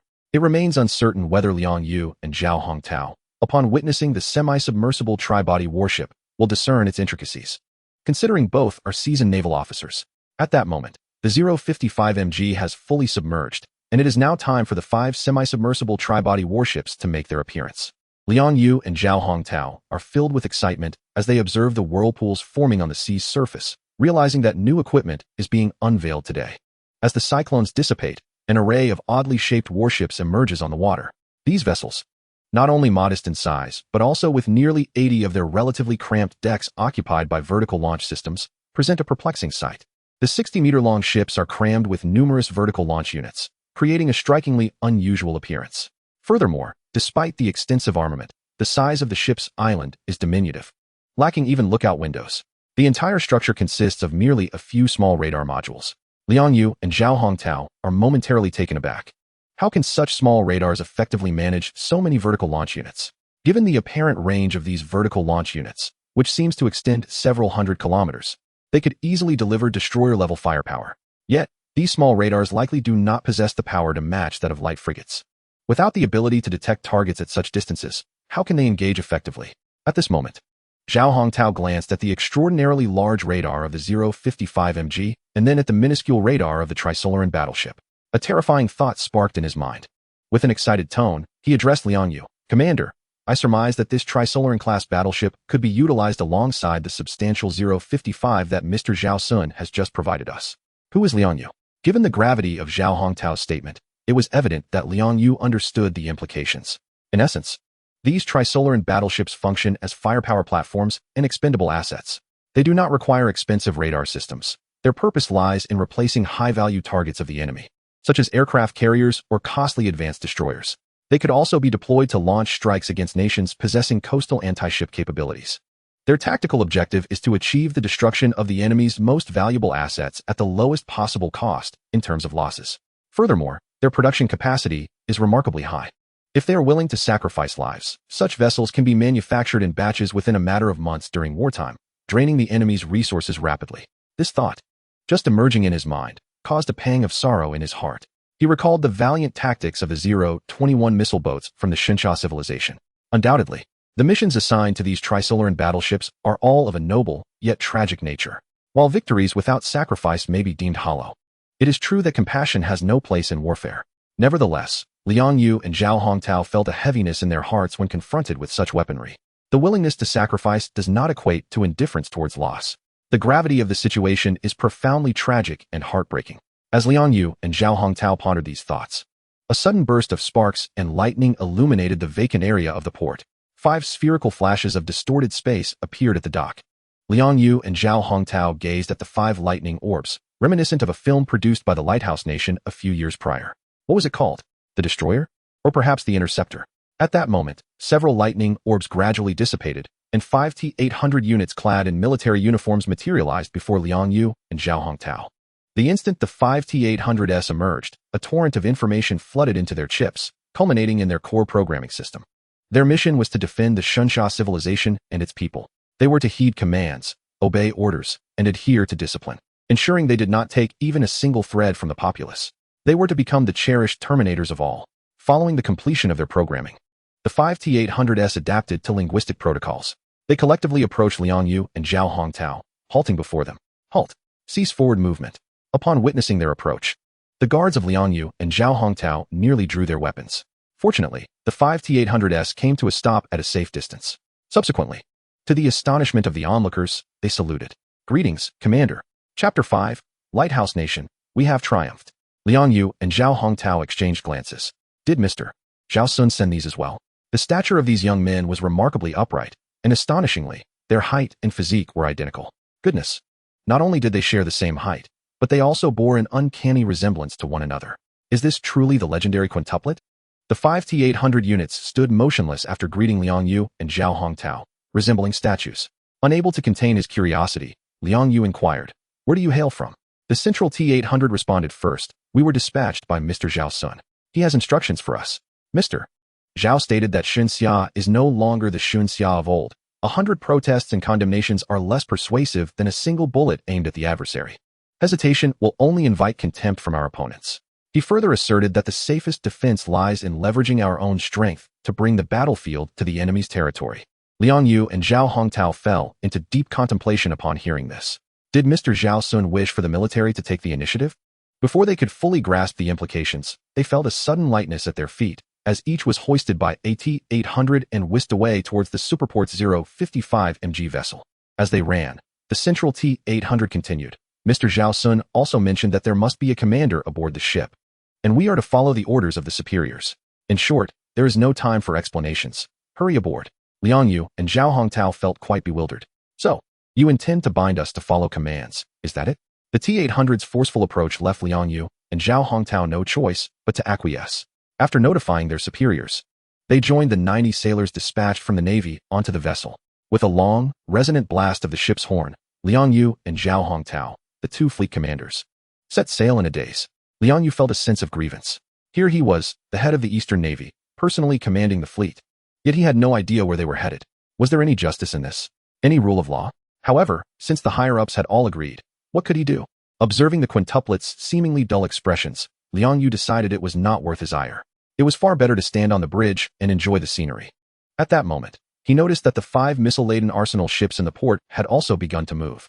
He felt a twinge of confusion. Were there no personnel aboard those vessels? He glanced at Zhao Hongtao, who slowly shook his head, indicating he was equally in the dark. Just then, a T-800 approached them and came to a halt. It then methodically began to explain the functions of the tri-body, semi-submersible unmanned warship.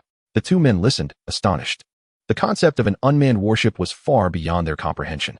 After elucidating the purpose of the tri-body semi-submersible unmanned warship, the T-800 introduced itself.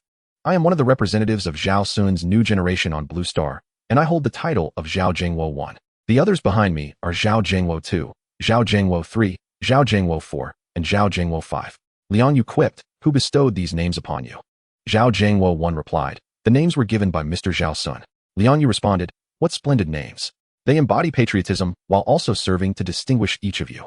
This sudden shift in demeanor left Zhao Hongtao momentarily speechless. Truly, the old commander was exceptional. He could never match such finesse. Liang Yu, feigning nonchalance, continued to inquire, where are we headed? What mission are we to undertake? Zhao Zhengwo promptly divulged Zhao Xun's intentions. Liang Yu was taken aback.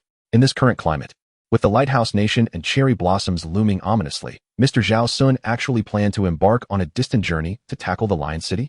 Moreover, all the maritime exits surrounding the Divine Summer had been effectively sealed off by a few carrier battle groups from the lighthouse nation. Could they even set sail? Meanwhile, Zhao Xun, lying in bed and engrossed in his phone, stifled a yawn. After spending half the night drawing cards and reveling in the company of a captivating lady, he found himself utterly fatigued, yearning only to succumb to slumber. Yet, just before surrendering to sleep, he wished to catch another glimpse of Xiao Yuan. To his dismay, he could find no trace of her within the game. Zhao Xun felt a wave of frustration wash over him. Where is the lady I spent 15 billion to summon? He pondered. Regardless, he decided to prioritize rest and preserve his status for the time being. As Zhao Xun was about to close his eyes, in a luxurious office atop the Jinrong building of the North American Divine Summer Chamber of Commerce, a flawless young woman with silvery white hair suddenly opened her eyes.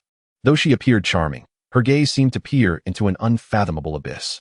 In that instant, approximately 50 individuals of varying ages and complexions entered the office, standing before her in respectful silence. The silver-haired woman scanned the assembly and declared, prepare a private jet for me. I must travel to the capital of Divine Summer. While I am away, keep a vigilant watch here. Should anyone dare to encroach upon our interests, I shall demand their heads. As Zhao Xun drifted into slumber, Liang Yu's fleet journeyed southward. Leading the charge was a 055 MG vessel, closely followed by 5 semi-submersible warships. Behind them trailed a supply ship of Divine Summer, albeit somewhat outdated, yet still serviceable. Liang Yu gazed out at the vast ocean. Soon, other warships appeared on the horizon. The largest among them, square in shape, was undoubtedly an aircraft carrier. Given that Divine Summer's own carriers were still in training, this could not belong to them. It must be a carrier of the Lighthouse Nation. To his surprise, the fleet encountered the Lighthouse Nation's carrier battle group on their maiden voyage. In these international waters, no entity held dominion over another. Should anyone dare to act against Mr. Zhao Xun's newly gifted 055, it would certainly provoke a swift response from the Lighthouse's carrier battle group. Ultimately, Liang Yu commanded the fleet to cross directly through the midst of the Lighthouse carrier battle group. He also took the opportunity to inquire of Zhao Zhengwo, if we traverse through the Lighthouse carrier battle group, will we be able to effectively counter any hostile maneuvers? Zhao Zhengwo assured him, report, Commander. We guarantee mutual destruction with their entire fleet. Satisfied with this assurance, Liang Yu felt reassured. Furthermore, he was quite pleased with Zhao Zhengwo's response. The protocol of addressing superiors with a report had required extensive training for the new recruits. Although the quintuplets primarily heeded Mr. Zhao Xun's orders for significant matters, they were fully compliant with the directives of him and Zhang Hongtao in minor affairs. Liang Yu has thoroughly grasped Mr. Zhao Xun's intentions. For simple words, just do it. A conventional powered steam catapult aircraft carrier of the Eagle class from the Lighthouse Nation is stationed within its confines. Ronald, with utmost respect, assured into the microphone, rest assured, Admiral Raymond, I will not falter this time. Soon, I will have reporters from the television station broadcasting live from the deck, claiming that we are actually within the territorial waters of Xinxia, asserting that the Xinxia people are frightened and dare not approach us to drive us away. Chapter 6. The Xinxia fleet is encircled by us at the Sakura Flying Horse Base. Raymond nodded in satisfaction. Well done, as long as the domestic audience witnesses our performance. The previous incident involving the capture of the Perry class will be overshadowed. Additionally, there must be an explanation for the Sakura side. After all, they have received considerable protection fees every year, and with their submarines being destroyed, we must take some action. After hanging up the phone, Raymond felt exceptionally clever. This maneuver has left all factions in a state of triumph. The previous errors have been minimized, and support from Congress has been secured. He could also demand another round of protection fees from the Sakura. As for truly entering the South China Sea of Xinxia, he believed this matter must be approached with caution. The earlier incident involving the mysterious warship capturing a Perry-class vessel along with the opponent's electronic suppression capabilities against the Ticonderoga-class cruisers, made him wary. Until he fully understands the opponent's capabilities, his strategy towards Xinxia will remain one of containment. A reckless invasion may bring losses, but at that time, the dignity of the Lighthouse Nation would be at stake. Now, executing this tactic of intrusion seems almost divine. After all, aside from their own nation, other countries are still largely unaware of Xinxia's true capabilities and would not suspect the legitimacy of their invasion of Xinxia's territorial waters. On the deck of the Eagle-class aircraft carrier, Ronald stood confidently facing reporters. With his back to the vast sea, he declared, "We are currently navigating within the maritime territory of Xinxia. This action serves as a robust response to Xinxia's detention of our escort vessel. As you can see, faced with our formidable carrier battle group, Xinxia has not even dared to dispatch warships or aircraft for interception." The journalists listening to his remarks rolled their eyes in disbelief. This man is utterly shameless. This is clearly the Strait of Malacca, yet Ronald insists on calling it the South China Sea of Xinxia. However, there was little they could do. After all, their job was to cooperate in the charade. One reporter took the microphone, echoing, as General Ronald stated, "We have indeed entered the maritime territory of Xinxia, yet not a single Xinxia vessel is in sight. Forget about warships, even the fishermen. Upon seeing our carrier battle group from the Lighthouse Nation, steer clear of us. Previously, when our Perry class intruded into their waters, they brazenly detained our ships and personnel. Now that our carrier battle group has arrived, they no longer dare to approach. This exemplifies Xinxia's tendency to bully the weak while fearing the strong." This broadcast instantly delighted the viewers from the Lighthouse Nation watching on television. Ha ha ha, truly, not a single ship in sight. They are indeed afraid. Xinxia has absolutely cowered. Once again, we have emerged victorious. Hee hee. Xinxia has overestimated its strength and deserves its fate. Meanwhile, some allies of the Lighthouse Nation, upon witnessing the live broadcast, felt a sense of reassurance. The Sakura audience emerged from their previous anxieties, as it became evident that Xinxia was indeed intimidated by the Lighthouse Nation. The citizens of Lion City were elated, having previously placed their bets correctly. True to their expectations, Xinxia would merely condemn without taking any substantial action. Given this, they resolved to cautiously send supply vessels to accompany the Lighthouse Nation's fleet in the future, ignoring any protests from Xinxia. At this moment, on the deck of the 055 MG vessel, Liang Yu chuckled in disbelief at the intercepted signals from the small Eagle-class interview. What does it mean to bully the weak and fear the strong? When your Perry-class vessels intrude upon our territorial waters, it is only natural for us to detain your ships and personnel. However, when your aircraft carrier strike group operates in international waters, we have no jurisdiction. He never expected the typically proud Lighthouse Nation to resort to such antics. Nevertheless, since they were in international waters, he acknowledged their autonomy. Yet, he still intended to put the Lighthouse Nation in an awkward position. After all, they were broadcasting live. "Fleet, accelerate and pass by their cameras," he ordered. "Let us grace the screens of the Lighthouse Nation."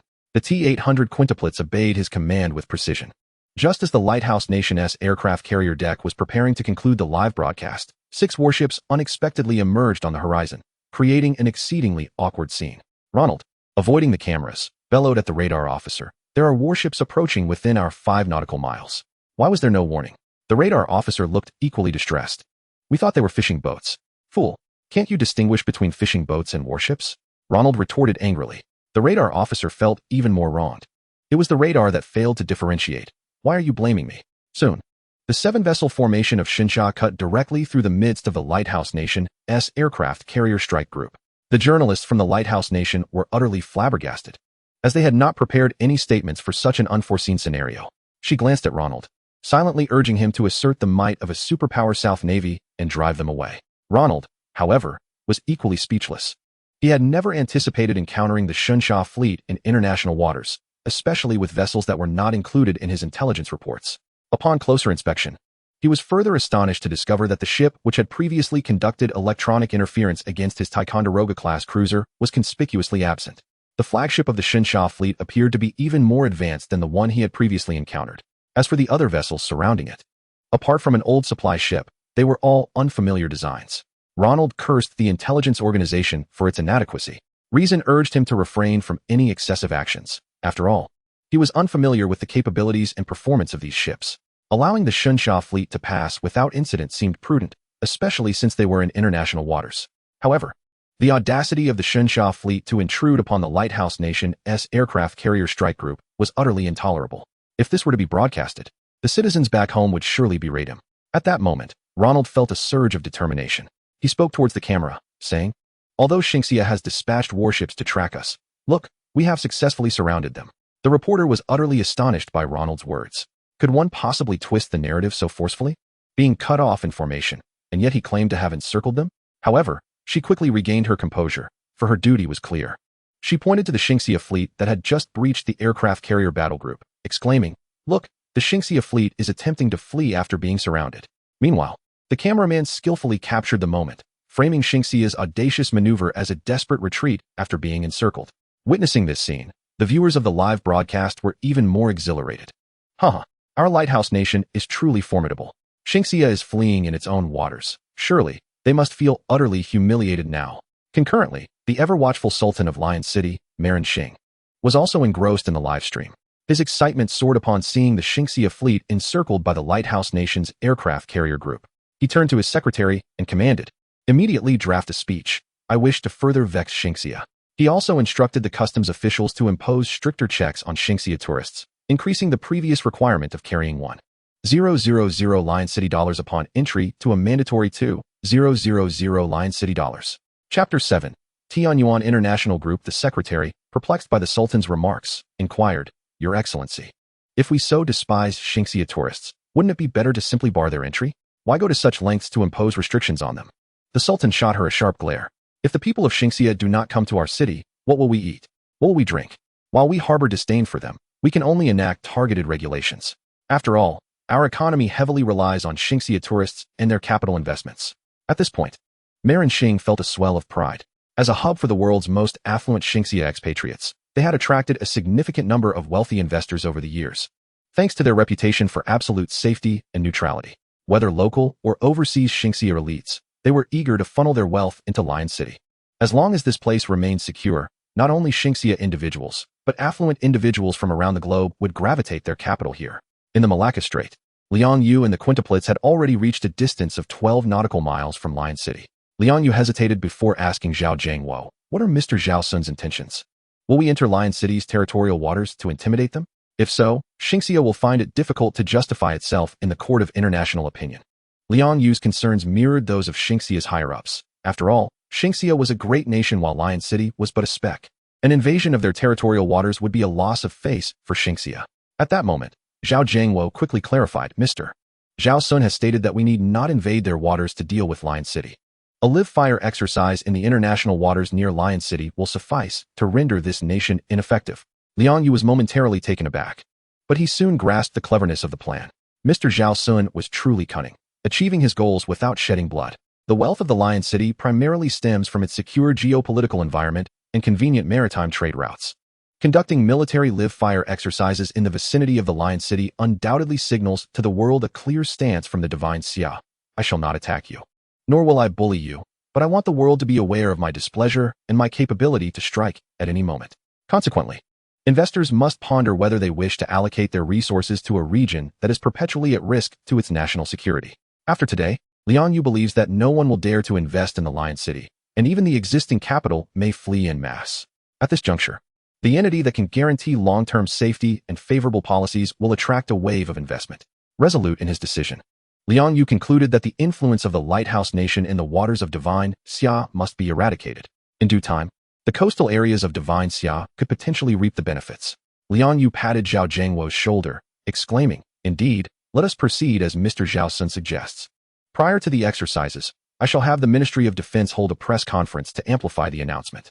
As Liang Yu made a series of phone calls, the entirety of Blue Star learned that the Navy of Divine Xia would conduct live-fire drills in the Malacca Strait. With the fleet at its core, all flight routes within a 200-kilometer radius were restricted. While nearby airlines faced losses, they had no choice but to endure. For such exercises conducted by great powers in international waters seldom entertain reason. Just witness the lighthouse nation's aircraft carrier approaching within 5 nautical miles. Although neighboring countries were surprised by Divine Xia's sudden live-fire drills, they were not overly concerned, as they held no grievances with Divine Xia. However, the situation was markedly different for the Lion City. The recent bias displayed by the Lion City was known across Blue Star. At this critical moment, Divine Xia's live-fire drills in the Malacca Strait were undoubtedly aimed at the Lion City. Despite Divine Xia's declarations of neutrality towards any nation or region, it was evident to the discerning what was truly afoot.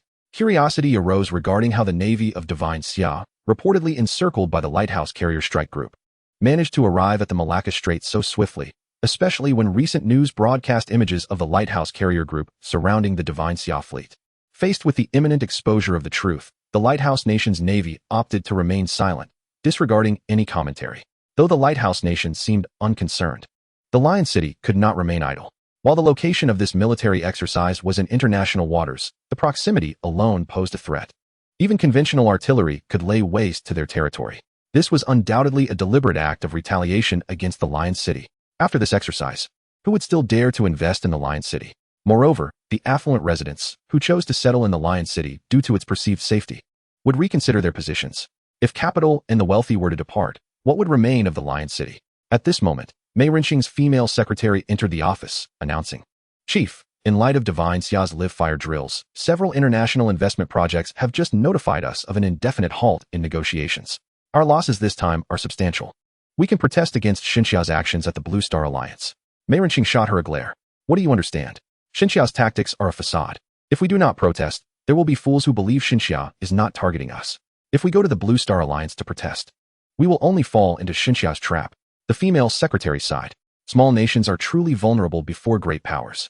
Only absolute neutrality can ensure one's safety. It's a pity that I, despite my simplicity, can grasp this truth, while the chief, so astute, has botched the situation. It seems that intelligence does not necessarily equate to practicality." In the year 2025, at the international airport of Xinxia's capital, the entire airport was under temporary lockdown. The foreign minister and the minister of commerce of Xinxia, along with Yin Feng, awaited in the reception area. Before long, a silver streak cut across the sky, followed by a uniquely designed luxurious private jet shimmering with silver light, descending towards the airport runway. Once the aircraft came to a steady halt, the cabin doors gradually opened, and a young girl emerged. Her long, silvery hair cascaded like a waterfall, dancing with the wind, reminiscent of a celestial being descending to earth. Her exquisitely crafted features appeared as if sculpted by a master artisan, and her every movement exuded an ethereal elegance.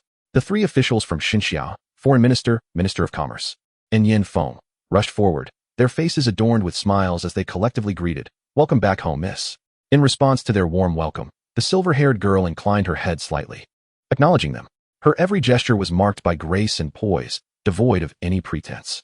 The girl inquired of Yin Feng, "I have just received news that the gentleman moved into the residence on Haishi Street last night."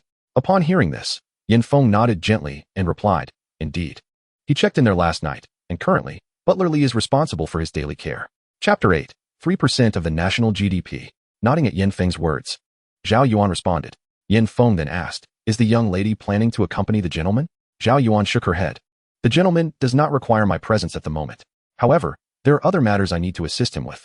Yin Feng inquired with curiosity, "Is it regarding the incident with the fellow from Tianzhu who confronted the gentleman?" Zhao Yuan nodded. "The young princess seems to care quite a bit. Since the gentleman is concerned about her, her nation must remain unharmed." Yin Feng's expression suddenly turned serious. "Shall I report to the central authorities and have Xinxia's highest command engage with Tianzhu?" Zhao Yuan smiled slightly. "There is no need for the state to intervene in the gentleman's affairs." Yin Feng agreed. "With just our office, we could easily handle Tianzhu." Zhao Yuan shook her head again. "The office of Mr. Zhao Xun, after all, is a state institution, and we shouldn't hastily involve ourselves in conflict. What I mean is, to eliminate Tianzhu, Tianyuan Corporation is more than sufficient." Seeing the earnest demeanor of the silver-haired maiden nearby, Yin Feng could not help but feel a chill of apprehension for the A3S. Why provoke anyone if not for the esteemed Mr. Zhao Xun? It is widely acknowledged across the entire Blue Star that the Divine Xia nation stands unparalleled in strength, be it in economy, military, or technology, reigning supreme overall. The second position, however, is not held by another nation, but by a private multinational enterprise, Tianyuan Corporation. Beyond the typical realms of commerce, Tianyuan also engages in security industries, astonishingly including national defense projects. Indeed, the might of Tianyuan Corporation is such that it could assume responsibility for an entire nation's defense. Presently, numerous countries on Blue Star have entrusted their defense to Tianyuan Corporation. Now, with the situation in India having entangled them with such a formidable entity, their downfall seems inevitable. At this moment, Zhao Yuan interjected, urging Yin Feng to instruct the Ministry of Foreign Affairs to inform the young princess that he wishes to meet her. As afternoon approached, Zhao Xun groggily rose from his slumber. The previous night's late hours had left him feeling achy all over. He stretched his stiff limbs, resolving to avoid such indulgence in gaming in the future. Not only had he squandered 15 billion in one night, but he had also taxed his own body to its limits. Just then, an epiphany struck him. It seemed that his body had not succumbed after all. Upon rising, he picked up his phone and noticed several messages awaiting him. First, Liu Yang and the elderly Qin Liang inquired about his whereabouts the previous night. Zhao Xun dismissed their concerns, knowing that these two mischievous old men were the most likely to deceive him. He had no intention of forgiving them so swiftly. Additionally, there was a message from Ran Aiyu, who he had previously added. Thank you. I have finally seen the light. Zhao Xun sighed, realizing that she must have discovered a remedy for her terminal illness. At that moment, Butler Li entered with toiletries in hand, shaking his head with a sigh upon hearing Zhao Xun's words. He pondered whether the gentleman truly remained oblivious to the princess's identity or was merely playing a game. A simple online search would reveal the truth about the young princess. However, he had heard from Supervisor Yin that Mr. Zhao seemed to enjoy masquerading as an ordinary person. Surely, the gentleman was intentionally treating the princess as an everyday individual, was he not? Unbeknownst to him, with each login Zhao Xun made, the trajectory of history would shift. Perhaps, upon awakening after his next gaming session, he would find that the Divine Xia had already established dominion over the galaxy. While Butler Li and the others remained unaware of the world's transformation, for Zhao Xun, the world was in constant flux. The most advanced fighter jets from yesterday could very well be retired by tomorrow, just as Zhao Xun had noticed upon rising, due to his actions the previous night. Lion City had vanished from Blue Star without a trace, silently erased from existence. The once proud advanced military equipment of Lion City had become a burden at the time of its bankruptcy. The F-16s and F-15s had fallen to the point where they could not afford refueling. The naval vessels were stripped bare by sailors and officers who had not received their wages, while the army, demanding their salaries, occupied the congressional building. It is indeed absurd that a minuscule territory maintains the military of a moderately sized nation, only to face its demise without the opportunity to fire a single bullet. The Kingdom of Ceylon is no different.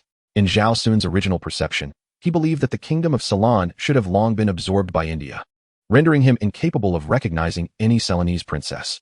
To him, Ran Aiyu was merely an ordinary heiress from a wealthy family. At this moment, however, Ran Aiyu sat in the reception hall of the Tianyuan Divine Summer Branch, nervously clutching the hem of her garment.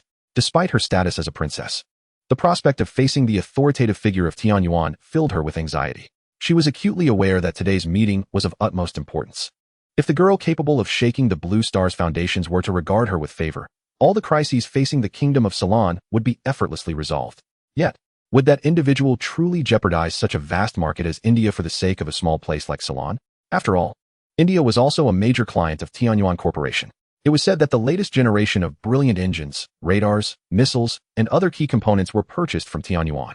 In shipbuilding, all parts and steel plates of India's newest aircraft carrier were produced by Tianyuan. Would Tianyuan truly offend such a significant client for her sake? Anyone would likely unhesitatingly choose to align with India in this dilemma. Ran Aiyu speculated that the figurehead of Tianyuan Corporation, that legendary personage akin to a deity, was likely there to persuade her to compromise on behalf of India. Just as her thoughts spiraled, the door to the conference room swung open. A flawlessly exquisite silver-haired girl entered, flanked by a throng of admirers. The girl, unflinchingly focused, took a seat across from Ran Aiyu. Throughout the encounter, she did not cast a glance at anyone, as though the entirety of the world held no significance for her. As the silver-haired girl gracefully settled opposite Ran Aiyu, the clock on the wall struck the designated hour with impeccable precision. A wave of pressure washed over Ran Aiyu, and she swallowed hard. This girl indeed possessed the ability to measure time down to the second, as chronicled in legends. It was said that she had never allowed unforeseen circumstances to disrupt her meticulously arranged schedule, not even under duress. Once Zhao Yuan was seated, she glanced at the time and nodded in satisfaction. Then, with her starry eyes, she scrutinized Ran Aiyu. Although Ran Aiyu was typically a confident individual, she felt exceedingly uneasy in Zhao Yuan's presence. As she sensed Zhao Yuan's gaze upon her, she averted her eyes, unable to meet her stare. She had never encountered such beautiful eyes. Zhao Yuan appeared even more enchanting than she had on television. Just when Ran Aiyu was at a loss for how to proceed, Zhao Yuan finally spoke. In an authoritative tone that brooked no refusal, she addressed Ran Aiyu. 3% of the national GDP. Taken aback, Ran Aiyu asked, "What?" Zhao Yuan, exhibiting rare patience, explained, "Our Tianyuan Corporation intends to undertake the national defense and security of your Kingdom of Ceylon, with a cost amounting to 3% of your annual GDP. Chapter 9. Comprehensive Development. Ran Aiyu could scarcely believe her ears upon hearing Zhao Yuan's words. Tianyuan Corporation was actually willing to undertake the defense of their nation at such a critical juncture? It was essential to recognize that even with the formidable intervention of Tianyuan, preserving the kingdom of Ceylon against the onslaught from Tianzhu would demand an exorbitant cost. Winning this war was not something that their minuscule nation, with its meager GDP, could sustain. To put it plainly, not merely 3 GDPs, but even 300 or 3,000 would prove inadequate. The disparity between Tianzhu and Ceylon was monumental. It was conceivable that Ceylon could endure 3 decades of deprivation and still struggle to win this defensive battle. Noticing Ran AIU's hesitation to respond, Zhao Yuan inquired coolly, "Do you have any other suggestions?" Despite her lingering doubts, confronted with this lifeline, Ran AIU refrained from voicing her uncertainties. As for any additional demands, she dared not bring them forth. Feeling an unusual sense of panic, she quickly replied, "No, but is 3 truly sufficient?" Zhao Yuan did not engage with her comment. Instead, she promptly signed the contract and handed it to her assistant, who then presented the document to Ran AIU. After completing this, Zhao Yuan rose and made her way towards the door, not forgetting to issue a final directive. According to the terms of the contract, the recruitment of frontline soldiers will primarily be conducted within Ceylon itself. Should the Ceylonese falter, Tianyuan's mercenaries will step in. In any case, begin by recruiting a batch of pilots. As for the aircraft, you need not worry. We at Tianyuan will provide fighter jets that are no less formidable than the Guanghui. Once Zhao Yuan departed, Ran AIU cast a worried glance at the Tianyuan representative responsible for the contract. "I would like to inquire, is it feasible for us to commence pilot training at this juncture?" Her question stemmed from genuine concern. Although Tianyuan was willing to supply fighter jets, Ceylon could not realistically train competent pilots in such a short time frame. The educational level of the Ceylonese populace was rather low, with only a handful of pilots having experience flying propeller aircraft. Cultivating a qualified pilot for a 4th-generation fighter would require a decade or more. Even with the most compressed curriculum of cultural education, foundational training, and flight instruction, Ceylon simply lacked such talent. The Tianyuan representative seemed to discern the young princess's apprehension and responded with a reassuring smile. "While our aircraft are indeed quite advanced, even the most intelligent machines require human operators. After all, according to document 2015, no nation other than Xinxia is permitted to develop unmanned weaponry. A measure taken for the peaceful advancement of Blue Star." The young princess pressed further, "But our pilots are of average quality. Is there still time for training?" With a smile, the Tianyuan representative clarified, "Indeed, there is still time. In fact, it may not necessarily require seasoned pilots. As long as candidates pass the space ring test, any individual will suffice. As for other requirements, there are 3. First, the ability to recite the 26 letters of the English alphabet. Second, proficiency in the multiplication table and the capacity for rapid calculations of addition and subtraction within 100. And third, the ability to distinguish between clockwise and counterclockwise." Upon hearing the requirements, the young princess was momentarily taken aback, her expression reflecting incredulity. She pondered to herself, "Are you certain this is an audition for pilots and not a Down syndrome screening?" However, observing the earnest demeanor of the signing official from Tianyuan Company, she discerned that he was not jesting. Thus, she silently affixed her signature to the contract. Upon witnessing the princess's signature, the representative from Tianyuan Company smiled and remarked, "Your Highness, the fighter jets for the Kingdom of Ceylon will commence mass production tonight. The first 2 squadrons are scheduled to arrive at the capital's airport the day after tomorrow. Please expedite the coordination for their reception." Following the successful acquisition of the aircraft, Tianyuan Company will provide 5 days of training for the pilots of Ceylon. It is imperative that you select qualified candidates before the morning of the day after tomorrow. After signing the contract, Ran Yu felt utterly bewildered. Was this truly reliable? Was Tianyuan Company perhaps underestimating the strength of India? After all, it was the 4th most powerful nation on Blue Star. Nevertheless, this was their only lifeline, and it was commendable that Tianyuan was willing to risk offending India to assist Ceylon.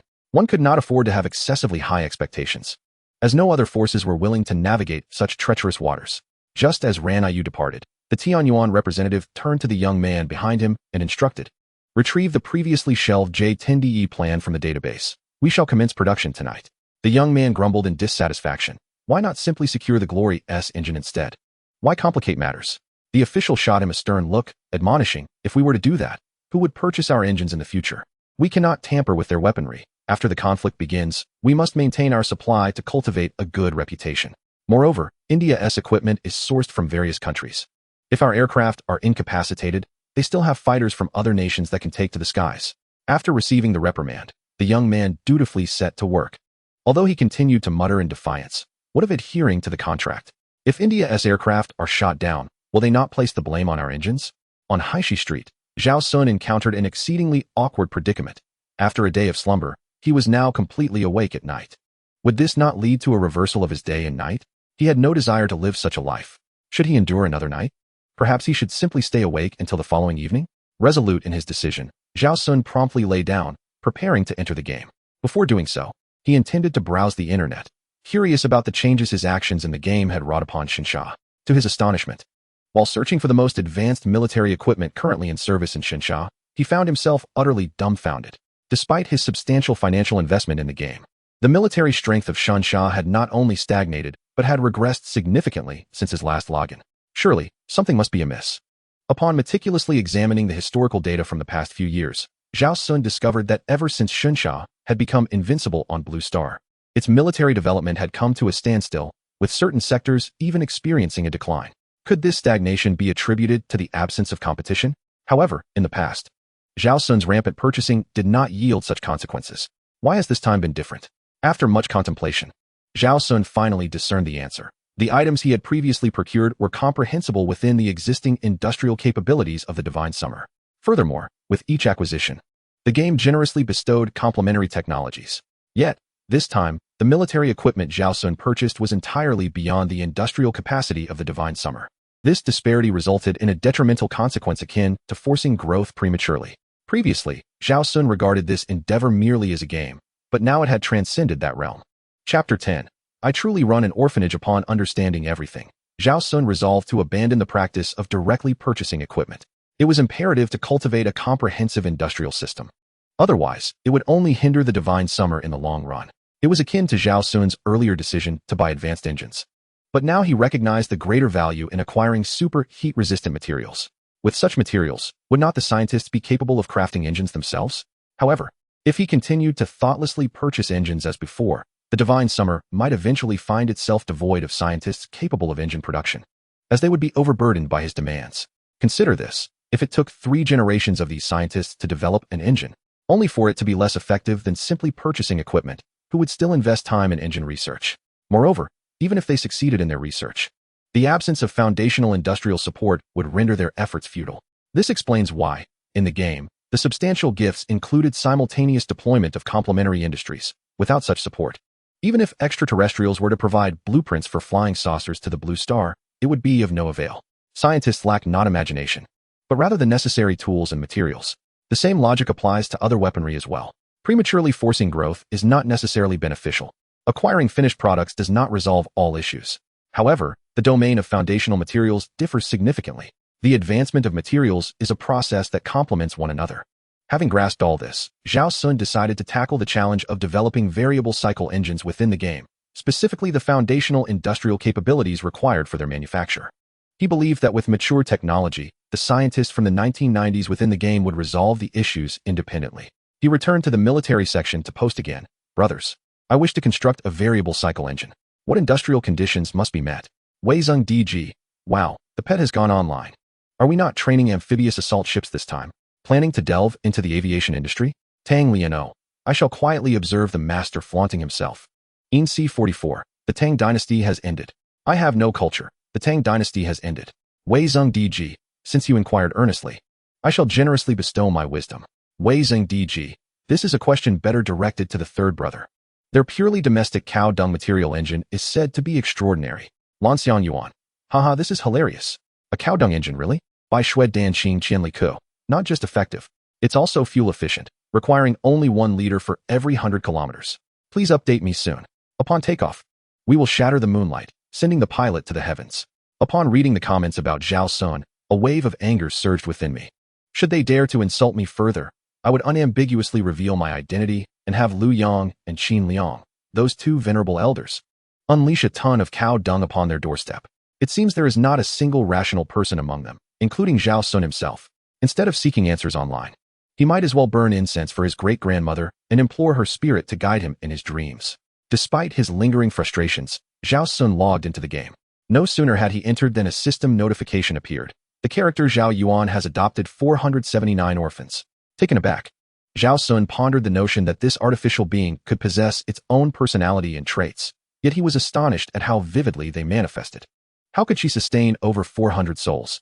Quickly maneuvering his mouse, Zhao Xun located Zhao Yuan's whereabouts, an abandoned factory from the 1990s, long since rendered obsolete by the wave of layoffs.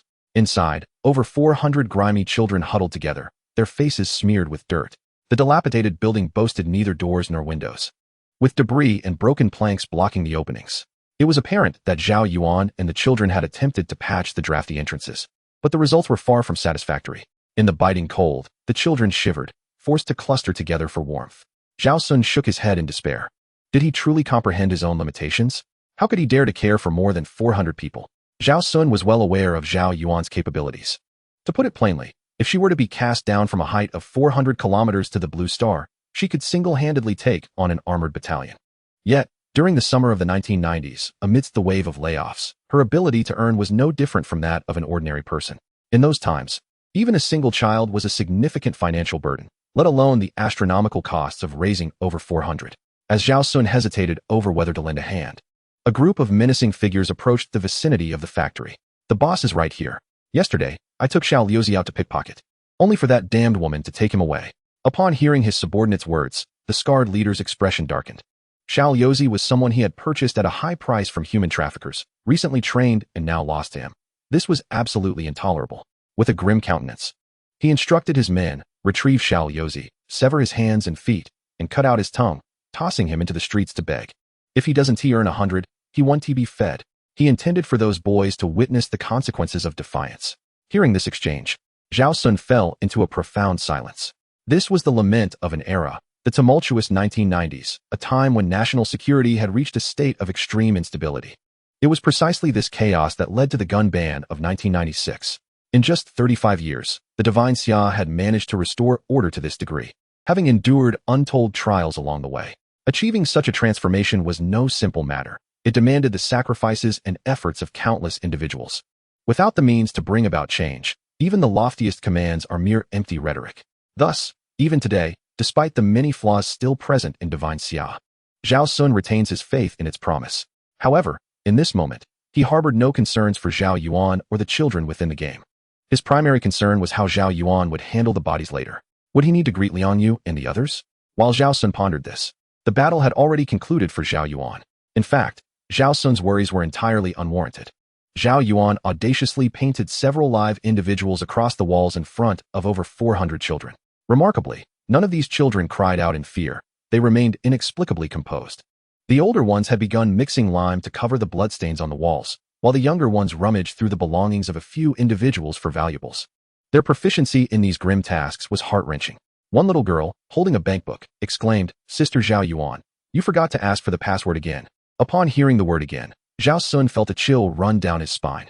These children had truly been raised by Zhao Yuan. Would they pose a threat to society? At that moment, Zhao Yuan seemed to sense Zhao Xun's presence, appearing directly on his phone screen to face him. Zhao Xun observed that, although Zhao Yuan's image materialized on his phone, her actions in real life remained uninterrupted. It was only natural for such an advanced artificial being to possess multi-threading capabilities. Chapter 11. Amphibious harvesting mecha. Departing from the dilapidated factory, Zhao Xun shifted his perspective to the naval fleet conducting live-fire training in the Strait of Malacca. He happened upon the sailors during their lunch shift. A glance at the soldiers' rations elicited a silent shake of his head. The Navy's fare in the 1990s was inferior to that of the contemporary army, and their equipment was far from comprehensive. It was worth noting that this was the gear utilized by the most advanced destroyers of Xinxia. In an ordinary household, the lack of various practical tools was even more pronounced. After all, the 1990s Xinxia had yet to evolve into the industrial giant it would become. During that time, the small commodities of Yiwu had not yet begun their global conquest. Zhao Xun realized that this game could no longer be treated merely as a game. To strengthen the nation, the populace must first prosper. As it stood, the soldiers firing missiles worth millions each while subsisting on meager rations created a jarring dissonance. Only when the people thrived could the nation hold its head high. Zhao Xun had to devise a means to enrich the populace. The most effective approach was to harness formidable industrial capabilities to amass global wealth. However, as he browsed the marketplace, he found it filled exclusively with military weaponry. It then dawned on him that he was engaged in a strategy game, not a development simulation. But did he believe this would thwart him? Who said military weapons could not be adapted for civilian use? A mischievous smile crept across Zhao Xun's face as he adjusted the game interface back to Zhao Yuan's communication screen. Upon seeing Zhao Xun again, Zhao Yuan dutifully addressed him as master, seemingly apprehensive of reprimand for having adopted over 400 orphans. Zhao Xun, observing her demeanor, felt a mix of anger and amusement. He feigned seriousness and said, "You've only just arrived in this world a few days ago, and you dare to adopt so many children? Can you really support over 400 mouths?" Under Zhao Xun's admonition, Zhao Yuan's head lowered even further, resembling a contrite little girl who had erred. Observing her demeanor, Zhao Xun felt a sense of relief. This was indeed a favorable development. Given Zhao Yuan's formidable abilities, a touch of compassion was advantageous. Otherwise, should her power spiral out of control, the ramifications would be exceedingly dire. Witnessing her state, Zhao Xun ceased to impose upon her. His intention for approaching Zhao Yuan was to facilitate the establishment of a factory within the game for experimental purposes, specifically to evaluate the feasibility of converting military equipment for civilian use. In the 1990s, the paramount concerns for Xinxia were industrial and agricultural advancements. At that time, agricultural machinery was notably scarce in both northern and southern regions. Whether it was large-scale machinery for plains or smaller devices for mountainous areas, there existed a significant shortage. Particularly this year, rampant flooding had left numerous crops on the verge of rotting in the fields. For a nation with a population exceeding 1 billion, encountering issues during the autumn harvest constituted a grave dilemma. Consequently, Zhao Xun resolved to leverage military technology to manufacture a batch of agricultural machinery, such as transforming amphibious vehicles into harvesters, utilizing unmanned transport helicopters for grain delivery, employing bombers for pesticide dispersal, and deploying mechas for rice planting, each a commendable option. As he contemplated this, a sudden realization struck Zhao Xun. It appeared that the central bank had long provided the answer. Why else would the seventh program be titled military agriculture? Military agriculture was inherently one and the same. With this epiphany, Zhao Xun swiftly transformed the abandoned factory, arranging an array of machinery in an orderly fashion. These were production lines for an amphibious hovercraft he had procured within the game, which he now modified for harvesting purposes.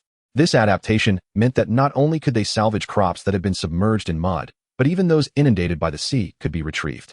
Conducting a pilot program here was also a means to support Zhao Yuan in providing for the over 400 children in her care. As for the factory's paperwork, Zhao Xun felt no urgency. It was merely a matter of notifying Yin Guohua regarding the agricultural machinery factory. Given that military and agricultural sectors operated on the same channel, it was entirely reasonable for the Minister of Defense to be acquainted with the Minister of Agriculture. Zhao Xun harbored little doubt that a Minister of Defense could not navigate the bureaucratic requirements of an agricultural machinery factory. In the 1990s, agricultural equipment would invariably find a market. Moreover, Zhao Xun was indifferent to financial gain. The currency of the 1990s would scarcely be spent in the next 25 years. The earnings sufficient for these children were all that mattered. As for laborers to transport materials, he was even less concerned, as he still had over 1,000 T-800 units yet to be deployed within the game system. As night fell, the first batch of amphibious harvesters was completed, alongside several unmanned transport aircraft that were already in position. Eager to test their efficacy, Zhao Xun directed the T-800S to operate dozens of amphibious harvesters nearby in search of a suitable plot of land for experimentation. After perusing the map for a brief period, he quickly identified several hundred acres of crops submerged in water. If the harvest were not conducted soon, they would soon rot in the fields. Zhao Xun could not bear to witness the farmers' year-long toil result in nothing. It was the perfect opportunity to test the performance of this batch of amphibious harvesters. All units, advance. Zhao Xun commanded with a sweeping gesture.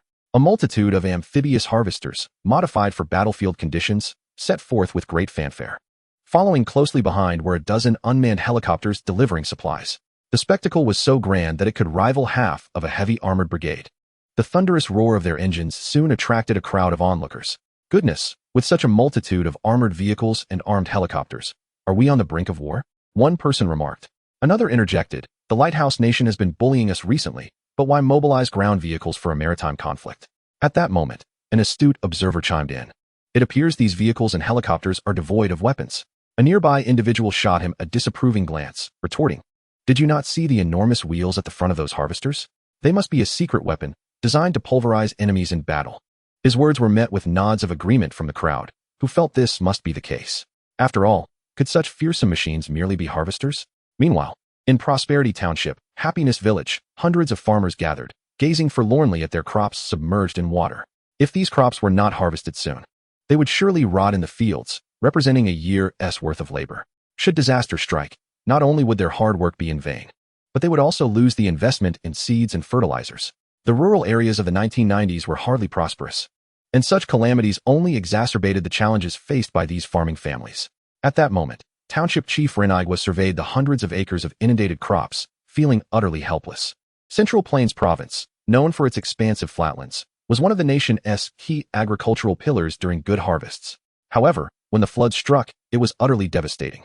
Presently, not just Prosperity Township, but approximately 30% of the crops across the province were submerged.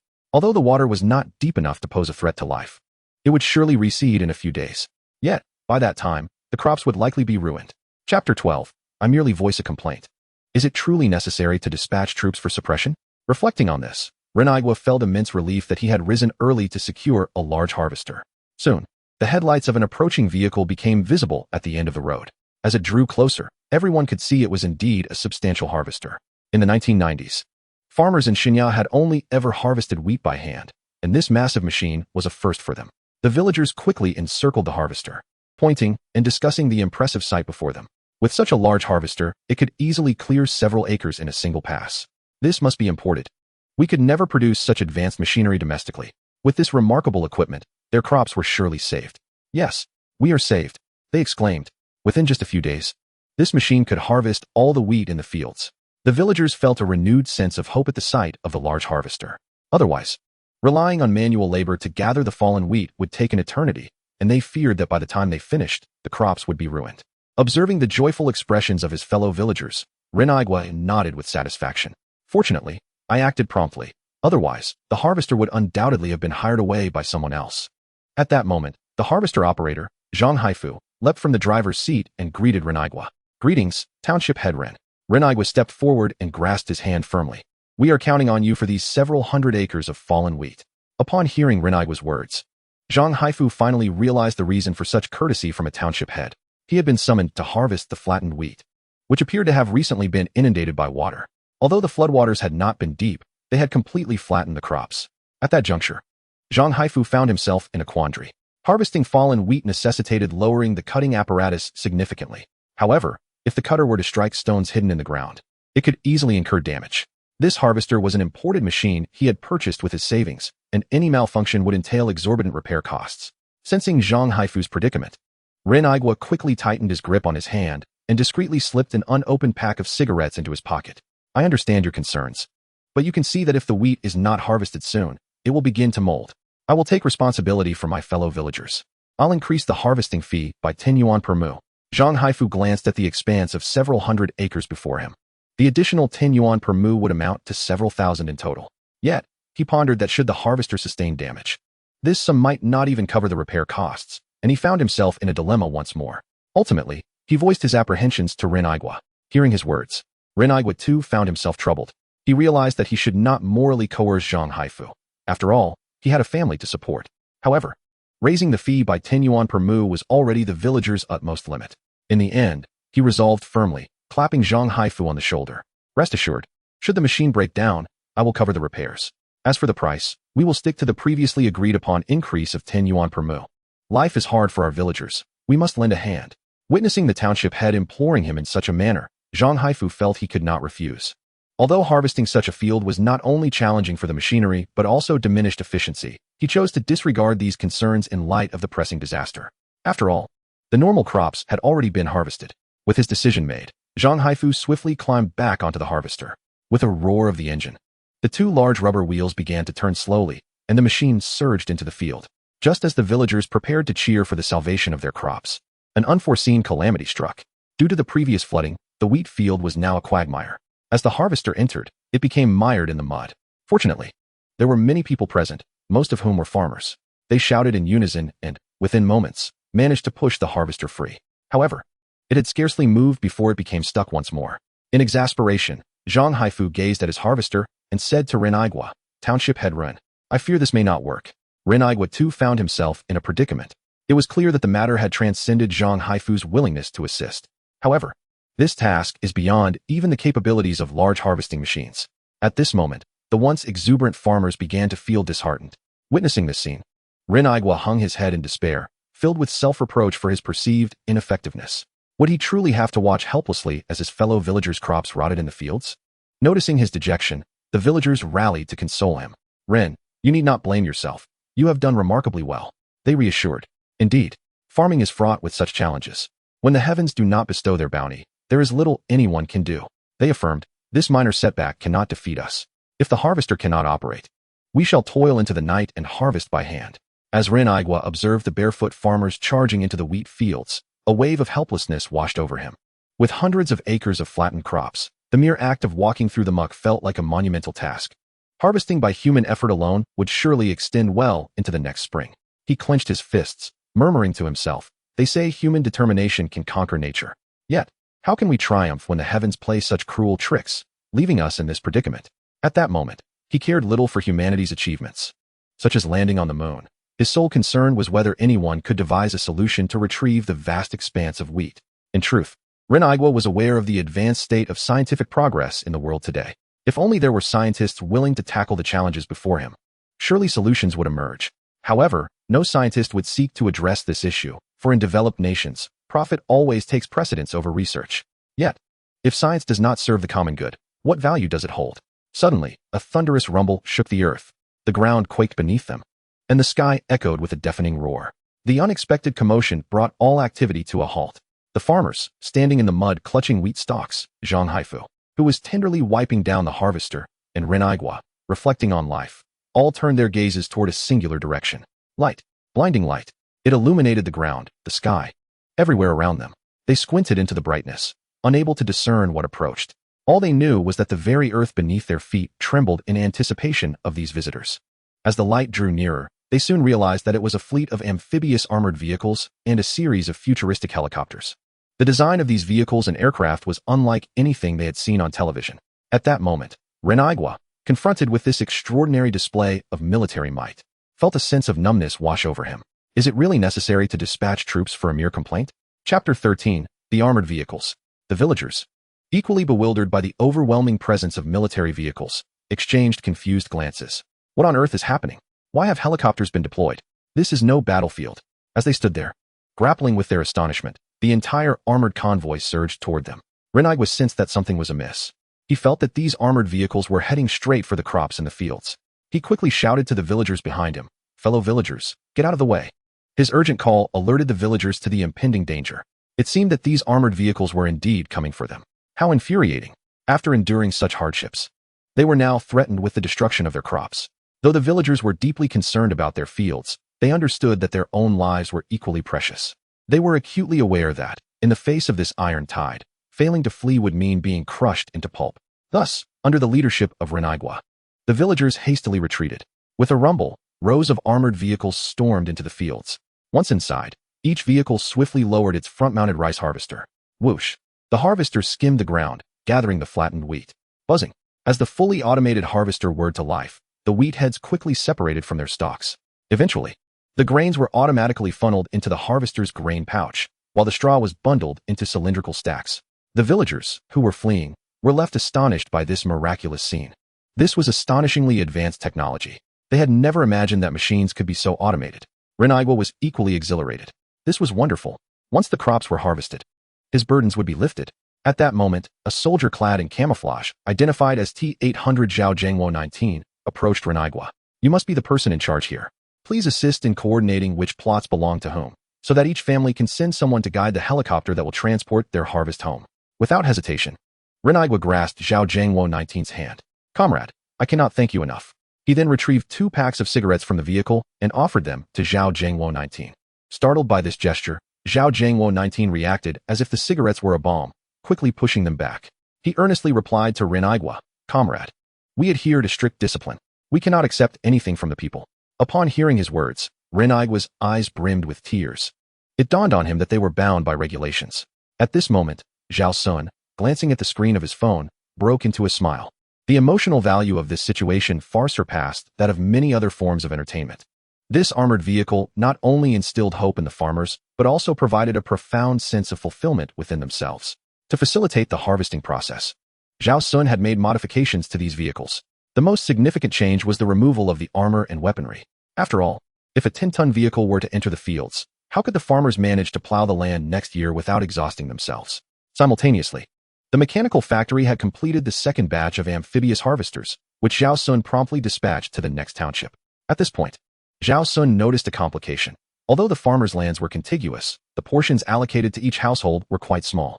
This led to the harvester needing to pause frequently to empty its grain bin before continuing its work, significantly affecting operational efficiency.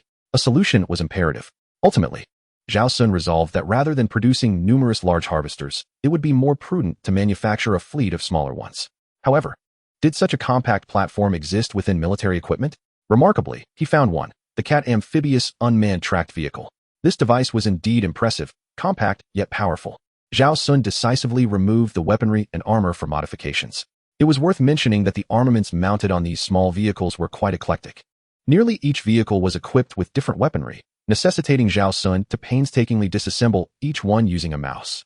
The 20mm cannon was swiftly removed. Did they not fear that such a small vehicle would flip due to the recoil? The quad anti-tank missile launcher was also dismantled. What audacity to pit such a diminutive vehicle against tanks. The 9-tube rocket launcher was discarded as well. Did they not worry about the burden of carrying so much weaponry? Astonishingly, even a 120mm mortar was present. Did they not fear being toppled by their own firepower? Zhao Xun was left speechless, pondering who had designed such contraptions. If the cost could be reduced to 50,000 per unit, the Divine Summer Army would surely have one for every soldier. On the battlefield, anything resembling an exoskeleton would pale in comparison to this vehicle. However, considering the temporal context of the game, Zhao Xun shook his head. 50,000 was still a hefty sum for the 1990s Divine Summer. Nevertheless, he believed that with some modifications, this device could indeed become a bestseller overseas, particularly in the Black State. Surely, it was far more reliable than their pickup trucks armed with machine guns. Once the weaponry was removed, Zhao Xun immediately commenced mass production of the Cat vehicle, albeit in a simplified version focusing on functionality. The aim was to minimize costs wherever possible. This simplification would likely frustrate the future designers of the Cat vehicle, who had already exhausted their creativity to streamline its design, only to find that Zhao Xun could simplify it even further. Would he consider replacing the fuel tank with a plastic bag? As Zhao Xun's armored legion proliferated, soon the entire Central Plains disaster area was engulfed in a tide of steel, a magnificent sight when viewed from above. In the land of the lighthouse, at 3 a.m., in the Sky Army office, Duty Officer Logan was yawning in front of a dozen surveillance screens. His work was exceedingly demanding, requiring him to constantly sift through photographs from spy satellites in search of anomalies. When a massive image was transmitted to his computer, he initially scanned the terrain depicted. Fortunately, there were no military bases of Divine Summer in sight, allowing him a moment of respite. Rubbing his puffy eyelids from fatigue, he casually enlarged the photograph, pretending to browse it. It was at that moment that an astonishing scene unfolded before him. In the very area he had magnified, a sizable armored cluster emerged. He jolted upright from his chair, scrutinizing the photograph with newfound seriousness. The more he examined it, the more alarmed he became. Numerous armored formations were present in the Central Plains of Divine Summer. They were mobilizing troops. This information needed to be reported immediately. At 4 o'clock in the morning, the lighthouse was illuminated, and high-ranking military officials, including the Minister of Defense, were engaged in a back-and-forth analysis of several unclear photographs. The unusual assembly of armored units by the Divine Summer in the Central Plains raised suspicions. Minister of Defense Sherman stated earnestly, "The gathering of the Divine Summer is indeed peculiar. We must remain vigilant, particularly concerning that device resembling a rice wheel in front of their armored vehicles. We must ascertain its purpose." Chapter 14. Mr. Zhao Xun plans to test the strength of their alliance upon hearing Minister Sherman's words. The assembled high-ranking military officials fell into deep contemplation. What on earth could that damned contraption be? A general speculated, "I suspect it is a new type of radar, primarily designed for low-altitude flexible air defense." Immediately, someone countered, "How could it possibly be radar? Have you ever seen ground radar deployed in clusters?" The others nodded in agreement. Indeed, it was implausible for the Divine Summer to equip each vehicle with such a large radar system. Ground radar is typically dispersed, the more spread out, the greater the air defense coverage. At this moment, someone conjectured, could it be a new type of weapon? Hearing this, Minister Sherman impatiently remarked, "What nonsense. If it's not a weapon, is it a harvester?" He angrily cursed, blaming the intelligence department. He ordered that they must clarify the function of those rice wheel-like devices on the Divine Summer's armored units by the following evening. Mr. Zhao Xun's armored cluster did not only alarm the Lighthouse Defense Department, it also astonished the Divine Summer. After all, the Central Plains is the heartland of Divine Summer. If such a large-scale armored assembly went unnoticed, there would be no Divine Summer left. When Yin Guohua and Army Commander Lu Zhenbong arrived at the scene, they were equally struck by the sight in the fields. The armored cluster was harvesting crops, an idea they had scarcely dared to entertain. Not to mention, could the harvested crops even compensate for the fuel and maintenance costs of the vehicles? Clearly, this was a losing venture. Not to say that the current national strength of Divine Summer could not manage it, but even if it could, spending such money would be better directed toward compensating the affected populace. This was predicated on the principle that Divine Summer's disaster relief has always been uncompromising. In contrast, in other nations, once a disaster subsides, the relief meetings have yet to conclude. Yet even for a country like Divine Summer, known for its habitual saturation-style aid, Mr. Zhao Xun's actions left them in profound shock. Today, Mr. Zhao imparted a lesson to Yan Guohua and Liu Jinbang about what unwavering aid truly entails, an act devoid of regard for cost or consequence. They had initially believed that Divine Summer had excelled in this regard, only to discover that there were indeed masters in the field. No wonder the civilization to which Mr. Zhao belonged could develop such formidable technology. There once existed a hypothetical question: does possessing advanced technology necessarily equate to civilization? Opinions on this matter vary widely. Yet most concur that technology does not inherently foster civilization. In certain social environments, those who are more affluent may exhibit greater malevolence. Nonetheless, Mr. Zhao Xun undoubtedly provided them with a profound lesson. Yan Guohua and Liu Jinbang were introduced to the essence of civilization. Yan turned to Liu, saying, "Old Liu, do you see this? This is the light of civilization." Liu nodded repeatedly, exclaiming, "Chief, I see it. This brilliance is truly remarkable and worthy of our emulation." Yan sighed deeply, reflecting, "We previously harbored doubts about Mr. Zhao Xu's intentions. Our thoughts were indeed malevolent." This moment was fortuitously captured by Zhao Xun, who was manipulating his phone. Zhao Xun found himself speechless, thinking, "You two have quite the imagination. I merely utilized state funds for gaming and offered a little assistance. And you've elevated me to such heights?" It is worth noting that Zhao Xun invested 15 billion in acquiring the aesthetically pleasing Zhao Yuan, while creating the agricultural harvesting vehicles cost merely 15,000. The difference between these two figures is staggering. To prevent any further misconceptions, Zhao Xun promptly dispatched a T-800 to communicate with them. Following Zhao Xun's directive, Zhao Zhangwo, in his military stance, approached Yan Guohua and Liu Jinbang with a brisk salute.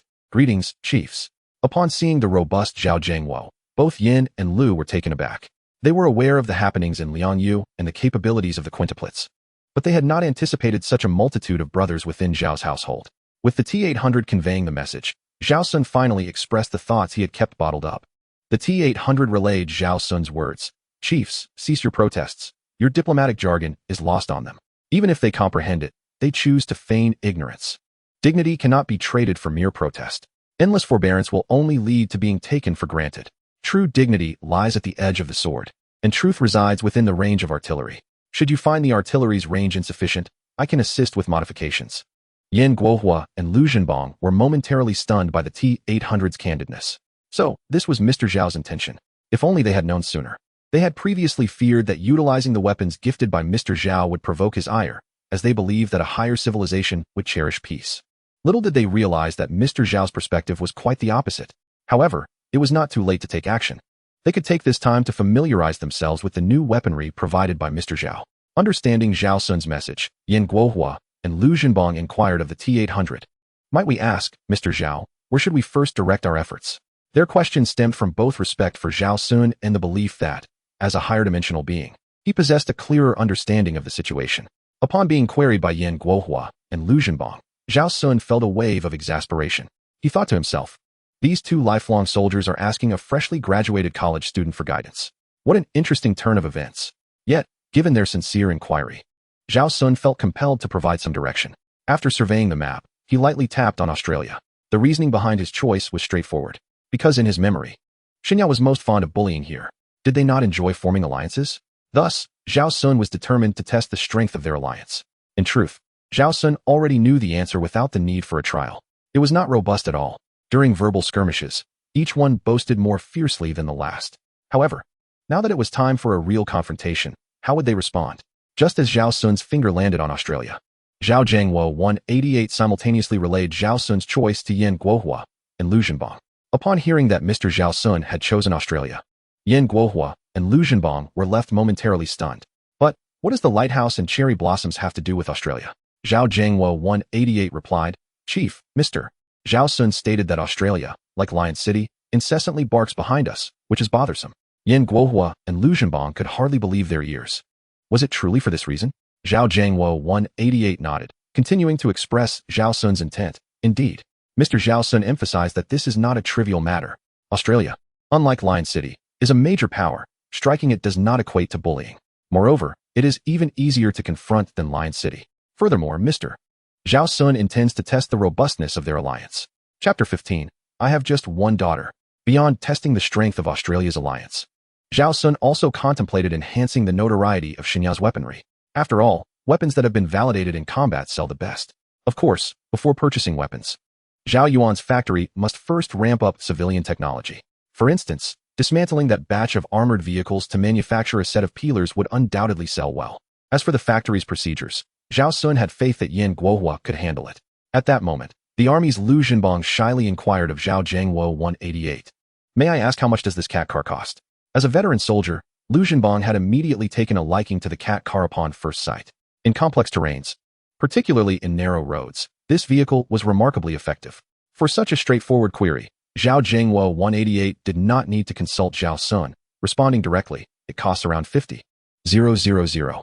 Upon hearing that this small vehicle was priced at 50,000 each, Lu Zhenbang's face lit up with delight. He addressed Yan Guohua. Chief, could we procure 1,000 of these small vehicles for the army? Yan Guohua found himself in a dilemma upon hearing Lu Zhenbang's request. 1,000 units would amount to 50 million. In the current context of Xinya's military, this sum might not seem significant.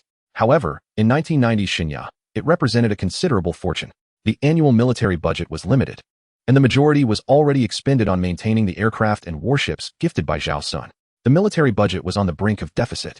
Lu Zhenbang's request for 50 million to purchase these vehicles warranted serious consideration from Yan Guohua. He earnestly stated, "Old Lu, please articulate the essential need for such vehicles." His words were simple, implying that Xinya could not afford unnecessary expenditures. They were in a position where every penny counted, while the military could economize on many fronts. The budget for troop rations remained sacrosanct. That was the baseline. Lu Zhenbang, with an air of excitement, pointed at the small vehicle and declared, "Chief, our army is not envious of the high-tech advancements of the Navy and Air Force. However, I must admit, this little car has truly captured my interest. The greatest challenge we face in the army is the logistics and transportation at the front lines. Just imagine, a unit where 2 individuals can operate such a vehicle. How much can they carry? It is no exaggeration to say that with this small car, the firepower of 2 individuals could rival that of 10 heavy machine gun squads." Yan Guohua seemed to grasp Lu Zhenbang's intent. This small vehicle is indeed a marvel for the army. In warfare, merely possessing weapons and ammunition is futile. The real skill lies in delivering them to the front lines. As Lu mentioned, with the transportation capability of this vehicle, 2 individuals can effectively manage a heavy machine gun, and the ammunition they can carry would exponentially surpass that of 10 traditional heavy machine gun squads. It is not limited to just heavy machine guns. It can also accommodate mortar teams and anti-tank missiles. This vehicle is versatile and boasts a substantial ammunition capacity. Few modern pieces of equipment can match its capabilities, and most are prohibitively expensive, with even the cheapest starting at $1 million. Yet, this vehicle is priced at only 50,000. What does 50,000 mean? The Special Forces of Lighthouse Nation would spend more than 50,000 on a single rifle. Meanwhile, with this vehicle, one could assemble the firepower typically reserved for a heavy machine gun squad at a mere 50,000. In comparison, this expenditure seems justified. Reflecting on this, Yan Guohua murmured, "What a pity that this vehicle is based on agricultural machinery. If only it could be equipped with weapons and was compatible with most of our heavy individual weaponry." This remark caught Zhao Xun's attention, who was observing his phone screen. "What a coincidence. I just disassembled the weaponry. Now you want me to reattach it." The mounting bracket for weapons has just been converted to accommodate agricultural tools, and now it needs to be reverted. However, considering the Army's request for 1,000 units, I will reluctantly assist in the modification. After all, it only requires a few adjustments. As for the order of 1,000 cat vehicles, Zhao Xun did not simply gift them as he had in the past. He understood that this was not a game and could not afford to act recklessly as before. The cost of disrupting the market is significant. Previously, each time a new aircraft was developed, it necessitated the creation of another to support a rival manufacturer. Rather than continuing down that path, Zhao Xun preferred to decentralize technology and allow for fair competition. Naturally, the order for 1,000 cat vehicles must go to his beloved daughter, as Zhao Yuan now had over 400 mouths to feed. Speaking of Zhao Yuan, Zhao Xun was reminded of another matter. Zhao Yuan, by all accounts, is an artificial creation. Although she possesses autonomous consciousness and thought, her physical form should not age or perish. 35 years should be a fleeting moment for her. If the game can influence events from 35 years ago, or if the beings and objects within the game genuinely existed back then, much like Liu Yang and the elder Qin Liang, then where is my dear Zhao Yuan now? Meanwhile, in the kingdom of Ceylon, at the capital airport, Zhao Yuan gracefully descended from the private aircraft. Accompanying her descent were 24 J-10DE fighter jets, procured by the kingdom of Ceylon in exchange for an annual allocation of 3% of its GDP. As Zhao Yuan disembarked from the aircraft, a resplendently dressed middle-aged woman swiftly approached to greet her. This was Queen Diliana of the kingdom of Ceylon, the mother of Ran Yu. Although Zhao Yuan was merely a private entrepreneur, her visit to such a modest locale left Diliana in a state of astonished delight. After all, Zhao Yuan's presence at this juncture deterred any immediate aggression from the Kingdom of India. At the very least, they would refrain from action while she was present. Though Tianyuan was but a corporation, it was widely acknowledged across the Blue Star that its influence surpassed that of many prominent nations. Upon meeting Zhao Yuan, Diliana warmly grasped her hand, recognizing her as the sole hope for Ceylon. The current predicament weighed heavily on her mind. Without external support, internal discord would inevitably lead to their disintegration, rendering their mother-daughter duo without a place to stand in this world. In addition to Diliana, Ran Yu, who had just returned from abroad, was also present at the airport to welcome Zhao Yuan. Zhao Yuan scrutinized the two women before her, reflecting on her mentor's discerning taste. Unlike Ran Yu, who bore the bloodline of the divine summer, Diliana exhibited less of such heritage. Here stood an exotic queen and a princess tirelessly striving for her nation, a captivating tableau indeed. As the first child of her mentor, she resolved to assist him in managing his time effectively. Perhaps these thoughts were unfounded. Perhaps her mentor simply relished the thrill of dancing on the edge of chaos. Lost in contemplation, Zhao Yuan abruptly felt an overwhelming warmth radiate from her energy core, and a flush of crimson crept up to her ears, leaving Diliana momentarily stunned. Why was Miss Zhao blushing? Surely she could not harbor such inclinations? That would be untenable, after all. She was the only woman he could rely on to ensure the continuation of his legacy. Chapter 16. Adaptive Generation Fighter Jets. As Zhao Yuan regained her composure, she noticed Diliana's cheeks resembling ripe apples. The sight of the queen's bashfulness was undeniably alluring. Yet, what could be the cause of her blush? Might she possess some unseemly predilections? Turning her gaze towards the dazed Diliana, Zhao Yuan inquired, "Madame Diliana, why is your face so flushed?" At the sound of Zhao Yuan's voice, Diliana became aware of her indiscretion. Realizing Zhao Yuan's puzzled expression, she chastised herself for overthinking the matter. Surely, Miss Zhao could not be the type to entertain such notions. After the formalities of reception were completed, Zhao Yuan introduced the 24 J-10DE fighter jets she had brought along. In truth, there was no need for her to elaborate, as both Diliana and Ran Yu were already familiar with the aircraft. The J-10D was the fourth-generation multi-role fighter jet developed by the Divine Summer, while the J-10DE served as its export variant. Despite the mere difference of a single letter, the performance disparity between the two was akin to a chasm of atmospheric heights. The J-10D is an upgraded version of the J-10, featuring advanced radar and engine technologies. However, it was eventually discontinued for various reasons. The J-10DE, developed by Shinya under the J-10 framework, is an export model primarily focused on cost reduction, wherever savings can be achieved. They are pursued. It is said that the overall cost is less than 30 of the original J-10, a remarkable feat in industrial history. Following the discontinuation of the J-10D, all patents for the entire J-10 series were returned to Tianyuan. Allegedly, the original J-10 was generously donated to Shenyang by Tianyuan. Henceforth, the J-10 series became the proprietary technology of Tianyuan.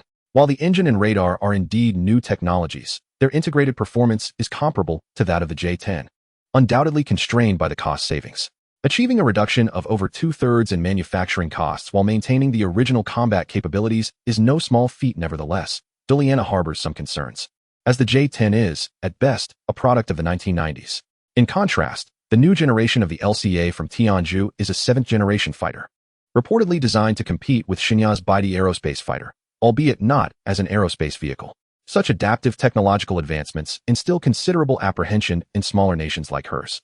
Diliana's worries are, therefore, entirely justified.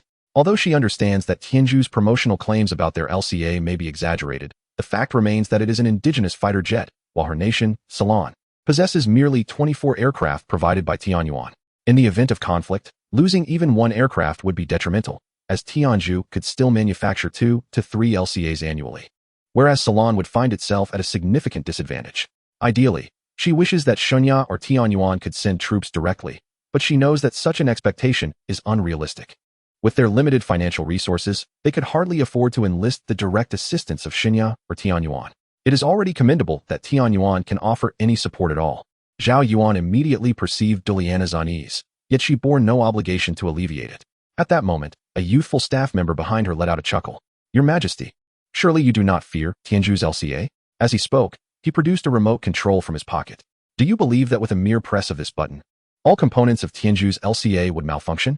Hearing his words, Zhao Yuan turned and shot him a glare. "Xiao Jiuqian, how have I instructed you? The essence of being a merchant is integrity. If we exploit backdoors to sabotage sold products, who would dare to purchase from us in the future?"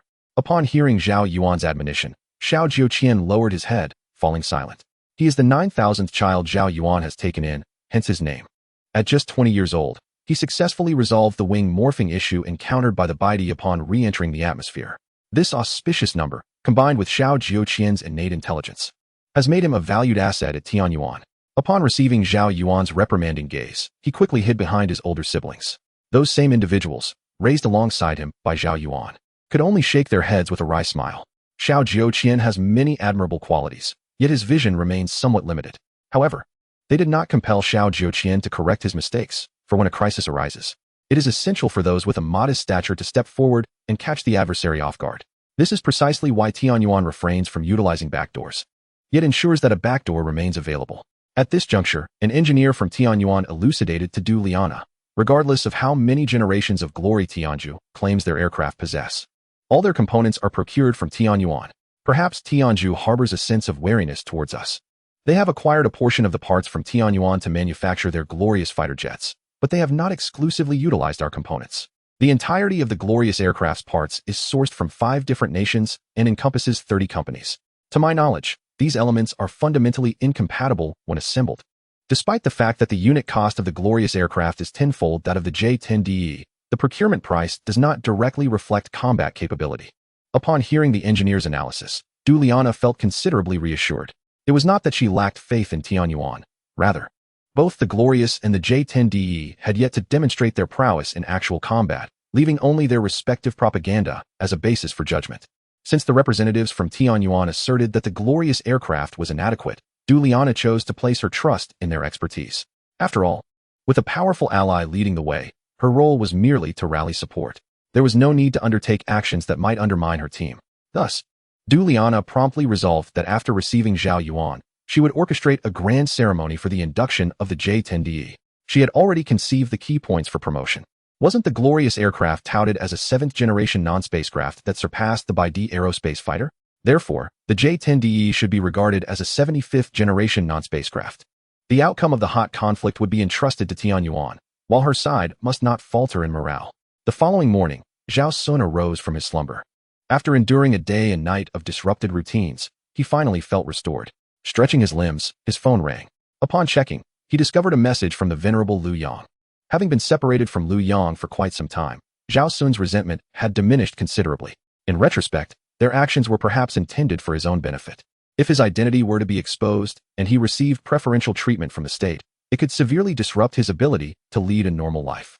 Living under the scrutiny of countless others was no easy feat. Furthermore, once exposed to the public eye, even the slightest of his actions could be subject to exaggerated interpretation.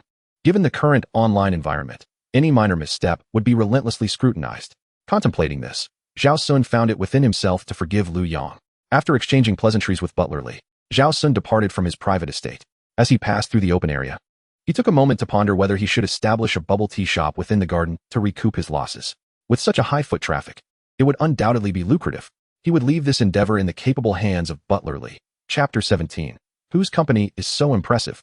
Upon arriving at the entrance of Wangfu Park, Zhao Xun summoned a vehicle via a ride-hailing app, heading directly to the National Hotel to rendezvous with Lu Yang and the others. After Zhao Xun's departure, Butler Li muttered to himself, "Has the gentleman gone out? But why didn't he ask me to prepare a car for him? Does he not realize there are vehicles available in the garden?" He speculated that perhaps the gentleman disliked taking a car, but if that were the case, it mattered not, as there was a helicopter available in the garden. Could it be that the gentleman was dissatisfied with my service? With a considerable distance still to cover to the entrance of the state guest house, Zhao Xun's ride-hailing vehicle was halted. The remainder of the journey could only be traversed on foot. Upon reaching Building 18, where the esteemed Lu Yang and Qin Liang resided, he was already drenched in sweat. Once inside, Zhao Xun discovered the two elderly gentlemen engrossed in the news. Casting a glance, he inquired with curiosity, "Is it true that Tianzhu is about to engage in conflict with Ceylon?" He recalled that Ran Ai was supposedly from Ceylon. Now that her homeland was embroiled in war, he hoped for her safety. At that moment, Elder Lu Yong lamented, "I never expected to witness the J10 series soar into the skies within my lifetime." Elder Qin Liang concurred. Indeed, it evokes such nostalgia. Their conversation abruptly ceased, as they feared that further discussion might inadvertently displease Mr. Zhao Xun, who merely wished to lead an ordinary life. The two shifted the topic from fighter jets to the plight of Tianzhu. Elder Lu Yong remarked, "This time, Tianzhu must never have anticipated that their bullying of Ceylon would lead them to confront the formidable Tianyuan." At that point, Lu Yang's expression shifted slightly. He almost forgot that Mr. Zhao Xun was the true mastermind behind Tianyuan. It was certain that any actions taken by Tianyuan were at Mr. Zhao Xun's personal behest. He had nearly slipped up in conversation again. To mask his embarrassment, Lu Yang cleared his throat and asked, "What shall we discuss?" Zhao Xun, equally bewildered, wondered what was amiss with the two elderly gentlemen, who only spoke half of their thoughts. He hoped to glean some insider knowledge from their words. After all, as an ordinary person, his channels for information were far less extensive than theirs. Why had Tianzhu engaged in conflict with Ceylon? What was the situation with Tianyuan? A company capable of directly confronting a national power like Tianzhu? These matters remained entirely unknown to him. Recalling how the two elderly gentlemen had previously deceived him, Zhao Xun decided against further inquiries. He casually opened his phone to investigate the nature of Tianyuan. What right did a private enterprise have to act so audaciously? However, upon searching for the company, Zhao Xun was utterly astounded. This Tianyuan company engaged in a plethora of activities, aside from human resources, which pertained solely to hiring employees and attendance management. As for other business ventures, this company seemed capable of handling everything, from refurbishing nuclear submarines to leasing bombers, wholesale missiles, customized fighter jets, and defense contracting. Everything was within their grasp. With sufficient funds, one could even procure a space station through this company. Zhao Xun was left dumbfounded when he learned that this company could take on defense contracts. What an immense power that entailed. He immediately searched for the registered legal representative of the company, only to be utterly taken aback by the name that appeared, Zhao Yuan. Was this Zhao Yuan the same one from whom he had extracted 150? If that were indeed the case, considering Tianyuan's current total assets, it was a significant profit. As for why he calculated total assets instead of market value, that remained an enigma. How astonishing it is that such a colossal enterprise remains privately owned. Zhao Yuan possesses an absolute 100% stake in this company. With so many remarkable talents consolidated, it is unlikely that others could rival her. Surely, she is the one who has extracted this wealth. No one else could find a place in the Blue Star under her influence. At this moment, Zhao Xun pondered once more the company's peculiar lack of a human resources department and its refusal to recruit externally. A chill ran down his spine. Could it be that all the employees of this company were raised by her? Upon searching, he indeed discovered that over the past 35 years, Zhao Yuan had adopted hundreds of thousands of children from more than 100 countries and nearly 1,000 ethnicities. Although some of her adopted children do not work at Tianyuan, they have embarked on respectable careers, such as leaders of nations, commanders of local insurgencies, and academicians at the Lonka Institute of Xinxia. In summary, those who remain at Tianyuan are those lacking the courage to venture out. The bold ones have long since made their mark. With such formidable backing, failing to achieve success would truly be a sign of incompetence. Observing the commotion Zhao Yuan had created, Zhao Xun resolved that he could no longer allow the characters he summoned in the game to roam freely. The weapons and equipment he once crafted should be safeguarded by a certain protective mechanism. Although they may alter history, they would not cause a butterfly effect. Thus, individuals born after 1990 would not vanish due to historical changes. This notion, however, is evidently unscientific. As history alters, the trajectories of countless lives would inevitably shift. Two lovers might miss each other entirely, or the timing of their offspring could change. Yet, all of this has been rectified by the game through unknown means. Nevertheless, the alterations made by Zhao Yuan would undoubtedly place a far greater burden on the game's corrective capabilities. Zhao Xun could not fathom the consequences if several more entities like Zhao Yuan were to exist. Would the game's correction mechanism collapse? After all, if one were to calculate the corrections using data, the resulting figures would be astronomically vast. There is no need to consider the life trajectories of the entire Blue Star. Even the choices of a single individual leading to different outcomes would yield an overwhelming volume of data. Zhao Xun dared not take such a gamble. For now, he believed the most pressing matter was to establish contact with Zhao Yuan swiftly. After all, she has amassed considerable wealth. Is it not time for her to show gratitude to her master?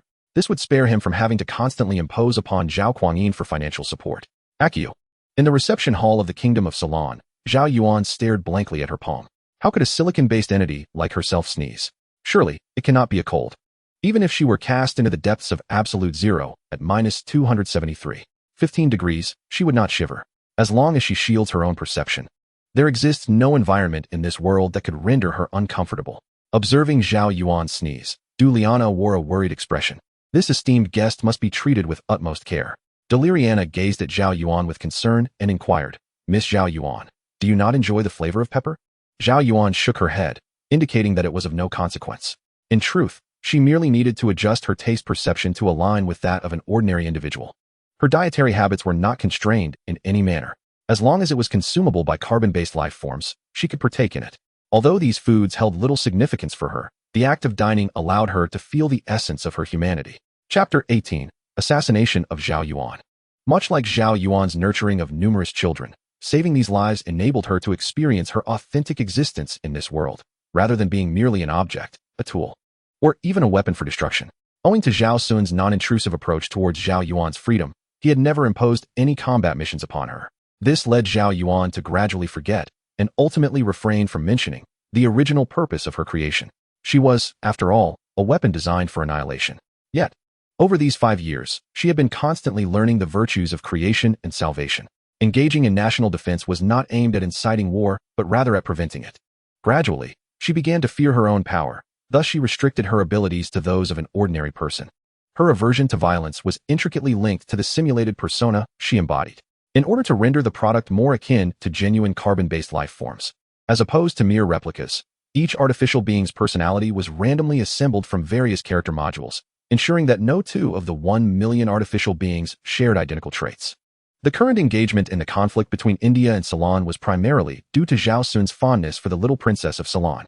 The leader from India had insultingly confronted his superior. Despite her aversion to violence, Zhao Yuan found her actions constrained by the core program's directives. Anything her master cherished must be fiercely protected, and those who dared to oppose her master were destined for demise. In light of Tianyuan Company's formidable intervention, chaos ensued within India. The elder sage of India pointedly directed his ire at Tianyuan Company during a meeting. With fervor and passion, he proclaimed, Since Tianyuan has positioned itself against our India, we must terminate all collaborations with Tianyuan. He paused for effect. Of course, I refer to the overseas branches of Tianyuan, not our domestic Tianyuan Company. The elder sage's strategy was straightforward. The Tianyuan branch in India had already infiltrated the inner workings of the nation. The web of influence was intricate, with every action triggering a cascade of repercussions. Dismantling the domestic Tianyuan branch was simply unfeasible. Instead, seizing this opportunity to sever ties between the domestic and overseas Tianyuan branches would enable him to absorb the Indian division amidst the ensuing turmoil. A cold smirk crept across the elder sage's lips as he contemplated this. Regardless of who it is, no one shall take the profits earned in our India back home. Not even the illustrious Tianyuan Company is exempt. In this division of Tianyuan's assets, he intended to claim half for himself. However, unbeknownst to the elder sage, upon uttering these words, everyone around him deemed him insane. Severing ties with Tianyuan and usurping its enterprises? The old sage seems to be still in a state of slumber. Setting aside the potential ramifications this may have on the interests of numerous aristocrats from the land of the sun, can the divine realm behind Tianyuan truly acquiesce to such provocations? This is still in a region where the caste system is rigorously enforced. In other nations, uttering such words would likely result in the young officials nurtured by Tianyuan delivering a swift retribution. Due to the stringent caste hierarchy, the untouchables are devoid of political rights, and the Brahmins have no orphans. This has resulted in the rare phenomenon of Tianyuan's parliament in the land of the sun being largely independent from Tianyuan's control. Nevertheless, this does not justify the old sage's brazen affront against Tianyuan. As one of the permanent members of the Blue Star's 5 nations and companies, Tianyuan is entitled to openly support your adversaries, yet you cannot publicly impose sanctions against them. Such are the established rules. Ultimately, the old sage's proposal was rejected. Dejected, he returned to his residence, lamenting that had he known the position would be so stifling, he would have refrained from accepting the role of the sage. They have openly declared their opposition, while he is powerless to retaliate against Tianyuan. How frustrating. At this juncture, an aide, sensing a ripe opportunity, hastened to offer counsel. Sage, it appears that Tianyuan, though seemingly formidable, possesses evident vulnerabilities. Upon hearing this, the sage's spirits lifted. Do elaborate. The aide promptly responded, to my knowledge, Tianyuan's management structure deviates significantly from that of typical corporations. They resemble a matriarchal system reminiscent of primitive times. The entire company, alongside its global branches and subsidiaries, revolves around its founder, Zhao Yuan. This autocratic framework is prone to disintegration should any issues arise with the dictator. If we could successfully eliminate Zhao Yuan, Tianyuan would undoubtedly crumble, and then the divisions within the Land of the Sun would fall under your dominion. The sage grew increasingly elated at the aide's words. The breadth of Tianyuan's operations in the Land of the Sun is vast, and the profits are substantial. Should he seize control of these enterprises, he could relinquish his position as sage without hesitation. However, considering Tianyuan's formidable security measures, the notion of assassinating Zhao Yuan seemed daunting. Observing the sage's growing interest, the aide pressed on, "Sage, we need not resort to assassination. Presently, Zhao Yuan resides in the neighboring capital of Ceylon. Given the depth of the Ceylon kingdom, if we were to dispatch a special operations team for a surprise assault, we could reach their capital within mere hours. No matter how high Tianyuan's security capabilities are, can they withstand a special forces operation?" Encouraged by the aide's suggestion, the sage began to perceive the idea as increasingly viable. Moreover, he felt that as long as Tianyuan remained in existence, they would never possess absolute authority in the Land of the Sun. Too many high-ranking individuals have benefited from Tianyuan. In a direct confrontation, these individuals would likely betray the Land of the Sun without a second thought. Let it be as you propose. Immediately organize a special forces unit of 900 personnel, the kind that descends via ropes from helicopters. Equip them with the world's most advanced INSAS rifles. Upon hearing the sage's directive, the aide felt invigorated. A special forces unit of 900 might seem modest in scale. Yet such elite teams possess combat capabilities far superior to those of regular troops. The costs of training are exorbitantly high. Countries like the Blue Star's Sanchong can only sustain a force of 600 personnel. Even the Delta Force of the Lighthouse Nation can maintain no more than 500 operatives, as such elite units are incredibly resource-intensive. This time, the old sage has committed 900 personnel, essentially laying all his cards on the table. In truth, their special operations forces originally boasted a strength of 1,000, but unfortunate incidents during helicopter rapid descents resulted in the loss of 100 men. Since then, their elite troops have refrained from using helicopters. With this in mind, the old sage hastily cautioned, "Let us not deploy helicopters this time. They are easily detectable." The staff exchanged knowing glances. "Understood, sage. We shall ride motorcycles instead. Their cargo capacity is hardly inferior to that of a helicopter." Upon hearing this, the sage gave a thumbs up. The years of training had not been in vain. An ordinary soldier can transport 9 individuals on a motorcycle. Surely, a special operations team could manage 27? By this calculation, 27 motorcycles could stealthily infiltrate the capital of Ceylon tonight. Chapter 19. The egg yolk shaken loose that evening. In the capital of Ceylon, the banquet was filled with joy and laughter. Duriana raised 9 large cups of wine in a toast to Zhao Yuan, only to realize that his face remained unaffected, drinking as if it were mere water, downing cup after cup without a hint of intoxication. A blush crept onto Duriana's cheeks. Since the arrival of the forces from the east, she had not felt this relaxed in a long time. Not only was she not drunken, but she also found herself sleeping with one eye open. How reassuring it is to be backed by a formidable ally. All of this, she owed to her daughter. Without her, how could someone like Tianyuan have taken notice of their small nation, just as the atmosphere was harmonious? A Ceylon commander rushed into the banquet hall in a state of agitation. He hurried to Duriana's side and whispered urgently, "Your Majesty, there's trouble. The East has deployed their most elite special forces, 900 strong, who have infiltrated our capital via helicopter." Upon hearing this, Duriana's previously flushed cheeks drained of color. This was no ordinary unit. Their capabilities could tactically overpower conventional military formations. Few nations across the Blue Star could afford such forces, and even the largest economies could only maintain a handful. It is said that training a single exceptional special forces operator costs tens of millions. The overall expenses are comparable to maintaining an entire air fleet. For larger nations, a 900-man special operations unit may not be significant, but for Ceylon, the proximity of their capital to the border posed a grave danger. What to do? Duriana realized that Ceylon lacked strategic depth and feared such direct assaults. It would be wise to expedite the evacuation of personnel from Tianyuan Company, if they were willing to take Ranayu with them, even if she were to perish. Tianyuan would surely be inclined to replicate her as a puppet to return. To be a puppet is certainly preferable to being a deposed princess. Duliana promptly rose and approached the representatives of Tianyuan. She carefully organized her thoughts and said, "Miss Zhao Yuan, I sincerely apologize.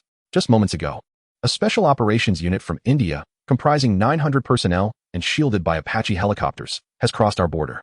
They are expected to arrive here in approximately 10 minutes. Based on our analysis, I suspect their target is you." At this point, Juliana paused.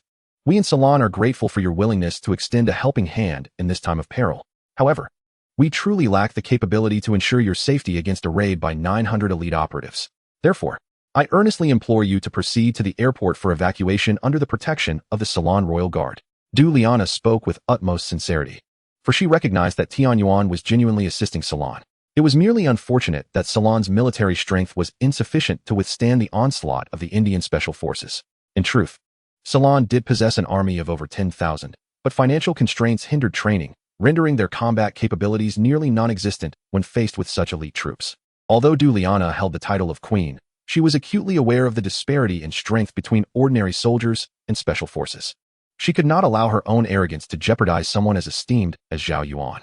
On the Tian Yuan side, upon hearing that India intended to conduct a tactical assassination of Zhao Yuan, the representatives were incensed. In their hearts, Zhao Yuan was not merely the founder of Tian Yuan. She was a maternal figure. Though Zhao Yuan never permitted them to refer to her as such, she was the one who had bestowed upon them a second chance at life. The thought of someone plotting to take her life was utterly intolerable, and they could not forgive such an affront. At that moment, the raucous individual who had boisterously proclaimed to lock down the Indian glorious engine, Zhao Xun, trembled violently before collapsing to the ground in convulsions. The onlookers quickly restrained him. He is having another episode. Someone administer a sedative. Soon, a syringe designed to suppress adrenaline was injected into Zhao Xun, and he finally calmed down. In a half-dazed state, he continued muttering, "The Indians have revolted. Eradicate them. All 1.3 billion of them. Castrate the dogs, toss the cats, scatter the egg yolks of the Indians, and split the earthworms in half." He insisted, "We must launch mushroom bombs." Seeing that Zhao Xun was still restless, Zhao Yuan darkly remarked, "Lock this disgraceful individual away for a week to cool off." At that moment, Juliana resumed her entreaty, saying, "Miss Zhao Yuan, I understand you are furious, but the situation is in favor of India, and it is imperative that you evacuate swiftly. The troops outside are on the verge of being overwhelmed." As she finished her words, distinct gunfire could be heard from outside the banquet hall.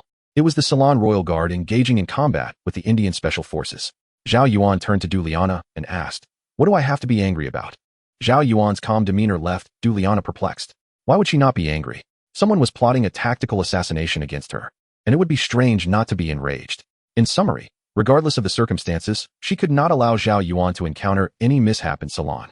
This was not only a matter of repaying Zhao Yuan for his assistance, but also for the greater good of Salon. However, Zhao Yuan seemed utterly unconcerned by Juliana's entreaties. In fact, Juliana sensed that Zhao Yuan exhibited no signs of anxiety whatsoever. She acknowledged that his calm demeanor was quite impressive, yet this was a matter of life and death. What was there to fear in appearing a bit flustered? At that moment, Zhao Xun was also confined to a hotel room for reflection. Zhao Yuan turned to a refined middle-aged man beside him. "Ada, take care of them."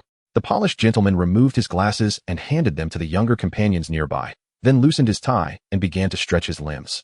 Juliana glanced at this genteel man. He appeared to be in his 40s, standing approximately 172 centimeters tall, with an unremarkable appearance and a slender build. To be frank, if he were not standing beside Zhao Yuan, no one would ever suspect he was someone of significance. Zhao Lingyi shared this sentiment. Compared to his exceptionally talented siblings, he, as Zhao Yuan's first adopted child, was indeed ordinary to the utmost degree. Yet, being ordinary did not equate to being ineffectual. Since following Zhao Yuan at the age of 10, he had never erred in the 35 years since. He was acutely aware of his ordinariness. Even his luck was quite mundane, hence he was reluctant to take risks in any endeavor. The more ordinary he felt, the more cautious he became. Unlike Zhao Xun, who was a genius capable of acting whimsically, he was an average person who could not afford such liberties. He could not bear to see her disappointment. Thus, Zhao Lingyi resolved to exert his utmost effort this time. As his warm-up concluded, Zhao Lingyi slowly exited the banquet hall. Two T-9000 units, crafted by Tian Yuan, lifted a 2-meter-tall metal crate before him. Witnessing this scene, Juliana's face displayed astonishment. The two T-9000 units appeared merely as robust as an average person, yet the crate bore the inscription indicating a weight of 2 tons. Chapter 20. The Rise of the Third Brother. What Juliana did not realize was that, were it not for the need for balance, such a weight did not require 2 T-9000 units to lift it together. With a thunderous crash, the heavy metal crate fell to the ground like a meteor. Dust erupted in the air. At that moment, an intense curiosity surged among the onlookers. What kind of high-tech weapon was concealed within that metal box? Indeed, those present had begun to conjecture. Zhao Yuan's calm demeanor in the face of tactical decapitation, coupled with the appearance of this large metal crate, surely hinted at some mystery within. Just as apprehension gripped the crowd, Zhao Lingyi walked steadily toward the crate. In an instant, the previously motionless crate suddenly emitted a beam of light, which, though not dazzling, was remarkably clear and visible. A wondrous beam of light swept over Zhao Lingyi's entire being at an astonishing speed, resembling a sophisticated instrument conducting a comprehensive examination and verification of him. Subsequently, upon the confirmation of his identity, the seemingly indestructible iron box gradually swung open like a colossal cabinet door. Before anyone could discern the true nature of the interior of the iron box, Zhao Lingyi resolutely stepped inside, vanishing into the depths of that shadowy expanse. Accompanied by the crisp and resounding sound of the door closing, Zhao Lingyi entered through the massive iron gate. Just as he crossed the threshold, the ponderous iron door unexpectedly sealed shut once more. Following this, a cacophony of jarring metal friction and the grinding of gears erupted. This tumultuous noise seemed to herald the awakening of some unknown force. At long last, amidst the palpable tension, the grand entrance of the iron box slowly creaked open. To the astonishment of all present, the figure that emerged was not Zhao Lingyi himself, but rather a humanoid mech radiating an icy luminescence, its entire form flickering with enigmatic glimmers. This mech resembled a steel warrior from a future realm, its head, where one would expect eyes to be, now replaced by a vivid scarlet light strip, exuding an aura reminiscent of a demonic eye, imbued with an eerie presence. Though its stature was not vastly different from that of an average human, standing at approximately 2 meters tall, the innate air of authority it exuded instilled a profound fear in everyone gathered. The mech slowly turned its head, surveying the crowd with its eyes formed by the luminous strip. In that instant, an indescribable chill surged through the hearts of those present, as if to convey that what lay before them was no ordinary sight, nor should it exist within their current dimension. Not to mention confronting it. Merely gazing upon it was enough to induce unease. The sound of gunfire echoed from around the corner. Everyone's expressions tightened. Had they finally arrived? To be honest, the sudden assault by 900 elite warriors from India upon the capital had left all the Ceylonese present feeling humiliated. Yet, they found themselves powerless. The balance of national strength was evident. The combat prowess of these 900 soldiers had been amassed through expenditures in the billions. Regular training incurred costs. Coordination with other departments required funding, and intelligence gathering was expensive. The aerial and terrestrial support systems all demanded financial resources. These were merely the visible expenses. The astronomical sums spent by the noble lords in the parliament remained shrouded in mystery. In summary, the myth of willpower triumphing over steel did not exist in their salon. However, the boundless power that Zhao Lingyi felt at that moment rendered such concerns irrelevant. What steel? What will? What elite forces amassed through billions? Before him, all were utterly fragile. With a single punch, he wielded the technological advancements of 35 years from Tianyuan. Preceding Tianyuan was the indescribable existence of the void's creation. Thus, no one could withstand that punch. Should one be fortunate enough to endure it, they would inevitably become a mere vegetable thereafter. These individuals dare to strike at those they hold in the highest regard. Zhao Lingyi has resolved to demonstrate to them the true essence of a living hell. Instantly, the image from his childhood resurfaces in his mind. Zhao Yuan evenly applying human tissue upon the walls. How foolish. The ignorant A3s are utterly oblivious to the truths of the world. To challenge the very architects of the rules is nothing short of absurd. Boom. Just as everyone is curious about how this seemingly sophisticated humanoid mech will engage in battle, Zhao Lingyi leaps in place, propelling himself forward at lightning speed. The robust marble floor cracks beneath the force of his footfall. By the time onlookers comprehend the situation, Zhao Lingyi has already surged towards the battlefield. For years, no one has dared to provoke Tianyuan. 700 meters away, a squad of A3 special forces has cornered the Salon Royal Guard. They had not anticipated that today's mission would unfold so effortlessly. Previously, the world ridiculed the special forces of their homeland, claiming they lacked the professionalism befitting true elite troops. Despite investing resources comparable to those of other nations' special forces, what justified such derision? With equal expenditure, why were their combat capabilities deemed inferior? Clearly, envy of their absolute strength fueled such disparagement. The entirety of Blue Star reflects this sentiment. How formidable is our homeland? Yet, they still dare to mock us. The 5 permanent members of the Blue Star Council would rather elevate a corporation to the status of the 6th member than accept our nation. This is a blatant form of exclusion, born of envy and jealousy. Team 1, hold them back. Team 2, advance towards the palace. Commander Zawali directed his subordinates with commanding authority. Truth be told, this operation proved far simpler than he had envisioned. In Zawali's eyes, the average soldier from Tianju seemed utterly inept, and he was astonished to discover that Salon's combat personnel were even less competent. The rifling of their rifles was nearly worn away. Yet their marksmanship showed no signs of improvement. He harbored serious doubts that Ceylon's Type 56 rifles were anything but second-hand relics from the divine Xia. Aside from the psychological intimidation of their faith in shooting, they were of little utility. Unlike their Ince's assault rifles, which, despite being prone to malfunction, had no significant drawbacks aside from a tendency to misfire in harsh conditions and a propensity for barrel explosions at high altitudes. What other nation in 2025 still equipped its forces with rifles that could explode? What could rival our Tianzhu in this regard? For years, they had endured the ridicule of the divine Xia and the other 5 permanent members of Blue Star, nearly losing their confidence. Today, bullying a smaller nation has swiftly restored that confidence. Pathetically weak, this world feels like a makeshift stage. Tianzhu has been duped by the 6 permanent members. After successfully decapitating a figure from Tianyuan, Tianzhu shall rise as the 6th member of Blue Star. While Zawali envisioned this future, he received no response from Team 1. Chapter 21. Is this still humanity? Meanwhile, the first squad of the third brother has cornered the Royal Guard of Ceylon with their advanced Inces rifles. Ceylon, lacking ground armor and heavy weaponry, stands no chance against such tactical special forces. The relentless fire extinguishes life. Just after the Ceylonese soldiers fall, Zhao Lingyi descends from the sky clad in lightweight powered armor. Faced with the humanoid armor before him, a few soldiers attempted to retaliate. But Zhao merely raised his hand slightly, and the temperature in his palm surged dramatically. In less than a second, it soared to 2,000 degrees. The surrounding oxygen was instantly consumed by the extreme heat. The special forces began to feel a tightening in their chests, yearning for breath. However, the more they inhaled, the more pronounced the suffocating sensation became, as the air they expelled contained a higher oxygen concentration than what they took in. With each deep breath, their internal oxygen depleted at an alarming rate. Ultimately, these soldiers perished without understanding what had befallen them. There was no fierce battle, no bloodshed. When a technological disparity creates a cognitive barrier, it becomes a true dimensional strike. The commanding officer from India, Shivali, desperately attempted to contact his dispersed teams, but regrettably, none responded. Where had they vanished? How audacious to slack off during working hours. Shivali pondered. With no significant resistance encountered along the way, how could there be trouble now that they were so close to their destination? He decided to press on with his own team. Fortune favors the bold. If he could successfully decapitate the key figure of Tianyuan, his future would be secure. As the main forces of India were about to reach Zhaoyuan, Zhao Lingyi remained motionless, observing everything from a distance. His mission was to eliminate the majority of the Indian special forces, not to annihilate them entirely. Shivali and his squad were intentionally left out of Zhao Lingyi's calculations, fearing they might hesitate to re-enter the banquet hall. Once he captured evidence of India attacking Zhaoyuan, it would spell the end for them.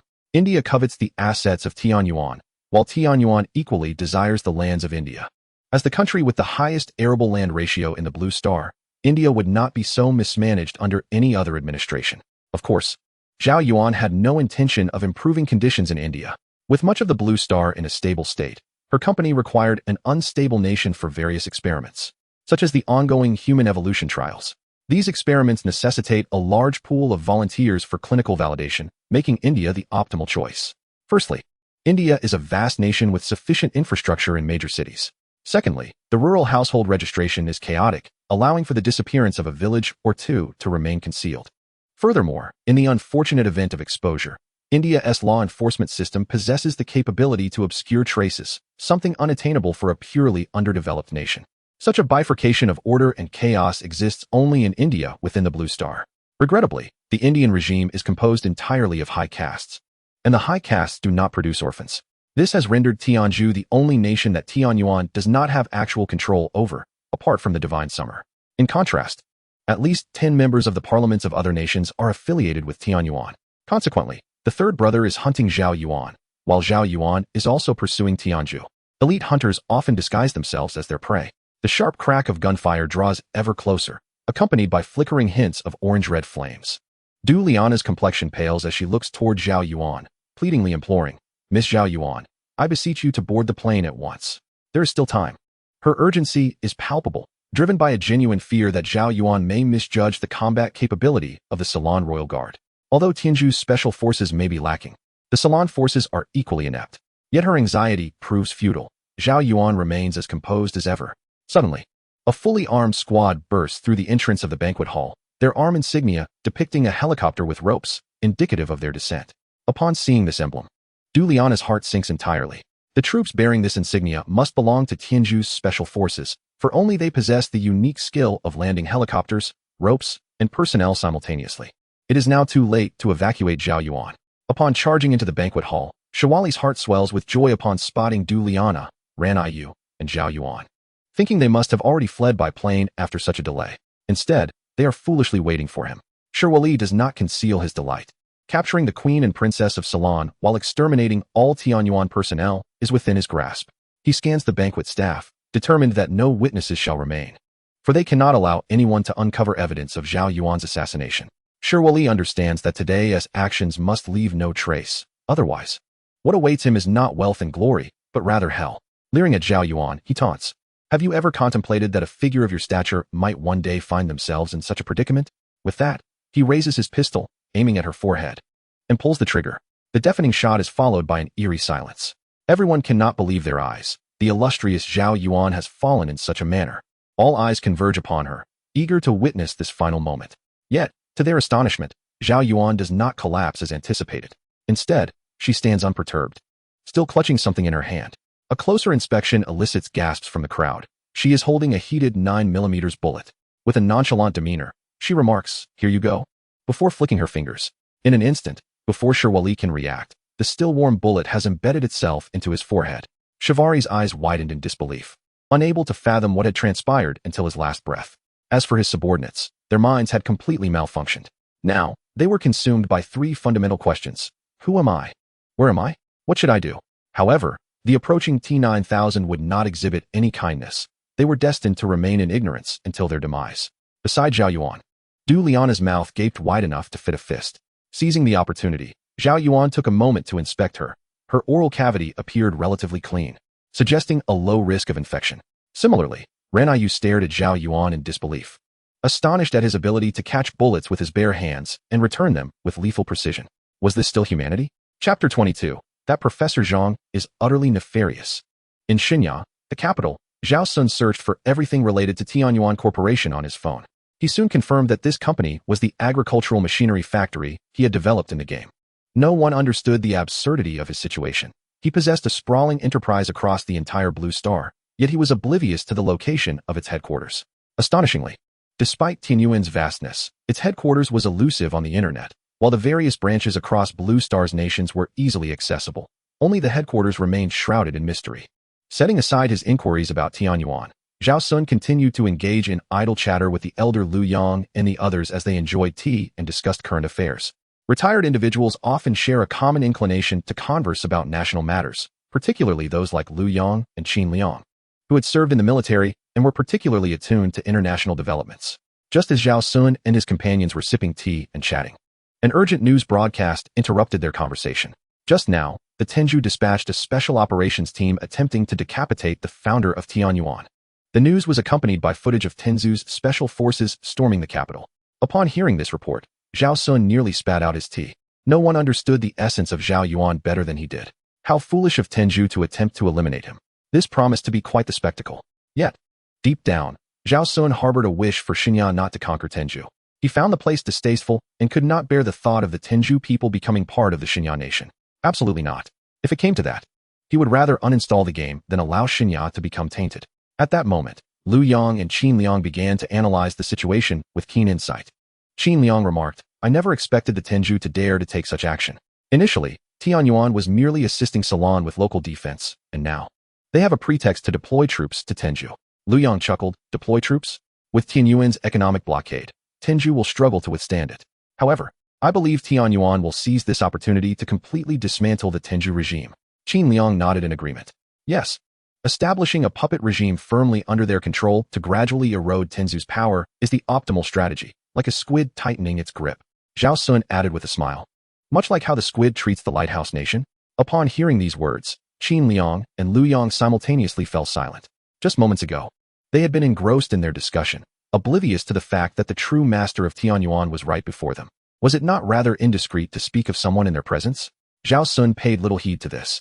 After all, to him, Tianyuan was still a realm of unfamiliarity. It was true that he was the founder of that agricultural machinery factory, yet the events of the past 35 years remained a mystery to him. Whether Tianyuan was engaged in noble deeds or nefarious ones was entirely beyond his knowledge. Zhao Xun was not a paragon of virtue. However, He could not abide the thought of others exploiting his capabilities for malevolent purposes that would tarnish his reputation. If any wrongdoing were to be committed, it would be by his own hand. Nonetheless, he was indifferent to Tian Yuan's dealings with the likes of Asan, as long as they did not seek to annex him. At that moment, Zhao Xun's phone rang. He glanced at the screen and saw a message from Ran Yu. Thank you for your encouragement. I finally see hope. Zhao Xun felt a surge of comfort upon reading this. He had not anticipated that his words of encouragement would aid this young lady in overcoming her afflictions. Although the circumstances surrounding his involvement were a misunderstanding, Zhao Xun remained steadfast in his belief that a positive mindset could triumph over illness. If one's spirit falters, no miraculous remedy could restore them. Before retiring for the night, Zhao Xun once more opened his phone. When he had last logged off, he had instructed Yin Guohua and his team to dispatch a fleet to the land down under, and he was curious about their current progress. With a gentle swipe of his finger, he swiftly pinpointed the position of the Xinxia fleet. 1 Type 003 conventional power electromagnetic catapult aircraft carrier. 1 Type 075 amphibious assault ship. 1 Type 076 amphibious landing ship. 2 Type 055 destroyers. 1 Type 055 MG flagship. 6 semi-submersible unmanned warships. 4 Type 054B frigates, for submarines. 1 large comprehensive supply ship, and 1 conventional supply ship. Zhao Xun was taken aback by the scale of this fleet. Was this not an exaggeration? Surely, it was not meant to intimidate the land down under to the same extent as it had the Lion City. Yet, Yin Guohua had assembled such an imposing force. Was this truly an attempt to seize the land down under? The fleet's overall combat capability, if placed in the context of the 1990s, would have been formidable, leaving even 2 major powers struggling to gain the upper hand. In fact, it could be asserted that as long as the battle did not occur on home turf, the Lighthouse Nation would stand no chance against such a fleet. In contrast to Zhao Xun's astonishment, the nations of Blue Star in the 1990s were equally taken aback, particularly the Pentagon of the Lighthouse Nation, which had been in session for an entire day and night. Defense Secretary Sherman could hardly believe it. That seemingly unassuming Professor Zhang from Xinxia had managed to deceive them. How utterly cunning. The time required for their aircraft carrier to achieve combat readiness seemed a distant prospect. After all, how many years did it take the Lighthouse Nation to develop its own aircraft carriers? It was not a simple matter to have an aircraft carrier combat ready upon its commissioning. The echoes of that fact resonated deeply. Less than a month after his words had been spoken, Xinxia's aircraft carrier battle group had already reached the first island chain. It was utterly humiliating for the entire Lighthouse Defense Department to have been outmaneuvered by a professor from a naval academy. Suddenly, the phone rang. It was a call from the Supreme Leader. This is the phone call that Sherman dreaded the most. Steeling himself, he answered the call. The Supreme Leader wasted no time and got straight to the point. What is the situation with the Xinxia aircraft carrier? Sherman quickly responded. Everything is under control. However, the Supreme Leader remained somewhat uneasy and inquired. Tell me, what is the technological level of the Xinxia aircraft carrier? Can it match even half of our Little Eagle class? Sherman hesitated, struggling to find the right words. Judging by the aircraft sortie rates, not only the Little Eagle class, but even the Lighthouse's super-nuclear-powered carriers fell short in comparison. Yet, he could not afford to speak the unvarnished truth to the Supreme Leader. Sherman evasively replied, it's about half and half, though he did not lie. He simply refrained from clarifying whose half he was referring to. Seizing the moment, Sherman suggested, if all else fails, let us release the Xinxia carrier group from the first island chain. The Supreme Leader immediately grasped Sherman's implication. The reason Sherman proposed this was quite straightforward. It was impossible to hold them back. Thus, suggesting their release at this juncture would not betray their plans.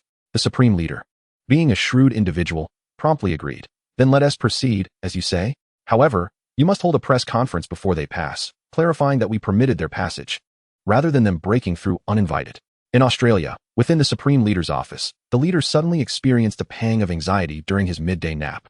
It felt as though some ominous force had set its sights upon him. Chapter 23. I am the endearing and charismatic villain. The Supreme Leader of Australia was perplexed, questioning whom he could have possibly offended in this remote place. What was it that instilled such discomfort within him? After much contemplation, he concluded that he had crossed paths with no one but Xinxia. Moreover, during the last military exercise near Xinxia, he had merely been a bystander, as the Lighthouse's Sakura forces had taken the lead. It was inconceivable that Xinxia would seek him out for retribution, traversing such great distances to create trouble. Even if we were to entertain that notion, there were 2 island chains separating him from Xinxia, implying that the Lighthouse Nation would never allow Xinxia to pass through. And even if Xinxia did come, what could they possibly do? After all, he was an ally of the Lighthouse Nation. Xinxia would not dare act against him, considering their alliance. Meanwhile, at the Sakura Pegasus base, Raymond and Ronald exchanged bewildered glances. Both were engulfed in a whirlwind of frustration. showering the lighthouse nation's intelligence department's female relatives with expletives. Ultimately dissatisfied, they extended their grievances to the male relatives as well. How many sea trials must an aircraft carrier undergo from completion to commissioning? Typically, this process could take a year or two to complete. Yet, astonishingly, within less than a month, the Xinya aircraft carrier, which had just been launched, was already approaching them. They harbored serious doubts that this vessel was indeed the one reported in last month's news. For if it were, everything would defy logic. Among the two, Ronald was the most anxious. He was utterly reluctant to command the fleet against Xinya again, having suffered significant losses in their previous encounters. One more misstep and my job will be at stake. This time, we are up against an aircraft carrier battle group. A single mistake could mean the end of my life. To be frank, the meager compensation for my death could easily be earned in just a month of work. If I were to perish, I would not even be able to enjoy a $100,000 mug. Raymond is equally frantic, acutely aware that failure in this endeavor could lead to catastrophic consequences. Perhaps the higher-ups in the Lighthouse Nation are indifferent to such risks, but I am not. After all, if this operation falters, I will bear the blame. Should I succeed, my current position affords little room for advancement. This is why I have delayed sending Ronald to command the fleet. I am awaiting a call from the Pentagon. I sincerely hope they are inclined to allow the Xinxia to set sail. At long last, the long-anticipated ringing of the phone echoed. Raymond answered in an instant. Upon hearing Defense Secretary Sherman from the Lighthouse Nation authorize the deployment of the Xinxia fleet, he breathed a sigh of relief. This development would significantly ease his future responsibilities. On board the Xinxia, within the command center, Yan Guohua, Liang Yu, and Sun Chilian maintained close communication with Zhao Hongtao, who was directing the fleet. They were about to navigate the first island chain, and tension filled the air. After years, the Xinxia fleet finally possessed the capability to venture into the deep sea, making this operation of utmost importance. Although Mr. Zhao Xun had asserted that the Lighthouse Nation would not dare to intercept the Xinxia fleet, they chose to exercise caution nonetheless. At this moment, Liang Yu, somewhat perplexed, inquired, "Chief, old son, do you believe the Lighthouse Nation is indeed as Mr. Zhao described, only daring to bully the weak and retreating when confronted with strength?" Yan Guohua furrowed his brow in contemplation, replying, "I believe Mr. Zhao is likely correct. From another perspective, if I were in the position of the Lighthouse Nation, I would avoid direct confrontation with us as well. The cost-benefit ratio does not favor them. Mr. Zhao's strategy of bypassing the Cherry Blossom Nation to deal directly with the land down under follows the same principle. Choose the softer targets first. Those in high positions must not be shackled by rules and decorum. The nation's interests must take precedence in the face of national interest. Even ethnic animosities can be set aside, though the Cherry Blossom Nation is an exception. Everything we do is in preparation for addressing the Cherry Blossom issue. I am confident that if Mr. Zhao were to learn of our story, he would support our endeavors against the Cherry Blossom as well." Sun Chilian nodded in agreement. "Mr. Zhao even uses the name Xinxia. He will undoubtedly support us." As the three strategized for the future, the communicator relayed Zhao Hongtao's report. "Report to the chief. No significant radar signals within 100 kilometers of the fleet." The trio received the report with a mix of expectation and surprise. It was indeed as Mr. Zhao had described. The Lighthouse Nation truly only dares to target the weak. They bully the vulnerable mercilessly while engaging in fair dialogue with the strong. Yan Guohua reflected, "I initially believed Mr. Zhao was merely technologically adept. I did not realize he was so astute in understanding human nature." Meanwhile, Zhao Xun, observing the events unfold on his phone screen, chuckled to himself. "I find it difficult to fathom the human heart. I have merely perused the script." The image of the Lighthouse Nation has been firmly established in the eyes of Zhao Xun's generation. Naturally, Zhao Xun does not perceive any wrongdoing in the actions of the Lighthouse Nation. On the contrary, he admires the swift response capabilities of its leadership. Whether during the events of 96 or 16, the Lighthouse Nation has consistently demonstrated an ability to rapidly analyze outcomes and make judicious decisions. This instance is no exception. Even before the fleets of both sides have encountered each other, they have already assessed the advantages and disadvantages, such as the might of a formidable national apparatus. Zhao Xun is confident that had the fleet of Xinxia not materialized suddenly, but rather been constructed gradually, the Lighthouse Nation would not find itself in such a predicament. This adversary is indeed malevolent, yet by no means inept. After all, long before the people of Xinxia had confidence in themselves, the Lighthouse Nation had already recognized that Xinxia would evolve into a significant competitor. While the citizens of Xinxia were still enamored with foreign nations, the Lighthouse had already discerned the necessity of preventing Xinxia from accessing the pinnacle of Blue Star's technology. This was particularly crucial, given that over 60% of their senior engineers are of Xinxia descent, and the majority of leading researchers in top physics institutes are also of Xinxia heritage. What a fearsome ethnicity!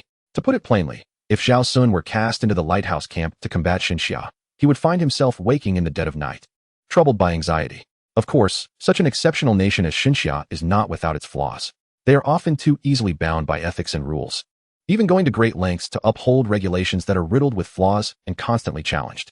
This ideological legacy is perilous and must be eradicated. Now that I possess this game, it would be prudent to seize the opportunity to help them shatter their constraints. Those in high positions should not bear the burdens of superficial appearances. The pursuit of national interests must outweigh all else. There are lessons to be learned from the Lighthouse Nation. The benefits secured are the only true gains. I am indeed a charming and delightful villain. Zhao Xun sees nothing wrong in embodying the role of the antagonist, as the lighthouse has always appeared as a character assigned to him. Yet, they seem to thrive splendidly. Being a villain equates to living well. Who would choose to be the protagonist? At this moment, the screen of his phone displays Xinxia's aircraft carrier fleet poised to traverse the first island chain. The world's reactions to this event vary significantly.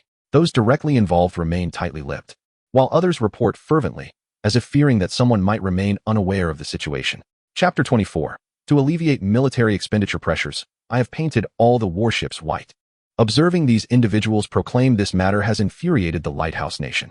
These people truly lack integrity, seemingly eager to embarrass themselves further. The high-ranking officials of the Lighthouse Nation would gladly venture into the sea to give Xinxia's warships a nudge, urging them to hasten their passage and cease being an eyesore. While other nations merely watch the spectacle, some are genuinely anxious, such as the Cherry Blossom Nation. Now that Xinxia's fleet has traversed the first island chain without intervention from the lighthouse, their master has faltered. What then shall become of their loyal dog? They must act to drag the lighthouse down with them. Otherwise, when the lighthouse eventually withdraws from the first island chain, the Cherry Blossom Nation will inevitably meet its downfall. Once the dog loses its utility, it is no more than meat for the pot. The Pacific Ocean. Zhao Hongtao stood on the bridge of the 055 MG vessel, gazing into the distance at the 003 aircraft carrier. Just last month, he was troubled by the insufficient number of 051s and the exorbitant prices of the modern class vessels from the great northern country. Now, he regarded both classes of warships with disdain. To put it modestly, the ship beneath his feet could easily take on 10 modern class vessels without breaking a sweat.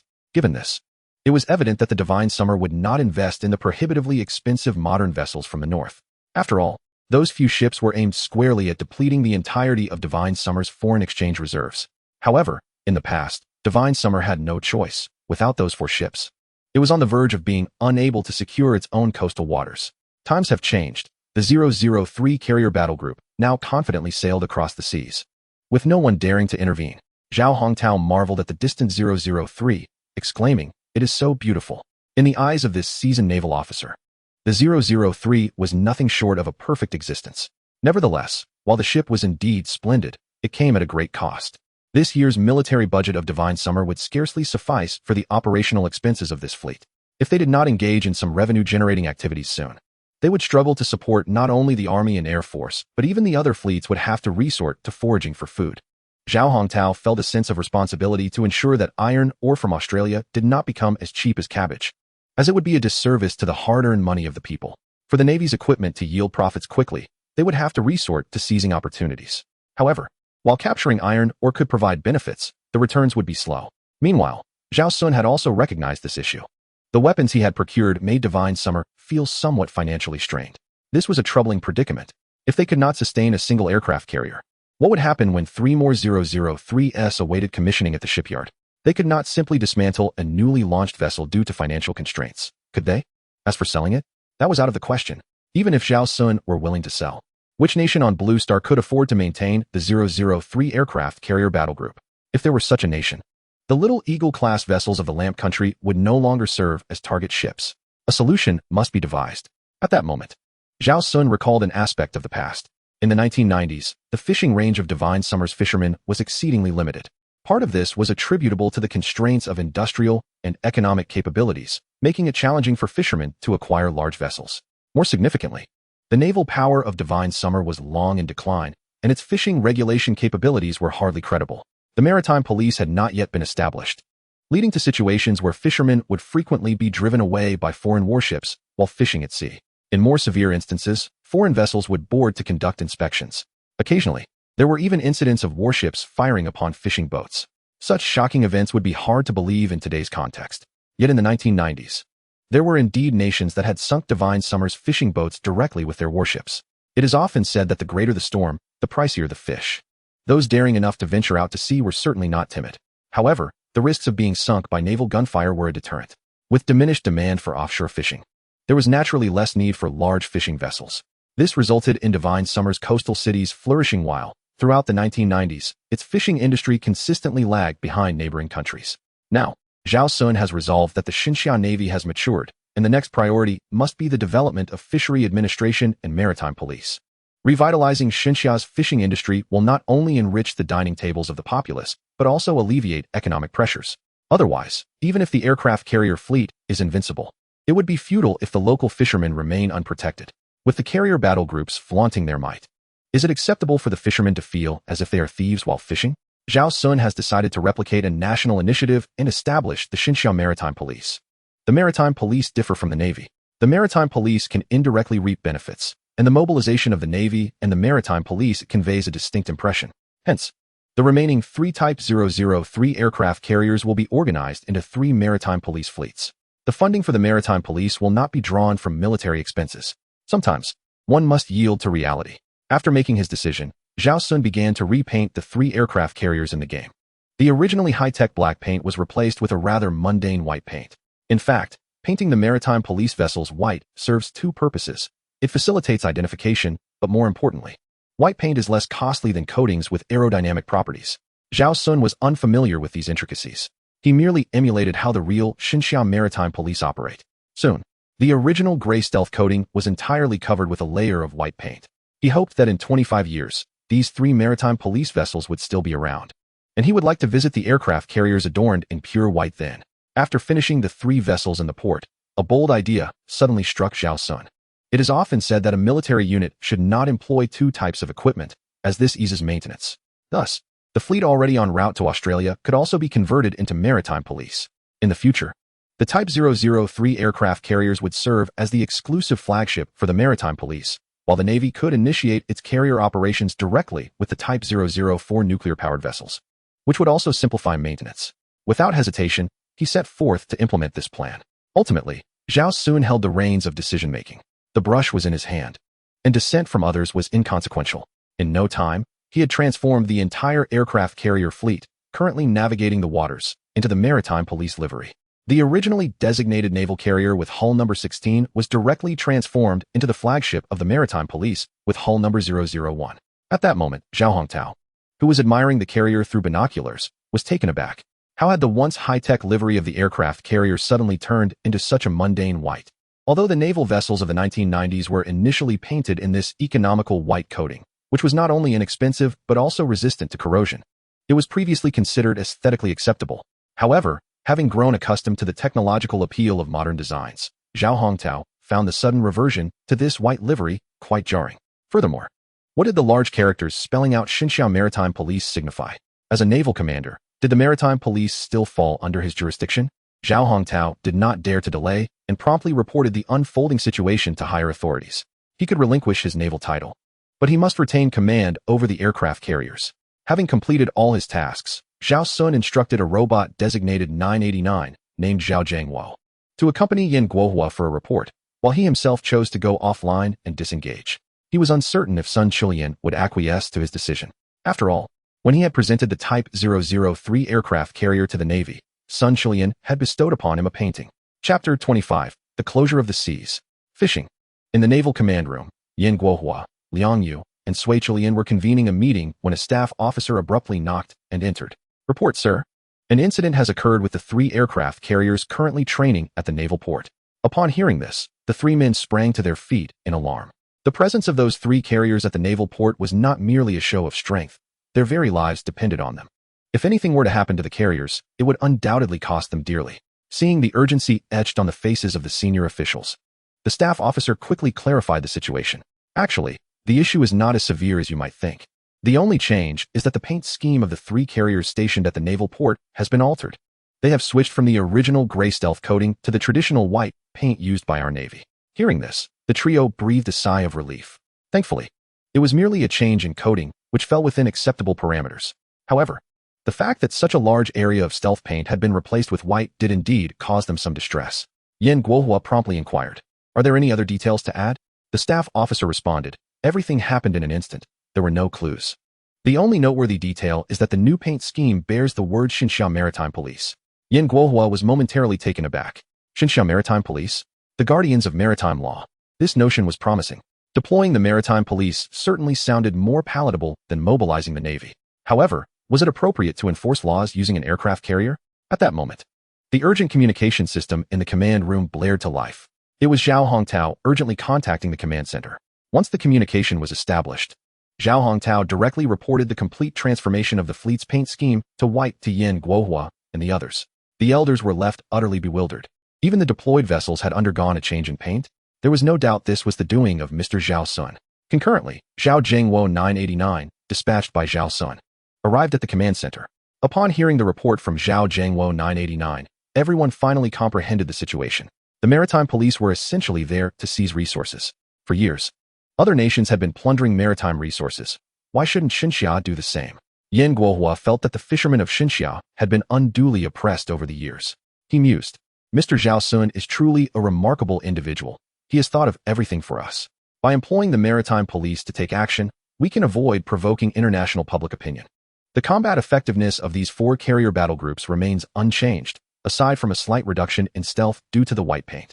They have merely transitioned from the Navy to the maritime police. However, Yen Guohua could not fathom why Mr. Zhao Xun insisted on changing the paint to white. Typically, law enforcement vessels adopt a white paint scheme primarily for differentiation, but more importantly, for economic reasons. There was no necessity to alter the new paint scheme.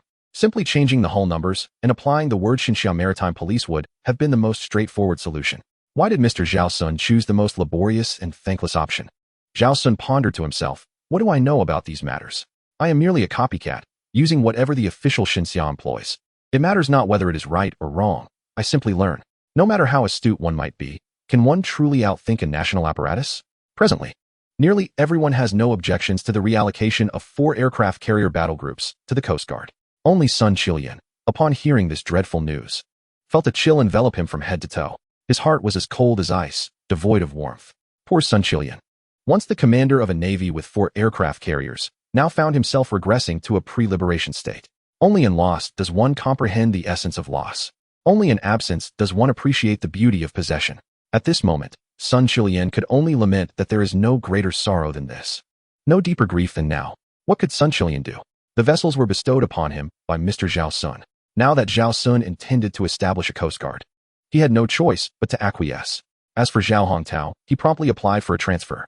After all, he is currently the fleet commander, and at this juncture, such requests are most likely to gain approval. This is what one might call a strategic advantage. Meanwhile, Yen Guohua was not idle either. He began organizing the forthcoming tasks for the Coast Guard and directly assigned its jurisdiction to the Navy. Upon receiving this order, Sun Qilian's shattered heart began to mend. He emerged from his earlier despondency, for the 4 aircraft carriers had circled back into his hands. Furthermore, Yen Guohua had cleverly exploited a significant loophole. Although Sun Qilian held command over the Coast Guard, he was not responsible for the naval expenditures. Thus, Yen Guohua could independently request funds to sustain these 4 aircraft carriers. Otherwise, the meager military budget of Xinxia would prove insufficient year after year. Yen Guohua understood that obtaining these funds would undoubtedly be a daunting task. The pursuit of money is fraught with challenges. However, he did not blame these individuals. His need for funds was for legitimate purposes, and they too were engaged in their own important affairs. After enduring 30 years of industrial calamity, Xinxia is in dire need of financial resources at every turn. To avoid developing an alcohol-related illness while requesting funds, Yen Guohua believed it was imperative to expedite the Coast Guard's operations. By demonstrating the benefits brought forth by the Coast Guard, he reasoned that future requests for funding would be much smoother.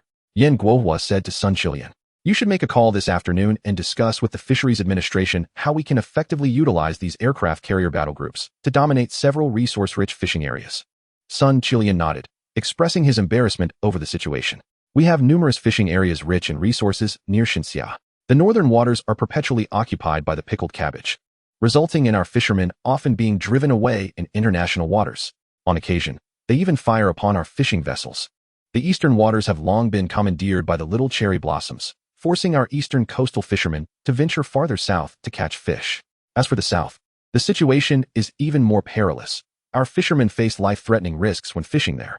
certain nations, emboldened by their naval strength, audaciously fire upon our fishing boats.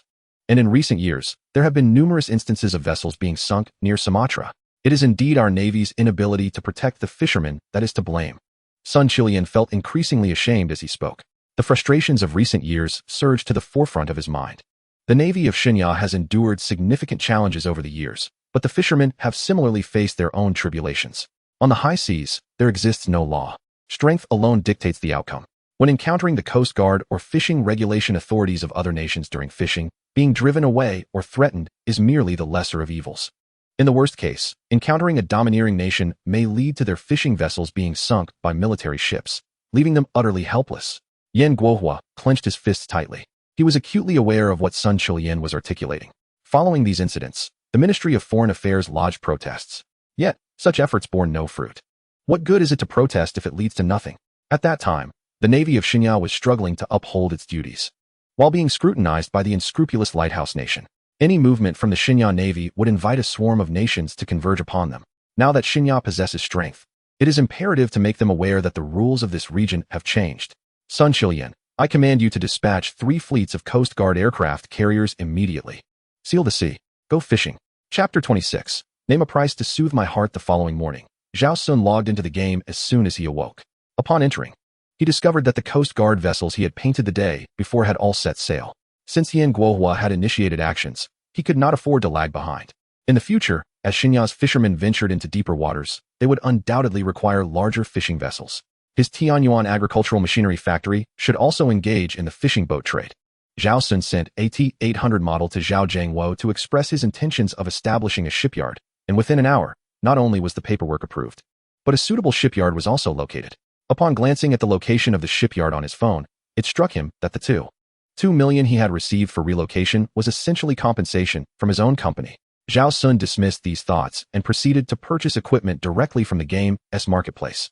He ordered 10 sets of construction equipment for a 500-ton patrol boat without even considering the price. For Zhao Xun, money had become merely a number. Spending it within the game felt like a gain. Once the equipment was purchased, Zhao Xun did not rush to build the boats. After all, this 500-ton patrol boat served as the foundation for a military vessel.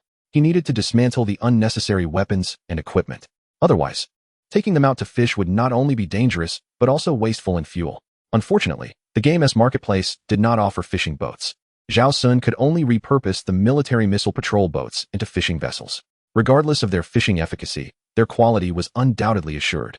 A fishing boat with a displacement of 500 tons is considered quite sizable, yet it is far from the largest. Not to mention the deep-sea fish farming vessels weighing over 10,000 tons. Even the largest fishing boats currently reach around 1,500 tons. After searching the marketplace for a while, Zhao Xun finally set his sights on the 056 frigate. This vessel has a displacement of approximately 1,500 tons. As the best-selling military ship in Shinya, its combat capability is impressive despite its smaller size. However, since Zhao Xun intends to modify it into a fishing boat, combat power is of little concern. The missiles will be removed. The radar power should be limited as well. After all, converting it for civilian use will incur additional costs.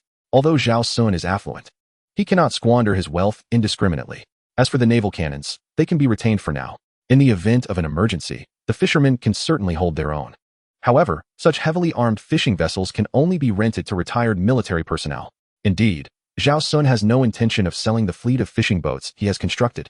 Only local fishermen from Shinya can rent the boats for fishing simply by presenting their identification. The profitability of the shipyard is of no concern to Zhao Xun. Should anyone mention money, he would bury them in it. It is no jest.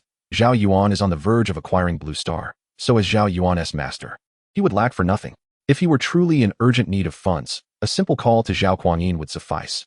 Even if there were no currency, it would be printed for him. Meanwhile, in a small fishing village in Shinya, Old Wang exclaimed, "Why are you pulling in your nets so early this year? My son was hoping to go to sea and earn some money with you." Old Wang looked troubled, the smoke from welding casting a shadow over his brow. "Don't even mention it, sister-in-law. With so many of us in Shinya, the fish near our doorstep have long been depleted. I plan to take my son further out. But we encountered a patrol boat from the Pickled Vegetable clan, and look what they did. I lost a tooth." The mere mention of the Pickled Vegetable patrol boats made the villagers grit their teeth in resentment.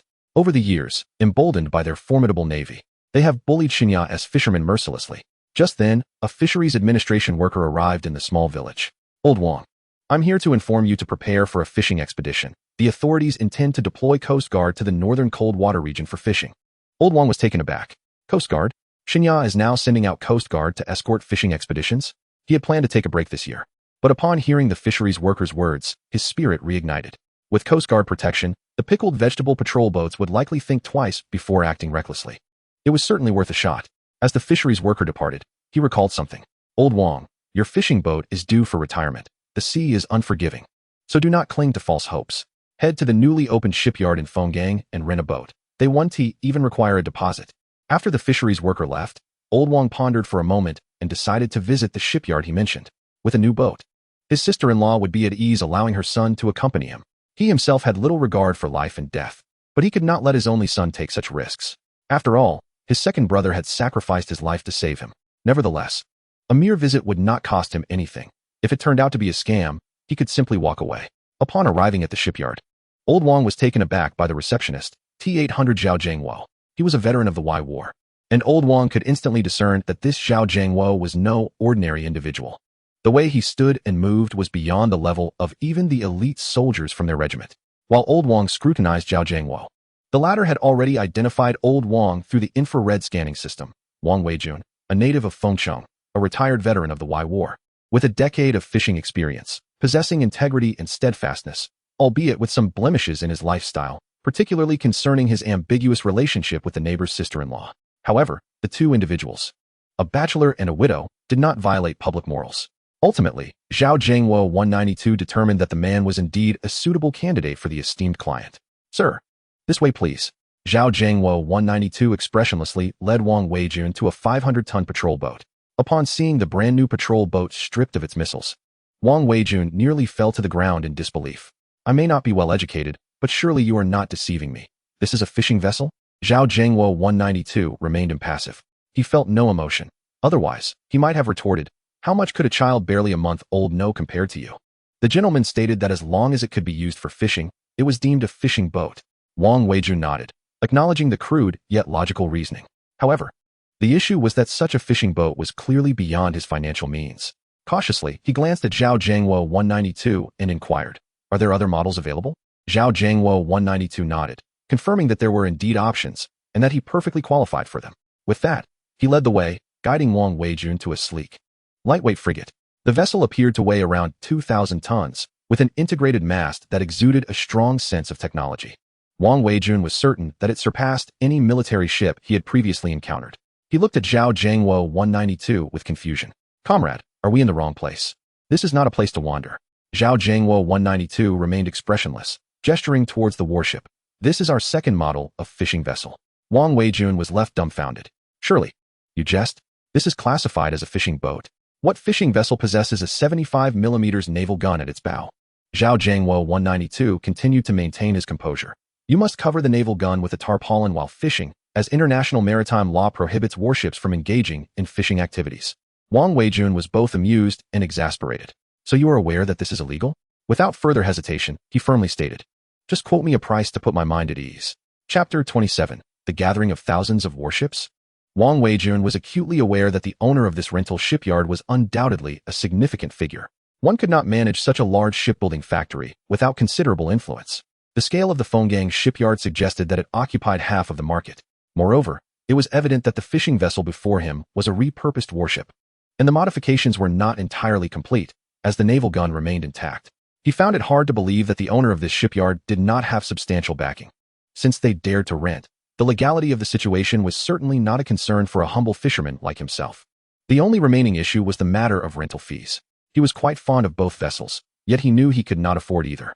Not to mention, he had recently been fined 100,000 by the Coast Guard of the neighboring country for allegedly fishing in prohibited waters. The thought of this left Wang Weijun feeling aggrieved.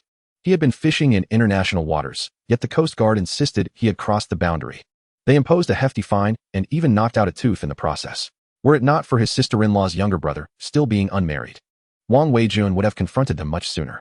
However, he had promised his elder brother to take good care of his wife and children. What would happen to them if he were to perish? At that moment, Zhao Jiangwo 192 finally provided an answer. Our esteemed company has stated that citizens of the Divine Summer may rent vessels without any rental fee. However, to lease a 500-ton missile patrol fishing vessel, one must possess at least 5 years of experience as a fishing vessel captain. For a 1,500-ton frigate fishing vessel, 10 years of experience is required, along with the status of a retired soldier with at least a third-class merit. Wang Weijun was taken aback upon hearing this. No rental fee? Such a fortunate opportunity was unheard of. He cautiously inquired, surely there must be some cost associated with taking such a grand new vessel? Zhao Zhangwo 192 nodded. There is no cost whatsoever. You simply need to sell your catch to our Tianyuan company. As for pricing, you need not worry. We will finalize a contract regarding the pricing of the fish species before you set sail, regardless of market fluctuations upon your return. All transactions will adhere to the pricing established prior to departure. Upon hearing this, Wang Weijun's spirits were finally lifted. He hastily asked, what about the deposit? This too was a matter of great concern for him. After all, even without mentioning the 1,500-ton vessel, he feared that he might need to sell himself to cover the costs of the 500-ton one. Zhao Zhangwo 192 mechanically replied, no deposit is required. No one on Blue Star dares to default on our agreements. The coldness of his words, combined with T-800's expressionless demeanor, sent a shiver down Wang Weijun's spine. No deposit? For a fisherman like him, this was exceedingly generous. Once, his dream had been to own a 200-ton fishing vessel. Now, he could take away a 500-ton vessel without spending a single coin, while a 500-ton vessel could only serve as a missile patrol boat among warships. In the realm of fishing vessels, it was undeniably of Rolls-Royce caliber. As for the 1,500-ton variety, only large corporations or cooperatives could afford such luxuries. There were scarcely any of that size across all of Blue Star. Moreover, a bold decision began to form in Wang Weijun's mind. Since there were no rental or deposit fees, why not opt for the larger vessel? Having participated in the war during his youth and having earned third-class merit, he believed he met the qualifications. May I lease that 1,500-ton frigate fishing vessel? Zhao Zhangwo 192 remained as stoic as ever. Yes, upon leasing the 1,500-ton frigate fishing vessel, you will automatically assume the status of a reserve member of the Divine Summer Navy, obligated to fulfill the duties of a reserve naval captain. You must actively respond to rescue missions. Should you refuse to partake in officially issued rescue tasks, our company reserves the right to reclaim the vessel. Additionally, you must not damage the missile installation points that have already been dismantled aboard the ship, unless absolutely necessary. You are prohibited from indiscriminately firing the ship's cannons at foreign vessels, except in cases where you or citizens of your nation face armed threats. Wang Weijun, upon hearing Zhao Zhangwo 192's introduction, could hardly contain his excitement. According to what Zhao Zhangwo 192 had said, if he were to encounter the Kimchi Sea Patrol in the future, he could fire upon them directly. He touched his still swollen jaw and decisively pressed his fingerprint down. Now, the only thing left is to return to the village and recruit a batch of sailors to set sail. Such a large vessel could easily accommodate my sister-in-law to prepare meals. When Wang Weijun returned to the village to recruit sailors, he did not hide anything. He candidly shared the situation regarding the Tianyuan shipyard. Those who preferred to operate independently could rent a boat, while those who found solo endeavors challenging would serve as sailors. He wasn't concerned that everyone would opt for renting boats, leaving no one to serve as sailors, as being a captain is no easy feat. Not everyone can navigate the vast ocean, just like Xiaohua from his sister-in-law's family, who, despite his guidance over 3 years, still could not master the skills. Soon, Wang Weijun managed to recruit around 20 sailors. He had staked all his savings on this venture, yet he was confident that with his experience, he would certainly turn a profit, as he had already discovered a massive fishing school in the northern waters. Simultaneously, a similar scene unfolded in the southern and eastern regions of Xinxia. In just half a month, the coastline had amassed 900 fishing boats converted from missile boats and 200 fishing vessels modified from 500-ton frigates, totaling 100 vessels, with numbers still on the rise. In terms of sheer quantity, even if the lighthouse nation's navy expended all its missiles, it would still not be sufficient to match this fleet. At the Pentagon in the lighthouse nation, the conference room remained unchanged, filled with the same group of individuals. However, the atmosphere was palpably different. Projected on the screen were images of Xinxia's coastline, showcasing thousands of warships poised for action, alongside 3 carrier battle groups advancing in the northeast and southeast directions. Anyone who could sleep soundly amidst such circumstances must possess an extraordinary sense of calm. Witnessing the thousands of warships lined up in the major ports along the coast, everyone was thoroughly alarmed. How long had it been since Blue Star had seen such a formidable fleet? Xinxia had recently gathered a significant number of armored troops, and now it was amassing nearly 1,000 warships. What could their intentions possibly be? Surely, they must be targeting us. There is no need for such a grand display if their aim were not us. Indeed, it must be that our 5 carrier battle groups have cornered them, driving them to desperation. At this moment, Defense Secretary Sherman spoke slowly. If they intend to strike us, we shall not grant them their desires. Inform Raymond to have all carriers and warships return to port for defense, denying Xinxia any opportunity to act. Someone interjected, if we do that, it will be even more challenging to reclaim the Perry-class frigates. Sherman sighed in resignation. Let go of the coercive strategy. I shall personally visit Xinxia to negotiate with them. Upon hearing Sherman's words, everyone shook their heads in dismay. Though this felt somewhat frustrating, there seemed to be no better alternative. Chapter 28. Xinxia Maritime Police? I have never heard of such a department. Thousands of fishing boats of varying sizes docked at the port not only troubled the lighthouse nation, but also caused distress for Zhao Xun. He had anticipated every scenario except the possibility of insufficient port facilities. These fishermen, unlike the Navy, often worked with indecisiveness and procrastination.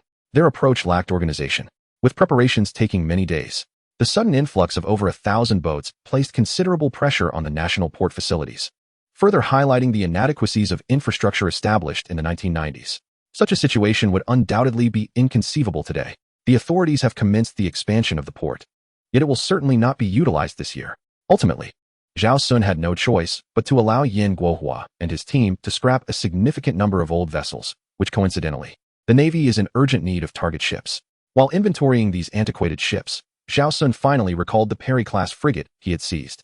It had been 2 months since its retrieval, yet the lighthouse nation had yet to dispatch anyone for its redemption. To keep or not to keep? Zhao Xun found himself more anxious than the lighthouse nation.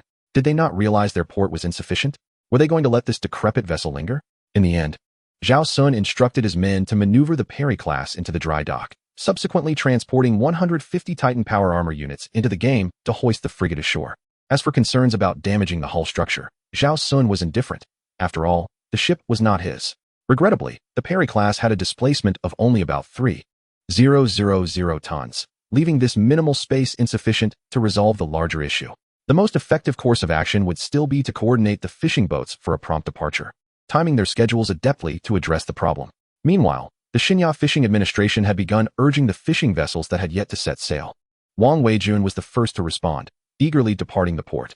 The expenses for food, fresh water, fuel, and hiring sailors had drained his resources, and he was eager to recoup his losses.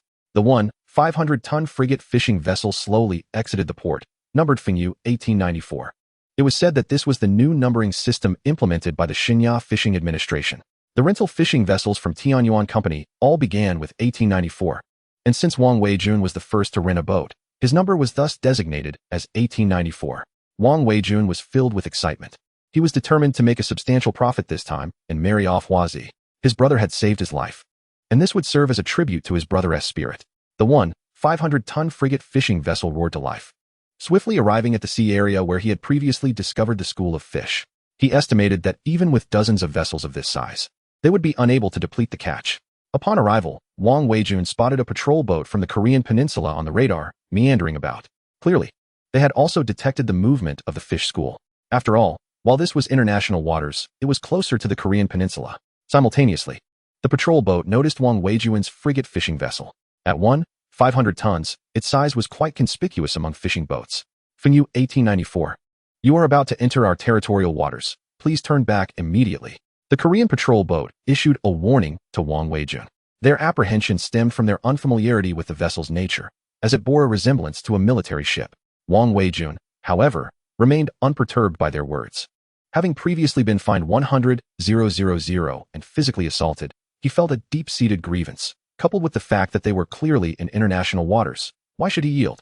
He retorted unapologetically, "Can you not read a map? This is clearly international waters."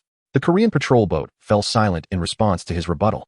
However, it was evident that this matter could not simply be overlooked. Under normal circumstances, they would undoubtedly resort to forcibly boarding the vessel for inspection. However, Wang Weijun's fishing vessel, Fengyu 1894, was twice the size of the patrol boat from the pickled vegetable nation, instilling a sense of restraint in them. Nevertheless, being closer to the coast, they promptly sought assistance from the Coast Guard, intending to deal decisively with this audacious intruder once their own warships arrived. After all, a vessel of such considerable size must be a lucrative catch. Wang Weijun felt a rush of exhilaration as he observed the once mighty pickled vegetable patrol boat hesitating to approach. Indeed, it was true that only with formidable strength could one command respect. Yet, another fishing boat from the divine summer, traversing this maritime expanse, was not so fortunate. At that moment, a fishing vessel of approximately 150 tons, having completed its catch, was returning home when it fortuitously encountered the very patrol boat that had just threatened Fenyu 1894. Fenyu 1521, halt for inspection. We have received reports of your incursion into our territorial waters. Fenyu 1521 was acutely aware of the notorious reputation of the pickled vegetable nation. How could they dare to stop? They accelerated, attempting to flee. However, laden with a full catch, Fenyu 1521 could not outrun the patrol boat. Soon enough, the 150-ton fishing vessel was overtaken by the 300-ton patrol boat. The maritime patrol team from the pickled vegetable nation immediately fired several warning shots at Fenyu 1521, demanding it to stop. Wang Weijun clenched his fists, recalling how he had previously been forcibly boarded and fined 100,000 while suffering physical assault. In that moment, he remembered what Zhao Jiangwo 192 had told him. When oneself or fellow citizens of Divine Summer are in peril, as a reservist in the Divine Summer Navy, he had the right to fire. Although such an act would delay his fishing endeavors, he could not solely prioritize personal gain after enjoying the benefits bestowed by his country. There were indeed matters of greater significance than mere profit. Nonetheless, Wang Weijun was reluctant to cause trouble for his nation unless absolutely necessary. He promptly steered his vessel directly toward the patrol boat of the pickled vegetable nation, simultaneously using the radio to contact Fenyu 1521. Fenyu 1521, this is Fenyu 1894. You need not heed the patrol boat. I will escort you to safety. Upon witnessing Fenyu 1894 charging towards them, the patrol boat quickly maneuvered to evade. Meanwhile, the captain of the patrol boat seethed with rage. This maritime territory had always been under their dominion, and how dare this divine summer fishing vessel attempt to collide with them? He immediately commanded his crew to open fire on Fenyu 1894. However, before they could pull the trigger, two sailors emerged on the deck of Fenyu 1894, unfastening a tarpaulin at the bow.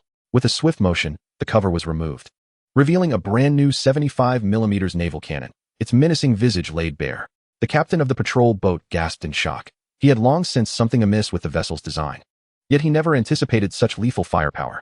His own 300-ton patrol boat would scarcely withstand a few rounds. It seemed that Divine Summer was determined to assert its claim over the resources of these waters. This development must be reported. Naval forces needed to be dispatched to expel them, even to seize their vessel. The marine resources of this area were simply too valuable to relinquish. The naval might of the pickled vegetable nation, ranked 5th in Blue Star, had never backed down in these waters. Soon, two patrol vessels from the neighboring nation received orders to advance towards the incident area. Meanwhile, as Wang Weijun piloted the fishing vessel Fenyu 1894 to escort the Xinxia fishing boat away, the communicator crackled to life once more. Fenyu 1894. This is the Xinxia Coast Guard 002. I have observed two patrol vessels approaching your location. Please ensure your safety. My ship will arrive as quickly as possible. Wang Weijun was taken aback. Xinxia Coast Guard? He had never heard of such a department. However, he understood in his heart that this Xinxia Coast Guard was undoubtedly on his side, likely akin to the maritime patrol fleet of the neighboring nation. After many years, he finally awaited the arrival of Xinxia's maritime law enforcement agency. Nonetheless, he felt a twinge of concern regarding their message. After all, the neighboring nation had deployed two warships. And even with the establishment of the Xinxia Maritime Enforcement Agency, it might not be sufficient to contend with warships. He replied through the communicator, Coast Guard 002. This is Fenyu 1894. Please take care as well. Fenyu 1894, Coast Guard 002 acknowledges your concern. After a brief pause, they continued, Fenyu 1894, you are commendable. Receiving official recognition brought immense joy to Wang Weijun. He felt even more resolute in believing that his efforts to assist his compatriots were indeed the right course of action. His sacrifices were recognized by the homeland. If he were to witness his fellow countrymen being bullied by the neighboring nation's patrol boats and remained indifferent, it would be a disservice to his country for having entrusted him with this fishing vessel. 30 nautical miles away, a Type 003 conventional power electromagnetic catapult aircraft carrier, numbered Coast Guard 002, began to accelerate. The other vessels in the carrier battle group closely followed in formation. Simultaneously, two J-15T aircraft adorned with Coast Guard livery were prepared for launch on the deck, including the two already airborne, which were responsible for aerial surveillance. And a KJ-600 early warning aircraft. There were now 4 fighter jets and 1 early warning aircraft patrolling the skies. The recently launched aircraft headed towards the incident area. Inside the cockpit, Qin Liang and Lu Yang exchanged glances, each sensing the other's frustration. They had anticipated commanding carrier-based aircraft, yet found themselves increasingly distanced from frontline combat. The current escort mission felt utterly uninspiring to them. Fortunately, their adversaries were the neighboring nation's warships. Thus, Qin Liang's J-15T took off equipped with 4 anti-ship missiles and 2 air-to-air missiles. Liu Yang's accompanying aircraft was armed with 2 long-range air-to-air missiles, 2 anti-ship missiles, and 2 air-to-air missiles. This configuration was typically aimed at sinking enemy warships. The lead aircraft maintained a robust firepower, while the escorting aircraft carried 2 long-range air-to-air missiles for protection, along with 2 anti-ship missiles for contingency. If the intent were merely to intimidate rather than to ensure the sinking of the enemy, the escorting aircraft would not carry anti-ship missiles. However, who could say? Such matters were of little concern to Qin Liang and Liu Yang. They simply followed orders. As soldiers, obedience to command was paramount. Soon, 2 fighter jets arrived over the incident area, their gaze fixed upon the trails of 3 vessels below. The fishing boat Fingyu 1894 was escorting Fingyu 1521, while the Korean patrol ship lingered at a distance, seemingly providing navigational assistance to the ships behind. Liu Yang and Qin Liang exchanged a gesture before descending in their aircraft. Simultaneously, Qin Liang addressed the Korean patrol ship via communicator. Korean patrol ship, this is Shinya Haijian 52001. You pose a severe threat to the safety of our vessels. I implore you to vacate the vicinity immediately, lest you bear the consequences. The sudden transmission left the captain of the Korean patrol ship momentarily stunned. What a lively day it was in these waters. However, the tone of Shinya Haijian 52001 was undeniably bold, even threatening consequences. What could he possibly do to me? He raised his binoculars to scan the horizon, but discerned no other vessels nearby. He then picked up the communicator, tauntingly retorting, Shinya Haijian 52001. This is the Korean patrol ship. I see no sign of you. What is your tonnage? Are you perhaps too small? Why don't you come a bit closer? Liu Yang and Qin Liang exchanged knowing smiles, intending to tease the Korean captain. Qin Liang replied, I am fully loaded at 35 tons. No need to rush. I shall make my way towards you. Upon hearing Qin Liang's claim of being fully loaded at 35 tons, the captain erupted in laughter, prompting the entire crew to abandon decorum and join in mirth. With a comical expression, the captain addressed his armed crew. Did you hear that? He claims to be loaded at 35 tons. Pay attention, lest he arrives and you fail to notice. The Special Forces members chimed in with jest. Huh? We've just been intimidated by a vessel that weighs a mere 35 tons. How arduous it must be for a 35-ton ship to make it all the way here from Shinya. Indeed, while 35 tons may suffice on rivers, it poses a genuine risk at sea. He threatens us with consequences. The only consequence will be him showcasing his grand 35 tons. The captain of the Korean patrol ship, seizing the moment, quipped again. Shinya Haijian 52001. Where are you? I fear I might miss seeing you. At that moment, Qin Liang, cruising over the waters, abruptly pushed the throttle, propelling the jet past the sound barrier. He then coldly responded with 2 words. Look up. Boom. A thunderous roar resonated in the ears of the Korean patrol ship's captain. Simultaneously, a massive shadow swept over him. The world around him fell into an eerie silence. Or rather, it was not the world that quieted, but his hearing that faltered. Moments of deafness were followed by an endless ringing in his ears. The captain felt as though the ground had flipped. The ceiling was now beneath him, and the surface of the sea above. He could no longer discern sky from sea.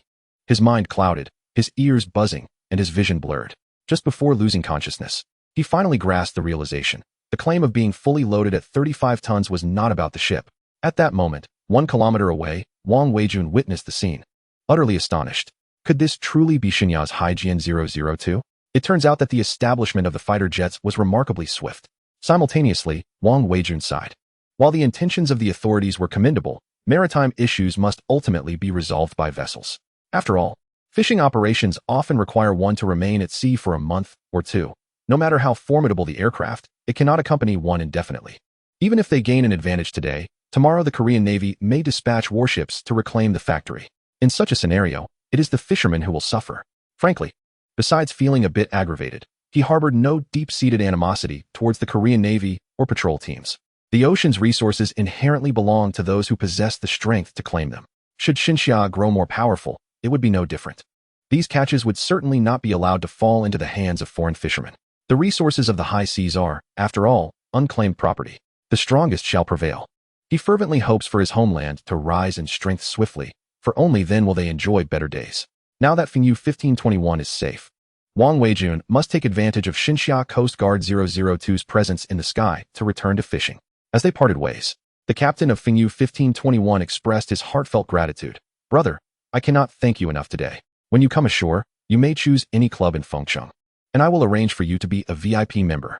Chapter 30. The warship ahead. Please accept inspection an hour later. The captain of the Korean patrol boat gradually regained consciousness. He shook his swollen head and surveyed his surroundings. What the hell? Fighter jet enforcement. Xinxiao is truly inconsiderate. Now that Xinxiao's fishing boats were also lost, and faced with threats from their fighter jets, he must report this urgently. Stumbling, he picked up the communicator to relay the situation. The two warships, upon receiving the notification, hurriedly scanned the incident area with their radar, only to find nothing. An hour had passed. It was unlikely that Qin Liang and Lu Yang were still patrolling in the sky. They had likely returned to have a meal. With no results from the scan, the Korean warships had no choice but to accelerate towards the incident area. At this moment, Coast Guard 002 once again contacted Wang Weijun. Fenyu 1894, this is Coast Guard 002. Please report your situation at any time. Upon receiving the communication, Wang Weijun glanced at the sky. He mused that the fighter jet had been airborne for quite some time. After some contemplation, he responded, Coast Guard 002, this is Fenyu 1894. My situation is quite satisfactory. Finally, Wang Weijun decided to report the school of fish he had discovered. With so many fish, he could not possibly catch them all himself. If Xinxiao's fishermen did not fish, the Koreans would certainly take them away. Coast Guard 002, I have discovered a super school of fish. Please notify the nearby fishing boats. However, this area is relatively close to Korean territorial waters, making it easy to be driven away by Korean patrol boats. Wang Weijun only mentioned the threat of being driven away, refraining from detailing the excessive actions of the Korean patrol teams towards him. He did not wish for his experiences to influence the authorities' judgment. As a veteran who had seen combat, he understood the risks of a minor conflict escalating. However, he did not anticipate that his concerns were unfounded. Today, the situation was far from stable. Only Coast Guard 002 had the final say. Coast Guard 002 acknowledges. After responding to Wang Weijun, the Coast Guard vessel 002, accompanied by its aircraft carrier battle group, advanced towards the area where the fish were congregating. Previously, Xinxiao lacked the capacity to manage the fishermen's affairs, but now, with newfound capabilities, it must endeavor to recover past losses. As for whether this approach is excessively oppressive, the Coast Guard 002 remains unfazed. During the time when Xinxiao's navy was weak, other nations had acted similarly. For years, the resources of the surrounding high seas had been monopolized by three dominant naval powers. Xinxiao had remained silent throughout this time. The resources of the open seas naturally belonged to those who possessed the strength to claim them. Now that Xinxiao's navy has grown formidable, why should it be expected to adhere to reason? That is simply implausible. Truth resides solely within the range of naval artillery. At this moment, Wang Weijun had arrived at the area where the fish were abundant.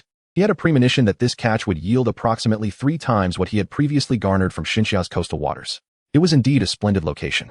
However, despite its allure, it was fraught with danger. He was uncertain whether the kimchi warships had vacated the area. Nevertheless, with over 20 crew members aboard awaiting their meal, he could hardly afford to be concerned. Furthermore, given that Tian had generously leased such a large vessel to him, he felt compelled to return with a substantial haul.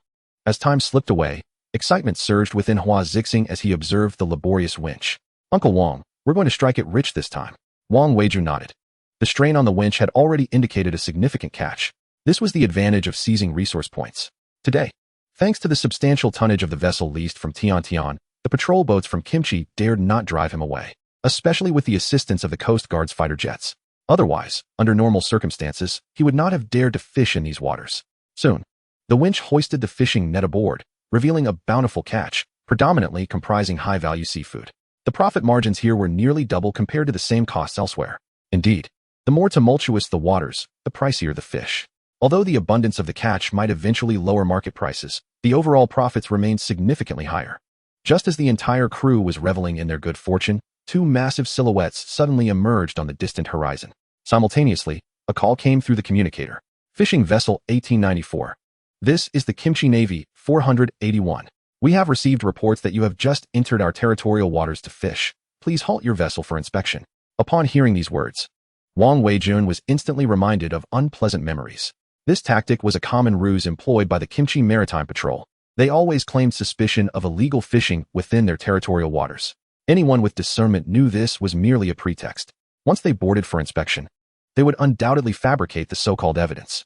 Last time, he had been fined 100,000 for such a contrived accusation. He was adamant that he had never fished in Kimchi waters. It was entirely a frame-up. Wang Weijun clenched his fists, weighing the risks and rewards. Although he now possessed a 500-ton patrol fishing vessel, it would be inadequate against 2 genuine warships. They were armed with anti-ship missiles. while the missiles aboard his vessel had been disassembled. To take a step back, he must also bear responsibility for the lives of over 20 sailors aboard. However, it is inconceivable to allow the inspector aboard. Tian Yuan, having kindly rented the vessel to him, would never permit such an intrusion. Unable to provoke the opposing party, Wang Weijun decisively chose to flee. Yet, by doing so, he would incur a total loss. Just then, the communicator crackled to life with another voice. Pickled Vegetable Navy 481. This is Shunsha Coast Guard 002. You have severely endangered our personnel's safety. Please leave immediately. Additionally, we request all vessels not affiliated with Shunsha in the vicinity to take heed, as we will conduct counterterrorism exercises in this area. Unrelated ships must vacate at once. Upon hearing the voice of Shunsha Coast Guard 002, Wang Weijun felt a surge of relief. He quickly glanced skyward, but alas, there was nothing to be seen. As he tilted his head in search of an aircraft, Xiaohua energetically patted his back, pointing excitedly towards the distant horizon, exclaiming, "Uncle Wang, look, there's an aircraft carrier." Wang Weijun was momentarily taken aback. An aircraft carrier? How absurd. Was it truly possible that in his quest for mere fish, an aircraft carrier had emerged? Yet, following Xiaohua's pointing finger, he indeed spotted the aircraft carrier, its flat deck unmistakable. He reached out, and Xiaohua instinctively handed him the binoculars. With them, Wang Weijun could see clearly. It was indeed an aircraft carrier. As he adjusted the binoculars to view the hull number, the revelation caused them to slip from his grasp in shock. Never in his wildest dreams would he have imagined that the vessel communicating with him, Shunsha Coast Guard 002, was an aircraft carrier. The aircraft he had noticed earlier were merely fighter jets deployed by Shunsha Coast Guard 002. Simultaneously, he observed that alongside Coast Guard 002, there was another small flat-top vessel in the fleet. At that moment, 2 helicopters were preparing for takeoff from the small flat deck, with armed personnel swiftly boarding. It seemed they intended to conduct a vertical boarding operation on a nearby ship. Chapter 31. Employing the most resolute policies for the most successful diplomacy. Meanwhile, aboard the Pickled Vegetable Navy 481, Captain Park Changfan had also discerned the distant silhouette of Shunsha Coast Guard 002. The colossal vessel, nearly 100,000 tons, was steadily navigating the waters. The outlines of carrier-based aircraft were faintly visible on its deck. Park Changfan was momentarily left speechless, his worldview shattered, his senses overwhelmed. Although the aircraft carrier was merely a blurred figure in the distance, it stirred tumultuous waves within him. Were the Shunsha people truly unhinged? To deploy an aircraft carrier as a Coast Guard vessel merely for this meager catch of fish? Was it truly necessary? Did they have enough fuel money for such an endeavor? Of course, as Pickled Vegetable Nation lacked an aircraft carrier, he was unaware that nations possessing such vessels do not suffer from a lack of oil. However, Pickled Vegetable Nation was a formidable naval power, ranked 5th in Blue Star. And thus they understood all too well the terror an aircraft carrier could invoke. They were acutely aware that the presence of an aircraft carrier in a maritime region would invariably indicate the existence of a complete carrier strike group in the vicinity. Soon, he spotted 2 helicopters taking off from another flat-top warship in the distance. Soon, 2 helicopters arrived overhead of the Pickled Cabbage Navy's patrol vessel.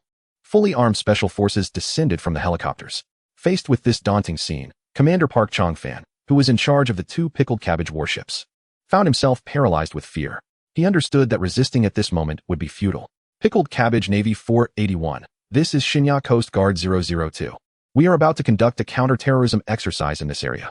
Please vacate immediately. After a prolonged hesitation, Park Changfan mustered the courage to respond. Shunsha Coast Guard 002.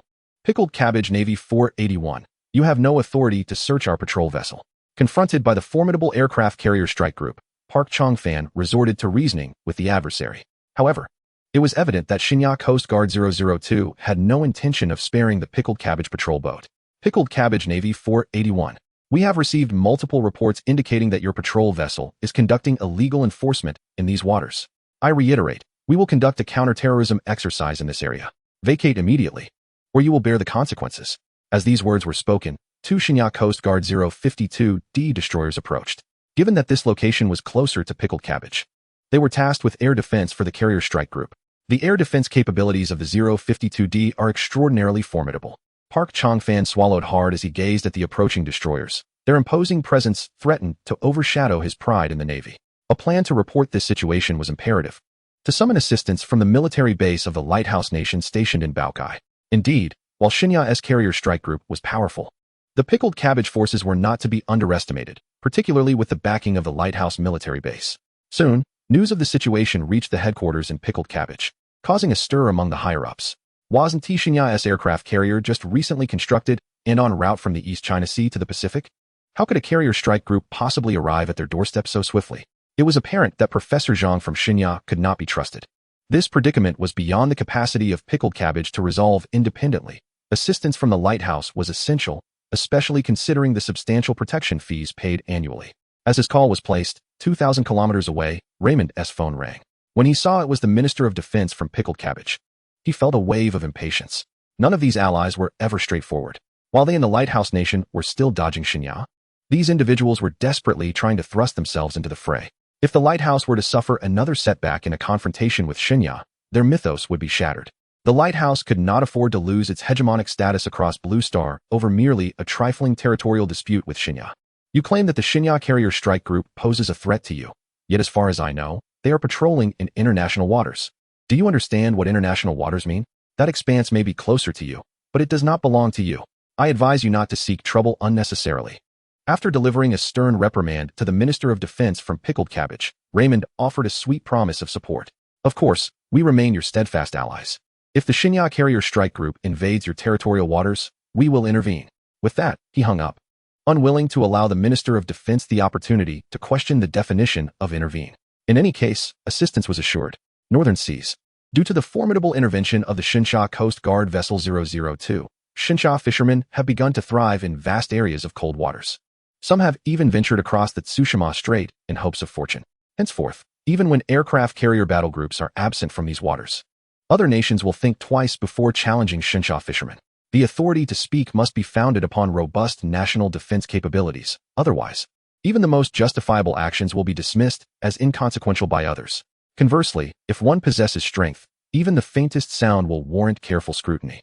A similar scenario unfolds in the East and South China Seas, where Coast Guard vessels 003 and 004 assertively patrol the high seas. The once vociferous Blue Star 5th and 6th Navies have been rendered silent in the face of such formidable carrier strike groups. The nation most hostile towards Shinsha, Qinghua, has surprisingly been the swiftest to capitulate this time. Observing everything unfold on his mobile screen, Zhao Xun felt an overwhelming sense of validation for his previous endeavors. Positioning the aircraft carrier for the Coast Guard's assertive display was indeed a prudent decision. The global powers can only comprehend one voice, the voice of strength exceeding their own. However, mere strength, devoid of resolution, proves futile. Even the most formidable armament will not save a coward from the clutches of thugs. Thus, although Zhao Xun's actions were audacious, the resulting backlash was minimal, consisting solely of widespread condemnation, which he dismissed with indifference. For instance, claims that Shinsha's conversion of warships into fishing vessels is an illegal act are met with scorn. If one possessed such a fleet, they too could undertake similar modifications. The assertion that Shinsha's impressive shipbuilding capabilities incite unease is equally met with derision. If one had such prowess, they too could construct vessels. Furthermore, accusations that Shinsha's use of aircraft carriers as Coast Guard vessels heightens regional tensions are dismissed with laughter. If one possessed aircraft carriers, they too could employ them as Coast Guard vessels. If pandemic responses could instigate global change, nations would not invest vast sums in national defense. Zhao Xun is acutely aware that Shinsha's ascent is merely at its inception. As he contemplated this, a golden notification window emerged in the game. Congratulations, player. On resolving a major diplomatic crisis, the Lighthouse Nation is poised to extend goodwill towards your faction. The foreign minister of the Lighthouse Nation requests to visit your realm. Upon seeing the notification, Zhao Xun smirked. This was a sign of capitulation. Simultaneously, he recognized that an opportunity for Shinsha to profit had arrived. It was imperative to develop a diplomatic policy of distant alliances and nearby aggression, draining the resources of surrounding nations and gradually expanding outward.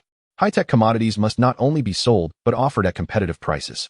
Nations like Kimchi Sakura, which have already developed an industrial base, should be gradually weakened through market competition. As for the landlocked nations bordering Shinsha, they are destined for perpetual poverty. Chapter 32. Joining the World Trade Organization, an early onset of unemployment indeed. A few days later, a special aircraft from the Lighthouse Nation landed in Shinsha. The primary mission of the Lighthouse Foreign Minister this time was to reclaim their escort vessels. However, this time was markedly different. The minister brought forth conditions that Shinsha could not refuse: the opportunity to join the World Trade Organization. The nation of the Lighthouse is acutely aware that there is no way the Divine Xia could reject this condition.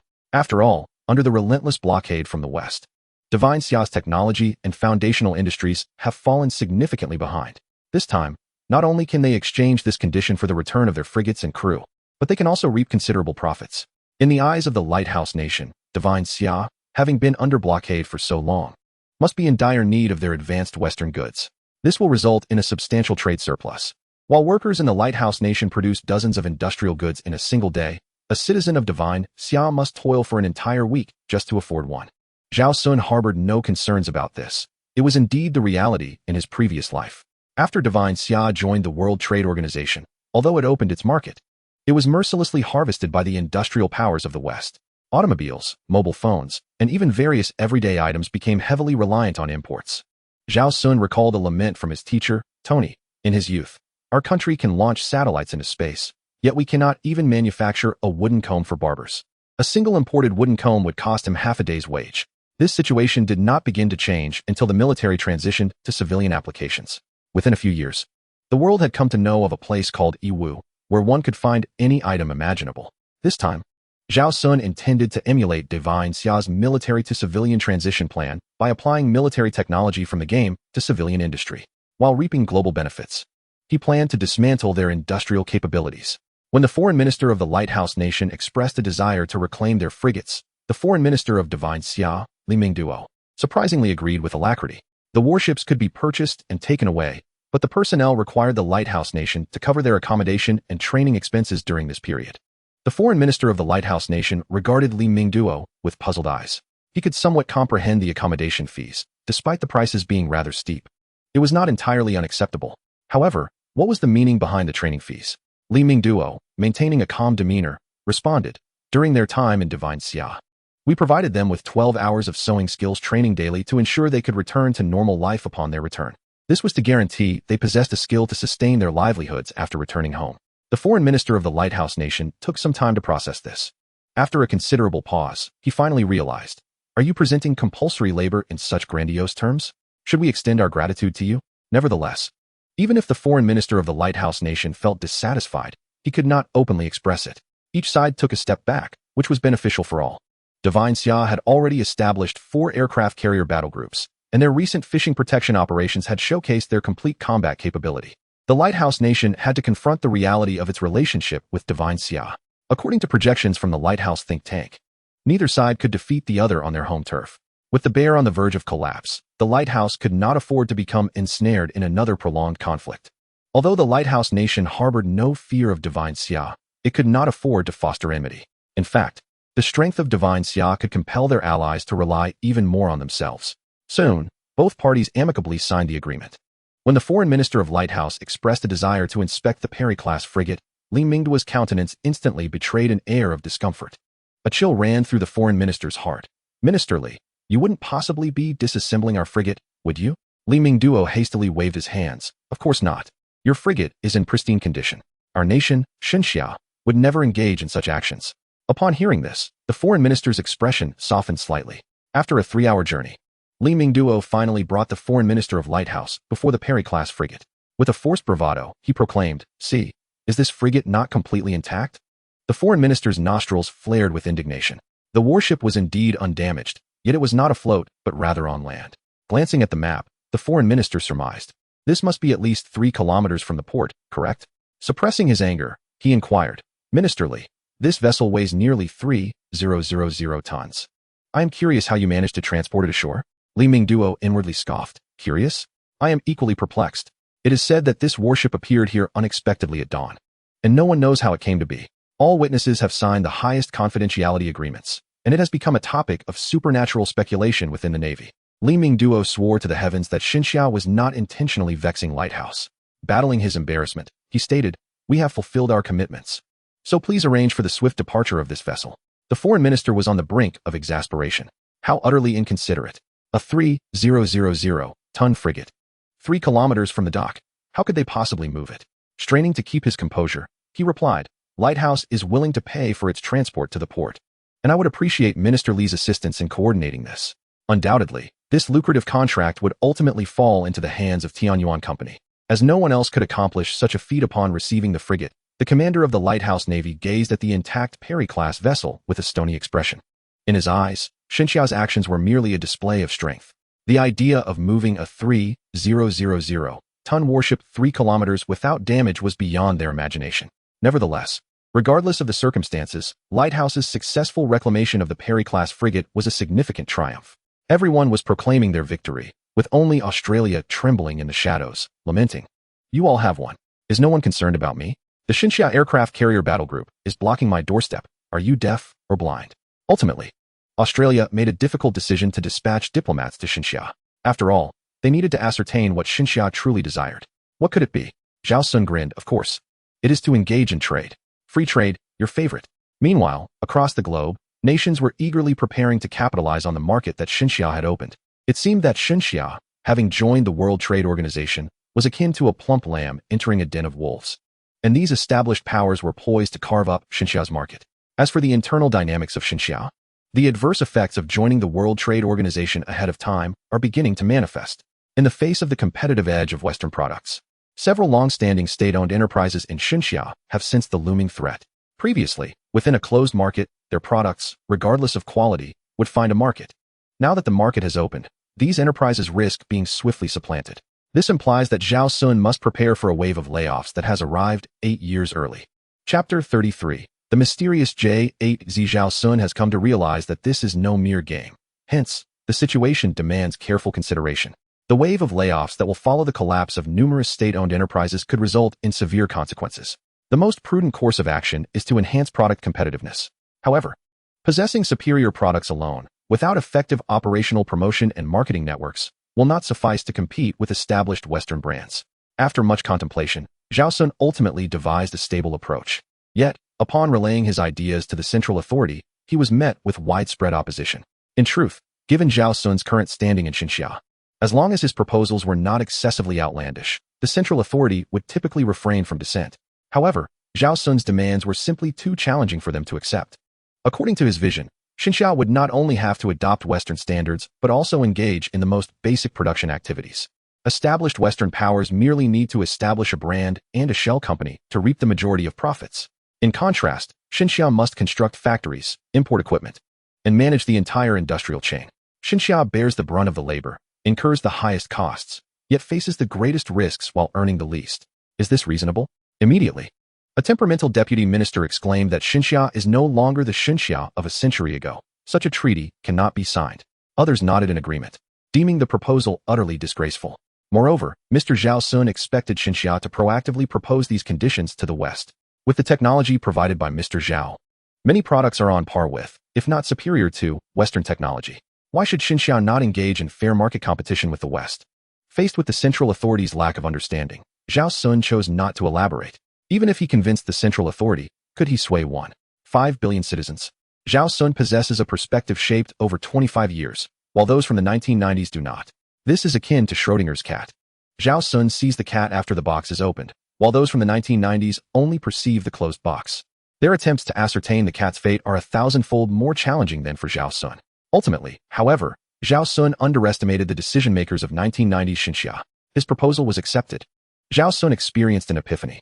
One should never underestimate Xinxia at any point in history. In this vast nation, there are experts in every field. The strategy of deindustrialization in Europe and America may have already been orchestrated by Xinxia. Without the seeds of the 1990s, there can be no fruits after 25 years. The schemes that led to the downfall of nations were understood by our ancestors millennia ago. Regrettably, the tactics penned in elementary school textbooks in 1990s Xinxia still ensnared the lighthouse nation. This world truly resembles a makeshift stage. Soon, representatives from the Blue Star World Trade Organization arrived in Xinxia for an investigation. To speak candidly, upon their arrival in the divine summer, their expressions were crooked. A century has passed, and this time, they did not rely on formidable ships and cannons. Nevertheless, they managed to breach the trading doors of the divine summer. Those former great powers had long been eager, awaiting the opportunity to partition the markets of the divine summer. Of course, they were acutely aware that the divine summer would not be easily swayed and would put up some resistance. However, upon witnessing the conditions proposed by the Ministry of Commerce of the divine summer, their faces twisted in disbelief. The divine summer was exceedingly generous. Some individuals calculated the figures and found that the same products produced in the divine summer could save several times the cost merely in labor. Furthermore, the divine summer was willing to invest in importing equipment and developing supply chains to resolve issues that should have been their concern. The capitalists, upon seeing these terms, were envious. With the funds allocated for establishing factories domestically, investing in the Divine Summer would yield substantial profits. Naturally, merchants had their own strategies, and the intelligence agencies of various countries would not let such an opportunity slip away. Simultaneously, some enterprises involved in military industry also sought out the Divine Summer. Unlike the West, which comprises multiple nations forming a complete industrial system, the Divine Summer operates as a self-circulating industrial ecosystem. Perhaps the Divine Summer may not excel at producing everything to perfection, yet it possesses the capability to manufacture nearly all. Recently, certain items from the Divine Summer had indeed ignited jealousy, particularly military products. Some were genuinely interested in purchasing, while others aimed to reverse engineer the technologies of the Divine Summer for their own production. Among them was the most notorious for its aversion to reverse engineering, the Lighthouse Nation. The Lighthouse Nation despises imitation, but only when it comes to others emulating them. They do not oppose drawing inspiration from others. They have long coveted the J-10C fighter jet from the Divine Summer. Recently, during several confrontations between the Lighthouse Nation and the Divine Summer, it must be said they suffered losses in the realm of avionics. Thus, the Lighthouse Nation has been eager to procure a J-10C fighter jet for research purposes. They are willing to invest heavily to dismantle a J-10C fighter jet from the desert. However, engineers from the Divine Summer vigilantly monitor the situation in the desert, leaving them without options. If this opportunity arises with the Divine Summer's accession to the WDO, perhaps they could bribe a few military commanders to acquire several J-10C fighter jets. Yan Guohua, upon hearing the demands of the Lighthouse Nation, fervently shook his head. No, absolutely not. The previous sale of the J-7 occurred when the Lighthouse Nation primarily viewed the bear as their hypothetical enemy. Selling the J-10C fighter jet to the Lighthouse Nation would, even if they failed to fully comprehend the avionics technology within, allow them to grasp the operational parameters of the J-10C fighter jet. Selling the J-10C fighter jet would bring us nothing but harm. If Mr. Zhao Xun were to know, he would also disapprove. Just as he uttered these words, an individual clad in the military uniform of the Divine Summer, T-800, entered his office. Chief, the sir insists we must do everything possible to promote the J-10C fighter jet to the Lighthouse Nation. Yan Guohua spat out his tea, nearly convinced he had misheard. Are we truly selling the J-10C fighter jet to the Lighthouse Nation? For what purpose? Zhao Xun, glancing at his phone screen, lamented. Simply to make the Lighthouse Nation feel that buying is superior to building. If it could dismantle the Western aircraft manufacturing industry, I would even apply for national subsidies on their behalf. As for the third brother, I shall refrain from offering them any assistance. I fear their pilots may not survive any more crashes. Zhao Xun stretched lazily and rose from his bed. Upon exiting the game, he promptly opened his browser to inquire about the latest model of the J-8. His previous attempt to hasten development had resulted in the complete stagnation of the entire Xinxia aviation industry, leading to a regression in technological progress. This time, however, Zhao Xun intended to apply the technologies showcased in the game directly to the civilian sector. He would provide the technical expertise, while the aviation experts at Xinxia would design the aircraft themselves. Surely, this approach would not lead to another technological setback? Indeed, once Zhao Xun unlocked his phone, he discovered that the J-8 fighter had evolved into the J-8Z. This was the final designation in the series. He could only speculate that the H-6 series had already ventured into the realms of the heavenly stems and earthly branches. Yet, it was astonishing that no images of the J-8Z were available online. For an aircraft that had been in service for a year, it was quite absurd that the public remained unaware of its appearance. Moreover, it was exceedingly rare for a newly commissioned fighter jet to be announced without accompanying images. Chapter 34, Ground-Based Electromagnetic Catapult. This revelation piqued Zhao Xun's curiosity. He yearned to behold the visage of this enigmatic aircraft. He made his way to Building 18, where Qin Liang and Lu Yang resided. Upon encountering them, he straightforwardly inquired, Old Master Lu Yang, since you are affiliated with the Air Force, do you have any connections that might allow me to visit the latest J-8Z fighter jet? Qin Liang and Lu Yang exchanged glances, sensing an air of scrutiny akin to a teacher inspecting assignments. Yet, considering that Mr. Zhao was on the verge of departing from Blue Star, it was only natural that he would wish to assess their technological advancements. It was likely that Mr. Zhao was concerned about Xinxia becoming complacent and stagnant. Lu Yang and Qin Liang feigned hesitation, with Lu Yang stating, I have an old friend whose base has the J-8Z. Let me see if I can arrange a visit. With that, Lu Yang stepped aside, pretending to make a phone call. Given that no images of the J-8Z could be found online, it was clear that a visit would be unlikely. However, it depended on who was visiting. In Xinxia, what was there that Mr. Zhao could not see? Before long, Lu Yang returned, feigning excitement. Young Sun, my friend just informed me that their base has an open day today, and we can visit. Zhao Xun smirked inwardly, amused by the ruse. The notion of a military base's open day was laughable, and had he possessed even a modicum of military knowledge, he would not have been fooled by this cunning old man. At that moment, Zhao Xun decided to enact a small revenge on Qin Liang and Lu Yang for their deception. I just remembered I have something to attend to today. Old Master Lu Yang, shall we visit the J8Z tomorrow instead? Upon hearing Zhao Xun's intention to postpone the visit, Lu Yang was utterly flabbergasted. It took him quite some time to comprehend the situation. I must have misheard. My friend mentioned that their base's open day is tomorrow. Zhao Xun smiled faintly. My apologies. Old Master Lu Yang, I too made an error. I have no plans today, and my engagements begin tomorrow. Could we possibly visit the J8Z fighter jet today? Lu Yang and Qin Liang exchanged glances, their expressions revealing a mix of surprise and resignation. 2 hours later, at a certain Air Force base, Zhao Xun, Lu Yang, and Qin Liang disembarked from the bus, followed by a group of suntan citizens sporting crew cuts. Upon alighting, Zhao Xun jokingly remarked to Lu Yang, "Is the temperament of military enthusiasts nowadays so refined? Each of them stands so erect, and they all seem to share similar heights and ages." Lu Yang felt a pang of distress. If Zhao Xun were to visit another site, it might be possible to find some actors who appeared credible. However, since Zhao Xun was inspecting the J8Z, they were left with no choice but to seek out these individuals. The J8Z was a closely guarded secret, shrouded in the utmost confidentiality. Awkwardly, they proceeded into a building at the Air Force Base. Ascending the elevator, Zhao Xun sensed something amiss within seconds. It seemed the elevator was descending. Puzzled, he inquired, "Are we not supposed to be viewing the important J8Z fighter jet?" The guide, responsible for leading the group, quickly explained. Due to the J8Z's unique takeoff method and its significant strategic importance, the J8Z fighter jet is typically stored in a bunker located 500 meters underground. With a soft chime, the elevator doors gradually opened, revealing an expansive and astonishingly vast space that defied imagination. Zhao Xun's eyes widened in disbelief as he beheld the grandeur before him, overwhelmed by an indescribable sense of awe.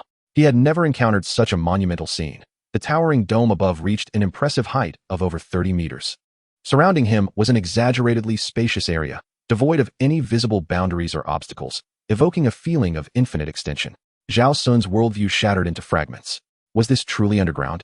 In his understanding, it was feasible to create such a large subterranean space. Yet, with a dome of this magnitude, surely there must be a few supporting columns? At that moment, he realized that the dome before him had not a single column. How could such a vast dome, with 500 meters of earth above, possibly remain intact? The guide, with a smile, elucidated, to commemorate the remarkable breakthrough of the J8Z fighter jet. The entire bunker's dome is infused with 1,000th of the material from the J8Z's airframe. Although it's merely 1,000th, this infusion is sufficient to allow the entire dome to stand unsupported, creating an entire space without the need for columns. Moreover, this space is exceptionally robust. Even if 100 Tsar Bomba were to be dropped upon us, we would face no issues at all. Zhao Xun was momentarily stunned. If the material truly possessed such strength, then the J8Z fighter jet must indeed be formidable. At that juncture, the guide pointed to a fighter jet on the left, introducing, "This is the first-generation J8 fighter jet. When this bunker was constructed, we ensured that a complete model of each generation of the J8 fighter was preserved and transported here." Zhao Xun turned to gaze at the aircraft. With its triangular wings and air intake at the nose, it was unmistakably the original J8 fighter jet. Following it were successive models of the J8, including the one he had constructed. Just then, the guide began to elaborate on the J8 fighter jet. It was unclear whether it was by directive from higher-ups or otherwise, but the guide lavished praise upon the J8 fighter jet, extolling the designer's ingenious craftsmanship and the advanced concepts behind it. What a remarkable leap in development. For half an hour, she eloquently extolled its virtues without a moment's pause. In the end, even Zhao Xun found himself blushing from the accolades, as he mused on the fact that the aircraft was not as exceptional as she painted it. He recalled the initial creation of this aircraft, which he had assembled as effortlessly as building with blocks. Yet, in their narrative, it was transformed into something grand and illustrious. Subsequently, the evolution from the J8 fighter jet had become a gradual, incremental process. Each new generation promised a mere increase of a few Mach in speed and a slight enhancement in performance. As this iterative process continued, they eventually exhausted Roman numerals and transitioned to alphabetical designations. Now, we arrive at the J8Z fighter jet. According to the narrator, the J8Z diverges from its predecessor's gradual evolution. It represents a qualitative transformation in performance, akin to nuclear fusion. This pivotal advancement primarily stems from breakthroughs in the materials used for both the airframe and the engine. Materials science has always constrained technological progress. Having traversed the J8 corridor, The narrator led Zhao Xun and others to a direct electromagnetic launch platform. The narrator elaborated, since the inception of the 5th generation of the J8, the series has fully embraced ground-based electromagnetic catapult launches. This method adeptly resolves the issue of overweight engines struggling to adapt to low subsonic speeds. The J8 requires an additional variable cycle engine to serve as the initial power source, which engages the heavier engine at the appropriate speed. This necessity forced the already precious combat aircraft to carry an extra engine. However, since the 5th generation, the ground-based electromagnetic catapult has alleviated this dilemma. Chapter 35. An unknown danger approaches as Zhao Xun gazed upon the hundreds of meters of electromagnetic runway before him. A sense of excitement stirred within him. His curiosity regarding the J-8Z fighter jet intensified. After years of technological evolution, just how advanced had the J-8 series become? Judging by the expansive underground dome, it appeared to still be focused on enhancing the airframe for high-altitude, high-speed interception. The dome overhead, constructed with only a fraction of the materials used in the J-8Z, exhibited remarkable strength, indicating that the structural integrity of the actual J-8Z must be astounding. Zhao Xun resolved to excel in this endeavor. He would return to the game and immediately begin researching such materials, soaring to new heights and avoiding decades of detours. Furthermore, future Xinxiao aircraft would be named using a combination of the heavenly stems and earthly branches, followed by letters and numbers. The name would merely serve as a code. Just as Zhao Xun contemplated transforming the unfamiliar J-8Z into a formidable creation, the airlock at the end of the electromagnetic runway opened, unveiling today's star. A brand new J-8Z fighter jet was slowly towed from the hangar. The moment the J-8Z appeared, it captivated every pair of eyes present. It was breathtakingly beautiful. Aesthetically, it transcended mere technical specifications, resembling a work of art. Upon seeing this unfamiliar aircraft, Zhao Xun immediately recognized it as a derivative model of the J-8 series. Despite undergoing numerous iterations, the aerodynamic design of this flying machine had evolved dramatically. Yet her form still evokes the J-8 series fighter jets. This resemblance is akin to the kinship found among carbon-based life forms. The design of the J-8Z fighter is remarkably sleek and streamlined, aside from its exquisite craftsmanship. It appears entirely disconnected from the realm of science fiction. Placed in the 1990s, one might easily mistake it for an exceptionally attractive second-generation fighter jet, even more pleasing to the eye than the J-8 of its time. Zhao Xun was so taken by its aesthetics that he speculated the designer of the J-8Z must have prioritized beauty over aerodynamic layout entirely. Meanwhile, the tablet in Zhao Xun's hands displayed the specific parameters of the J-8Z.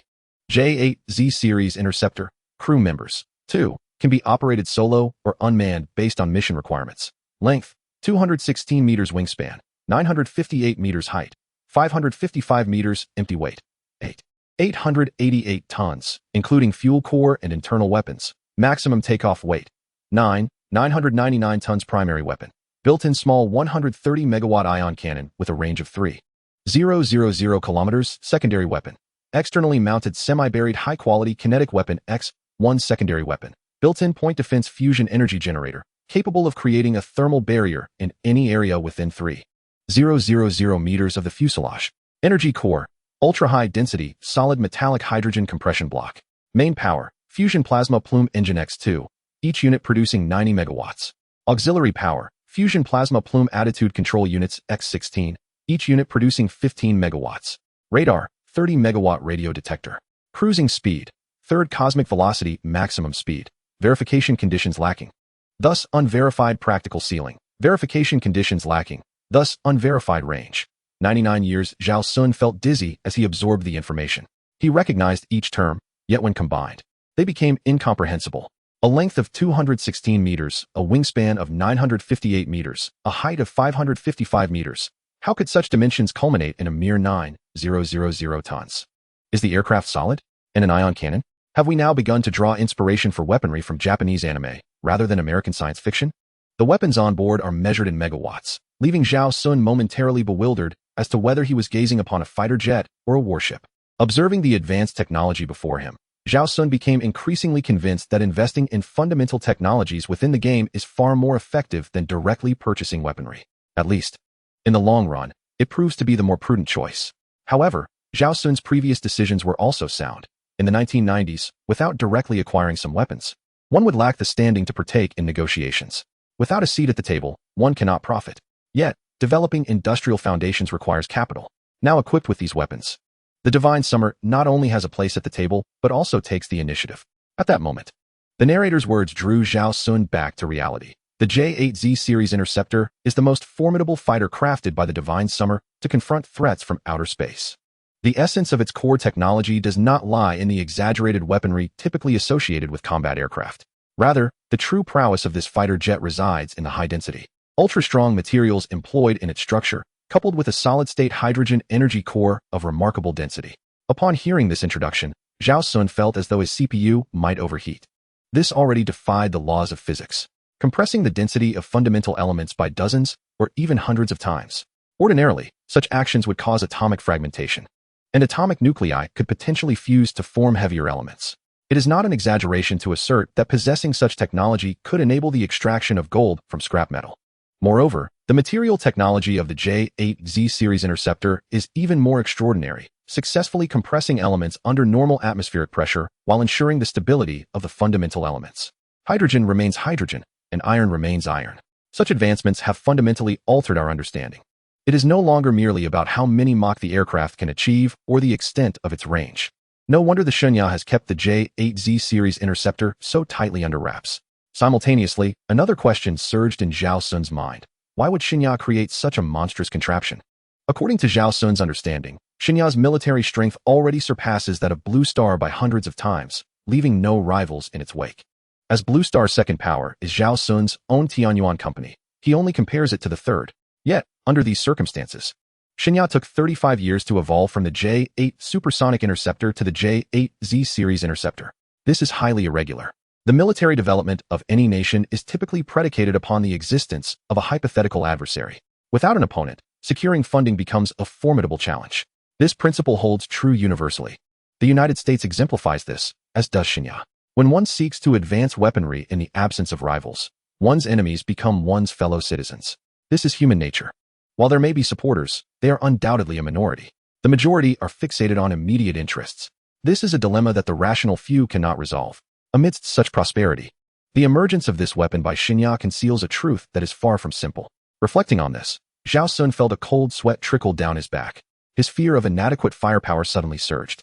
At that moment, he sensed a complete lack of security. The unknown dangers instilled in him a profound sense of dread. The only way to assuage his fear now was to plunge into the game and invest significantly. However, before doing so, he needed to ascertain what the danger truly was. Chapter 36. Merely some peculiar tricks. Ultimately, it cannot compare to the meticulous arrangement of a Western dining set. As for the general direction of the impending danger, Zhao Xun had already surmised it was likely to emanate from space. Otherwise, there would be no impetus for developing an interceptor. This line of reasoning was correct. Yet, Zhao Xun remained uncertain whether this J-8Z possessed the capability to intercept adversaries with the ability to traverse light years. Of course, until he clarified all matters, it would be unwise for Zhao Xun to draw any hasty conclusions. It was not in his character to make rash judgments without a comprehensive understanding of the situation. The narrator continued to elaborate on the tactical specifications of the J-8Z, but Zhao Xun had lost all interest in listening. As a nation or a civilization, the notion of achieving absolute security through the supremacy of a single weapon is utterly ludicrous and entirely unattainable. Moreover, the J-8Z series interceptors appear to be quite costly, which explains why they are treasured enough to warrant the construction of an underground hangar at a depth of 500 meters. It is fortunate that I have acquired this game. Otherwise, following the natural trajectory of Blue Star's development, it is likely that we would only recognize our adversaries when facing annihilation. Departing from the Air Force Base, Zhao Xun chose not to return with Qin Liang and Lu Yang, but instead made his way back to his residence. Although Wang Mansion had been reduced by 2/3, it remained sufficiently spacious for Zhao Xun's needs. Moreover, at this moment, Zhao Xun was indifferent to such matters. Should he wish, constructing 10 identical estates would pose no challenge. Yet, there exists a certain ennui that accompanies the ease of acquiring what one desires. Such is the nature of humanity. Upon returning to his abode, Zhao Xun partook of a simple dinner prepared by Steward Li before reclining on his bed to indulge in a night of fervent investment. The industrial foundation dictates the superstructure. Those who utter this phrase are not mistaken. The industrial base is indeed constructed from the accumulation of wealth. Thus, the essence of warfare is a contest of riches, irrespective of the adversary. However, those who possess wealth are often reluctant to convert it into military might, a dilemma many nations find insurmountable. The only social system capable of addressing this conundrum is that of the divine Xia. Zhao Xun possesses a remarkable artifact that allows for a 35-year loan, enabling the establishment of an industrial base at an astonishingly minimal cost. The immediate task at hand is to harness the advantages of the 1990s divine Xia to foster industrial development while simultaneously reaping the world's wealth. The goal is to create a snowball effect, spiraling ever upward. Zhao Xun must act swiftly. The divine Xia of the 1990s has 35 years to develop, yet Zhao Xun, merely 25 years old, might confront the Trisolarians at any moment. It is imperative to bolster the capabilities of the 1990s NPCs.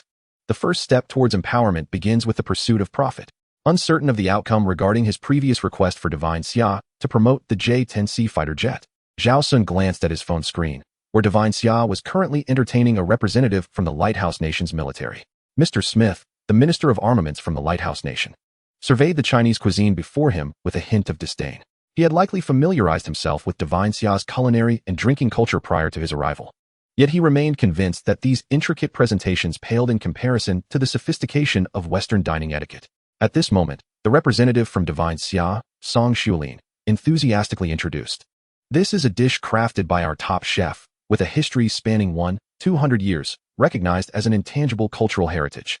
Mr. Smith cast a glance at the dish, internally scoffing. It is not as refined as the arrangement of Western cutlery. Song Xuelin pointed to the serving ware, stating, "This porcelain is crafted by our artisans, following the techniques of the Song dynasty." Yet, Mr. Smith remained unimpressed, maintaining that these elements were inferior to the meticulousness of Western dining presentation. Following the meal, Song Xuelin, accompanied by a translator, guided Mr. Smith on a tour of the J-10C fighter jet.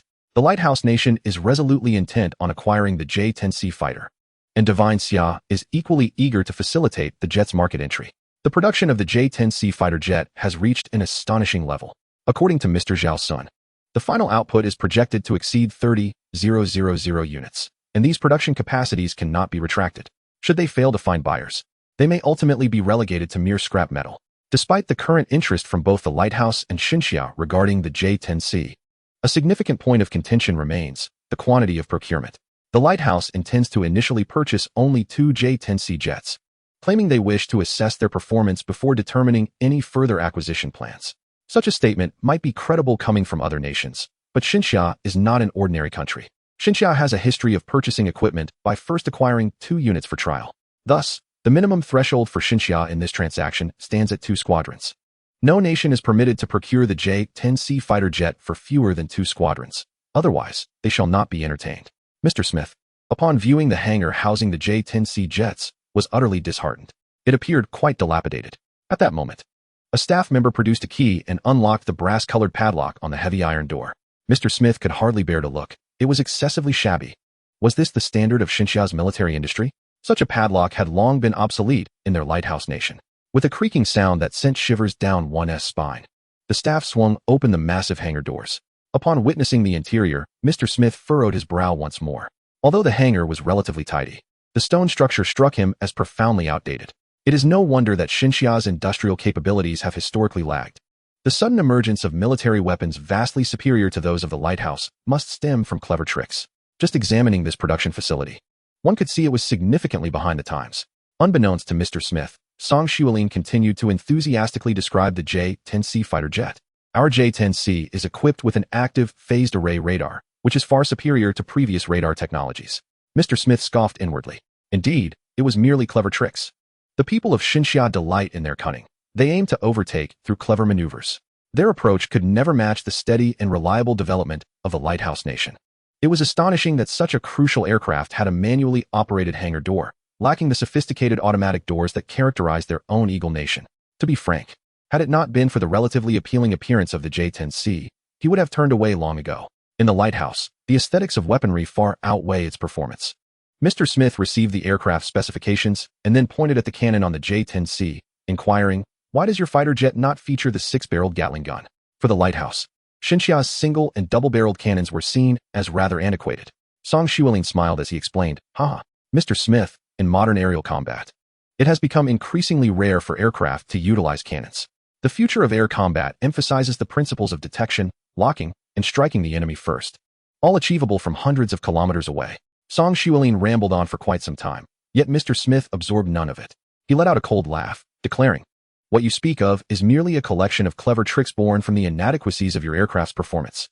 In terms of aerial combat, our Western fighters undoubtedly excel. Chapter 37. Everyone climbs the wall. Smith scoffed, lamenting the intellectual shortcomings of the Shinhaxians.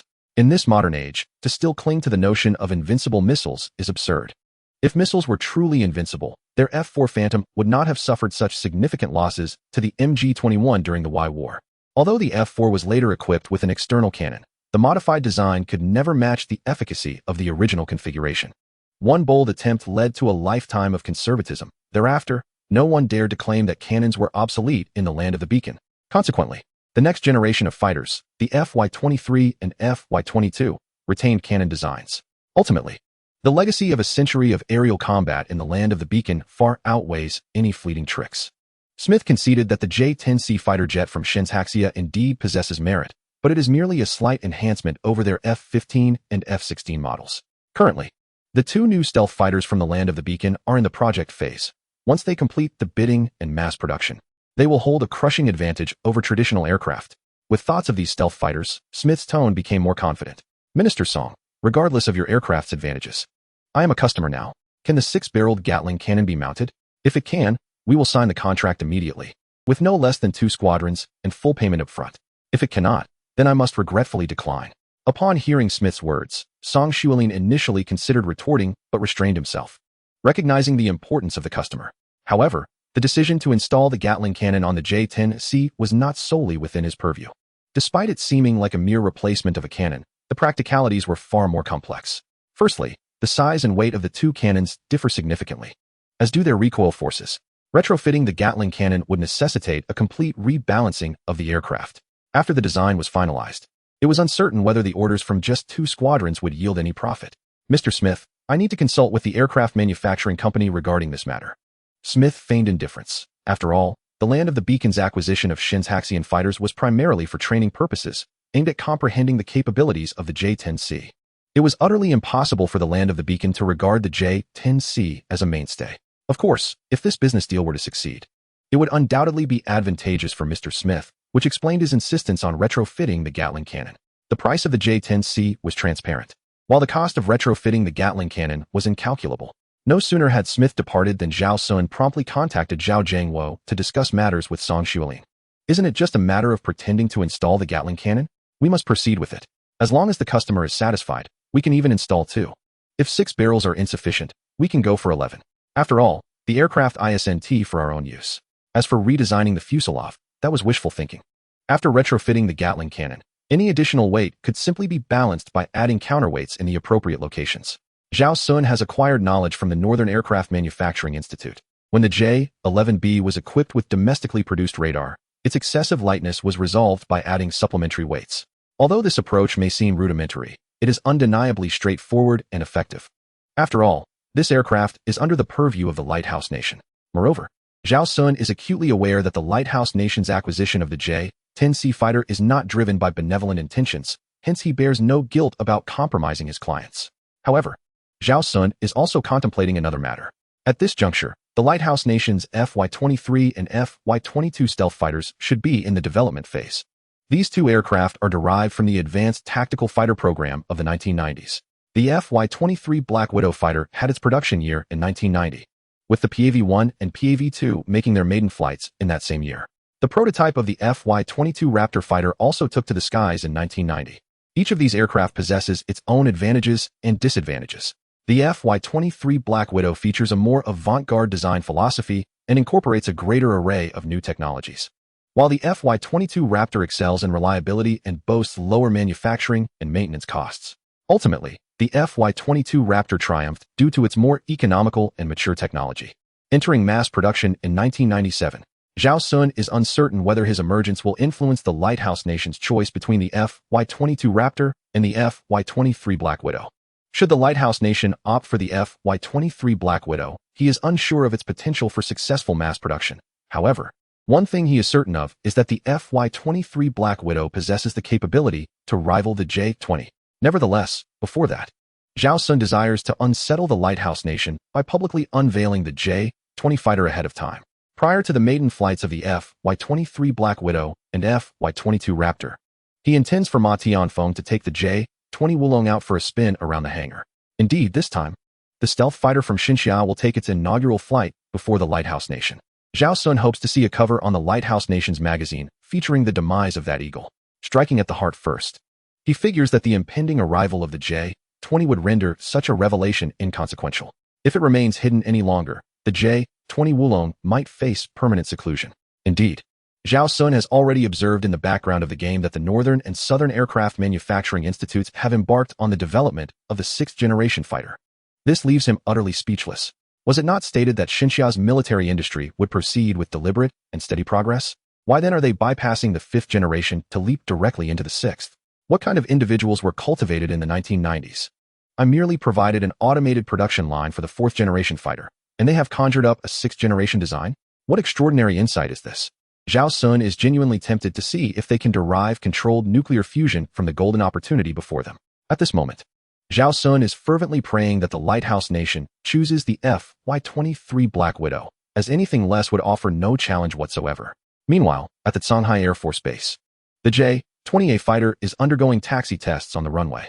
In the cockpit, Qin Liang meticulously checks the data before signaling an OK gesture to the ground crew stationed at the boarding ladder. After the completion of the taxi tests, both Qin Liang and Lu Yang are filled with exhilaration. Now, their relationship has transitioned from a temporary partnership to a rotational readiness arrangement. Together, they are preparing to operate the J-20A fighter jet, a magnificent aircraft previously piloted by their superior. At this moment, Lu Yang expressed his sentiments. Finally, we've been reassigned from the Coast Guard. It's tedious to intimidate patrol boats with missiles every day. Qin Liang concurred. Indeed, the front lines are where we truly belong. It's a pity that such an impressive J-20 aircraft is not intended for mass production. Rumor has it that after completing data collection, this aircraft will be permanently retired. At this juncture, Lu Yang interjected, have you heard? Someone scaled the wall at the southern base the day before yesterday and captured something extraordinary. It's all the rage now, with talk of a new generation of fighter jets. Chapter 38. I just completed the payment, and your new aircraft has already made its maiden flight? Qin Liang was taken aback. Is someone really that audacious? Lu Yang replied, indeed. They received a 30-year sentence. Qin Liang felt puzzled. Such matters typically resulted in a 10-year sentence. Why was this individual sentenced for so long? Perhaps it involved particularly sensitive information. Inside a hotel, Smith paced back and forth. He had also heard the rumors regarding the new aircraft from Xinxia. If Xinxia had indeed developed a new mainstay fighter jet, his plans to procure the J-10C must be halted. Even if Smith didn't profit from this transaction, he would not hesitate. Smith was a shrewd individual. To profit from defense contracts, one must be transparent and manage everything properly to avoid any issues. However, clandestine dealings were absolutely unacceptable. Smith was a principled man. Although the insulated cup cost $100,000, he ensured its quality. This was his bottom line. He would rather face criticism for the exorbitant price than compromise the integrity of the propellant by introducing impurities. Consequently, Smith resolved that if Xinxia was indeed developing the next generation of aircraft, he would terminate the J-10C procurement. After all, with a new fighter jet from Xinxia, the J-10C could not be relied upon as a primary aircraft. In such a scenario, there would be no need for the Lighthouse Nation to invest heavily in acquiring 2 squadrons for training purposes. Upon hearing that Smith intended to postpone the J-10C order, Song Xuelin was on the verge of tears.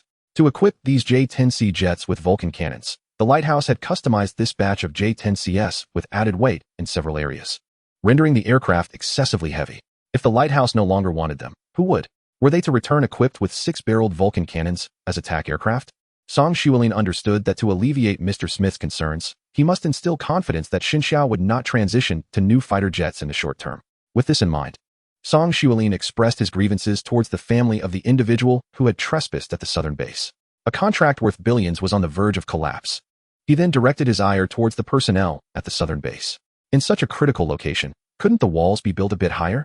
Although the country was undergoing tough times, saving money shouldn't come at such a cost. At this moment, an aide advised, Chief, our foremost task now is to convince Mr. Smith of our reliability. Song Xuelin shot him a glare. Do you think Mr. Smith is naive? How could he possibly trust our words? The advisor, undeterred by reprimands, asserted, Chief, let professionals handle professional matters. I recall how adeptly Professor Zhang from the Navy deceived others. Song Xuelin shot him a glare.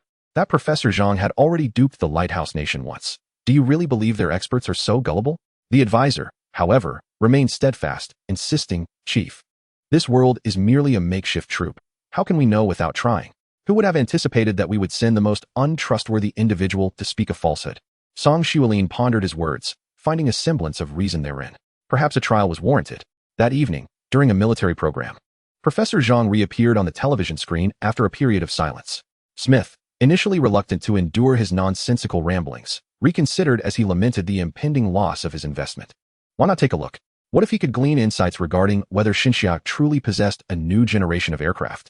Having spent a lifetime in the armaments department, could he not discern the truth of Zhang's words?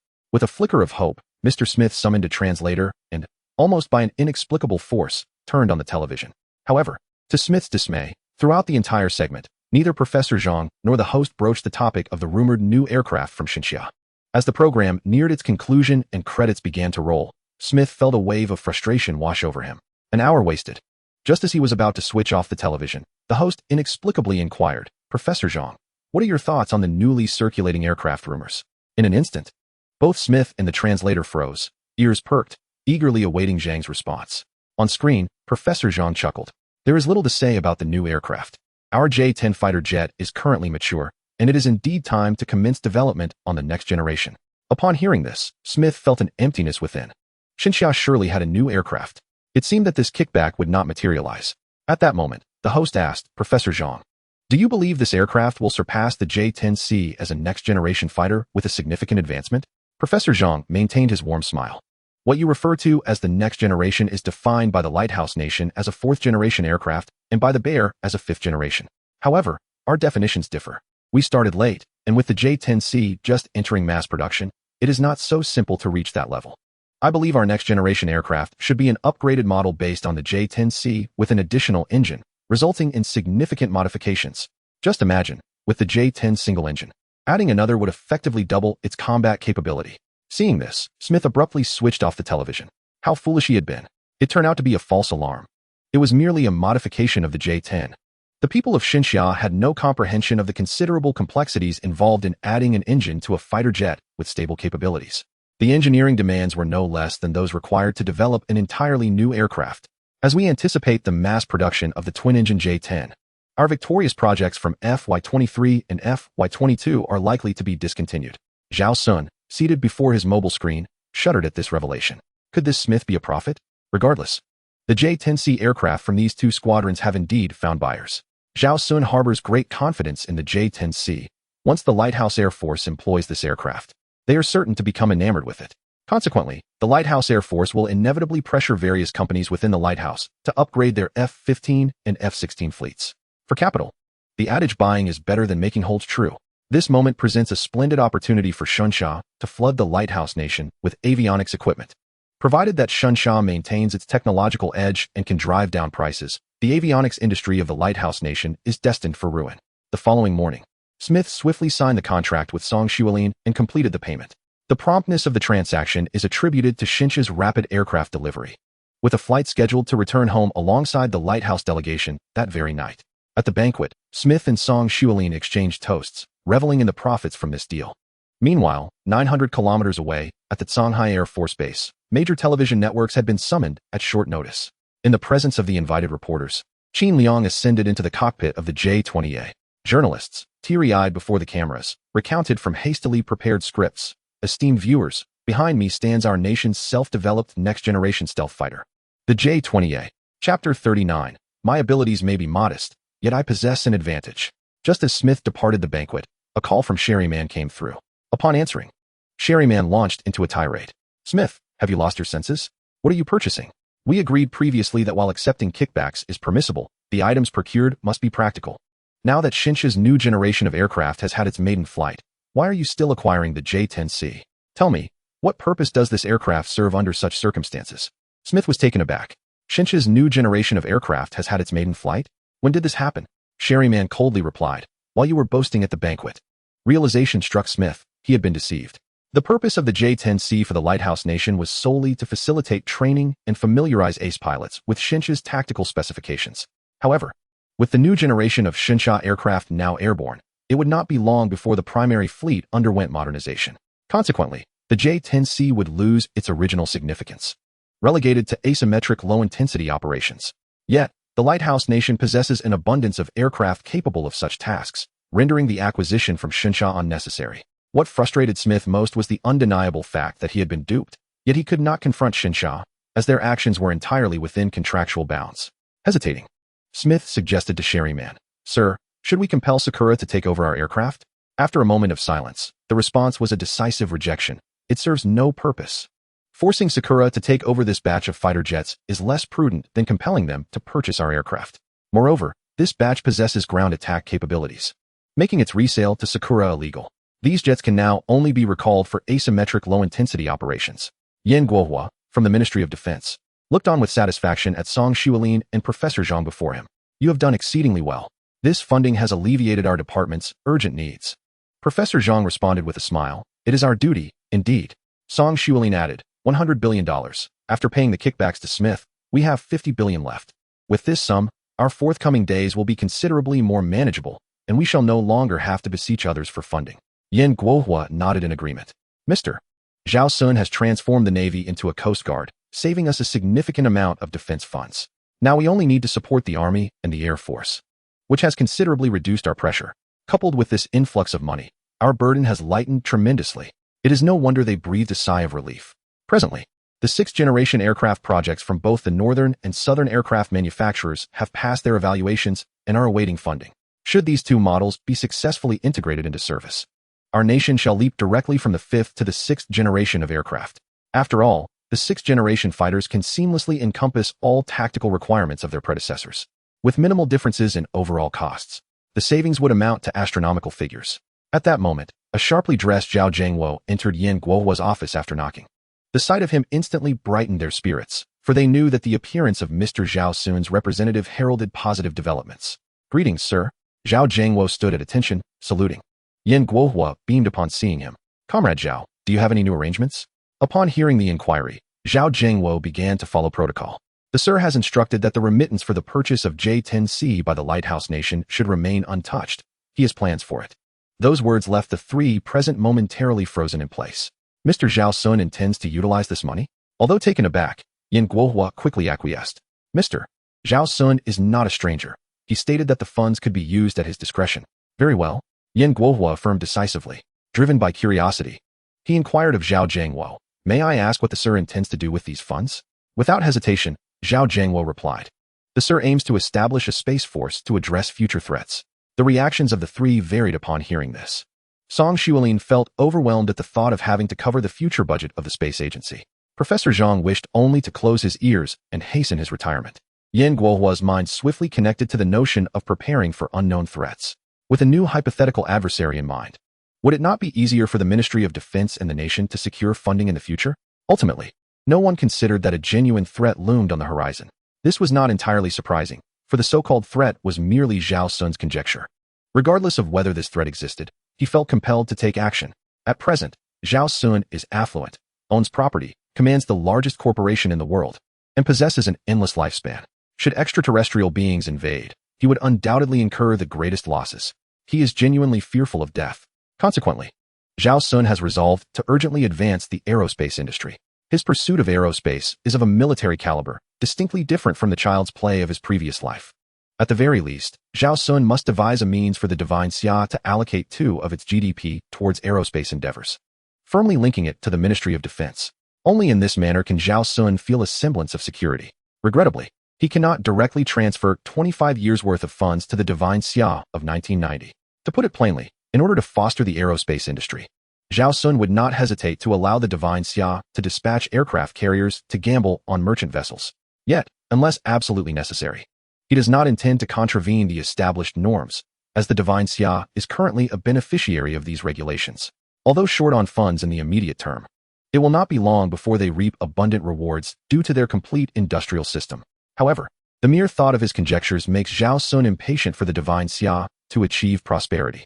Moreover, he understands human nature. Even with wealth, it is impossible to invest all resources into the aerospace sector.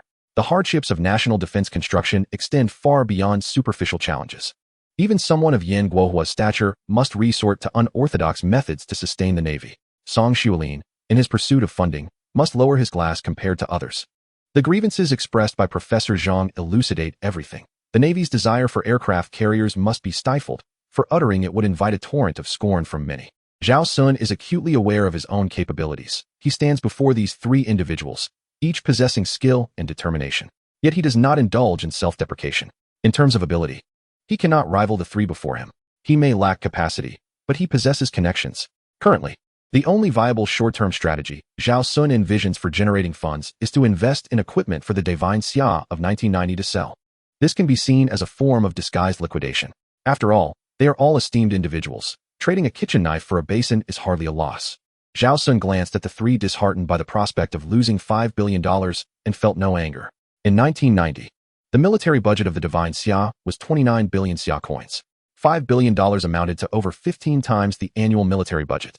At that time, the Divine Xia's army, in a bid to earn money, was reduced to filming scenes, with each of the 2,000 soldiers earning merely $8 a day. Under these circumstances, it would be astonishing if they were not distressed by Zhao Xun's demand for $100 billion. Chapter 40. The chief designer of the aircraft carrier embezzles $3.5 billion and absconds with his sister-in-law, Yan Guohua, and the others were filled with apprehension. They knew that with Mr. Zhao Xun's backing, the Divine Xia would soon be prosperous. However, they also understood that as the Divine Xia grew wealthier, neighboring countries would become increasingly cordial towards it. Consequently, when the military sought funding for development, it would become progressively more challenging. Just as the three were engulfed in despair, Zhao Zhangwo 985 once again saluted. Chief, just now, Mr. Zhao mentioned that you should prepare the materials. He intends to construct 2003 aircraft carriers for you to sell. Upon hearing Zhao Zhangwo 985's words, the three were utterly bewildered. Professor Zhang pressed his ears even tighter. This was not something he was meant to hear. Song Xuelin exclaimed, "This cannot be sold." Yan Guohua decisively countered, "Sell it. Let's heed Mr. Zhao Xun's advice." He then inquired of Zhao Zhangwo 985, "How much do you think we could sell an aircraft carrier for, sir?" He understood that Mr. Zhao Xun could communicate directly through Zhao Zhangwo 985. Without hesitation, Zhao Xun instructed Zhao Zhangwo 985 to convey, "The price depends on the method of sale. If sold outright, given the strategic significance of the 003 aircraft carrier, it could fetch around $10 billion. Upon hearing $10 billion, the eyes of Yan Guohua, Song Xuelin, and Professor Zhang, who had been covering his ears, lit up. $10 billion represented the entirety of the national defense budget for 3 years in the Divine Xia. 2 aircraft carriers would equate to 6 years of defense expenditure. While the three were calculating the exchange rates, Zhao Zhangwo 985 spoke again. "The sir has stated that if we were to first create a shell of an aircraft carrier and sell it for just $1, he is confident we could sell these 2 aircraft carriers for 10 times that price." The three men displayed incredulous expressions upon hearing Zhao Zhangwo 985's words. 10 times? $200 billion. Instantly, they felt this was utterly impossible. What does $200 billion even mean? In 1990, the military expenditure of the lighthouse nation was only $300 billion. How could any nation spend $200 billion on 2 aircraft carriers, especially with a down payment of just $1? Impossible, absolutely impossible. Yet, the one speaking was Zhao Zhangwo 985, the representative of Mr. Zhao Xun in the Blue Star. They could not ridicule his claims. Yan Guohua asked, "Who does the sir intend to sell to?" A subtle smile graced Zhao Xun's lips. "Of course. We will sell to Tianzhu. It's a ready-made script. Not to seize this opportunity would be a disservice to the minds of the Asans." He promptly instructed Zhao Zhangwo 985 to respond to Yan Guohua. "We will sell to Tianzhu." Upon hearing the name of that nation, the three fell silent. Indeed, Mr. Zhao Xun's thinking diverged significantly from theirs. Selling to the lighthouse nation's aircraft manufacturers was understandable, as it would be a way to outsmart them. However, selling aircraft carriers to Tianzhu, apart from the profit, would surely invite trouble. Setting aside the cordiality between Tianzhu and Divine Xia, with the acquisition of 2003 class aircraft carriers, Tianzhu's waters would essentially become their own domain. At that point, the entire Blue Star would blame Divine Xia. Nevertheless, recalling every action Mr. Zhao Xun had undertaken, each was ahead of its time by decades. He declared, whoever he wishes to sell to, so be it.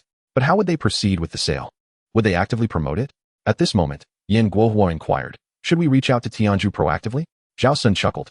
We merely need to announce that Divine Xia intends to sell 2 aircraft carrier shells. That evening, Divine Xia issued a news release. Due to reduced regional pressures, the construction of 2 aircraft carriers would be dismantled. The chief engineer of the carriers had embezzled $3.5 billion, absconding with his mistress. Carriers originally valued at over $100 billion were set to be dismantled and sold as scrap metal. Following this was an aerial shot of the 2 carriers. Over half completed, quietly docked in the shipyard. Construction scaffolding remained, yet no shipbuilders were in sight. The imagery was profoundly desolate, inevitably allowing the imagination to conjure numerous stories. At 2 o'clock in the morning, Lighthouse Defense Minister Sherman commented, "Aircraft carriers, this formidable machinery of war, are not something ordinary nations can sustain." Clearly, Xinxia has failed to recognize its own limitations. After commissioning for aircraft carriers, it has been overwhelmed by the exorbitant maintenance costs. I had long anticipated the fate of these two new carriers from Xinxia. The Sakura nation is undoubtedly popping champagne in celebration. The military of Xinxia has been too reckless. Such a force lacks combat capability. While they profess otherwise, their envy is palpable. They are well aware of the combat potential of the 003. The royal family of Durian glanced at their finances and then at their modest carrier, suppressing their eager hearts once more. Even if they manage to negotiate a lower price at this critical juncture, they simply cannot afford the upkeep. Meanwhile, the former sage of Tianju observed the news footage of the two nearly completed carrier skeletons, pondering a mischievous thought. If Xinxia does not want these carriers now, wouldn't he seizing this opportunity be a boon? Acquiring these two carriers at this moment would certainly yield great profit for Tianju. Previously, when Xinxia's Coast Guard was assertively enforcing its laws, Tianju's intelligence department had already witnessed the combat prowess of this class of aircraft carrier. To claim indifference would be disingenuous. In the Xinxia Ministry of Defense office, a staff officer looked at the newspaper before him, somewhat perplexed, and asked Yan Guohua, "Chief, I still do not understand Mr. Zhao Xun's intentions. Selling goods is not this straightforward. Now, nations across Blue Star are eyeing our news, eager to seize a bargain. During negotiations, we will certainly find ourselves at a disadvantage." Yan Guohua replied nonchalantly, "Trust in Mr. Zhao. He has his own plans." The officer, still unconvinced, pressed on, "Are we truly going to sell these two carriers for just 1 yuan? Even scrap metal would fetch more than that." Yan Guohua shot him a glare. "We must have faith in Mr. Zhao. Any further discussion is unwarranted." The officer fell silent but remained dissatisfied, genuinely puzzled by Mr. Zhao Xun's strategy. In truth, Yan Guohua himself struggled to comprehend Zhao Xun's approach. He understood the concept of selling aircraft carriers, but was baffled by the notion that these two carriers were considered a burden to Xinxia. It was akin to telling a customer at a market, "If you do not buy this melon, it will rot in my field." Nevertheless, Mr. Zhao's method had one advantage. It heightened interest among nations on Blue Star regarding these two carriers. Aside from the Lighthouse Nation, nearly every other country was stirring with eagerness. However, Mr. Zhao stipulated that they would only sell to Tianju, regardless of higher offers from other nations, which left Yan Guohua perplexed. In truth, Zhao Xun had his reasons. He was acutely aware of the narrative surrounding Tianju. Selling to other countries filled him with fear that they might abandon their sunk costs. If they were to back out, Xinxia would have to sustain 2 additional aircraft carriers. That evening, Tianju's special aircraft and the Desert Nation's special aircraft arrived at Xinxia almost simultaneously. The intentions of both countries were abundantly clear. They were both aiming for the 2 unfinished aircraft carriers in Xinxia's dock. Frankly, the former sage of Tianju felt a tinge of uncertainty upon seeing the prince beneath a canopy overhead. Chapter 41. Look at you, so anxious. It is well known that aircraft carriers are commodities that are valuable yet scarce. The old sage once sought information regarding the situation in the land of the lighthouse, only to discover that their small Eagle-class carriers would rather be scuttled than sold as second-hand vessels. The dilapidated carriers sold by his former employer lack combat capability, which has left the ever-ambitious nation of India in a state of distress, yearning for its own aircraft carrier. Thus, today, the old sage is resolutely determined to acquire a carrier.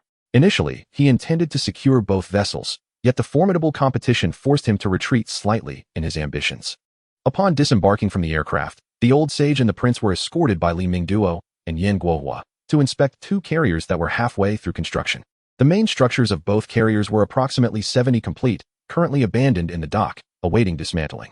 To be candid, the prince's presence was merely for show, as their geographical circumstances rendered aircraft carriers unnecessary.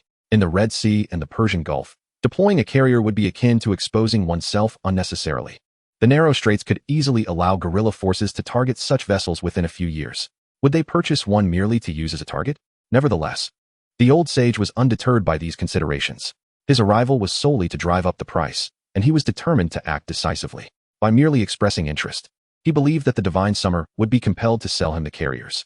With his resolve solidified, the old sage wasted no time in directly addressing Minister Yan. "Minister Yan, I see that the main structures of these 2 carriers are nearly completed. It would be a shame to dismantle them now. How about selling them to us in India? We are willing to offer 200 million for their acquisition." Upon hearing this, Yan Guohua rolled his eyes in disbelief. 200 million? Are you out of your mind? For such massive vessels, the weight alone would far exceed that sum. Yet, despite his dissatisfaction, he felt obliged to adhere to Mr. Zhao Xun's instructions. I regret to inform you that these two carriers are incomplete, and selling them would tarnish our divine summer's international reputation. However, as a respected leader, if you insist, we can gift these two carriers to India, allowing you to send someone to dismantle and transport them at your convenience. As for the price, let us say a symbolic $2. The old sage, upon hearing the price of $2, was nearly overcome with excitement, almost tumbling into the dry dock. He had expected the divine summer to demand a hefty sum of 20 billion, yet they had offered a mere $2. However, while the price was remarkably low, the fact remained that the vessels were incomplete and incapable of being launched. India would have to dismantle them for transport. Could they even reassemble them once disassembled? Furthermore, possessing only the hull without the essential power systems, avionics, and the coveted catapult system rendered the vessels virtually useless, even if they were successfully transported back to India. Contemplating this, the old sage shifted his tone and suggested to Yan Guohua, Minister Yan, it would indeed be a pity to dismantle such splendid carriers. Might we negotiate to complete their construction? Yan Guohua appeared visibly troubled. You see, constructing an aircraft carrier requires not only thousands of workers on the shipyard, but also thousands of supporting enterprises in unseen areas. Restoring their operations would be quite complicated.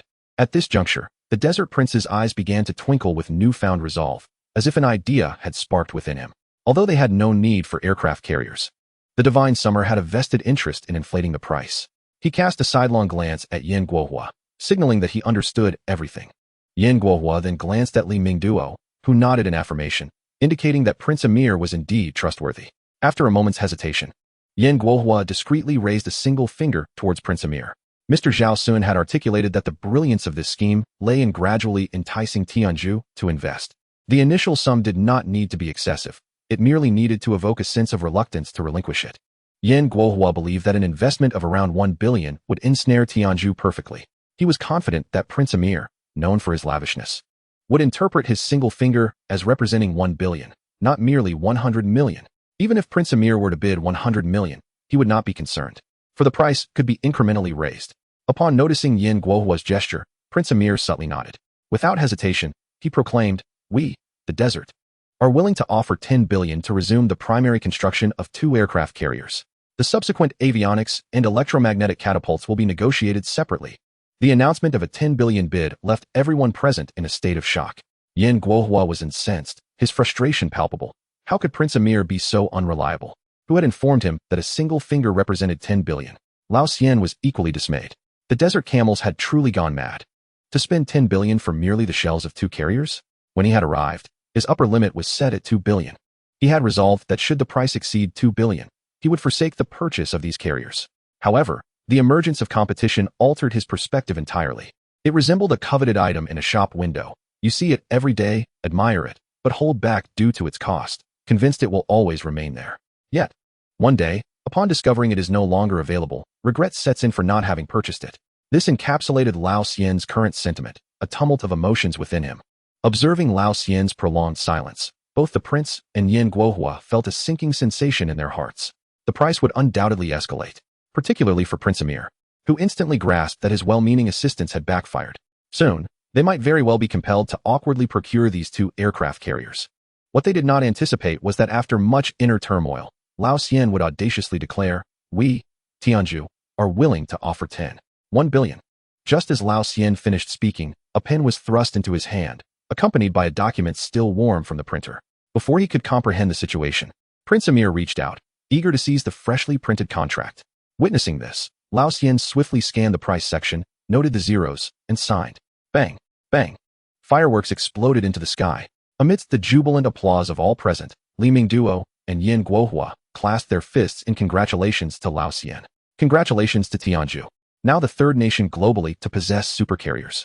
With a 300-megawatt powerhouse, may their dreams set sail. With a 120-meter electromagnetic runway, let hope take flight. May the future path of Tianzhu be as smooth as the deck of the Type 003 aircraft carrier, radiant and boundless. At that moment, even Prince Amir cast an envious glance towards Lao Xian. In the embrace of the contract, Lao Xian felt the adulation of the surrounding crowd, as if he were levitating. In that fleeting moment, his emotional value soared to its zenith. His complexion flushed, and he appeared to have regained a decade of youth. It was an exquisite sensation. This was the feeling he longed for, the feeling of being respected. Third in the world.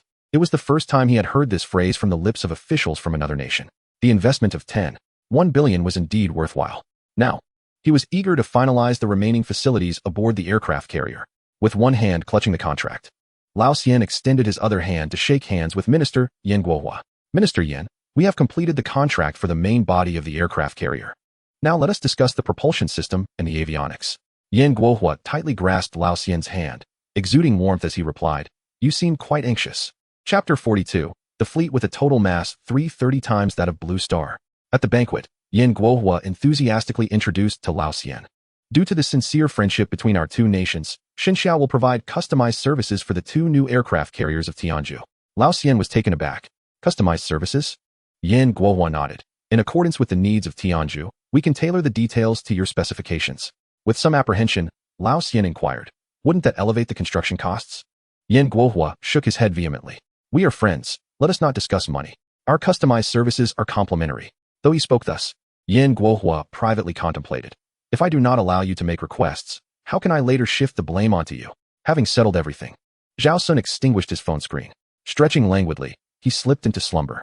Tomorrow, he would initiate an investigation to ascertain whether any extraterrestrial civilizations posed a threat to Blue Star. If there were indeed a threat, how long would it take to reach Blue Star? Having achieved longevity and a comfortable life, he must ensure the protection of Xinxiao. If Xinxiao were to perish, where would Zhao Xun find his footing in this world? In the past, Zhao Xun's patriotism stemmed from being a Xinxiao citizen. Supporting his own country was a matter of course. His sacrifices for the nation were merely an obligation. However, after enduring so much, Xinxiao had become his second life. Now, Zhao Xun was a vested beneficiary. Safeguarding Xinxiao was an undeniable duty for him. Early the next morning, Zhao Xun boarded the car driven by Butler Li, heading straight to the Tianyuan Xinxiao branch. Based on his understanding of Tianyuan's current standing, it was reasonable to presume that the higher-ups at Xinxiao were also aware of the situation. Sir, please be cautious on the road. After Butler Li uttered this phrase, he sped towards the parking lot. Standing at the entrance of the Tianyuan Xinxiao branch, Zhao Xun imagined a scene where the security guards would obstruct his entry. Yet, upon his arrival at the company entrance, the 2 security guards merely glanced at him before granting passage. It was not until he was escorted by a strikingly attractive receptionist to the exclusive elevator that Zhao Xun realized. It turned out he was the only boss in the company unfamiliar with this place. Ding! The elevator came to a halt on the top floor of the skyscraper. As the doors opened, a sprawling office area of over 1,000 square meters greeted him. The expansive floor-to-ceiling windows offered a breathtaking view of the entire summer capital.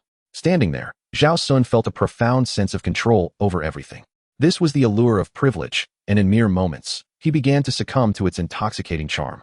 Yet, Zhao Xun understood that this was not the time for indulgence. Under the guidance of several assistants, he plopped onto a sofa worth hundreds of thousands. Before him sat 2 men and 2 women. Their expressions tense as they gazed at Zhao Xun.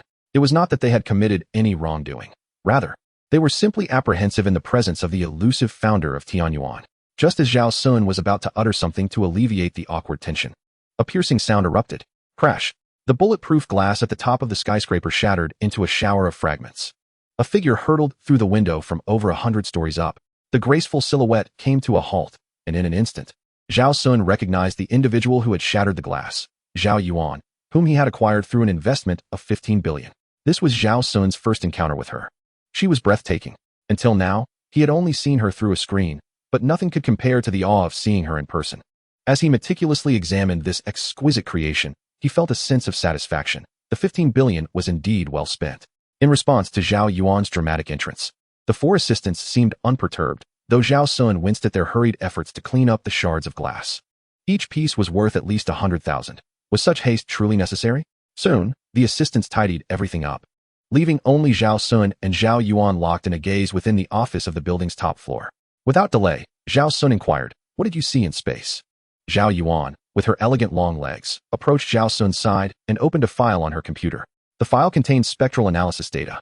Zhao Xun scanned it briefly, and his heart raced. At a distance of 0.05 light-years, a substantial quantity of heavy metals was hurtling toward Blue Star at 0.3 times the speed of light. Clinging to a sliver of hope, he asked, could it be a dense cluster of meteors? Yet, even as he spoke, he shook his head. What kind of meteor swarm could exceed 0.3 times the speed of light? Moreover, Zhao Xun noticed new, unknown elements within the spectral data, substances absent from the periodic table. These materials had yet to be observed in the visible universe. Whether these entities originated from beyond the observable universe or had created new elements remained a mystery. However, the mere fact that they could travel faster than light and possessed elements unknown to Blue Star was enough to indicate that they were far beyond the capabilities of the current Xinxia. According to existing technology, Xinxia's energy conversion limit required the equivalent of burning out Jupiter to propel a 100-ton spaceship 1 light-year. Yet, these adversaries commanded a fleet observable from 0.05 light-years away through astronomical telescopes. Although only spectral data was available at present, the implications were exceedingly dire. The entire fleet's mass likely approached 0.001 solar masses. To put this into perspective, Blue Star's total mass is approximately 0.00000003003 solar masses. The enemy's mass alone was several thousand times that of Blue Star. How could they possibly contend with such a foe? Even if Zhao Xun were to excavate Blue Star entirely, he doubted they could prevail. 5 light-years away, traveling at 3 times the speed of light.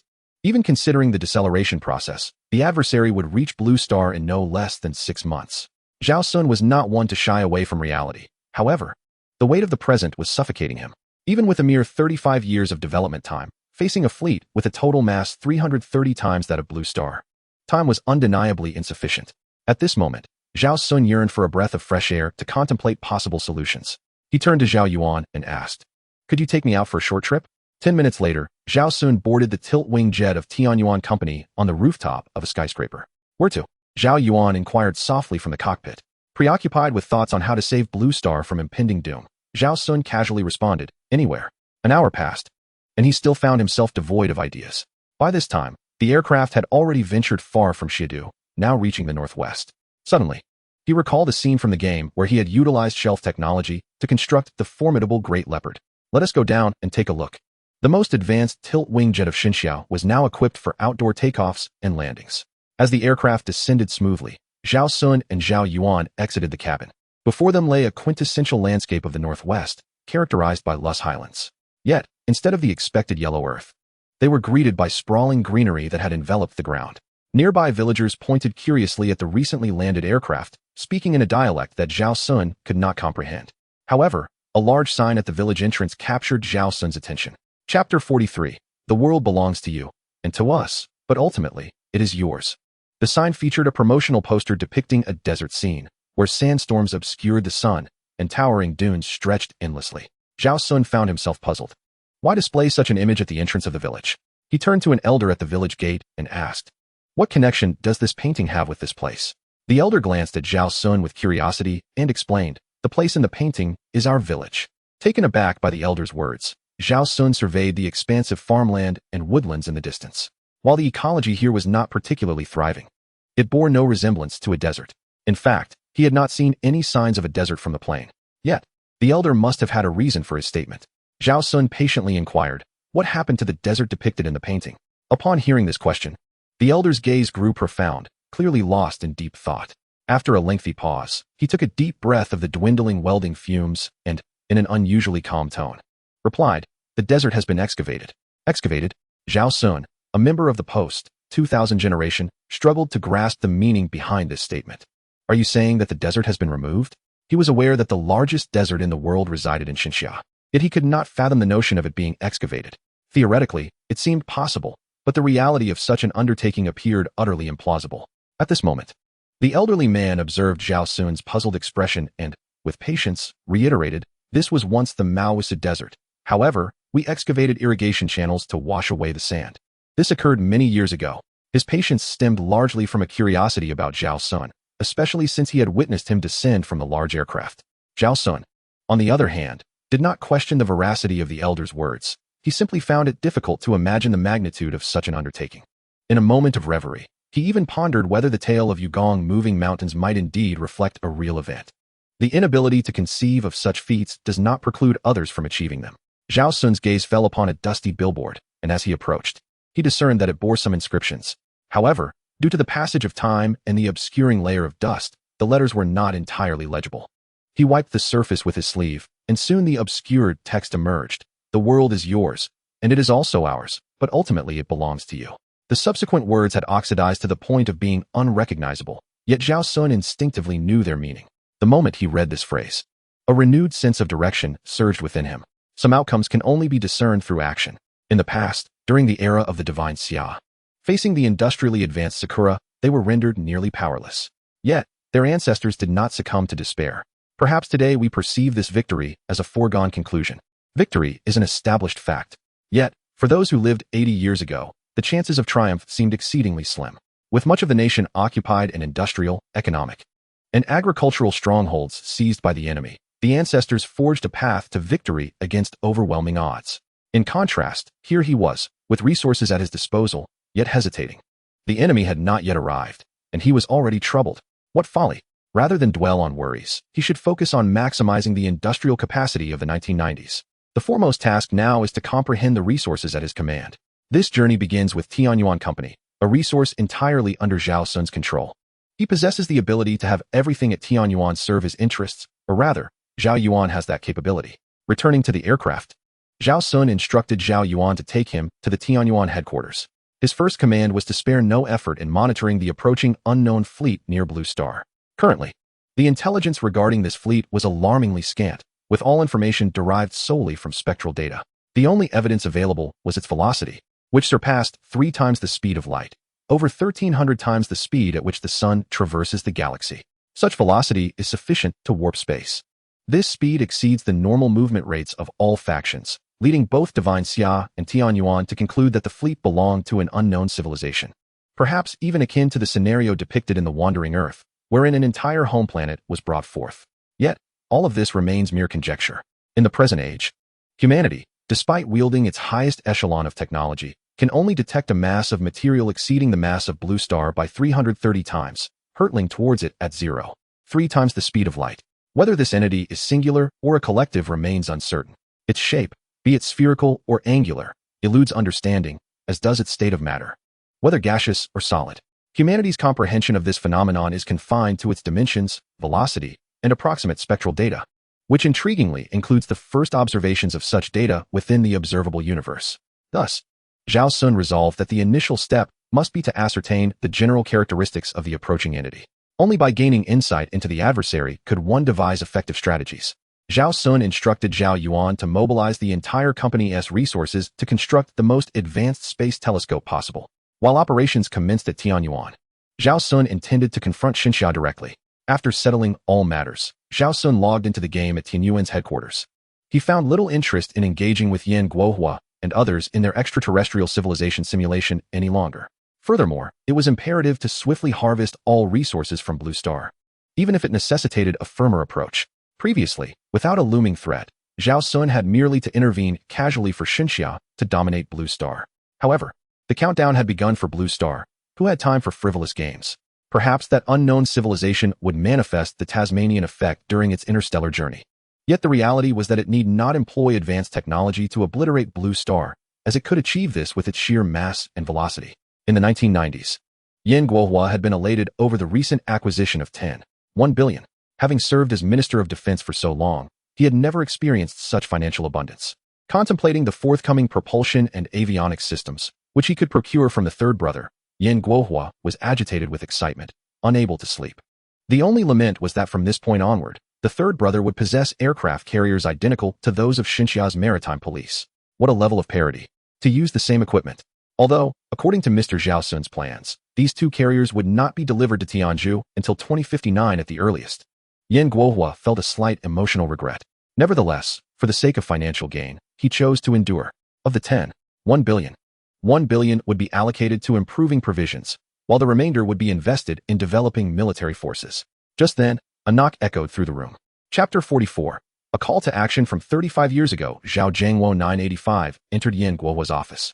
Strangely, upon encountering Zhao Zhengwo 985, the recently affluent Yan Guohua felt a twinge of unease. Zhao Xun found this amusing. Surely this man did not believe he was here to request funds again. Zhao Xun directly controlled Zhao Zhengwo 985 to convey his voice. Minister Yan, have you ever been curious about my identity? Yan Guohua recognized that Zhao Zhengwo 985 was relaying Zhao Xun's voice. He shook his head. When the gentleman wishes to inform us, he shall do so. If he chooses not to share, we shall not pry. To be candid, Yan Guohua and the senior executives of Xinxia are not particularly curious about the veracity of Zhao Xun's identity. The ethereal creations have propelled Xinxia to surpass the lighthouse nation across various domains, showcasing an alarming prowess. They harbor numerous speculations regarding Zhao Xun's origins. Yet the majority lean towards the notion that he hails from an extraterrestrial civilization. As for the truth of the matter, they prefer to remain oblivious, fearing that probing might induce embarrassment for Zhao Xun, thereby jeopardizing his future assistance to Xinxia. Zhao Xun shook his head with a sigh, declaring, in truth, I am a native of Xinxia. At this declaration, Yin Guohua, who had just taken a sip of tea, immediately found himself spluttering it out. He chuckled in agreement. I believe you, Mr. Zhao. However, despite his words, he did not believe a single word of Zhao Xun's statement. Zhao Xun, perceptive of his thoughts, continued, to be precise. I am from Xinxia 35 years hence. The warships and aircraft I previously delivered to Xinxia are the masterpieces of its researchers from 35 years in the future. I utilized a mechanism known as a system to transport them back to 35 years ago. As Zhao Xun elaborated, Yin Guohua's brow furrowed increasingly with each passing moment, not due to disbelief, but because certain aspects seemed to align remarkably well. For instance, the Type 055 destroyer bears an uncanny resemblance to a naval vessel conceptualized by Xinxia in 1968, albeit Xinxia's industrial capabilities at the time could not support its construction. The J-10C fighter jet also closely mirrors Xinxia's J-10, with only enhancements in engine and avionics capabilities. Even the advanced J-20A employs engineering systems that correspond with Xinxia standards. Consequently, Zhao Xun's assertions appeared to possess a semblance of credibility. Could it be that Mr. Zhao is not an extraterrestrial being, but rather a citizen of future Xinxia, armed with some system to assist his homeland? Yin Guohua's initial reaction was one of astonishment. If this were indeed the case, wouldn't Xinxia be poised to soar to unprecedented heights? After a moment of hesitation, he inquired of Zhao Xun, Sir, are you speaking the truth? Are these weapons truly of our own making? Zhao Xun nodded affirmatively. Indeed, they are all products of Xinxia's researchers. Even without my intervention, Xinxia would have surpassed the lighthouse nation in various fields within 35 years. By then, we will possess a complete industrial system, with our aircraft carriers able to manufacture every component in-house. Upon hearing this, Yin Guohua was overwhelmed with emotion. It was no wonder these weapons felt so intuitive to use. They were tailor-made for Xinxia. For Yin Guohua, the revelations shared by Zhao Xun today were immensely uplifting. There exists a profound distinction between what is gifted and what is achieved through one's own efforts. He never anticipated that a Xinxia, once impoverished in the 1990s, could attain such monumental accomplishments in merely 35 years. It is worth noting that the development costs for any one of these weapon projects easily exceed billions. Pondering this, Yin Guohua questioned, however, given Xinxia's economic standing, how could it possibly develop so many advanced weapons simultaneously within just 35 years? His skepticism was not directed at Zhao Xun's words, but rather at the feasibility of such rapid advancement. He could hardly imagine such profound changes occurring in Xinxia over the span of 35 years. Zhao Xun pondered for a long time, ultimately finding himself unable to succinctly encapsulate the events of the past 5 years. The intricacies of this journey were far too complex. Much of it was the result of relentless effort, with a smattering of fortune as well. He concluded, in essence, each of you has excelled in your respective fields, and it is this collective excellence that has rendered Xinxia increasingly prosperous, leading us to the present day, 35 years hence. At this point, Zhao Xun swiftly redirected the conversation. Director Yan, I have sought your counsel today because I have encountered an insurmountable adversary in the future and wish to enlist the assistance of the esteemed seniors from 1990. As he spoke, a hint of embarrassment crept onto Zhao Xun's face. Although he possessed a system and had brought back technology from 35 years in the future for Yin Guohua, the truth remained that this technology was ultimately conceived by Yin Guohua's generation. Now, faced with an unbeatable foe from 35 years hence, he found himself coming before these venerable elders in search of aid. Fortunately, Yin Guohua did not dwell on this sentiment. Upon hearing Zhao Xun's words, he immediately delved into the matter at hand. Insurmountable? Which country do you speak of? Zhao Xun quickly replied, it is not a nation. It is an extraterrestrial civilization. This is a genuine alien civilization. Their fleet's total mass is 330 times that of Earth and is approaching at a velocity of 3 times the speed of light. Upon hearing Zhao Xun's assertion, Yin Guohua fell silent for a moment. Zhao Xun understood that, given Yin Guohua's position, he would not fully believe him without concrete evidence. Furthermore, without incontrovertible proof, Xinxia would not mobilize its resources to prepare for the crisis 35 years in the future. Even with the multitude of weapons Zhao Xun had previously provided, Yin Guohua's duty was to safeguard the 9.6 million square kilometers of Xinxia, and he could not allow personal sentiments to cloud his judgment, potentially endangering the nation. On a personal level, Yan Guohua felt immense gratitude towards Zhao Xun. Despite these weapons being manufactured 35 years hence, Zhao Xun's ability to bring them into existence 35 years earlier was no small feat. Zhao Xun had anticipated this situation. I understand that my words may be difficult to accept. Tomorrow at noon, I will launch an astronomical telescope from the Zhechuan base, through which all of Xinxia will be able to observe the fleet, located over 100 light-years away, and calculate their approach at a speed of 0.3 times the speed of light. With Zhao Xun's statement reaching this point, Yan Guohua appeared to have begun to believe in the gravity of the situation. However, confirming this matter with the astronomical telescope was imperative. After all, only with tangible evidence could he persuade everyone and set the entire national apparatus in motion to address this threat. Yan Guohua fixed his keen gaze upon Zhao Xun. Mr. Zhao. He continued to address Zhao Xun with respect, never altering his form of address despite Zhao Xun's candid revelations. He believed that, regardless of circumstances, Zhao Xun's contributions to the nation warranted such an honorific. Rest assured, Mr. Zhao, once the astronomical telescope captures what you have described, the state will undoubtedly spare no effort in preparing to counter this threat. Chapter 45. Focusing strength on major endeavors for Yan Guohua personally. There is an undeniable hope that Xinxia will place greater emphasis on national defense construction. To speak candidly, receiving less than 30 billion Xinxia coins for military expenditure in a year is akin to a cooking team hesitating to caramelize sugar too darkly. If what Mr. Zhao Xun asserts is indeed true, then it is certain that Xinxia's military and national defense development will garner increased attention. After establishing effective communication with Yan Guohua, Zhao Xun resolved to procure a large cargo spacecraft directly from the game marketplace. With only 35 years of development time for Blue Star, every moment is of the essence.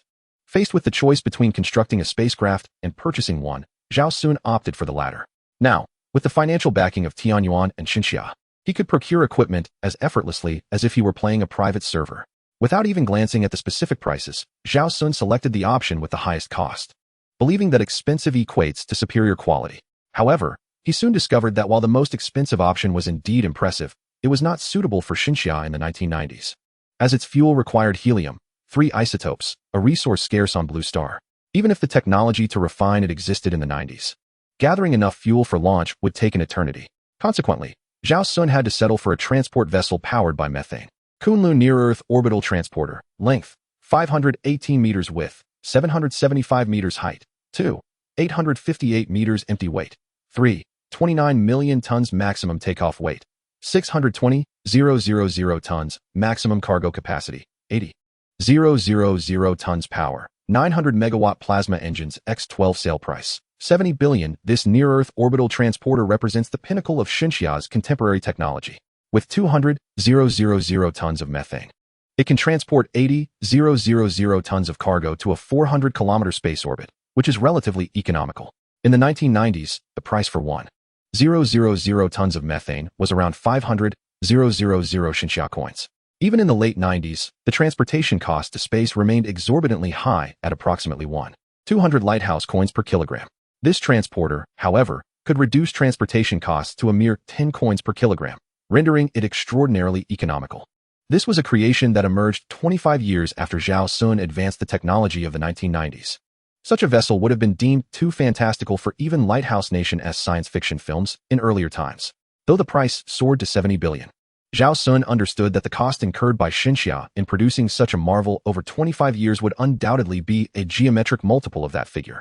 Not to mention, the funding for the various technological advancements integrated into this transporter amounted to astronomical figures. Therefore, when purchasing this vessel, Zhao Xun did not hesitate. 70 billion was, for him at that moment, not an exorbitant sum. While this acquisition would not directly elevate the aerospace technology of the 1990s, it would undeniably pave the way for advancements in that field. It is akin to the construction of the Great Wall. The introduction of an excavator may seem ineffective, yet utilizing it to create a transportation route for materials would be transformative. As Zhao Xun completed the payment, a spacecraft with a design reminiscent of science fiction materialized before him. The entire vessel bore a square head and a square body, a clear indication of its capacity for cargo. After a brief coordination, the Zhechuan launch base cleared a designated area as per Zhao Xun's instructions. With a gentle swipe of his finger, the advanced optical telescope-equipped Kunlun Near-Earth Orbit transporter materialized on the launch pad of Zhechuan base. A thunderous boom resonated as the immense starship landed, causing the entire launch site to tremble violently. In the distance, 2 reinforced launch platforms began to sway, designed to withstand seismic activity. The gigantic transport ship stood out remarkably against the backdrop of the launch site, its obsidian coating shimmering with a cold gleam, its massive frame surpassing most structures within the base. Indeed, this starship resembled a colossal edifice. Yet its futuristic and striking exterior seemed at odds with the antiquated Zhao base of the 1990s. This transport vessel appeared almost as if it belonged to a different dimension altogether. Fortunately, Zhao base was under strict lockdown. Aside from personnel privy to core secrets, all others were absent. Had this cargo ship materialized in front of a larger audience, it would have undoubtedly left many of the finest aerospace talents in the Xinya region utterly dumbfounded. At this critical juncture, the blue planet could scarcely withstand such a blow. The decision to temporarily clear Zhao base was also made by Yan Guohua. In matters concerning the potential apocalypse of human civilization, it was best that only a select few were informed. After all, humans are inherently complex creatures, and not everyone possesses the fortitude to maintain their work efficiency amidst such overwhelming shocks. Of course, this secrecy excluded a select few individuals. The head of Zhao base, Elder Yao, and the chief engineer of the Xinya SC spacecraft, Eldarin, were among the informed. Although they had just been briefed over the phone about the looming disaster facing humanity, the sight of this colossal cargo ship left them both stunned. In fact, they were relatively fortunate. Many of their students were trembling with fear. This was not a display of weakness, but rather a primal fear of the monstrous. The sudden appearance of a starship laden with hundreds of thousands of tons would leave most unprepared, paralyzed by shock without an emergency response. Thankfully, emblazoned across the hull of the transport ship were the words Kunlun 3328. Otherwise, Eldarin and the others might have genuinely believed that aliens had launched an early attack.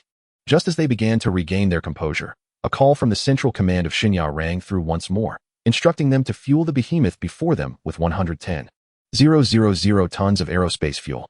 Upon hearing this number, Elder Yao and Eldarin felt a wave of suffocation wash over them. 200,000 tons of aerospace fuel. This would nearly drain the resources of Zhao base. At this magnitude, such strategic materials could no longer be measured in monetary terms. It is no exaggeration to say that fueling this entity would require the entire Zhao base to be emptied. Furthermore, logistics posed a significant challenge. Aerospace fuel is classified as a flammable and explosive hazardous material, and coordinating transportation of this scale necessitated maximum cooperation from local authorities. Fortunately, this was Xinya. In other nations, the availability of such reserves would have been a question mark. Soon, an urgent order was dispatched throughout the entire western region of Xinya. Through this observation, Zhao Xun noted that although the Xinya of the 1990s was impoverished, the nation's developmental strategy was already underway, with its foundations firmly established. That evening, a remarkable phenomenon unfolded in the western region of Xinya. The nighttime traffic coalesced into a singular direction, resembling a kaleidoscope from above, a truly breathtaking sight. In the control room of the Lighthouse Nation's space agency, the duty officer routinely captured numerous photographs as a satellite passed over the Zhao base. Upon reviewing the images transmitted by the satellite, he expressed his astonishment. How peculiar. Why has Xinya chosen to illuminate its surroundings tonight? No wonder, he remarked in disbelief. The nights in western Xinya had typically been shrouded in darkness. Yet tonight, the map revealed a web-like distribution of lights. Chapter 46. The space personnel of Xinya are all passionate advocates of peace and reason. The duty officer sensed something amiss and promptly magnified the images. Ultimately, he discovered a colossal structure at the very center of the web. Due to the nighttime obscurity, the specific details of the edifice remained indistinct, but he could ascertain that, at least during his last shift, this site was merely an expanse of launch pad. Realizing the gravity of the situation, the officer hastily reported his findings. At the Pentagon, during an emergency meeting, Sherryman glanced at the sunset outside, feeling a wave of nostalgia. Finally, he could depart the office at a reasonable hour. Given Shincha's recent flurry of activities, he had not witnessed the sunset from his office in quite some time. Lately, he had only seen the sunrise after enduring long nights.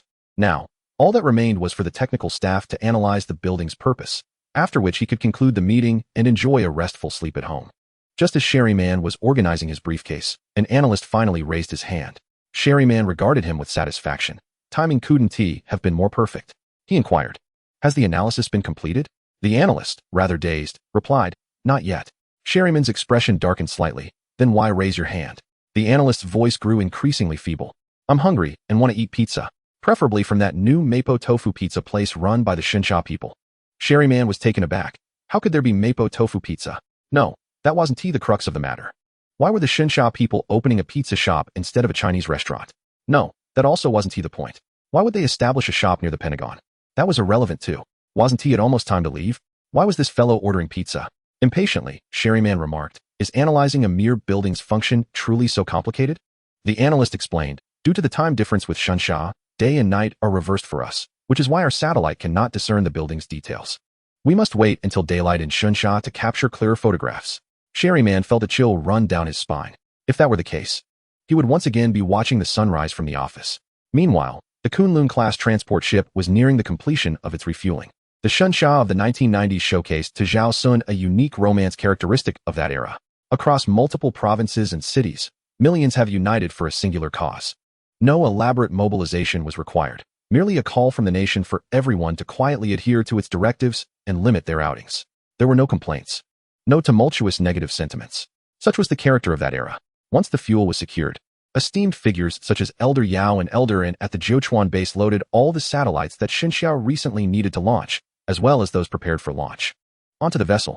It is said that this spacecraft can accomplish satellite deployment tasks across various orbits. Regrettably, even the sum of all satellites Xinxiao intended to launch in recent years barely filled a corner of this transport ship's cargo hold. Even with the inclusion of the telescope, the centerpiece of this transport, the Endeavour resembled little more than a cargo run with minimal load. Zhao Xun found their woeful expressions somewhat amusing. It seemed that frugality had become ingrained in the very essence of this generation. Faced with the situation, Zhao Xun resorted to purchasing a complete set of equipment intended for the next phase to fill the cargo hold, an entire suite of space-based weaponry. This arsenal could strike any corner of Blue Star's surface at will, as well as target all satellite systems in Blue Star's orbit. While ineffective against extraterrestrial beings, it would be immensely beneficial for the forthcoming plans proposed by Minister Yin Guohua. Yesterday, when Zhao Xun laid his cards on the table with Yin Guohua, the latter had subtly hinted that if an extraterrestrial civilization were indeed coveting Blue Star, the foremost priority for Xinxiao would not be to pour all resources into space endeavors immediately. Rather, it would be to accomplish a monumental task: unifying language, standardizing measurements, consolidating currency, and harmonizing research standards, essentially unifying everything distinct from Xinxia. Only in this way could Xinxia marshal the maximum resources and focus solely on advancing its space program without being distracted by threats from other nations on Blue Star. This suite of space-based weaponry represented Zhao Xun's greatest support for Yin Guohua. Zhao Xun was acutely aware of the formidable challenges that lay ahead for Yin Guohua's plans. Not to mention external resistance, the internal opposition within Xinxia was already substantial enough to pose a significant hurdle. There was a real possibility that unfulfilled ambitions could lead to dire consequences. However, Zhao Xun understood that while Yin Guohua's approach was extreme, it was also the most effective. Only by harmonizing the voice of Blue Star could greater accomplishments be achieved. As for the idea of declaring an apocalypse to unify all nations of Blue Star, Zhao Xun had not even entertained such a notion. Time was of the essence for Blue Star, and there was no luxury to spend years entangled in negotiations with numerous countries. Even if negotiations could be expedited, Zhao Xun had no desire to collaborate with nations that could delineate dozens of genders. I have the means. Those who align with me shall thrive, while those who oppose shall perish. However, Zhao Xun chose not to consult others regarding the launch of the space-based weaponry in advance. He opted for a decisive approach, acting first and justifying later. After all, once such apocalyptic weapons were unveiled, dissenting voices would undoubtedly arise. As for other hostile forces, that was one thing. But Zhao Xun could hardly bear the domestic opposition from the overly compassionate. If this matter were to be brought to light, the resistance could be monumental. Yet, little did Zhao Xun realize that he had somewhat underestimated the resolve of the 1990s Xinxia space pioneers. Upon the moment when Elder Yao and Elder An beheld this batch of space-based weaponry, they immediately sensed the extraordinary nature of these items. Observing the variously shaped and distinctly styled Zhao Zhangwo bustling about, Elder Yao halted one out of curiosity and inquired, "What equipment are you transporting?" The halted Zhao Zhangwo saluted Elder Yao and earnestly replied, "These are instruments intended for the promotion of civilization." Elder Yao, momentarily taken aback, gazed at Zhao Zhangwo with a look of bewilderment. Noticing his confusion, Zhao Xun surmised that Elder Yao had caught on. Since the truth was apparent, Zhao Xun decided to be forthright. He conveyed through Zhao Zhangwo, "They are meant for rational discourse. The words they articulate are more readily accepted by others." Upon hearing this, Elder Yao's expression transformed from perplexity to clarity in an instant. He retorted with a hint of irritation, "Had you articulated that sooner, I would have understood. You young ones still veil the truth from me, thinking that those of us in the aerospace field are rather antiquated and peace-loving? Yet, do not forget, a missile carrying a mushroom-shaped payload and a rocket sending satellites into orbit are, Theoretically, one and the same. Zhao Xun promptly communicated. I am well aware that you two are a proponent of reason, but I worry about conservative elements within the base. Elder Yao chuckled, saying, young man, I cannot speak for other departments. But rest assured, I assure you, every individual in the Shinya aerospace community cherishes peace and advocates for rational discourse.